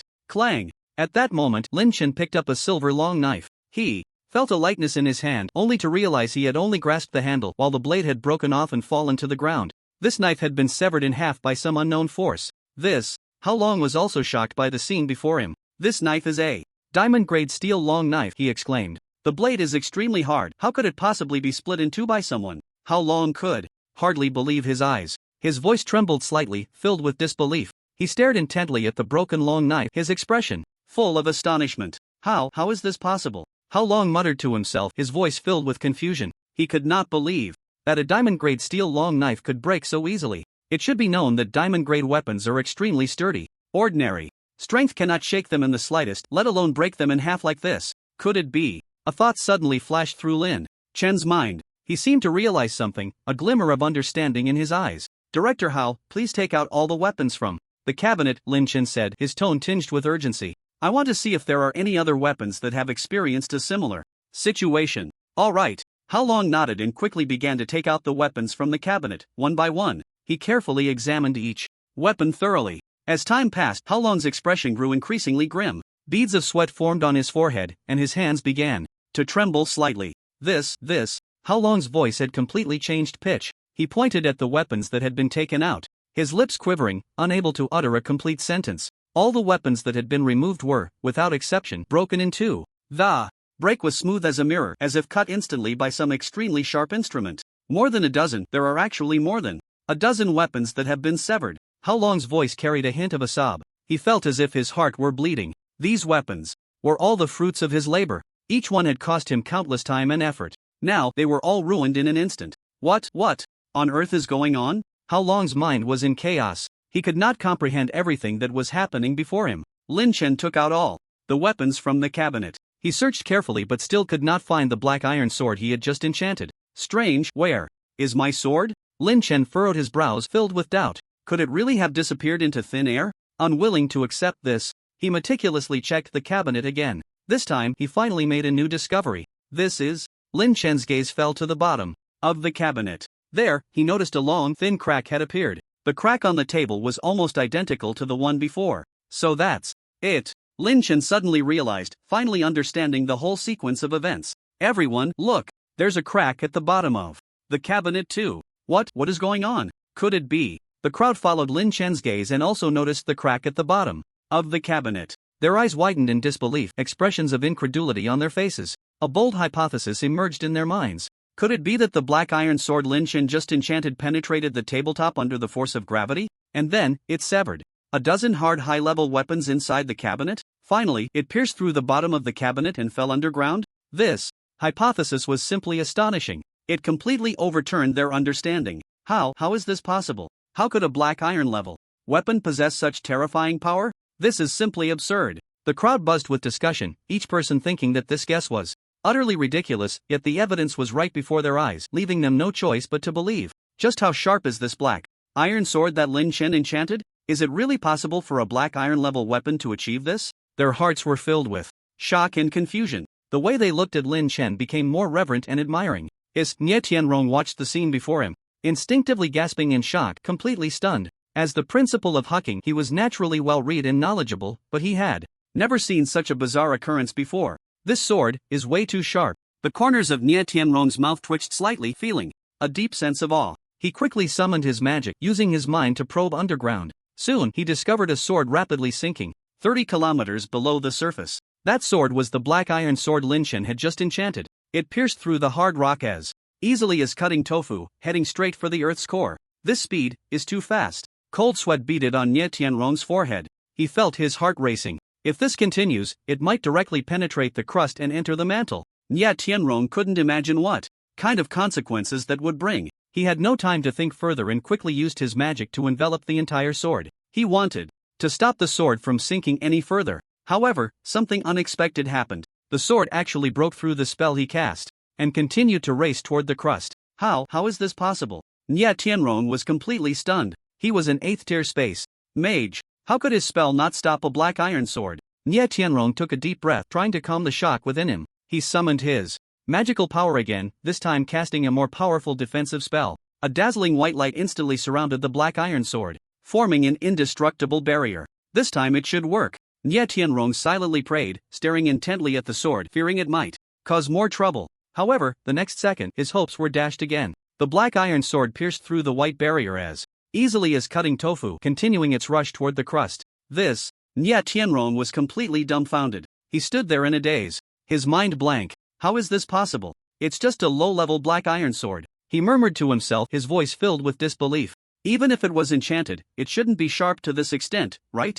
This is too outrageous. Nie Tianrong felt as if his worldview had been completely overturned. He struggled to think, trying to find a reasonable explanation. But the more he thought, the more he felt a chill run down his spine. If this sword continues like this, it might just pierce through Blue Star. Nie Tianrong's face turned pale. This is too terrifying. He couldn't imagine what kind of disaster it would cause. No, it must be stopped. Nie Tianrong suddenly came to his senses. He knew he could no longer sit idly by. It seems there's only this way. He gritted his teeth and made up his mind. He began to mobilize all the magic power in his body, preparing to cast his strongest spatial teleportation spell, Dream Gate. This spell could instantly teleport all physical objects within its range. He planned to teleport the black iron sword directly onto the classroom floor. As Nie Tianrong chanted, a huge door shimmering with rainbow colors slowly appeared in midair. Go! Nie Tianrong shouted, and the Dream Gate instantly enveloped the black iron sword. Swish! The black iron sword vanished from its original spot and appeared on the classroom floor.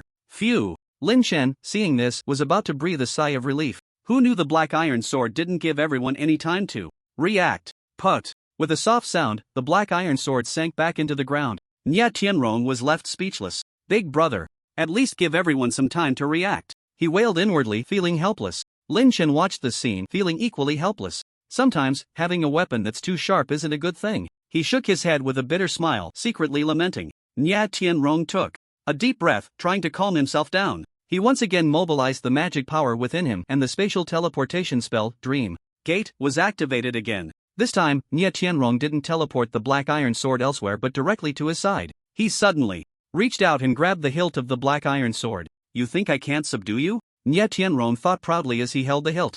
Just then, a line of prompts suddenly appeared before Nie Tianrong's eyes. Do you want to equip Elan's black iron sword, enchanted? Level, Master Ha? Nie Tianrong was stunned. He looked at the prompt in disbelief. What's going on? It's actually asking me if I can equip this sword? But I'm a mage. Nie Tianrong exclaimed inwardly. Since the arrival of the Cataclysm era, the Heavenly Path had clearly stated that only paladins and warriors could equip weapons like swords. Mages could only use staves. This was an ironclad rule that had never been broken. The more Nie Tianrong thought about it while holding the black iron sword, the more incredible it seemed. He looked down at the unremarkable black iron sword filled with confusion. What is so special about this sword? Nie Tianrong stared at the prompt for a long time, lost in thought. In the end, he accepted the system's request. Clatter! With a light sound, the staff in Nie Tianrong's hand fell to the ground. He successfully equipped the black iron sword. This, Nie Tianrong was completely stunned. He had actually equipped a sword.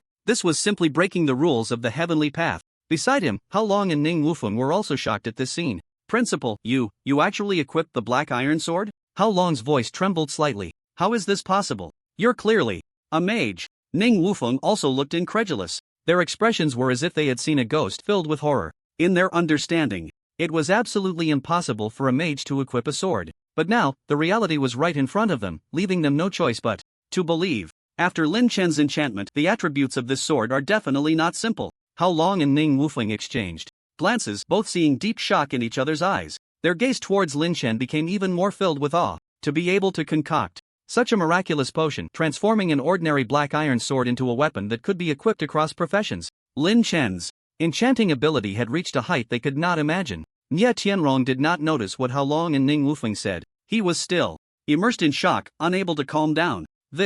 Nie Tianrong felt his mind clouded by astonishment. Wasn't the melee mage an ancient legend? He struggled to compose himself, and after a long while he finally began to regain his senses. Nie Tianrong's gaze fell on the black iron sword in his hand. He slowly opened the attribute panel of the black iron sword. Physical attack plus 200, attack speed plus 100%.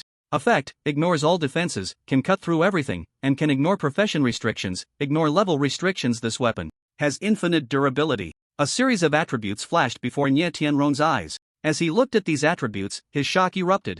Once more, this enchantment effect is just too outrageous. Nie Tianrong exclaimed, his voice slightly changing pitch. Not only are there no profession restrictions, but there are also no level restrictions. He stared intently at the words ignore level restrictions on the attribute panel, feeling his breath quicken. Lin Chen observed the principal's shocked expression and felt a bit curious. Principal, are the attributes of this sword really that impressive? He couldn't help but ask. Impressive? It's simply outrageous, Nie Tianrong said, excitedly, feeling as if his heart was about to leap out of his chest. Can I take a look? Lin Chen asked. Of course, Nie Tianrong nodded, handing the black iron sword to Lin Chen. As Lin Chen took the black iron sword, he too was deeply shocked at that moment. He felt as if he could also equip this sword. How is this possible? Lin Chen exclaimed inwardly. I'm a potion master. A potion master can't possibly use weapons like swords. He felt a wave of confusion, completely unable to understand what was happening. Lin Chen carefully examined the attribute bar of the black iron sword.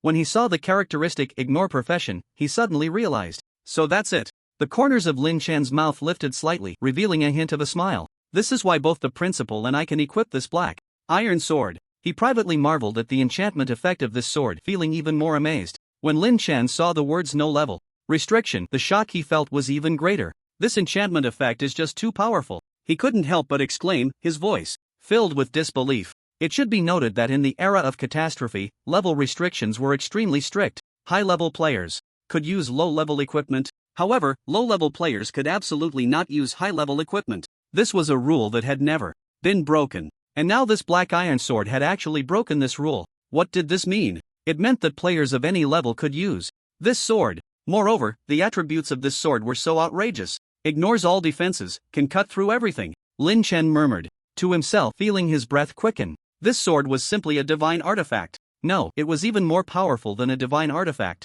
After all, divine artifacts also had level restrictions. But this sword had none. A storm of emotions surged within Lin Chen. Lin Chen tightly gripped the black iron sword in his hand, his expression revealing an undeniable shock. He recalled a game he had once been obsessed with, Dungeon and Fighter. In that game, there were similar pieces of equipment that could be worn regardless of level restrictions. This allowed low-level players to quickly enhance their strength by equipping high-level gear. However, the prices of those items were astonishingly high, far beyond what an average player could afford. Lin Chen looked at the black iron sword in his hand, feeling as if the scene before him was a dream. It was as if the game's world had seeped into reality. Ning Wufeng looked at the black iron sword in Lin Chen's hand, his shock even greater than Lin Chen's. He quickly walked up to Lin Chen, and with a thud, knelt down on the ground again.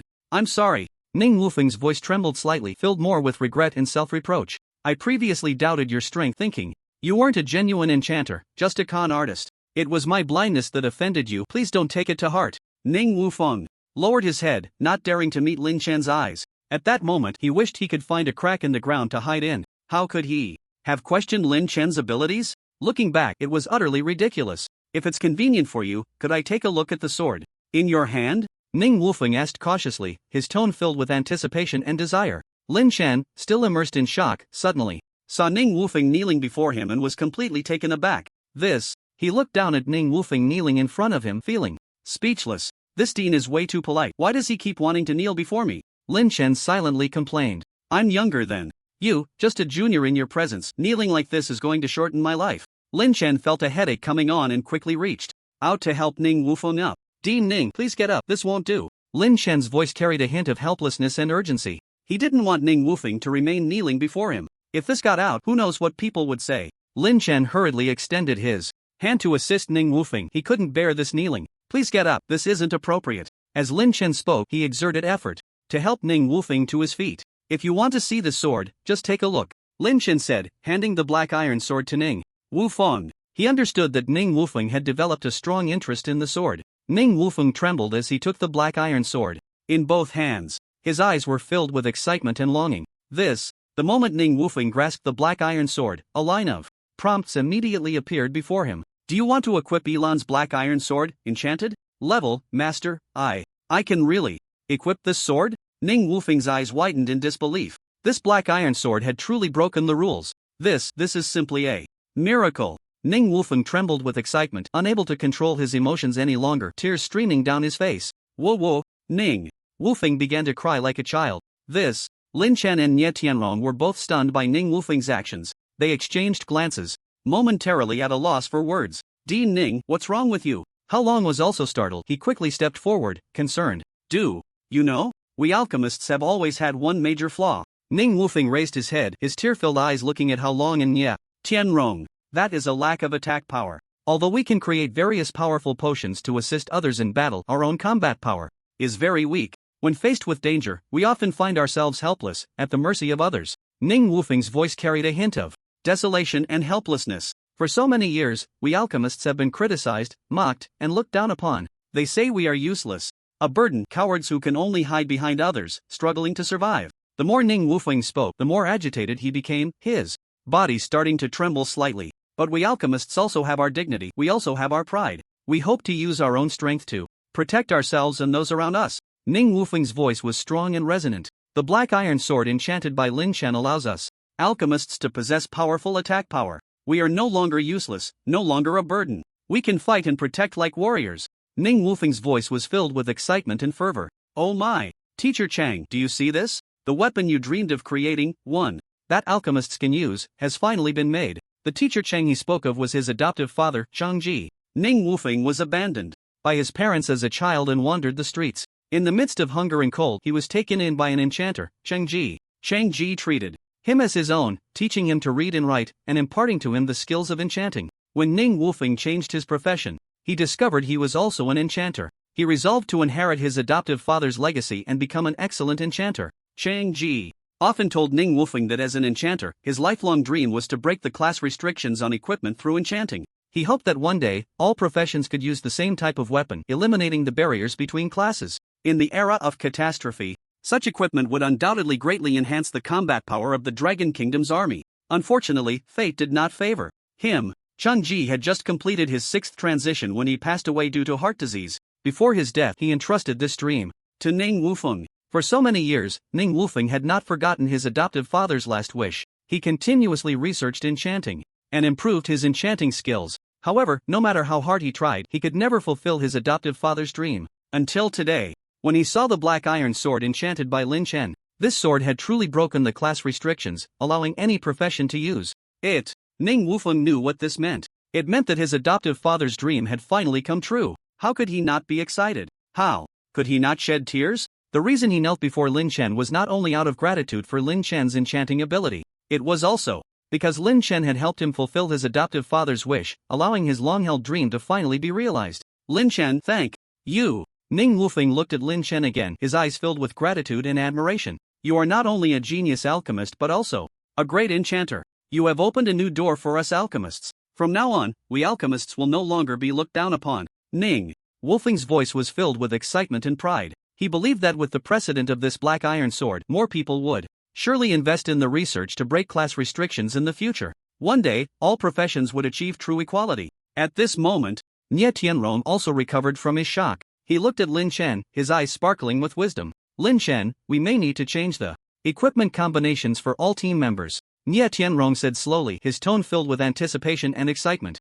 Since your enchanting ability can ignore the class restrictions of equipment, then the equipment of our current team members is not the best combination. They need to recalculate their equipment attributes and make better equipment choices. Nie Tianrong paused for a moment and continued. This is something they can calculate. He imagined the team members calculating their equipment attributes, scratching their heads in frustration, and couldn't help but laugh heartily. One can imagine that when the team members learn this news, they will definitely fall into a frenzy of calculations and choices. They will rack their brains thinking about how to match their equipment to maximize their strength. After all, having a set of equipment that is most suitable for oneself is something every player dreams of, and Lin Chen's enchanting ability provides them with this opportunity. Nie Tianrong's face was filled with uncontrollable excitement. He stroked his chin, his eyes sparkling with shrewdness. It's indeed time for the team members' equipment to be updated. Nie Tianrong's voice carried a hint of emotion and anticipation. He recalled the previous scenes where the team members racked their brains and calculated repeatedly in pursuit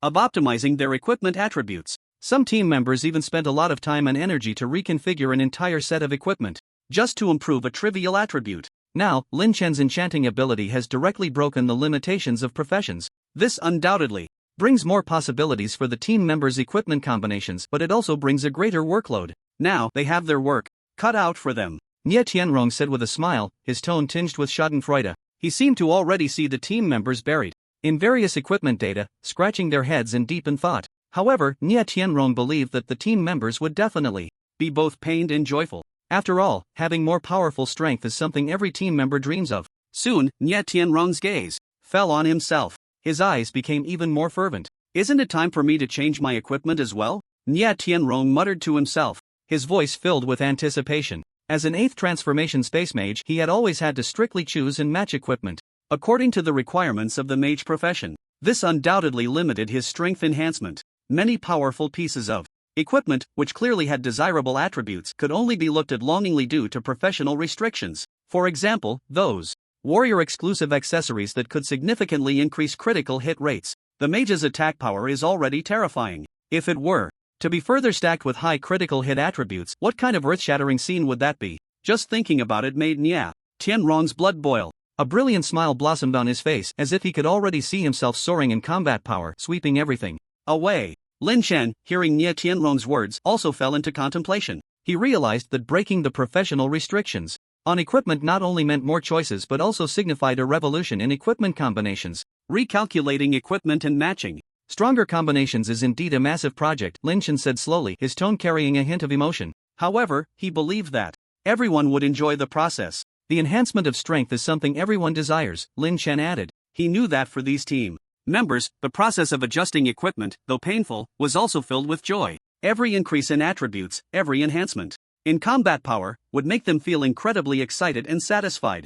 In the classroom, all the students were still immersed in immense shock, unable to extricate themselves. They stood there dazed, as if petrified, completely motionless. Especially the students from the Enchantment Academy, their eyes filled with confusion and bewilderment. They could not comprehend what was happening before them at all. Ning Wufeng, the head of the Enchantment Academy, is a figure of authority and prestige within the institution, known for his uncompromising demeanor. His standards are exceedingly high, and few can catch his discerning eye. Almost no one in the academy has ever earned his approval. He always carries himself with an air of aloofness, as if the entire world is unworthy of his talents. Yet now, this lofty dean has actually knelt before Lin Chen. This completely shattered their understanding. What on earth is happening? Why would the dean kneel to a young man? Is Lin Chen's enchanting ability truly so extraordinary? The students whispered among themselves, their faces filled with confusion and shock. They vaguely sensed that Lin Chen must be an incredibly gifted enchanting prodigy. Otherwise, Ning Wufeng would never have acted so inappropriately. Everyone held their breath, eyes fixed on Lin Chen without blinking. Lin Chen walked back to the table. He gently placed the black iron sword, its blade shimmering with orange light, on the table. This sword had just undergone Lin Chen's enchanting process, transforming into something extraordinary with incredible power. But Lin Chen seemed unsatisfied. He pulled out another vial of potion from his pocket. This vial contained the same Rage Bloodstorm potion he had crafted earlier. However, unlike the previous one, this potion was richer in color, as if it contained even more violent power. Surrounding the potion was a dazzling glow, flickering like flames, making it hard to look directly at. This potion would bestow additional enhancement effects on the black iron sword. What is he trying to do? Is he planning to enchant the sword again? How is that possible? How can a weapon withstand 2 enchantments? Gasps of astonishment erupted from the crowd. Everyone was stunned by Lin Chen's actions. They had never heard of anyone enchanting the same piece of equipment twice. It was simply absurd. Lin Chen ignored the murmurs around him.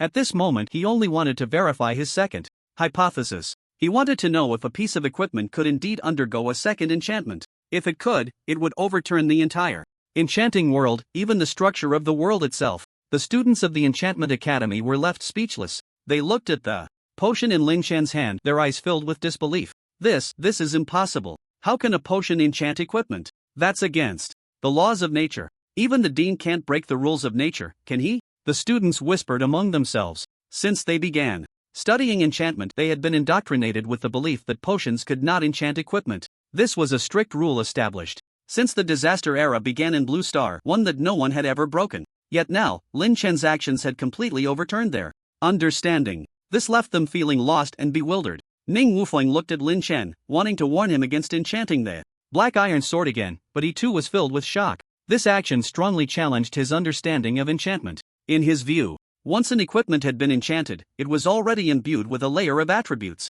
If it were enchanted again, the equipment would react violently, leading to its destruction. This was common knowledge in the enchanting world, a lesson learned through the blood of countless enchanters. Ning Wufeng initially wanted to speak up and advise Lin Chen not to proceed. However, when he recalled Lin Chen's astonishing enchanting technique from earlier, he hesitated. He thought perhaps Lin Chen truly had a way to break this norm. After all, Lin Chen had already created too many miracles. Another one didn't seem impossible. Ning Wufeng's heart was filled with contradictions and entanglements. He both hoped that Lin Chen could succeed and create even more powerful equipment and worried that Lin Chen would fail, causing the already extraordinary black iron sword to be ruined in an instant. Perhaps he really can do it? Ning Wufeng murmured to himself. In his eyes, a complex light flickered, filled with anticipation, concern, and a hint of indescribable excitement. Hao Long's eyes widened as he stared intently at Lin Chen's actions, his face full of shock. He was about to speak up to stop him. After all, the idea of secondary enchanting was unheard of and extremely risky. However, just as the words were on the tip of his tongue, Hao Long swallowed them back down. He remembered who Lin Chen was. He was the strongest alchemy genius in the Dragon Kingdom, the Magical Jack. Just moments ago, Lin Chen had already proven his strength with his astonishing enchanting ability. Maybe he really can. Hao Long's expression slowly shifted from shock to anticipation. Perhaps this young man could truly create miracles once again? Lin Chen carefully poured the more concentrated Rage Blood Fury onto the blade of the black iron sword. The moment the potion made contact with the sword, boom, an even more dazzling light erupted. The entire classroom was enveloped in this blinding radiance, as if a small sun had exploded in the room. Everyone instinctively closed their eyes or raised their hands to shield themselves. Immediately after, a deafening roar echoed through the sky. A massive phantom slowly emerged in the air. This phantom was more solid and larger than the previous one. The difference was that this time, the phantom had less of a sacred solemnity and more of a violent frenzy. The aura it emitted was no longer a gentle light but a heart-stopping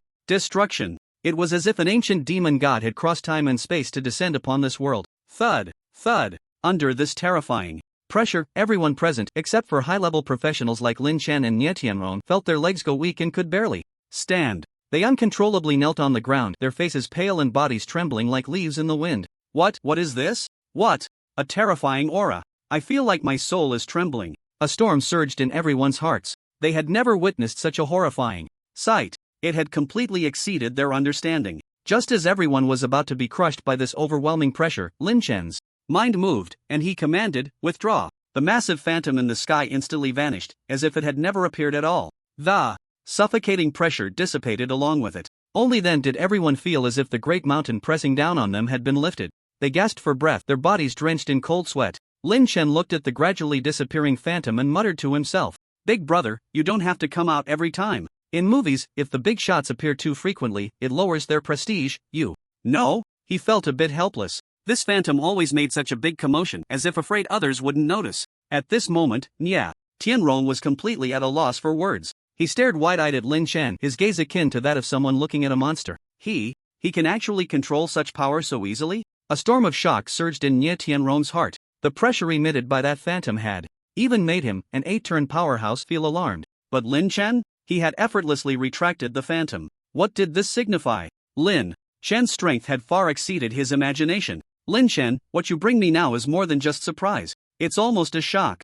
Nye Tianrong chuckled bitterly and shook his head. He felt he needed to reassess Lin Chen's strength. This young man was truly extraordinary. So extraordinary that even this old guy felt a bit ashamed. Lin Chen's gaze returned to the black iron sword on the table. At this moment, the black iron sword underwent a tremendous transformation. On the sword body there was originally only an orange glow. Now, there was an additional blood-red glow. The two glows intertwined, emanating a heart-pounding aura. Enchanting. It really succeeded. A glimmer of surprise flashed in Lin Chen's eyes. He succeeded. He truly completed a second enchantment on the same piece of equipment. This was absolutely the first time in history. Lin Chen quickly gripped the hilt of the black iron sword, fearing that any hesitation would cause the sword to slip back underground under the influence of gravity. This sword was too sharp, one careless moment could injure him. Ilan's black iron sword, second enchantment completed, level, master level physical attack plus 10,000 effect 1, ignores 99% of physical defense effect 2, ignores class restrictions, ignores level restrictions.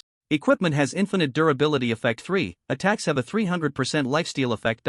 Effect 4, each hit on a target doubles attack speed, increases critical hit rate by 20%, stacking infinitely. Lin Chen saw the attribute panel of the black iron sword. Sure enough, after the second enchantment, the black iron sword gained several new attributes. The first one, a lifesteal effect. Attacking others with the black iron sword would absorb their health, compensating threefold. The second attribute. With each hit on a target, the weapon's critical hit rate continuously increased, and each hit would double the attack speed. Lin Chen saw that the black iron sword truly possessed two enchantment effects. His heart once again filled with admiration, and a joyful expression appeared on his face. It worked! Ning Wufeng looked at Lin Chen's delighted expression. Could it really have succeeded, he thought? He quickly walked to Lin Chen's side, his gaze landing on the black iron sword. When he clearly saw the sword's brand new attributes, unbelievably, there are indeed two different enchantment effects. Ning Wufeng shouted in shock. His voice became sharp with excitement, even cracking a bit. Damn! How Long, hearing Ning Wufeng shout, couldn't help but curse. He too saw the attributes of the black iron sword. Lin Chen, you actually really succeeded in the second enchantment.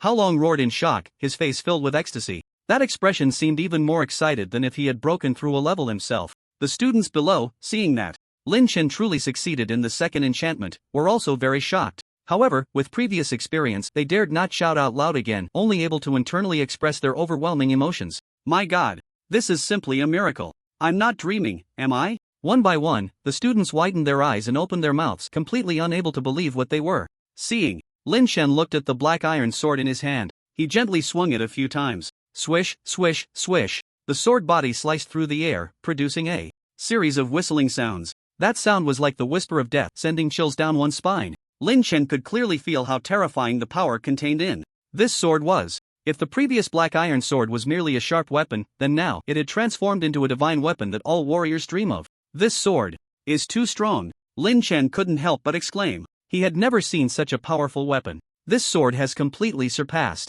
his understanding of equipment. Ning Wufeng looked at the black iron sword in Lin Chen's hand. His gaze became incredibly fervent. That look was as if he were gazing at a peerless treasure, or perhaps at an unmatched beauty. Lin Chen, you are simply a god in the world of enchantment. Ning Wufeng's voice trembled even more. He was so excited that he could barely articulate his words. You have created an unprecedented miracle. From now on, the history of the enchantment world will be rewritten by you. Ning Wufeng's evaluation of Lin Chen had reached an unparalleled height. In his eyes, Lin Chen's achievements had surpassed all the enchantment masters of past generations. He could even be called a god. How Long was also trembling with excitement. Lin Chen, you little rascal, you truly surprise me. No, it's a shock. Nye Tianrong took the black iron sword from Lin Chen's hand, and as soon as his fingertips touched it, he felt a powerful force trying to surge from the hilt. He couldn't help but be startled. He looked down at the attribute panel. Hiss! Nye Tianrong gasped, his pupils suddenly constricting as if he had seen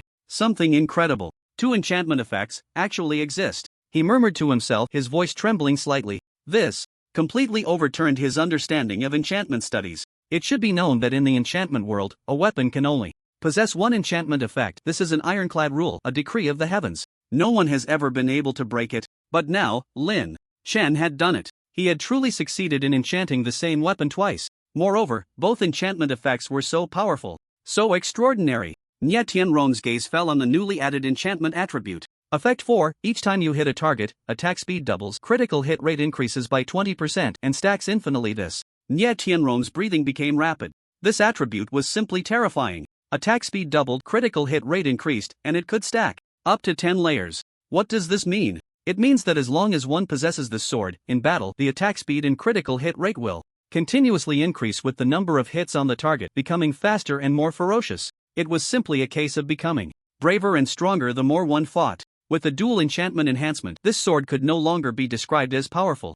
It was simply a killing machine born for battle. This attack power, it must be able to break through the heavens. Nye Tianrong felt his throat go dry. At this moment, he could no longer imagine what kind of power this sword would unleash in actual combat. Perhaps even a 9-turn powerhouse would struggle to withstand a few blows from this sword? As an 8-turn spatial mage, Nye Tianrong had never used weapons like swords or blades. But at this moment, looking at the black iron sword in his hand, a strong impulse surged within him. He wanted to try. He wanted to try using this sword to slay enemies, to feel the thrill of every strike. Being a critical hit, every strike drawing blood. If I could swing it a few times myself. Nye Tianrong's eyes became somewhat obsessed. It was as if he could already see himself wielding the black iron sword, dominating the battlefield, unstoppable. Just then, ding! A crisp notification sound echoed in everyone's minds. Congratulations to the Lighthouse Kingdom for clearing the first layer of the Abyssal Night Dungeon. The system prompt from the heavens interrupted everyone's thoughts. Everyone was taken aback. Lin Chen also frowned slightly. He hadn't expected that the Lighthouse Kingdom was also attempting to conquer a world-class dungeon. Moreover, they had successfully cleared the first layer. Abyssal Night Dungeon? Nye Tianrong's eyes flashed with a hint of disdain upon hearing the name. The difficulty of this dungeon is much lower than that of the Extreme Night Country dungeon, he said, a hint of disdain in his tone. We had already received news that the Lighthouse Country has been organizing manpower to conquer the Abyssal Night Dungeon. I heard that in the end, they plan to use a human wave tactic to force their way through. It seems that although they cleared it, their losses must have been extremely heavy. Nye Tianrong sneered. He had a deep disdain for the Lighthouse Country's approach of disregarding the lives of professionals just to clear the dungeon. To him, the lives of professionals were precious. Every professional was a backbone of the Dragon Country. They could never be sacrificed lightly. Human wave tactics. Lin Chen's brows furrowed even tighter upon hearing this term. He knew that the Lighthouse Country had reached a point of being unscrupulous in order to enhance its national strength. While this approach could yield some results in the short term, in the long run, it was akin to drinking poison to quench thirst, digging their own grave. This, just as Nye Tianrong finished speaking, another system prompt echoed in everyone's minds. Detected that 2 countries in Blue Star are currently conquering a world-class dungeon. The process of the Dragon Country and the Lighthouse Country conquering the dungeon will be live-streamed for other countries to learn from. The first country to conquer the second level of the dungeon will receive a national reward. The first country to conquer all dungeons will receive an even greater exclusive reward. The voice of the heavenly Tao was cold and authoritative, devoid of any emotion. What? Upon hearing this sudden news, Nye Tianrong's expression changed drastically. Live-streamed? This. His original plan was to secretly organize an elite team to clear the Extreme Night Country dungeon as quickly and quietly as possible. This way, they could enhance the strength of the Dragon Country while avoiding exposing their trump cards. But now, the Heavenly Tao was going to live-stream the entire process of conquering the dungeon for other countries to see? Wasn't this exposing all of the Dragon Country's tactics and secrets right under the world's nose? Damn it! Nye Tianrong couldn't help but curse under his breath. He felt a headache coming on. The originally perfect plan had been completely disrupted by the Heavenly Tao. This is troublesome. Nye Tianrong rubbed his forehead, feeling a bit tricky. However, he quickly calmed down. As the principal of a top university in the Dragon Country, Nye Tianrong had experienced countless storms. He knew that in times like this, one must remain calm. The Heavenly Tao's actions are not entirely without reason. Nye Tianrong began to analyze. its intentions. It should be trying to stimulate more countries to participate in the dungeon conquering efforts. After all, the difficulty of a world-class dungeon is evident. If they didn't see someone successfully clear it with their own eyes, I doubt many countries would dare to try easily. Moreover, the Heavenly Tao has offered such generous rewards. This undoubtedly tells all countries that world-class dungeons can be conquered, and the rewards are very enticing. Nye Tianrong's gaze gradually deepened. It was as if he saw through the Heavenly Tao's layout. It seems the Heavenly Tao wants to make this game a bit bigger. Nye Tianrong murmured to himself. He realized that this was no longer just a competition between the Dragon Country and the Lighthouse Country. It was a competition among all countries on the entire Blue Star. In that case, a glint of brilliance flashed in Nye Tianrong's eyes. Then let's play along with them. He already had a new plan in mind. Since they couldn't hide their strength, they might as well showcase it. Let the whole world see the might of the Dragon Country. Meanwhile, in the Lighthouse Country, the highest command center, a group of high-ranking generals dressed in uniforms and bearing the star insignia were gathered around a massive round table. Each of their faces was etched with seriousness and anxiety. Damn it! The Heavenly Path is actually going to livestream our progress through the dungeon. A burly general, his face full of flesh, slammed his hand on the table and shouted. His voice echoed in the room like a thunderclap. This is nothing short of humiliation. Another general, his hair gray, but his gaze still sharp, gritted his teeth and said, "What do we rely on to clear the dungeon? It's lives. It's the sacrifices of countless professionals. How can we let the whole world see such a brutal scene? This will severely impact our international image as the Lighthouse Nation." A general wearing gold-rimmed glasses, looking cultured and refined, pushed up his glasses and spoke in a somber tone. "No, we must stop the Heavenly Path. We cannot let this happen. We must protest to the Heavenly Path." Several generals expressed their dissatisfaction and anger. They could not accept that the Lighthouse Nation's disgraceful tactic of overwhelming the dungeon with sheer numbers would be exposed to the world. It was more painful than death itself. Protest? An elderly man sitting at the head of the table slowly spoke. His voice, though not loud, carried an undeniable authority. "Do you think the Heavenly Path will care about our protests?" The old man coldly scanned the room. His gaze was like a blade, sending chills down spines. The room fell silent in an instant. Everyone lowered their heads, not daring to meet the old man's eyes. They knew he was speaking the truth. The Heavenly Path was an omnipotent existence. It set the rules and controlled everything. How could it possibly change its decision because of their protests? Since we cannot change it, the old man's voice rang out again, then we can only accept it. However, he shifted his tone, a glint of ruthlessness flashing in his eyes. We cannot just let this go. Since the Heavenly Path wants to play, we will accompany them to the end. Send my orders. Immediately mobilize the nation's most elite professionals to form a new team. I want them to clear the second layer of the Abyssal Night Dungeon at the fastest speed. Even if it means using sheer numbers, we will trample the Dragon Nation underfoot. The old man's voice was powerful and resonant. In his eyes burned a fierce ambition. He wanted to prove to the world that the Lighthouse Nation was still the most powerful country on Blue Star. Yes, the generals responded in unison. Their eyes reignited with fighting spirit. Lin Chen looked at Nye Tianrong, his gaze deep. His mind was swirling with thoughts. The Heavenly Path's sudden announcement of the livestream had undoubtedly thrust the Dragon Nation and the Lighthouse Nation into the spotlight. This was no longer just a simple dungeon strategy, it was a direct contest of the two nations' comprehensive national strength, a war without gunpowder. Lin Chen keenly sensed that the Lighthouse Nation's unscrupulous nature would stop at nothing to win this contest, even if it meant sacrificing lives and grinding through with sheer numbers. They would prove to the world that the Lighthouse Nation was the true overlord of Blue Star. We cannot let them succeed. Lin Chen silently resolved. The Dragon Nation must quicken its pace and cannot allow the Lighthouse Nation to seize the initiative and take away the rich rewards. It seems we need to change our strategy, Lin Chen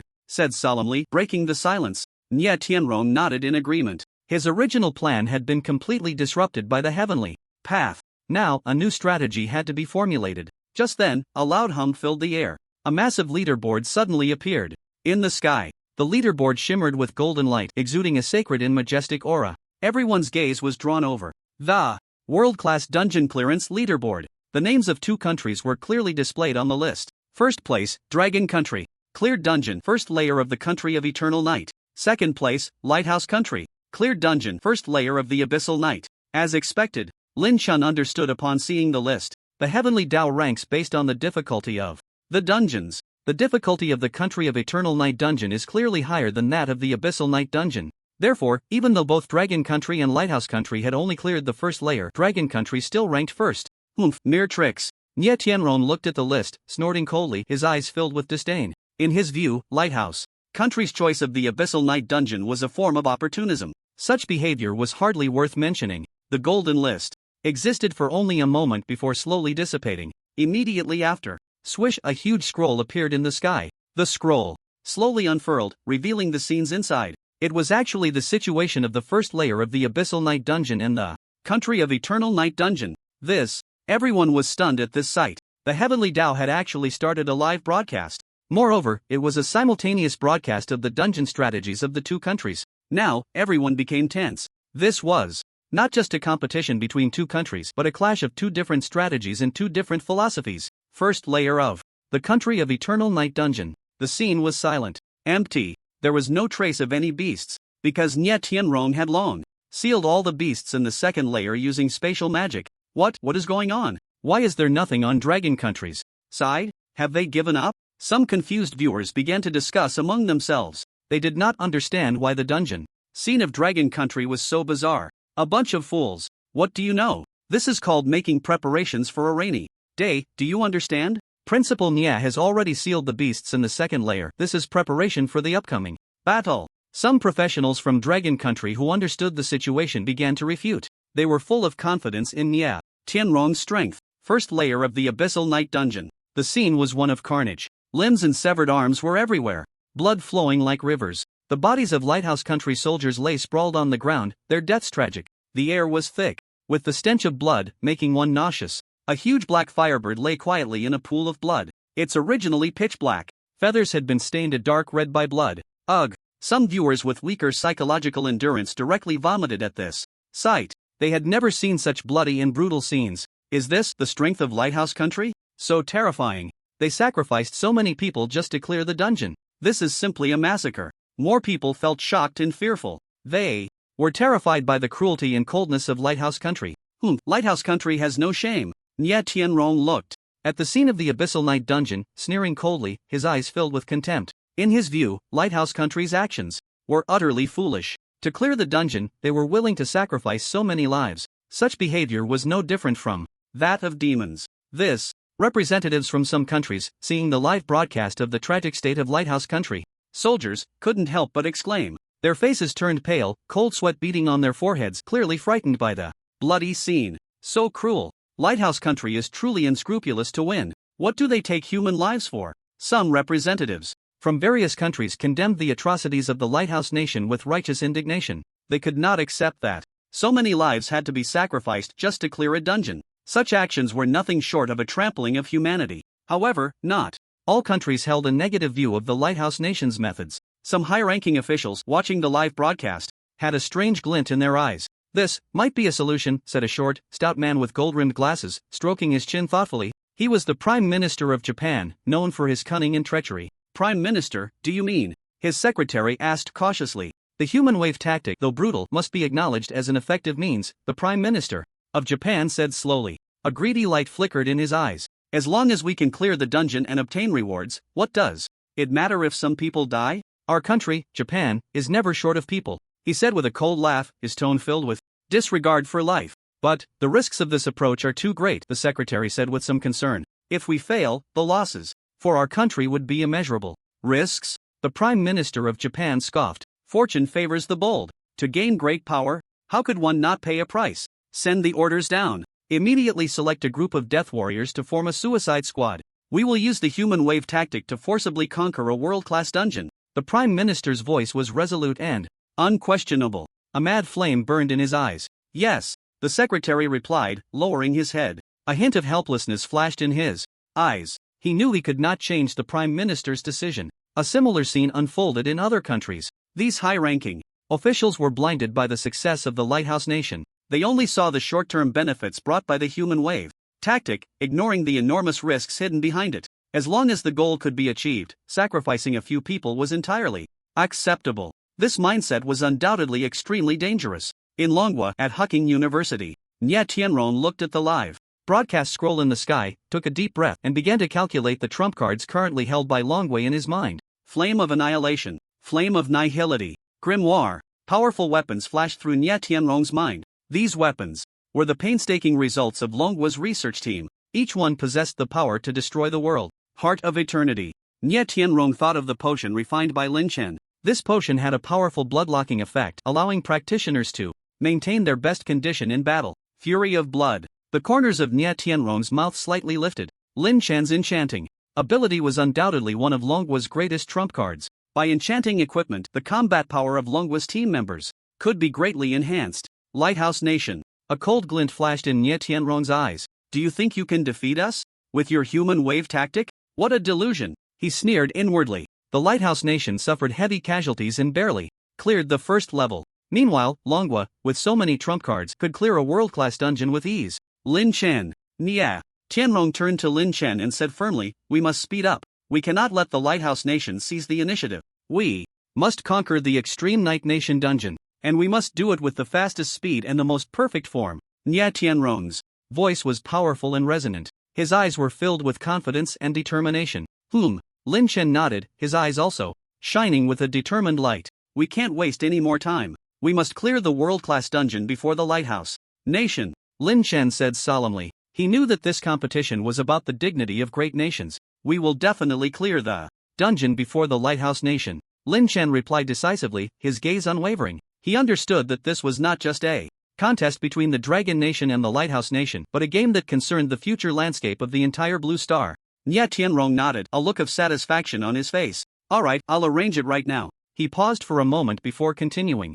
I'll inform all the team members about your potions and enchantment effects in detail so they can choose the weapons that suit them best. As Nie Tianrong said this, he paused slightly, as if contemplating something. I will quickly tally the number of weapons that need enchanting and then provide you with a detailed list of potions. He looked at Lin Chen, his tone carrying a hint of apology. With so many people participating in this operation, we probably won't be able to enchant every piece of equipment. For everyone, we can only prioritize their most important gear. Nie Tianrong's considerations were very thorough. After all, resources were limited and had to be used wisely. As for the materials, you don't need to worry at all. Nie Tianrong patted Lin Chen's shoulder, speaking in a relaxed tone. I'll arrange for someone to be responsible for collecting them, and if we encounter particularly scarce materials, I'll have them go directly into the dungeon to farm. He smiled slightly, a glint of cunning in his eyes. In any case, everything will be prioritized according to your needs, ensuring you can smoothly complete the enchanting work. Nie Tianrong was determined to provide the utmost logistical support, clearing all obstacles for Lin Chen.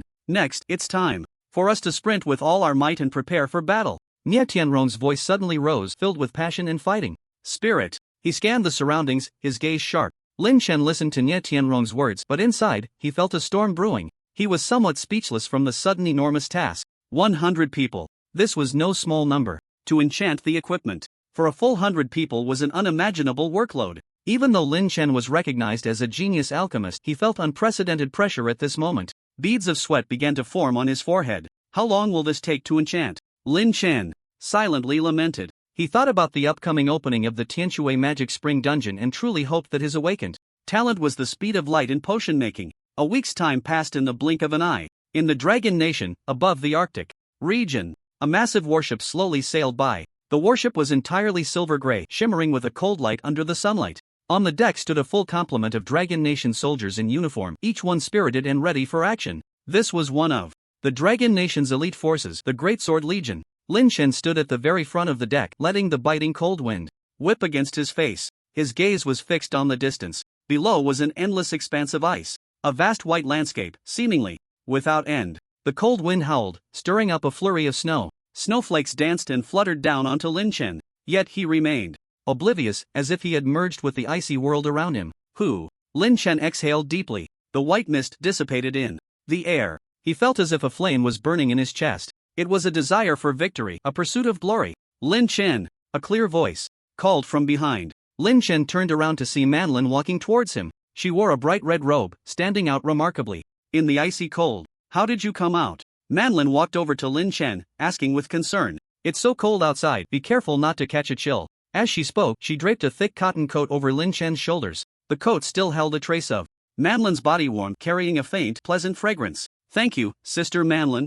Lin Chen smiled, a warm current surging in his heart. I'm fine, just needed some fresh air, he explained. I've been busy with alchemy these past few days, feeling a bit stifled. During these days, Lin Chen had almost completely shut himself in the alchemy room. The Dragon Country team members had gone through great hardships and finally completed the optimal attribute matching plans for their equipment. Those sheets filled with data seemed to carry the eager hopes of the team members converging into Nie Tianrong's hands. Nie Tianrong then passed these valuable materials to Lin Chen. Since receiving that heavy potion list, Lin Chen had not stopped his work. Various rare herbs seemed to come alive in Lin Chen's hands, skillfully merged and refined. In the alchemy room, Flame's sword and the scent of potions filled the air. Lin Chen's figure appeared somewhat blurred in the flickering firelight. He was fully focused on controlling the temperature of the flames, his gaze fixed on the changes in the cauldron. Sweat trickled down his cheeks, dropping onto the scorching ground, instantly evaporating into a wisp of white smoke. Lin Chen knew very well that he could not enchant every piece of equipment.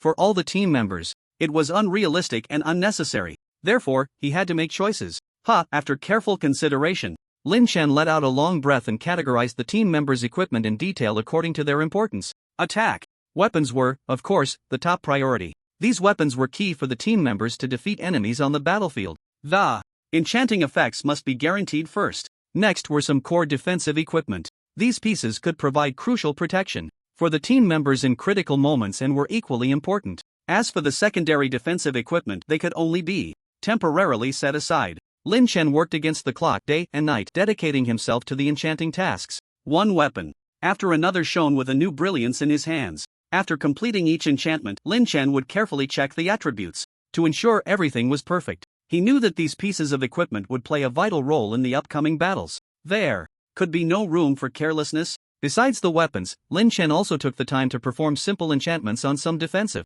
equipment. Although it was just a basic enhancement of defensive attributes for those team members in peril, it might mean the difference between life and death.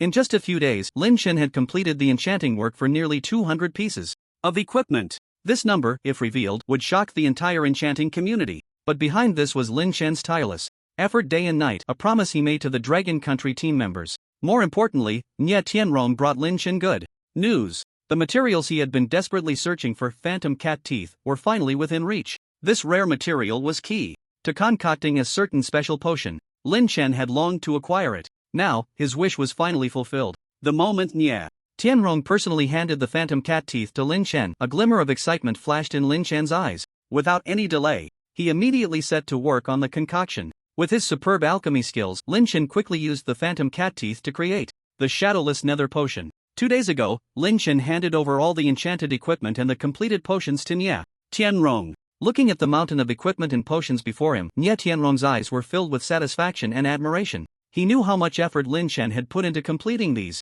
Soon, accompanied by the father-daughter duo of Man Yi and Man Lin Chen set off on his journey to the heavenly water magic spring. The massive warship sliced through the sky, racing towards the Arctic region. Lin Chen stood on the deck, feeling the biting cold wind brush against his face. His gaze was fixed on the distance. Far away lay a vast, white world. Snow and ice covered the ground, and the cold wind howled, swirling up clouds of snowflakes. This harsh environment did not make Lin Chen feel uncomfortable in the slightest. Instead, a surge of ambition welled up in his heart. Tomorrow was the day the heavenly water magic spring dungeon would open. This was a crucial opportunity for Lin Chen, an opportunity to awaken a new talent and enhance his own strength. He absolutely could not miss it. If only I could awaken a talent related to potion-making speed this time, Lin Chen secretly hoped. He knew that his potion-making talent was already strong enough, but if he could take it a step further, that would be even better. If he missed this opportunity, who knew when the next opening of the heavenly water magic spring dungeon would be? Lin Chen would not allow such a thing to happen.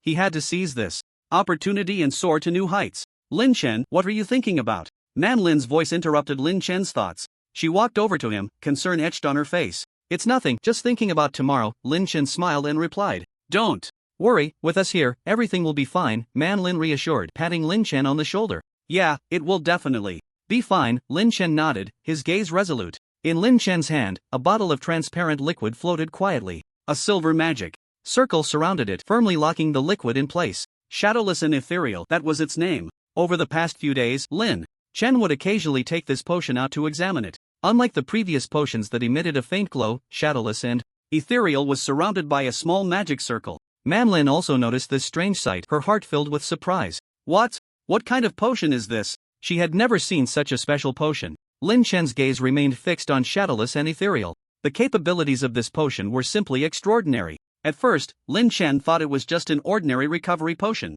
either restoring health or mana. But who would have thought that this potion could actually utilize the laws of time? Just then, Man-E emerged from the cabin. "You two, come back quickly, the live broadcast is about to start," he called out to Lin Chen and Man. Lin. "Okay, Dad." Lin replied and returned to the cabin with Lin Chen. On the massive television screen, 100 Dragon Kingdom players were gearing up for action. Lin Chen looked at the big screen, where the commander-in-chief was none other than Nia Tianrong, the president of Huaqing University. His expression was serious and his equipment shimmered with a faint glow. A total of 15 pieces. Lin Chen had enchanted all of Nia Tianrong's equipment. The president's strength had risen to a new level. Lin Chen particularly noticed that Nia Tianrong held a staff in his left hand and a long sword glowing with a dark red light in his right. This long sword had been enchanted by Lin Chen using the Fury Blood Surge potion. It compensated for Nia Tianrong's lack of melee capability as a mage, allowing him to handle various combat situations more confidently. Now the president is truly both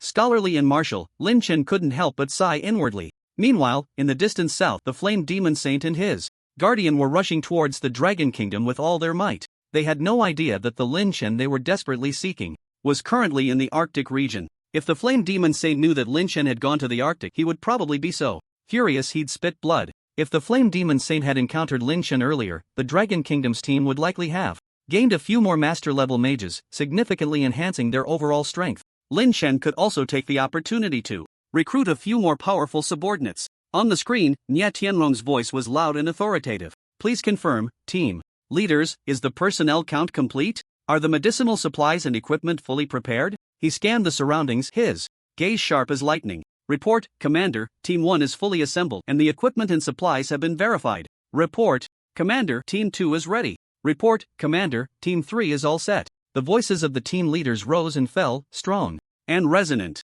They reported to Nia Tianrong, indicating that their respective teams were fully prepared and ready to engage in battle at any moment. "Very good." Nia Tianrong nodded in satisfaction. He felt the high morale of the team members filling him with confidence. Nia Tianrong instinctively touched the shadowless phantom potion in his pocket. This was specially prepared for him by Lin Chen, capable of playing an unexpected role at a critical moment. He took a deep breath and pulled out a key from his chest. It was the key to unlock the Night of Eternal Darkness dungeon. The key was entirely silver white, emitting a faint chill, as if carved from 10,000-year-old ice. Nia Tianrong slowly inserted the key into the keyhole of the dungeon's crack. Click! A soft sound echoed as the key perfectly fit into the hole. Immediately, a powerful chill surged out from the crack of the dungeon. This chill seemed to come from the depths of hell, carrying a bone-piercing cold that instantly enveloped the entire Hang City. The previously warm Hang City was suddenly shrouded in this eerie coldness. The temperature dropped sharply, as if it had plunged from midsummer into the depths of winter. So cold.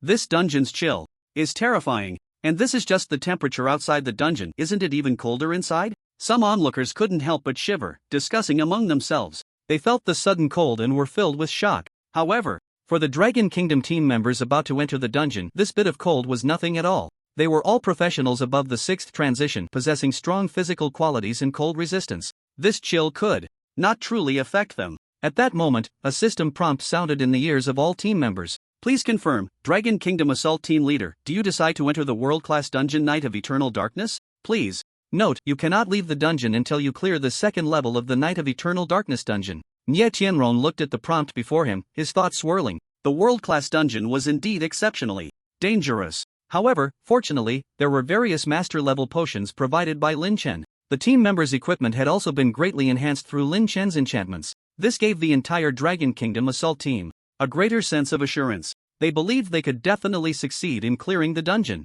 Nia Tianrong did not hesitate at all and directly chose yes. In the next second, the entire Dragon Kingdom Assault team vanished from the sight of the crowd. The entrance to the dungeon closed as well. All that remained were countless citizens of the Dragon Kingdom. They watched the soldiers of the Dragon Kingdom disappear before their eyes, silently praying in their hearts, "You must succeed in clearing the dungeon. Dragon Kingdom will win. We await your triumphant return." Meanwhile, the live broadcast scroll in the sky was streaming the process of the Lighthouse Nation conquering the Abyss of Night dungeon. The Night of Eternal Darkness dungeon was about to close its live stream since the Dragon Kingdom had not yet entered. Just then, as the Dragon Kingdom Assault team entered the dungeon, the live stream of the Night of Eternal Darkness dungeon became clear once again. People from other countries watching the live broadcast thought to themselves, "It's finally here. The Dragon Kingdom is finally going to tackle the Extreme Night Country dungeon. I wonder what methods they will use. Will it be like the Lighthouse Nation, using a human wave tactic? Or do they have other strategies? Everyone's gaze was focused on the livestream.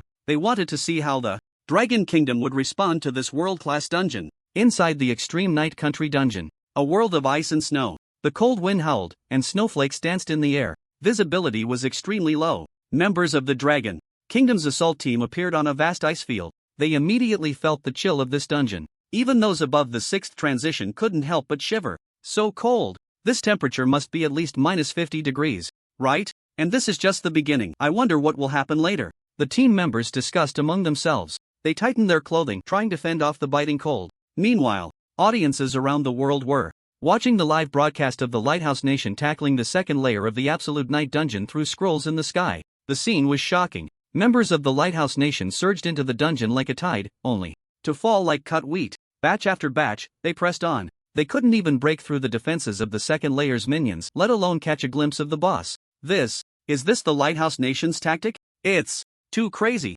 Representatives from some countries, witnessing this brutal scene, couldn't help but exclaim. They couldn't understand why the Lighthouse Nation would adopt such a suicidal attack method. It was simply sacrificing lives.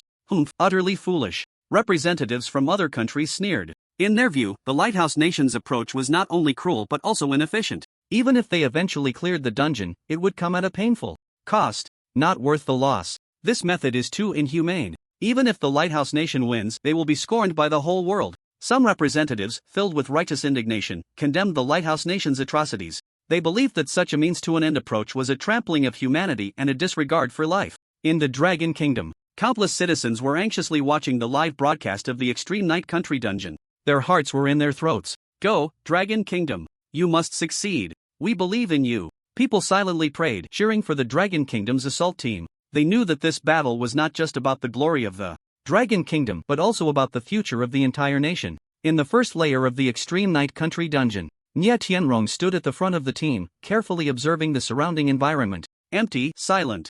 Aside from the biting cold wind and the swirling snowflakes, there was nothing else. In the distance, an ancient castle stood quietly on the ice field. The castle's walls were made of massive ice blocks, shimmering with a ghostly blue light under the sunlight. That should be the key to the second layer, Nye Tianrong thought to himself. He could sense a powerful energy fluctuation emanating from that castle. Everyone, follow me. Nye Tianrong waved his hand and issued the command. Target the castle ahead. His voice was loud and authoritative, echoing across the ice field. Members of the Dragon Kingdom's assault team immediately sprang into action. They formed a neat line and quickly advanced toward the castle. Since Nye Tianrong had already moved all the exotic beasts from the first layer to the second layer, the team's progress was very swift. They encountered no obstacles along the way. This is too smooth, isn't it? It's just like going on a picnic.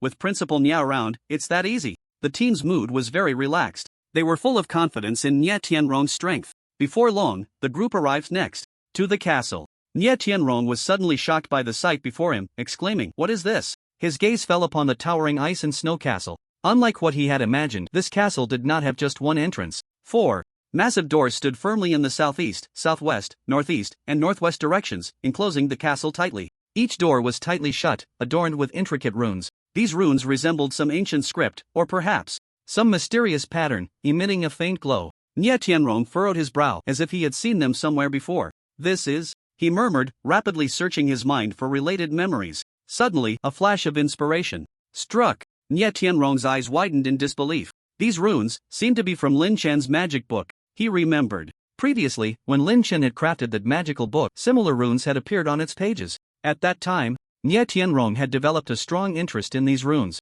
He had scoured the entire library of Hucking University, consulting countless materials on runes. However, he found nothing. Not a single book recorded similar runes. This left Nye Tianrong puzzled. Could it be that these runes have transcended human understanding? Their history is even older than any civilization we know? A storm of thoughts surged within Nye Tianrong. He vaguely felt that he had touched upon a tremendous secret. A secret about runes, about magic, and even about the origin of the entire world. However, it was clearly not the time to delve into these matters. Nye Tianrong suppressed the shock in his heart. Striving to calm himself, he took a deep breath, trying to settle his turbulent emotions. No matter what these runes are, the most important thing right now is to find a way to enter the second layer. Nye Tianrong redirected his gaze to the massive doors before him. He had a premonition that these doors were the key to the second layer of the instance. To verify his guess and to further understand these runes, Nye Tianrong took a precision recorder from his backpack. He approached the first door, aimed the lens at the runes on the door, and began to record carefully.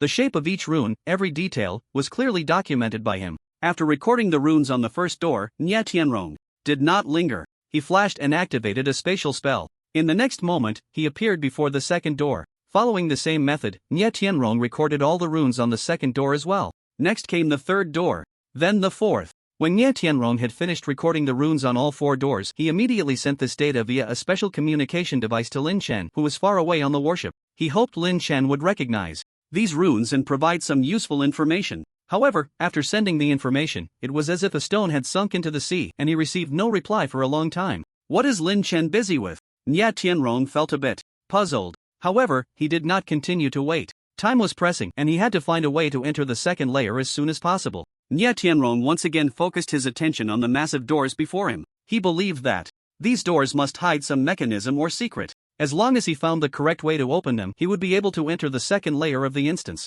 What should we do? Nya Tianrong furrowed his brows, lost in thought. He walked around the large door several times, carefully observing every detail. Suddenly, his gaze fell upon a groove at the bottom of the door. The groove was oddly shaped, seemingly designed to hold something specific. Could it be that a special item is needed to open the door? Nya Tianrong's heart stirred. He immediately took out a thick scroll from his backpack. This scroll, known as the identification scroll, was an item used by every professional. Its purpose was to identify the attributes and information of unknown items. Nya Tianrong unfurled the identification scroll and aimed it at the door before him. The scroll opened. A burst of golden light suddenly erupted. The dazzling brightness instantly illuminated the entire icy world. Everyone instinctively raised their hands to shield their eyes. As the light faded, ancient characters appeared on the scroll. Gate of the country of eternal night level, epic.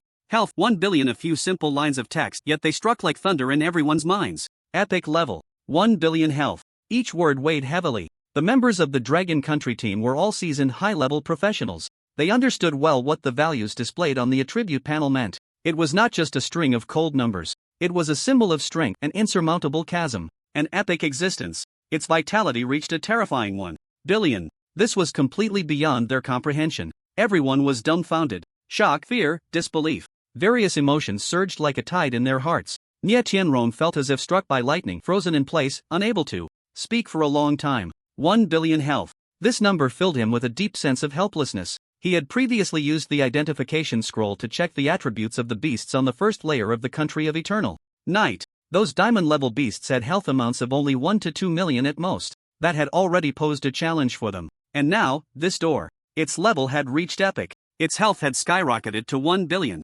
This was a world of difference. Cold sweat instantly soaked Nya Tianrong's back. He suddenly realized how wise his previous decision had been. If he hadn't transferred the beasts from the first layer in advance but instead chosen to charge indirectly with his team, what terrifying scene would they be facing now? Not only would they have to contend with a massive horde of beasts, but they would also have to confront this epic door with health like an ocean. Just thinking about it filled him with despair. Just as everyone was immersed in immense shock, unable to extricate themselves, a thunderous roar suddenly erupted. Like thunder on a clear day, it exploded in everyone's ears. The sound was so loud that it even drowned out the howling cold wind, causing their eardrums to ache. Everyone's hearts jolted, and they looked up sharply. They saw that the previously closed door had revealed a terrifying human face made entirely of ice and snow. The face was sharply defined, with rugged lines. Its features were twisted, filled with anger and resentment. A pair of eyes, like 2 ghostly blue flames, stared intently at everyone. Intruders! The icy human face opened its mouth wide and let out a thunderous roar.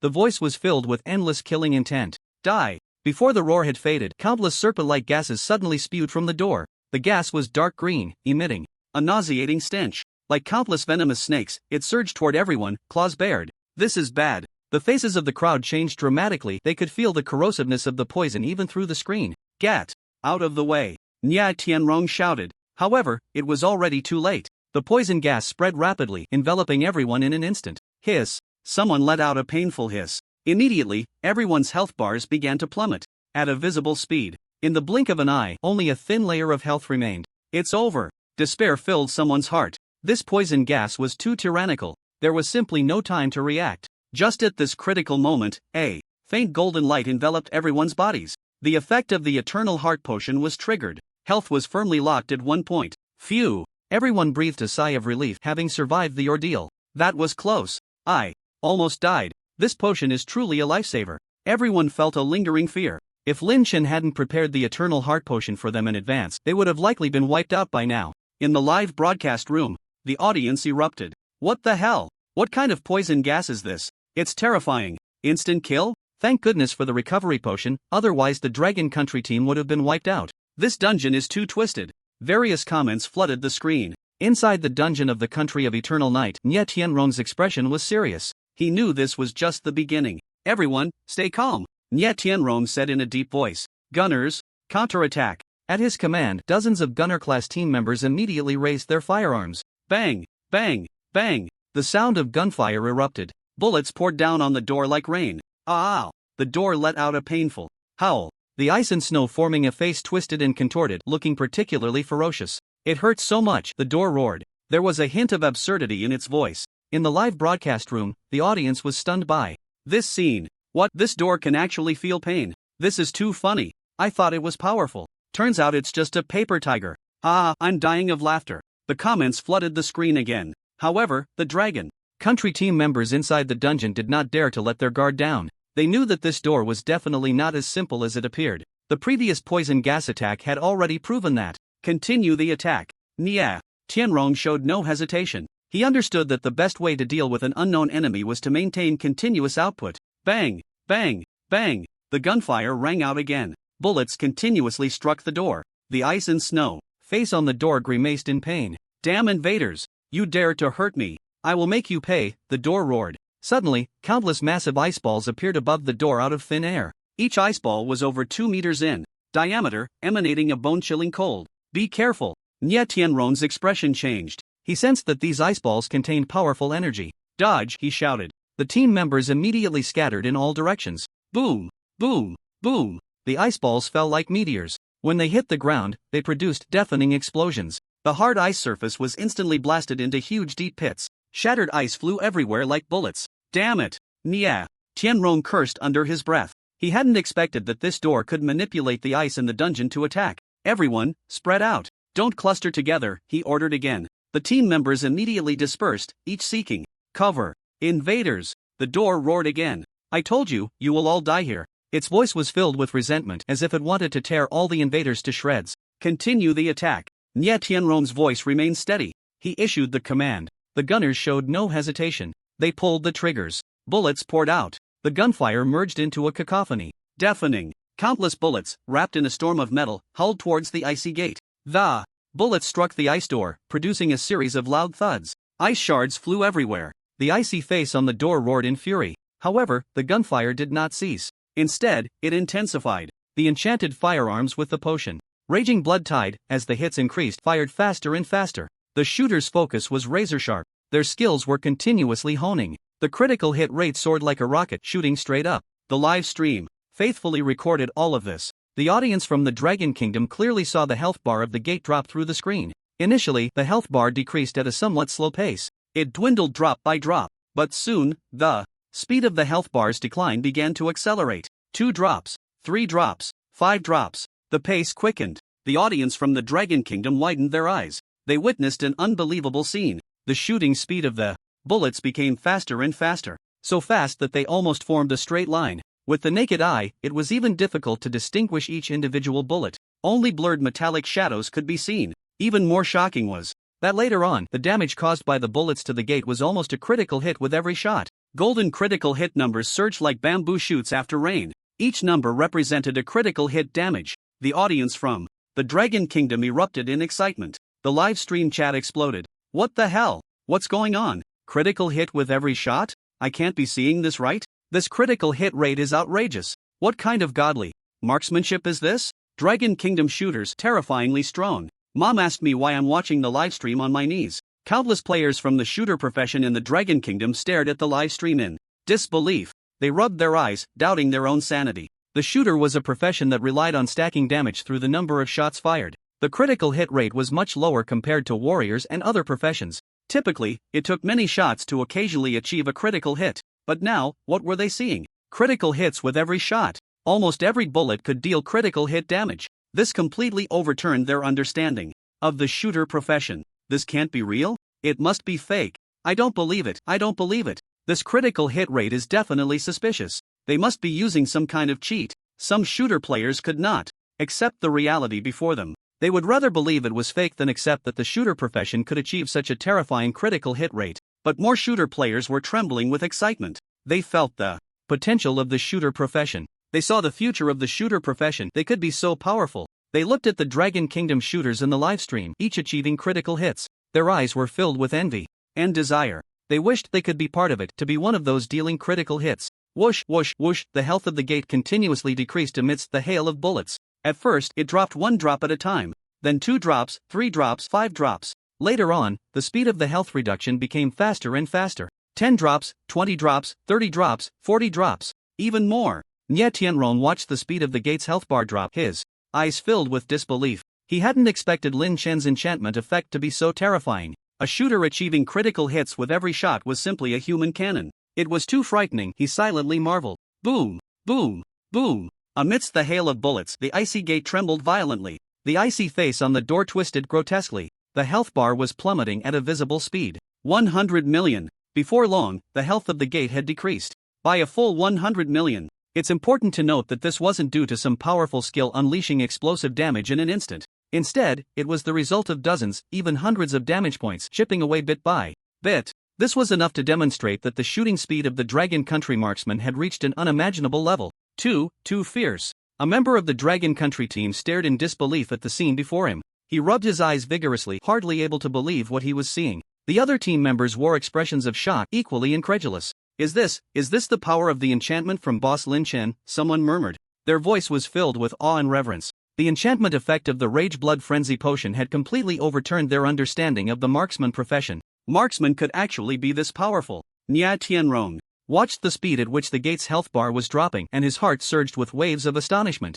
This kid Lin Chen always manages to surprise people, he sighed inwardly. However, just as everyone was immersed in their immense shock, an unexpected change occurred. Crack, crack, crack, a strange sound came from the gate, as if something was shattering from within. Everyone's hearts tightened, and they looked up suddenly. They saw that the health bar, which had been plummeting wildly, suddenly paused for a moment. Immediately after, an even more shocking scene unfolded. The health of the gate continued to drop. Moreover, the speed of the decline was even faster than before. What's going on? A team member exclaimed, confusion written all over his face. At this moment, the Dragon Country marksmen were changing magazines and were not attacking at all. Logically, the gate's health should have stopped decreasing. But now, not only had the gate's health not stopped dropping, it was actually dropping even faster. This was completely illogical. Could it be? A flash of inspiration struck Nye Tianrong. Could it be that the enchantment effect of the Rage Blood Frenzy potion is not just about increasing shooting speed and critical hit rate? Are there other damage effects? He speculated, growing more convinced as he thought about it.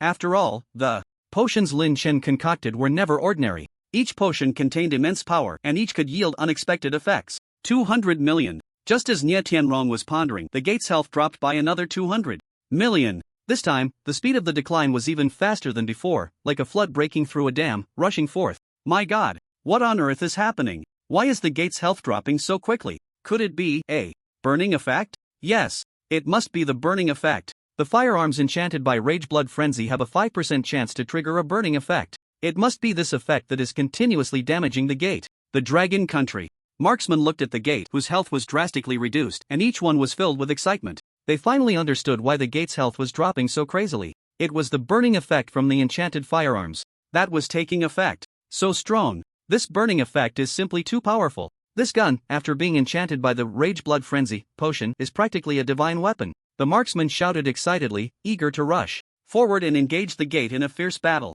They had never imagined that the firearms in their hands could unleash such terrifying power. Bang, bang, bang. The gunfire was as dense as popping beans. The Dragon Country marksmen finished changing their magazines and pulled the trigger once more. Bullets whistled out, pouring madly onto the icy gate. The gate's health continued to drop at an even faster rate. 700 million, 600 million, 500 million. The health bar numbers jumped rapidly. The burning effect triggered continuously, taking away a large amount of the gate's health with each hit. Awesome. So awesome. This feels even better than fighting a boss. The Dragon Country team members were all fired up, filled with excitement. The guns in their hands seemed to transform into scythes of death, reaping lives. Damn invaders. The icy gate let out a series of wails. The sound was filled with pain and unwillingness. It never expected that its billion health points would be chipped away bit by a group of humans using such despicable means. 400 million, 300 million. the gate's health continued to dwindle. The icy visage had completely twisted and deformed, no longer resembling its original form.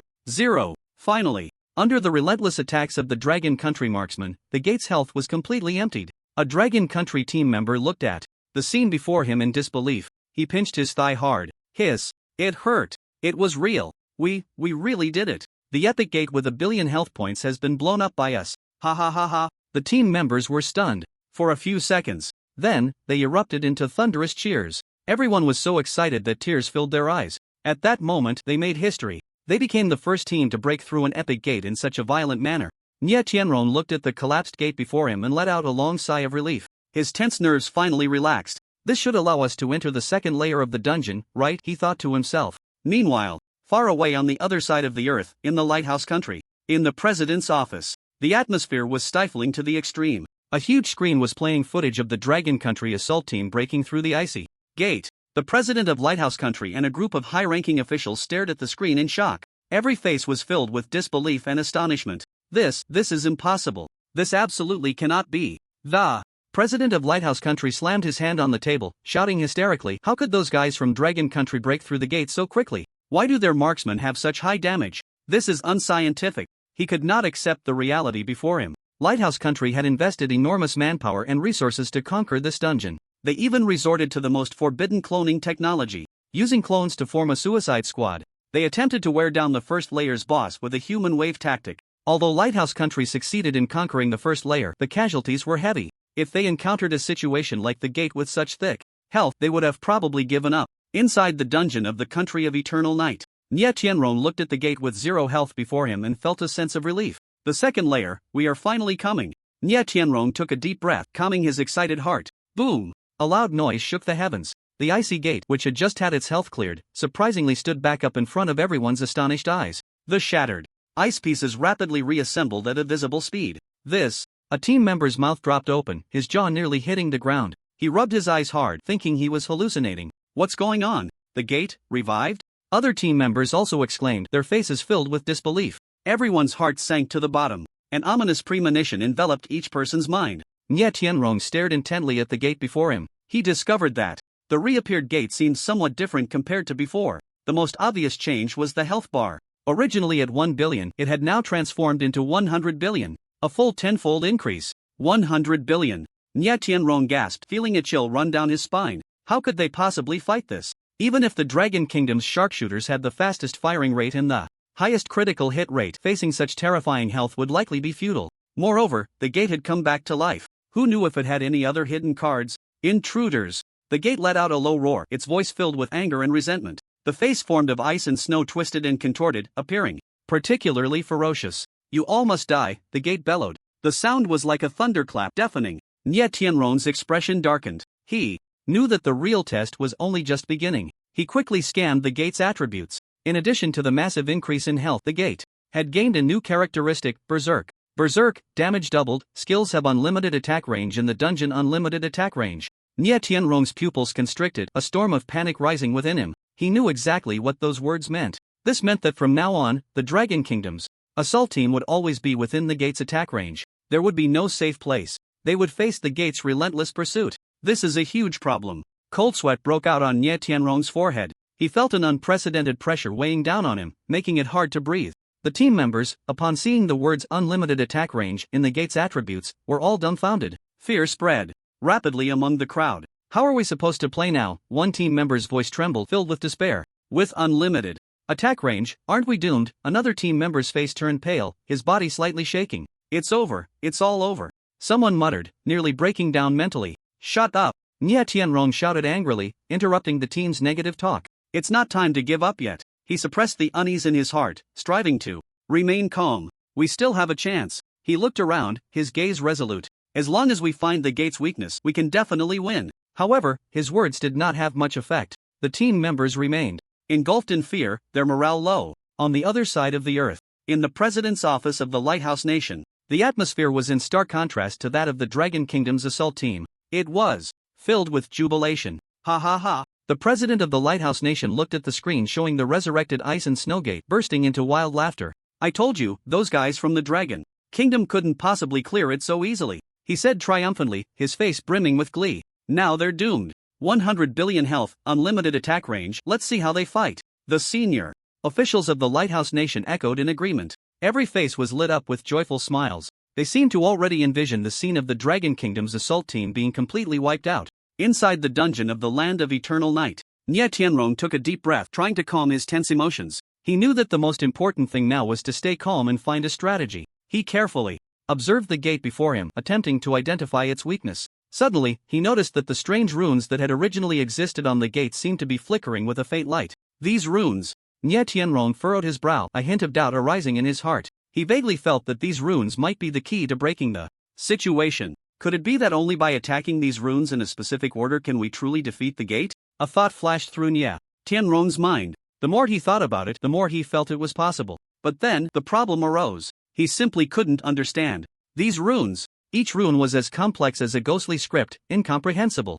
Nye Tianrong racked his brain but couldn't grasp their meaning. If only Lin Chen were here. He sighed inwardly. Lin Chen was a genius alchemist with in-depth research on various ancient texts and symbols. Perhaps he could decipher these runes. Unfortunately, Lin Chen was not in the instance right now. Distant water cannot quench immediate thirst. What to do? Nye Tianrong felt a wave of helplessness. For the first time, he felt so small and powerless. Time passed second by second. The violent aura of the gate grew stronger. There wasn't much time left for Nye Tianrong. Just then, his tactical communicator vibrated. He looked down to see a message from Lin Chen on the screen. The southeast, southwest, northeast, and northwest correspond to the future gate, the past gate, the present gate, and the void gate. The order of strikes: south gate, west gate, east gate, north gate. Nye Tianrong's pupils suddenly constricted. The fog in his mind was instantly cleared. So that's it, he realized with sudden clarity. Lin Chen indeed knew the meaning of these runes. These runes represented different time-space gates,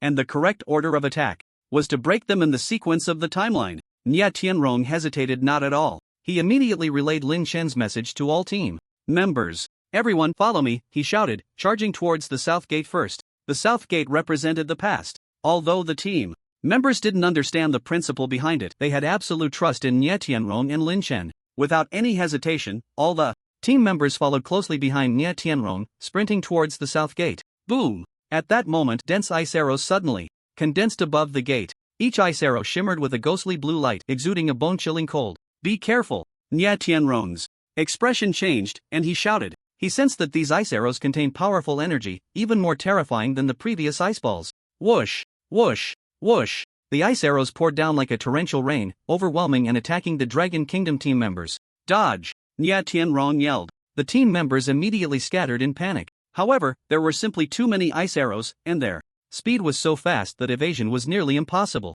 Thud! Thud! Thud! Team members were continuously struck by the ice arrows, letting out painful grunts. Although the effect of the Eternal Heart Potion locked their health at one point, the impact of the ice arrows still caused them immense pain. Damn it! Nye Tianrong cursed under his breath. He hadn't expected the gate's attack to be so dense and ferocious. Everyone, maintain formation. Don't panic, he ordered again. The team members endured the excruciating pain, striving to get closer to the south gate. Every step was exceptionally difficult. On the other side of the earth, in the president's office of the Lighthouse Nation, the high-ranking officials watched the Dragon Kingdom's assault team through the screen. Humph! Seeing this, the president of the Lighthouse Nation snorted coldly, a disdainful smile on his face. Changing the gate to attack? How foolish! Do they really think that changing the gate will change the outcome? The president is right, a high-ranking official echoed. This gate has an infinite attack range. No matter where they run, they will be hunted down by the gate. They simply can't hold on, another high-ranking official added. Those guys from the Dragon Kingdom are destined to fail.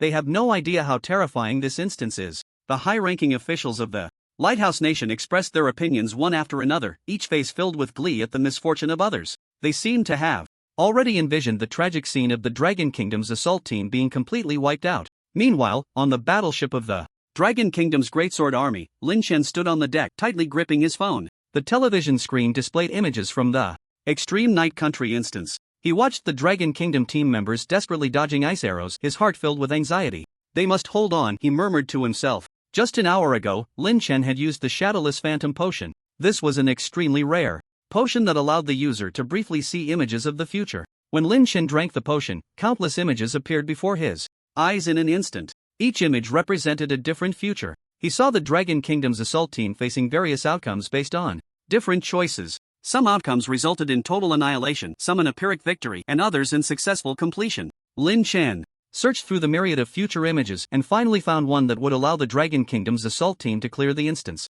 at the least cost. In this future, the assault team attacked the runes on the gate in a specific order, ultimately defeating the gate. Lin Chen immediately relayed this sequence to Nie Tianrong. Lin Chen felt as if his brain was being bombarded by a torrent of information. Scenes of the future flashed before his eyes like a revolving lantern. The effect of the shadowless phantom potion was overwhelming. This is just too incredible, right? He couldn't help but exclaim. This potion practically endowed ordinary people with the foresight that only deities possessed. Lin Chen struggled to suppress his shock. He knew this was not the time for sentiment. He focused intently on the phone screen. On the screen, Nie Tianrong was leading the Dragon Kingdom's assault team rapidly towards the south gate. They must succeed. Lin Chen silently prayed. He understood that this operation was crucial not only for the entire Dragon Kingdom's assault team but also for the fate of the entire Dragon Kingdom. Inside the extreme night country instance, the cold wind howled, and snow fell heavily. Nie Tianrong braved the raging wind and snow, leading the team to the front of the south gate. He hesitated not for a moment. He immediately issued the order. All team members, unleash all firepower. Attack the south gate, he shouted loudly, his voice echoing through the storm. Bang, bang, bang. Gunfire erupted instantly, dense as exploding beams. The Dragon Kingdom's marksmen did not hesitate to pull the trigger. Bullets poured down on the south gate like rain. The south gate, which Lin Chen referred to as the Gate of the Past, began to rapidly lose health under the fierce assault of the Dragon Kingdom team. Crack, crack, crack. A series of shattering sounds came from the south gate, as if something was collapsing from within. It's working, one team member shouted excitedly. Keep attacking. Don't stop. Other team members responded enthusiastically. Morale surged. They saw hope. They saw the dawn of victory. Boom! A loud crash echoed. The south gate let out a wail and collapsed with a thunderous sound. This time, it did not resurrect as before but was completely reduced to a pile of ice debris. We did it, one team member exclaimed, jumping up in excitement. We destroyed the Gate of the Past, another team member shouted joyfully. Everyone's faces were beaming with smiles. They knew they were one step closer to success. Where the gate had collapsed, a ghostly blue teleportation array appeared. The array slowly rotated, emitting a mysterious glow. What is this? One team member curiously looked at the array before them. Could this be the entrance to the second level? Another team member speculated. Nie Tianrong gazed at the teleportation array before him, taking a deep breath. That's right. This is the entrance to the second layer of the country of eternal night, he said in a deep voice. We have finally found it. His voice was filled with excitement and relief. In the Dragon Country live broadcast room, hundreds of millions of viewers watched this scene unfold on their screens. That's amazing. Great job, Dragon Country Assault Team. They really found the entrance to the second layer. This speed is simply unbelievable. I thought they would be stuck at the gate for a long time. I didn't expect them to find the solution so quickly. Now, those guys from Lighthouse Country must be dumbfounded, right? Just thinking about it feels satisfying. The audience flooded the comments section, expressing their excitement and joy. They felt proud and honored by the performance of the Dragon Country Assault Team. Lu Yunfeng looked at the slowly rotating teleportation array and couldn't help but smile. Old Nya, not bad, he said with a laugh. You found the way to pass so quickly. He was filled with shock and admiration. He noticed that Nie Tianrong, after receiving a message, immediately led the team to attack the south gate, and then they succeeded. The principal must have received some important news, Lu Yunfeng speculated inwardly. Principal, did you receive some important news? Lu Yunfeng walked over to Nie Tianrong and asked in a lowered voice. His face was full of curiosity, and his eyes sparkled with a searching light. Nie Tianrong nodded slightly, a hint of a smile on his lips. It was Lin Chen who told me. He did not hide it, speaking truthfully, with a hint of appreciation in his voice. Lu Yunfeng was taken aback, then showed a look of surprise. Lin Chen? How did he know? He asked, his tone filled with confusion. Nie Tianrong looked up at the already vanished south gate, his gaze deep. I saw those strange runes on the gate and thought they resembled the runes from Lin Chen's spellbook. He spoke slowly, as if recalling something. I figured Lin Chen might know something, so I asked him. I didn't expect he really did know. There was a hint of relief in Nie Tianrong's voice. After hearing this, Lu Yunfeng couldn't help but exclaim, Lin Chen is truly a rare talent. He sincerely admired, his eyes filled with respect. If it weren't for his help, we wouldn't know how long we would have been stuck on the first layer. Lu Yunfeng shook his head, seeming a bit fearful. Nie Tianrong glanced at the team members around who were taking a short break. They were either sitting or standing, their faces still showing signs of fatigue from the battle, but their eyes sparkled with determination. Nie Tianrong agreed with Lu Yunfeng's view. Indeed, he said softly, his tone carrying a hint of emotion. It is precisely because of Lin Chen's eternal heart potion that the Dragon Country team could pass through unscathed. He recalled the scenes from the previous battle, still feeling shocked. Otherwise, it might have been a scene of corpses everywhere. Nye Tianrong's voice was low, carrying a weight of seriousness. He knew well that the victory in this battle was hard-won. After a brief rest, Nye Tianrong stood up. He walked to the deep blue teleportation array, his gaze resolute. Have you decided to enter the second layer of the country of eternal night? Instance echoes of the past? The instance prompt sounded in his ears. Cold, mechanical, devoid of any emotion. Please note, once you enter the instance, you can only leave by completing it. The prompt sounded again, carrying a warning tone.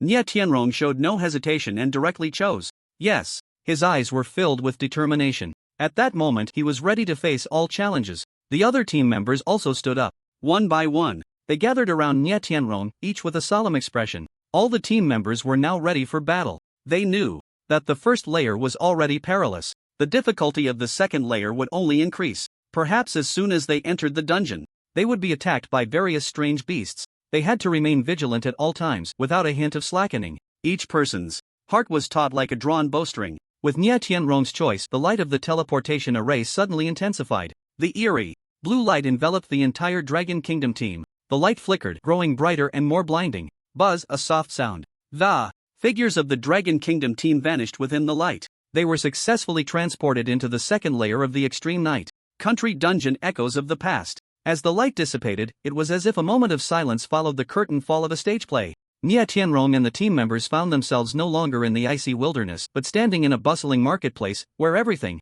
around them was filled with life and vitality. Where is this? One team member asked, looking around in confusion, his eyes filled with doubt. He rubbed his eyes, seemingly unable to believe what he was seeing. The sounds of vendors calling out their wares rose and fell, like a symphony, creating an extraordinary liveliness. The voices of customers haggling with merchants filled the air, back and forth, brimming with the essence of the marketplace. The laughter of children playing rang out, crisp and pleasant, echoing like silver bells in the air. Everything seemed so harmonious and lively, forming a stark contrast to the icy, perilous scene of the first layer, as if they were in two entirely different worlds. Is this the second layer of the extreme night country dungeon? Another team member asked in confusion, his voice trembling slightly, as if unsettled by this sudden change. He had originally thought that the second layer would be even more dangerous, that the strange beasts would be stronger, and that they would face a more brutal battle. He never expected to see such a peaceful scene. The contrast made it hard for him to accept. Nye Tianrong was also momentarily stunned. He instinctively tightened his grip on his weapon, warily scanning the surroundings, his brow slightly furrowed. This scene was too bizarre. It was completely unlike what a dungeon should look like, but rather resembled a carefully designed trap. The people in the marketplace all had a pair of golden wings, shining brilliantly in the sunlight, as if angels had descended. They wore splendid garments, their faces beaming with happy smiles, as if living in a carefree utopia. Look up at the sky, one team member suddenly exclaimed, his voice breaking the brief silence and drawing everyone's attention to the air. They all looked up. In an instant, everyone was stunned by the sight before them, their pupils dilating, mouths forming in O shape. They saw buildings suspended upside down in the sky, as if an invisible force was holding them aloft, completely defying the laws of physics. Rooftops faced down, foundations faced up. The inverted world gave a strong visual shock. Even more astonishing, people with golden wings occasionally flew by in the air. They flapped their wings, weaving between the upside-down buildings. Seemingly accustomed to this inverted world, their faces showing no signs of surprise or fear. What is going on? One team member stammered, feeling his worldview being strongly impacted, his mind blank.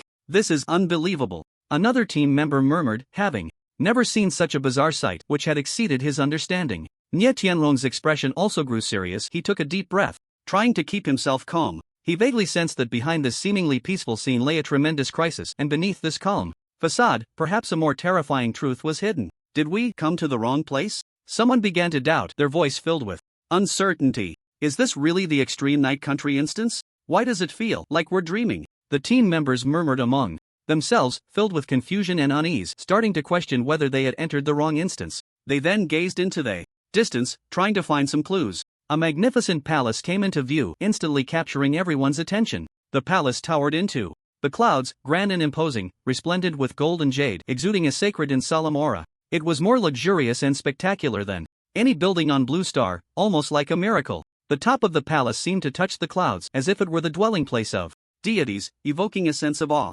What place is that? A team member asked, pointing at the palace, his voice filled with curiosity. I don't No. Another team member shook his head, also stunned by the spectacular sight. Should we go take a look? Someone suggested, his tone tinged with excitement and anticipation. Let's not act rashly, Nie Tianrong said solemnly, his voice filled with caution. This place is too strange. Let's observe for a bit before making a decision, he advised. In such a situation, any reckless action could lead to serious consequences. On the Dragon Country giant sword battleship, Lin Chen watched the second layer of the Extreme Night Country instance. On the television screen, his gaze fixed on the screen, brow slightly furrowed. Those inverted buildings were shrouded in a faint layer of runes flickering and emitting a mysterious glow. So that's it. Lin Chen suddenly realized, finally understanding the reason behind this bizarre phenomenon. It's the power of the runes that changed the direction of gravity, he muttered to himself, his voice laced with excitement. These runes were remarkably similar to the ancient runes he had seen in the magic book, which made him even more confident in his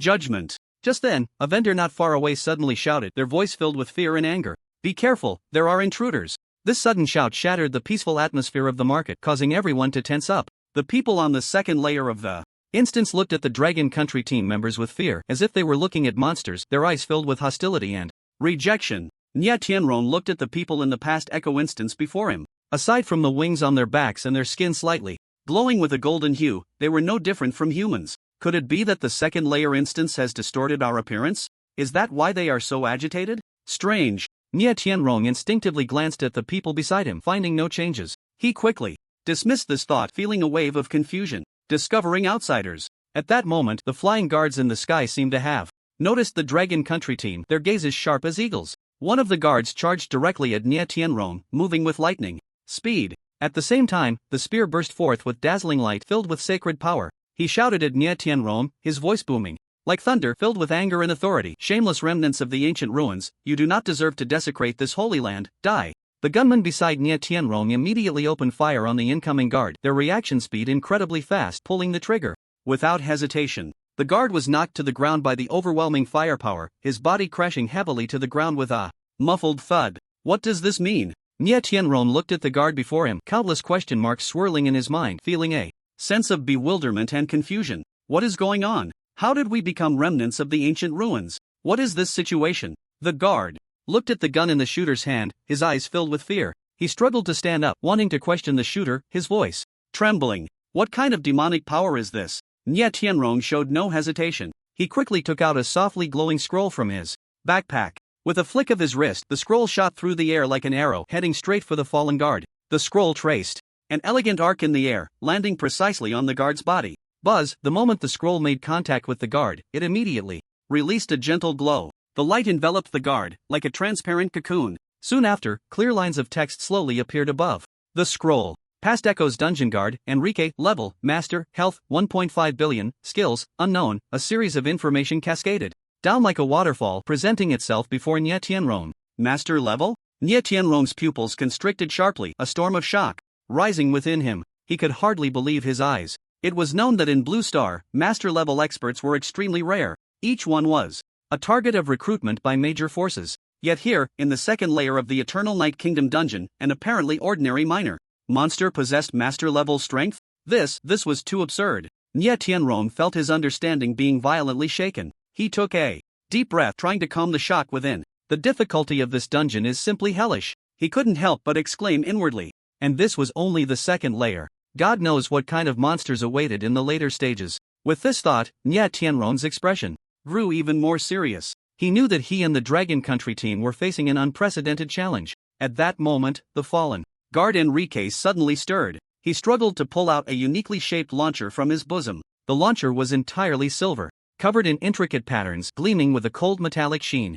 Without any hesitation, Enrique immediately aimed the launcher at the sky and pulled the trigger with force. Whoosh! A blinding red light shot out from the launcher. The red light soared into the sky like a rocket, vanishing in an instant. Following that, a series of sharp whistling sounds echoed through the sky. This whistling, like some special signal, quickly spread throughout the entire market. Not good. He sent a signal. A team member's face changed dramatically, exclaiming in alarm. His voice was filled with tension and worry. Just as he finished speaking, a flurry of flapping wings sounded from all directions. The sound grew louder as it approached, rumbling like distant thunder. Nie Tianrong looked up. He saw countless figures densely appearing in the sky. These figures all had golden wings, shining brilliantly in the sunlight. They were the guards of the second layer of the Eternal Night Kingdom. These guards, like sharks sensing blood, swarmed in from all sides. They surrounded Nye Tianrong and the Dragon Country team, leaving no escape. Each guard exuded a powerful aura. This aura pressed down on everyone present like a tangible force. This is too many, right? A team member looked at the densely packed guards in the sky, his voice trembling slightly. He felt a tingling sensation on his scalp. Such a number of guards, and each one was at the master level. How could they fight this? The faces of the Dragon Country team turned exceptionally grim. Nye Tianrong surveyed the surroundings, looking at the guards that surrounded them completely. Each of these guards was clad in golden armor, wielding long spears, exuding an imposing presence. Their wings flapped continuously in the sunlight, producing a whoosh sound. The entire scene surprisingly gave off a sense of the divine. It even made Nye Tianrong feel a fleeting illusion. Was he the real villain? This thought flashed through his mind and was quickly dismissed. Now was not the time for wild imaginings.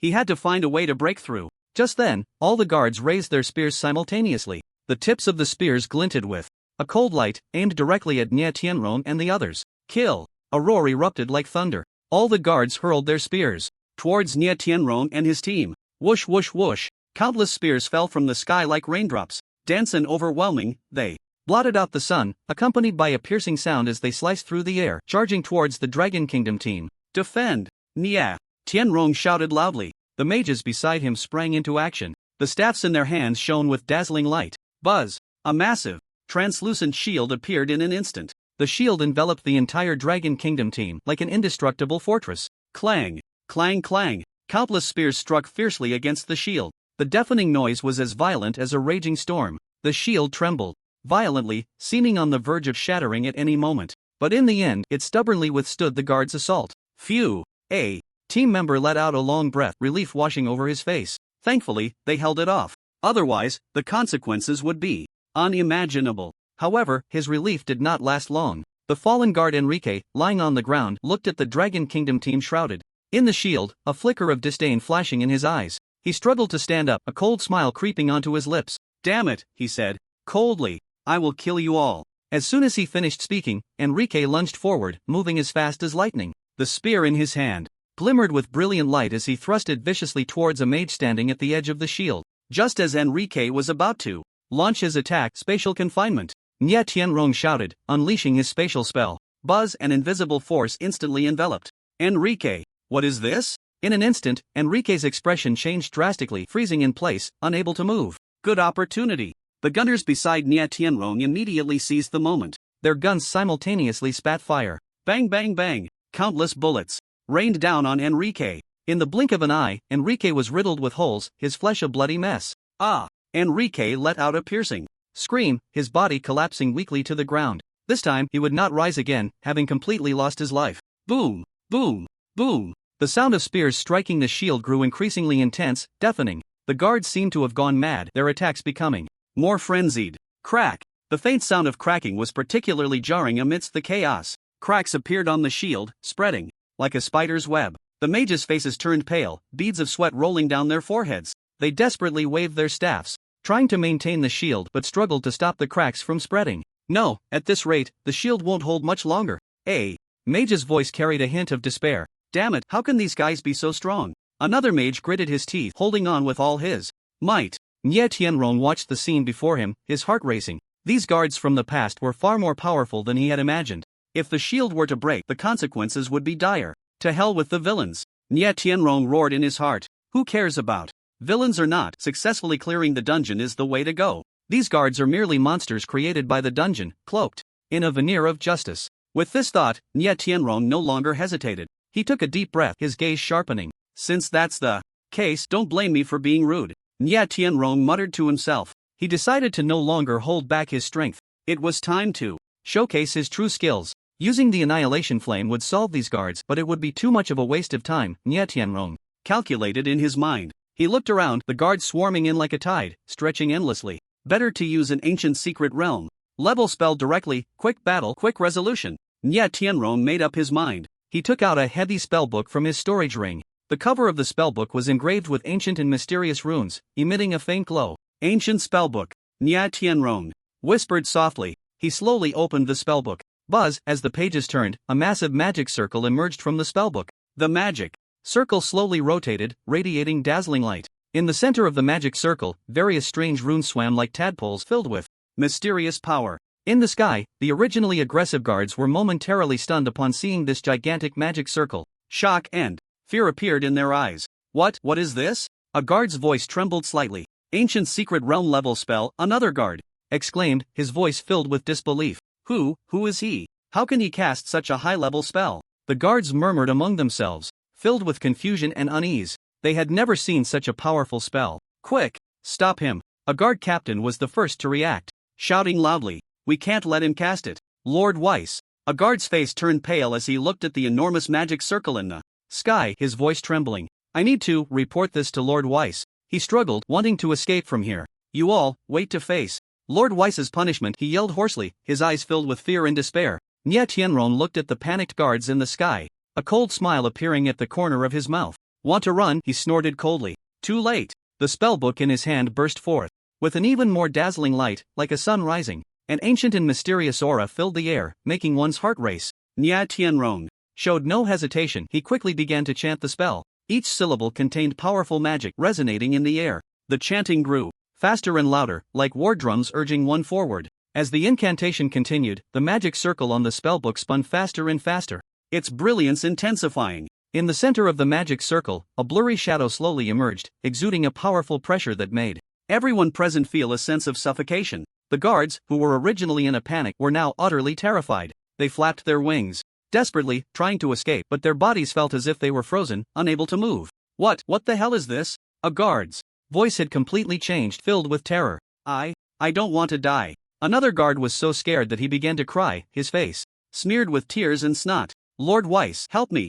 Some guards were desperately calling out, their voices hoarse and filled with helplessness. Nye Tianron paid no attention to the guards' reactions. He continued to pour magic power into the spellbook. The shadow in the center of the magic circle gradually became clearer. It was a giant dragon. A dragon made of lightning. The dragon's body was enormous, blocking out the sun. Its scales shimmered with blue-black electric light, crackling with energy. Its eyes were like two massive orbs of thunder, flashing with a destructive glow. The appearance of the dragon made the entire space unstable. The air was filled with violent electric elements causing sharp stings. "This is Thunder Dragon's Frenzy." A well-informed guard finally recognized the spell, his voice filled with despair. "It's over, all over," he muttered to himself, his gaze hollow as if he had lost all hope. Thunder Dragon's Frenzy, an ancient spell of the lightning element. Nye Tianron's voice echoed in the air. "I specifically had a lightning spell master replicate this, fast and wide-ranging. None of you will escape." Nye Tianron's voice was cold and merciless, like the pronouncement of death. No one could escape this spell. It was his carefully prepared trump card. Roar! At that moment, the lightning dragon let out a deafening roar. Like thunder from the heavens, it resonated through the clouds. The entire space trembled in response. Immediately after, the lightning dragon opened its massive mouth. Bolts of blue-black lightning shot out from its mouth, striking in all directions. These bolts of lightning, like the scythe of death, mercilessly reaped lives. In the sky, the guards with golden wings had no time to dodge. As soon as they came into contact with the lightning, they were turned to char, reduced to ashes, and fell from the sky. "Ah, no, help!" The cries of agony, wails, and pleas for help rose and fell, echoing across the sky. The entire marketplace instantly transformed into a hell on earth.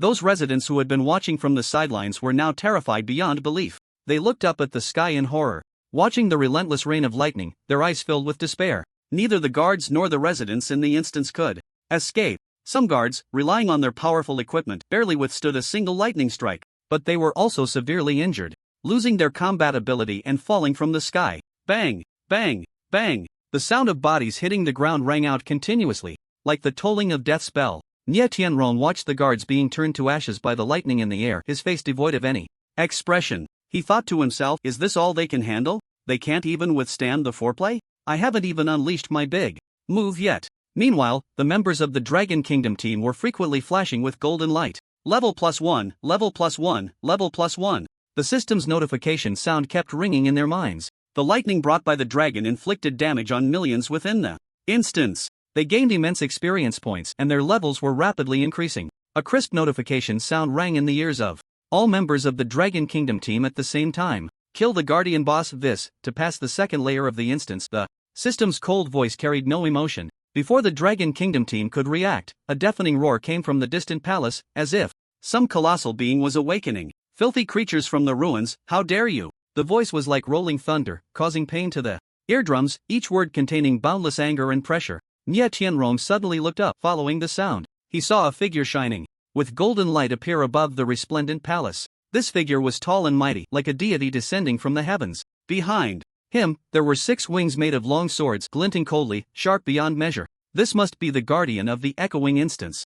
This. Nye Tianrong looked at the figure in the distance, his expression becoming serious. Weiss looked down from above, gazing at Nye Tianrong, and the others with eyes full of disdain and murderous intent. He slowly spoke, his voice carrying an undeniable authority. Great deity, please protect your people from harm. As soon as he finished speaking, the long sword behind Weiss suddenly burst forth with dazzling light. This light was as blinding as the sun, making it impossible to look directly at. At the same time, the residents within the instance all knelt to the ground, worshipping Weiss with sincere expressions. They murmured incantations, seemingly praying for something. An invisible force gathered from all directions, surging into Weiss's body. His aura grew stronger and more terrifying. Nye Tianrong looked at Weiss and thought that since the system had issued a quest, there was nothing more to say. Defeat this boss and clear the instance. He raised his head to the sky, where Weiss shone with golden light, high above like a deity. This is our goal, Nye Tianrong said, taking a deep breath. He knew this would be a tough battle. However, he felt no fear. He was Nye Tianrong, the strongest space mage of the Dragon Kingdom,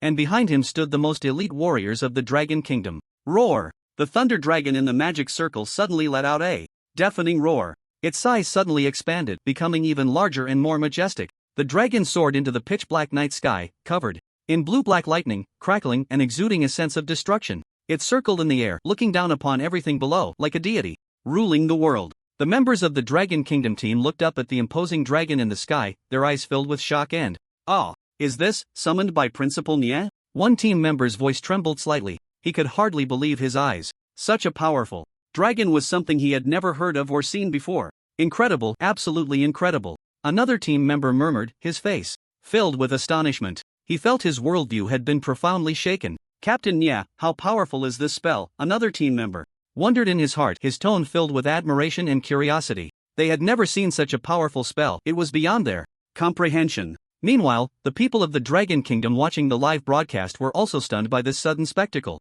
They stared intently at the screen, watching the thunder dragon soaring in the sky, their hearts racing with excitement. Oh my! It's a thunder dragon! Its size, even larger than the fire dragon that appeared in Hang City last time. So shocking, so spectacular. Captain Nye is magnificent. The Dragon Kingdom will surely win. The barrage of comments flooded the screen, expressing their inner excitement and pride. Everyone was deeply captivated by this stunning scene. At this moment, the hearts of all the people of the Dragon Kingdom were tightly connected. They prayed for the Dragon Kingdom team. They believed that the Dragon Kingdom would overcome all difficulties and achieve ultimate victory. Roar! The thunder dragon howled to the sky, its voice shaking the universe. Countless blue-black lightning bolts poured down like a torrential rain, targeting all living beings within the instance of the land of eternal night. The lightning tore through the sky, illuminating the terrified and desperate faces of the guards. Crack! The lightning struck its target, erupting in blinding light, and the smell of burning filled the air. Ah! The screams echoed one after another, resonating in the air above the marketplace, sending chills down spines. The guardian deity Weiss was surrounded by golden light, forming a massive light shield that enveloped the entire palace. This was a defense constructed with divine power, unbreakable. Boom! Boom! Boom! Lightning continuously struck the protective barrier, producing deafening sounds. The barrier trembled violently but never shattered. Vis gritted his teeth, straining to maintain the barrier, veins bulging on his forehead. He could feel the destructive power contained within the lightning. Each impact sent chills down his spine. This force far exceeded his imagination. Damn, these guys from the ruins are surprisingly powerful. Vis cursed inwardly, feeling helpless. He could only exert all his strength to protect the palace and his people. Outside the barrier, however, was a different scene. The areas without Vis's protection had already turned into scorched earth. Countless guards and residents were obliterated under the onslaught of lightning, turning to ash. Corpses lay scattered, and rivers of blood flowed. Thick smoke billowed, obscuring the sky. The entire marketplace resembled a hell on earth. Nye Tianrong hovered in midair, coldly observing it all. His gaze was icy, devoid of any emotional fluctuation. These were merely data within a dungeon. The Thunder Dragon dance truly lives up to its name, Nye Tianrong mused to himself. The power of this spell far exceeded his expectations. What relieved him even more was that the Thunder Dragon dance had a friend or foe identification function. It would only attack enemies within the dungeon and would not harm the Dragon Kingdom team. Otherwise, the consequences would be unimaginable. If it were indiscriminate like the space annihilation, the Dragon Kingdom team would be in grave danger. Yeah, Tianrong thought, still feeling a lingering fear. Space annihilation was the strongest single-target attack spell he mastered. Its power was immense, but it did not distinguish between friend and foe. Once cast, the entire space would be destroyed, including the caster themselves.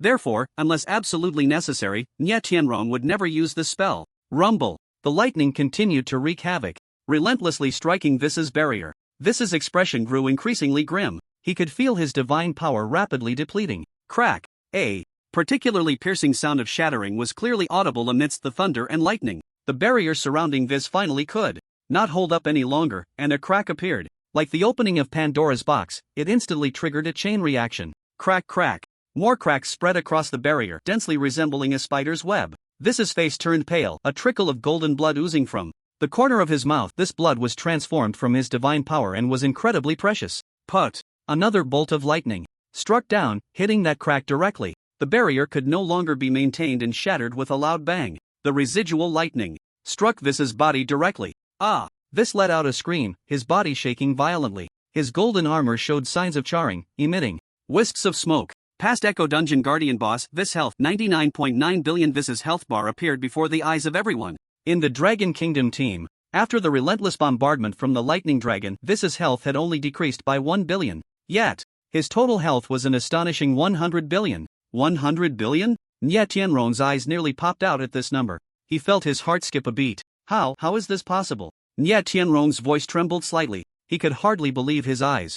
After all, this was only the second layer of the Eternal Night Kingdom dungeon. The boss's health had reached 100 billion? This was too outrageous. They had the blessing of the ancient secret realm, yet faced with this 100 billion health boss, they felt utterly powerless. Other challengers without any enhancements would have no hope of victory whatsoever. This difficulty is simply hellish. Nye Tianrong couldn't help but exclaim inwardly. He felt his understanding being severely challenged. Meanwhile, the audience in the Dragon Kingdom watched the livestream and saw Vis's health. Their reactions were even more exaggerated than Nye Tianrong's. What the hell?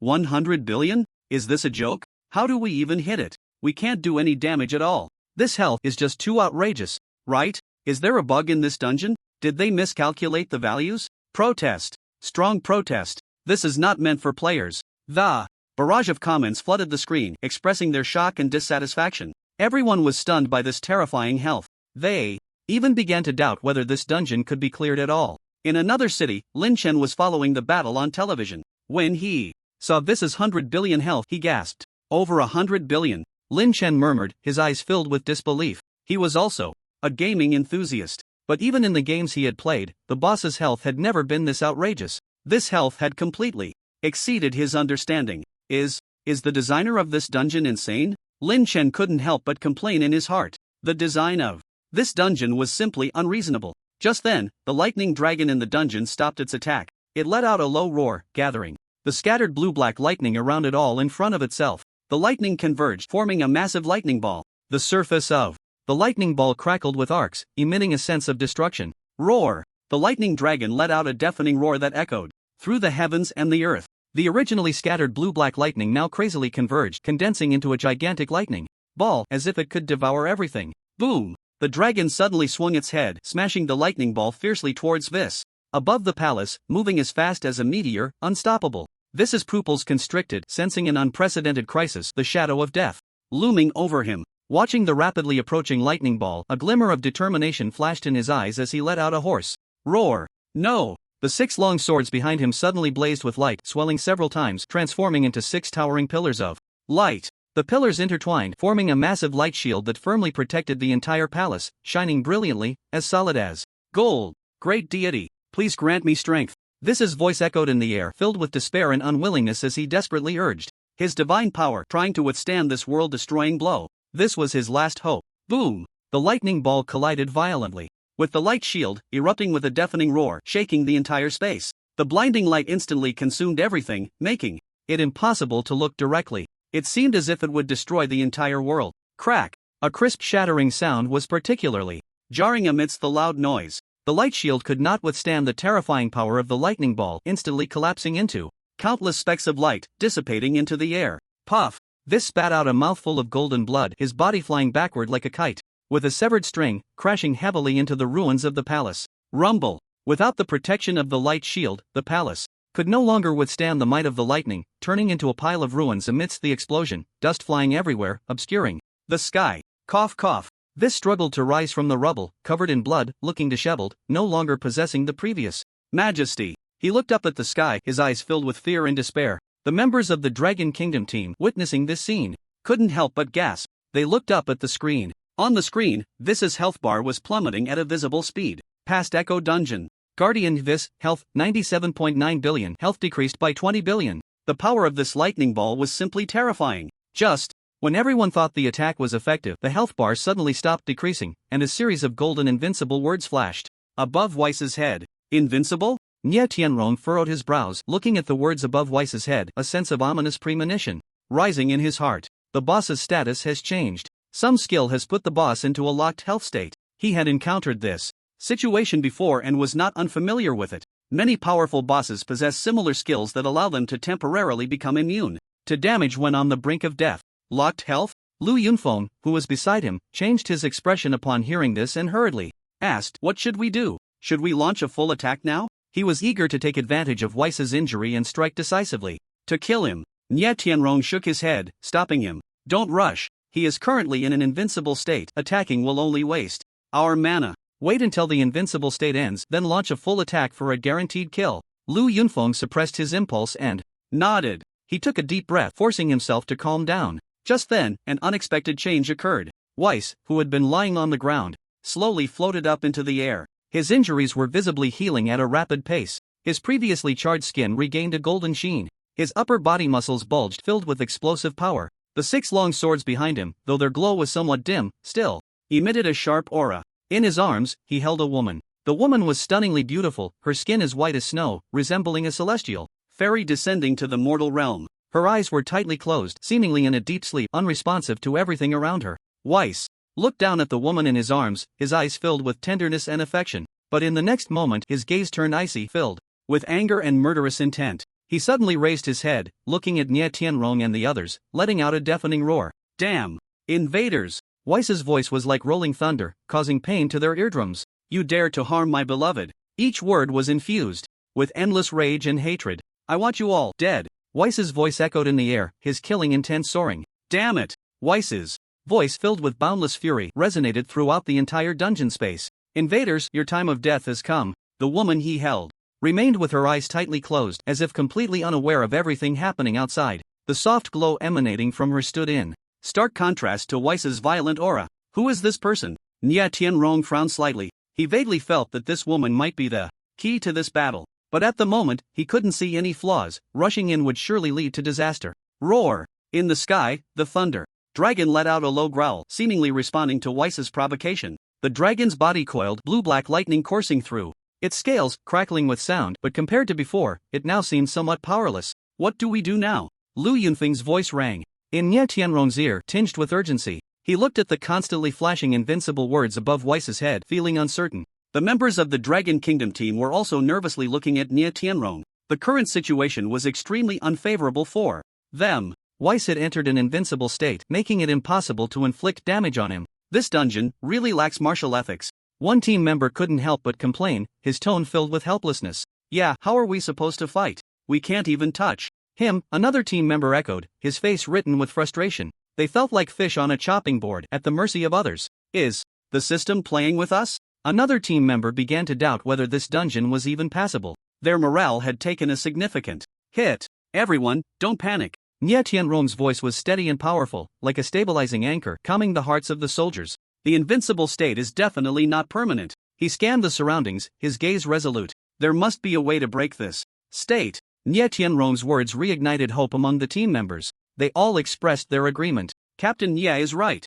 We will definitely find a way. Yes, our Dragon Country team is not so easily defeated. Let's go. If we take down this boss, we can clear the dungeon." The morale of the team surged once again. They believed that as long as Nie Tianrong was there, no difficulty was insurmountable. Meanwhile, in the Dragon Country livestream, the audience's emotions were like a roller coaster, rising and falling. "Damn, this boss is too shameless, right? It can even be invincible? How are we supposed to play?" Just surrender already. Protest. Strong protest. This dungeon is not meant for humans. The Dragon Country team is in danger. I believe in Captain Nya. He must have a way. Yes, Captain Nya is a powerful space mage. He can definitely create miracles. Go, Dragon Country. We will always support you. The barrage of comments flooded the screen, expressing their inner worries and support. Everyone was deeply captivated by the tense situation. They were anxious for the Dragon Country team. They hoped that the Dragon Country team could overcome this powerful enemy and achieve ultimate victory.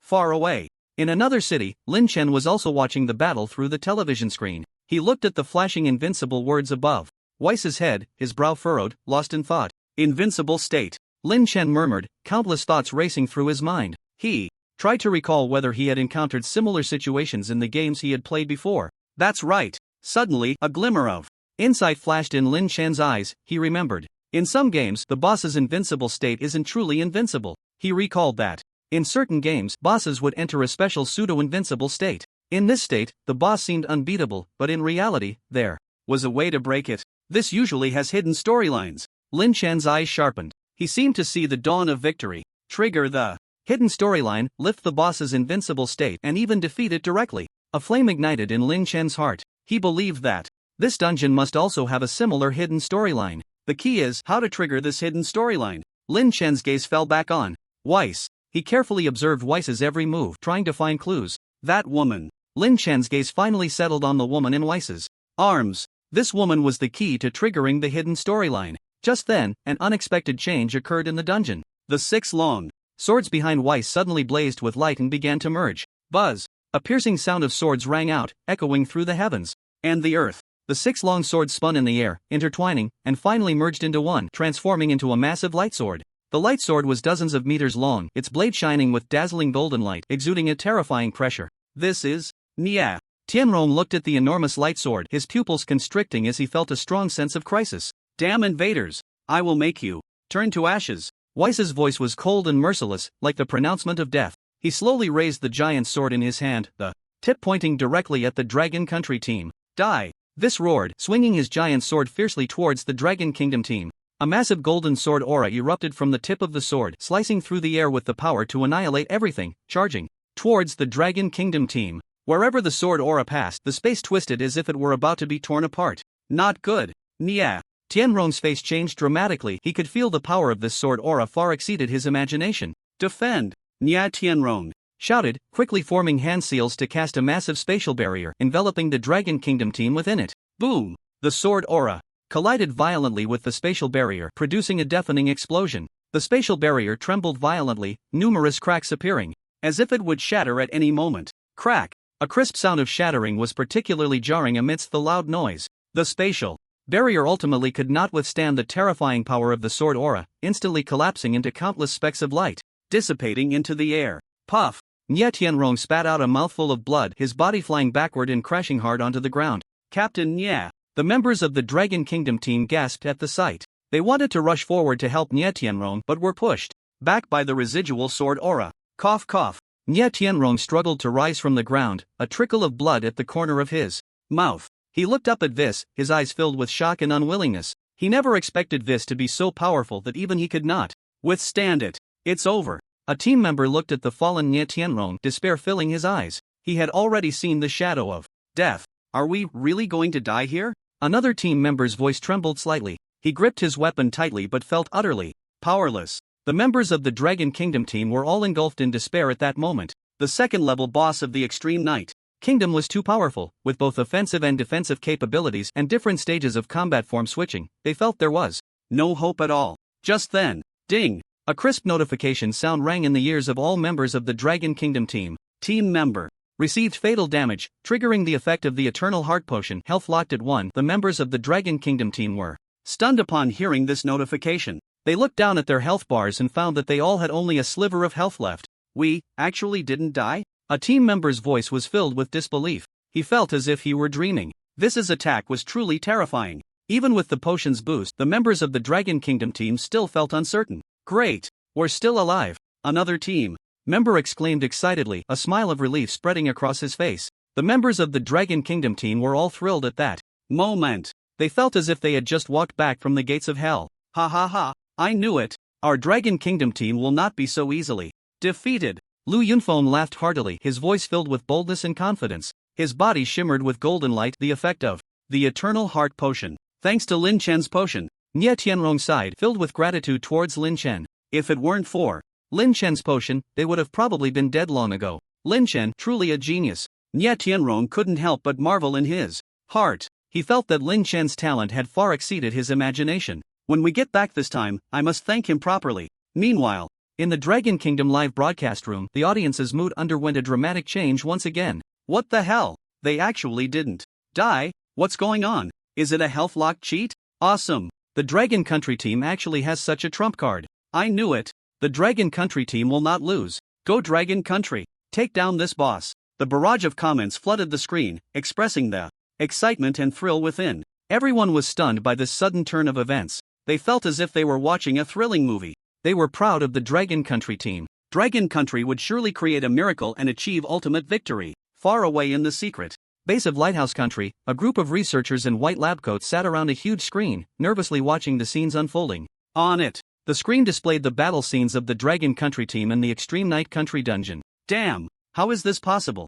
One researcher exclaimed, staring at the flashing one above the heads of the Dragon Country team members. He felt his worldview had been strongly impacted. They actually didn't die? Another researcher's voice trembled slightly. He stared intently at the screen, afraid to miss any detail. They had originally thought that the Dragon Country team would surely perish under Weiss's attack. Unexpectedly, the Dragon Country team miraculously survived. Could it be that the data for this second-level dungeon was corrupted? Or was there a misjudgment by a higher-level system? Why was there a health lock? It didn't make sense. This is unscientific. The researchers began to suspect that there was a bug in this dungeon. Their faces were filled with shock and confusion. What on earth is going on? A middle-aged man in a suit asked with a furrowed brow. He was the head of this secret base and one of the high-ranking officials of Lighthouse Country. He had originally thought the Dragon Country team was doomed this time. Unexpectedly, there was still hope for a comeback. This made him feel very uneasy. Report, sir. We are analyzing. A researcher replied, beads of sweat already forming on his forehead.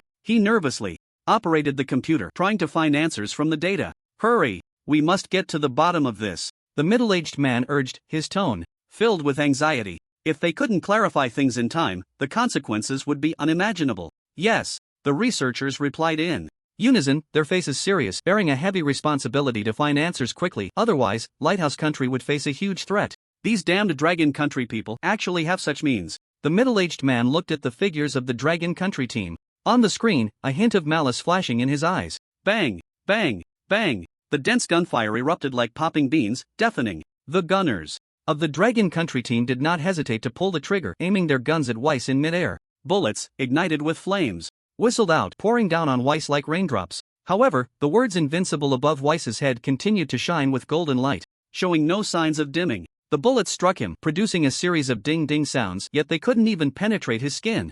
Useless. Nie Tianrong frowned as he watched this scene. He knew that Weiss's invincible state was not an ordinary defensive skill, but a kind of more powerful force. Damn, how are we supposed to fight this? Lu Yunfeng cursed, looking at Weiss, who was unscathed. He felt as if he had punched a cotton ball, unable to exert any strength. The members of the Dragon Country team were also feeling a bit disheartened. At this moment, they had never encountered such a tricky enemy. This boss is simply like a turtle shell. One team member couldn't help but complain. His tone was filled with helplessness and frustration. Is the system playing with us? There's no way to win this. Another team member began to doubt whether this dungeon could be cleared at all. Their morale had taken a significant hit. Everyone, don't give up. Nie Tianrong's voice rang out again, like a ray of light in the darkness, illuminating the hearts of the team members. There must be a way to clear this dungeon. He looked around, his gaze resolute. We will definitely find a way to break through its shell. Nie Tianrong's words reignited the fighting spirit of the team.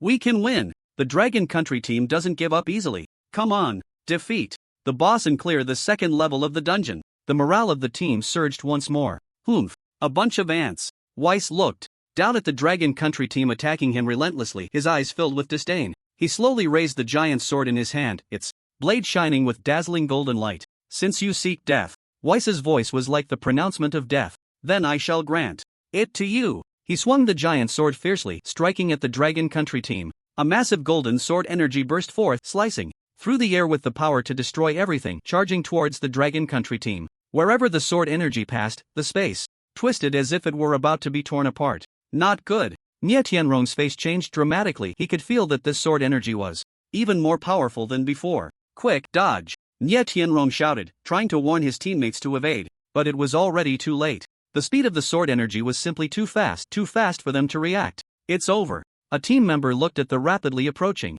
sword energy, his eyes filled with despair. He felt as if he had already seen the shadow of death. Are we really going to die here? Another team member's voice trembled slightly. He gripped his weapon tightly but felt utterly powerless. At this moment, the members of the Dragon Country team were all engulfed in despair. They felt they had no hope left. Just at this critical moment, put! A strange sound was clearly audible amidst the whistling of the sword energy. The sound was like a sharp blade piercing through flesh. Immediately after, boom! A deafening explosion echoed. The golden sword energy that was originally charging towards the Dragon Country team suddenly exploded in midair, transforming into countless specks of light that dissipated into the air. What? Weiss stared at this scene, his pupils constricting, filled with disbelief. He could hardly believe his eyes. What is happening? The members of the Dragon Country team were also stunned. They looked at the sword energy that had exploded in midair, their faces blank. They had thought they were doomed. But unexpectedly, such a dramatic change had occurred. We are saved? A team member's voice carried a hint of disbelief. He felt as if he were dreaming. Great! We're still alive. Another team member exclaimed excitedly, a smile of relief spreading across his face. The members of the Dragon Country team were now filled with exhilaration. They felt as if they had just walked back from the gates of hell. What is going on? Lu Yunfeng looked at Weiss's incredulous expression and asked in confusion. He sensed that something was off. Nie Tianrong remained silent, his gaze fixed intently on Weiss. He noticed that the golden light surrounding Weiss was gradually dissipating. The words invincible above his head also dimmed and eventually vanished. Could it be? Nie Tianrong's heart stirred as if he had thought of something. He suddenly looked at the woman in Weiss's arms. The woman, who had her eyes tightly closed, was now slowly opening them. Tears shimmered in her eyes, yet they were filled with determination. In her hand, she held a dagger. The tip of the dagger was deeply embedded in Weiss's heart. Blood gushed from Weiss's chest, staining the woman's clothing red. Alice, you! Weiss looked down at the woman in his arms, his eyes filled with shock and confusion. He never imagined he would die at the hands of the woman he loved most. I'm sorry, Weiss. Alice's voice trembled, her eyes brimming with sadness and helplessness. I just wanted to end it all. End it all? Weiss's eyes were filled with doubt. He couldn't understand why Alice would do this. Why? Weiss's voice was weak. He felt his life force rapidly fading away. Alice, why did you do this?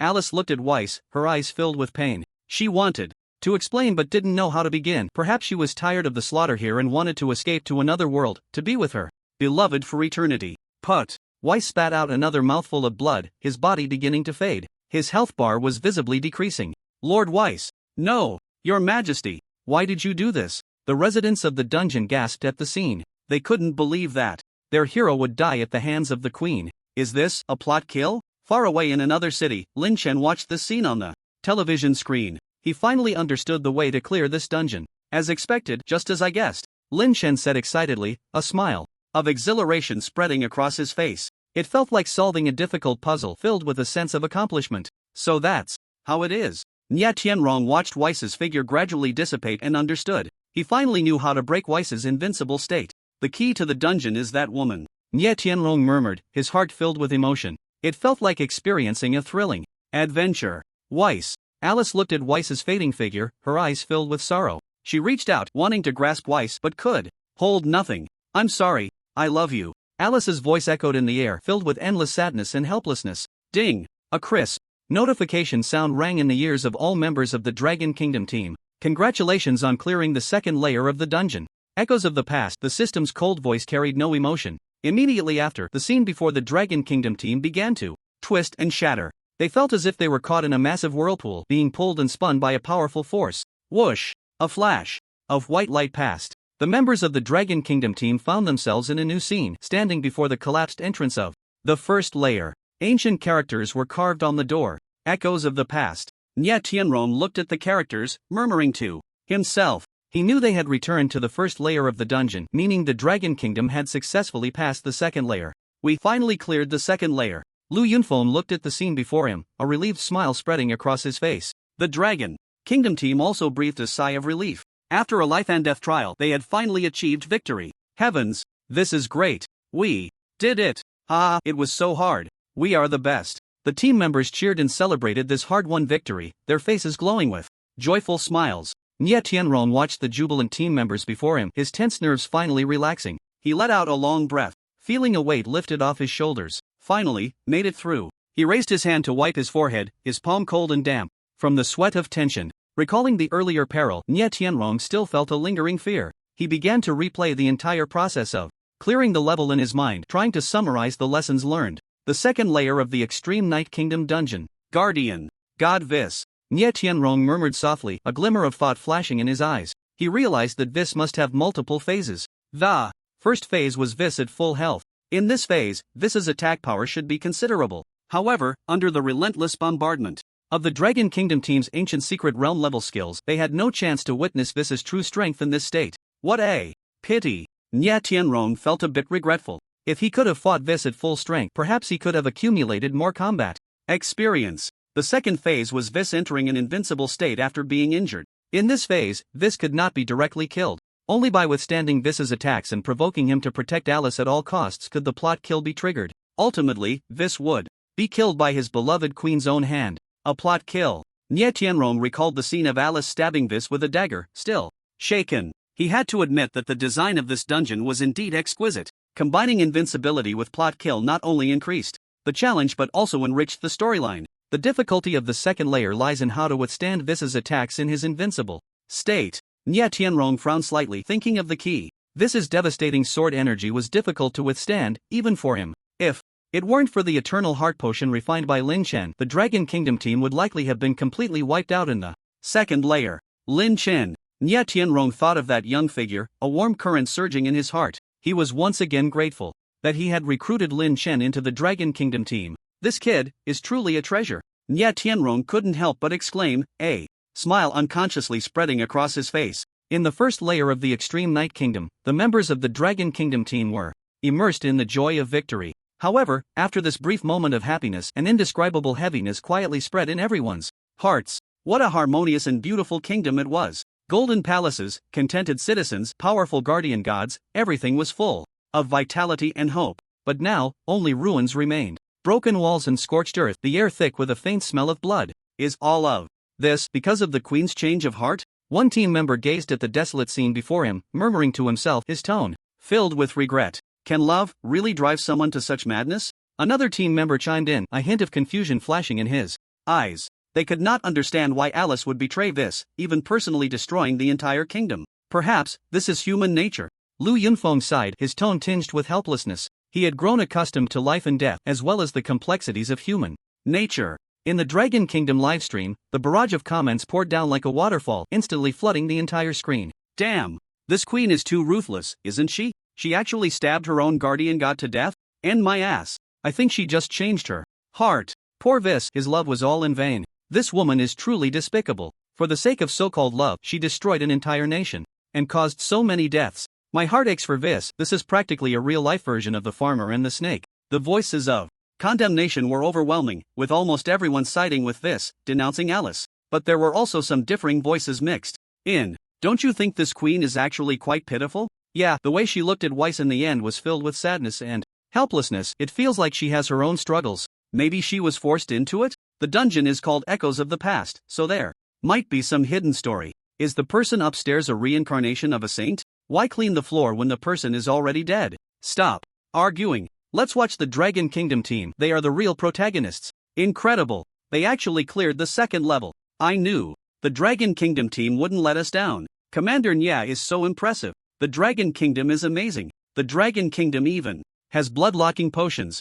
What a divine assist. The Dragon Kingdom is mighty. Long live the Dragon Kingdom. Cheers erupted, and the netizens from the Dragon Kingdom celebrated the victory of their team. They felt proud to be from the Dragon Kingdom. They believed that the Dragon Kingdom could overcome all difficulties and stand tall at the pinnacle of the world. The Dragon Kingdom is truly powerful. Some foreign netizens, watching the barrage of comments flooding the Dragon Kingdom's livestream, couldn't help but sigh. Their tone was filled with envy and jealousy. They had to admit that the Dragon Kingdom was far ahead in this global dungeon competition. This made them feel very uneasy. At this moment, at the headquarters of the Giant Sword Legion, Lin Chen was sitting in his room watching the replay. of the Dragon Kingdom team's livestream on a military laptop. Phew, finally cleared it. He let out a long breath, feeling relieved. Seeing the members of the Dragon Kingdom team standing safely in front of the first level's gate, his anxious heart finally settled. This Eternal Heart Potion really works well. Lin Chen looked at the one flashing above the heads of the Dragon Kingdom team members on the screen,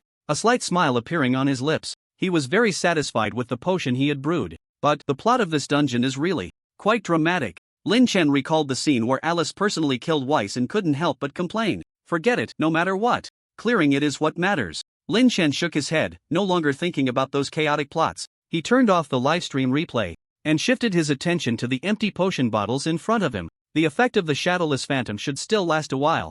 Lin Chen glanced at the potion bottle, thinking to himself. He planned to take advantage of the potion's effect before it ended to see if there was anything noteworthy in the past or future. Let's look at the future. Lin Chen felt a stir in his heart. He wanted to know what would happen next. Would the Dragon Kingdom be able to clear the Eternal Night Kingdom dungeon smoothly? Could he make more contributions? Lin Chen closed his eyes, focused his mind, and immersed his consciousness into the shadowless phantom potion. Swish! A flash of white light suddenly appeared. Lin Chen felt himself caught in a massive whirlpool. His consciousness began to blur, and his body gradually became ethereal. It felt like he was traversing a mysterious, narrow tunnel flying towards an unknown destination. He was about to cross the river of time to catch a glimpse of the future. Boom! A loud noise. Lin Chen's consciousness jolted violently. He felt as if he had crashed into an invisible wall, and a blurry scene appeared before him. This is... Lin Chen struggled to open his eyes, trying to see the scene clearly. He discovered that he was standing on a huge warship. On the deck of the warship lay many corpses. Those corpses were all Dragon Kingdom soldiers. Their faces bore expressions of terror. With no wounds on their bodies, they had died silently, creating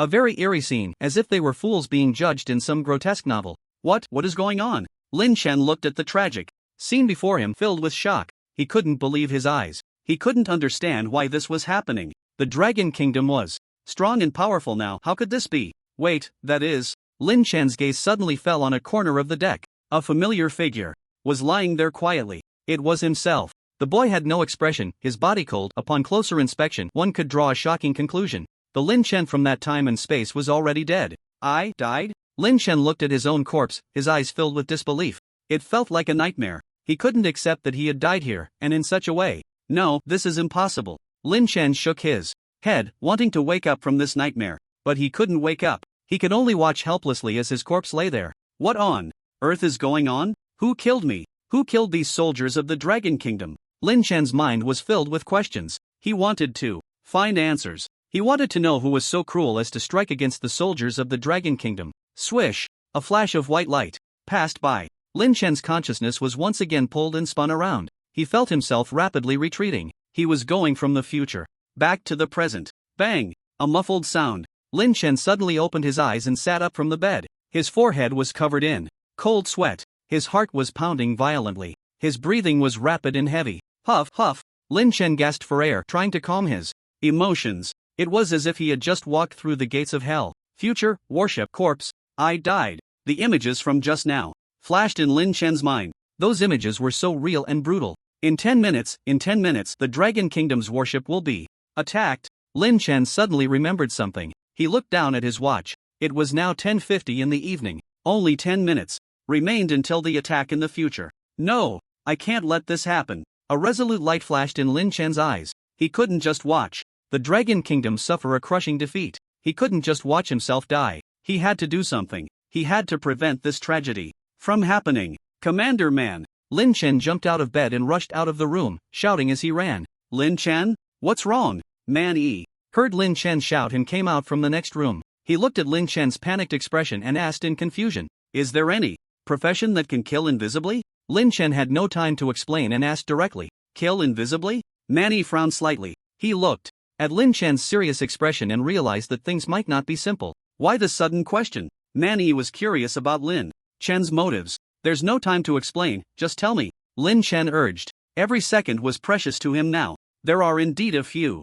Man pondered for a moment and replied. "For example, the curse killers from the Wokoku can kill someone by cursing them. The curse caster needs to know detailed information about the target and have a drop of their blood and must be within a certain range of the victim to succeed. The Tianju Kingdom also has a profession called the Dream Weaver who can create illusions to make the target die in their dreams. The abilities of a dream weaver are usually quite weak and can only deal with those with weak willpower. Manny quickly listed 2 professions that could kill invisibly. Curse killer, dream weaver. Lin Chen listened to Man Yi's introduction, deep in thought. He felt that both professions could potentially launch an attack on the Dragon Kingdom's warship. Curse killers, dream illusionists. Lin Chen repeated these 2 names, his brow furrowed, as if he wanted to engrave these words into his mind. He felt that both professions could potentially launch attacks on the warships of the Dragon Kingdom. Which of these 2 professions has a greater likelihood? Lin Chen pressed on, his voice urgent, tinged with a barely perceptible impatience. Manny looked at Lin Chen, although he didn't understand why.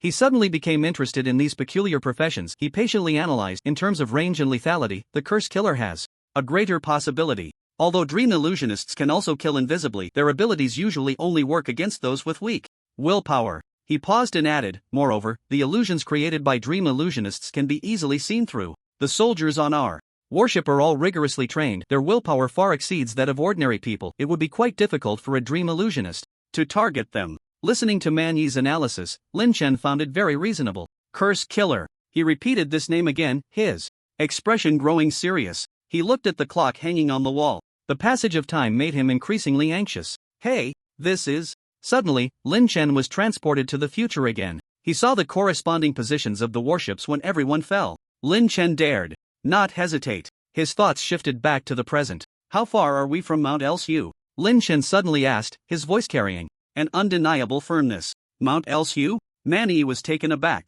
He hadn't expected Lin Chen to suddenly mention this place. He looked at Lin Chen in confusion, unsure of what he was getting at. You tell me first. Lin Chen did not explain, his tone urgent. About 7 minutes away. Although Manny was full of questions, seeing Lin Chen's anxious demeanor, he vaguely felt that things might not be that simple. 7 minutes. Lin Chen looked down at his watch, the time ticking away, as if the footsteps of death were drawing closer. His heartbeat quickened with the passage of time. Commander Man, please order full speed ahead. Lin Chen suddenly raised his head, looking firmly at Manny, his tone carrying a hint of pleading. We don't have time. Full speed ahead? Manny frowned, feeling a bit dazed, and after regaining his senses, he hesitated. Lin Chen, what do you want to do? There's no time to explain now. Lin Chen shook his head, his tone anxious. In any case, please trust me. He looked at Manny, his eyes filled with pleading. After all, the effects of the time-traveling potion were too extraordinary. Saying it outright would have low credibility and could not be falsified.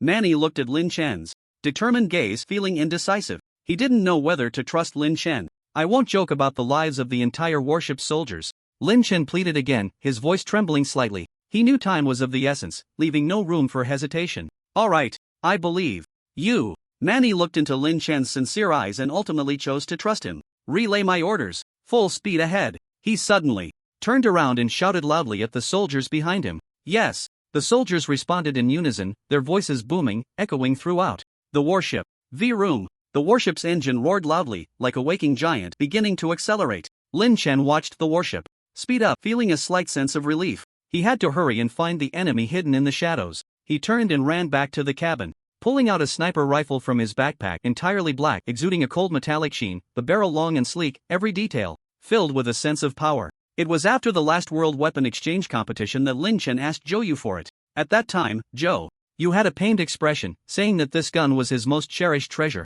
Lin Chen knew that the power of this gun must be incredibly strong. He enchanted the gun, bestowing it with even greater strength. I hope you can help me find that guy, Lin Chen murmured to himself. He held the sniper rifle in his hands, examining it carefully as the attribute panel unfolded before his eyes. Name, Shadow. Hunter, Enchanted, Level, Master Range, 10 km Special Effect, can automatically track enemies within 10 km and deliver precise strikes, automatic tracking. Lin Chen looked at the special effect of the sniper rifle, a glint flashing in his eyes. This is the effect. He would definitely be able to find that enemy hiding in the shadows. Lin Chen tightened his grip on the sniper rifle. Feeling its cold touch, his heart filled with confidence. Whoosh, he calmed his excited heart. Then, holding the sniper rifle, he walked out of the cabin and onto the deck of the warship. The night sea breeze carried a hint of saltiness brushing against Lin Chen's face. In the distance, the El Snow Mountain appeared even more mysterious under the cover of night. This is the place. Lin Chen stood on the deck, raising the sniper rifle and aiming at the distant El Snow Mountain. His gaze was sharp as an eagle, as if he wanted to pierce through the night and find that hidden enemy. 1 minute left. Lin Chen silently counted in his heart. His finger lightly rested on the trigger, ready to pull it at any moment, his heartbeat seemingly merging with the sound of the warship's engine. Time passed second by second. Lin Chen's gaze became increasingly focused. His breathing steadied. His body felt as if it had merged with the sniper rifle in his hands. The warship surged forward like a deep-sea behemoth, cutting through the waves at full speed towards El Snow Mountain. On the deck, Lin Chen's figure stood like a spear, upright in the cold wind, the sniper rifle seeming to meld with him. 20 seconds. Lin Chen's eyes were like torches, firmly locking onto the gradually clearer snow mountain in the distance. His heartbeat thudded like war drums, tense yet excited. The moment that would determine fate was about to arrive. Whoosh! Suddenly, Lin Chen moved. He leaped up, his form like a swift cheetah, instantly reaching the highest point of the warship. The sniper rifle in his hands pointed towards the sky like the Grim Reaper's. Sigh! Bang! Bang! Bang! The deafening gunfire suddenly erupted, shattering the tranquility of the night. Bullets, carrying searing flames, shot out from the muzzle, slicing through the air, flying in all directions. Raging Bloodstorm enchantment effect activated. The firing rate of the sniper rifle surged to a terrifying level. Lin Chen spun like a whirling top, the sniper rifle transforming into a whirlwind of death, crazily sweeping in a 360-degree arc. Bullets rained down, dense as locusts. In just a few seconds, Lin Chen fired a staggering 2,000 rounds. The entire warship seemed to be enveloped in a storm of gunfire. On the deck, the busy soldiers were startled by the sudden gunfire. They all stopped their work, looking up at Lin Chen, their eyes filled with confusion and disbelief. "What is Lin Chen doing?" one soldier scratched his head, asking in bewilderment. "I don't know. Could it be that he found the enemy?" another soldier speculated. Yet his tone was filled with doubt. It was strange that there was not a single shadow around, not even a ghost. Bang! The last bullet shot out from the muzzle. Lin Chen ceased firing and slowly jumped down from the highest point of the warship. He landed steadily on the deck, the sniper rifle in his hand still emitting a faint smell of gunpowder. Lin Chen let out a long breath, his nerves finally relaxing. A fine layer of sweat beaded on his forehead, a result of the earlier tension. His heart still raced violently, as if it were about to leap out of his chest. It must succeed. Lin Chen silently prayed. He fixed his gaze on the soldiers around him. If his attack did not work, what awaited them next would be a brutal massacre. "Lin Chen, what are you doing?" Man Yi and Man Lin hurried over after hearing the gunfire, their faces filled with confusion. To them, Lin Chen had just been shooting at the air in a very strange manner, and they had no idea why. It looked utterly bizarre. Lin Chen wanted to explain, but the words caught in his throat, and he swallowed them back. Explaining too much now would only waste time, and Man Yi and Man Lin might not even believe him. After all, this ability to kill invisibly was simply too unfathomable. "I wanted to test the aiming capability of this gun," Lin Chen casually made up an excuse. He didn't want to worry Man Yi and Man Lin, nor did he want them to know what kind of life and death struggle he had just experienced. Test the gun? Man Yi and Man Lin exchanged glances. Clearly, they did not believe Lin Chen's explanation. But they did not press further. After all, Lin Chen was a member of the Dragon Country team, and there were some things they were not in a position to inquire about. Manny frowned and walked away, while Man Lin gracefully approached Lin Chen, whispering in his ear, "If you're bored, you can come to my room." Okay with that, she playfully turned and left. This Lin Chen suddenly felt a bit embarrassed. He hadn't expected Sister Man Lin to be so bold. However, there were more pressing matters at hand, so he couldn't agree. With a rumble, the warship continued to move forward at full speed. Time passed second by second. Lin Chen's heart grew increasingly tense as he watched the soldiers around him, fearing they might suddenly collapse. He did not want to perish here. Lin Chen noticed that the warship had already flown past Mount Elkshu. The soldiers on the deck were safe and sound. They were all busy with their own tasks. No one had fallen, no one was injured, everything was so peaceful and harmonious. Lin Chen was stunned. He looked at the calm scene before him, unable to believe his eyes. Could it be? I succeeded? A thought flashed through his mind. He suddenly looked up and gazed into the distance. The mountain that had been shrouded in darkness was now out of sight. The nightmarish future he had envisioned did not come to pass, and everything had unfolded in tranquility. Lin Chen let out a sigh of relief. The weight on his heart lifted. He had successfully killed the enemy, hiding in the shadows, preventing the tragedy that was about to occur. Once the matter was settled, he could leave quietly, keeping his achievements hidden. Perhaps when he returned to ancient times, he would also be a great hero. "Lin Chen, what's wrong with you?" Man Yi and Man Lin looked at Lin Chen's relieved expression and asked again. They felt that Lin Chen was acting unusually today. "Nothing, just feeling a bit full." Lin Chen shook his head, a faint smile appearing on his face. He didn't want to worry Man Yi and Man Lin and didn't explain much. Smooth talker, as long as you're fine. Man Yi and Man Lin saw that Lin Chen was unwilling to say more and did not press further, turning to attend to their own matters. May this world be forever at peace. Lin Chen stood on the deck, gazing at the gradually emerging Greenland Island in the distance, filled with emotion. He had just undergone a life and death trial and understood how heavy the responsibility on his shoulders was. The heavenly water magic spring. Lin Chen murmured softly, a determined light flashing in his eyes. He must find the heavenly water magic spring as soon as possible to enhance his strength. Only in this way can we better protect the dragon kingdom and the people around us. Ding dong, as the Dragon Kingdom successfully conquered the second level of the Extreme Night Kingdom dungeon, the voice of the heavenly Tao echoed like a great bell, resonating in every corner of the world. Congratulations to the Dragon Kingdom! Cleared the second level of the Extreme Night Kingdom dungeon. Echoes of the past golden light descended from the sky, enveloping the entire Dragon Kingdom. National rewards are now being distributed to the Dragon Kingdom. All attributes of Dragon Kingdom. Professionals increased by 10% for 5 years. Alchemists have a 10% chance to produce double potions from a single material. The sudden surprise sent the entire Dragon Kingdom into a frenzy. On the streets, a young alchemist apprentice looked at the slightly trembling potion bottle in his hand, his eyes sparkling with excitement. This is amazing. With this, I can level up my alchemy skills much faster. He gripped the potion bottle tightly, as if holding on to his own future. Professionals of the Dragon Kingdom rushed to share the news. This reward is too generous. It's a comprehensive enhancement of the Dragon Kingdom's national strength. A battle-hardened veteran, feeling the surge of power within him, showed a hint of excitement in his eyes. With this 10% attribute boost, our Dragon Kingdom warriors will become even stronger. He gripped his spear tightly, as if he could already see the scene of invincibility on the battlefield. Alchemists were equally thrilled. Alchemy usually consumes too many materials. If we can produce double potions from a single material, that would be fantastic. An elderly alchemist, with white hair, caressed his beloved alchemical cauldron, his eyes filled with anticipation. Now, we can save more materials and create more and better potions. He seemed to envision a flourishing future for the alchemy industry in the Dragon Kingdom. In the barracks of the Great Sword Legion, in Lin Shen's room, he also heard the prompt from the Heavenly Tao. Due to the significant role Lin Shen's potions played in conquering the dungeon, the rewards received are different. Lin Chen was slightly taken aback, then revealed an expression of anticipation. He carefully sensed the changes within him. As an alchemist, I have a 20% chance to produce double potions from a single material.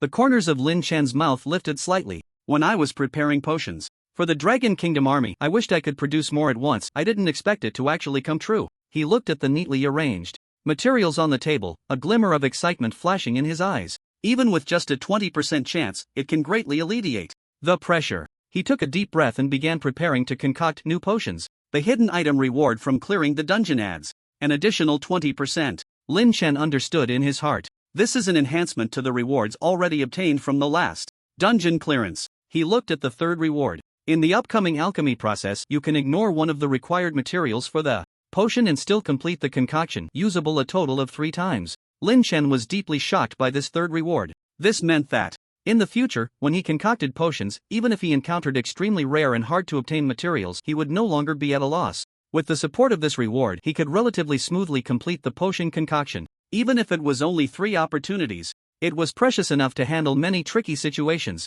As Lin Chen thought of this, a wave of ecstasy surged in his heart. He took a deep breath, suppressing his inner excitement, and slowly walked out of the cabin. Lin Chen, look over there. Mani's voice suddenly came, interrupting Lin Chen's thoughts. He followed the direction Mani was pointing and saw the outline of a small island not far ahead, faintly visible in the morning light. That is Greenland Island. Mani's voice carried a hint of subtle excitement. After we pass that island, we will soon reach the heavenly water magic spring. Lin Chen nodded, a hint of anticipation rising in his heart. The heavenly water magic spring was the key to enhancing his strength. Many casually picked up the telescope on the deck and looked towards Greenland Island in the distance. His expression instantly froze. An incredulous look flashed in his eyes. His lips trembled slightly, as if he had seen something extremely terrifying. What's wrong? Lin Chen felt a tightness in his chest and hurriedly asked. You take a look for yourself. Many handed the telescope to Lin Chen, his voice a bit hoarse. He couldn't understand what had happened. Could it be an ambush? Oh, Lin Chen took the telescope and looked towards Greenland Island. When he saw the scene on the island, his pupils suddenly constricted. On the small island, corpses lay everywhere. Bodies were sprawled haphazardly on the beach, on the rocks, and in the woods, their deaths remarkably consistent. Each person's forehead had been precisely pierced by a bullet, leaving a shocking blood hole, as if they had been judged. By the heavens! This is... Lin Chen's breathing became rapid. He looked at the wounds on the foreheads of those corpses and instantly understood. These people were the assassins who had previously tried to kill him, all perished in that recent round of frantic gunfire. Lin Chen put down the telescope, taking a deep breath to calm his excited heart. He carefully observed the clothing on those bodies. These people came from all over the world, some wearing uniforms of the Lighthouse Nation, some in the uniforms of the Bear Country, and others in the ninja attire of the Japanese country. There are indeed quite a few who want my life. A cold glint flashed in Lin Chen's eyes. He had thoroughly intimidated those petty individuals. Lin Chen, what's going on? Many walked up to Lin Chen, asking in a low voice. He looked at the corpses on the island, filled with confusion. They came to kill us, Lin Chen said calmly, as if discussing a trivial matter. Kill us? Many frowned tightly. He looked at Lin Chen, worry filling his eyes. This unparalleled alchemy genius from the dragon country indeed drew hatred. If other countries secretly teamed up to eliminate such a strategic figure, the dragon country would suffer heavy losses, not just in the field of powerful potions. I've already dealt with all of them. Lin Chen smiled and patted Many's shoulder, casually comforting him. You? Many looked at Lin Chen's indifferent expression, hesitating to speak. Those people on the island, did you kill them all? He turned around, his gaze piercing, as if trying to see through Lin Chen's heart. Yes. Lin Chen did not evade, openly admitting, that's right, it was me. His tone showed no ripples, as if stating a trivial matter. I used this enchanted sniper rifle to take them all down. Lin Chen raised the shadow hunter in his hand, the muzzle still lingering with a faint smell of gunpowder, the scent of death. Many gasped in shock, although he had already guessed the outcome. Hearing Lin Chen admit it still left him stunned. One person, one gun, could instantly kill so many elite warriors from around the world. It was nothing short of a miracle. Lin Chen, you. The voice of Manlin came, trembling slightly. She quickly walked to Lin Chen's side, her face filled with disbelief. She had also heard the conversation between Lin Chen and Many and learned the truth of the matter. Manlin picked up the telescope as well and looked towards Greenland Island. The sight of corpses everywhere made her feel nauseous. Most of these corpses have gunshot wounds to the head. She forced herself to endure the discomfort, observing carefully. However, some of the bodies show signs of being burned. Manlin put down the telescope and looked at Lin Chen in confusion. Does your bullet have a burning effect? She remembered that Lin Chen's sniper rifle was enchanted with an automatic tracking effect, and she had never heard of it having a burning effect. No, it doesn't. Lin Chen shook his head, certain that his bullets definitely did not have a burning effect. That's strange. Manlin furrowed her brows, puzzled. If it wasn't your bullet that caused it, then how did these burn marks appear on the corpses? She felt that things were not as simple as they seemed. Could it be there are other enemies? Manlin proposed a bold guess, her voice trembling slightly. Lin Chen was startled. Manlin's words made him instantly alert. Yes, if it wasn't his bullet that caused it, then there was only one explanation for these burn marks. There were other enemies hiding in the shadows. Moreover, this enemy had the ability to launch fire attacks. These people are likely just the visible enemies. Lin Chen narrowed his eyes, a cold glint flashing in them. In the dark, there is an even greater threat. He felt as if he had fallen into a huge conspiracy. This conspiracy was not only aimed at him personally but also at the entire Dragon Kingdom. Meanwhile, on Greenland Island, in the underground palace, the dark, damp air was filled with a decaying smell. Hikazaki Runichi, the commander of the Yamato nation, was kneeling before a skeleton, repeatedly bowing his head. Bang, bang, bang. His forehead struck the ground heavily, making a dull sound. Blood seeped from his forehead, staining the ground red. But he dared not stop, mechanically repeating the bowing motion. Great Lord Skeleton, I beg you to spare my life. Hikazaki Runichi's voice was hoarse and trembling, filled with fear. I was wrong, I shouldn't have coveted your treasure. He prayed while bowing, hoping to gain the skeleton's forgiveness. A week ago, Hikazaki Runichi had obtained an ancient treasure map. The location was on Greenland Island. At that time, the Lighthouse Nation, Bear Country, and Yamato were conspiring to give the Dragon Kingdom a warning. They planned to set an ambush on the Dragon Kingdom's way to the heavenly water magic spring. Hikazaki Runichi thought this was a once-in-a-lifetime opportunity. He could take advantage of the ambush on the Dragon Kingdom to also seek out the treasure. So, he volunteered to be the commander of the coalition forces, bringing an elite team to Greenland Island in advance. On one hand, it was to set up the ambush. On the other hand, it was to search for the treasure indicated on the map. But he never expected that the so-called treasure would turn out to be a corpse. Lord Skeleton, I beg you. Hikazaki Runichi continued to bow, his voice now hoarse. His body began to tremble slightly. Bang! Hikazaki Runichi's head struck the ground heavily once more. Blood had already stained a small area in front of him, a shocking sight. Yet he still dared not stop, mechanically repeating the bowing motion, like a tireless puppet. Great Lord Skeleton, I beg you to forgive my ignorance. Hikazaki Runichi's voice was hoarse and trembling, filled with despair. He regretted it. Regretted that he had coveted the so-called treasure. Even more so, he regretted opening that strange coffin. Hikazaki Runichi had brought an elite team formed by the three nations to Greenland Island in advance. On one hand, it was to set up the ambush and ensure everything was foolproof. On the other hand, it was to seek out the legendary treasure to satisfy his own desires. He had meticulously planned everything. First, he used a curse to silently eliminate a portion of the people on the Dragon Kingdom's warship, weakening their combat power. Using the cannon again, he aimed at the warship in the sky and launched a fierce bombardment, completely sinking them. Heiji Ryuichi believed his plan was flawless. The Dragon Kingdom was definitely doomed this time. He had arranged everything and was just waiting for the Dragon Kingdom to take the bait.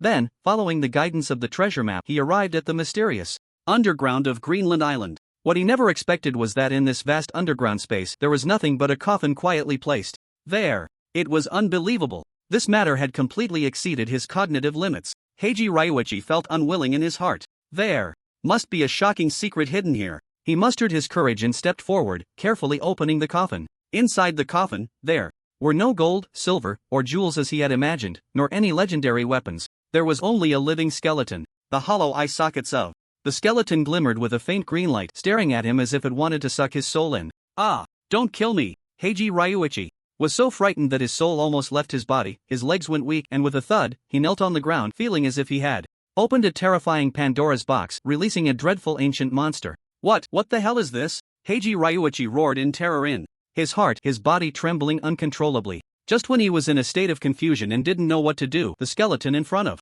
him actually spoke. What year is it now? The skeleton's voice was hoarse and deep, as if it came from the depths of hell, sending chills down his spine. Heiji Ryuichi didn't dare to look up. He trembled as he answered, 2365. He didn't even dare to breathe, fearing to anger this terrifying presence before him. The skeleton seemed satisfied and nodded. It seems I have slept for a long time. The skeleton's voice rang out again, carrying a hint of nostalgia, as if reminiscing about something. You foolish people will never know what the truth of the world is. The skeleton's words were filled with mystery and eeriness, leaving Heiji Ryuichi even more bewildered. He had no idea what the skeleton was talking about. All he knew was that he had to find a way to survive. It was as if Heiji Ryuichi didn't hear the skeleton's speech. He just kept kneeling on the ground, repeatedly banging his head against the floor. Bang, bang, bang, again and again. The sound was dull yet powerful. His forehead was already a bloody mess, but he didn't dare to stop. He knew that his only chance of survival was to beg for the skeleton's forgiveness.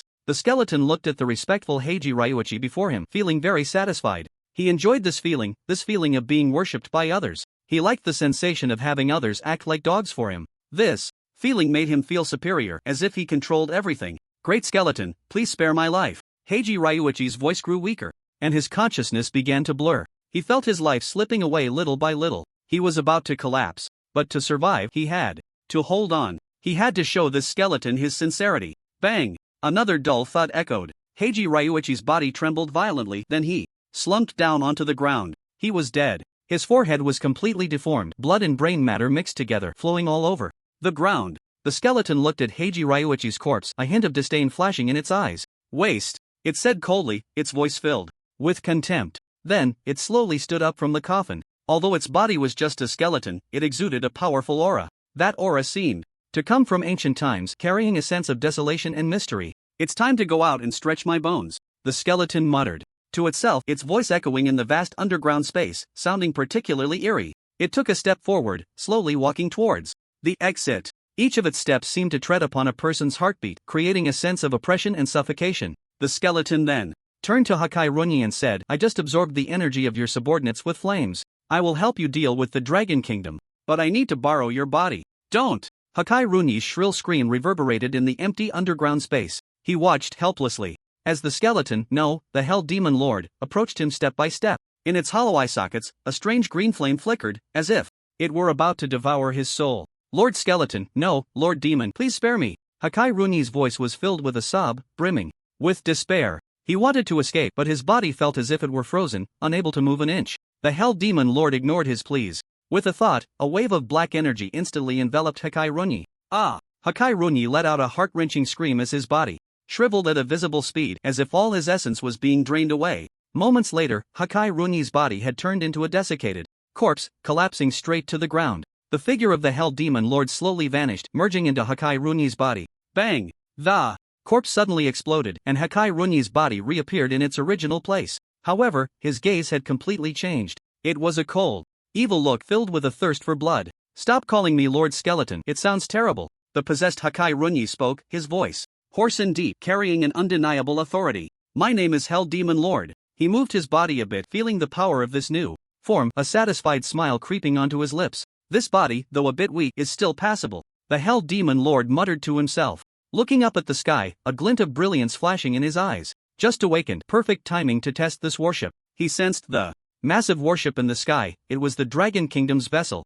The Hell Demon Lord curled his lips into a cruel smile. He slowly raised his right hand, a ball of black flame gathering in his palm, the flames growing larger and brighter, gradually condensing into a gigantic fireball, radiating terrifying heat that distorted the surrounding air. Go, my treasure, the Hell Demon Lord said softly, his right hand sweeping forward with an air of regal arrogance. Boom! The enormous fireball tore through the sky, rushing towards the Dragon Kingdom's warship with a momentum that promised destruction. Alarm! Alarm! High-energy attack detected. The piercing alarm sounded abruptly on the Dragon Kingdom's warship. Strengthen the protective barrier. Manny's voice echoed on the ship. V-Room. The warship's protective barrier instantly intensified, beams of energy flickering around the vessel. Boom! The massive fireball crashed violently against the protective barrier. The entire warship shook violently as if it would disintegrate at any moment.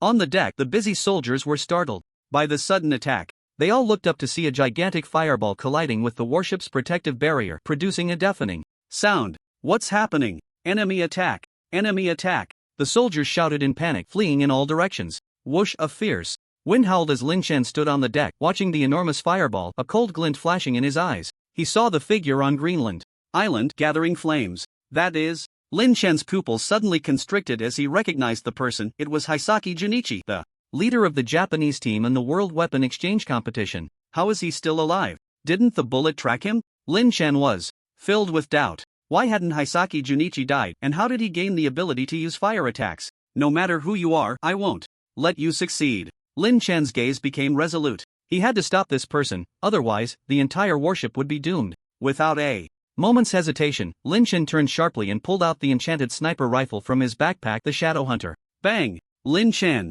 jumped directly off the warship. Lin Shen! Manny and Man Lin shouted in terror as they saw Lin Shen leap from the ship. We're at 10,000 meters high. Jumping down like that is certain death.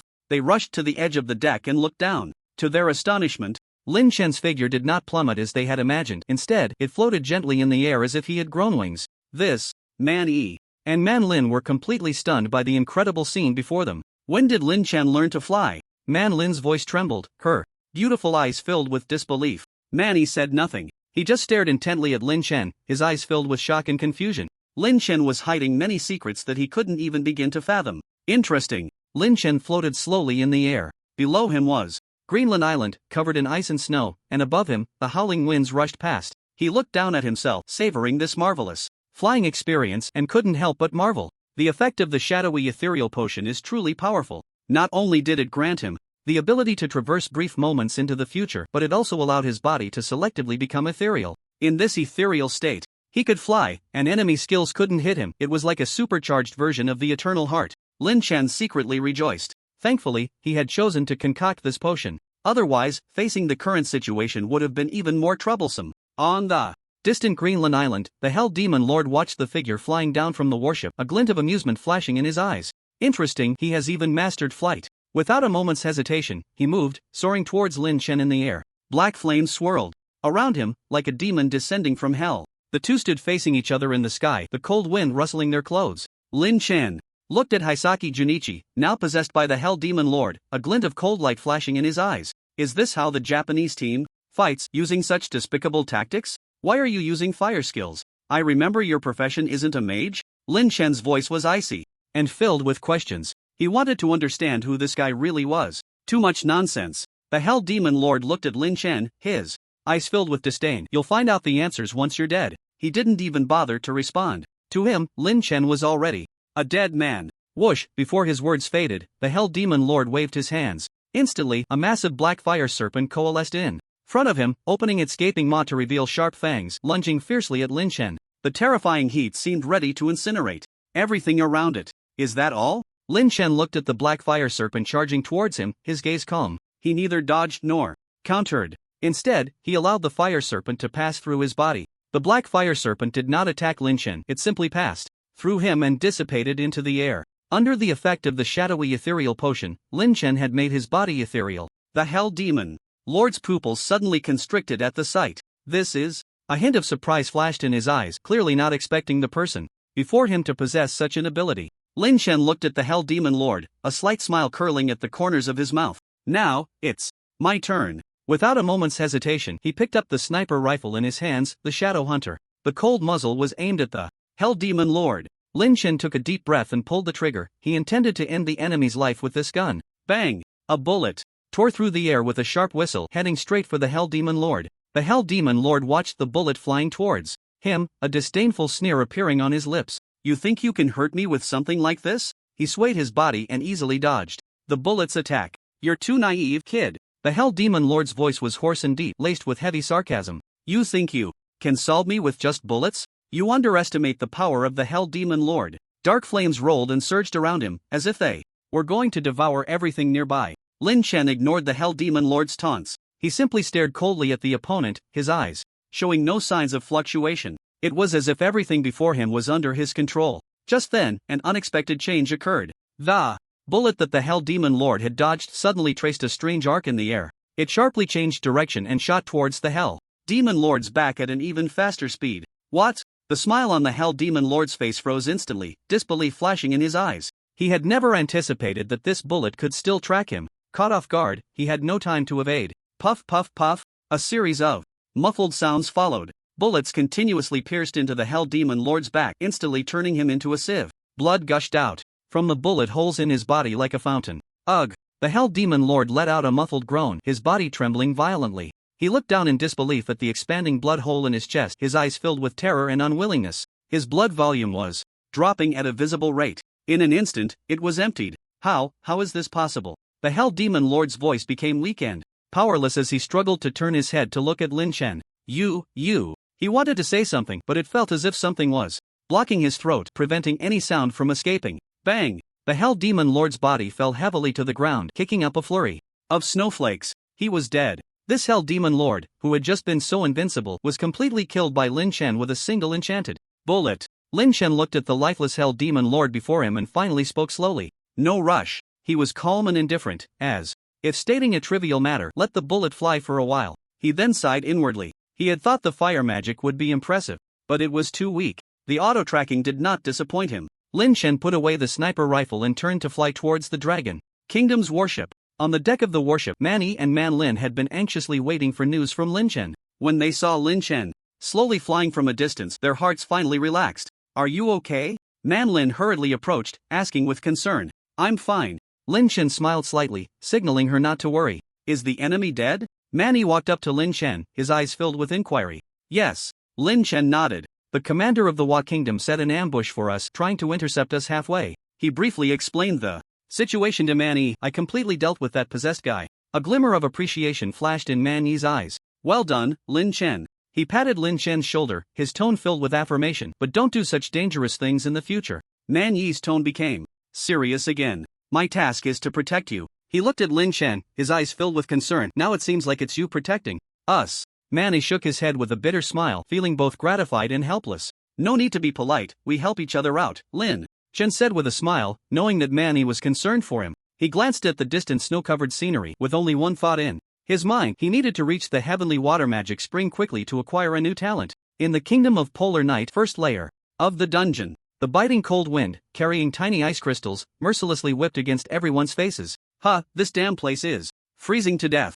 A team member tightened his heavy clothing, unable to hold back his complaints. He rubbed his hands together, trying to dispel the chill. Suddenly, a dazzling light appeared beside everyone, like stars falling from the sky, capturing everyone's attention. What is this? Everyone stopped their actions, curiously looking towards the flickering light. As the light faded, pieces of equipment quietly floated in the air. Some shimmered with a ghostly blue glow, while others radiated brilliant golden light. Wow! Is this a system reward? A sharp-eyed team member exclaimed. He recognized the origin of these pieces of equipment. They were the treasures dropped when they killed monsters in the second layer. It actually teleported out directly. This is too awesome. Another team member rubbed his hands excitedly, his eyes gleaming with greed. He couldn't wait to claim these pieces of equipment for himself. Ding! The system notification sound rang out. Congratulations to all adventurers for successfully killing the monsters in the second layer of the Kingdom of Polar Night and receiving generous rewards. The cold system notification echoed in everyone's minds.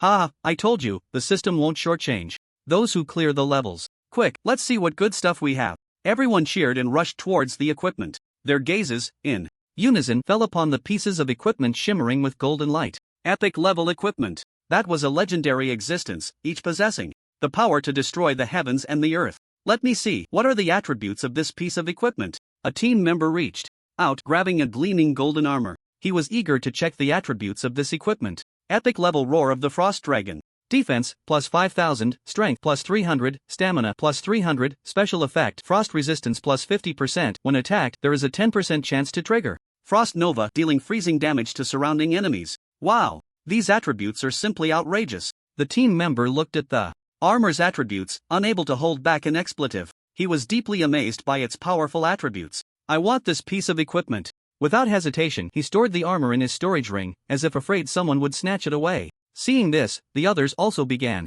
to check the attributes of other equipment. This weapon is nice, the attack power has increased a lot. This piece of jewelry is pretty good too, it adds luck. These shoes even increase critical hit rate, amazing. Everyone excitedly discussed while checking the equipment attributes. Each person found their desired equipment, their joy evident on their faces. After a moment, everyone finally divided the equipment among themselves. Each person was satisfied, putting away their spoils. Ahem. Nie Tianrong cleared his throat twice, drawing everyone's attention. Are you all ready? He surveyed the surroundings and asked in a deep voice. Ready. Everyone responded in unison, their voices loud and full of fighting spirit. They couldn't wait to move forward, to challenge stronger enemies and gain richer rewards. Let's go. Everyone followed closely, heading towards the next dungeon. Each person was filled with anticipation and desire. Charge, kill the boss, loot the gear, for glory, for rewards. Cheers erupted from the team from time to time. Morale was high, and the fighting spirit was strong. The Dragon Kingdom team arrived at the West Gate under Nie Tianrong's leadership. The winter wind, like tiny ice blades, ruthlessly swept across the open space in front of the West Gate. Nie Tianrong squinted slightly, his sharp gaze scanning the team members beside him. The members instinctively tightened their protective suits to fend off the biting cold. Principal, this door. A team member rubbed his hands together, his voice trembling as he asked. He pointed at the towering, ancient giant door in front of him, his eyes filled with confusion. Fire spells, attack directly, Nie Tianrong commanded decisively. Several fire mages immediately began to chant spells. Fire elements wildly gathered around them, and the originally cold space seemed to warm up a few degrees. Boom! Several scorching fire pillars erupted from the mage's palms, crashing violently against the giant door. The expected loud noise did not occur. The moment the flames made contact with the giant door, it was as if a cow had sunk into the sea. It vanished without a sound. Immediately, the surface of the giant door began to ripple strangely. The ripples grew larger, gradually twisting into a massive human face. The features were blurred, but one could clearly sense its frenzied and distorted expression. What are you staring at? Come and hit me. The face suddenly spoke, its voice sharp and piercing, like nails scraping against glass. Kill me, and you can open the entrance to the third level of the dungeon. The face's voice echoed in the empty space, carrying a chilling madness. The Dragon Kingdom team was stunned by this sudden scene, looking at each other in disbelief. What is going on? A team member stammered. He felt his worldview had been strongly impacted. Looking for a fight? Is it a masochist? Another team member couldn't help but retort. The scene before them was simply absurd. I'll let you in on a secret. This door is the entrance to the third level of the dungeon. The face seemed not to hear the team's discussions, proudly continuing, the entrance to the fourth level of the dungeon is the east gate, so don't go the wrong way. The team members were bewildered. They felt their brains were somewhat insufficient. This door is giving us, a team member muttered to himself. He thought this door must be insane. Has it betrayed us? Another team member echoed. He felt this door was betraying the dungeon. Nie Tianrong looked at the strange giant door before him, his brow furrowed. The door's attitude was indeed too abnormal. Not only did it actively request to be attacked, but it also revealed clues for clearing the dungeon. Could there be a trap? Nie Tianrong was filled with doubts. In the end, he chose to trust Lin Chen's judgment. Attack! Nie Tianrong's voice rang out again, firm and resolute. Although the team members were puzzled, they executed the order without hesitation, various spells lighting up instantly and pouring towards the giant door. Yes, just like that. Hurry up and attack me. The door let out an excited scream, its voice filled with anticipation, as if it truly enjoyed the feeling of being attacked. In the Dragon Kingdom live broadcast room, countless viewers saw this bizarre scene through the live stream. The barrage exploded instantly. What the hell? What's up with this door? It's actively looking for a fight? Is it too weird? I've never seen such a shameless door before. Is it out of its mind? Or is there some special quirk about it? Why does this big door feel a bit off?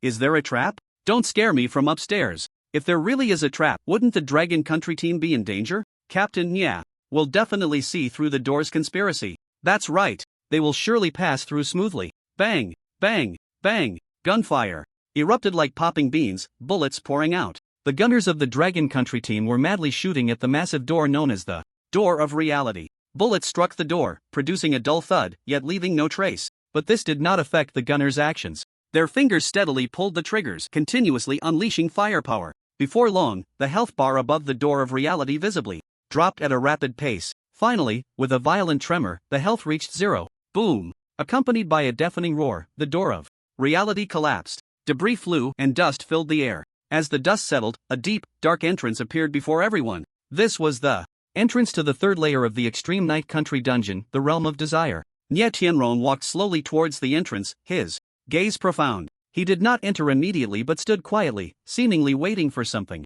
Ding! Do you confirm entry into the third layer of the Extreme Night Country dungeon, the Realm of Desire? Note, you cannot leave the dungeon before passing through the cold system prompt echoed in Nye Tianrong's mind. Yes. Nye Tianrong made his choice without any hesitation. As soon as he spoke, a powerful suction force emanated from the entrance. The Dragon Country team was instantly engulfed by this force. After a dizzying spin, everyone found themselves in a completely new environment, pitch black, unable to see their own hands. What's going on? A team member exclaimed. Why is there not even a light in this dungeon? Another team member complained. Everyone voiced their questions, clearly surprised by the dark environment before them. Just then, a faint sound came from not far away. Hiss. The sound resembled a snake's hiss. In the silence of the darkness, it was particularly clear. The members of the Dragon Country team tensed up instantly. They gripped their weapons tightly, vigilantly watching their surroundings. Be careful, there might be danger, a team member whispered. Everyone's hearts raced, feeling that danger could strike at any moment. Nye Tianrong stood at the front of the team, his expression still calm. Although surrounded by darkness, he showed no signs of panic. Interesting, Nye Tianrong thought to himself. Trying to scare us with darkness? A slight smirk appeared on his lips, revealing a hint of disdain. Then let me show you what true light is. Nye Tianrong took out a heavy spellbook from his storage ring. The cover of the spellbook was engraved with intricate magic circles, emitting a faint glow. He gently turned the pages and began to chant an ancient incantation. As the incantation was recited, the magic circles on the spellbook began to flicker with dazzling light. The light grew brighter, eventually forming a massive sphere of light suspended in midair, radiating powerful energy waves. Following that, a phantom of a thunder dragon appeared within the light sphere. Its massive form shimmered with electric scales, exuding an imposing presence. Boom! Lightning struck down from the sky. The lightning illuminated the entire space. The members of the Dragon Country team, witnessing Nye Tianrong's actions, immediately understood his intentions. The principal is going to use an ancient secret realm level spell again, one team member exclaimed excitedly. Some members of the Dragon Kingdom team watched in astonishment as Nye Tianrong once again used an ancient secret realm level spell, their eyes sparkling with barely concealed surprise. They exchanged glances, their hearts shaken. How many ancient secret realm spells does the commander have? Using such high-level skills so casually is just too much, a young team member muttered softly. The older team member beside him couldn't help but shake his head and chuckle. What do you know? This is the confidence of a true powerhouse. The older member patted the young man's shoulder, his tone filled with admiration. Another team member squinted, a smirk of schadenfreude creeping onto his lips. If the people from Lighthouse Country saw the commander using ancient secret realm spells like this, they'd probably be so furious their eyes would pop out. A few nearby team members couldn't help but laugh at this. They imagined the expressions of those from Lighthouse Country upon seeing Nye Tianrong so casually wielding ancient secret realm spells, and a wave of exhilaration surged within them. Nye Tianrong stood at the front of the team, gazing at the night illuminated by lightning, feeling immensely satisfied. The thunder dragon circled in the air, and with each swing of its tail, a flash of electricity flickered. That dazzling light made the entire dungeon glow as if it were daytime. In fact, facing this pitch-black dungeon, he could have used an ancient secret realm-level light magic, which would have been more effective. However, considering that he had only replicated one light-type skill, using it up this time would undoubtedly add uncertainty to clearing the next level of the dungeon. After weighing the options, he chose the lightning-type spell, Thunder Dragon Dance. As the darkness of the third-level dungeon was dispelled by the lightning, the Dragon Kingdom team finally saw the full picture of the third-level dungeon. This is way too big, right? One team member exclaimed, mouth agape and eyes wide. Indeed, the space of this dungeon was much larger than that of the second level. Looking around, it felt as if they were in a vast underground world with a towering dome overhead and black rock walls extending into the distance. Nye Tianrong's gaze was sharp as he carefully observed the surroundings. He quickly discovered that the Dragon Kingdom team was currently situated at the center of an altar. The altar was circular, paved with black stones. Various sacrificial items were placed on the altar, burning candles, metal bowls filled with unknown liquids, peculiar runestones, and so on. Not far away, on the steps, stood two lifelike stone statues. Nye Tianrong immediately recognized the first statue. It was the woman, Alice, whom they had killed in the second-level dungeon, the guardian deity. The statue of Alice was dressed in a magnificent gown, wearing a crown, her expression proud and indifferent. Her right hand held a scepter, while her left rested on her chest, her posture elegant and solemn. The adjacent statue resembled a wizard more. The wizard was clad in a robe, holding a staff, and wearing a pointed hat. Deep wrinkles were etched on his face, and his eyes revealed a strange wisdom. At that moment, Alice was leaning forward, listening intently to the wizard, her expression focused and devout, as if the wizard was imparting some important secret to her. In front of the two statues stood a towering figure over 3 meters tall. The figure was dressed in a black robe, wearing a hood that obscured its face. Its body emanated a strange black glow, as if it did not belong to this world. The giant figure bowed deeply towards the statue of Alice and then spoke in an ancient and mysterious language. "Esteemed queen, I have brought you the sacrifices you require." Its voice was deep and hoarse, echoing throughout the altar. "The sacrificial ceremony begins now." As soon as the words fell, all the candles on the altar suddenly extinguished, leaving only the thunder dragon summoned by Nye Tianrong still circling in the air, illuminating the dark space. "Be careful," Nye Tianrong warned in a low voice, signaling the team members to prepare for battle. Just then, the giant figure abruptly turned around, facing the Dragon Kingdom team. Although his face was not clearly visible, everyone could feel the hostility in his gaze. "Uninvited guest." The massive figure roared, his voice deafening like thunder. "How dare you interrupt the sacred sacrificial ceremony?" He raised his hand, pointing at the Dragon Kingdom team. "Stay and become the queen's offering." As his words fell, dozens of black stone pillars suddenly rose around the altar. The pillars were covered in strange runes, emitting a faint purple glow. "What's going on?" a team member asked nervously, his weapon already slick with sweat. Nye Tianrong's expression was grave. He sensed a powerful energy fluctuation. Ding! The Dragon Kingdom team received a system notification. Defeat the evil High Priest, Morris, to clear the Desire's Fruit Dungeon. "Looks like this is the boss of the third-level dungeon," Nye Tianrong said solemnly. "Prepare for battle." The members of the Dragon Kingdom team immediately entered combat mode, taking their positions. The mages began chanting spells, the warriors gripped their weapons tightly, and the archers knocked their arrows. The massive figure let out a piercing laugh upon seeing this.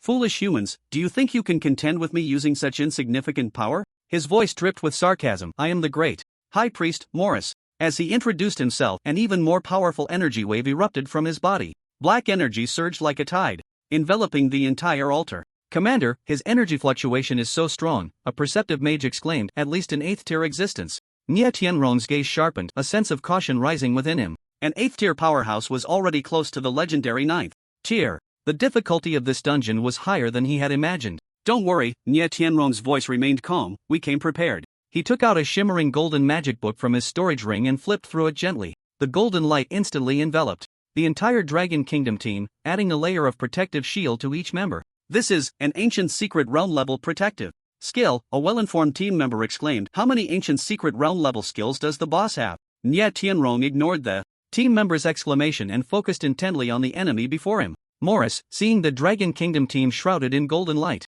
showed a flicker of surprise in his eyes. But soon, he regained his condescending demeanor. "Interesting," Morris sneered. "It seems you are not ordinary intruders. However, that does not change your fate as offerings." With that, he suddenly raised both hands, chanting a spell. The runic stones on the altar suddenly lit up with blinding red light, and waves of black energy surged from the ground, transforming into countless tentacles that lunged toward the Dragon Kingdom team. "Defend!" Nye Tianrong commanded, and the Dragon Kingdom team immediately formed a defensive formation. The mages unleashed various protective spells. The warriors swung their weapons to sever the attacking tentacles. But those tentacles seemed endless. Once severed, they quickly regrew. "This won't work," Nye Tianrong frowned. "We must find the source of the energy and cut it off." His gaze swept across the entire altar, finally landing on the two stone statues. "That's it." Nye Tianrong's eyes lit up. "The statues of Alice and the wizard are the source of the energy." He immediately issued an order, split into 2 groups. One group continues to defend, the other group follow me to destroy the statues. The Dragon Kingdom team quickly acted according to Nye Tianrong's instructions. Half of the team stayed behind, continuing to resist the attacks of the black tentacles, the other half followed Nye Tianrong, rushing toward the direction of the statues. Morris seemed to sense Nye Tianrong's intentions and let out an angry roar. You will not destroy the sacrificial ceremony. He waved his hand, and more black tentacles surged from the ground, attempting to block Nye Tianrong and his team's advance. Nye Tianrong snorted coldly, flipping through the pages of his spellbook once more. Bolts of lightning rained down from the sky, shattering those black tentacles into pieces. Advance! With a command, Nye Tianrong led his team forward. As they neared the statue, Morris's expression turned exceptionally sinister. You're seeking death, he roared, bringing his hands together forcefully. In an instant, the entire altar shook violently. The ground cracked open with countless fissures, and black smoke poured out, coalescing into grotesque demonic figures. Demon summoning spell, one of the team members exclaimed in shock. This guy can actually summon demons. Nye Tianrong's gaze sharpened, and he thought to himself, trouble. The demon summoning spell was an extremely evil magic. The summoned demons were not only powerful but also incredibly difficult to kill. Don't panic, Nye Tianrong said in a deep voice, keep moving forward. He flipped through his spellbook again, and even more powerful lightning struck down, obliterating the newly formed demons. Seizing the opportunity, Nye Tianrong led his team to finally reach the statue. Destroy them, Nye Tianrong commanded, and the team immediately launched a fierce attack on the two statues. The mages unleashed various destructive spells, while the warriors swung their weapons, striking hard at the statues. But surprisingly, no matter how they attacked, the two statues remained completely unscathed.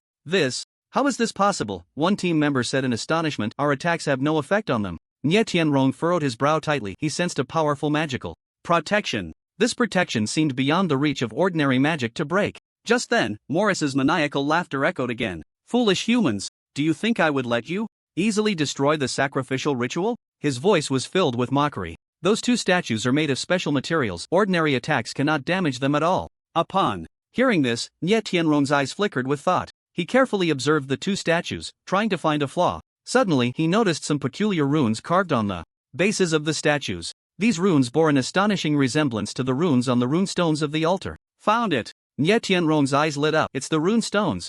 Those rune stones are the source of energy. He immediately issued a new command. Change targets. Destroy the rune stones on the altar. The team quickly adjusted and launched an attack on the altar's rune stones. This time, their attacks finally had an effect. Cracks began to appear on the rune stones under the powerful magic and weapon strikes. No! Morris let out a terrified scream. You can't do this. If you destroy the rune stones, the entire sacrificial ritual will go out of control. But Nye Tianrong paid no heed to his warning and continued to direct his team to attack the rune stones. More and more rune stones were destroyed, and the black energy on the altar began to destabilize. The black tentacles and demons also started to gradually dissipate. Damn it! Morris's face turned exceptionally grim. If all the rune stones were destroyed, his meticulously prepared sacrificial ritual would be ruined. Morris looked at the Dragon Kingdom team attacking the rune stones before him, his eyes flickering with flames of anger. His chest heaved violently, and his sharp nails dug deep into his palms. Damn humans! You dare to destroy my carefully prepared sacrificial ritual. His voice was like metal, scraping, harsh and grating. As more and more runestones shattered under the Dragon Kingdom team's assault, Morris's fury finally erupted. Since you insist on stopping me, don't blame me for being rude. Morris suddenly turned around and ran swiftly towards the altar below. His figure appeared particularly eerie under the flash of lightning, like a black ghost. Nye Tianrong keenly sensed Morris's movements and frowned slightly.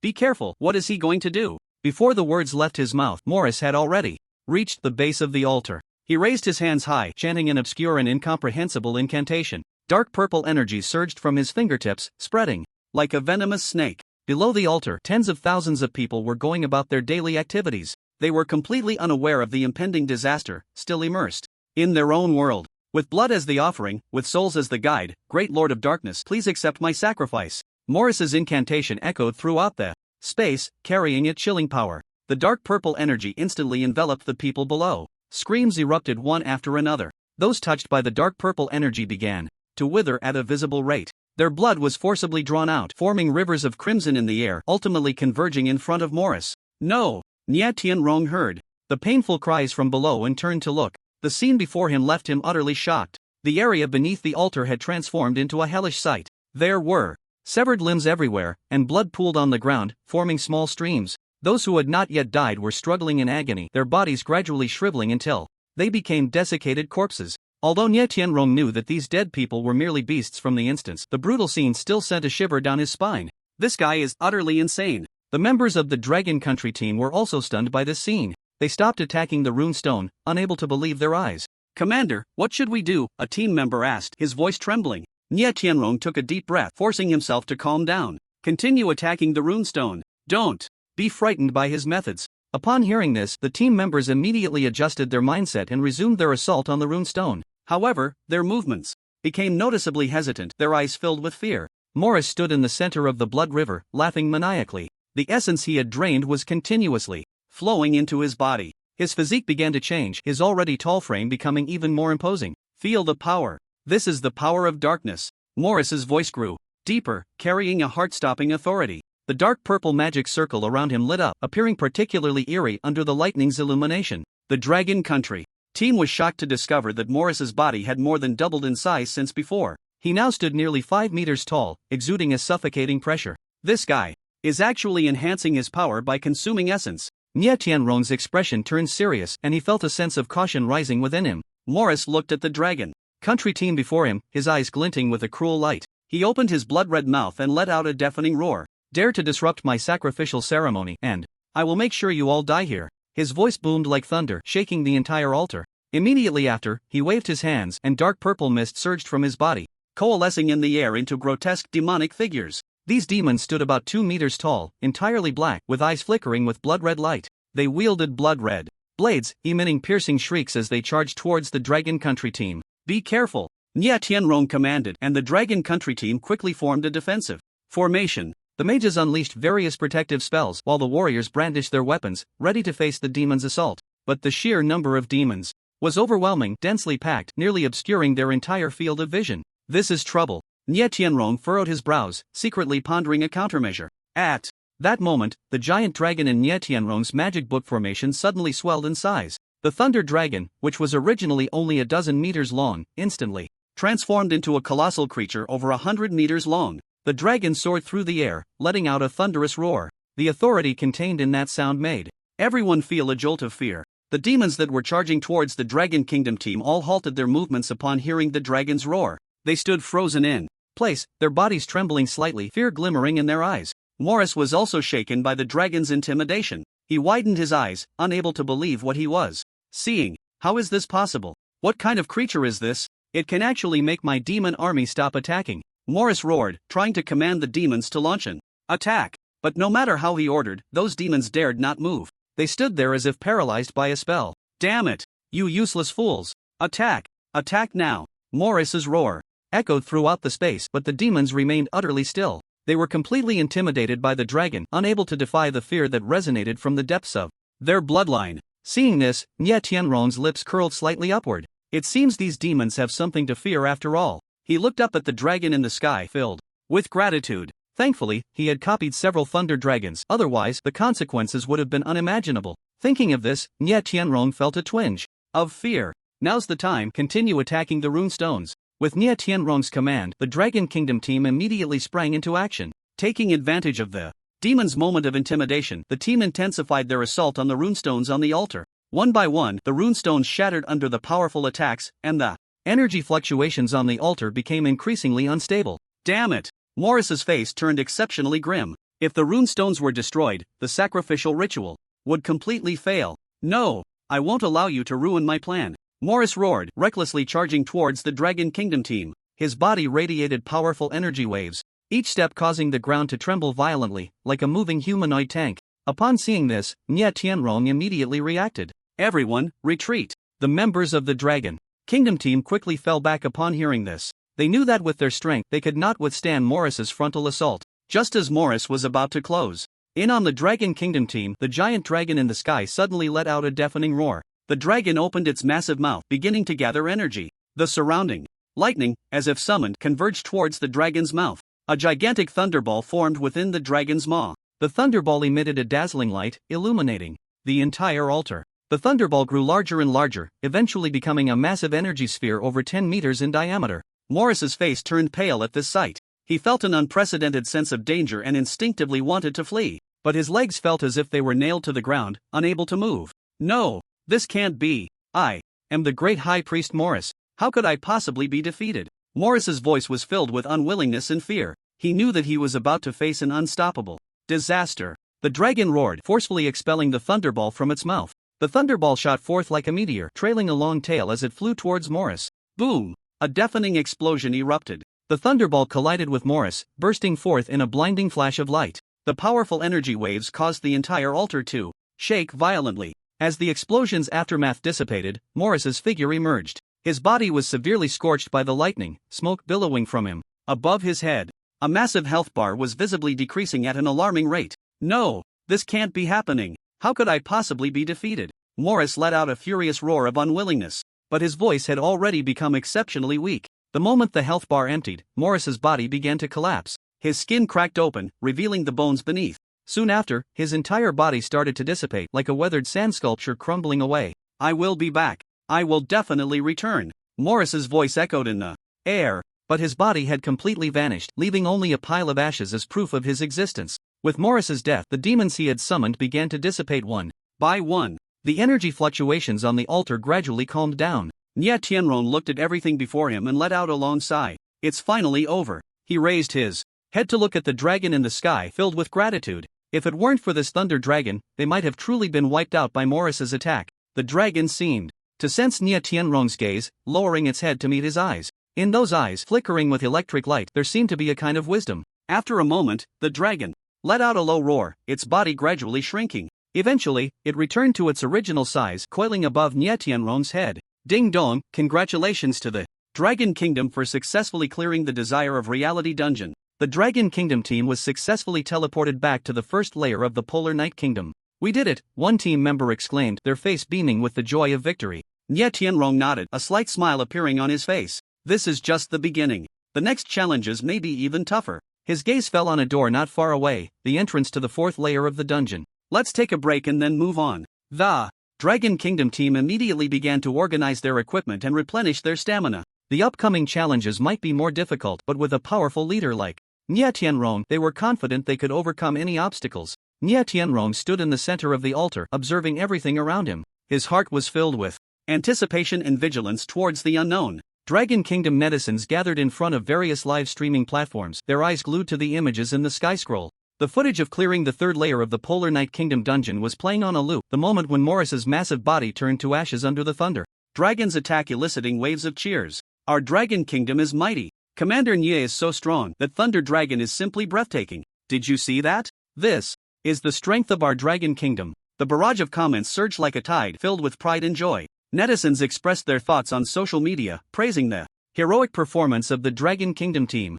Students from Hawking University were especially excited as their principal Nia Tianrong was leading the Dragon Kingdom team to make history. Cheers filled the campus, and students spontaneously organized celebration activities. I told you our principal is the best, a freshman excitedly waved the school flag. Principal Nia's Thunder Dragon dance move was simply amazing. Another student mimicked the Thunder Dragon's movements with enthusiasm. Meanwhile, high-ranking officials from the Lighthouse Nation were in an emergency meeting room, the atmosphere so tense it felt like it could drip water. Damn it! The Dragon Kingdom has already cleared the third layer. John Smith, the leader of the Lighthouse Nation's dungeon strategy team, slammed his fist on the table, his face pale with anger. And we haven't even passed the second layer. A senior officer murmured, his voice filled with frustration. On the large screen in the meeting room, the dire situation of the Lighthouse Nation in the second layer of the Polar Night Kingdom dungeon was displayed. Thousands of soldiers lay in pools of blood, while the progress bar of the dungeon had barely moved past halfway. Continue to use the human wave tactic to conquer the dungeon, our losses are too great.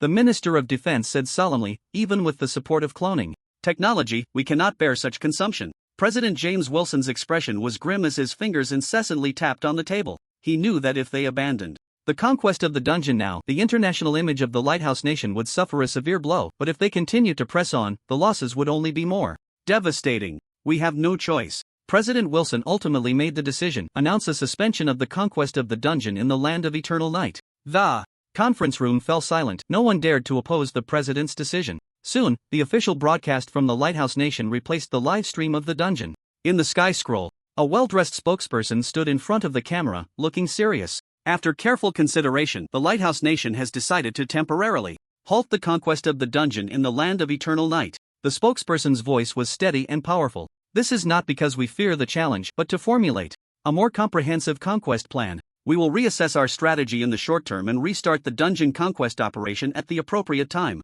As soon as these words were spoken, the world was in an uproar. Netizens from the Dragon Nation saw the scene and began to mock. Ah, the Lighthouse Nation is scared. What do you mean? Formulating a more comprehensive conquest plan? They just can't win. Self-proclaimed as the strongest nation on Blue Star, yet they can't even conquer a dungeon. It's truly laughable. On social media, hashtags like hashtag Lighthouse Nation scared hashtag and hashtag Dungeon in Land of Eternal Night too difficult hashtag quickly topped the trending charts. Various memes and videos mocking the Lighthouse Nation emerged one after another, sparking waves of discussion. The high-ranking officials of the Lighthouse Nation saw the online reactions and their expressions grew even darker. But they truly had no better options. The cost of using the human wave tactic to conquer the dungeon was too heavy. Even the Lighthouse Nation, with the world's most advanced cloning technology, could not bear such consumption. Have the PR department strengthen public opinion guidance, President Wilson ordered.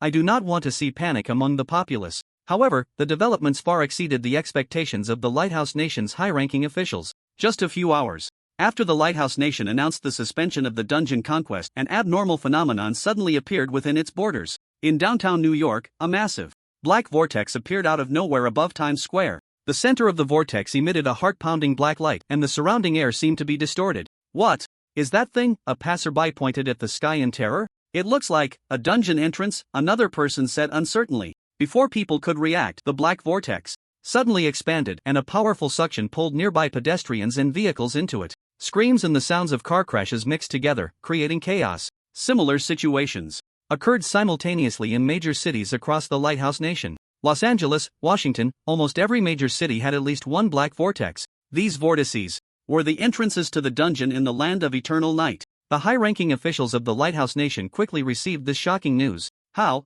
is this possible? The Minister of Defense stared in shock at the real-time monitoring footage. How could the dungeon entrance appear automatically in our cities? The intelligence department's analysis quickly reached a preliminary conclusion. The appearance of these dungeon entrances was likely some sort of punishment from the heavens for the Lighthouse Nation's withdrawal from the dungeon conquest. It's like it's telling us, if you don't want to enter the dungeon, then I'll bring the dungeon to you, an analyst explained. President Wilson's face turned ashen. He realized that the situation was far worse than he had imagined. Immediately seal off all areas where dungeon entrances have appeared. He ordered, deploy the military for evacuation and minimize civilian casualties as much as possible. However, the number of dungeon entrances was increasing at an astonishing rate. At first, only a few major cities had entrances, but soon, small towns, suburbs, and even rural areas began to see black whirlpools appearing. The high-ranking officials of the Lighthouse Nation fell into unprecedented panic. We must find a way to close these dungeon entrances, President Wilson roared, otherwise, the entire Lighthouse Nation will descend into chaos.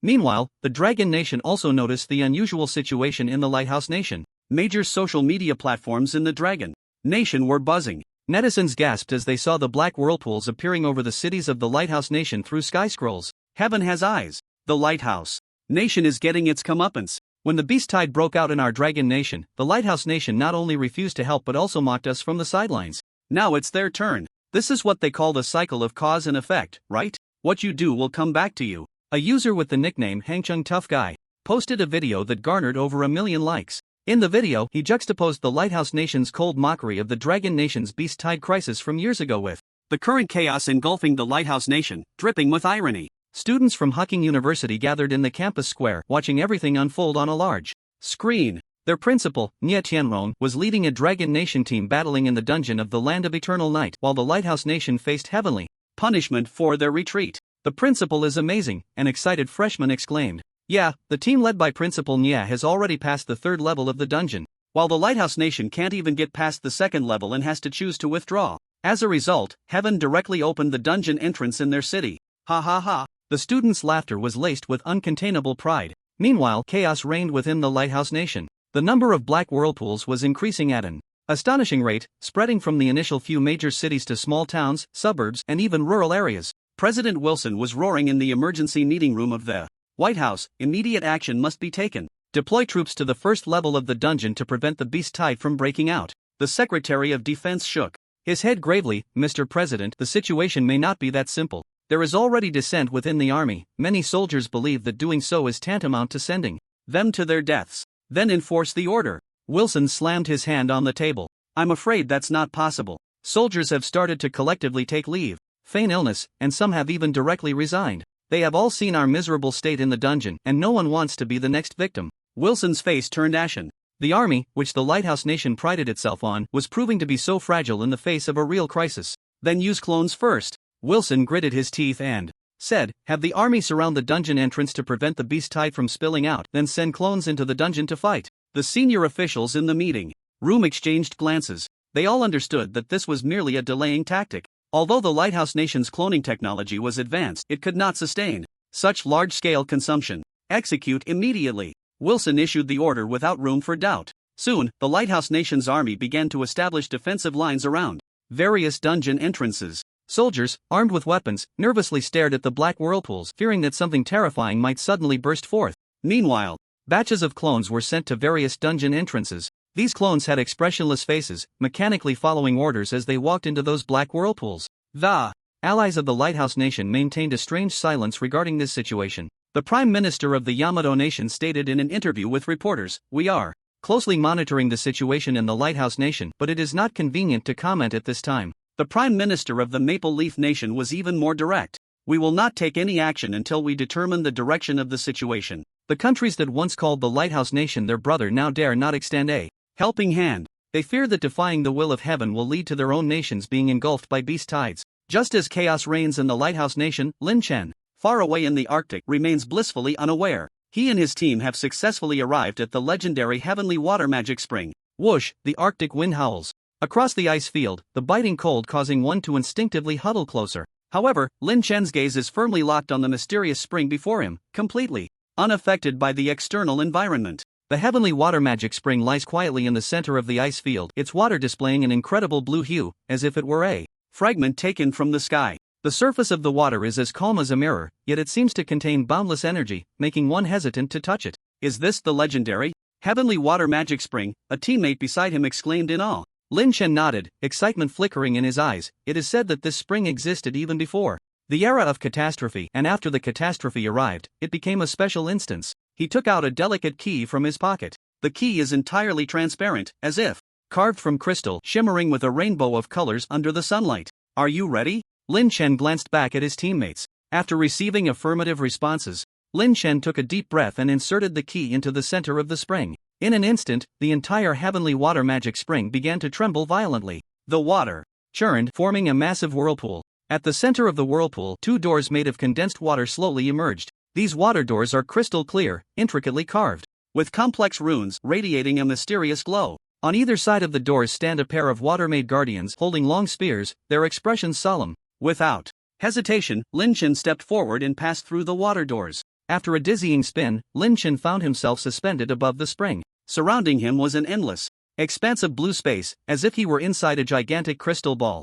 Ding! Successfully entered the Heavenly Water Magic Spring. This instance can help you awaken your talent. The system's prompt echoed in Lin Chen's mind, clear and cold. Just then, four glowing statues suddenly appeared beside him. These statues were ethereal and mysterious, emitting different colors of light. The first statue was a fiery red, depicting an elderly man holding a flaming scepter, his eyes filled with wisdom and power. The second statue was a vibrant green, representing a woman draped in a robe of leaves, gentle yet full of vitality. The third statue was deep blue, portraying a sea god wielding a trident, majestic and enigmatic. The fourth statue was a dark purple, depicting a mysterious figure cloaked in a robe of stars, their face obscured, yet emanating an unfathomable depth.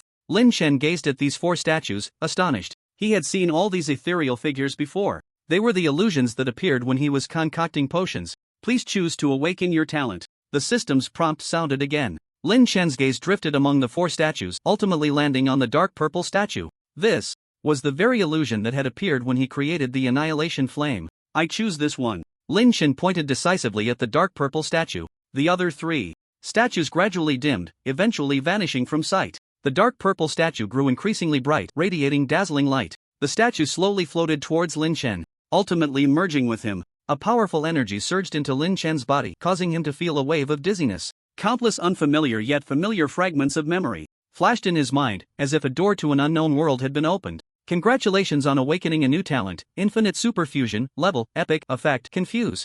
Different potions to create new potions." The system's prompt echoed in Lin Chen's mind, carrying a hint of barely perceptible shock. Lin Chen felt the surge of new energy within him, his heart brimming with delight. He vaguely understood the power of this talent. It allowed him to perfectly blend potions of different attributes while alchemizing, creating unprecedented effects. Just as Lin Chen was immersed in his newly acquired talent, the space of the heavenly water magic spring suddenly began to distort. The surrounding blue space seemed to be torn apart by an invisible hand, revealing the darkness behind it. A deep, ancient voice resonated through the space. Young alchemist, you have gained a talent that can change the world. But remember, great power comes with great responsibility. Lin Chen warily looked around, trying to locate the source of the voice. Who are you? I am the guardian of the heavenly water magic spring, and the creator of this talent, the voice replied. Infinite superfusion is the culmination of my life's work. It will allow you to break through the limits of alchemy and create unprecedented miracles. Lin Chen's heart jolted. Why choose to pass it on to me? Because you possess a unique soul resonance that is highly compatible with this talent. The guardian's voice carried a hint of satisfaction. I have waited for thousands of years,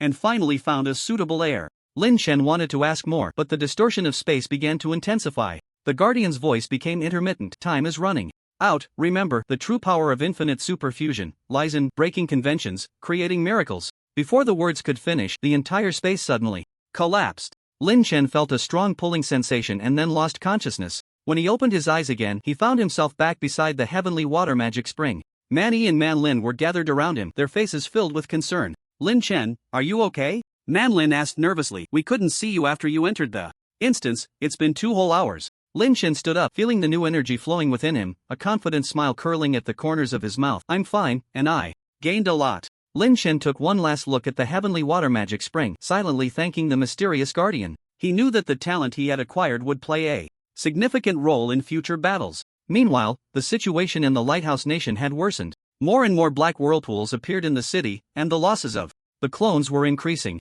The high-ranking officials of the Lighthouse Nation began to consider seeking help from the international community, but they knew well that at this critical moment, not many countries would be willing to lend a hand. After all, when the Dragon Nation faced the Beast Tide crisis, the indifference and mockery of the Lighthouse Nation had already been remembered by the whole world. I have gained a new talent called Infinite Superfusion, and its level is epic, Lin Chen said to the two. Man Yi and Man Lin widened their eyes in shock, speechless. Epic? Man Yi's voice trembled slightly. Are you sure it's an epic talent? Lin Chen nodded in confirmation, confidence shining in his eyes. Man Lin covered her mouth, her eyes filled with disbelief. Oh my, epic talents are extremely rare throughout the Dragon Nation. An alchemist. Awakening an epic talent is a groundbreaking first for the Dragon Nation. Do you know what this means? Man Yi's voice was filled with admiration. Lin Chen smiled slightly. He certainly knew how rare this talent was. Epic talents were a rarity in the entire Dragon Nation. What specific effects does the talent have? Man Yi asked eagerly. It allows for the fusion of different potions. Lin Chen's eyes sparkled with excitement. I can break conventions and create unprecedented potion effects. The chosen one. After listening, Man Yi was filled with shock and instinctively exclaimed, epic-level alchemical talent is extremely rare. You must be able to create even more powerful potions. He patted Lin Chen on the shoulder. This is a huge opportunity for the Dragon Kingdom. Wow, Man Lin's eyes were filled with admiration. Lin Chen, you are amazing. The cold wind of the Arctic continued to howl, but Lin Chen felt no chill at all. His heart was filled with a strong sense of anticipation, eager to try the power of this new talent. Let's head back to the warship. I want to test this new talent as soon as possible, Lin Chen suggested. Man Yi and Man Lin nodded in agreement. The three quickly set off to return to the warship anchored not far away. Once back on the warship, Lin Chen went straight to his cabin. He closed the door and eagerly took out 2 bottles of potions from his storage ring, Heart of Eternity and Void Flame.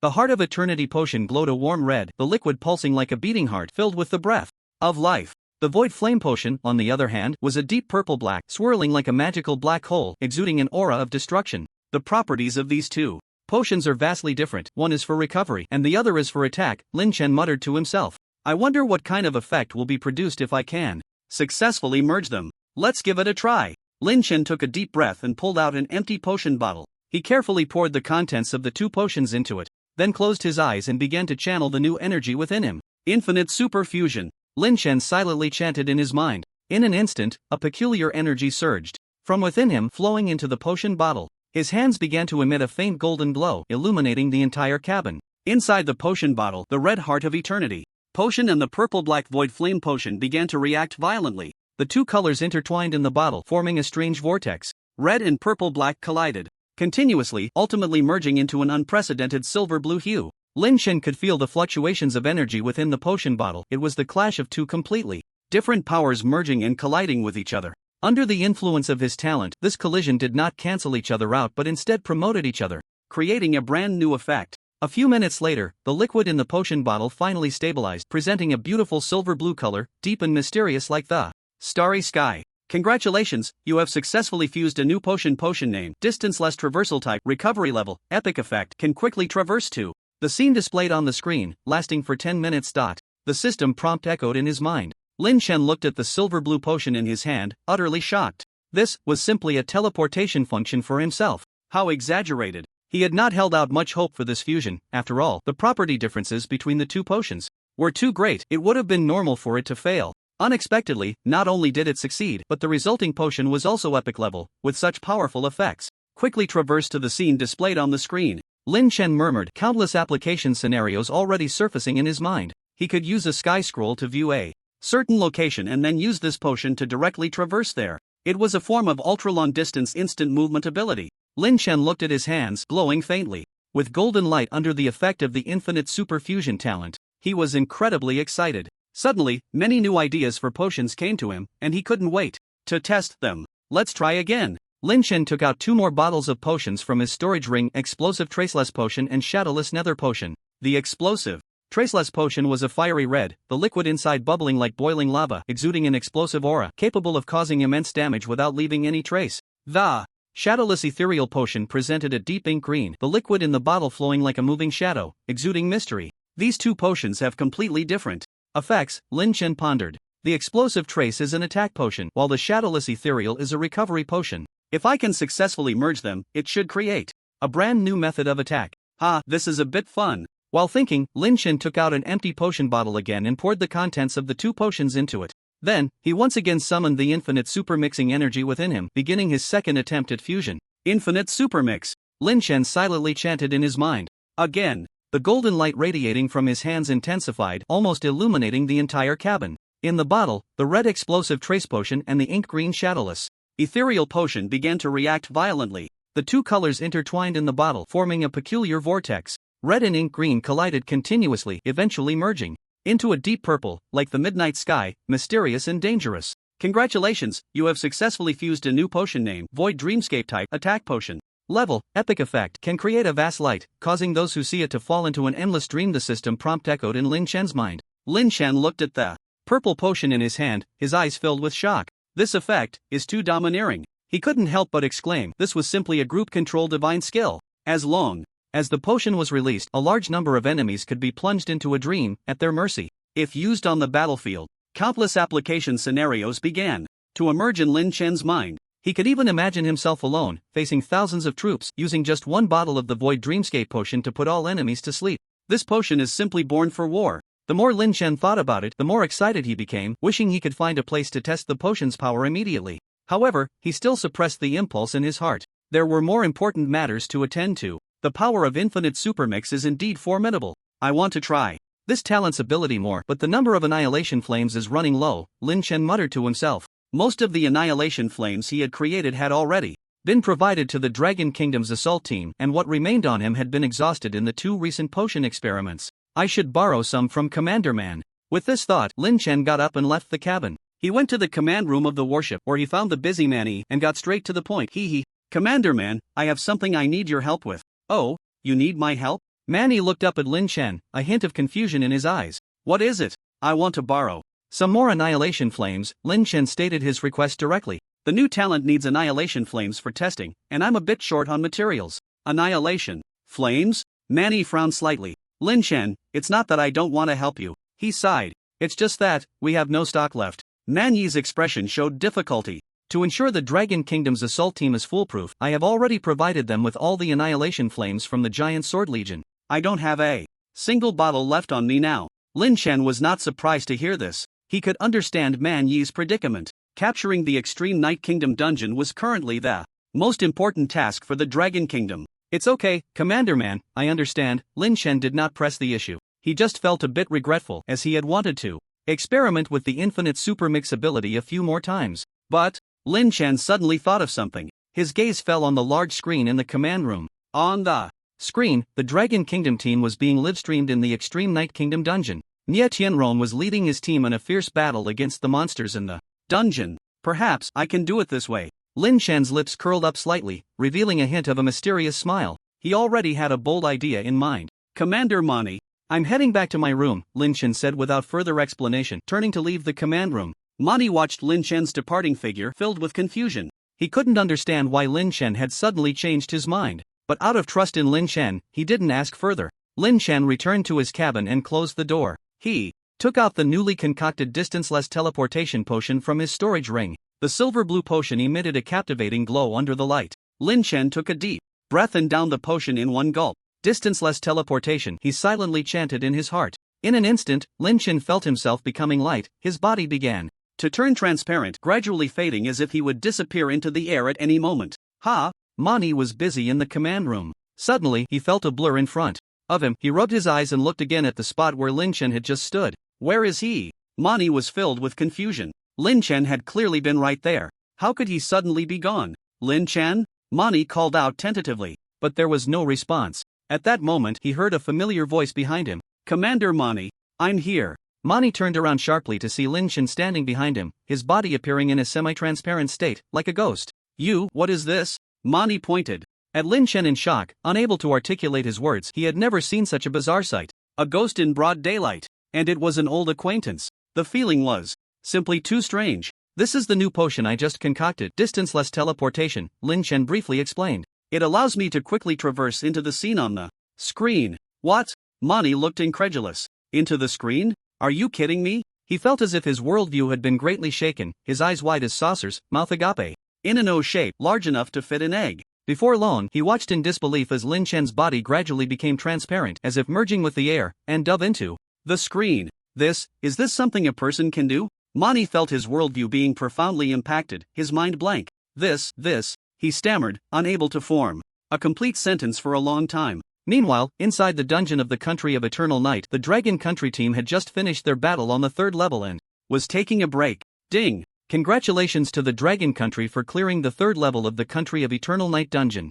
Now distributing clearance rewards. The notification sound echoed in each team member's mind. Immediately, pieces of dazzling epic level equipment appeared out of thin air before them. These pieces of equipment varied in design, some radiating powerful energy fluctuations, while others appeared ancient and mysterious. Epic level equipment. A glimmer of surprise flashed in the team members' eyes, but they quickly regained their composure. Although rare, this was not their first time obtaining epic level equipment. Put the equipment away, Nya. Tianrong's voice was steady and powerful. Rest for a moment, then explore the 4th level. The team members swiftly stored the epic level equipment in their respective storage rings. Their expressions were serious, ready to face the new challenges ahead. At that moment, a semi-transparent figure suddenly appeared before the Dragon Country team, flickering in and out, like a ghost gently floating in the air. Who is it? One team member reacted quickly, immediately raising his gun and aiming at the figure. Enemy! Attack! Alert! The other team members also raised their weapons, entering a combat stance. For a moment, the atmosphere became tense. Don't shoot! It's me! The translucent figure spoke. The voice was familiar and warm. It was Lin Shen. Lin Shen? Nya Tianrong was taken aback upon hearing the voice, then quickly reacted. Put down your guns.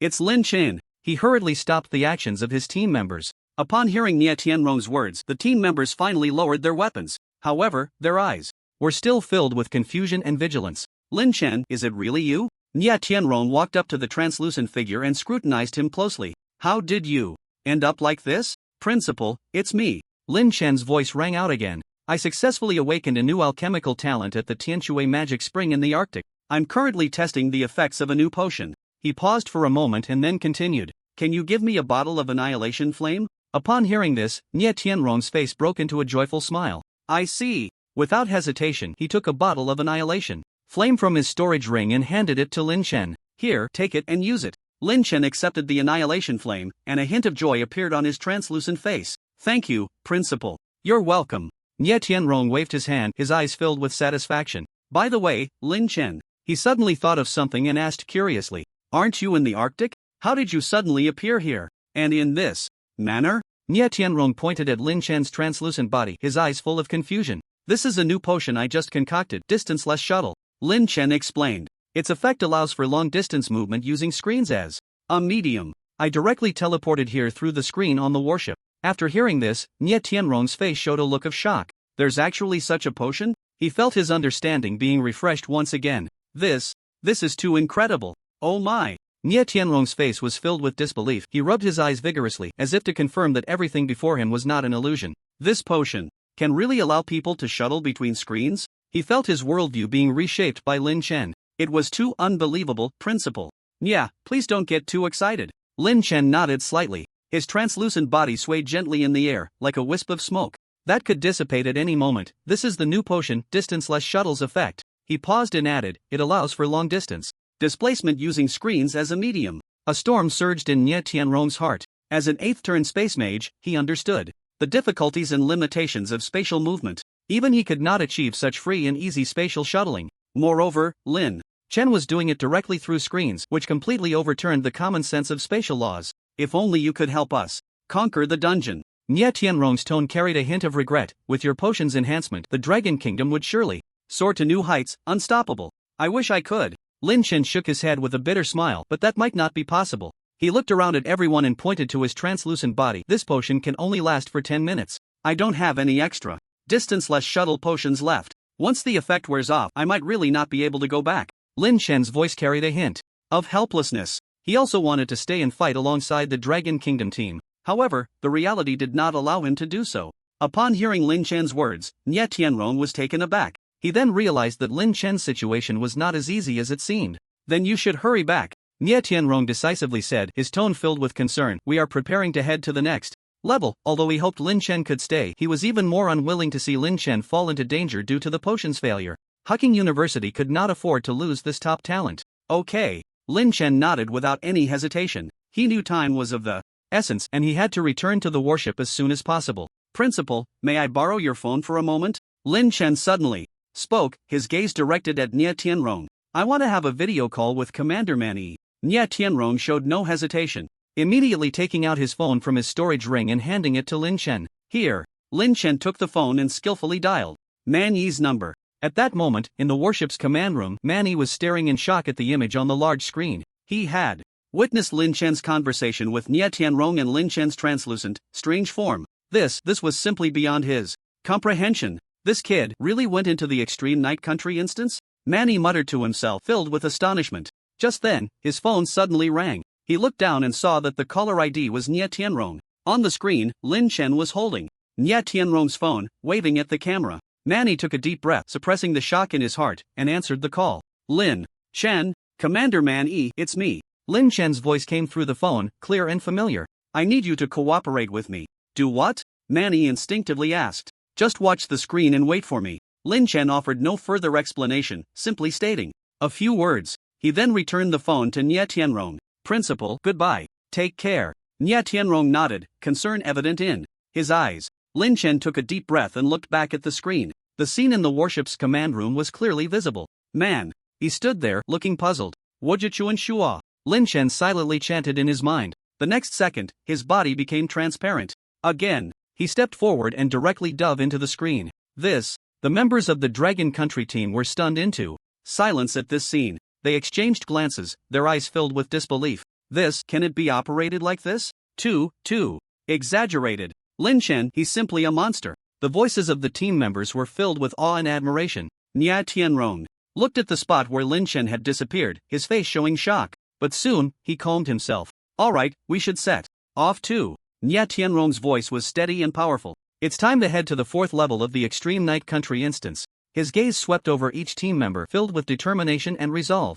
Yes. The team members responded in unison, their voices loud and their momentum soaring. Nie Tianrong's eyes were like torches as he moved forward at full speed. The Dragon Country team followed closely behind, arriving at the giant door known as the Gate of the Future. Attack with all your might. Nie Tianrong commanded decisively. As soon as he finished speaking, various powerful skills poured out like a torrential rain, striking fiercely against the Gate of the Future. The giant door trembled, emitting a deafening roar, as if it were bearing unimaginable pressure. Finally, under the continuous and fierce attacks from the Dragon Country team, the Gate of the Future could no longer hold up. With a thunderous crash, this giant door, symbolizing obstacles and the unknown, collapsed. Amidst the flying dust, a brand new entrance appeared, radiating a deep and mysterious light. That was the entrance to the 4th level of the Extreme Night Country instance. Nie Tianrong wasted no time, stepping forward and being the first to enter that unknown realm. Ding! Do you wish to enter the 4th level of the Extreme Night Country instance, light and darkness intertwined? The system prompt echoed in Nya Tianrong's mind. Yes, Nya Tianrong. Confirmed without any hesitation. Immediately, a powerful teleportation force enveloped the entire Dragon Kingdom team. As the light flashed, they were instantaneously transported to the 4th level of the dungeon. In stark contrast to the pitch blackness of the previous 3 levels, the 4th level was exceptionally vast. Even more astonishing was that this space was distinctly divided into 2 parts. One half was the ultimate darkness, deep and shadowy, as if it devoured all light. The other half was the ultimate brightness, bright and dazzling, like an eternal source of light. At the boundary between black and white, a clear dividing line was formed. The Dragon Kingdom team happened to appear at this boundary. They looked around and found that the space of this dungeon far exceeded any of the previous levels. No matter where they looked, whether in the black area or the white area, there was no end in sight. An invisible sense of oppression surged from all directions. It was as if this space harbored some unknown danger. Just then, a sudden change occurred. Towering walls suddenly appeared around them, trapping the Dragon Kingdom team in the center. The walls began to display images. It was the scene of the Dragon Kingdom team after entering the dungeon. However, it made everyone's heart sink. The members of the Dragon Kingdom team were shown dying in various gruesome ways, but without exception, all were filled with pain and despair. What is this? A team member's voice trembled, tinged with fear. Could it be, this is foretelling our future? Another team member's face turned pale, his eyes filled with unease. The images on the walls, like a Grim Reaper's announcement, cast a shadow over the hearts of the team members. They looked at their own gruesome deaths and felt waves of despair. Ha ha ha! A piercing laughter suddenly broke the oppressive atmosphere. Everyone turned to the sound and saw a figure appear not far away. It was none other than the Queen of the Eternal Night Kingdom, Alice. She stood there, a cruel smile on her face. You outsiders, there's no need to resist.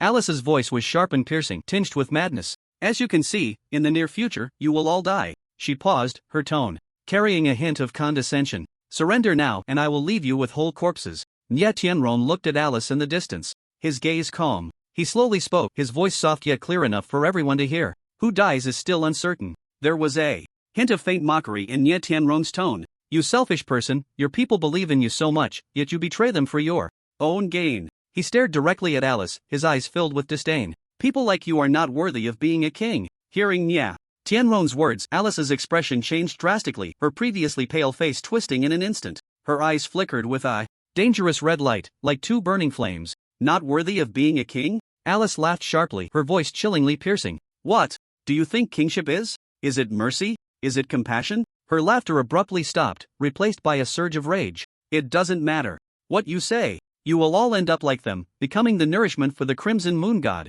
Alice's voice echoed in the vast dungeon, filled with madness and obsession. She raised her hands high, as if summoning some terrifying power. Just then, an anomaly appeared in the sky. Above the clearly defined black and white boundaries, a massive round moon slowly emerged. This round moon was blood red, its surface covered with winding patterns, resembling blood vessels. The light it emitted was not the gentle moonlight, but a heart-pounding blood glow. Blood-colored liquid continuously surged on the surface of the round moon, as if it would drip down at any moment. The temperature in the entire dungeon suddenly dropped, and a sweet, metallic scent filled the air. The Dragon Kingdom team members looked up at the crimson full moon, a deep fear rising involuntarily in their hearts. This fear did not stem from rational judgment but from an instinctive reaction deep within their souls. What is that? One team member asked, trembling, his voice filled with unease. The Crimson Moon God. Another murmured, his face as pale as paper. Nya Tianrong's gaze was also drawn to the blood moon, his brow furrowed. He could feel the terrifying energy contained within that moon, a power far beyond his imagination. Meanwhile, in the Dragon Kingdom's livestream, countless netizens watched the scene through their screens. Despite the distance, the crimson full moon still emanated a heart-pounding aura, sending shivers down the viewers' spines. My God, what's up with that moon? It looks so scary. I feel like it's staring at me. I have goosebumps all over. This can't be an ordinary dungeon boss, right? It feels like some kind of evil god. The barrage of comments flew by like raindrops, each filled with fear and unease. In the dungeon of the Land of Eternal Night, Alice laughed maniacally, her arms raised high as if welcoming some great being. Do you see? This is our deity, the Crimson Moon God. It will grant me eternal life and power. As her words fell, the ground beneath her suddenly cracked open, revealing a massive fissure. A large amount of blood-red liquid surged from the gap, emitting a pungent, metallic smell. Following that, a gigantic figure slowly rose from the crack. It was a monstrous humanoid creature nearly 10 meters tall, covered in severed limbs, each one writhing and making nauseating sounds. Even more shocking was that 6 giant swords were embedded in its back, each radiating different energy fluctuations. Nye Tianrong looked at the monster, a flicker of shock crossing his eyes. He immediately recognized the creature's true form. This? Nye Tianrong exclaimed in disbelief. The guardian of the second layer, this. The other team members also recognized the monster. This had fought fiercely against the Dragon Kingdom team on the second layer. Although ultimately defeated, his strength and loyalty left a deep impression on everyone. Alice! Nye Tianrong shouted at the queen, his voice filled with anger and condemnation. How could you be so heartless, not even sparing your own people in death, turning them into such terrifying monsters? Alice turned her head, her eyes filled with disdain and mockery. What do you know? She sneered, her voice brimming with mad faith. These people sacrificed themselves for the power of the Crimson Moon God. They should feel honored. After saying this, she reached out to caress the monster, her eyes glinting with a sickly light. The most loyal guardian in life, still able to contribute to the nation in death. What a noble honor. Listening to Alice's words, Nye Tianrong's anger flared even more. He had never seen such a cold-blooded and ruthless ruler, willing to sacrifice her own people for personal gain. You claim it's for the nation, but in reality, it's just to satisfy your own desires. Nye Tianrong shouted sternly. A patriot values the life of every citizen. Alice's smile twisted even further. Value life? That's the thinking of the weak. She laughed maniacally. The strong only care about power. Only by gaining enough power can one survive in this cruel world. She pointed to the crimson full moon in the sky, her eyes shining with fervent light. The Crimson Moon God will grant me endless power, making me the ruler of this world, and you will become its nourishment. As Alice's words fell, the monster transformed from Vis suddenly let out a deafening roar. The 6 giant swords behind it glowed simultaneously, emitting powerful energy fluctuations. Be careful! Nye Tianrong shouted, quickly adopting a defensive stance.